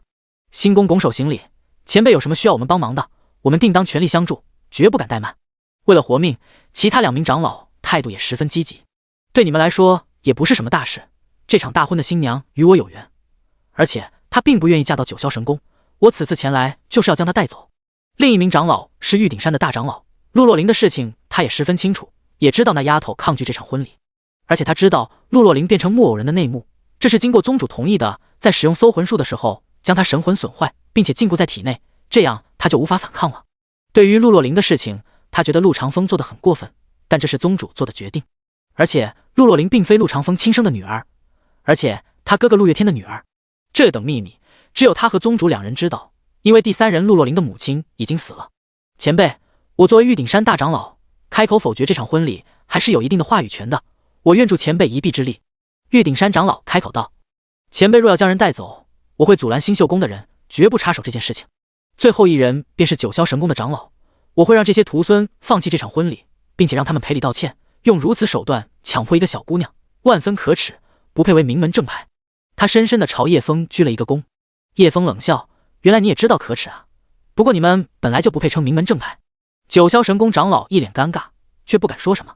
至此，三大长老整片大陆最强的几人像孙子一般，老老实实的跟在叶枫身后。看到这一幕，围观的众人都惊呆了。作为实力最强的、地位、权力最大的几人，竟然跟在一个年轻人身后唯唯诺诺。不由得，众人看向叶枫的眼神也变得十分尊敬和畏惧。刚才那几个想要拿下叶枫的人，此刻差点没有被吓死。若是被叶枫发现自己刚才的话，还不得魂飞魄散。道元天尊看到叶枫经过，深深的鞠了一个躬，这是作为叶枫出手拯救合成的敬意。叶枫也朝他微微一笑。看到这一幕，龙虎山的弟子们都瞪大眼睛，不可思议地看向自己师父。没想到自己师父竟然认识如此厉害的大人物，他们无比激动，觉得自己师父实在太牛了，就连圣境强者也朝他点头微笑。然而下一刻，令他们不敢相信的事情出现了。刘明轩，你的腿怎么瘸了？刘明轩尴尬地从师父后面走出来，见过圣尊大人，我前几日失足摔断的。叶枫狡猾一笑道，你使出问天一剑的事情，是我告诉你师父的，你这腿是被你师父打断的吧？刘明轩谎言被戳破，脸上更加尴尬了，差点没羞愧的将头埋进土里。我就说师父是怎么知道的，原来是你告的密。叶枫这番话是杀人又诛心啊！看到圣境强者竟然喊出了小师弟的名字，圣境强者竟然认识自己小师弟。几名龙虎山的弟子就像看怪物一般看着刘明轩，没想到这个憨货竟然认识圣境强者，那可是整片大陆最顶尖的大人物，那可是所有修仙者仰望的高峰啊！小师弟竟然和这般大人物说上话了，比师父还牛，小师弟实在是太牛了。若是不叶枫在这里，他们早就将刘明轩围住，激动的问东问西了。第144章抢亲。小师弟，你小子是怎么认识叶枫这般圣境尊者的？目送着叶枫几人离开，龙虎山几名师兄师姐激动地围着刘明轩问东问西，感受着周围人灼热的目光，刘明轩不知怎么说，只好挠挠头道，在天道战场那段时间，我们不是走散了吗？然后我就遇到圣尊大人一行人。刘明轩将叶枫用灵泉救人的事情说出来，还到处传送玉符，说得像一副救苦救难的大善人，把周围的人都感动到了，不由得都赞叹叶枫是个大好人。然后刘明轩又将叶枫用灵泉给狗洗澡，用灵泉洗手当水喝的事情说出来，听到众人目瞪口呆，满脸震惊。这些事情完全刷新了众人的认知。然后周围的修士不断挤过来，想要跟刘明轩交朋友，能跟圣境强者搭上话，这般牛逼的人物谁不想结识？刘明轩也是好脾气，瘸着腿扶着拐杖，满脸堆笑的和众人回礼，只是缺了2颗大门牙，笑起来有些让人忍不住憋笑。圣境强者是整片大陆最顶尖的强者，或许只有叶枫一名圣境强者在世间行走，什么九霄神宫、仙门联盟，在圣境强者面前不值一提，因此众人才没有丝毫忌惮，跟刘明轩套近乎起来。加上5大门派的长老都折服在叶枫手下，仙门联盟那张通缉令，他们相信很快就会消失了。他们不相信仙门联盟敢跟一位圣境尊者作对。叶枫和3大掌门正全速飞往九霄神宫，在叶枫的金色雷电身法加上瞬移能力下，他的速度已经达到了光速，远远的将3大长老甩在身后。他的瞬移能力已经从10公里飙升到70公里，加上金色雷劫身法，那速度就算是真正的圣境强者看了都要低头。3大长老连叶枫的车尾都看不见，不由面面相觑，都从对方脸上看到无比的震惊。这就是圣境强者吗？就连飞行速度都达到如此恐怖。玉鼎山大长老满脸震惊道，圣境跟我们这些神境相比，简直就是一个天上一个地下，高一个境界，没想到差距竟然如此之大。星宫满脸骇然道，那可不是，一掌灭一个神境强者，跟打蝼蚁似的，人家跟咱们根本就不是一个级别。我们走快点，必须阻止这些愚蠢的徒孙们，不然得罪圣尊大人，5大门派将不复存在。他们知道阻止这些徒孙不是在帮助叶枫，而是在拯救这些徒孙和仙门联盟。等罪叶枫，只有死路一条。九霄神宫内此刻已经宾客满楼，到处都是喜庆的氛围。5大门派的宗主都要参加这场大婚，其他仙门联盟的成员也领着自己的核心弟子到了九霄神宫，跟这些大门派打交道，结识一番。所谓强强联手就是如此，强者越来越强，弱者越来越弱，这就是高层的资源垄断结果。很多人已经在传送阵法前等待。一道亮光闪过，雷厉鹏领着新娘子和玉鼎山一行人出现在阵法面前，众人一阵欢呼鼓掌欢迎，场面十分热烈。雷厉鹏也彬彬有礼地向众人行礼，礼仪举止十分得体。作为整片大陆最顶级的宗门，表面功夫还是要注重的，这才能体现出最强宗门的门面。雷厉鹏的行为顿时获得其他盟友的好感，一些其他门派的女弟子还对这位高贵的翩翩公子心芳暗许。5大门派对外宣称，陆若琳是在拼命保护仙盟至宝的情况下，被叶枫重伤，导致现在变成了木偶人。但九霄神宫并没有嫌弃陆若琳这个废人，依旧履行婚约，跟陆若琳完婚。这一举动让九霄神宫的声望又提升了一个档次。此刻的雷厉鹏在这些怀春少女心里就是一个高贵且仁义的王子。不少仙子还认为陆若琳是个废人，自己还有机会上位，不由得对雷厉鹏抛媚眼。雷厉鹏也是个老手，不经意间跟那些女子对视一眼，悄然闪过一个意味深长的微笑。这样一对奸夫淫妇就连上线了。他们对于这方面的事情早就熟练，一眼就能对上眼，事后悄咪咪的联系上，找个人烟稀少的地方，二话不说就翻云覆雨起来。这一会功夫，雷厉鹏已经跟好几个门派的小仙女对上眼，等结完婚有空就出去找他们疏通。吉时已到，新娘新郎开始拜堂成亲。随着天象师一声高喊，众人移步到大殿，行礼，一拜天地。天象师话音未落，鲜红热闹的大殿瞬间失去所有色彩，变成一片灰色，热闹的声音也戛然而止，时间似乎被冻结了。一道金色闪电划过，一名风度翩翩的白衣少年凭空而现，出现在所有人眼中，正是叶枫使用的天地失色。他们虽然被禁止了，但五感还在，他们可以看到那名少年走到新娘面前，掀开她的红盖头，淡淡的说了一句：“让你受委屈了，我这就带你离开。”他知道陆若琳无论如何也不肯将他供出来，这才被他们强行使用搜魂术。陆若琳也是因为他才受这些委屈的。陆若琳的灵魂被禁锢在体内，但他仍旧能够感知到外面发生的事情。听到叶枫一句话，他再也忍不住，哇的大哭起来，将这段日子受的委屈都宣泄出来。叶枫刺碰到他的手那一刻，他恢复了色彩，在这灰色的大殿之中，两人成为了所有人的焦点。叶枫看了一眼旁边笑容满面的雷厉鹏，脸上眉头一皱，露出厌恶之色。道貌岸然，衣冠禽兽，用这种手段强迫女子，真是下等手段。话毕，叶枫对着雷厉鹏挡下，虚空弹了一指，一道劲风闪过，直接给雷厉鹏来了一个致命打击，顿时鸡飞蛋打，鸡头落地。肉眼可见的，雷厉鹏的青筋暴胀起来，双眼出现血丝，剧烈的痛感和愤怒让他快要发疯了，奈何身体无法动弹，像是被注入铁块之中，半点都动不了。叶枫带着陆若琳离开，而下一刻被一道愤怒的声音喊住了：“抢我神鼎，伤我儿子，你就想这么简单的离开？”第145章地威。雷九幽眼神暴怒，看着叶枫的眼神充满杀意。叶枫心中惊讶，雷九幽竟然能够挣脱自己的天地失色。轰！神境巅峰的气势散开，灰色空间砰然破碎。小小雕虫小技也想捆住老夫？随着天地失色解除，所有人都恢复了行动。雷厉鹏这时发出一声惨烈的哀嚎，还有失去某种比生命还要贵重的宝贝而悲愤。是的，没有了他就没了快乐，就没有办法体验美人带来的美妙快感，他雷厉鹏的人生就失去一切色彩。啊！叶枫，我杀了你！雷厉鹏狰狞的狂吼，双眼赤红带着泪水，模样十分可怕，将周围的小仙女都吓到了，他们都赶忙后退，远离王子变恶鬼的雷厉鹏。这时候其余4大门派的掌门也是放了自己的气势，全是神境中期。九霄神宫的2把手梅唧唧也气势全开，他的修为也达到了神境中期。叶枫，就是你杀了我的爱徒龙下柳，今天你的狗命就留在九霄神宫吧。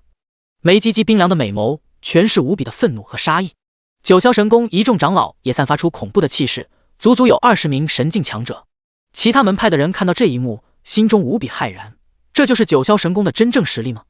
在这些恐怖的神境气势之中，整座大殿都变成了一片汪洋，神境强者的气势变成一个漩涡，所有人都是漩涡之中的一叶小舟。恐怖的压迫感让所有人都胆战心惊，背脊发凉。一些修为低的弟子，若不是有本门长辈护着，恐怕此刻道心崩塌，整个人就此废掉了。即便如此，这些弟子们仍旧被吓得瑟瑟发抖。这是仙门联盟故意释放的威压，一方面是要打压叶枫，另一方面是要打压其他门派，让他们更加顺从仙门联盟的安排。众人暗自心惊，5大门派的实力太恐怖了，在他们面前自己的门派显得如此渺小，同时也在可怜叶枫，在如此多的神境威压之下，想想就很可怕。若是换作自己，恐怕会被吓得瘫软在地。叶枫此刻也不好受，若不是他练成了雷劫不灭金身，以他玄境的修为，早就精神错乱，吐血倒地了。他也是在强撑着，这么多神境强者同时释放压迫，宛如一座大山压在他背上，压在他心头，这是肉体和精神的双重压迫。他还要分出力量将陆若琳护着，不让他受伤。此刻他才真正感受到神境强者的可怕。陆若琳也感受到外面的恐怖压迫，他能感受到叶枫为了不让自己受伤害，苦苦支撑着。他心里被感动得一塌涂地，想要和叶枫一起承担，但却什么也做不了。所有人的目光都集中到叶枫身上，自然也能够从他神态和动作看出来，叶枫此刻压力十分大。呵呵，还以为他有多厉害，竟敢一个人独闯九霄神宫，现在不过是一个蝼蚁，分分钟要被雷公主捏死。一名仙门联盟的成员冷笑道：“就是小小年纪有点小本事，就敢胆大妄为，以为自己牛逼上天了，自己跑来送死。”一名门派掌门冷嘲热讽道：“刚才他被叶枫用天地失色控制住，令他十分生气，感觉被这小辈侮辱了，想上去教训叶枫一顿，但有这么多大人物在此，他不敢动手，只能打嘴炮嘲笑叶枫。”周围已经响起窃窃私语的声音，所有人看着叶枫的眼神都充满鄙夷，一个莽夫罢了，没头没脑的过来送死。雷厉鹏带着狰狞的冷笑朝叶枫走过去：“狗东西，现在动一下都很艰难是吧？回我命根，我要你10倍偿还。”雷厉鹏张开双腿，像螃蟹一般一步一步朝叶枫走过去，手里举着匕首，动作十分滑稽。叶枫眉头微皱，叮，检测到强大的神境气势，宿主是否复制？听到系统的声音，叶枫心中大喜，这下有救了。复制，叮，巅峰神境气势复制成功，技能自动强化，技能强化成功，技能名称为地威。获得地威后，叶枫身上的压力瞬间消失，整个人在这气势漩涡中站得笔直，宛如从漩涡之中长出来的大山，无可撼动。他的眼神也变得冷厉，充满威严，举手投足间散发着霸气的地威，那是一声令下浮尸百万的可怕地威。叶枫向前一步踏进，地威的气势向四周散开，空气在无形中爆炸。神境强者的气势瞬间被叶枫的地威气势冲散，在叶枫的地威强大压力下，在场的年轻弟子瞬间双眼一瞪，全都昏死过去，倒下一大片。朝叶枫走来的雷厉鹏瞬间被地威震得七窍流血，不知死活。各大门派的长辈们皆是被叶枫的地威震得内脏受伤，一口鲜血直接喷了出去，心中万分惊恐，无比骇然。他们看着叶枫的眼神充满恐惧，那些神境强者也不禁被叶枫的气势压得后退。叶枫每向前走一步，他们就往后退一步，因为叶枫的地威实在太恐怖，那是一种令人窒息的压迫感，能够让人胆战心惊，冷汗直冒。就连雷九幽也是全力调整气息，才能够让自己冷静下来。他们看向叶枫，眼中只有震惊。想不到叶枫散发的气势竟然能够压过在场几十名神境强者的气势，着实恐怖至极。希望贵派将我的悬赏令撤销了，那些苍蝇总是来烦我，影响到我心情了。叶枫话语中都在散发着威严的地威，让雷九幽差点就答应了。所幸他修为够高，很快稳住了心神。神鼎是我五大门派的至宝，如果你肯将它归还回来，就此离开，我五大门派可以既往不咎。叶枫冷笑，呵呵，神鼎本是无主之物，是我把它收服的，怎么就成了你们的东西？你们五大门够不要脸的。雷九幽头一次被人对，还是个毛头小子的长相，可把气死了。你莫要狡辩了，神鼎乃我们师祖上古传承下来的宝藏地图，我们师祖都有标注，你不是偷是什么？叶枫冷哼，不是我说，就算你们五大门派全都倾巢出动，都收服不了神鼎，此等神物岂是你们这些庸人能够觊觎的？没有神火，谁来都不行。若是强行收服神鼎，他会自我毁灭。他们竟然敢妄称神鼎是他们的，脸皮真够厚的。宗主，跟他废话什么？一起上将神鼎抢过来！梅唧唧眼中带着怨毒和狠辣。龙夏柳不单单是他的弟子，他还有一个没人知道的身份，那就是前任九霄神宫公主的私生女，同时也是他的私生女。对叶枫的仇恨，他是绝对最深刻的。叶枫，杀我弟子，你拿命来！梅唧唧怒喝一声，直接猛然出剑刺向叶枫。找死！叶枫也不惯着他，直接就是百倍灭神一掌。轰！一掌下去，整座大殿都被叶枫掀翻，飞到半空的梅唧唧也瞬间被叶枫一掌轰成血雾。恐怖的一击将所有人都吓住了。死！众人倒吸一口冷气，看着叶枫的眼神充满震惊和恐惧。一掌轰杀神境中期的强者，在场没有人能够做到，就连雷九幽这个神境巅峰也使不出威力如此恐怖的一掌。所有人都愣住了，刚才的一幕让他们心惊肉跳。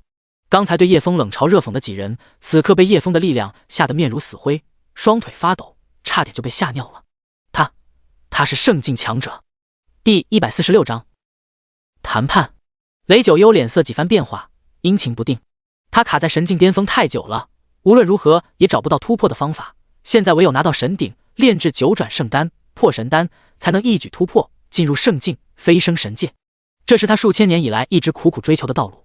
破神丹的丹方存在神鼎内，也只有使用神鼎才能炼成破神丹，或者九品炼丹炉也可以炼成破神丹。但九品圣器极其稀少，下界拥有9品圣器的只有几人，大多数9品圣器都在神界，也只有神界的炼器大师才能炼成9品圣器。下界资源太贫瘠，炼丹和炼器技术也非常落后，完全比不上神界。这也是雷九幽一直想飞升神界的原因之一。原本以为叶枫只是一个天资好点的小辈，只要找到他就可以将神鼎夺回来，没想到他竟然有如此恐怖的实力。就在他犹豫不定的时候，外面传来3大长老着急的声音：“你们等一等！”众人顺着声音方向看去，只见3大长老着急忙慌地冲进来。然而下一刻，他们皆是脸色大变，一阵恐怖的威压笼罩着整座大殿，硬生生地将飞行中的他们给压了下来。3人踉跄几下才稳住身形。3人神情震惊地看向叶枫，同时看到大殿的一滩血迹，他们心中骇然无比。看来他们来晚一步，已经动手了。圣尊前辈的威压竟然如此恐怖。九霄神宫的大长老慌忙朝叶枫拱手求道：“前辈，有事好好商量，求您收回这威压，再这样下去，这些小辈都要暴毙而亡，人族的新生力量将要受到莫大的损失。”商量？你们的人有商量的诚意吗？叶枫冷冷地问道。随着叶枫声音的落下，周围的人脸色更加难看了。他们顶着叶枫恐怖的压下，还要护着已经昏死过去的弟子，很多人都快坚持不住了。若是不护着弟子，他们早就被叶枫的威压震死了。他们只希望5大门派的人赶紧服软，不然他们可就遭老罪了。3大长老慌忙朝各自的宗主使眼色，示意他们赶紧表态。5大掌门相互看了一眼，都明白了彼此的意思，赶紧顺着台阶而下。他们看到叶枫一掌秒杀梅鸡鸡都已经怂了，但奈何神鼎的诱惑力实在太大，加上他们作为大陆最强的5大门派，当着天下人的面认怂，以后还怎么当大佬？颜面何在？此刻看到3大长老回来，给了他们台阶，他们立刻就顺势表态：“我星宿宫愿意和谈，我万世门愿意和谈，我无相宗愿意和谈。”最后赵长风和雷九幽相视一眼，都发话愿意和谈。叶枫这才缓缓撤下地威。众人如释重负，都大口喘着气，脸上满是后怕。一些人直接瘫坐在地休息，也不管别人的眼光了，差点就累死。想和谈可以，我只有3个要求：第一，陆洛灵我带走；第二，撤销我的通缉令；第三，仙门联盟必须解散。众人听到叶枫的要求都变了脸色，前面2条他们还可以接受，第3条要求就让他们脸色很难看了。什么？你想要我们仙门联盟解散？这个不行，绝对不行！雷九幽第一个站出来反对：“你抢走我们九霄神宫的新娘，杀我儿子就算了，不但拿了神鼎，还让我们仙门联盟解散，你的要求是不是太过分，太霸道了？”其他门派的宗主也是脸色难看，显然不赞同叶枫提出的要求。叶枫笑了笑：“我没有让你们割地赔偿就不错了。陆洛灵本就是你们强行抢走的女子，她根本不愿意嫁到九霄神宫。至于你儿子，他自己找死，怪不得我。神鼎你们根本就没有能力收服，若不是我出手，你们5大门派的弟子都要死在天道战场，这一点你们心里自己清楚。我还没问你们要救命之恩的补偿呢。你们仙门联盟强联合，打压其他门派发展，横行霸道，欺压其他门派，掠夺他们的资源，导致其他门派越来越弱，而你们越来越强。仙门联盟并非正义公正的势力，你们只会滥用暴力和权力压迫他人，天下苦仙盟久矣，所以仙盟必须解散。我3个要求，一个也不能少，一步也不能让。”大殿内不单单有仙门联盟的门派，也有其他没加入仙盟的门派。听了叶枫的话后，一名中年男子猛拍手掌，大声喊道：“好，我同意仙盟解散。你们仙盟只会欺压弱小，仗势欺人，还多次强迫我们加入仙盟，不然就要交保护费。加入仙盟又要交加盟费，还要听你们的调动和差遣，这不是欺负老实人吗？”众人闻言大惊，都看向了那个中年男子，他竟然敢公然对仙门联盟，还真是不怕5大门派日后报复啊！男子名叫周富区，他是灵剑门的新任门主。他儿子在外惹到了仙门联盟的成员之一吴影剑李家的公子，然后被李家公子带人强闯灵剑门杀了。前任门主去给孙子报仇，但吴影剑李家找来了神捕营的人，以莫须有的罪名处死了。周家只剩下周富区一人，只能继承灵剑门。灵剑门原本还是个比较有实力的门派，他们擅长打造高品质的灵剑，而且还能给自己打造出来的灵剑创造剑法。灵剑门收弟子不看灵根，只看弟子对剑的感应，因此他们有很多剑术高手。但仙门联盟来了之后，每年都要上缴各种资源或者灵剑作为保护费，导致灵剑门无法发展壮大，反而逐渐衰弱。现在周富区只剩下自己一人，无牵无挂，也不怕连累家人。此刻他将所有的怨气和怒意都释放出来，他一个人的掌声竟然拍得无比响亮，一个人都比一群人要响亮。老狗，敢污蔑仙门联盟，你找死！一名衣着华贵的青年化作一道残影，朝周富区背后刺去。此人正是那个李家公子，他们李家无影剑一直被灵剑门压一头，但是加入仙门联盟后，李家无影剑就节节攀升，压过了灵剑门。两家本就有矛盾，此刻青年出手毫不留情。李家公子刚才高级法器保护，叶枫的地威并没有对他造成太多伤害，全力施展出来的无影剑让周富区无力阻挡，唯有闭上双眼等死。叶枫眉头一皱，谁敢在这个时候动手杀人？没把自己放在眼里吗？第147章圣丹修魂。另一边，一大群修士正赶往九霄神宫的路上。当他们知道叶枫过来抢亲的时候，个个都激动的比他老娘成亲还要激动，连九霄神宫的新娘都敢抢，哪个人听了不好奇？加上人传人说有个圣境强者在世间行走，已经前往九霄神宫。作为修仙者，哪个不想一睹圣境的风范？人群之中，龙虎山一行人被其他修仙者围得水泄不通，都在听刘明轩讲述叶枫的事情。他们一边赶往九霄神宫，一边听故事。你们别以为圣境尊者就是高高在上的，叶大个人可好了，一点架子都没有。他不但吃凡俗食物，还经常给我们做好吃的菜肴。在刘明轩的描述下，叶枫简直就是一个大好人、大圣人，正面人物的楷模，让周围的修士都忍不住给叶枫一个大拇指。如果这些话让叶枫听了，一定会被气死。这尼玛不是妥妥的大冤种吗？都说好人和老实人不得好死，您负天下人，也不要让天下人负我。叶枫一直都在告诫自己，千万不要当好人。在众人的交谈中，修士们很快就到了九霄神宫。然而当他们看到九霄神宫的景象时，不由得倒吸一口凉气，整座大殿都被人掀翻了，空气中弥漫着极其压抑紧张的气息。到了这里的人都不由自觉地闭上了嘴，即便四周围满了人，也安静的落针可闻，众人大气都不敢喘一声。然而下一刻，一名穿着华贵锦衣的青年突然暴起，持剑杀人，直冲一名青衣中年刺去。砰！锦衣青年见未到，就被一股恐怖的无形力量砸下，瞬间被压成一滩血肉模糊的肉泥，场面极其恶心残暴。几名小仙女都被吓得连连尖叫，像是脑子被摘掉一般，完全失控的只会乱叫。刺耳的声音差点没让叶枫也给他们来几万吨重力。锦衣青年正是李家公子，持剑欲将周富曲刺死，但被叶枫用万吨重力轰杀了。敢在自己谈判的时候动手，真他妈的找死！周富曲扑通跪地，感谢圣尊大人的救命之恩，求圣尊大人为我们这些独立门派主持公道。他们仙门联盟只是一帮仗势欺人的匪徒，只会打家劫舍。听到周富曲这般大胆的话，周围人也是被吓了一大跳。这种话也敢说，无疑是自寻死路，事后一定会被仙门联盟的人追杀的。刚才还听刘明轩讲故事的众人看到这一幕，脸色都变了，一脸惊恐地看向刘明轩，眼中带着质疑。你不是说叶枫平易近人，没有架子，是个大好人吗？为什么自己一来就看到如此残暴的一幕，直接把人都压成肉饼了？刘明轩也是被吓了一跳，面对众人质疑的目光，刘明轩也是百口难辩。师弟，待会他们要围殴你的时候，你赶紧跑，我和师兄师姐们帮你挡一下。一名龙虎山弟子不露声色地凑到刘明轩耳边，压低声音说道。叶枫轰杀李家公子后，大殿内的气氛更加紧张了。五大门派的掌门很显然极其不愿解散仙门联盟，他们还想要争辩。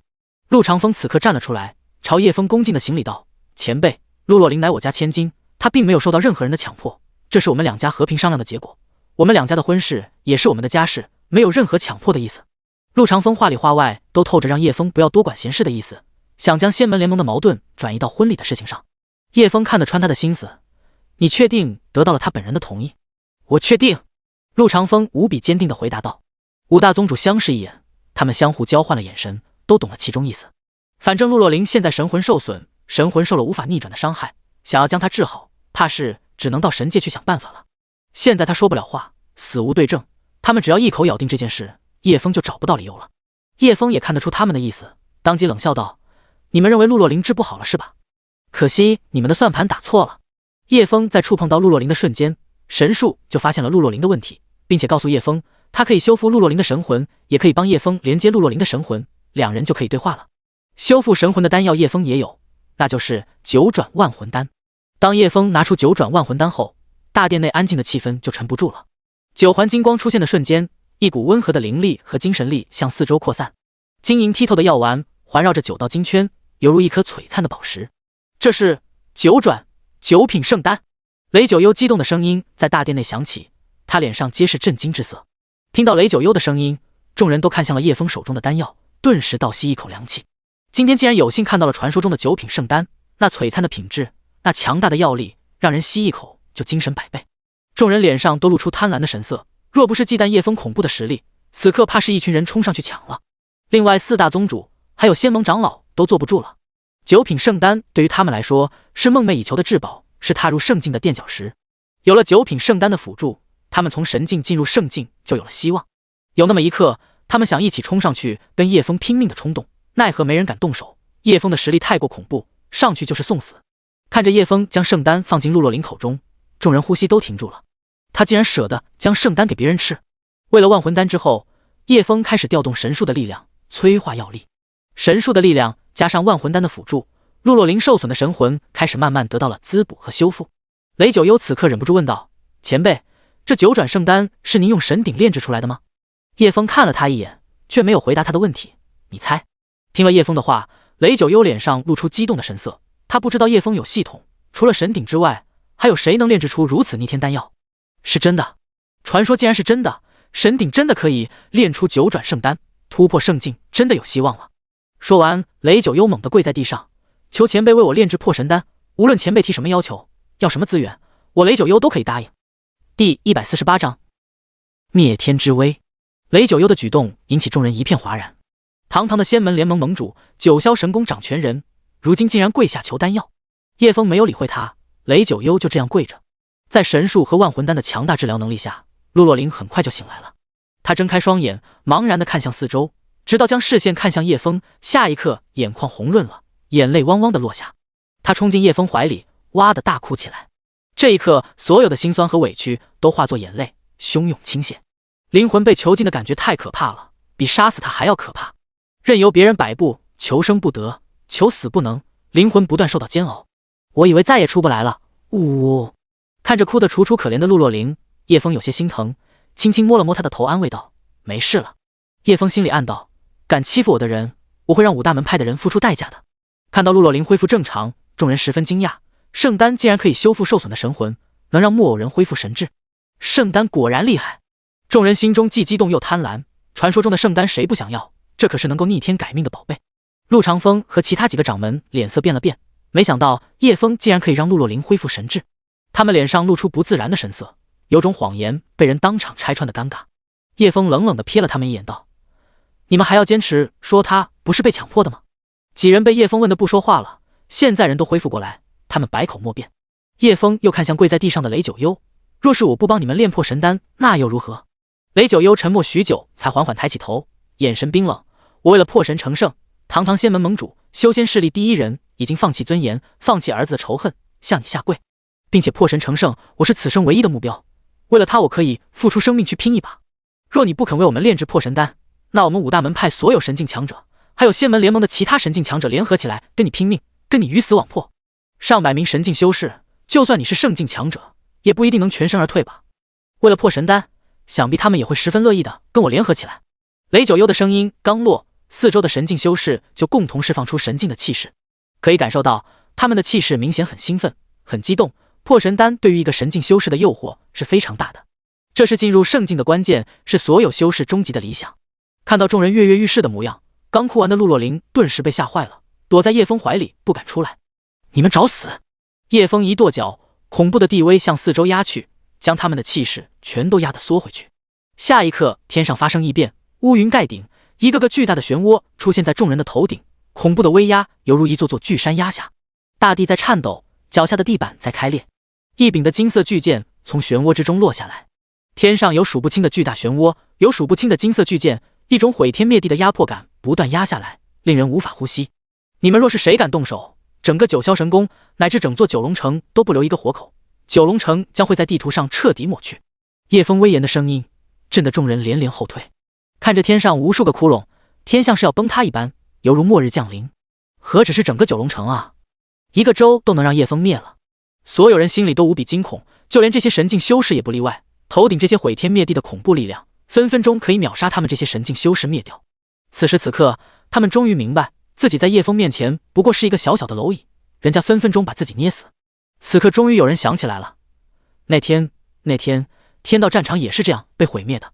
天道战场原来就是被前辈毁掉的。刘明轩和师兄师姐们也想起了那天恐怖的场景，原来天道战场就是被圣尊大人毁掉的。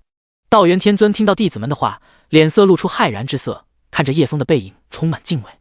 此刻五大门派的核心长老们才知道，那天传引球无法连接天道战场，原来是叶枫强行将整个天道战场毁掉了。要知道，天道战场比30个九龙城都要大。想到这里，众人不由得咽了一下口水，发现自己牙齿都在打颤。刚才给你们机会，本想和和气气的跟你们谈判，你们非要找死。叶枫冰冷的声音让他们如坠冰窟。圣尊大人，圣尊大人饶命啊！星宿宫、玉鼎山和九霄神宫的大长老慌忙跪地求饶，圣尊大人求您收回神通，我们愿无条件答应您所有的要求。星宫大长老高声喊道：我们星宿宫愿无条件投降，接受圣尊大人的任何要求。星宿宫的大长老在星宿宫的权力跟他们公主相当，因此他有权替星宿宫做出选择。玉鼎山的大长老慌忙朝自己的宗主大喊：陆宗主，你赶紧宣布投降吧，无条件接受圣尊大人的任何要求，不然大家都得死。陆长风也是被天上那些恐怖的巨剑吓坏了，听到大长老的呼喊，他惶恐跪地投降。圣尊大人，我玉鼎山愿意投降，无条件遵从圣尊大人的任何要求。有了星宿宫和玉鼎山带头，其他宗门都惊恐跪下求饶。我巨岩门教愿臣服圣尊大人，我万灵教愿臣服圣尊大人，我大泽山愿臣服圣尊大人，求圣尊大人饶命啊！一众人整整齐齐地跪在地上，肩膀不住的颤抖，犹如被死神的镰刀架在脖子上，下一秒就会被收割性命。雷九幽也不等大长老喊，自己就跪地求饶了。求圣尊大人饶命，小人有眼无珠，不知好歹，不知道天高地厚，顶撞了您大人有大量，就饶了我们吧。仙门联盟立刻解散，九霄神宫也立刻解散，并为无条件接受圣尊大人任何要求。雷九幽哆哆嗦嗦地把话说完，冷汗早已将他衣衫打湿。呵呵，看着跪地的众人，叶枫冷笑一声。第149章养家糊口。天上恐怖的力量还在缓缓压下，死亡悬在所有人的头顶。见叶枫不为所动，众人都急了，又是一片哀嚎和求饶，说自己是无辜的路人。一些人还对雷九幽破口大骂，骂这个老狗想找死别拖上自己，他们就像热锅上的蚂蚁。圣尊前辈，既然他们都投降认错了，您就放他们一马吧。这座城有很多无辜的百姓，还有其他不相关的门派，路过的散修，还有这片大地的生灵，我道元小辈替他们求情了。说着，道元天尊也跪了下来。刘明轩虽然被吓得瑟瑟发抖，脸色惨白，但他还是鼓足勇气道：叶大哥，我知道您不是杀之人，既然五大门派都归降于您，您就饶了其他人吧，事后将罪魁祸首处置了便是。叶枫怀里娇小的人儿躲着不肯出来，但他还是扯了扯叶枫的衣服，让他就此罢手。叶枫也不是蛮不讲理的人，不可能让整座城的人为五大门派陪葬，既然他们都无条件投降了，那也没必要赶尽杀绝。他冷哼一声，撤去天上恐怖的剑威，金色的巨剑化作一片金光散去，那些吞噬一切的可怕漩涡也逐渐收缩，只剩下一片七零八落的乌云。大风也消散了，天地间一片风平浪静。至此，众人才松了一口气，冷汗也湿透了衣衫，整个人的虚脱了。真是不见棺材不掉泪，非要我动怒。既然你们愿意归降，我也没必要赶尽杀绝。但是，刚才带头的人，还有响应最积极的人都得死。叶枫冰冷的声音落下，雷九幽顿时面如死灰，脸上写满不甘和绝望。他脸色几分变化，最后双眼闪过一丝决然，猛然起身，化作一道残影欲逃离此地。另外几名叫嚣最厉害的神境修士见雷九幽逃跑，他们也跟着一哄而散。看着那几道逃跑的身影，叶枫一个冷笑便闪了出去。砰砰砰，天空中响起一片巨响，一团团血雾炸开，仅仅2个呼吸的时间，叶枫就凭空出现，回到原来的位置，手中多了一个人头，正是雷九幽的。叶枫把头丢在大殿中央，雷九幽那张脸还能动，脸上满是惊恐和不甘。众人见状，倒吸一口凉气，心中无比惊骇。叶枫的实力真的太恐怖了，自己在他面前就像一只蝼蚁。想起刚才自己还妄想跟着其他神境修士围剿叶枫，这个想法真的太天真，太可笑了。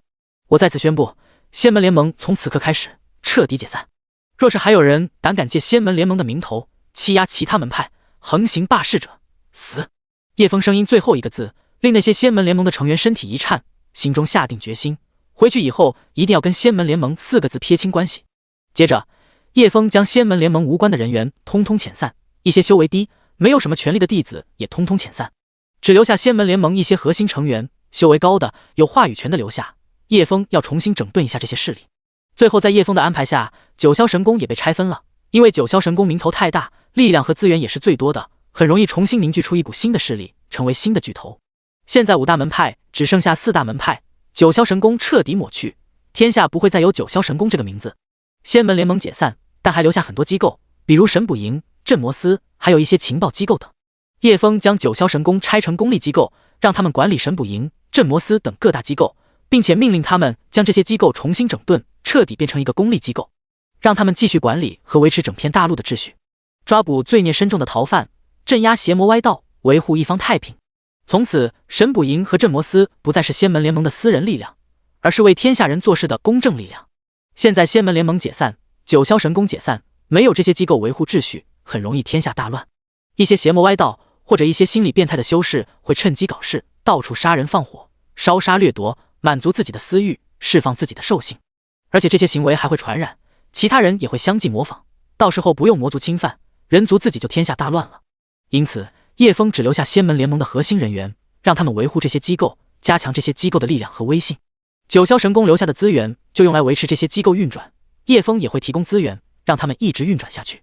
叶枫有复制系统，大批的修炼资源用来供养这些公益机构，还是轻轻松松的。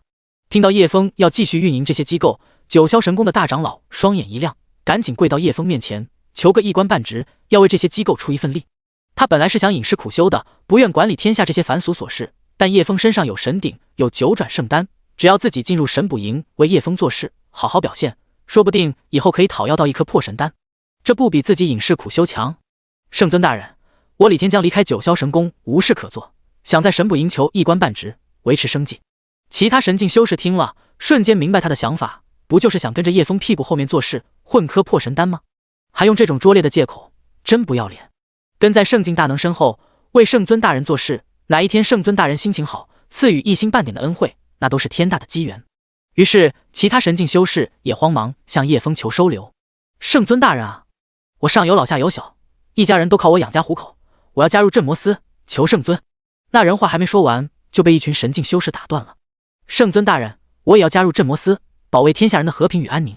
圣尊大人，我打小就梦想成为一名正义的侠士，惩恶扬善，神捕营就很适合我这样的人。俺是乞丐出身，曾经流浪天下，到了情报机构一定能发光发热。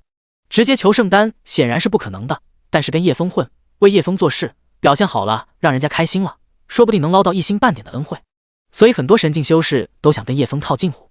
叶枫当然看得出他们的想法。仙门联盟解散的事情很快就会传开，若是不加强这些机构的力量，震慑那些恶徒，他们一定会趁机作乱。现在正是需要这些神境修士镇场，而且他们成为自己的力量，可以为自己所用，也是一件好事。再说叶枫养得起这群人，以后自己需要什么资源，需要做什么事，吩咐下面的人去做就行了，可谓是要风得风，要雨得雨。好，既然你们这么想为天下人做事，我也很开心。待会我会安排你们的职务，好好干，表现出色的人我会赐予他9品圣丹，而且每年都会选出20名贡献最大的人，专门为他们炼制想要的9品圣丹。破神丹这些都是小事，好好干，你们都会有的。叶枫给他们画了一顿大饼，一顿忽悠，将天下大半的神境修士收入麾下。第150章最强势力。叶枫的话让在场的人都沸腾了，全都激动不已。每年都拿出20颗以上的9品圣丹啊！一年对于这些千年老妖来说，简直就是睡个觉的事情，相当于普通人一天的时间。一天送20颗圣丹，尼玛排队都能排到了。顿时，所有人都充满希望，幻想着自己得到一颗9转圣丹之后，修为突飞猛进，一步登天。若是让他们知道，叶枫家的狗子一天就吃几10颗，怕不是都抢着当狗。在叶枫的一顿操作下，九霄神宫拆分成公立组织，下面几个机构也成了公立机构，主要目的是维护整片大陆的安稳和平。当然，九霄神宫的名头还是要改的，既然是公立组织，那就叫罗网，任何罪恶逃不过罗网的追捕。叶枫不过是当下随意的安排，从未想过未来有一天，连神界的罪恶听到罗网2个字都会闻风丧胆。终有一天，这张网会笼罩在天地间任何一个角落，笼罩在每个人的心头。那个谁，以后你就负责处理整个罗网上上下下的琐事，你过来帮这些人登记安排职务，给他们分配工作。叶枫指着星宿宫的大长老道。星宫激动地朝叶枫行礼，是，属下领命。属下的名字叫星宫。叶枫点点头，圣尊大人给他下命令，这就意味着圣尊大人同意他加入，而且还让他管理整个罗网上上下下的事情，想想就激动。众人满脸羡慕地看着星宫，一上来就当上了重要的管理层，像他这样的职务更加容易获得9品圣丹。叶枫又指向九霄神宫的大长老道，你叫什么名字？九霄神宫大长老满脸激动，急忙行礼道：“属下叫关良。”好，关良，以后就由你来管理神捕营。关良恭敬行礼：“是，属下遵命。”这时候，玉鼎山的大长老坐不住了，连忙跪了下来道：“圣尊大人，镇魔司就让属下来管理吧。”你，叶枫眉头微皱，镇魔司可是一个强大的武力机构，你现在是玉鼎山的大长老，你能保证不会以自己的职务之便为玉鼎山谋取利益？管理镇魔司可不像星宫那样，只是管理罗网的琐事。玉鼎山大长老急忙道：“我天思奎可以退出玉鼎山，并且立下天道誓言，绝不滥用职权谋利。”星宫见天思奎退出玉鼎山，他也效仿道：“我星宫也退出星宿宫，并且立下天道誓言，绝不滥用职权谋利。”关良也不例外，当即三人便立下天道誓言。叶枫满意的点点头：“不错，你们很有诚意，没有愧对我的选择，我便赐予你们每人2颗9品圣丹。”说着，叶枫便拿出了3颗9转气海丹、3颗9转万魂丹，分别赠予三人，每人拿到1颗9转气海丹和1个9转万魂丹。见状，在场的所有人都沸腾了，所有人眼神灼热地看着三人，眼中充满羡慕。三人也万分激动地朝叶枫磕头拜谢，他们万万没想到叶枫直接就赠予2颗9品圣丹给自己，丝毫不带犹豫的。圣尊大人果然豪气，以后神捕营和镇魔司的队伍至少也会安排1名神境修士带领，并且每人最低基本配置必须配备1个8品战斗法器、8品防御法器、8品保命玉符。目前下界能找到的最高品阶法器只有8品了，至于9品估计藏在某个犄角旮旯，没有现世，不过那些都是上古战场的遗物了，很难找到。众人听完叶枫说的最低基本配置，脸色都变了一变。星宫急忙提醒道：“圣尊大人，您说的最低基本配置在我们下界属于最高配置了，就连我们这些大长老都不一定能弄到满配。你们放心，在我们罗网做事的人，每个人都必须拥有这样的最低配置，所有法器都由我来出。”全场倒吸一口凉气，眼中满是震惊，就如同井底之蛙跳出了井口，看到外面的世界。我也要加入罗网，我也是，我现在就退出玉鼎山，我现在就退出万世门，成为罗网的一员。一时间，所有人都沸腾了，生怕慢了一步，丢失了这个一步登天的机会。这下星宫都慌了，圣尊大人，现场起码有几千人，加上神捕营、镇魔司、情报部3个机构，没有在场的人至少也有6、7万人。如果每人都要配备这样高级的法器，恐怕……星宫没有敢继续说下去，因为在他眼里，这么多高级装备就是一个天文数字，即便搜遍整片大陆，也拿不出这么多8品法器。关良和天思奎也急了：“圣尊大人，这恐怕……”没等两人说完，叶枫打断道：“你们放心，我说到做到，到时候我先拿出10万套满级装备，不够我再补。但是你们选人必须认真一点，不要什么人都让他们加入罗网，而且退出罗网的人必须退还这些装备，还有要制定淘汰制度，不要让他们变得懒惰，什么事都不干，在我们罗网摸鱼。10万套满级装备，也就是40-50万件8品法器。”众人都听着都快被吓傻了。如果叶枫不是圣境强者，他们肯定认为叶枫就是个傻子。叶枫说了一大堆，三人似懂非懂的点头，但脸上的震惊从未散过。星宫看了看叶枫手指上的储物戒指，好奇问道：“圣尊大人，您准备要回神界一趟吗？”“神界？回什么神界？”叶枫疑惑道：“您不回神界，哪里弄来这么多8品法器？就算9品储物戒指，也装不了这么多8品法器啊。”叶枫听了不由一笑：“放心，我离开九龙城之前，会将这些法器拿给你们。我们罗网的人如果没有强大的装备，到了外面执法，被人欺负了，可就丢我们罗网的威严，所以装备这一块不能小气。万一他们遇到强大的魔族或者邪修，也有自保之力。”最后，叶枫让众人安静下来。最后，我来说一下罗网的存在的使命。但凡被我们罗网盯上的罪恶，就算追到天涯海角、山穷水尽，倾尽所有，也要将其绳之以法。静！全场无比安静。就算追到天涯海角、山穷水尽，倾尽所有，也要将罪恶绳之以法。众人不由得喃喃低语，眼中闪烁着光芒，肩部不住的颤抖。最后爆发一阵阵激烈的高呼。第151章巨人。圣尊大人在做什么？他为什么要我们打开储物戒指，还要摸我们的8品法器？一名神境修士小声地朝身边的另一名神境修士问道：“我也不知道，圣尊大人这样做一定有他的道理，我们不要多问。总之，圣尊大人不会贪图我们这些小玩意，人家是从神界下来的，灵泉当水喝，还能拿出几十万件8品法器。我们这些井底之蛙当然看不懂圣尊大人在做什么。”那名神境修士用力的点点头：“我知道了。”叮！8品金红剑1亿件复制成功，已存入系统空间。叮！8品防御法器蛟龙金甲1亿件复制成功，已存入系统空间。叮！黄金藤10亿件复制成功，已存入系统空间。叮！龙岩晶石100亿件复制成功，已存入系统空间。经过2个半小时的复制，叶枫长呼了一口气，终于把所有的8品法器，还有各种灵药、炼器材料都复制完了。以后要炼9品圣丹或者9品法器，不用到处跑去找材料。9霄神宫的宝库都被叶枫复制完了，还有4大门派的宝库没去。叶枫打算一口气把全部有用的东西都复制一遍，到时候想要什么就有什么。不过当下先把装备交给星宫，由他来清点分配，以后罗网的宝库都是让他来管理的。你们都走开，都站到一边去，或者飞在天上，让出一片空地来。众人疑惑，不知道叶枫在做什么，但众人还是照做了。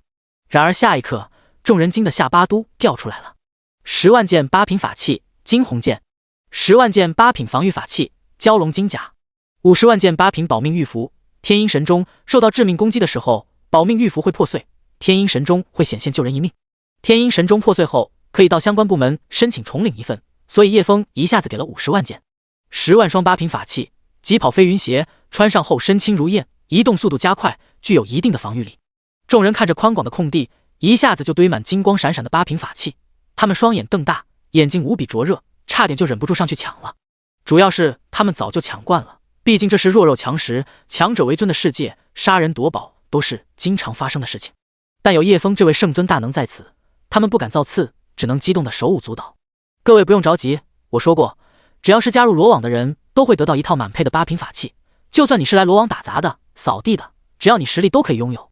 我保证的9品圣丹奖励也会赠送，绝不食言。诸位可以放心留在罗网做事。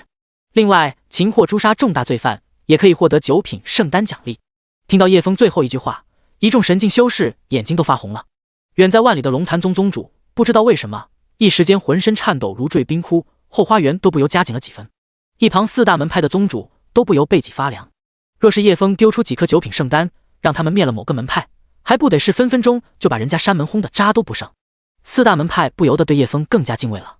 在叶枫的重金招揽下，4大门派很多人都跳槽过去了罗网，当然其他门派也是如此。他们如今的门派实力直线下降，直接弱了一大截，而罗网瞬间变成一头滔天巨物，无人能够撼动。很多人都想成为这头巨物的一部分。叶枫知道自己这个屠龙者可能某一天会变成恶龙，但以后的事以后才知道会是什么样的。边州边城，一名白嫩可爱的陶瓷娃娃正欣喜地在大街上左顾右盼。热气腾腾的包子店，做糖蝴蝶的卖糖小摊，摆着五花八门的发簪小摊，卖各种稀奇水果的农户小摊，他都能蹲在摊位前看半天，对周围的食物充满好奇和新奇。路上的行人看到小女孩都会忍不住多看几眼，心情都会好上几分。小女孩身后跟着一条大傻狗，吐着舌头跟在后面。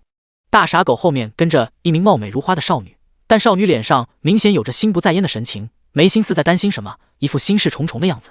路上的人看到这一组合，衣着打扮不似一般人，因此都不敢上前打扰，就连当地的地痞流氓都不敢多看几眼。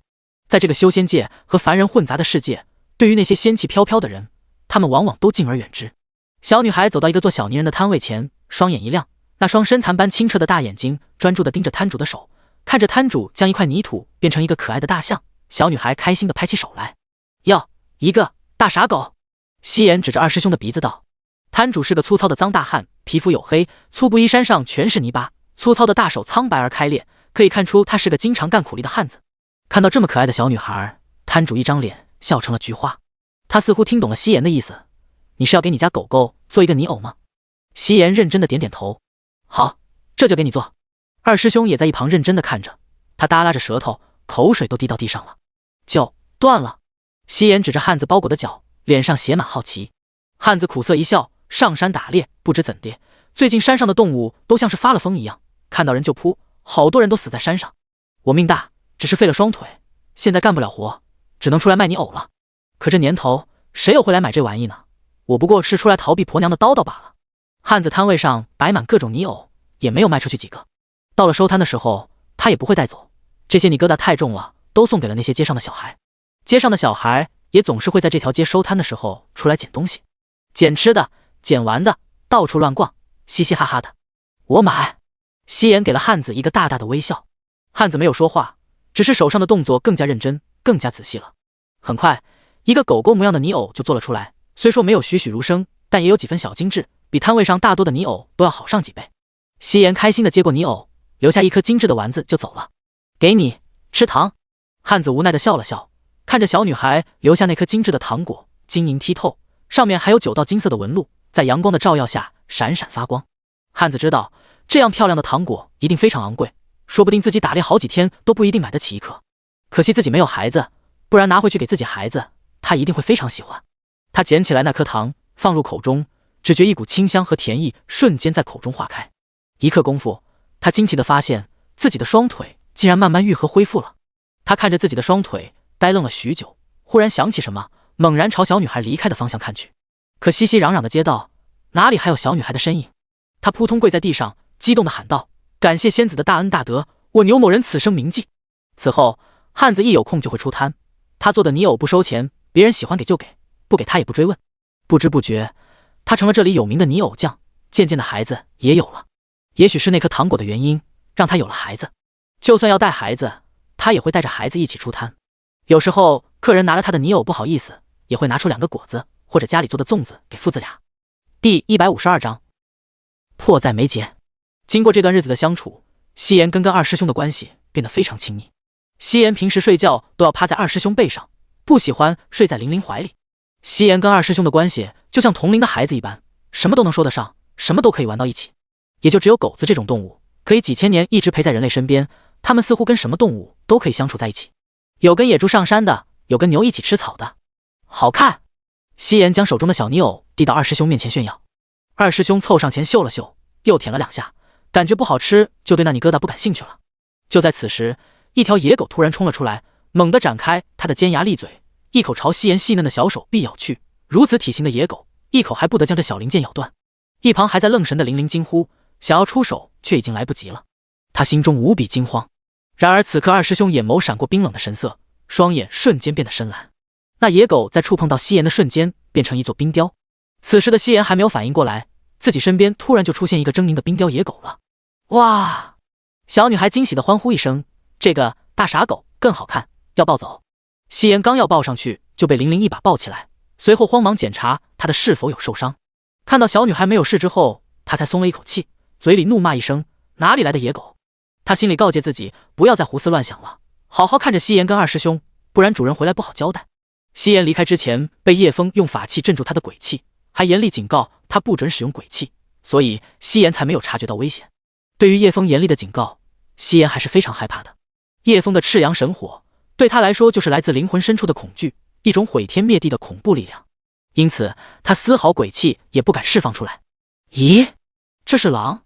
玲玲凑近才发现这是一头野狼。狼不是都在郊外吗？怎么会出现在人族密集的城区？没理由啊。玲玲带着3个疑问，曾经作为神捕营的成员，她有敏锐的反应能力和敏锐的洞察力。难道大山里出事了？玲玲忽然想起方才泥偶摊主的话，那汉子说最近山上的动物不知道发生了什么事情，变得特别狂躁，经常攻击人。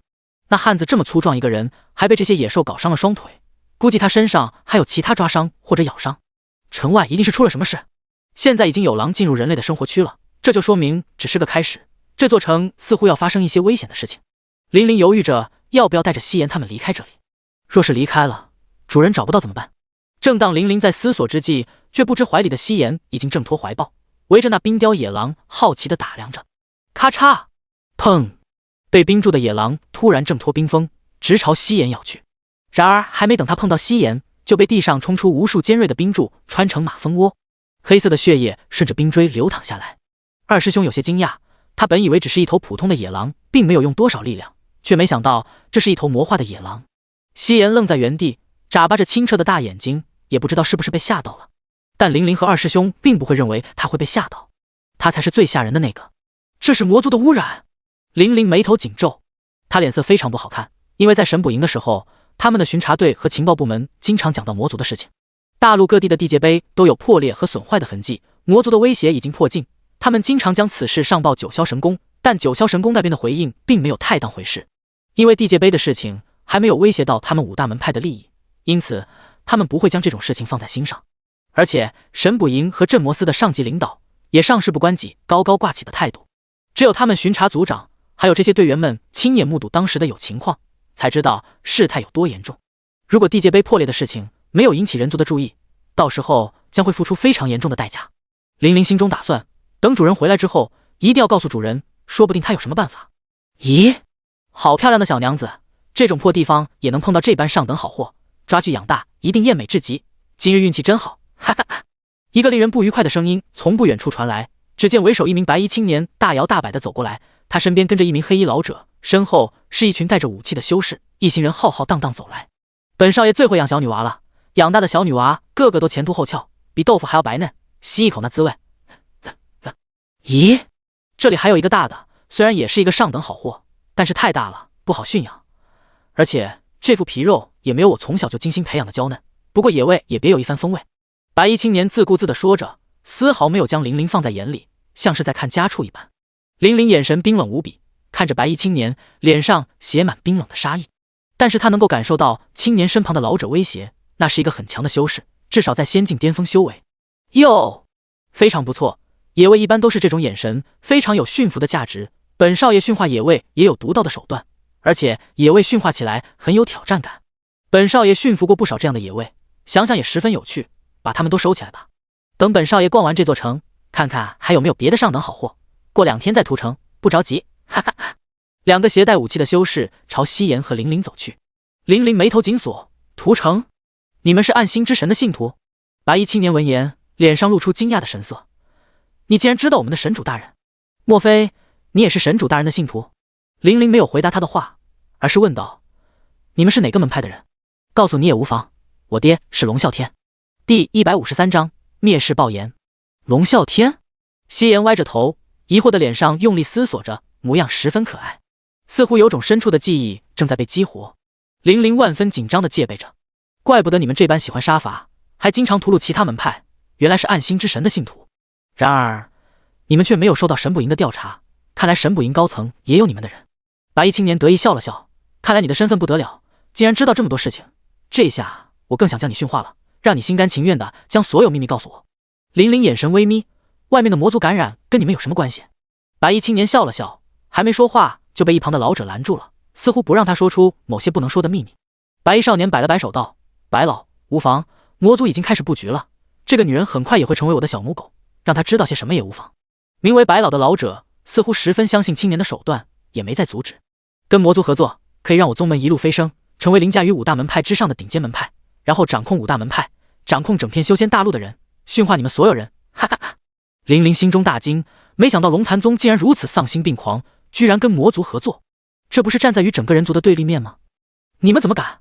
哈哈，欲成大事者，就算与整个人族为敌又如何？你被越多的人记恨咒骂，就说明你强大到他们无法撼动，他们只能无能狂叫。2名手下伸手去抓夕颜，夕颜虽然生气，但他不能还手，叶枫哥哥不让他使用鬼气，一旦用了鬼气就会被架在神火上烤，所以夕颜只能躲在二师兄后面。二师兄可没有玲玲那么多顾虑，管他3七21，直接就是开干。好，一声凌厉的狼嚎响起，二师兄化作冰原狼王，他眼神变得深邃幽蓝，身上燃烧着炽热的火焰。白衣青年2名手下瞬间被地上突然刺出的冰锥刺穿，他们都没有反应过来，竟然是一头妖兽。如此高傲的冰原狼王血脉还能被你们收服，看来你背后的势力来头不小。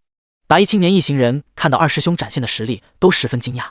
既然你知道我们不好惹，那还不快滚！玲玲怒喝道。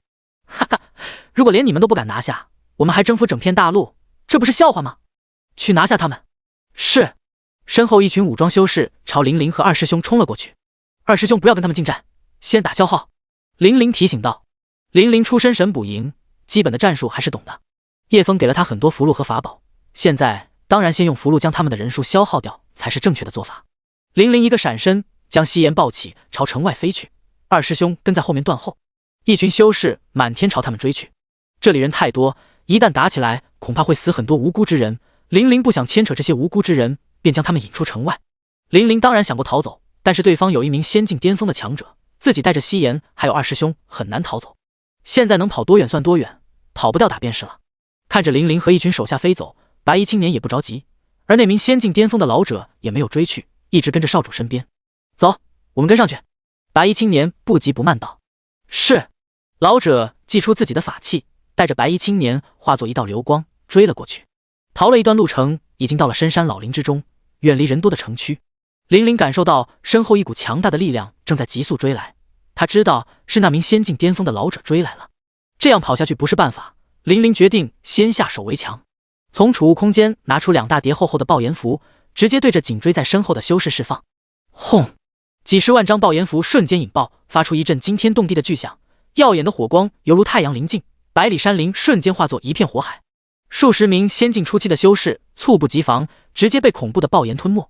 一些反应快的想逃走，但几十万张瞬间释放的爆炎符笼罩的范围太过广阔，像一张大网，四面八方都被无数个巨大的火球封死，没有一丝逃跑的空间。轰轰轰！白衣青年和老者一来就撞上巨量的爆炎释放，也是被吓了一大跳。仙境巅峰的老者慌忙凝结灵力屏障，全力防御。恐怖的热量向四周散开，林林和二师兄差点就被热量吞没，所幸二师兄凝结出一面厚厚的冰墙才挡住。叶枫给了他几百万张爆炎符，若是不用留在储物戒指里占空间，虽然很心疼这么多爆炎符，但自己拥有的爆炎符实在太多，只能含泪将其用掉。保命最重要，他也管不了那么多了，也只有离开城区，他才敢这样肆无忌惮地用爆炎符。如若不然，刚才的恐怖爆炸能将一座城吞没，这也是他将这群人引出来的原因。他也不顾得去看后面的人如何了，抱着希言继续逃命。二师兄也紧随其后。恐怖的烈焰还在燃烧，由于温度太高，地面已经开始融化，表面有岩浆流淌。白衣青年和老者铁青着脸，他们的样子有些狼狈。撤去灵力屏障，用神识在四周扫视，哪里还有手下的气息和能量波动？那般恐怖的灭世爆炎，此刻他们怕是连渣都找不到了，只剩下爆了一地的装备，低级的装备已经被烧融化，高级的装备闪闪发光，没有受到太多的影响。如果我没有看错的话，那是爆炎符释放的爆炎球，品级还不低。白衣青年皱眉道。老者点点头，如此大量的爆炎符一次释放，好大的手笔，老夫平生也是头一次见。一老一少看着周围炽热火海，脸上满是震惊和不可思议。究竟是怎么样的势力，才能拿得出如此大量的高级符箓一次释放？无法想象。白衣青年眼中闪过贪婪的光芒，嘴角弯起残忍兴奋的笑意。想必他们身上有更多的至宝，他背后的势力绝对非常庞大，我们不能让这只肥羊跑掉。好！老者二话不说，携着白衣青年朝林林追去。第154章逃。林林和二师兄忙着一路逃命，对这边地形环境也不熟悉，不知不觉已经到了某个不知名的山脉。周围大树林立，鸟鸣兽吼，一股蛮荒的气息。后面没有人追来，林林心中稍微松了一口气。他是算着那个仙境巅峰老者的气息，等他靠近就释放爆炎符的，应该是打中了，只是不知道如何。这样恐怖的攻击，应该把他们吓怕了吧？一般人都受到这般恐怖的攻击，都不会继续追来了。然而他没有猜到白衣青年的疯狂，他们不单是暗星之神的信徒，还勾结魔族。这般疯狂的举动，龙潭宗的人有哪个不是疯子？一股强大的力量正在急速接近，林林察觉到之后，脸色大变。糟糕，他们追来了！林林慌忙从储物戒指中拿出一叠高级符箓，还没等他释放，一柄急速的飞剑就朝他刺来。保命要紧，林林不得不放弃释放符箓，出剑将飞剑斩落。手中长剑斩在飞剑之上，犹如斩在玄铁墙壁一般，震得他手发痛，但还是将其斩落了。林林心中有些发虚，自己可能保护不了他们。来者冷哼一声，还想用灵符，我还会让你有机会用吗？声音落下，又是2柄飞剑朝林林刺来，同时龙潭宗2人已经追上来了，再次将2柄飞剑斩落。如此近的距离，符箓已经没有办法发挥作用了。林林推出一股轻柔的灵力，将夕颜推走。面对比自己大一阶的对手，他不能有丝毫大意。老者一个闪身，施展出一招诡异的剑法，只见其化作7道紫色的剑影，唰的一下朝林林扫了过去。老者的剑招极快，难以捉摸，林林只能全力施展自己的灵力屏障。然而仙境巅峰的成名剑招，岂是他一个仙境中期能接下的？锋利的剑气瞬间将他的灵力屏障切碎，进一步打破了他的护体灵力，在他身上开了数道剑伤。啊！林林痛苦的一声惨叫，下一刻就被4柄飞剑穿透双肩、双腿，钉在一棵参天巨树上。二师兄冲上去帮忙，却被白衣青年拦住。一个畜生而已，我就不信驯服不了你。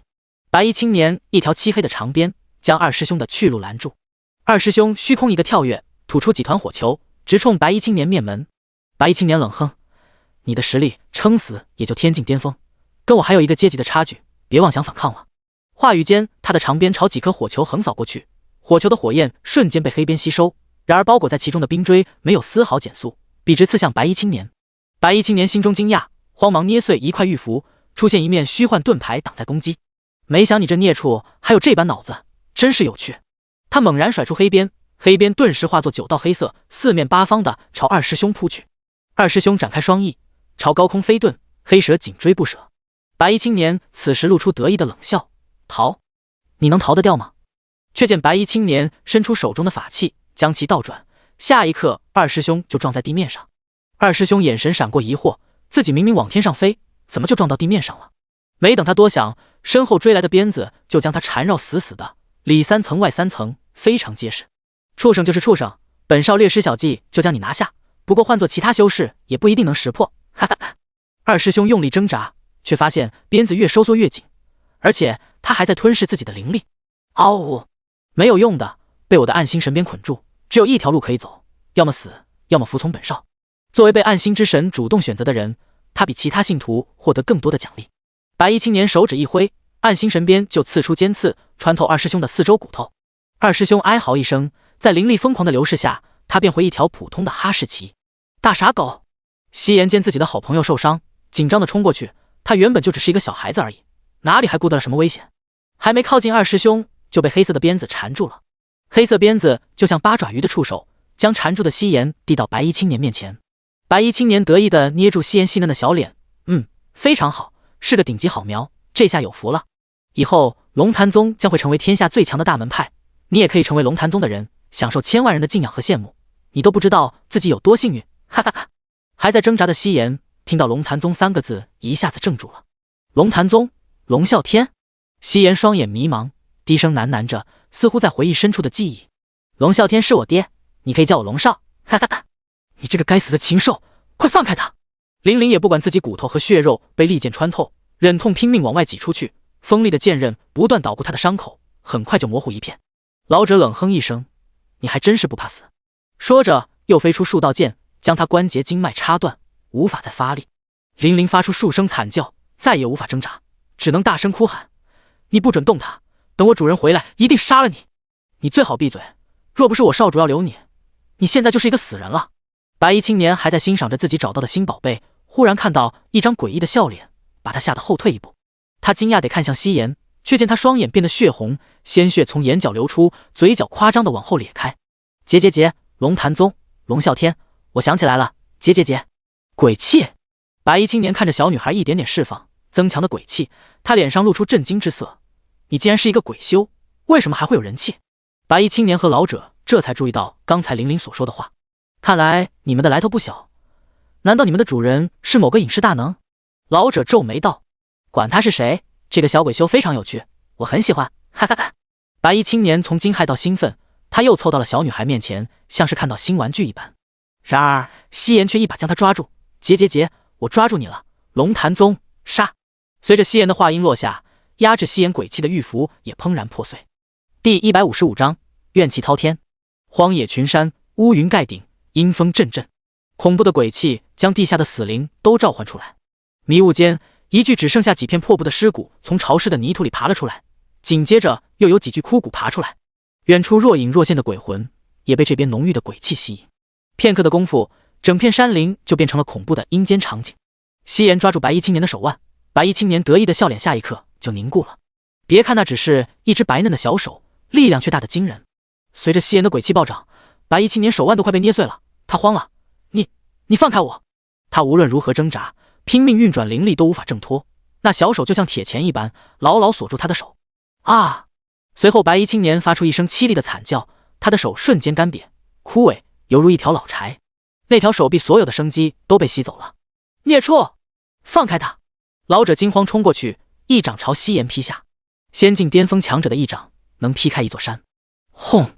夕颜头也不回，伸出另一只小手，轻易挡下了。结，龙潭宗，所有人都得死！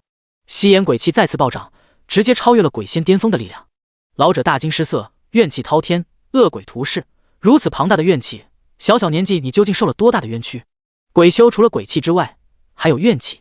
生前受的冤屈越大，死后怨气越大。有庞大的怨气加持，可以让鬼修的力量短时间提升更高的境界。有些怨气滔天的恶鬼，甚至能让自身力量提升3、4个境界，无比恐怖。不过这种提升也只是暂时的。但此刻夕颜的力量已经超越自己鬼仙巅峰的力量，拥有足以匹敌神境的力量。一声凄厉的鬼笑响起，老者的手臂瞬间被吸干生机，变成一根干枯的老柴。老者眼中惊恐无比，他心中一狠，将自己手臂劈断，才没让自己全身被吸干。他猛然退出10丈远，也顾不得自己的少主了。回头看一眼被钉在树上的少女，眼中无比忌惮。想起他口中所说的主人，瞬间只觉不寒而栗。能培养出这么恐怖的鬼修，实力能达到神境，他的主人那该恐怖到何种程度？此刻得罪了他们，龙潭宗就算背后有暗星之神和魔族相助，恐怕也……自己竟然惹到了如此可怕之人。想到此处，老者知道自己不脱离龙潭宗只有死路一条，于是也不顾那杀猪般惨叫的白衣青年，转身便逃。夕颜脸上露出嗜血的笑容，结，谁都跑不了。话音落下，山林间的鬼雾更加浓郁了几分，老者的身影被鬼雾模糊了，看似在急速逃命，现实是在原地打转。老者自己却没有看出来，只顾着拼命逃跑。白衣青年看到这一幕，大声呼喊老者救命，然而那老者似乎什么都听不见一般。他救不了你，结。白衣青年彻底绝望，周围哪里还有人间景象，全都是鬼雾笼罩的阴曹地方，周围全是鬼魂骷髅。他惊恐地跪在地上磕头，不断求饶，撞得满脸都是血。你抓走的女人是不是这样求饶的？夕颜脸上虽然笑着，但却令人害怕。白衣青年早已吓破胆，哪里还会回答他的问题，只会一遍一遍地用力将头撞在地上。无聊。夕颜一脚踩在白衣青年的头上，后者脑袋瞬间炸开，红白之物溅了一地，还飞溅到她漂亮的裙子上。他抬起手，凭空凝聚出一柄鬼气组成的长矛，长矛嗖的一声瞬间飞出，刺入了老者的胸膛。老者双眼瞪大，不可思议地看着自己的胸膛，眼前的景象顿时清晰起来。他这才发现，原来自己一直在原地打转。我们就不应该贪心的，看到人家释放这么庞大的爆炎符，就知道他们背后那一位不是我们能惹的存在，就算加上魔族和暗星之神也不能。他苦笑一声，不甘地倒了下去，身体瞬间被吸干生机，化作一副干尸。龙潭宗杀！结。夕颜杀完人后，朝着一个方向飞去，看也不看一眼被钉在树上的玲玲，像是换了个人一般，就连他最亲近的二师兄也没看一眼。嗷呜！二师兄高声呼喊。听到二师兄的声音，夕颜细小的肩膀明显一颤，只是停顿了片刻，便头也不回地飞走了。玲玲着急大喊：夕颜回来，快回来！他心中心急如焚，主人让自己看好夕颜，现在被夕颜跑了，还是失控的状态。一旦到了外面，多少城池被屠灭，多少生灵惨死。想到此处，他脸色一片煞白。可夕颜哪里会听他的话，更何况是暴走的状态。二师兄，快把我拔剑拔下来，我们去把夕颜找回来。白衣青年死后，束缚着二师兄的长鞭已经松了很多。二师兄天天吃狗粮，天天吃9品圣丹，气海无边无际的庞大。黑鞭抽走的灵力1/10不到，二师兄不过是装死罢了，想找个机会反击。没想到夕颜听到龙潭宗3个字，怨气暴涨，直接冲破封印。二师兄怦然发动灵力，将身上的长鞭炸开，背上长出几条冰魄形成的手，向玲玲身上的剑抓去。玲玲发出几声惨叫，身上的剑很快就拔光了。忍痛拿出几颗高级疗伤丹药吃了，再喝一大瓶灵泉，既能快速恢复灵力，又有疗伤效果。身上的伤口肉眼可见的速度止血愈合了，只留下一道粉红的疤痕，那是新长出来的嫩肉，很快就会不见的。二师兄，我们一定要把夕颜带回来，不然后果很严重。二师兄点了点头，一人一狗便朝夕颜离开的方向追去，只留下一堆尸鬼在啃食白衣青年的尸体，死相十分凄惨。另一边，叶枫一路复制，现在通过传送阵法到了玉鼎山。陆长风一路伺候，不断为叶枫引路，并且打开自己玉鼎山的宝库，随便让叶枫看。叶枫对这种人没什么好感，把自己女儿变成木偶一般送给别人玩弄，真不是个东西。要不是他态度好，没在九霄神宫动手，而且退位将玉鼎山宗主之位让给自己儿子，呵呵。陆若琳已经看清事实，跟他恩断义绝，让叶枫不要伤他性命，从此两不相欠。陆长风这才能够完好无损地站在这里。其他门派的宗主现在要么自废武功退位，要么被斩首，不然这场纷争哪里能结束？叶枫不单单处理了5大门派的掌门，除了玉鼎山之外，其他门派都换人了。也是因为这般举动，叶枫的威名彻底威慑了所有人。你可以滚了，玉鼎山现在已经没有你的名字了。叶枫冷冷的话语说出，陆长风脸色变了变，随后恭敬的鞠了个躬离开了。相比于其他门派宗主的下场，他是最好的一个，因此他不敢多说什么，转身离开了。这也是陆若琳跟他恩断义绝，最后对他的补偿。T 网已经改为罗网，叶枫的组织更名为罗网。第156章圣境之上。对于陆长风的离开，陆长生脸上没有任何表情，这已经是最好的结果了。长生，不要多想了，这件事情已经过去了。陆若琳安慰道。陆长生点点头，姐姐我没事。他又转身朝叶枫恭敬地行了一个礼，感谢圣尊大人救了我姐姐。叶枫摆了摆手，不必多礼，你姐姐也帮过我。对了，听说你也是下品杂灵根，我这里正好凑齐了7个元素灵珠，你要不要试试？只见7颗元素灵珠缓缓从叶枫的系统空间飞出，在他手中旋转着。叶枫搜了那么多人的储物空间，还有5大门派的宝库，收集7颗元素灵珠还不是轻而易举的事情。作为整片大陆最富有的几个门派，连7颗元素灵珠都凑不齐，那得有多穷？更何况叶枫自己也有3颗。看到7颗元素灵珠，陆若琳比陆长生还要激动。前辈，您居然集齐了7颗灵珠！他激动地看向陆长生，弟弟，这下你有救了。陆长生只是淡淡一笑，脸上带着微微的苦涩。那只是一个不起眼的偏方，或许只是某个前人先辈闲来无事瞎写的，数万年也没有下品杂灵根的修士能突破玄境。我已经不再抱有任何不切实际的幻想了。就算我修为低下，我也相信自己可以管理好玉鼎山的。叶枫欣赏的点点头，不错，看清现实后依旧没有自甘堕落，而是相信自己可以用另一种方式活下去。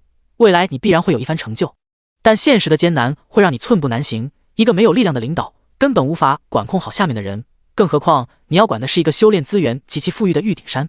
有多少双贪婪的眼睛盯着你，还有你身后的宝库。不管是玉鼎山内的人，还是外面其他力量，都会想尽一切办法将你吞噬。听完叶枫的话，陆长生和陆若琳的沉默了。他们知道人是自私贪婪的，一旦没有陆长风的强势镇压，玉鼎山随时都会发生内乱、内斗，到时候内忧外患。每个组织都有不同的派系，派系之间一旦没有强人镇压，很容易激烈的争斗起来。陆长生沉默了许久，才缓缓道：“我还是太年轻了，求圣尊大人相助。”叶枫点点头：“这是你姐姐找到的方法，如果成功了，也算是帮了我自己的忙。”叶枫将神鼎放了出来。神鼎是一个历经漫长岁月长河的圣器，他见多识广，又擅长炼丹炼器，这方面找他咨询一下，可能有意想不到的收获。主人，您找我有什么事吗？一个犹如老顽童一般的声音，漆黑的鼎内响起，像是有个人住在鼎内一般。陆长生见状，万分惊讶，这就是仙门联盟不惜一切代价都要得到的神鼎吗？对，这就是神鼎，他擅长炼丹炼器，或许可以帮助我们。神鼎冷哼一声，那些土鸡瓦狗，小卡拉米也想得到我，简直不要笑掉老夫大牙！哈哈哈！只有我主人这般英明神武的绝世强者，才配得上我这般绝世圣器。叶枫拍了一掌神鼎，发出沉闷浑厚的金属响声。别在这里拍马屁了，你知不知道全元素灵根这种东西？全元素灵根？神鼎疑惑地思索一会，这个好像在哪里听过，睡了几千年，有点迷糊了。好像是1代、2代、3代，对，就是第3代主人钻研出来的全元素灵根，用来改变杂灵根修炼体质的，可以让杂灵根变成顶级灵根。它主要目的不是为了改变杂灵根修士的命运，而是想创造一种超越极品圣灵根的存在，一旦成功，可能会有超越圣境的新境界出现。只可惜他失败了。神鼎最后的话语带着深深的惋惜。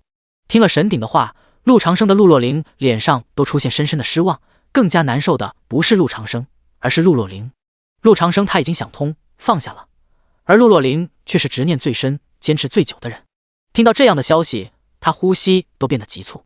怎么会这样？叶枫并没有慌乱，反而更加的冷静，追问道：他为什么会失败？他失败的原因是什么？这才是重点。只要搞清楚原因，或许就可以想出更好的办法。前人解决不了的事情，叶枫现在就要想办法解决。叶枫并不认为他会比前人差，更何况自己还有系统的帮助。当时面临的问题挺复杂的，虽然说上古时期的灵兽比现在多，但要收集7颗灵珠也不是容易的事情，而且每次试炼都要消耗7颗灵珠。3代主人试炼了5次，就再也没有继续了。一方面是他杀了太多灵兽，受到天道惩罚警告，也受到众个大仙门谴责。灵兽不是妖兽，可不兴滥杀，杀太多会影响天地气候季节，会发生很多天灾，影响凡人四季收成等，成功率很低。没有大量的灵珠，根本没办法试炼出正确的方案。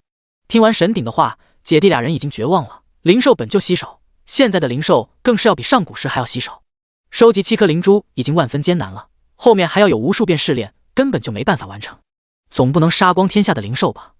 更何况他们躲藏得很深，只要不主动出来攻击人，基本就很难被发现。前辈，您为我做到这个地步，已经是大恩大德，无以为报了。这就是我陆长生的命，剩下的就算了吧。我已经接受自己是个废物，心里早就放下了。叶枫没有回应陆长生，而是继续问道：那位前辈试炼了5遍，一定是知道这个方法行得通，所以才一直尝试的吧？他有没有新的突破，或者确认了全元素灵根这个理论没问题？神鼎语气淡然，新突破倒是没有，但全元素灵根是行得通的，不然他也不会一遍又一遍的去寻找灵兽。按在他的理论可以尝试，但消耗的灵珠太多了，就算是神界也解决不了这个问题。一旦成功，人族的最高境界就会被打破，超越圣境之上，甚至更高。但这种逆天而行的事情，不但会遭到天谴，还会破坏天地原来的秩序，造成的后果无法估量。我不建议主人继续深入探究，这是对所有的生灵的责任。圣境之上吗？叶枫喃喃自语。第157章，这能忍？修炼本就是逆天而行，规则是给弱者定的。我来到这里就是为了逆天而行的。您负天下人，也不让天下人负我。责任、规则这些东西是束缚不了我叶枫的。叶枫的声音落下，一颗颗灵珠从储物空间飞出，在叶枫的操控下，数千数万颗灵珠将玉鼎山的太阳都遮住了。灵珠我这里有的是，无论做多少遍试验，我都付得起。至于天地秩序，打破也好，不打破也罢，都无法阻止我打造全元素灵脉。看着天上数不清的灵珠，所有人都震惊地愣在原地，就连神鼎这样见多识广的老东西都惊讶的思维停止，不知道该说什么好。陆若琳不可置信的道：“这些真的是灵珠吗？”他能感受到灵珠散发的元素能量，只是不敢相信自己的眼睛而已。如此大量的灵珠，就算天地之初时不断收集自然死亡的灵珠，也不一定能收集这么多吧。神鼎历经多少万年的时间长河，见多识广，叶枫的举动已经超出他的认知范围。他已经开始怀疑，叶枫莫不是从另一个空间过来的恐怖存在。主人若是想做出全元素灵根，神鼎必定全力相助。叶枫点点头，没有回答他们的问题，而是看向已经被吓傻的陆长生。现在有一个机会摆在你面前，让你选择，你要维护天地秩序，为万物生灵负责，还是要逆天改命，成就圣尊之上？陆长生回想起周围人的眼神和背后冷嘲热讽的言论，身边的人都忌惮自己的身份，不敢有丝毫不敬。但他知道这些人从来都没有把他放在眼里，不屑的眼神和背后的议论他都知道，但他还要装作没有听到，若无其事地跟他们相处。想到自己接管玉鼎山之后，他们阳奉阴违，企图架空自己，夺取自己的家产，甚至让自己或姐姐生死道消，怀璧其罪，他们一定会对自己下毒手。陆长生眼神变得坚毅，看着叶枫，声音坚定道：“我要逆天改命，成就圣尊之上。”他扑通跪在地上：“我陆长生请求拜入师父门下。”很好，我没有看错人，但拜师就不必了，就当我跟你有缘，出手帮你一把。毕竟把徒弟的姐姐那啥了，传出去也不太好听。叶枫将一块令牌递到陆长生面前，全元素灵根没办法在一时半会做出来，这块令牌是我罗网的高级权限令牌，有了罗网的庇佑，他们一时半会也不敢对你动手。将九霄神宫分拆成罗网之后，罗网现在是整片大陆最强的势力，绝大部分的神境强者都加入了罗网，有了罗网的令牌在手，没人敢放肆。陆长生感激地接过令牌，连连感谢，不小心就把姐夫2个字喊出来了。陆若琳听了，满脸羞红，瞪了弟弟一眼，就钻进叶枫怀里。之前在九霄神宫的大殿受了惊吓，现在就遇到什么问题，喜欢往叶枫怀里钻，像是得了应激障碍似的。叶枫在玉鼎山的宝库浏览一遍，将缺少的东西都复制了，这才心满意足地离开。现在叶枫拥有的灵药，可以说世间90%以上的灵药他都有，想炼什么丹，直接从系统空间取就是了。离开玉鼎山，前往边州跟玲玲他们会合。两人乘在飞行法器上，陆若琳像挂件一般缠在叶枫身上，那柔软温润的触感，还有少女迷人的体香，叶枫作为一个血气方刚的少年，哪里还能控制得住？帐篷自己就顶了起来，压都压不住，就像站在压 AK47 一般，枪头直接顶上天了。陆若琳感受到下面有滚烫的东西突出来，她俏脸羞红，默默地将双腿缠在叶枫身上。尼玛，这能忍？叶枫二话不说，将飞行法器换成大的、封闭的，然后开启自动行驶。很快，飞行法器就像喝醉酒一般，摇摇晃晃地朝远方飞去。从白天到黑夜，再到白天，不少擦肩路过的修士看到那摇摇晃晃的飞行法器，都露出意味深长的微笑。一些女修更是羞红的开骂：这些人有没有公德心？大白天的在路上乱搞。可是幅度这么大，这个男修也太猛了吧？不会是吃了猛药吧？这么猛的药，我也想给道侣买几瓶。到了边州，陆若琳已经瘫软躺在飞行法器上，脸色潮红。开始的时候有点痛，但后来就上头了，一个劲的喊叶枫开快点。叶枫不由感叹：女生第一次都这么猛的吗？叶枫也累了，拿出2瓶灵泉，一人1瓶，在灵泉的神奇能量下，两人很快就恢复了。前辈，我们还要继续吗？叶枫看了看地上干掉的血迹，摇摇头：我们到边州了，洗个澡吧，你身上有血。陆若琳意犹未尽的点点头：听前辈的。说着，叶枫从储物空间拿出一个大浴缸，里面倒满灵泉，抱起陆若琳就翻了进去。空间大的飞行法器就是好，飞在天上就是移动的家了。两人从飞行法器出来后，已经换上新的衣服，从高空扫视，远远就能看到城外数十里的地方有一片焦黑，甚至还有火焰在燃烧，周围还有许多修士在围观。叶枫看着手中毫无反应的玉符，眉头微皱。这是阴阳玉符，一阴一阳，只要两者在100里的范围内就会有反应，越靠近反应越强烈。叶枫和玲玲约好在这座城会合，可是如今的阴阳玉符毫无反应，这就说明他们不在城里。看到叶枫的神情，陆若琳担心地问道：“怎么了？他们不在这里吗？”叶枫点点头，他们不会乱跑的，可能是出事了。叶枫之前跟陆若琳讲过玲玲的事情，所以陆若琳知道此次的目的。我们过去那边看看吧。两人来到被烧焦的山脉边沿的地方，剩下一片灰烬，中心地带还在燃烧，甚至有岩浆翻腾。看着百里焦土，周围的修士还有陆若琳都忍不住倒吸一口凉气。如此恐怖的攻击，难道是神境巅峰的修士所为？众人看到这般震撼的场面，无不心惊。这是爆炎符造成的攻击，几十万张爆炎符依次释放，看来他们出事了。第158章征伐。以身后的城池作为一个点，面前的焦土作为第二个点，连成一条直线作为方向，就能得到一个大概方向。叶枫带着陆若琳跟着直线指向，用最快的速度飞行，同时将神识全开，扫视周围的环境。不一会的功夫，叶枫就发现了山间某一处地方的异常，那里的鬼气特别浓郁。飞过去一看，只见周围游荡着鬼魂，数十具尸鬼在林间乱窜，他们脸上身上都多少沾了些鲜血，显然不久前吃过活物。叶枫很快就发现了地上躺着的2副骨架，骨架红白相间，上面还残留没有被啃完的碎肉。叶枫在死者的遗物上大概知道两人的身份，都是龙潭宗的人。周围残留着西岩的鬼气，加上龙潭宗2人的尸体，叶枫知道西岩应该是暴走了。西岩身上有法器压制，加上自己严厉的警告，他不敢随便释放鬼气。应该是龙潭宗的人激发了他的怨念，怨念太深，从而鬼气暴涨，冲破枷锁。根据现场的打斗痕迹，还有遗落的武器，叶枫判断出当时的情况十分紧急，若不是西岩冲破枷锁，可能真有危险了。对于西岩鬼气的封锁，他也十分无奈，不封锁就怕他失控，封锁了又怕他遇到危险不能自救。又是龙潭宗，这一次我要将你们彻底从这个世上抹除。叶枫冷淡的语气透着无尽的杀意，让周围的温度都下降了几分。周围的尸鬼朝两人围了过来，面目狰狞，他们发着如野兽般的低吼，带着阵阵血腥腐臭扑来。叶枫头也不回，抬手间一条火龙从手中飞出，伴随着阵阵龙吟。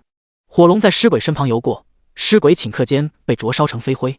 赤阳神火天生就是这些邪祟的克星，这种低级的鬼物根本不需要神火的灼烧，仅仅是靠近就能将其灰飞烟灭。清理了周围的鬼物，留下一地的装备，两人便离开了。某个运气好的散修或者山野小子在荒山野岭捡到这些高级法宝，从此步步高升，在修仙界声名鹊起也罕见。因为修士暴尸荒野这种事情太常见了，若是被凡人或者小修士捡到这些遗留下的宝物，逆天改命也不奇怪。龙潭宗大殿前的广场，太阳灼热，乌泱泱的跪着一群人，其中有凡人，有修士。用捆仙绳绑住的人，一眼就可以分辨出修士的身份。修士还好，可以顶住毒辣的太阳，凡人很多都昏死过去了，还没昏倒的，此刻被晒得萎靡奄奄的。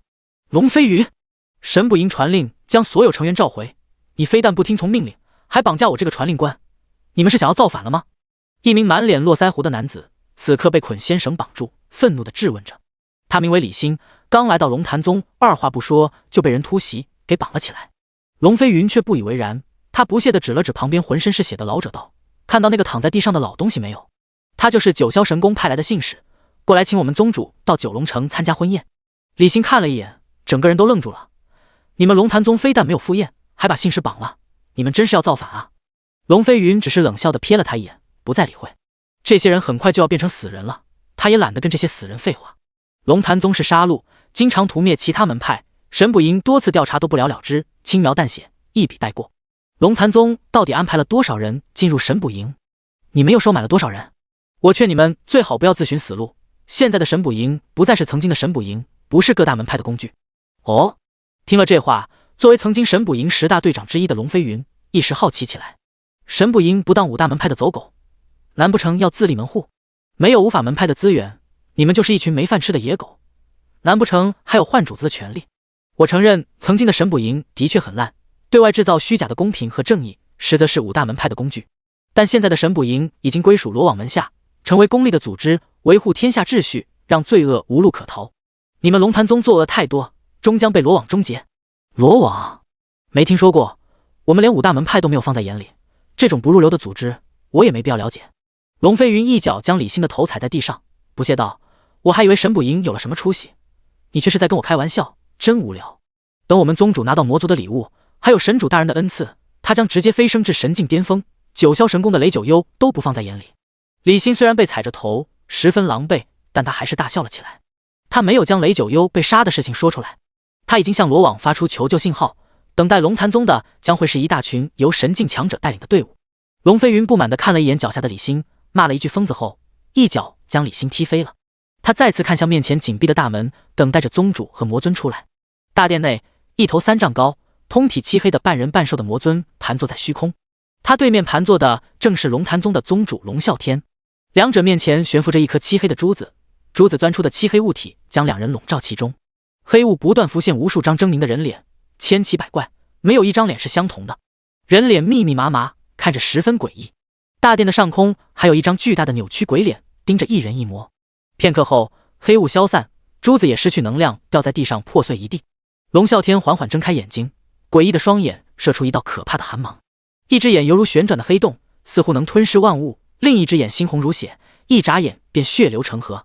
哈哈，获得魔尊和神主大人的恩赐，我龙啸天横扫整片大陆指日可待。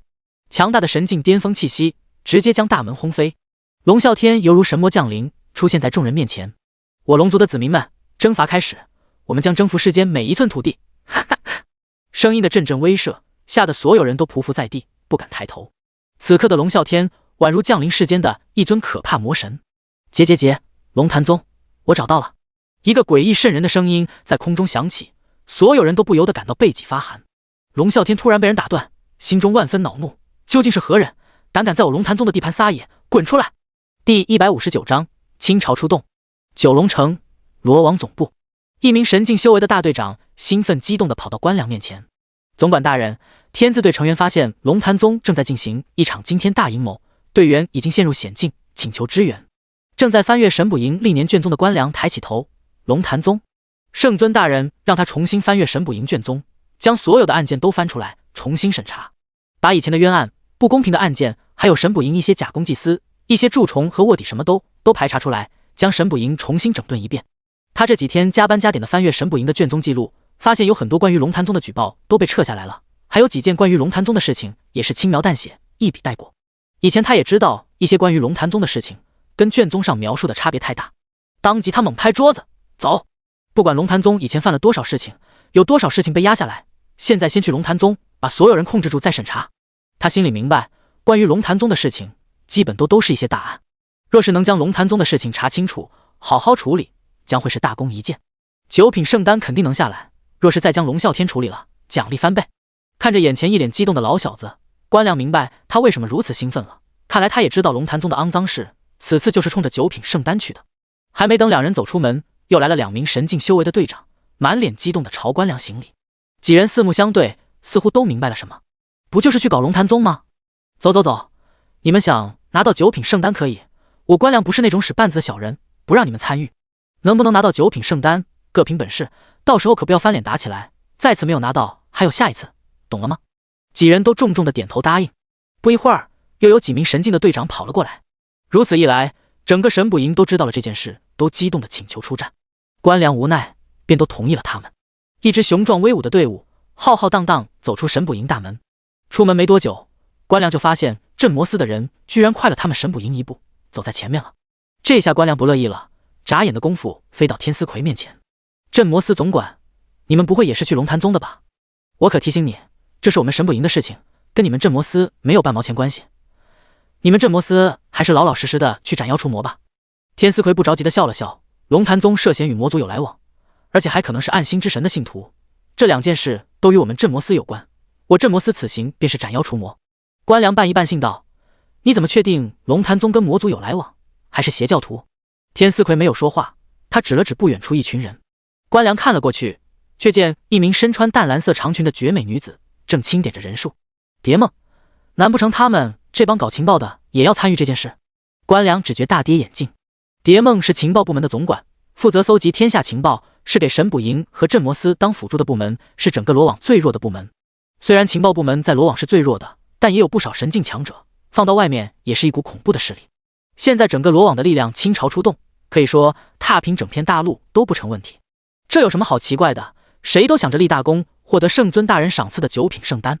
天司魁拍了拍他的肩膀，走吧，超大型传送阵法已经准备好了，可以传送到深州，从深州到飞到龙潭宗近很多。结，龙潭宗上空顿时乌云密布，狂风大作，鬼气冲天。原本跪在地上灼热无比的人，此刻却感到如坠冰窟。几团漆黑的东西犹如炮弹一般，急速朝龙啸天飞去。龙啸天冷哼一声，手臂缠绕着黑气，一拳朝着飞来的东西打去。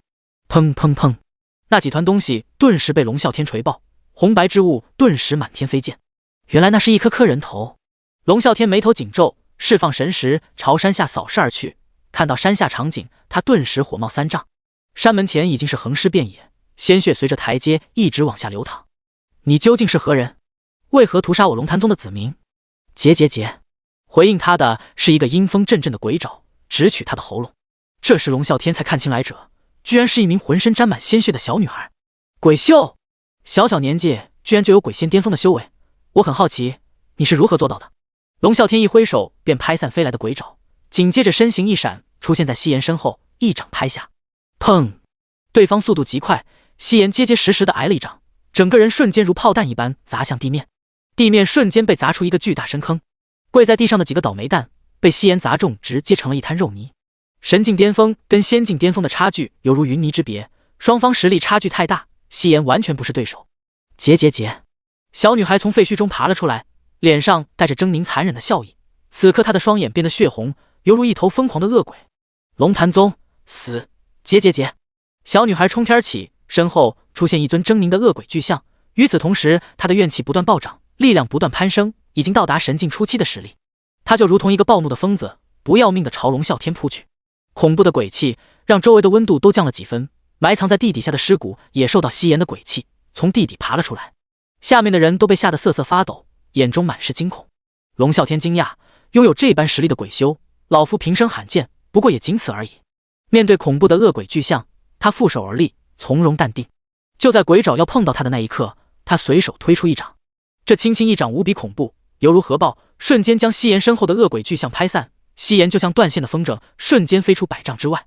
你很强，但在老夫面前不堪一击。龙啸天瞬间消失在原地，朝夕颜飞出的方向闪去。第160章愤怒。龙啸天很快就提着小女孩回来，他的四肢无力耷拉下来，浑身多处骨头碎裂。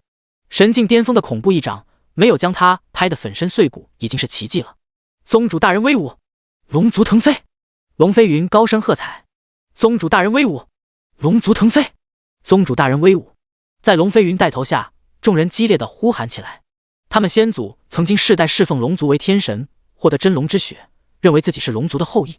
直到龙族败落消失，他们仍旧认为自己流淌着真龙之血，是龙族的子嗣。如今在龙啸天的带领下，他们又多了一个信奉，成为暗星之神的信徒，可谓是谁有钱谁就是爹。龙啸天随手一抛，将小女孩丢在半空，随后飞出一柄巨大的剑，刺穿小女孩的胸膛，将其定在虚空之中。是谁派你来的？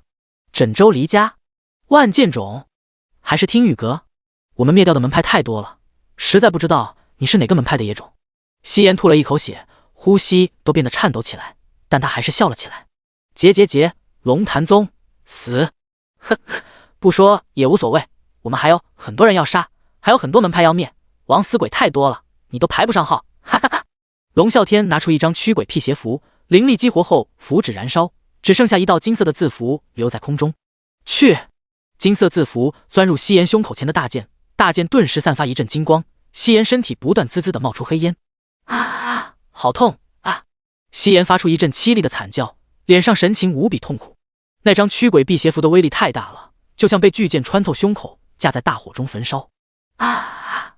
听着小女孩凄厉的惨叫，龙啸天脸上露出享受的笑意，这就是他没有直接杀死夕颜的原因，折磨一番再杀更加有趣。很快，夕颜身上的鬼气散去，原本精致漂亮的脸蛋变得脏兮兮，清澈的双眸满是茫然和痛苦，还有害怕，眼泪汪汪的，泪珠滴答滴答不断掉落，胸口也开始渗出鲜血，染红了巨剑。众人无比惊讶，竟然是一个活人！怎么可能？鬼修不都全是死人吗？活人根本练不出鬼气。龙啸天也是无比惊讶。一般鬼修或是生前祭炼，完成祭炼后自杀成为鬼修，或是死后怨气太重化为厉鬼，阴差阳错之下获得灵智，修炼鬼气成为鬼修。鬼修基本都是死人，而此刻，夕颜，嗷呜！远处传来2道着急的声音。二师兄和玲玲飞速来到夕颜身边。玲玲看到被巨剑盯着半空的夕颜，手脚无力耷拉着，让她心中一紧，又心疼又着急。夕颜，你怎么样了？她急忙将那柄巨剑拔出，可巨剑是龙啸天操控的神境巅峰的力量，他一个小小的仙境修士哪里拔得出来？呜！玲玲着急的哭了出来，是我没有把你看好，呜，是我胡思乱想，一时走神才会碰到龙潭宗的人，夕颜对不起，呜。夕颜苍白小脸朝他笑了笑，想伸手替他擦去眼泪，但自己的手已经断了，抬不起来。玲玲姐姐，夕颜没事，你不要。一旁的二师兄也是无比焦急，他不断舔着夕颜的脸蛋，试图安抚他，帮他减缓痛苦。大傻狗，你有没坏？夕颜摔在地上的时候把他保护好了，送给你。呜！二师兄低声哀嚎着。夕颜的气息越来越弱，玲玲没有办法，他猛然转身，拔出灵剑朝龙啸天冲了过去。龙啸天，你快把他放了！夕颜再得不到治疗就要死了，没有办法，他只能拼命了。主人让自己看好夕颜，自己胡思乱想，一时走神，没有把人看好。这一切都是自己的错，就算死也是自己先去死。龙啸天冷笑，小小蝼蚁，找死！他拿出一柄漆黑如墨的大刀，朝冲来玲玲挥砍而去。一道漆黑的利刃激射而出，恐怖的力量划破虚空。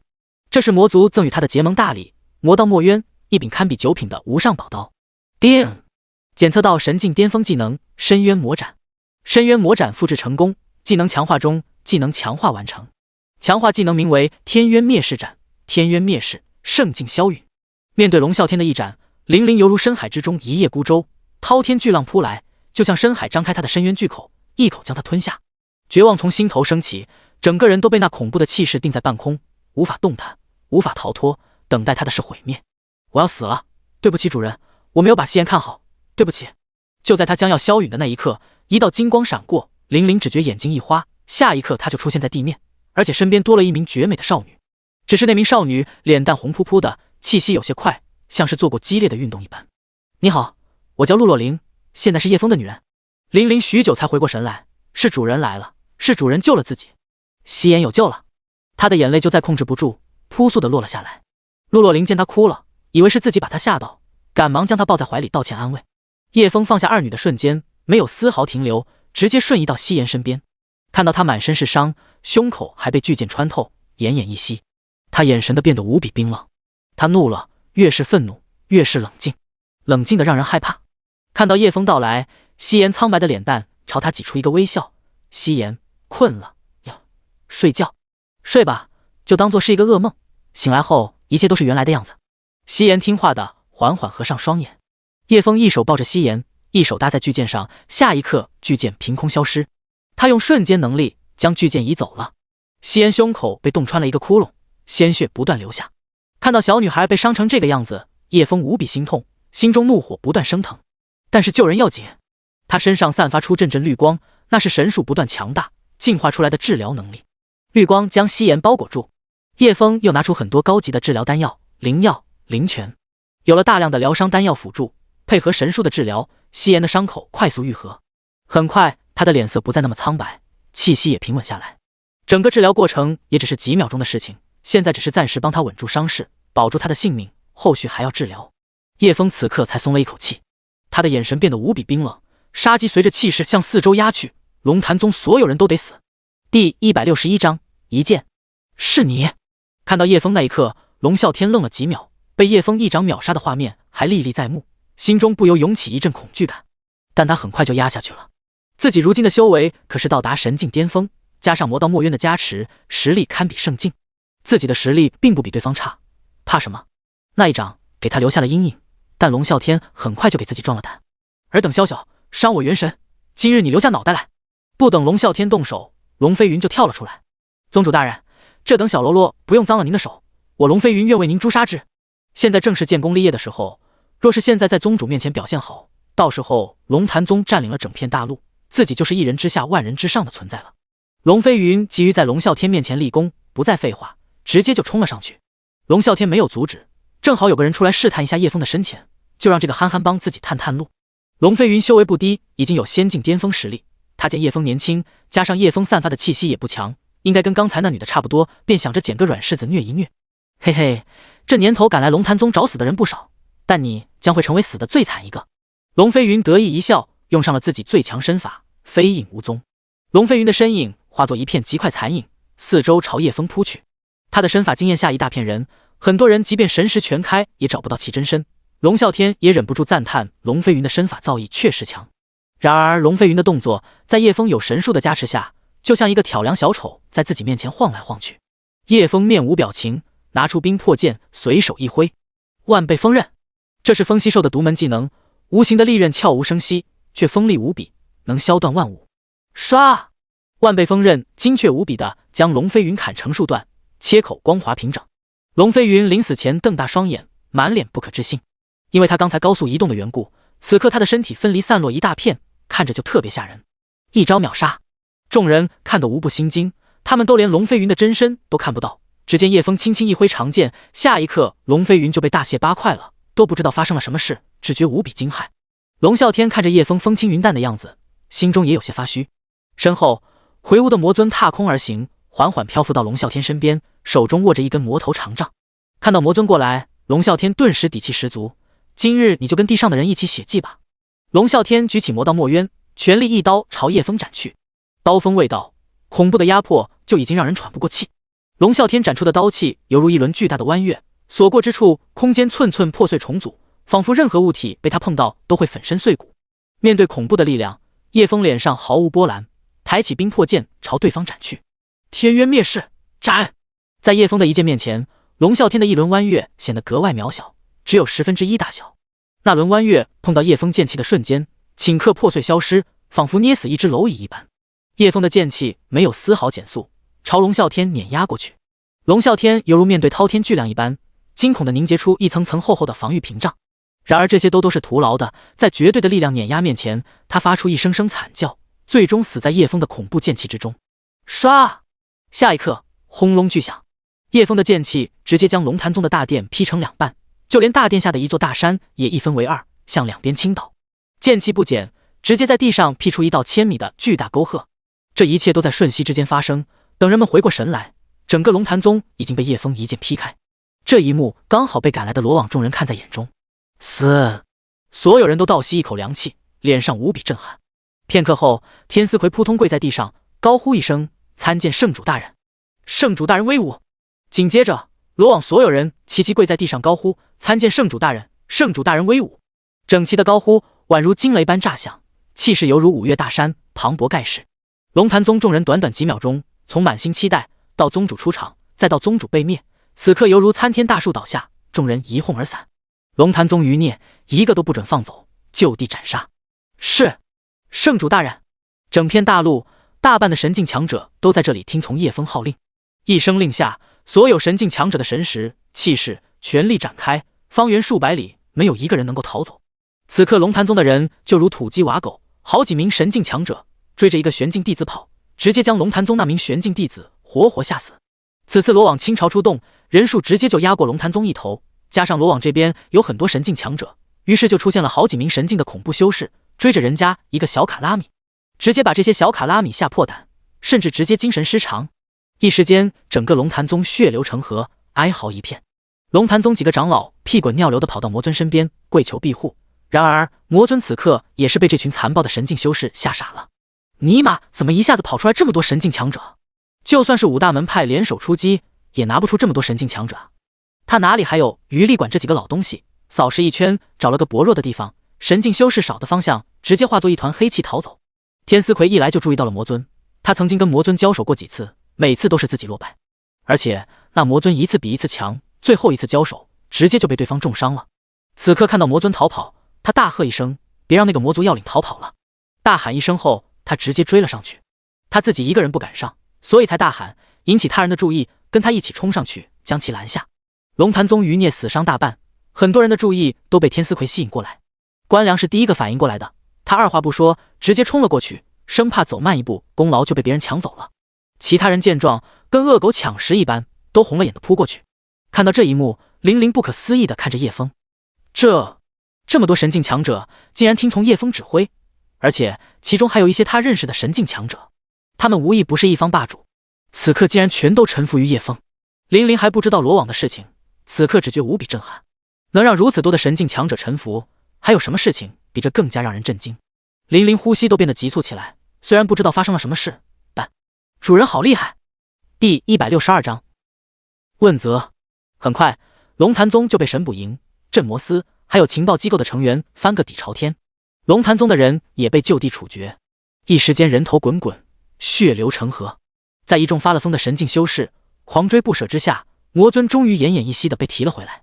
在这群神境修士眼里，魔尊就像一头行走的肥羊，行走的奖赏，会飞的九品圣丹。他们拼上吃奶的劲，拼了这条老命也要将其抓回来。因为魔尊极力反抗，众神境强者将其围起来一顿毒打，若不是天思奎和关良阻止，这货直接就被当场打死了。他们也知道，这么重要的魔族上将要严刑拷打一番，问出重要的情报才是重中之重，不能直接打死了。扑通一声，如同死狗一般的魔尊被丢到叶枫面前。圣主大人，我们将这魔族上将抓回来，等候您的发落。叶枫冷冷地瞥了一眼躺在地上那一团黑漆漆的东西，魔尊头上2个尖角已经被打断，额头和半边脸颊也被打得凹了下去，断手断脚的，看起来惨不忍睹。魔尊躺在地上瑟瑟发抖地看着叶枫，这世上什么时候出现的圣境强者？我原以为九霄神宫的雷九幽是这片大陆最强的人族修士，没想到是我们没有调查好人族的力量。你究竟是何方神圣？叶枫没有回答他的问题，而是问道：你们魔族最强者是谁？实力如何？有多少军队？魔尊看了叶枫一眼，哈哈大笑起来。既然我们敢进攻人族，自然有足够的底气，至于有多少底气，你们就慢慢猜吧。哈哈哈！该死的魔头，嘴硬是吧？到时候让你尝尝我神捕营的刑具，看你还能不能像现在这样嘴硬。关良恶狠狠道：我镇魔司的牢房更加适合关押魔族，里面的阵法牢房每时每刻都折磨他们。天思奎和关良又开始争抢功劳了。魔尊是魔族重要的人物，关在自己部门的牢房，到时候自己部门业绩定能压其他部门一头。只要自己部门业绩好了，奖赏的资源就能落到自己头上，这种事情自然不能让给别人。魔尊见状，心里松了一口气，这些人族想在自己身上获取情报，自然要留着自己性命，到时候用魔族秘术逃遁还不是轻而易举的事情。他心中暗喜，这些愚蠢自私的人族目光短浅，只会顾着眼前的利益，自己的利益如何是我魔族的对手？就在两人争抢犯人的时候，叶枫也没有废话，既然他不肯说，那就杀了吧，懒得跟他耗。叶枫手中燃起一团火苗，随意的丢了下去，地上的魔尊顿时发出一阵凄厉的惨叫，犹如杀猪一般，还没来得及求饶，很快就停止挣扎，然后被无比灼热的赤阳神火烧成灰烬。众人大吃一惊，圣主大人，您这……关良想说什么，但又不敢说什么。圣主大人，您这神火煞是了得，这魔尊道行不浅，这世间最强的火也要烧上好几天，您的神火片刻就将其烧成灰烬，着实令属下大开眼睛，无比震撼。天思奎恭敬地说道，虽然有一点点拍马屁的成分，但是心中属实无比震撼。关良连忙点头，对，圣主大人的神火天下无敌，没有从俘虏口中获取情报，没用刑就杀了，这在军中是重罪，要受罚的。但他们连提都不敢提这件事情，圣主大人的意思谁敢质疑？叶枫摆了摆手，剩下的事情就交给你们处理了，到时候我会论功行赏，赏罚分明的。众人闻言大喜，纷纷高声欢呼，并且对叶枫感恩大谢。你们集体出动，几乎动用了整个罗网的力量，这件事我也会让人调查清楚，如果没有合理的解释，我会找你们3个总管问责的。擅自出动整个罗网的力量，除了叶枫自己，没人有这个权利。他们没有向叶枫请示，这已经属于越权行为了，这是一个非常严重的问题。放到家国皇朝，那就是拥兵自重，夺权造反。关良、天思奎还有蝶梦3人听了，脸色一片煞白，他们也知道事情的严重性。他们先前为了抢功劳，满脑子想着圣丹，一时间没有想起这一点。3人扑通跪在地上，冷汗豆大般刷刷滴落。我等愿意接受调查，承担相关责任，并且深刻检讨反思。3人态度非常诚恳，叶枫见状也没有继续施压。念在你们态度还行，加上罗网成立不久，制度还没有完善，我可以网开一面。如若下次还有这种错误，后果很严重。叶枫语气冰冷，一股强大的地威散开，众人无不下跪。3名总管大气都不敢喘一下。都下去吧。听了这话，众人才如获大赦，个个都无比勤快的去干活了。责任都由3个大总管担着，其他神境修士基本都是美滋滋的收获战功。夕颜还在昏睡，伤势只是暂时稳住，他还需要疗伤。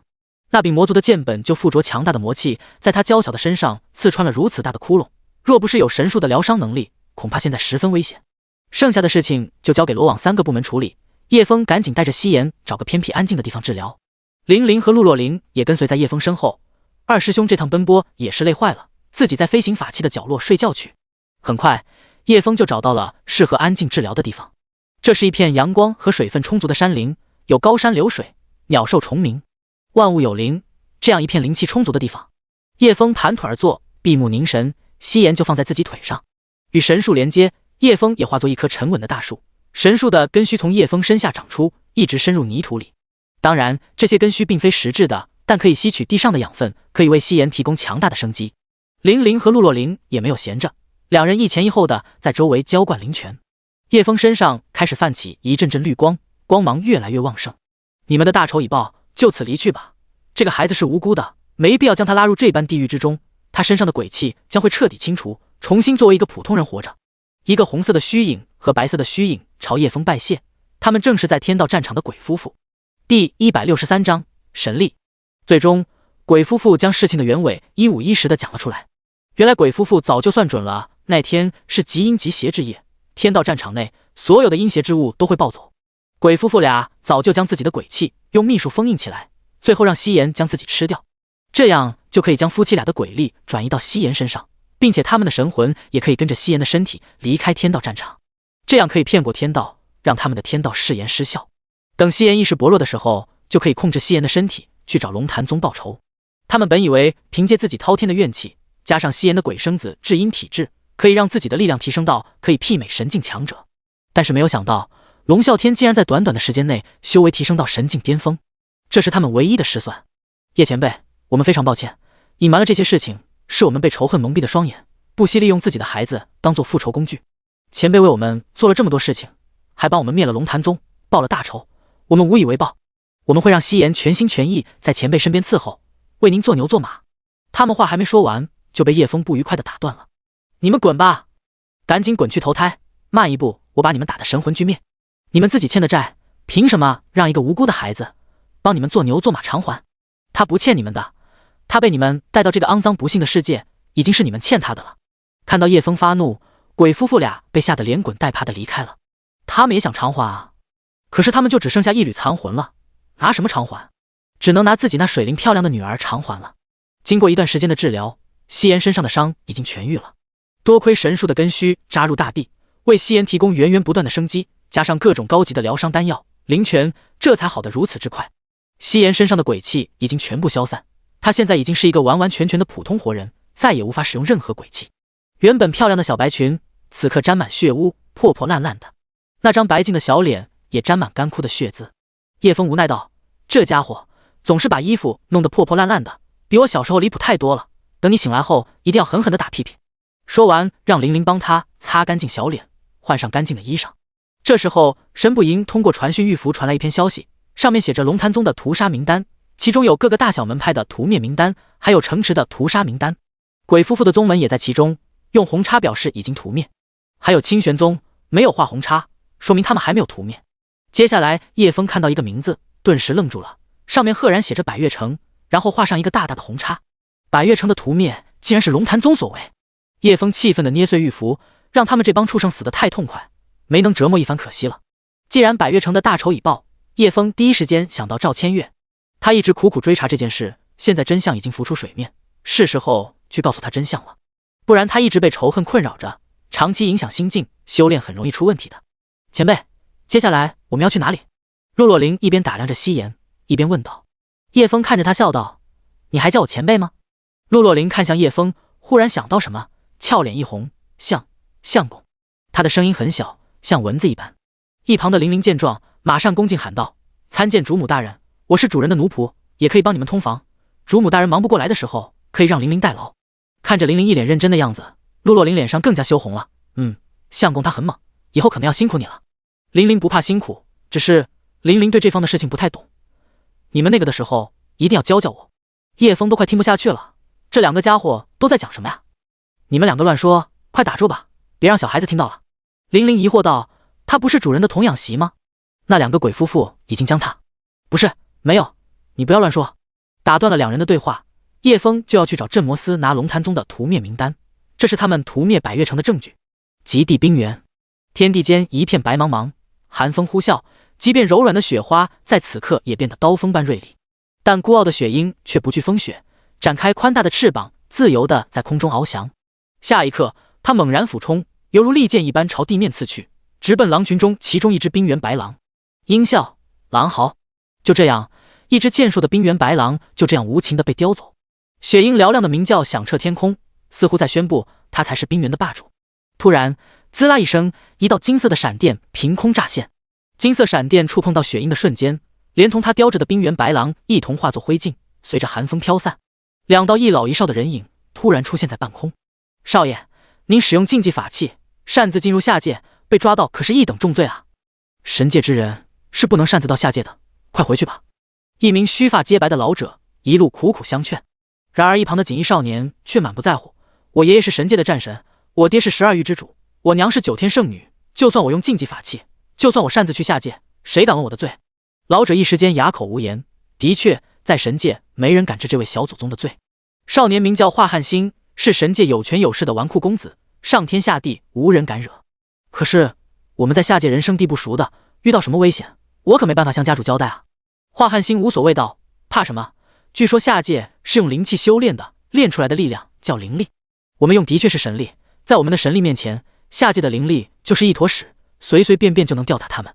我们现在在下界就是无敌的存在，你懂吗？是，少爷您说的对。老者一时糊涂，没想起来下界用的是灵力，灵力对于自己的神力没有太大的威胁。就算是下界的圣境强者，跟神力一重的修长对战，也必定是落下风的。更何况下界修炼资源贫瘠，连圣境都难出一名。第164章，叶城的发展。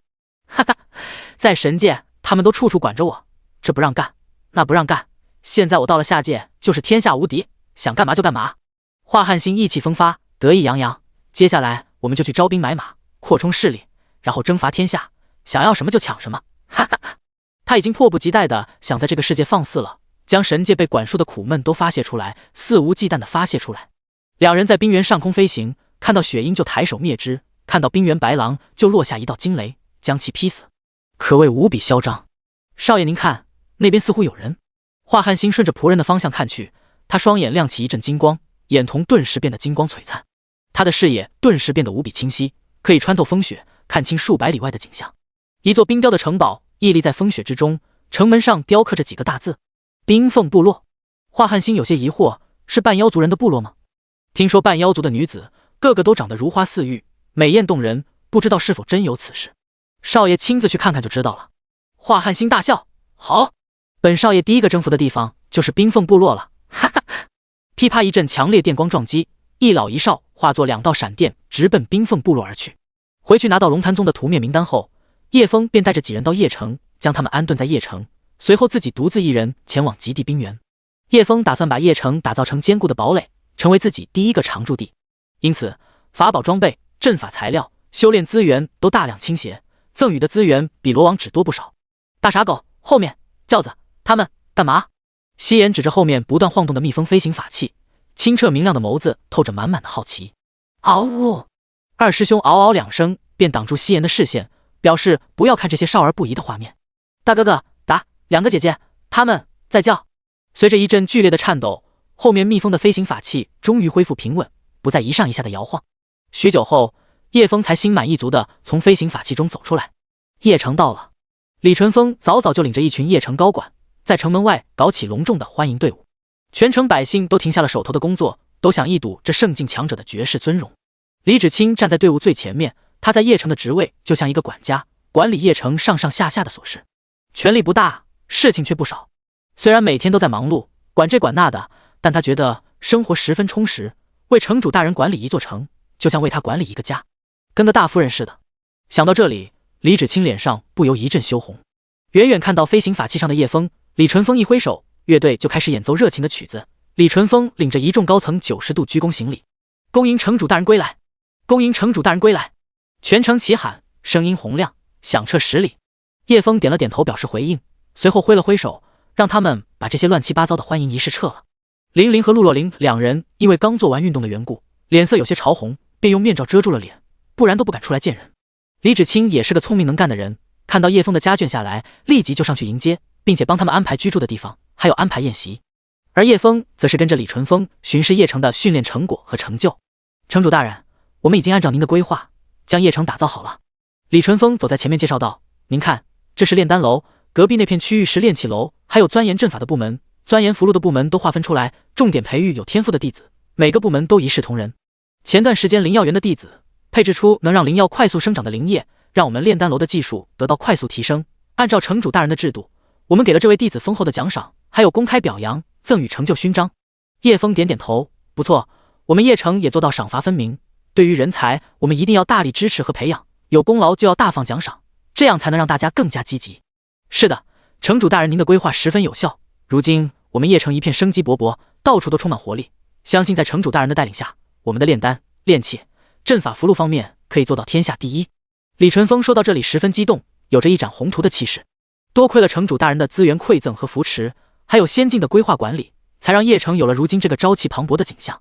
按照城主大人的规划一路走下去，相信邺城在未来会成为天下第一城。参见城主大人，感谢城主大人的收留，城主大人的恩情我们永远铭记于心。忽然一群服饰各异的弟子齐齐地跪在叶枫面前，他们有的穿着炼气部的服饰，有的穿着行医楼的服饰。叶枫看了他们一眼，然后眼神冰冷地看向几个邺城高管，这是最后一次，以后我不想看到你们安排这种形式的恭维，虚假的奉承。叶枫上辈子就非常讨厌这种官僚主义的表演，领导一来，所有人都要热烈欢迎，各种恭维，各种谄媚和拍马屁。李淳风等高管被吓得背脊发寒。李淳风连忙解释道，他们绝对不是我安排的，我们只安排了在城门口的欢迎仪式。他又急忙地看向其他家族的领头人，众人皆是摇头。这时候跪在地上的其中一名弟子急忙解释道，城主大人，我们得知城主大人回来，都是自主前来向城主大人感谢的。我们这些人个个都是修炼天赋极差的人，就算加入其他门派，也只能当外门弟子或者杂役弟子，只能学习一些皮毛的修炼法门，永远与仙路无门。然而邺城招收弟子却不看灵根资质，所有弟子都招收到一个大学堂，然后帮助我们发掘自己的天赋，让我们有机会学习炼丹、炼气，还有医术等。我若是加入其他门派，只能成为低微的杂役弟子，这辈子都看不到希望。可现在我成了阵法部的重点弟子。说到这里，那名弟子竟然哭了起来。我们是真的发自内心感谢城主大人收留了我们，无私地传授我们各种法术和知识。那名弟子说完，众弟子们纷纷诉说自己的遭遇，还有感恩邺城的器重。弟子们对邺城的忠诚度极高，很多人都表示要毕生为邺城做贡献，为阵法做贡献，为炼丹做贡献。多年以后，这群灵根天赋极差的弟子竟然成为了天下有名的炼丹大师、符箓大师。很多大门派高价向他们伸出橄榄枝，他们没有一个肯离开邺城，终生为邺城做贡献，为邺城培养下一代弟子，就像曾经邺城培养他们一样。第165章，一时没忍住。叶枫惊讶，没想到自己根据前世的知识提出的因材施教，竟然在这个修仙世界起到如此大的作用，让那些修炼天赋低的弟子有了希望，也能踏入仙道，追求自己的人生。而且叶枫这个举动是整片大陆的没有，他开创了先例。在李淳风等人的带领下逛完了整座城，叶枫最后满意的表扬了他们一番。这座城的管理和结构都跟自己的设想一样，用现代化的管理方式去管理一座异界大陆的城池，效果非常好。不仅各部门的效率提高了，一座城的整体实力也在不断增强。阵法部门每天都维护、增强护城阵法，他们钻研出迷阵加防御阵法，还有攻击阵法一体化，联合符箓部门还有法器部门，打造超强的攻防一体化超级城池。用符文的力量可以增强阵法还有法器，阵法还能驱动法器，相互配合，相互连通，打造更强的阵法，更强的法器。这是叶枫原先的设想。这个世界炼制法器的跟阵法符箓很少有关联，他们没想到这三门术法竟然可以紧密联系起来，让法器部门利用现代的物理知识打造法器枪械大炮，分配给修为低的弟子。这些还在试验中，叶枫相信将来不久他们就可以将强大的武器打造出来。很好，你们做得不错，我继续对你们追加投资，希望你们将邺城打造得更加强大。紧接着叶枫拿出了10万套8品装备，跟罗网一样的配置。还给了3000万颗灵石作为各部门的学习研发费用。叶枫拿出这些装备，所有人都惊呆了。2座大山比城墙还要高2倍。李淳风激动道：马上扩大邺城面积，扩大邺城规模，大力培养炼丹、炼器、阵法、符箓的人才。灵根天赋好的弟子就让他们全力修炼，灵根差的弟子就让他们钻研其他术法。叶枫看到他们如此有干劲，心中也是比较欢喜的。他们越是加速发展，自己的势力越是强大，说不定100年内邺城的力量就可以与罗王匹敌了。罗王有着整片大陆过半的神境强者，邺城现在一个神境强者也没有，想要与罗王匹敌，那就得在枪炮法器这方面发展，才能实现弯道超车。看完邺城整体情况后，李芷清再亲自向叶枫汇报一下邺城上下的事项以及需要改进的地方，还增加什么规则之类的。有些规则适合这个世界，有些规则不适合，因此实施一段时间出现问题后需要修改。不过都是些不大的事情，叶枫让他自己制定规则就好了，不用什么事情都要问他意见。至此，叶枫才将邺城的事情处理完。在邺城最高大豪华、守卫最森严的建筑就是城主府。李淳风他们在原本的城主府基础上进行全面大改造，不仅更加豪华，而且防御力量也无比强悍。回到城主府，外面周围都是强大的守卫，里面有许多女仆负责打理和伺候。叶枫自己在城主府逛了一圈，并且检查了一下周围，发现这座城主府的隔绝性和防窥探做得非常好。回到客厅，只看到西岩和二师兄在餐桌上吃饭，2个家伙直接坐在上面吃，一旁的仆人小心翼翼地伺候着，丝毫不敢多说什么。叶枫无奈地笑了笑，将西岩抱了下来，让他坐在凳子上吃。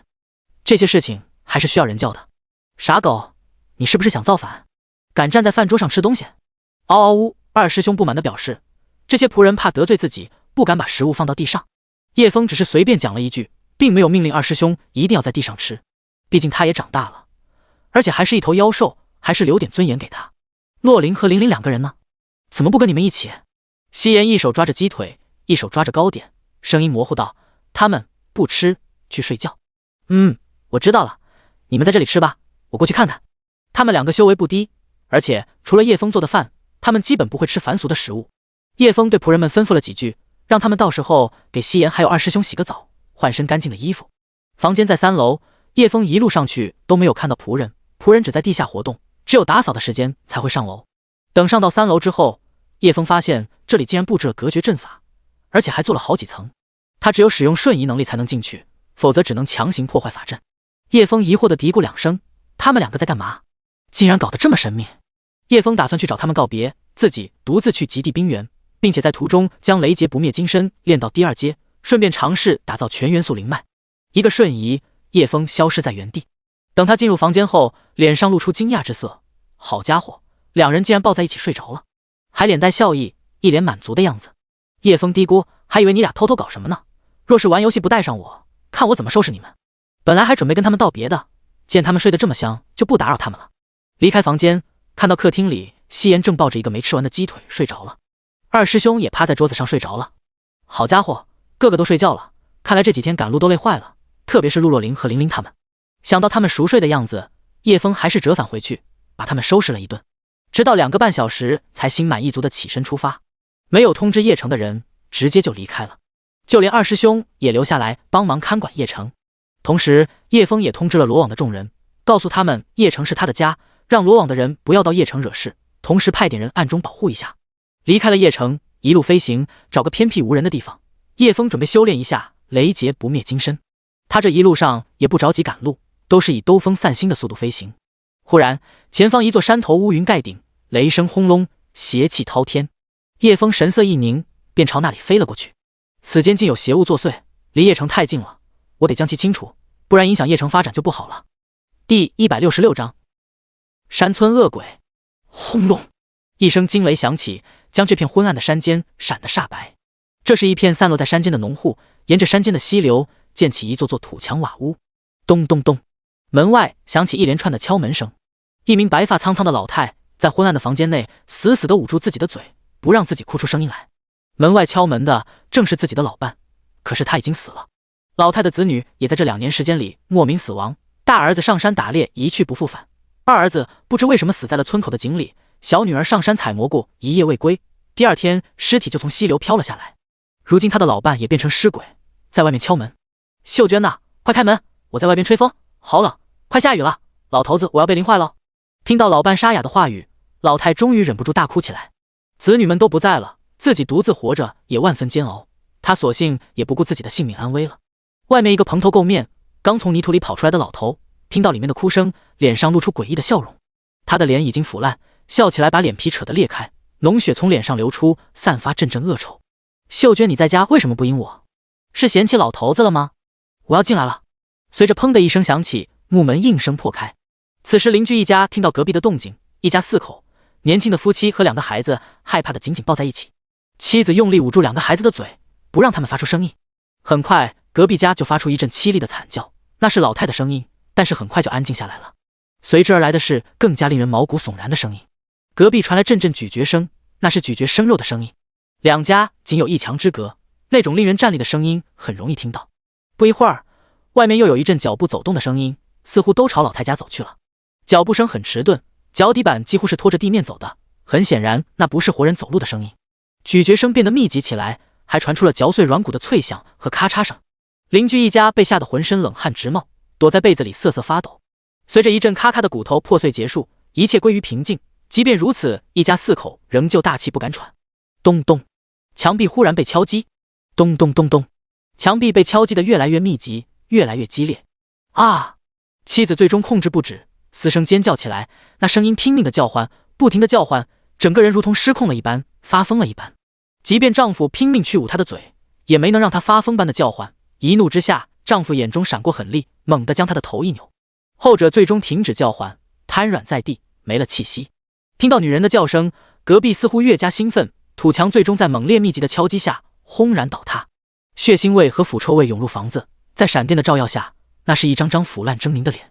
2个孩子顿时被吓得哇哇大哭起来，丈夫也不知哪里来的力气，连滚带爬的朝大门冲去，嘴里发出带哭腔的叫唤，鬼哭狼嚎一般。丢下2个孩子，慌乱的把门打开，一股脑的冲出门外。然而下一刻撞到冷冰冰、软烂的东西，倒在地上。他抬头一看，只见一大片乌泱泱的尸鬼围在他家门前，隔壁家死去的3个子女如此赫然站在院前。啊！丈夫惊恐尖叫，但下一刻汹涌的尸鬼很快将他的叫声掩埋。原来整座村庄只剩下他们最后一家，明明早上他们还有数十户人家存活的。叶枫听到声音，化作一道金色的闪电落下，一片金色的雷电交织成网，将这群尸鬼劈成焦炭。但是丈夫已经被啃得面目全非，只剩下半口气了。叶枫眉头微皱，听到屋内还有声音，便冲了进去。见2个孩子被尸鬼扑倒，要遭毒口，叶枫二话不说，弹出一道赤阳神火。被神火碰到的尸鬼顿时燃烧成灰烬。抱起2个惊魂未定的孩子，让神术帮他们稳住心神，不然日后会变成痴呆。你们父母已经死去，我用飞行法器送你们到邺城，以后就在邺城生活吧。2个孩子在神术的绿光笼罩下沉沉睡去，叶枫将他们放在飞行法器里，就这样2个孩子静静躺在非洲上，直奔邺城飞去。叶枫在村庄扫视一圈，发现这里已经没有活人，村子弥漫着浓重的怨气，若是不处理，很容易滋生恶鬼怨灵。来到村里一口老井边，叶枫察觉这里阴气最重，阴气不断从井口渗出，似乎察觉到外面有来人，井里的水开始沸腾起来，一口漆黑的棺材缓缓从井里升起，最终竖着悬浮在井口上方。结结结！随着一阵阴厉的笑声，棺材板砰的飞出，直接朝叶枫飞来。叶枫冷哼，一拳打出，9道金龙响起震天龙吟，将飞来的棺材板打得粉碎。一个身穿破甲的恶鬼从碎屑中扑来，手中一柄宽大的战斧朝叶枫头顶劈下。叶枫也不躲闪，冰魄剑释放万倍剑术，一剑将其砍翻。恶鬼手中的巨斧被砍碎，他的身体也被拦腰斩断，但似乎这还不足以将他杀死。结结结，你很强，但你是杀不死我的。这片山谷都是我的地盘，这里有阴气和怨气，都是我的力量。我的力量深入每一处土地，没人能够彻底将我杀死。哈哈哈！恶鬼身体伤口处涌出鬼气，很快就连接起来，看着并没有受到多少伤害，反而显得更加得意。叶枫也不惯着他，直接搓了个大火球砸过去。恶鬼还没反应过来，就发起一阵凄厉的惨叫，被烧得渣都不剩。该死人族，毁我身躯！我要用本命鬼力诅咒你！井口中发出一声怨毒的声音。他的本源已经深深扎根在这片土地，想要将他彻底清澈不容易。一个小小的鬼修如此嚣张。叶枫又用赤阳神火搓了大火球，朝井口里丢去。啊！一阵凄厉的惨叫从井口中传出，井水被神火灼烧，疯狂沸腾，升腾浓厚的白雾向空中飘散。一刻功夫，一口井就被烧得干枯，井底的泥土不断皲裂，整口井都被烧得红彤彤的，像砖窑那般滚烫灼热。嚣张！井水都给你烧干了。至此，整片山村的阴气都减少了90%。叶枫还不满足，又拿出了很多灵泉，下了一场持续1天1夜的灵泉雨。灵泉渗入每一寸土地，让地下的鬼气无处可藏。啊！赶尽杀绝，你不得好死！最终那头恶鬼最后一丝鬼气都被叶枫净化了。若是他躯体被毁后老老实实的躲起来，叶枫可能发现不了他，不会做到如此程度，他还能苟活下来。可他就是不服气，被叶枫直接连根拔除，一点阴气也不留下来。处理完这些这里的事情后，叶枫也不着急离开。除去这些尸体，这片山间的环境还是非常不错的。他打算在这里将雷劫不灭金色练到第2层，并且尝试打造全元素灵脉。第167章提取灵能。高山之巅，一道劫雷落下，劈在一个金色身影上。叶枫盘腿打坐，任由劫雷一道道的劈在自己身上，犹如铁匠的锤子，一遍遍砸在烧红的铁块，不断捶打锻造。雷劫不灭金色就是这样一遍遍的雷击锻造而成的。看似简单，但若是没有掌握控制雷电的技巧，一道雷劫劈下，恐怖的能量就会在体内炸开，爆体而亡。在外要承受劫雷劈死的风险，在内要承受庞大的能量失控的风险，稍有不慎就是一颗炸弹。虽然不能控制劫雷的力量大小，但能控制雷劫什么时候落下，这一点让叶枫有了很大的安全保障。若是身体不适，可以及时停下。这样的绝世功法，或许只有叶枫这般条件的人才能练就。随着最后一道雷劫落下，叶枫的金身破碎，就像剥壳的鸡蛋一般，身上裹着一层若隐若现的淡蓝色电弧。雷劫不灭金身第2段成了。第2段的不灭金身不再像之前那般张扬，相反更加内敛沉稳。叶枫尝试了一下身法，只听见一声轻微电流响起，叶枫就化作一道细微的电弧消失不见。下一刻，他出现在了百里之外。他的速度更快，气息更加隐蔽，仿佛是一位隐藏在空气之中的刺客，无声无息就能取人性命于百里之外。更令叶枫惊讶的是，他的境界气息已经到达仙境。我竟然提升到仙境中期了！这雷劫不灭金色果然神奇，竟然能让境界强行提升几个境界。叶枫溜了一圈鸟回来，换上一件干净的衣衫，便将神鼎拿了出来，准备研究全元素灵根。参见主人，主人您终于把我想起来了，这段日子可要把我憋坏了。神鼎一放出来就开始打嘴炮，叶枫无所谓的瞥了他一眼。你在天道战场埋了也不知道多少千年，这才在存物空间待了几天就憋坏了，要不要我给你弄几头母猪进去？母猪还是算了，嘿嘿嘿，公的还差不多。神鼎小声的嘀咕着。叶枫听了大为震撼，没想到这家伙，你对于全元素灵根这事情想必有一定的经验，我给你3000万颗灵珠，你能不能将全元素灵根钻研出来？神鼎听了无比震撼，3000万颗灵珠，主人您不是在开玩笑吧？如此庞大的数量，还不得将灵兽诞生之初，一直到现在所有的灵珠加起来，可能都凑不出来。如此恐怖的数字，神鼎都惊呆了。若是让他知道这些只是叶枫给出的保守数字，几百个小目标的灵珠，他又该如何吃惊？叶枫也不跟他啰嗦，7颗不同的灵珠合一套，交给他慢慢折腾。当然，叶枫还要在一旁提供赤阳神火。想要打造出全元素灵根，就要提取其中不同元素灵珠里的灵能，然后将其中不同的灵能融合在一起。前主人单单是提取灵能都耗费了很多时间和精力，第2步融合灵能更是难如登天。这些灵能都是不同元素的力量，如水火元素不能相融，如雷元素不能跟木元素相融等等，很多元素都是对立相克的，强行融合只会发生爆炸。神鼎头头是道地解释着，前主人在第2步一直未能成功，一直无法将其中元素融合，最后和灵根成一体更是。讲到这里，神鼎停顿了一会，似乎想起了一段艰难的岁月。他最后是用某种秘术和阵法结合，强行将其中元素相连起来的，他付出了非常沉重的代价。接下来的话他没有再说，他想劝阻叶枫，不想看到他在走前主的歪路，但是看到叶枫的决心太过坚决，他也就不好再说什么。叶枫听了神鼎的话，突然眼前一亮。你说你的前主用了某种秘术和阵法结合？神鼎点点头。如果说我在邺城挑选人才，建立一个类似于前世的实验室，让天下的聪明人来帮我攻克这个问题，那岂不是更快？而且不用自己动手，这样做还能让他们发掘出其他技术，让阵法和符道更进一步，给他们提供大量资源灵珠，让他们慢慢研究。叶枫打定了主意，若是自己没能钻研出来，就交给他们。第1步提取灵能还是比较容易的，因为神鼎有提取灵能的经验。将灵石放到神鼎之中，赤阳神火燃烧，在神鼎的指挥下，叶枫只要控制好火候，就可以将灵能提取出来。试了几次之后，叶枫将一颗雷灵珠放到神鼎内，随着一阵淬炼，雷灵珠渐渐发红，内有电弧交织闪烁，最后雷灵珠就像玻璃球一般破碎，只剩下一团闪烁着电弧的灵能。这就是提取出来的雷元素灵能。这样的元素灵能还要专用的容器才能装起来，那便是雷灵珠破碎的琉璃碎片，加上千山翠玉一起混合锻造出来的玉瓶。叶枫特地炼制了许多玉瓶，用来装提取出来的灵能。有神鼎这位顶级工匠在此，这些玉瓶炼出来还是非常简单的。几天下来，叶枫装了几百瓶提取出来的灵能。主人，您不累吗？累。叶枫疑惑地看向神鼎，你不行了？还行，就是有点软。神鼎的几条腿都快歪了，一边高一边低的，一眼就能看出快不行了。神鼎看叶枫就像看怪物一般，连续几天不停地使用赤阳神火，在历代主人之中，时长最久的也就1天1夜，然后直接榨干灵力，昏死过去了。叶枫竟然连续几天几夜使用赤阳神火，现在居然像个没事人一样。神鼎哪里见过这样变态的怪物？主人，我真的不行了，咱们休息一下吧。神鼎欲哭无泪道。那行，你休息吧，我也不是那种压榨员工的猪头老板。你提取了这么多灵能，你想要什么奖励尽管提，能给的我都能帮你弄到手。神鼎感动，感谢主人，我先下去休息了，奖励什么的我自己有手。至此，叶枫只能暂时将全元素灵根的事情放一放，直接朝极地冰原飞去。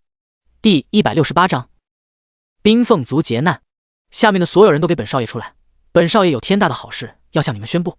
华汉星在高空呼喝一声，脚下的冰凤部落顷刻间分崩离析，用冰砖堆砌的房子、冰雕的建筑，通通都被华汉星的威势震塌，地面也裂开一道道深沟。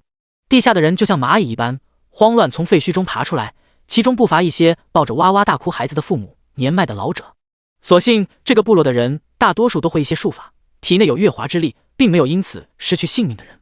看着下面一群慌乱的人，华汉星高兴的哈哈大笑起来。下界的人就是蠢，给我当牛马刚刚好，哈哈哈。然而下一刻，一道破空声响起，一名健壮的青年赤裸着上身，背着弓箭，一箭朝华汉星射去。即便极地如何冰冷，似乎对他没有半点影响。华汉星轻蔑一笑，抬手一挥，那只飞来的箭矢瞬间化为齑粉。健壮青年再次架起大弓，一次上了6支弓箭。他满脸怒容道：“你是什么人？为何要袭击我们的部落？”华汉星没有回答他的话，而是不屑道：“你这种小喽啰，不想死的就滚一边去！你没资格跟本少爷说话，叫你们部落的首领过来。”健壮青年被他的话激怒了，6支箭雨顷刻飞出，直取华汉星面门。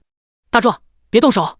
一名手握权杖的白发女人急匆匆地赶过来，但是还是慢了一步，眼看着6支箭雨射向华汉星。华汉星冷笑，不知死活的蠢东西。他一掌拍去，6支箭雨直接化作齑粉，神力不减，直奔健壮青年而去。砰！健壮青年顷刻间被拍成一片血雾，将冰雪染得鲜红，红得让人胆颤心惊。所有人都被吓得后退了一步，他们先是惊恐，然后满脸怒容。一名老妇扑到那滩鲜红的血迹，悲痛欲绝地大哭起来。本少爷给你们宣布一件喜事，从今天开始，你们就是我的奴隶，任我差遣。只要你们跟着本少爷，忠心耿耿地伺候着，等本少爷回去神界之后，留下的东西足以让你们冰凤部落一步升天，成为一方霸主。面对少年无理蛮横的宣言，众人只有愤怒和仇恨。此人一来就毁了自己的家园，肆意杀害自己的同胞，还让同胞们做他的奴隶。他们半妖一族曾被人族肆意捕杀，被人族当作奴隶买卖，为了生存下去才逃到这极地冰原生存。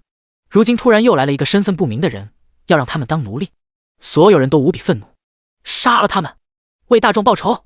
冰凤部落其他的青年高声呼喊，随后一众冰凤部落的人跟着高呼：杀了他们，杀了他们，他们是侵略者，杀了这些侵略者！所有人都仇恨和怒火都被点燃了，就如深秋的大平原汹涌燃烧。冰凤的子民们，大家不要冲动，先冷静一下。那名手握权杖白发女人急忙制止冲动的民众，她知道眼前的少年不简单，不是他们能够对付。少年身边还有一个看不出深浅的老者，他作为冰凤族的族长，自然看得出来这不简单。他肩负着冰凤族血脉长存的使命，不能让族人陷入险境，因此不能意气用事。但冰凤族的子民们哪里能够理智的冷静下来？他们以前就被人族赶来赶去，卖来卖去，就像货物一般，毫无尊严。如今还让一个毛头小子破坏自己的家园，屠戮自己的同胞，他们的怒火根本无法压制。杀！不知是谁怒喝了一声，众人齐齐响应，一片箭雨倾泻而出，响起一片离弦的破空声。密密麻麻的箭雨裹夹着冰凤族的月华之力，交织成一张网朝华汉星照去。哼！你们这些低贱的蝼蚁不知好歹，竟敢对本少无礼，不把你们杀一杀，怕你们不知道死字怎么写。华汉星抬手凝聚一片金光神力，带着无上的伟力朝众人拍下。冰凤族长看着那片剑雨，还有少年手中的金光神力，他眼中闪过绝望之色。少年身上那是一种无上神威的，不容任何人轻视和亵渎的力量，看一眼就让人心生敬畏，甚至臣服。这不是下界该有力量。冰凤族长知道事情的严重性，但他别无选择。在少年一掌拍下的瞬间，他手中的权杖高举，用尽毕生的力量抵挡。砰！两股力量相撞，那片剑雨瞬间化作齑粉。在神力的恐怖威能下，冰凤族长手中的权杖瞬间炸开，他的手也被炸得鲜血淋漓，手指的炸飞了，一口鲜血喷出来，冰凤族长倒了下去。华汉星只想给这群贱民一点教训，杀几十个人震慑一下，因此只用了1成不到的力量。即便如此，冰凤族长作为一个神境修士，还是难以扛下来。众人惊怒交加，顾不得去驱赶侵略者，都朝族长围了过去。族长，你怎么样了？几名女子慌忙地将自己的族长扶起来，脸上满是担忧。族长顾不得自己的伤势，赶忙凑到其中一名女子耳畔低声道：“你赶紧去找圣女，然后带她离开此地，走得越远越好。可是你们怎么办？不用管我们，只要我们乖乖按照她的要求去做，她暂时不会将我们都杀了，我们会想办法活下来。但是圣女千万不能被她发现。圣女在后面的雪山洞穴里修炼，你赶快过去，不要让她回来。”冰凤族长郑重地说完，便一把将那女子推走。但还没等那女子离开，圣女的声音就传了过来：“族长，这里发生什么事了？”只见一名绝美的少女从部落后的雪山群飞来，刚才的剧烈动静，圣女远在雪山之后都察觉到了。那是一个悦耳动听的声音，让人听一遍就会陶醉。循声望去，那张绝美的容颜，白裙飘飘，胜似落入凡间的仙子，不食人间烟火，美不胜收。就连华汉星第一眼就看呆了，不由喃喃自语：啧，想不到下界这种肮脏的沟渠也有这般绝美的女子，基本在我们神界也能排上名次。一名的老者笑着奉承道：“恭喜少爷，一来到下界就得到如此美人，看来是个好兆头。”哈哈，那是，本少爷作为一个天命之子，有此等收获也是理所当然的。华汉星也是一脸得意，既然他们冰凤部落拿出了如此绝美的女子，我也就大人有大量，不跟这些蝼蚁计较，姑且饶他们一条贱命吧。在他们心里，下界所有的东西都是属于他们的。看到圣女飞来，冰凤族长的心跌到了谷底。千月，你快跑，赶紧离开这里，那人深不可测，就算拼上，我们整个冰凤族都不是他的对手。冰凤族长着急地喊道。赵千月顿时知晓了冰凤族的遭遇以及现在的情况，他看了一眼受伤的族长，又看向他在虚空的两人，眼中露出冰冷的杀机。我母亲也是出自冰凤一族，如今冰凤族面临劫难，我怎能抛弃你们独自偷生？第169章冰封。一声凤鸣响起，淡蓝色的巨大冰凤无视风雪冲天起。赵千月的气势节节攀升，最终到达了仙境中期。他来到极地冰原之后，犹如鱼儿回到水中，冰皇血魂被唤醒，修为突飞猛进，1日千里。但冰凤族长知道，天上的少年在整片大陆恐怕没有敌手，更别说他身边深藏不露的仆人了。世间将要迎来一场大劫难，无人能够阻止的大劫难。而这场劫难的主导者就是那2个神秘的老少。不要管我，快走！你们带圣女走！族长不顾自己的伤势，大声嘶吼。呵呵，想走？你觉得有人能够在我们眼皮子底下离开吗？华汉星不屑地冷笑道。一只金色的大手凭空而出，朝赵千月抓去。赵千月启用冰皇血脉的力量，寒气至身边散开，一柄冰破剑朝空中的金色巨手斩去。一声凤鸣响起，赵千月斩出一只巨大的冰皇虚影，朝金色巨手冲去。在冰皇处碰到金色巨手的瞬间，金色巨手迅速被冰霜冻结，再也无法压进分毫。冰凤族人见状大喜，纷纷朝赵千月打气：“圣女大人好强，您一定可以为我们冰凤族赶走侵略者。圣女大人加油，让这些侵略者付出代价。圣女大人一定要为我们的族人报仇啊！”圣女天生有远古冰皇血脉庇佑，生来就是要成为一方强者的，这是所有冰凤族人的共识。因此，他们深信圣女大人一定可以击败侵略者。然而，咔嚓一声脆响，空中那只巨手的冰封出现无数道裂痕，下一刻冰封瞬间破碎成无数坚冰碎块。金色巨手挣脱冰封后，直接将冰皇虚影抓住，顺势将其捏碎。冰皇虚影悲鸣一声，在空中消散。众人见状大惊失色，然后更加令他们惊恐的还在后面。华汉星得意的冷笑：“你们这些下界的蝼蚁真是不自量力，就让你们见识什么是神力吧。”他伸手朝虚空一抓，那只金色巨手猛然朝地面拍去。面对汹涌扑来的金色巨手，赵千月再次出剑，他使出全力，手中的冰魄剑飞出，化作实质的冰皇，令周围的温度骤然下降了几分，让原本寒冷的极地冰原更加冷冽。有血脉之力的加持，赵千月这一招的威力已经到达神境的水准。轰！冰魄剑化成的冰皇跟金色巨手撞击瞬间，冰皇顷刻间破碎，只剩下内部核心的冰魄剑。金色巨手一把抓住冰魄剑，轻轻一握，冰魄剑竟然硬生生的被抓成碎片。噗！赵千月一口鲜血喷出，脸上的神情顿时萎靡。冰魄剑是他的本命武器，冰皇是他的血脉之力，他们被毁，赵千月也受到了严重的伤害。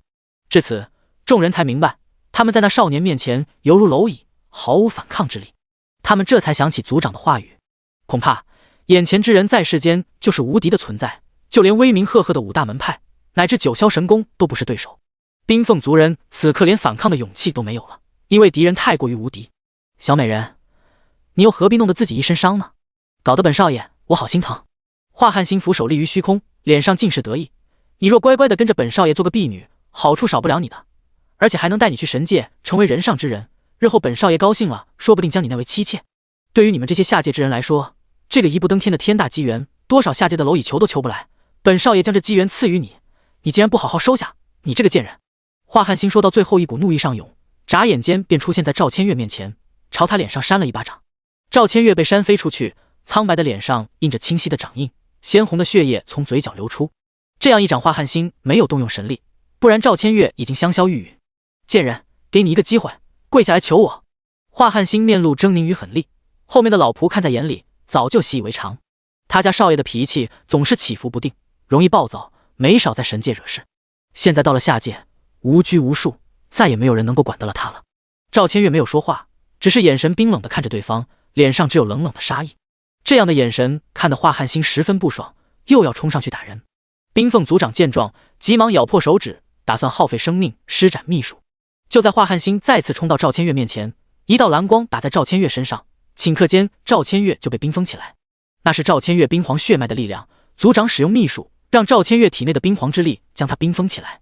这是冰皇一种自我保护的能力。华汉兴一掌拍在冰块上，感觉坚硬无比，坚硬程度堪比9天玄铁。老东西，你做了什么？华汉兴恶狠狠地看向冰凤族长。冰凤族长憔悴地笑了笑，冰皇的自我保护能力而已，这种冰封无比僵硬，就连神境修士都无法强行破开。我知道你很强大，可以轻松破开，但是冰封一旦强行破开，圣女就会死掉。想必你现在还不想她死去吧？冰凤族长这样做也是无奈之举，为了保护赵千月，用了这种冒险的方式。他赌华汉兴暂时不舍得杀掉这样的美人，他还没尝到甜头，不会就这么把人杀了，这样就可以不让他受到羞辱了。华汉兴愤怒地攥紧拳头，老东西你找死！他一拳轰出，冰凤族长瞬间被轰成一片血雾，连带着地面都被轰出一个巨坑。冰凤族人被这一幕吓得抱成一团。赵千月虽然被冰封，但他的意识仍旧清醒，能够感知到外面发生的事情。看到族长被杀死这一幕，他心中无比悲伤。他来到这里后，族长对他百般照顾，犹如亲人一般。在这里，他久违地感受到了家的温暖，跟师父的一师一母不一样，师父十分严厉，而族长十分温柔和蔼。他已经将族长当作亲人，而如今再次看到亲人死去，他心中在不断的落泪。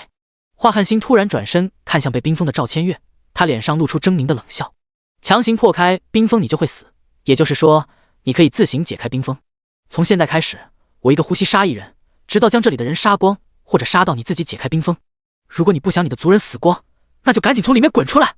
说完，华汉兴抬手就将一名最近的老妇拍成血雾。我看你想族人死光，还是想老老实实做我的奴仆？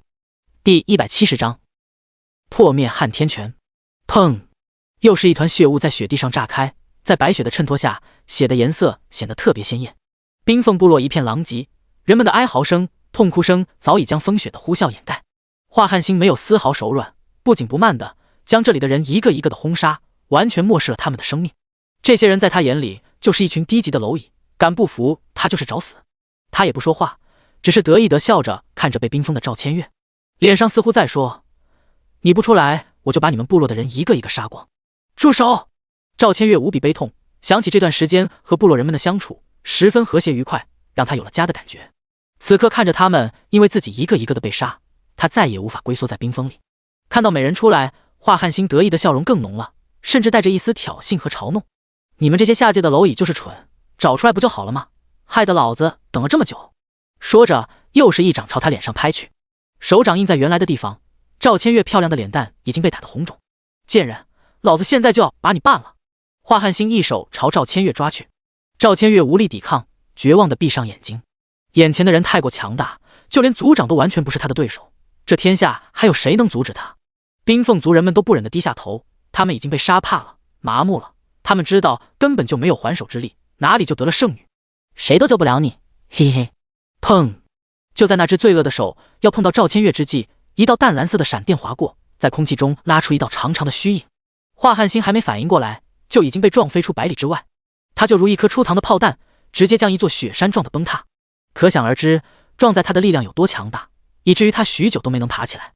老仆人惊呼一声，便朝自家少爷撞飞的方向而去。他也顾不得找凶手问罪了，少爷的安危要紧。众人看到这一幕，都不由得惊呼一声，不知道发生了什么事情。那个可恶的侵略者就被撞飞了。赵千月只觉一阵熟悉的味道传入鼻子，他猛然睁开双眼，看到叶枫那张熟悉的面孔，先是满脸的诧异和惊讶，随后喜极而泣扑了上去，哭了起来。你怎么在这个时候来了？你不该这个时候来的！呜！来人正是叶枫，他远远看到冰凤族的惨状，再看到赵千月受人欺负，心中怒火燃烧，使尽全力光速飞行，然后一招10万倍的撼山拳砸向那人。这一拳，就算圣境强者来了，也要在他身上打出个窟窿。让叶枫惊讶的是，那人竟然没有被自己打成肉泥，反而飞了出去。看着那张绝美的脸蛋被印上鲜红的掌印，已经微微肿起，嘴角还流着鲜血，叶枫又是心疼又是愤怒。我们不是约好了吗？有机会我来极地冰原找你。赵千月摇摇头，你不该这个时候来的，他们很强，就连族长都不是他们的对手。族长说这片大陆没人是他们的对手，趁他们没有回过神来，你赶紧离开。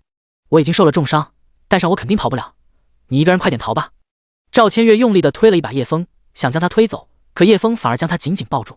敢欺负我姐姐，就算是神界，我也要上去大闹一番。听到叶枫坚定的话语，赵千月内心的柔弱被击中，感动的泪水不住地往下掉。她此时才意识到自己一直都是个柔弱的女孩，是仇恨，是失去家人的悲痛，是她的血脉要让她变成一个坚强、强大且冰冷的女子。如果不是百越城的悲剧，她现在可以只是一名普普通通的女孩，从来都不需要强迫自己去修炼那种强大却要丢弃情感的功法。是哪个不知死活的狗东西，敢偷袭本少爷？华汉星愤怒的声音在虚空中响起，轰隆一声，他从倒塌的废墟中冲天而起，无比愤怒地看向叶枫。自己竟然让一个下界的蝼蚁搞得这般狼狈，他完全无法接受。此刻的华汉星看着那个该死的蝼蚁，竟然还敢抱着自己的女人，简直把他气炸了。一旁老仆人的关心都被他恼怒的打断。叶枫也是阴沉着脸，看到这个欺负赵千月的人，他的怒气再也抑制不住。姐姐，我去就来。也不等赵千月说话，便化作一道闪电出现在半空。该死的蝼蚁，你打碎了我的护身宝甲，1万条命也赔不起，我不会让你痛快死去的。华汉星重新拿出一件护身宝甲穿上，他全身金光笼罩，拳头出现一圈金光铭文，冲天而去，从叶枫砸落。在场的人都感受到那股恐怖的毁灭气息扑来，就像天塌下来一般，令人恐怖、绝望。所有人都觉得那个突然出现的年轻人要完了。赵千月悲痛的大喊一声：“不要！”叮！检测到神界武技撼天拳有独特的铭文加持，力量增强10倍。撼天拳以及加持铭文复制成功，武技自动强化中。神界武技强化完成，破灭撼天拳。没把你的狗头打碎就不错了。敢如此这般欺负赵千月，叶枫哪里还会手下留情？破灭撼天拳！轰！叶枫一拳朝天上打去，顷刻间风雪停止，天上的乌云都被顷刻间抹去。两人拳头相撞，华汉星猛然睁大双眼，不可置信地看着叶枫，眼神中充满恐惧。下一刻，华汉星的拳头寸寸断裂破碎，宝甲、保命神道符、守命玉佩等身上所有的保命神器都顷刻间破碎。这一拳摧毁他所有的保命底牌，更是摧毁他的性命。竟然是神力3重！华汉星留下一句震惊的话语，便化作一片碎屑消失在空气中。他身后的天空也被叶枫砸出了一个无比巨大的窟窿，让整片极地的风雪都停止了。此刻天地间一片寂静，所有人都看着天空中那道身影，就像一尊行走在人间的神明，只需一拳就能把那个无比恐怖的侵略者秒杀。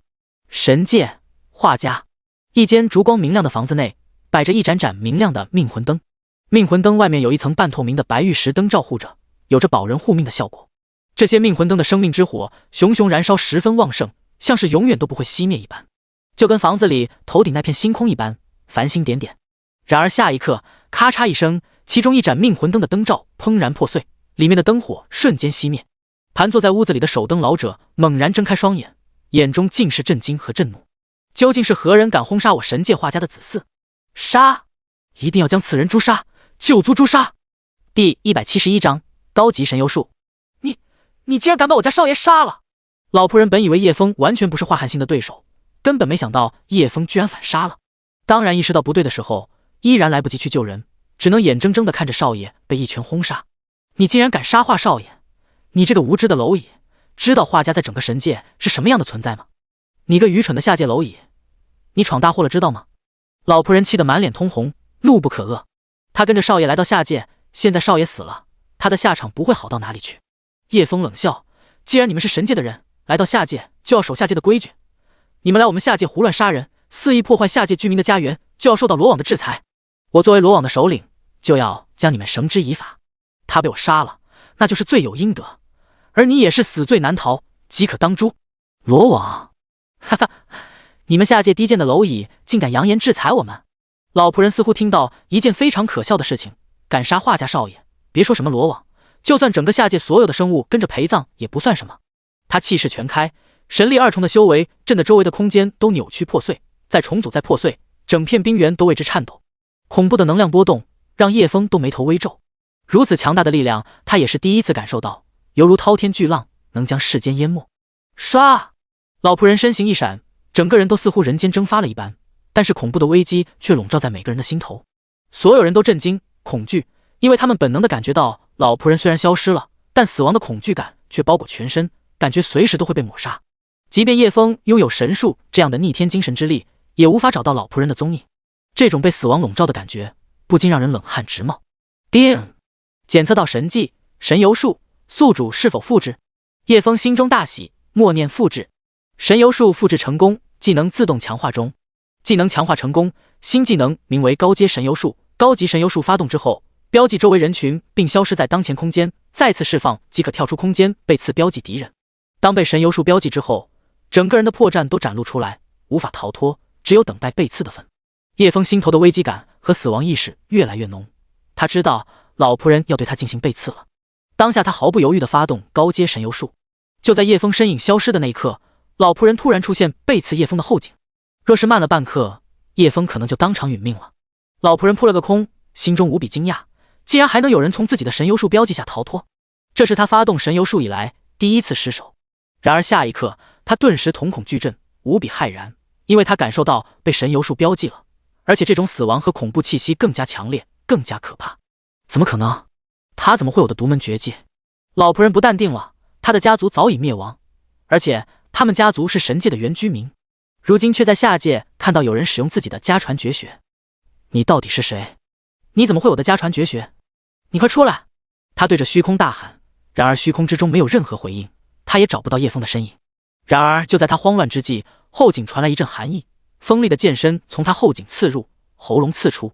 他不敢相信地瞪大双眼，冰霜从他脖颈蔓延，直到将他死不瞑目的表情冻结起来。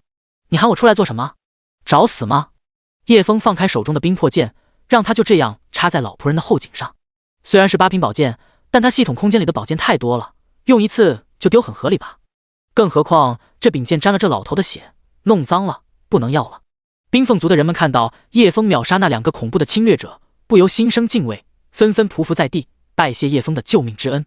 赵千月也是如获新生，跑过去一把抱在叶枫身上。叶枫看着怀里的人儿，将头埋在自己胸口，毫无动静，不哭也不闹。叶枫似乎看出了他的心情，伸手护在他后脑勺上，轻声道：百越城被屠的仇已经报了，凶手是龙潭宗的人，现在龙潭宗已经覆灭了，仇已经报了，连同你那份一起报了，所以你不用再想着报仇的事情，我带你离开极地冰原吧。叶枫将事情一五一十地讲述出来，还有龙潭宗的罪证也交给赵千月。看到这些，赵千月终于忍不住放声大哭起来。百越城的仇困扰他太久了，一边是自己的弱小无能，一边是内心的自责。许久之后，赵千月将自己的冰魄剑留在冰凤部落，跟着叶枫离开了。叶枫还留下了大量的物资，让冰凤部落重建家园，并且增强他们的整体实力。众人依依不舍道别，最后冰凤部落立起来2座冰雕，一座是死去的族长，另一座是救命恩人叶枫。他们以此来纪念此次的无妄之灾，时时刻刻鞭策族人们奋发图强。他在离开冰原的飞剑上，赵千月忧心忡忡，担忧说道：“小风，那2个自称来自神界的人似乎来头不小，如今他们在下界死了2人，会不会查过来我们这边？”叶枫无所谓的笑了笑：“兵来将挡，水来土掩，我也不是吃素的，管他是不是神界的人，敢来我下界闹事，我让他们吃不了兜着走。”言语中，叶枫在心里已经打算好，回去一定要加速邺城的建设，还有罗网的整顿，要让罗网成为一柄强大锋利的剑，让邺城成为坚固无比的堡垒。整个下界都是罗网的执勤范围，谁在下界滥杀无辜、作恶多端，罗网重拳出击。等罗网足够强大了，就算神界的人下来犯了事，追到神界也要将其抓捕制裁。第172章天启宗。天山门今日广收门徒，为了壮大山门，特地下调门槛，资质平庸者亦能成为外门弟子，欢迎上门咨询。收徒大会中，一名山羊胡子的白眉老道在天山门划分的地方吆喝着，一连说了几个门字，不带停歇的。我天山门是千年大门派，上有神境老祖坐镇，下有仙境长老传道教术，让普通少年弟子也能追求自己的修仙梦。白眉老道江湖骗子般的话术，不但没有吓跑这些求道少年，反而十分奏效，喊了几句就将这些山野少年吸引过去了。其他门派的收徒场地不过7、8人询问，而天山门那边却围了70、80人，而且陆陆续续还有少年人过来收徒大会。在收徒大会到场的9个门派之中，有一个十分不起眼的角落，摆着一张桌子、椅子，椅子上坐着一名漂亮的少女，一旁红纸黑字写着：“天启宗收徒大会，来者傍晚在此集合，有飞行法器带去宗门测试灵根资质，不合格者有长老送回家中。”天启宗的收徒现场十分简陋，少女已经靠在椅子上睡着了。少女脸蛋红晕，就连脖子也红彤彤的，正抱着一个瓷瓶子，昏沉沉的样子，像个贪杯的酒鬼。路过的拜师少年们只是看了一眼，虽然他们眼中闪过惊红之色，但也不敢多看。少女虽然美若天仙，但都说仙子有通天手法，若是亵渎了仙子，就会降下可怕的惩罚。山村少年们生性淳朴，没有太多见识，都老实本分的低下头，就算忍不住再看一眼，也是装作不经意间扫过去。苏小曼，你又喝酒了？老子叫你在这里帮忙收徒，你居然喝得烂醉如泥，躺在这里。你看看别人宗门都围满了人，我们天启宗一个人都没有，醉得跟个酒鬼一样，丢尽我天启宗的脸面，给老子滚！老子没生你这样的女儿！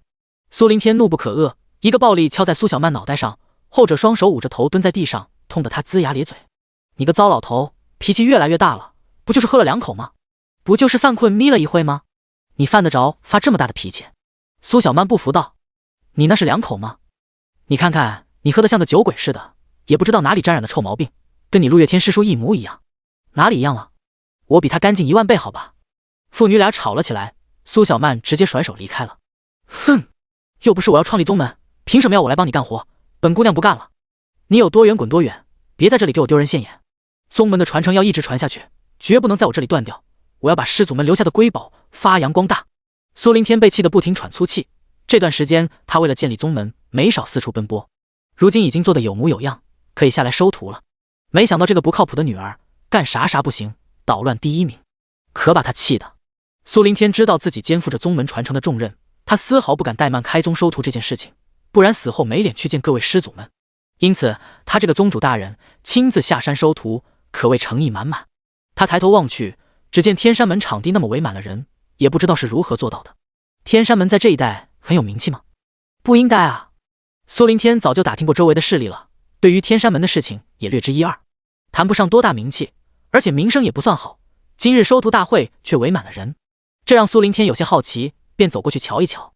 然而当他看到山羊胡子的老道时，眉头却微微的皱了起来。凭借他的修为，可以看出山羊胡子老道的眉宇间缠绕着丝丝邪气。不仅如此，天山门其他弟子也是一样，眼神深处似乎还隐藏着杀意。观察其他门派的反应，苏凌天发现其他门派的人都是些修为低的年轻弟子，或者资质平庸的长老过来收徒，所以没人发现天山门的异样。苏凌天沉思片刻，便转身离开了。自己初来乍到，宗门实力大不如从前，可不能被卷入这些麻烦事情。若是在这边惹了大麻烦，自己出了事情，宗门断了传承，自己将会悔恨终生。天山门定是跟某些邪教或者魔族有联系，这些年轻弟子进去了定然有危险。苏凌天也不能眼睁睁地看着他们去送死，思来想去也不知如何是好，于是就想到了自己的大师兄陆月天。他遇到麻烦事情无法解决，第一时间就是想到大师兄。两人留了传讯玉符，苏林天打算找个没人的地方联系师兄，便草草地结束了收徒。看着苏林天离开的背影，山羊湖白眉老道露出一抹诡异的冷笑，眼中杀机毕露。他朝身后2名弟子使了个眼色，2名弟子便悄然离开，朝苏林天离开的方向追去。苏林天先是用玉符给苏小曼传了道消息，然后朝另一个方向离去。苏小曼气呼呼地回到天启宗，直奔自己的洞府而去。一路上，天启宗的弟子长老没人敢惹这个姑奶奶。她这些日子的确很少出去乱逛了，但是喜欢待在后山喝酒。苏林天以为她长大懂事了，去后山一看，没想到这个小混蛋喝得烂醉如泥的躺在树上睡懒觉，气得他一掌把那棵树劈碎了。哼，谁说本姑娘喝酒？本姑娘喝的是果汁。再说，本姑娘的修为什么时候落下了？前段时间就突破到了仙境初期，还自己领悟了独门剑术，全宗上下有哪个比我天赋强？有哪个修炼速度比我快？苏小曼浑身上下都透着不服气，当下就转身飞去后山。她领悟的的确是剑术，但她不喜欢用剑，于是又将剑术融入到了银鞭之上。当然，她一直都记得叶枫的恩惠，要不是叶枫给了她巨量的修炼资源，让她可以毫无压力的全心修炼，她也不能如此快的练到仙境初期。想到叶枫，她心情稍微好了许多。她前几天就想离开天启宗到外面历练的，可是现在外面太过动荡，妖魔横行，苏林天怕她遇到危险，坚决不让她离开。想到那个糟老头子就来气，长鞭出鞘，游龙飞舞，在他微醺的醉意和怒意之中，长鞭化作一条愤怒的巨龙，每一边都甩出霸道的剑意。苏小曼似乎也成了一条还未长成的冲天巨龙。长青长老在一旁看着，眼神闪过震惊之色，心中不由暗叹苏小曼的天资卓越，小小年纪竟然有这般修为，还能自创剑术，而且还能转化成掌鞭的招式。真不知道宗主为什么一天到晚都骂他。小曼，宗主传来指令，让我们暂时封锁山门，你练完功夫就暂时不要来后山了。哼，我才不要听那个糟老头的话。长青长老无奈，看来父女2人又吵架了。第173章残暴的罗网。一道身影从山巅掠过，苏林天已经将该交代的事情传到天启宗里。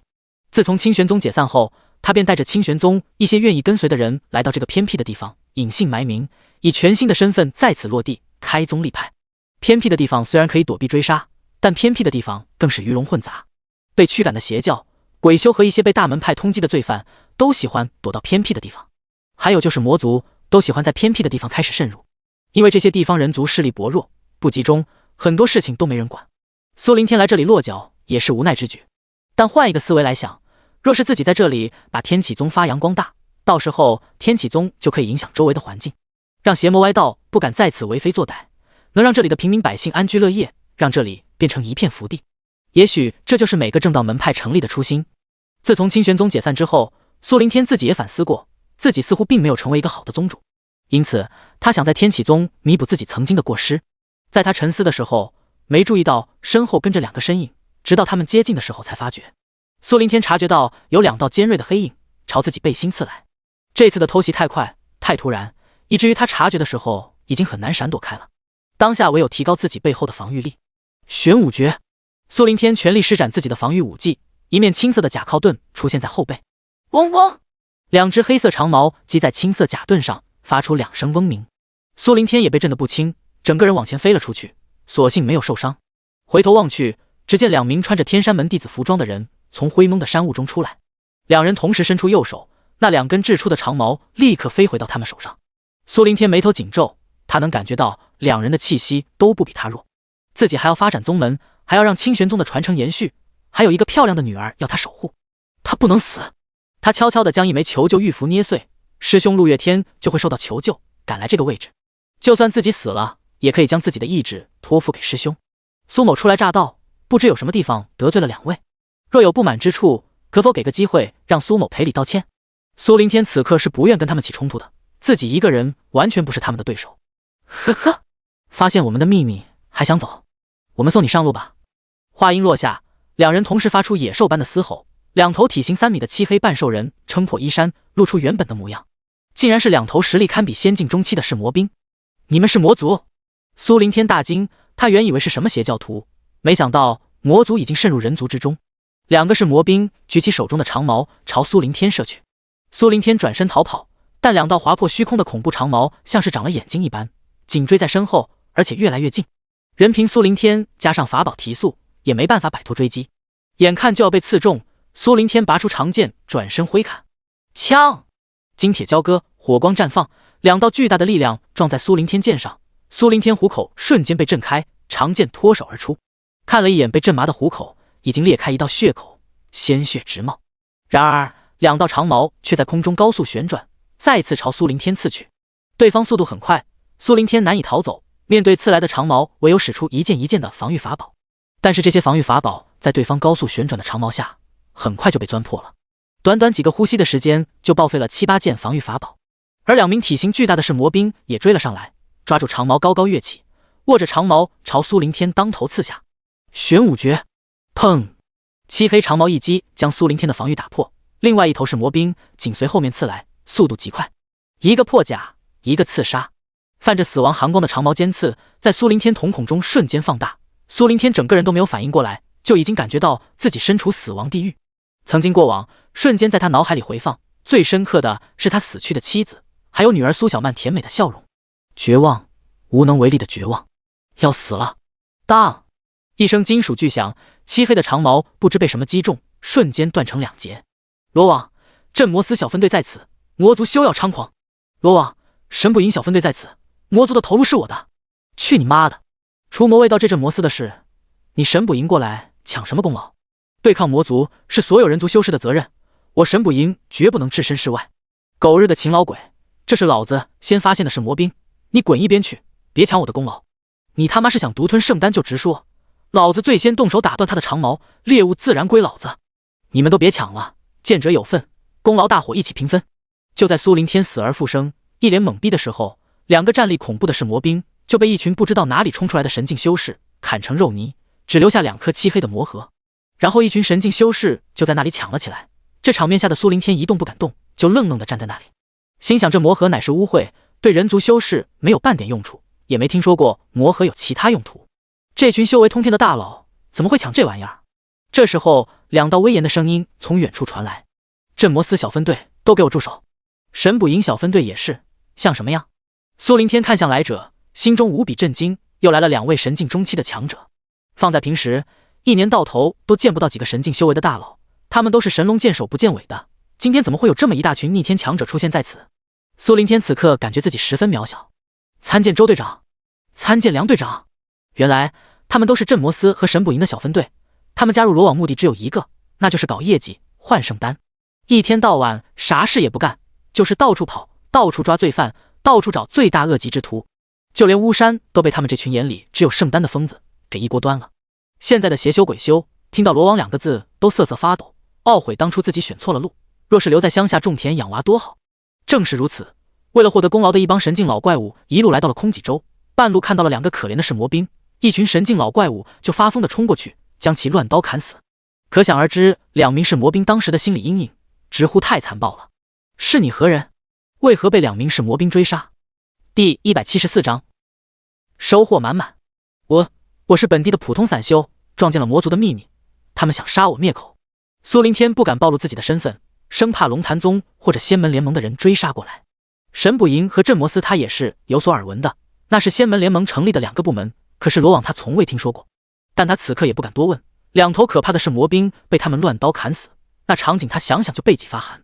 魔族的秘密，一听到这几个字，所有罗网的人就像听到路上有美女不穿衣服一样，个个都精神起来。这可是立大功的机会，圣丹拿到手软，飞升圣境不是梦。你快说，发现魔族什么秘密了？如果消息价值大，我们可以赏你100万灵石，不，300万灵石都不成问题。看到镇魔司和神捕营的小队长如此激动，甚至激动的有点吓人，就连其他神境大能的激动的围了过得。苏灵天心里慌的一批。我看到魔族伪装成人族修士门派，正大量的招收人族少年，不看资质，来者必收。我觉得这些少年人会遭到魔族的荼毒，求各位前辈出手救人。在哪个方向？还没等苏灵天跪求救人，一帮神境大佬瞬间消失，像是恶狗抢食般朝他指的方向冲去，谁都不愿慢一步。这场面把苏灵天都看呆了，愣了一会也追了上去。等苏灵天来到收徒大会现场，那一大群神境强者已经离开了，只留下一地魔族的尸体。那帮神境强者估计是去天山门了。许多人族的少年被刚才的场面吓了个半死，不少人因此道心破碎，再也不要去什么仙成什么神了。修仙界太可怕，还是老老实实回山沟里种田好。不少人连滚带爬的离开现场，收徒大会也变得一片狼藉，留下的少年更是不知所措，看了看地上魔族的尸体，又看向众人离开的队伍，脸上满是犹豫和不甘。如果谁还想要继续入道修仙，可以在此等候，我天启宗自会有人过来接你们回宗门。如果想回家，那就趁早结伴下山，走夜路会非常危险，尽量在人多的村镇过夜。其他门派的人早就跑光了，苏林天的话给了想修道的少年新的希望，于是很多人选择加入天启宗。苏林天一眼扫过去，想加入天启宗的少年男女约有50多人。他原本以为天启宗没有名气，怕是很难收到弟子了，没想到魔族这一闹，让空手而归的他直接招到了一大批道心坚定的弟子。这些人就算资质再差，当个外门弟子也是绰绰有余的，因为他们的道心非常坚定，即便看到了刚才那些恐怖的一幕，他们仍旧想要修仙。苏林天向天启宗的长老传了一道指令，让他们赶紧过来把这些少年人接回天启宗。完成了收徒任务，苏林天本想跟去天山门看看什么情况的，但是自己死里逃生，好不容易捡回一条命，还要将先辈的意志传承下去，可不能再去冒险才是。可是他对于天山门的事情，还有罗网这个实力感到好奇，很多疑问都没有搞清楚，不想就这么算了。关于魔族的事情，魔族跟人族完全就是水火不容的存在，魔族看到人族必杀，是绝对不会放走任何一个活人的。人族看到魔族打得过就打，打不过就逃。魔族天生强大，人族需要后天修炼，而且需要消耗大量的天材地宝。魔族先天就有非常大的优势，因此人族长期处于弱势地位，唯一的优势就是比魔族能生。一旦让魔族入侵，基本就是不留活口，任何人都不能幸免。可想而知，跟魔族勾结的人到底有多丧心病狂。天启宗以后是要在这里扎根的，要是对周围的环境不清不楚，对魔族的阴谋或者行动没有一点认知，说不定哪天宗门就被魔族经过时扫荡了。为了天启宗未来，苏林天还是下定决心冒险去一趟天山门，看看能不能获得一些魔族的情报，魔族行动的方向，日后也好做出防备。还是有必要去冒险一下的。来了2名天启宗的长老，这次招收的弟子有点多，1艘非洲坐不下，2艘非洲刚刚好。2名长老也是有些惊讶，原本他们以为近期没那么容易招到弟子，没想到一下子就招了50多人。后面的测试和考验环节更是让长老们无比惊讶，这些弟子竟然全都通过考验，有7成成为外门弟子，有3成成为内门弟子，这样的比例已经算极高了。正常情况下，内门跟外面门的比例是1比9，这已经是优秀的比例了。长老们不知道的是，收徒大会那场恐怖场面已经帮他们筛选好了，留下的都是道心强大之人。苏林天交接完弟子后，自己独自朝天山门赶去。等他赶到的时候，天山门的战斗已经结束了，甚至说没有多余的战斗痕迹。镇魔司和神捕营基本都是以碾压的姿态将反抗的魔族秒杀。现在众人都在清理战场。苏林天原本是打算远远的窥探的，但是没等他看几秒，就被神捕营的小队长发现，并且拦截下来了。我还以为是谁在窥探，原来是小友啊！哈哈。周天祥爽朗的笑声响起，一把拉住苏林天往天山门内飞去。从他的笑声可以听出，陈天祥此刻非常开心，笑得跟捡到宝似的。小友如何称呼啊？苏林天有点受宠若惊道：在下李逵。他不敢道出真实身份，怕受到仙门联盟的报复。李逵兄弟，多亏了你的情报，让我们一举歼灭魔族的重要据点。之前我们罗网承诺给你的300万块灵石，1块都不会少。苏林天听了大惊，他们还真的要给300万块灵石？他以为只是说说而已，看这架势好像不是在开玩笑。但他也没做什么，而且人家还救了自己一命，怎么能够贪图这般巨大的便宜？虽然自己刚成立的宗门需要大量灵石，虽然有了这300万块灵石可以让宗门快速发展，可以过得很滋润，但他不能收。无功不受禄，前辈的好意在下心领了，在下真的不能要。周天祥大喊一声：谁身上有多余的灵石，给我凑300万块出来。队长，我这儿有50万。队长，灵石那些玩意对我没用，早丢了，现在只有10万。我这里有200万，到时候记功劳的时候给我多记一点。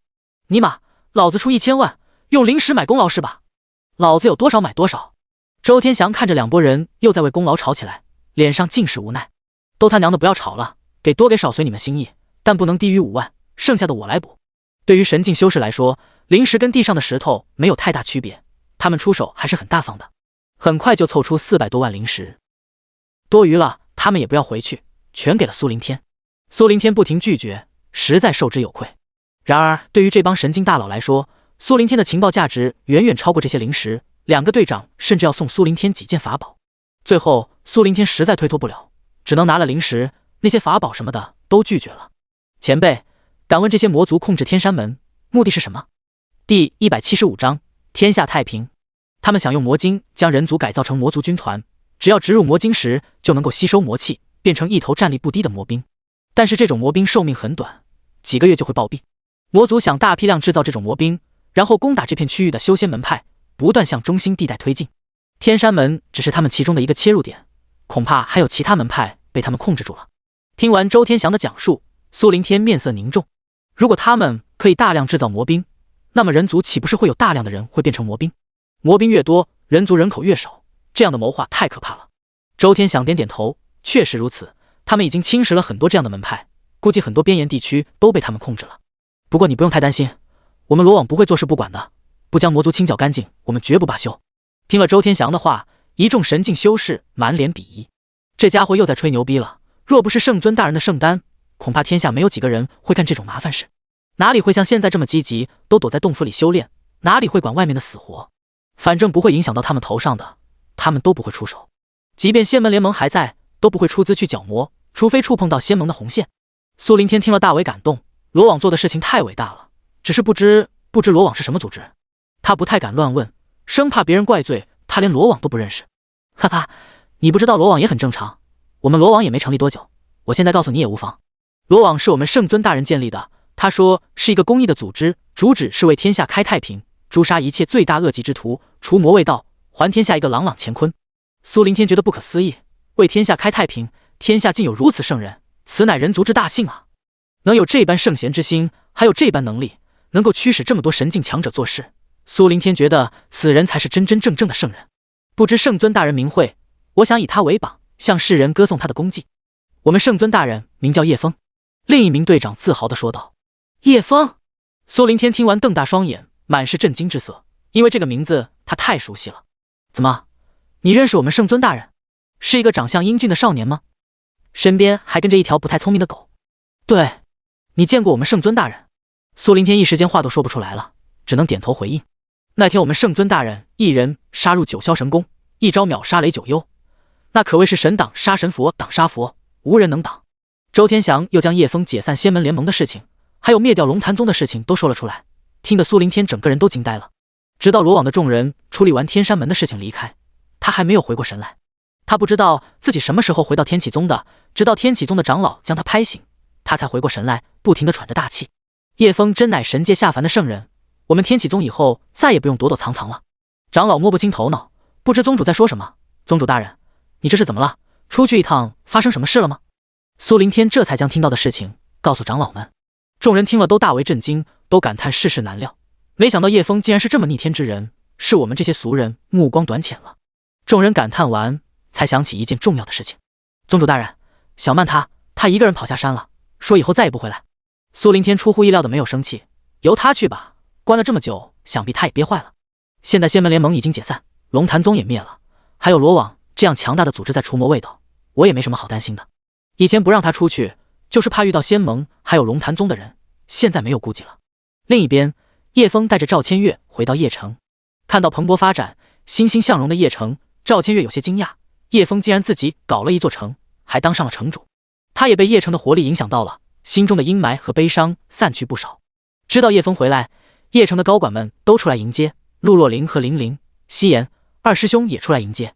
将邺城的高层们都打发离开后，陆若琳和玲玲都热情地将赵千月围过来。哇，好漂亮的美人，相公你又从哪里骗来的？陆若琳道。主人眼光不错，我们先帮你验验身子。玲玲一把将赵千月抱了过去。这是我姐姐，你们可别把她带坏了。姐姐，主人你可真会玩。相公你放心，我们不会欺负她的。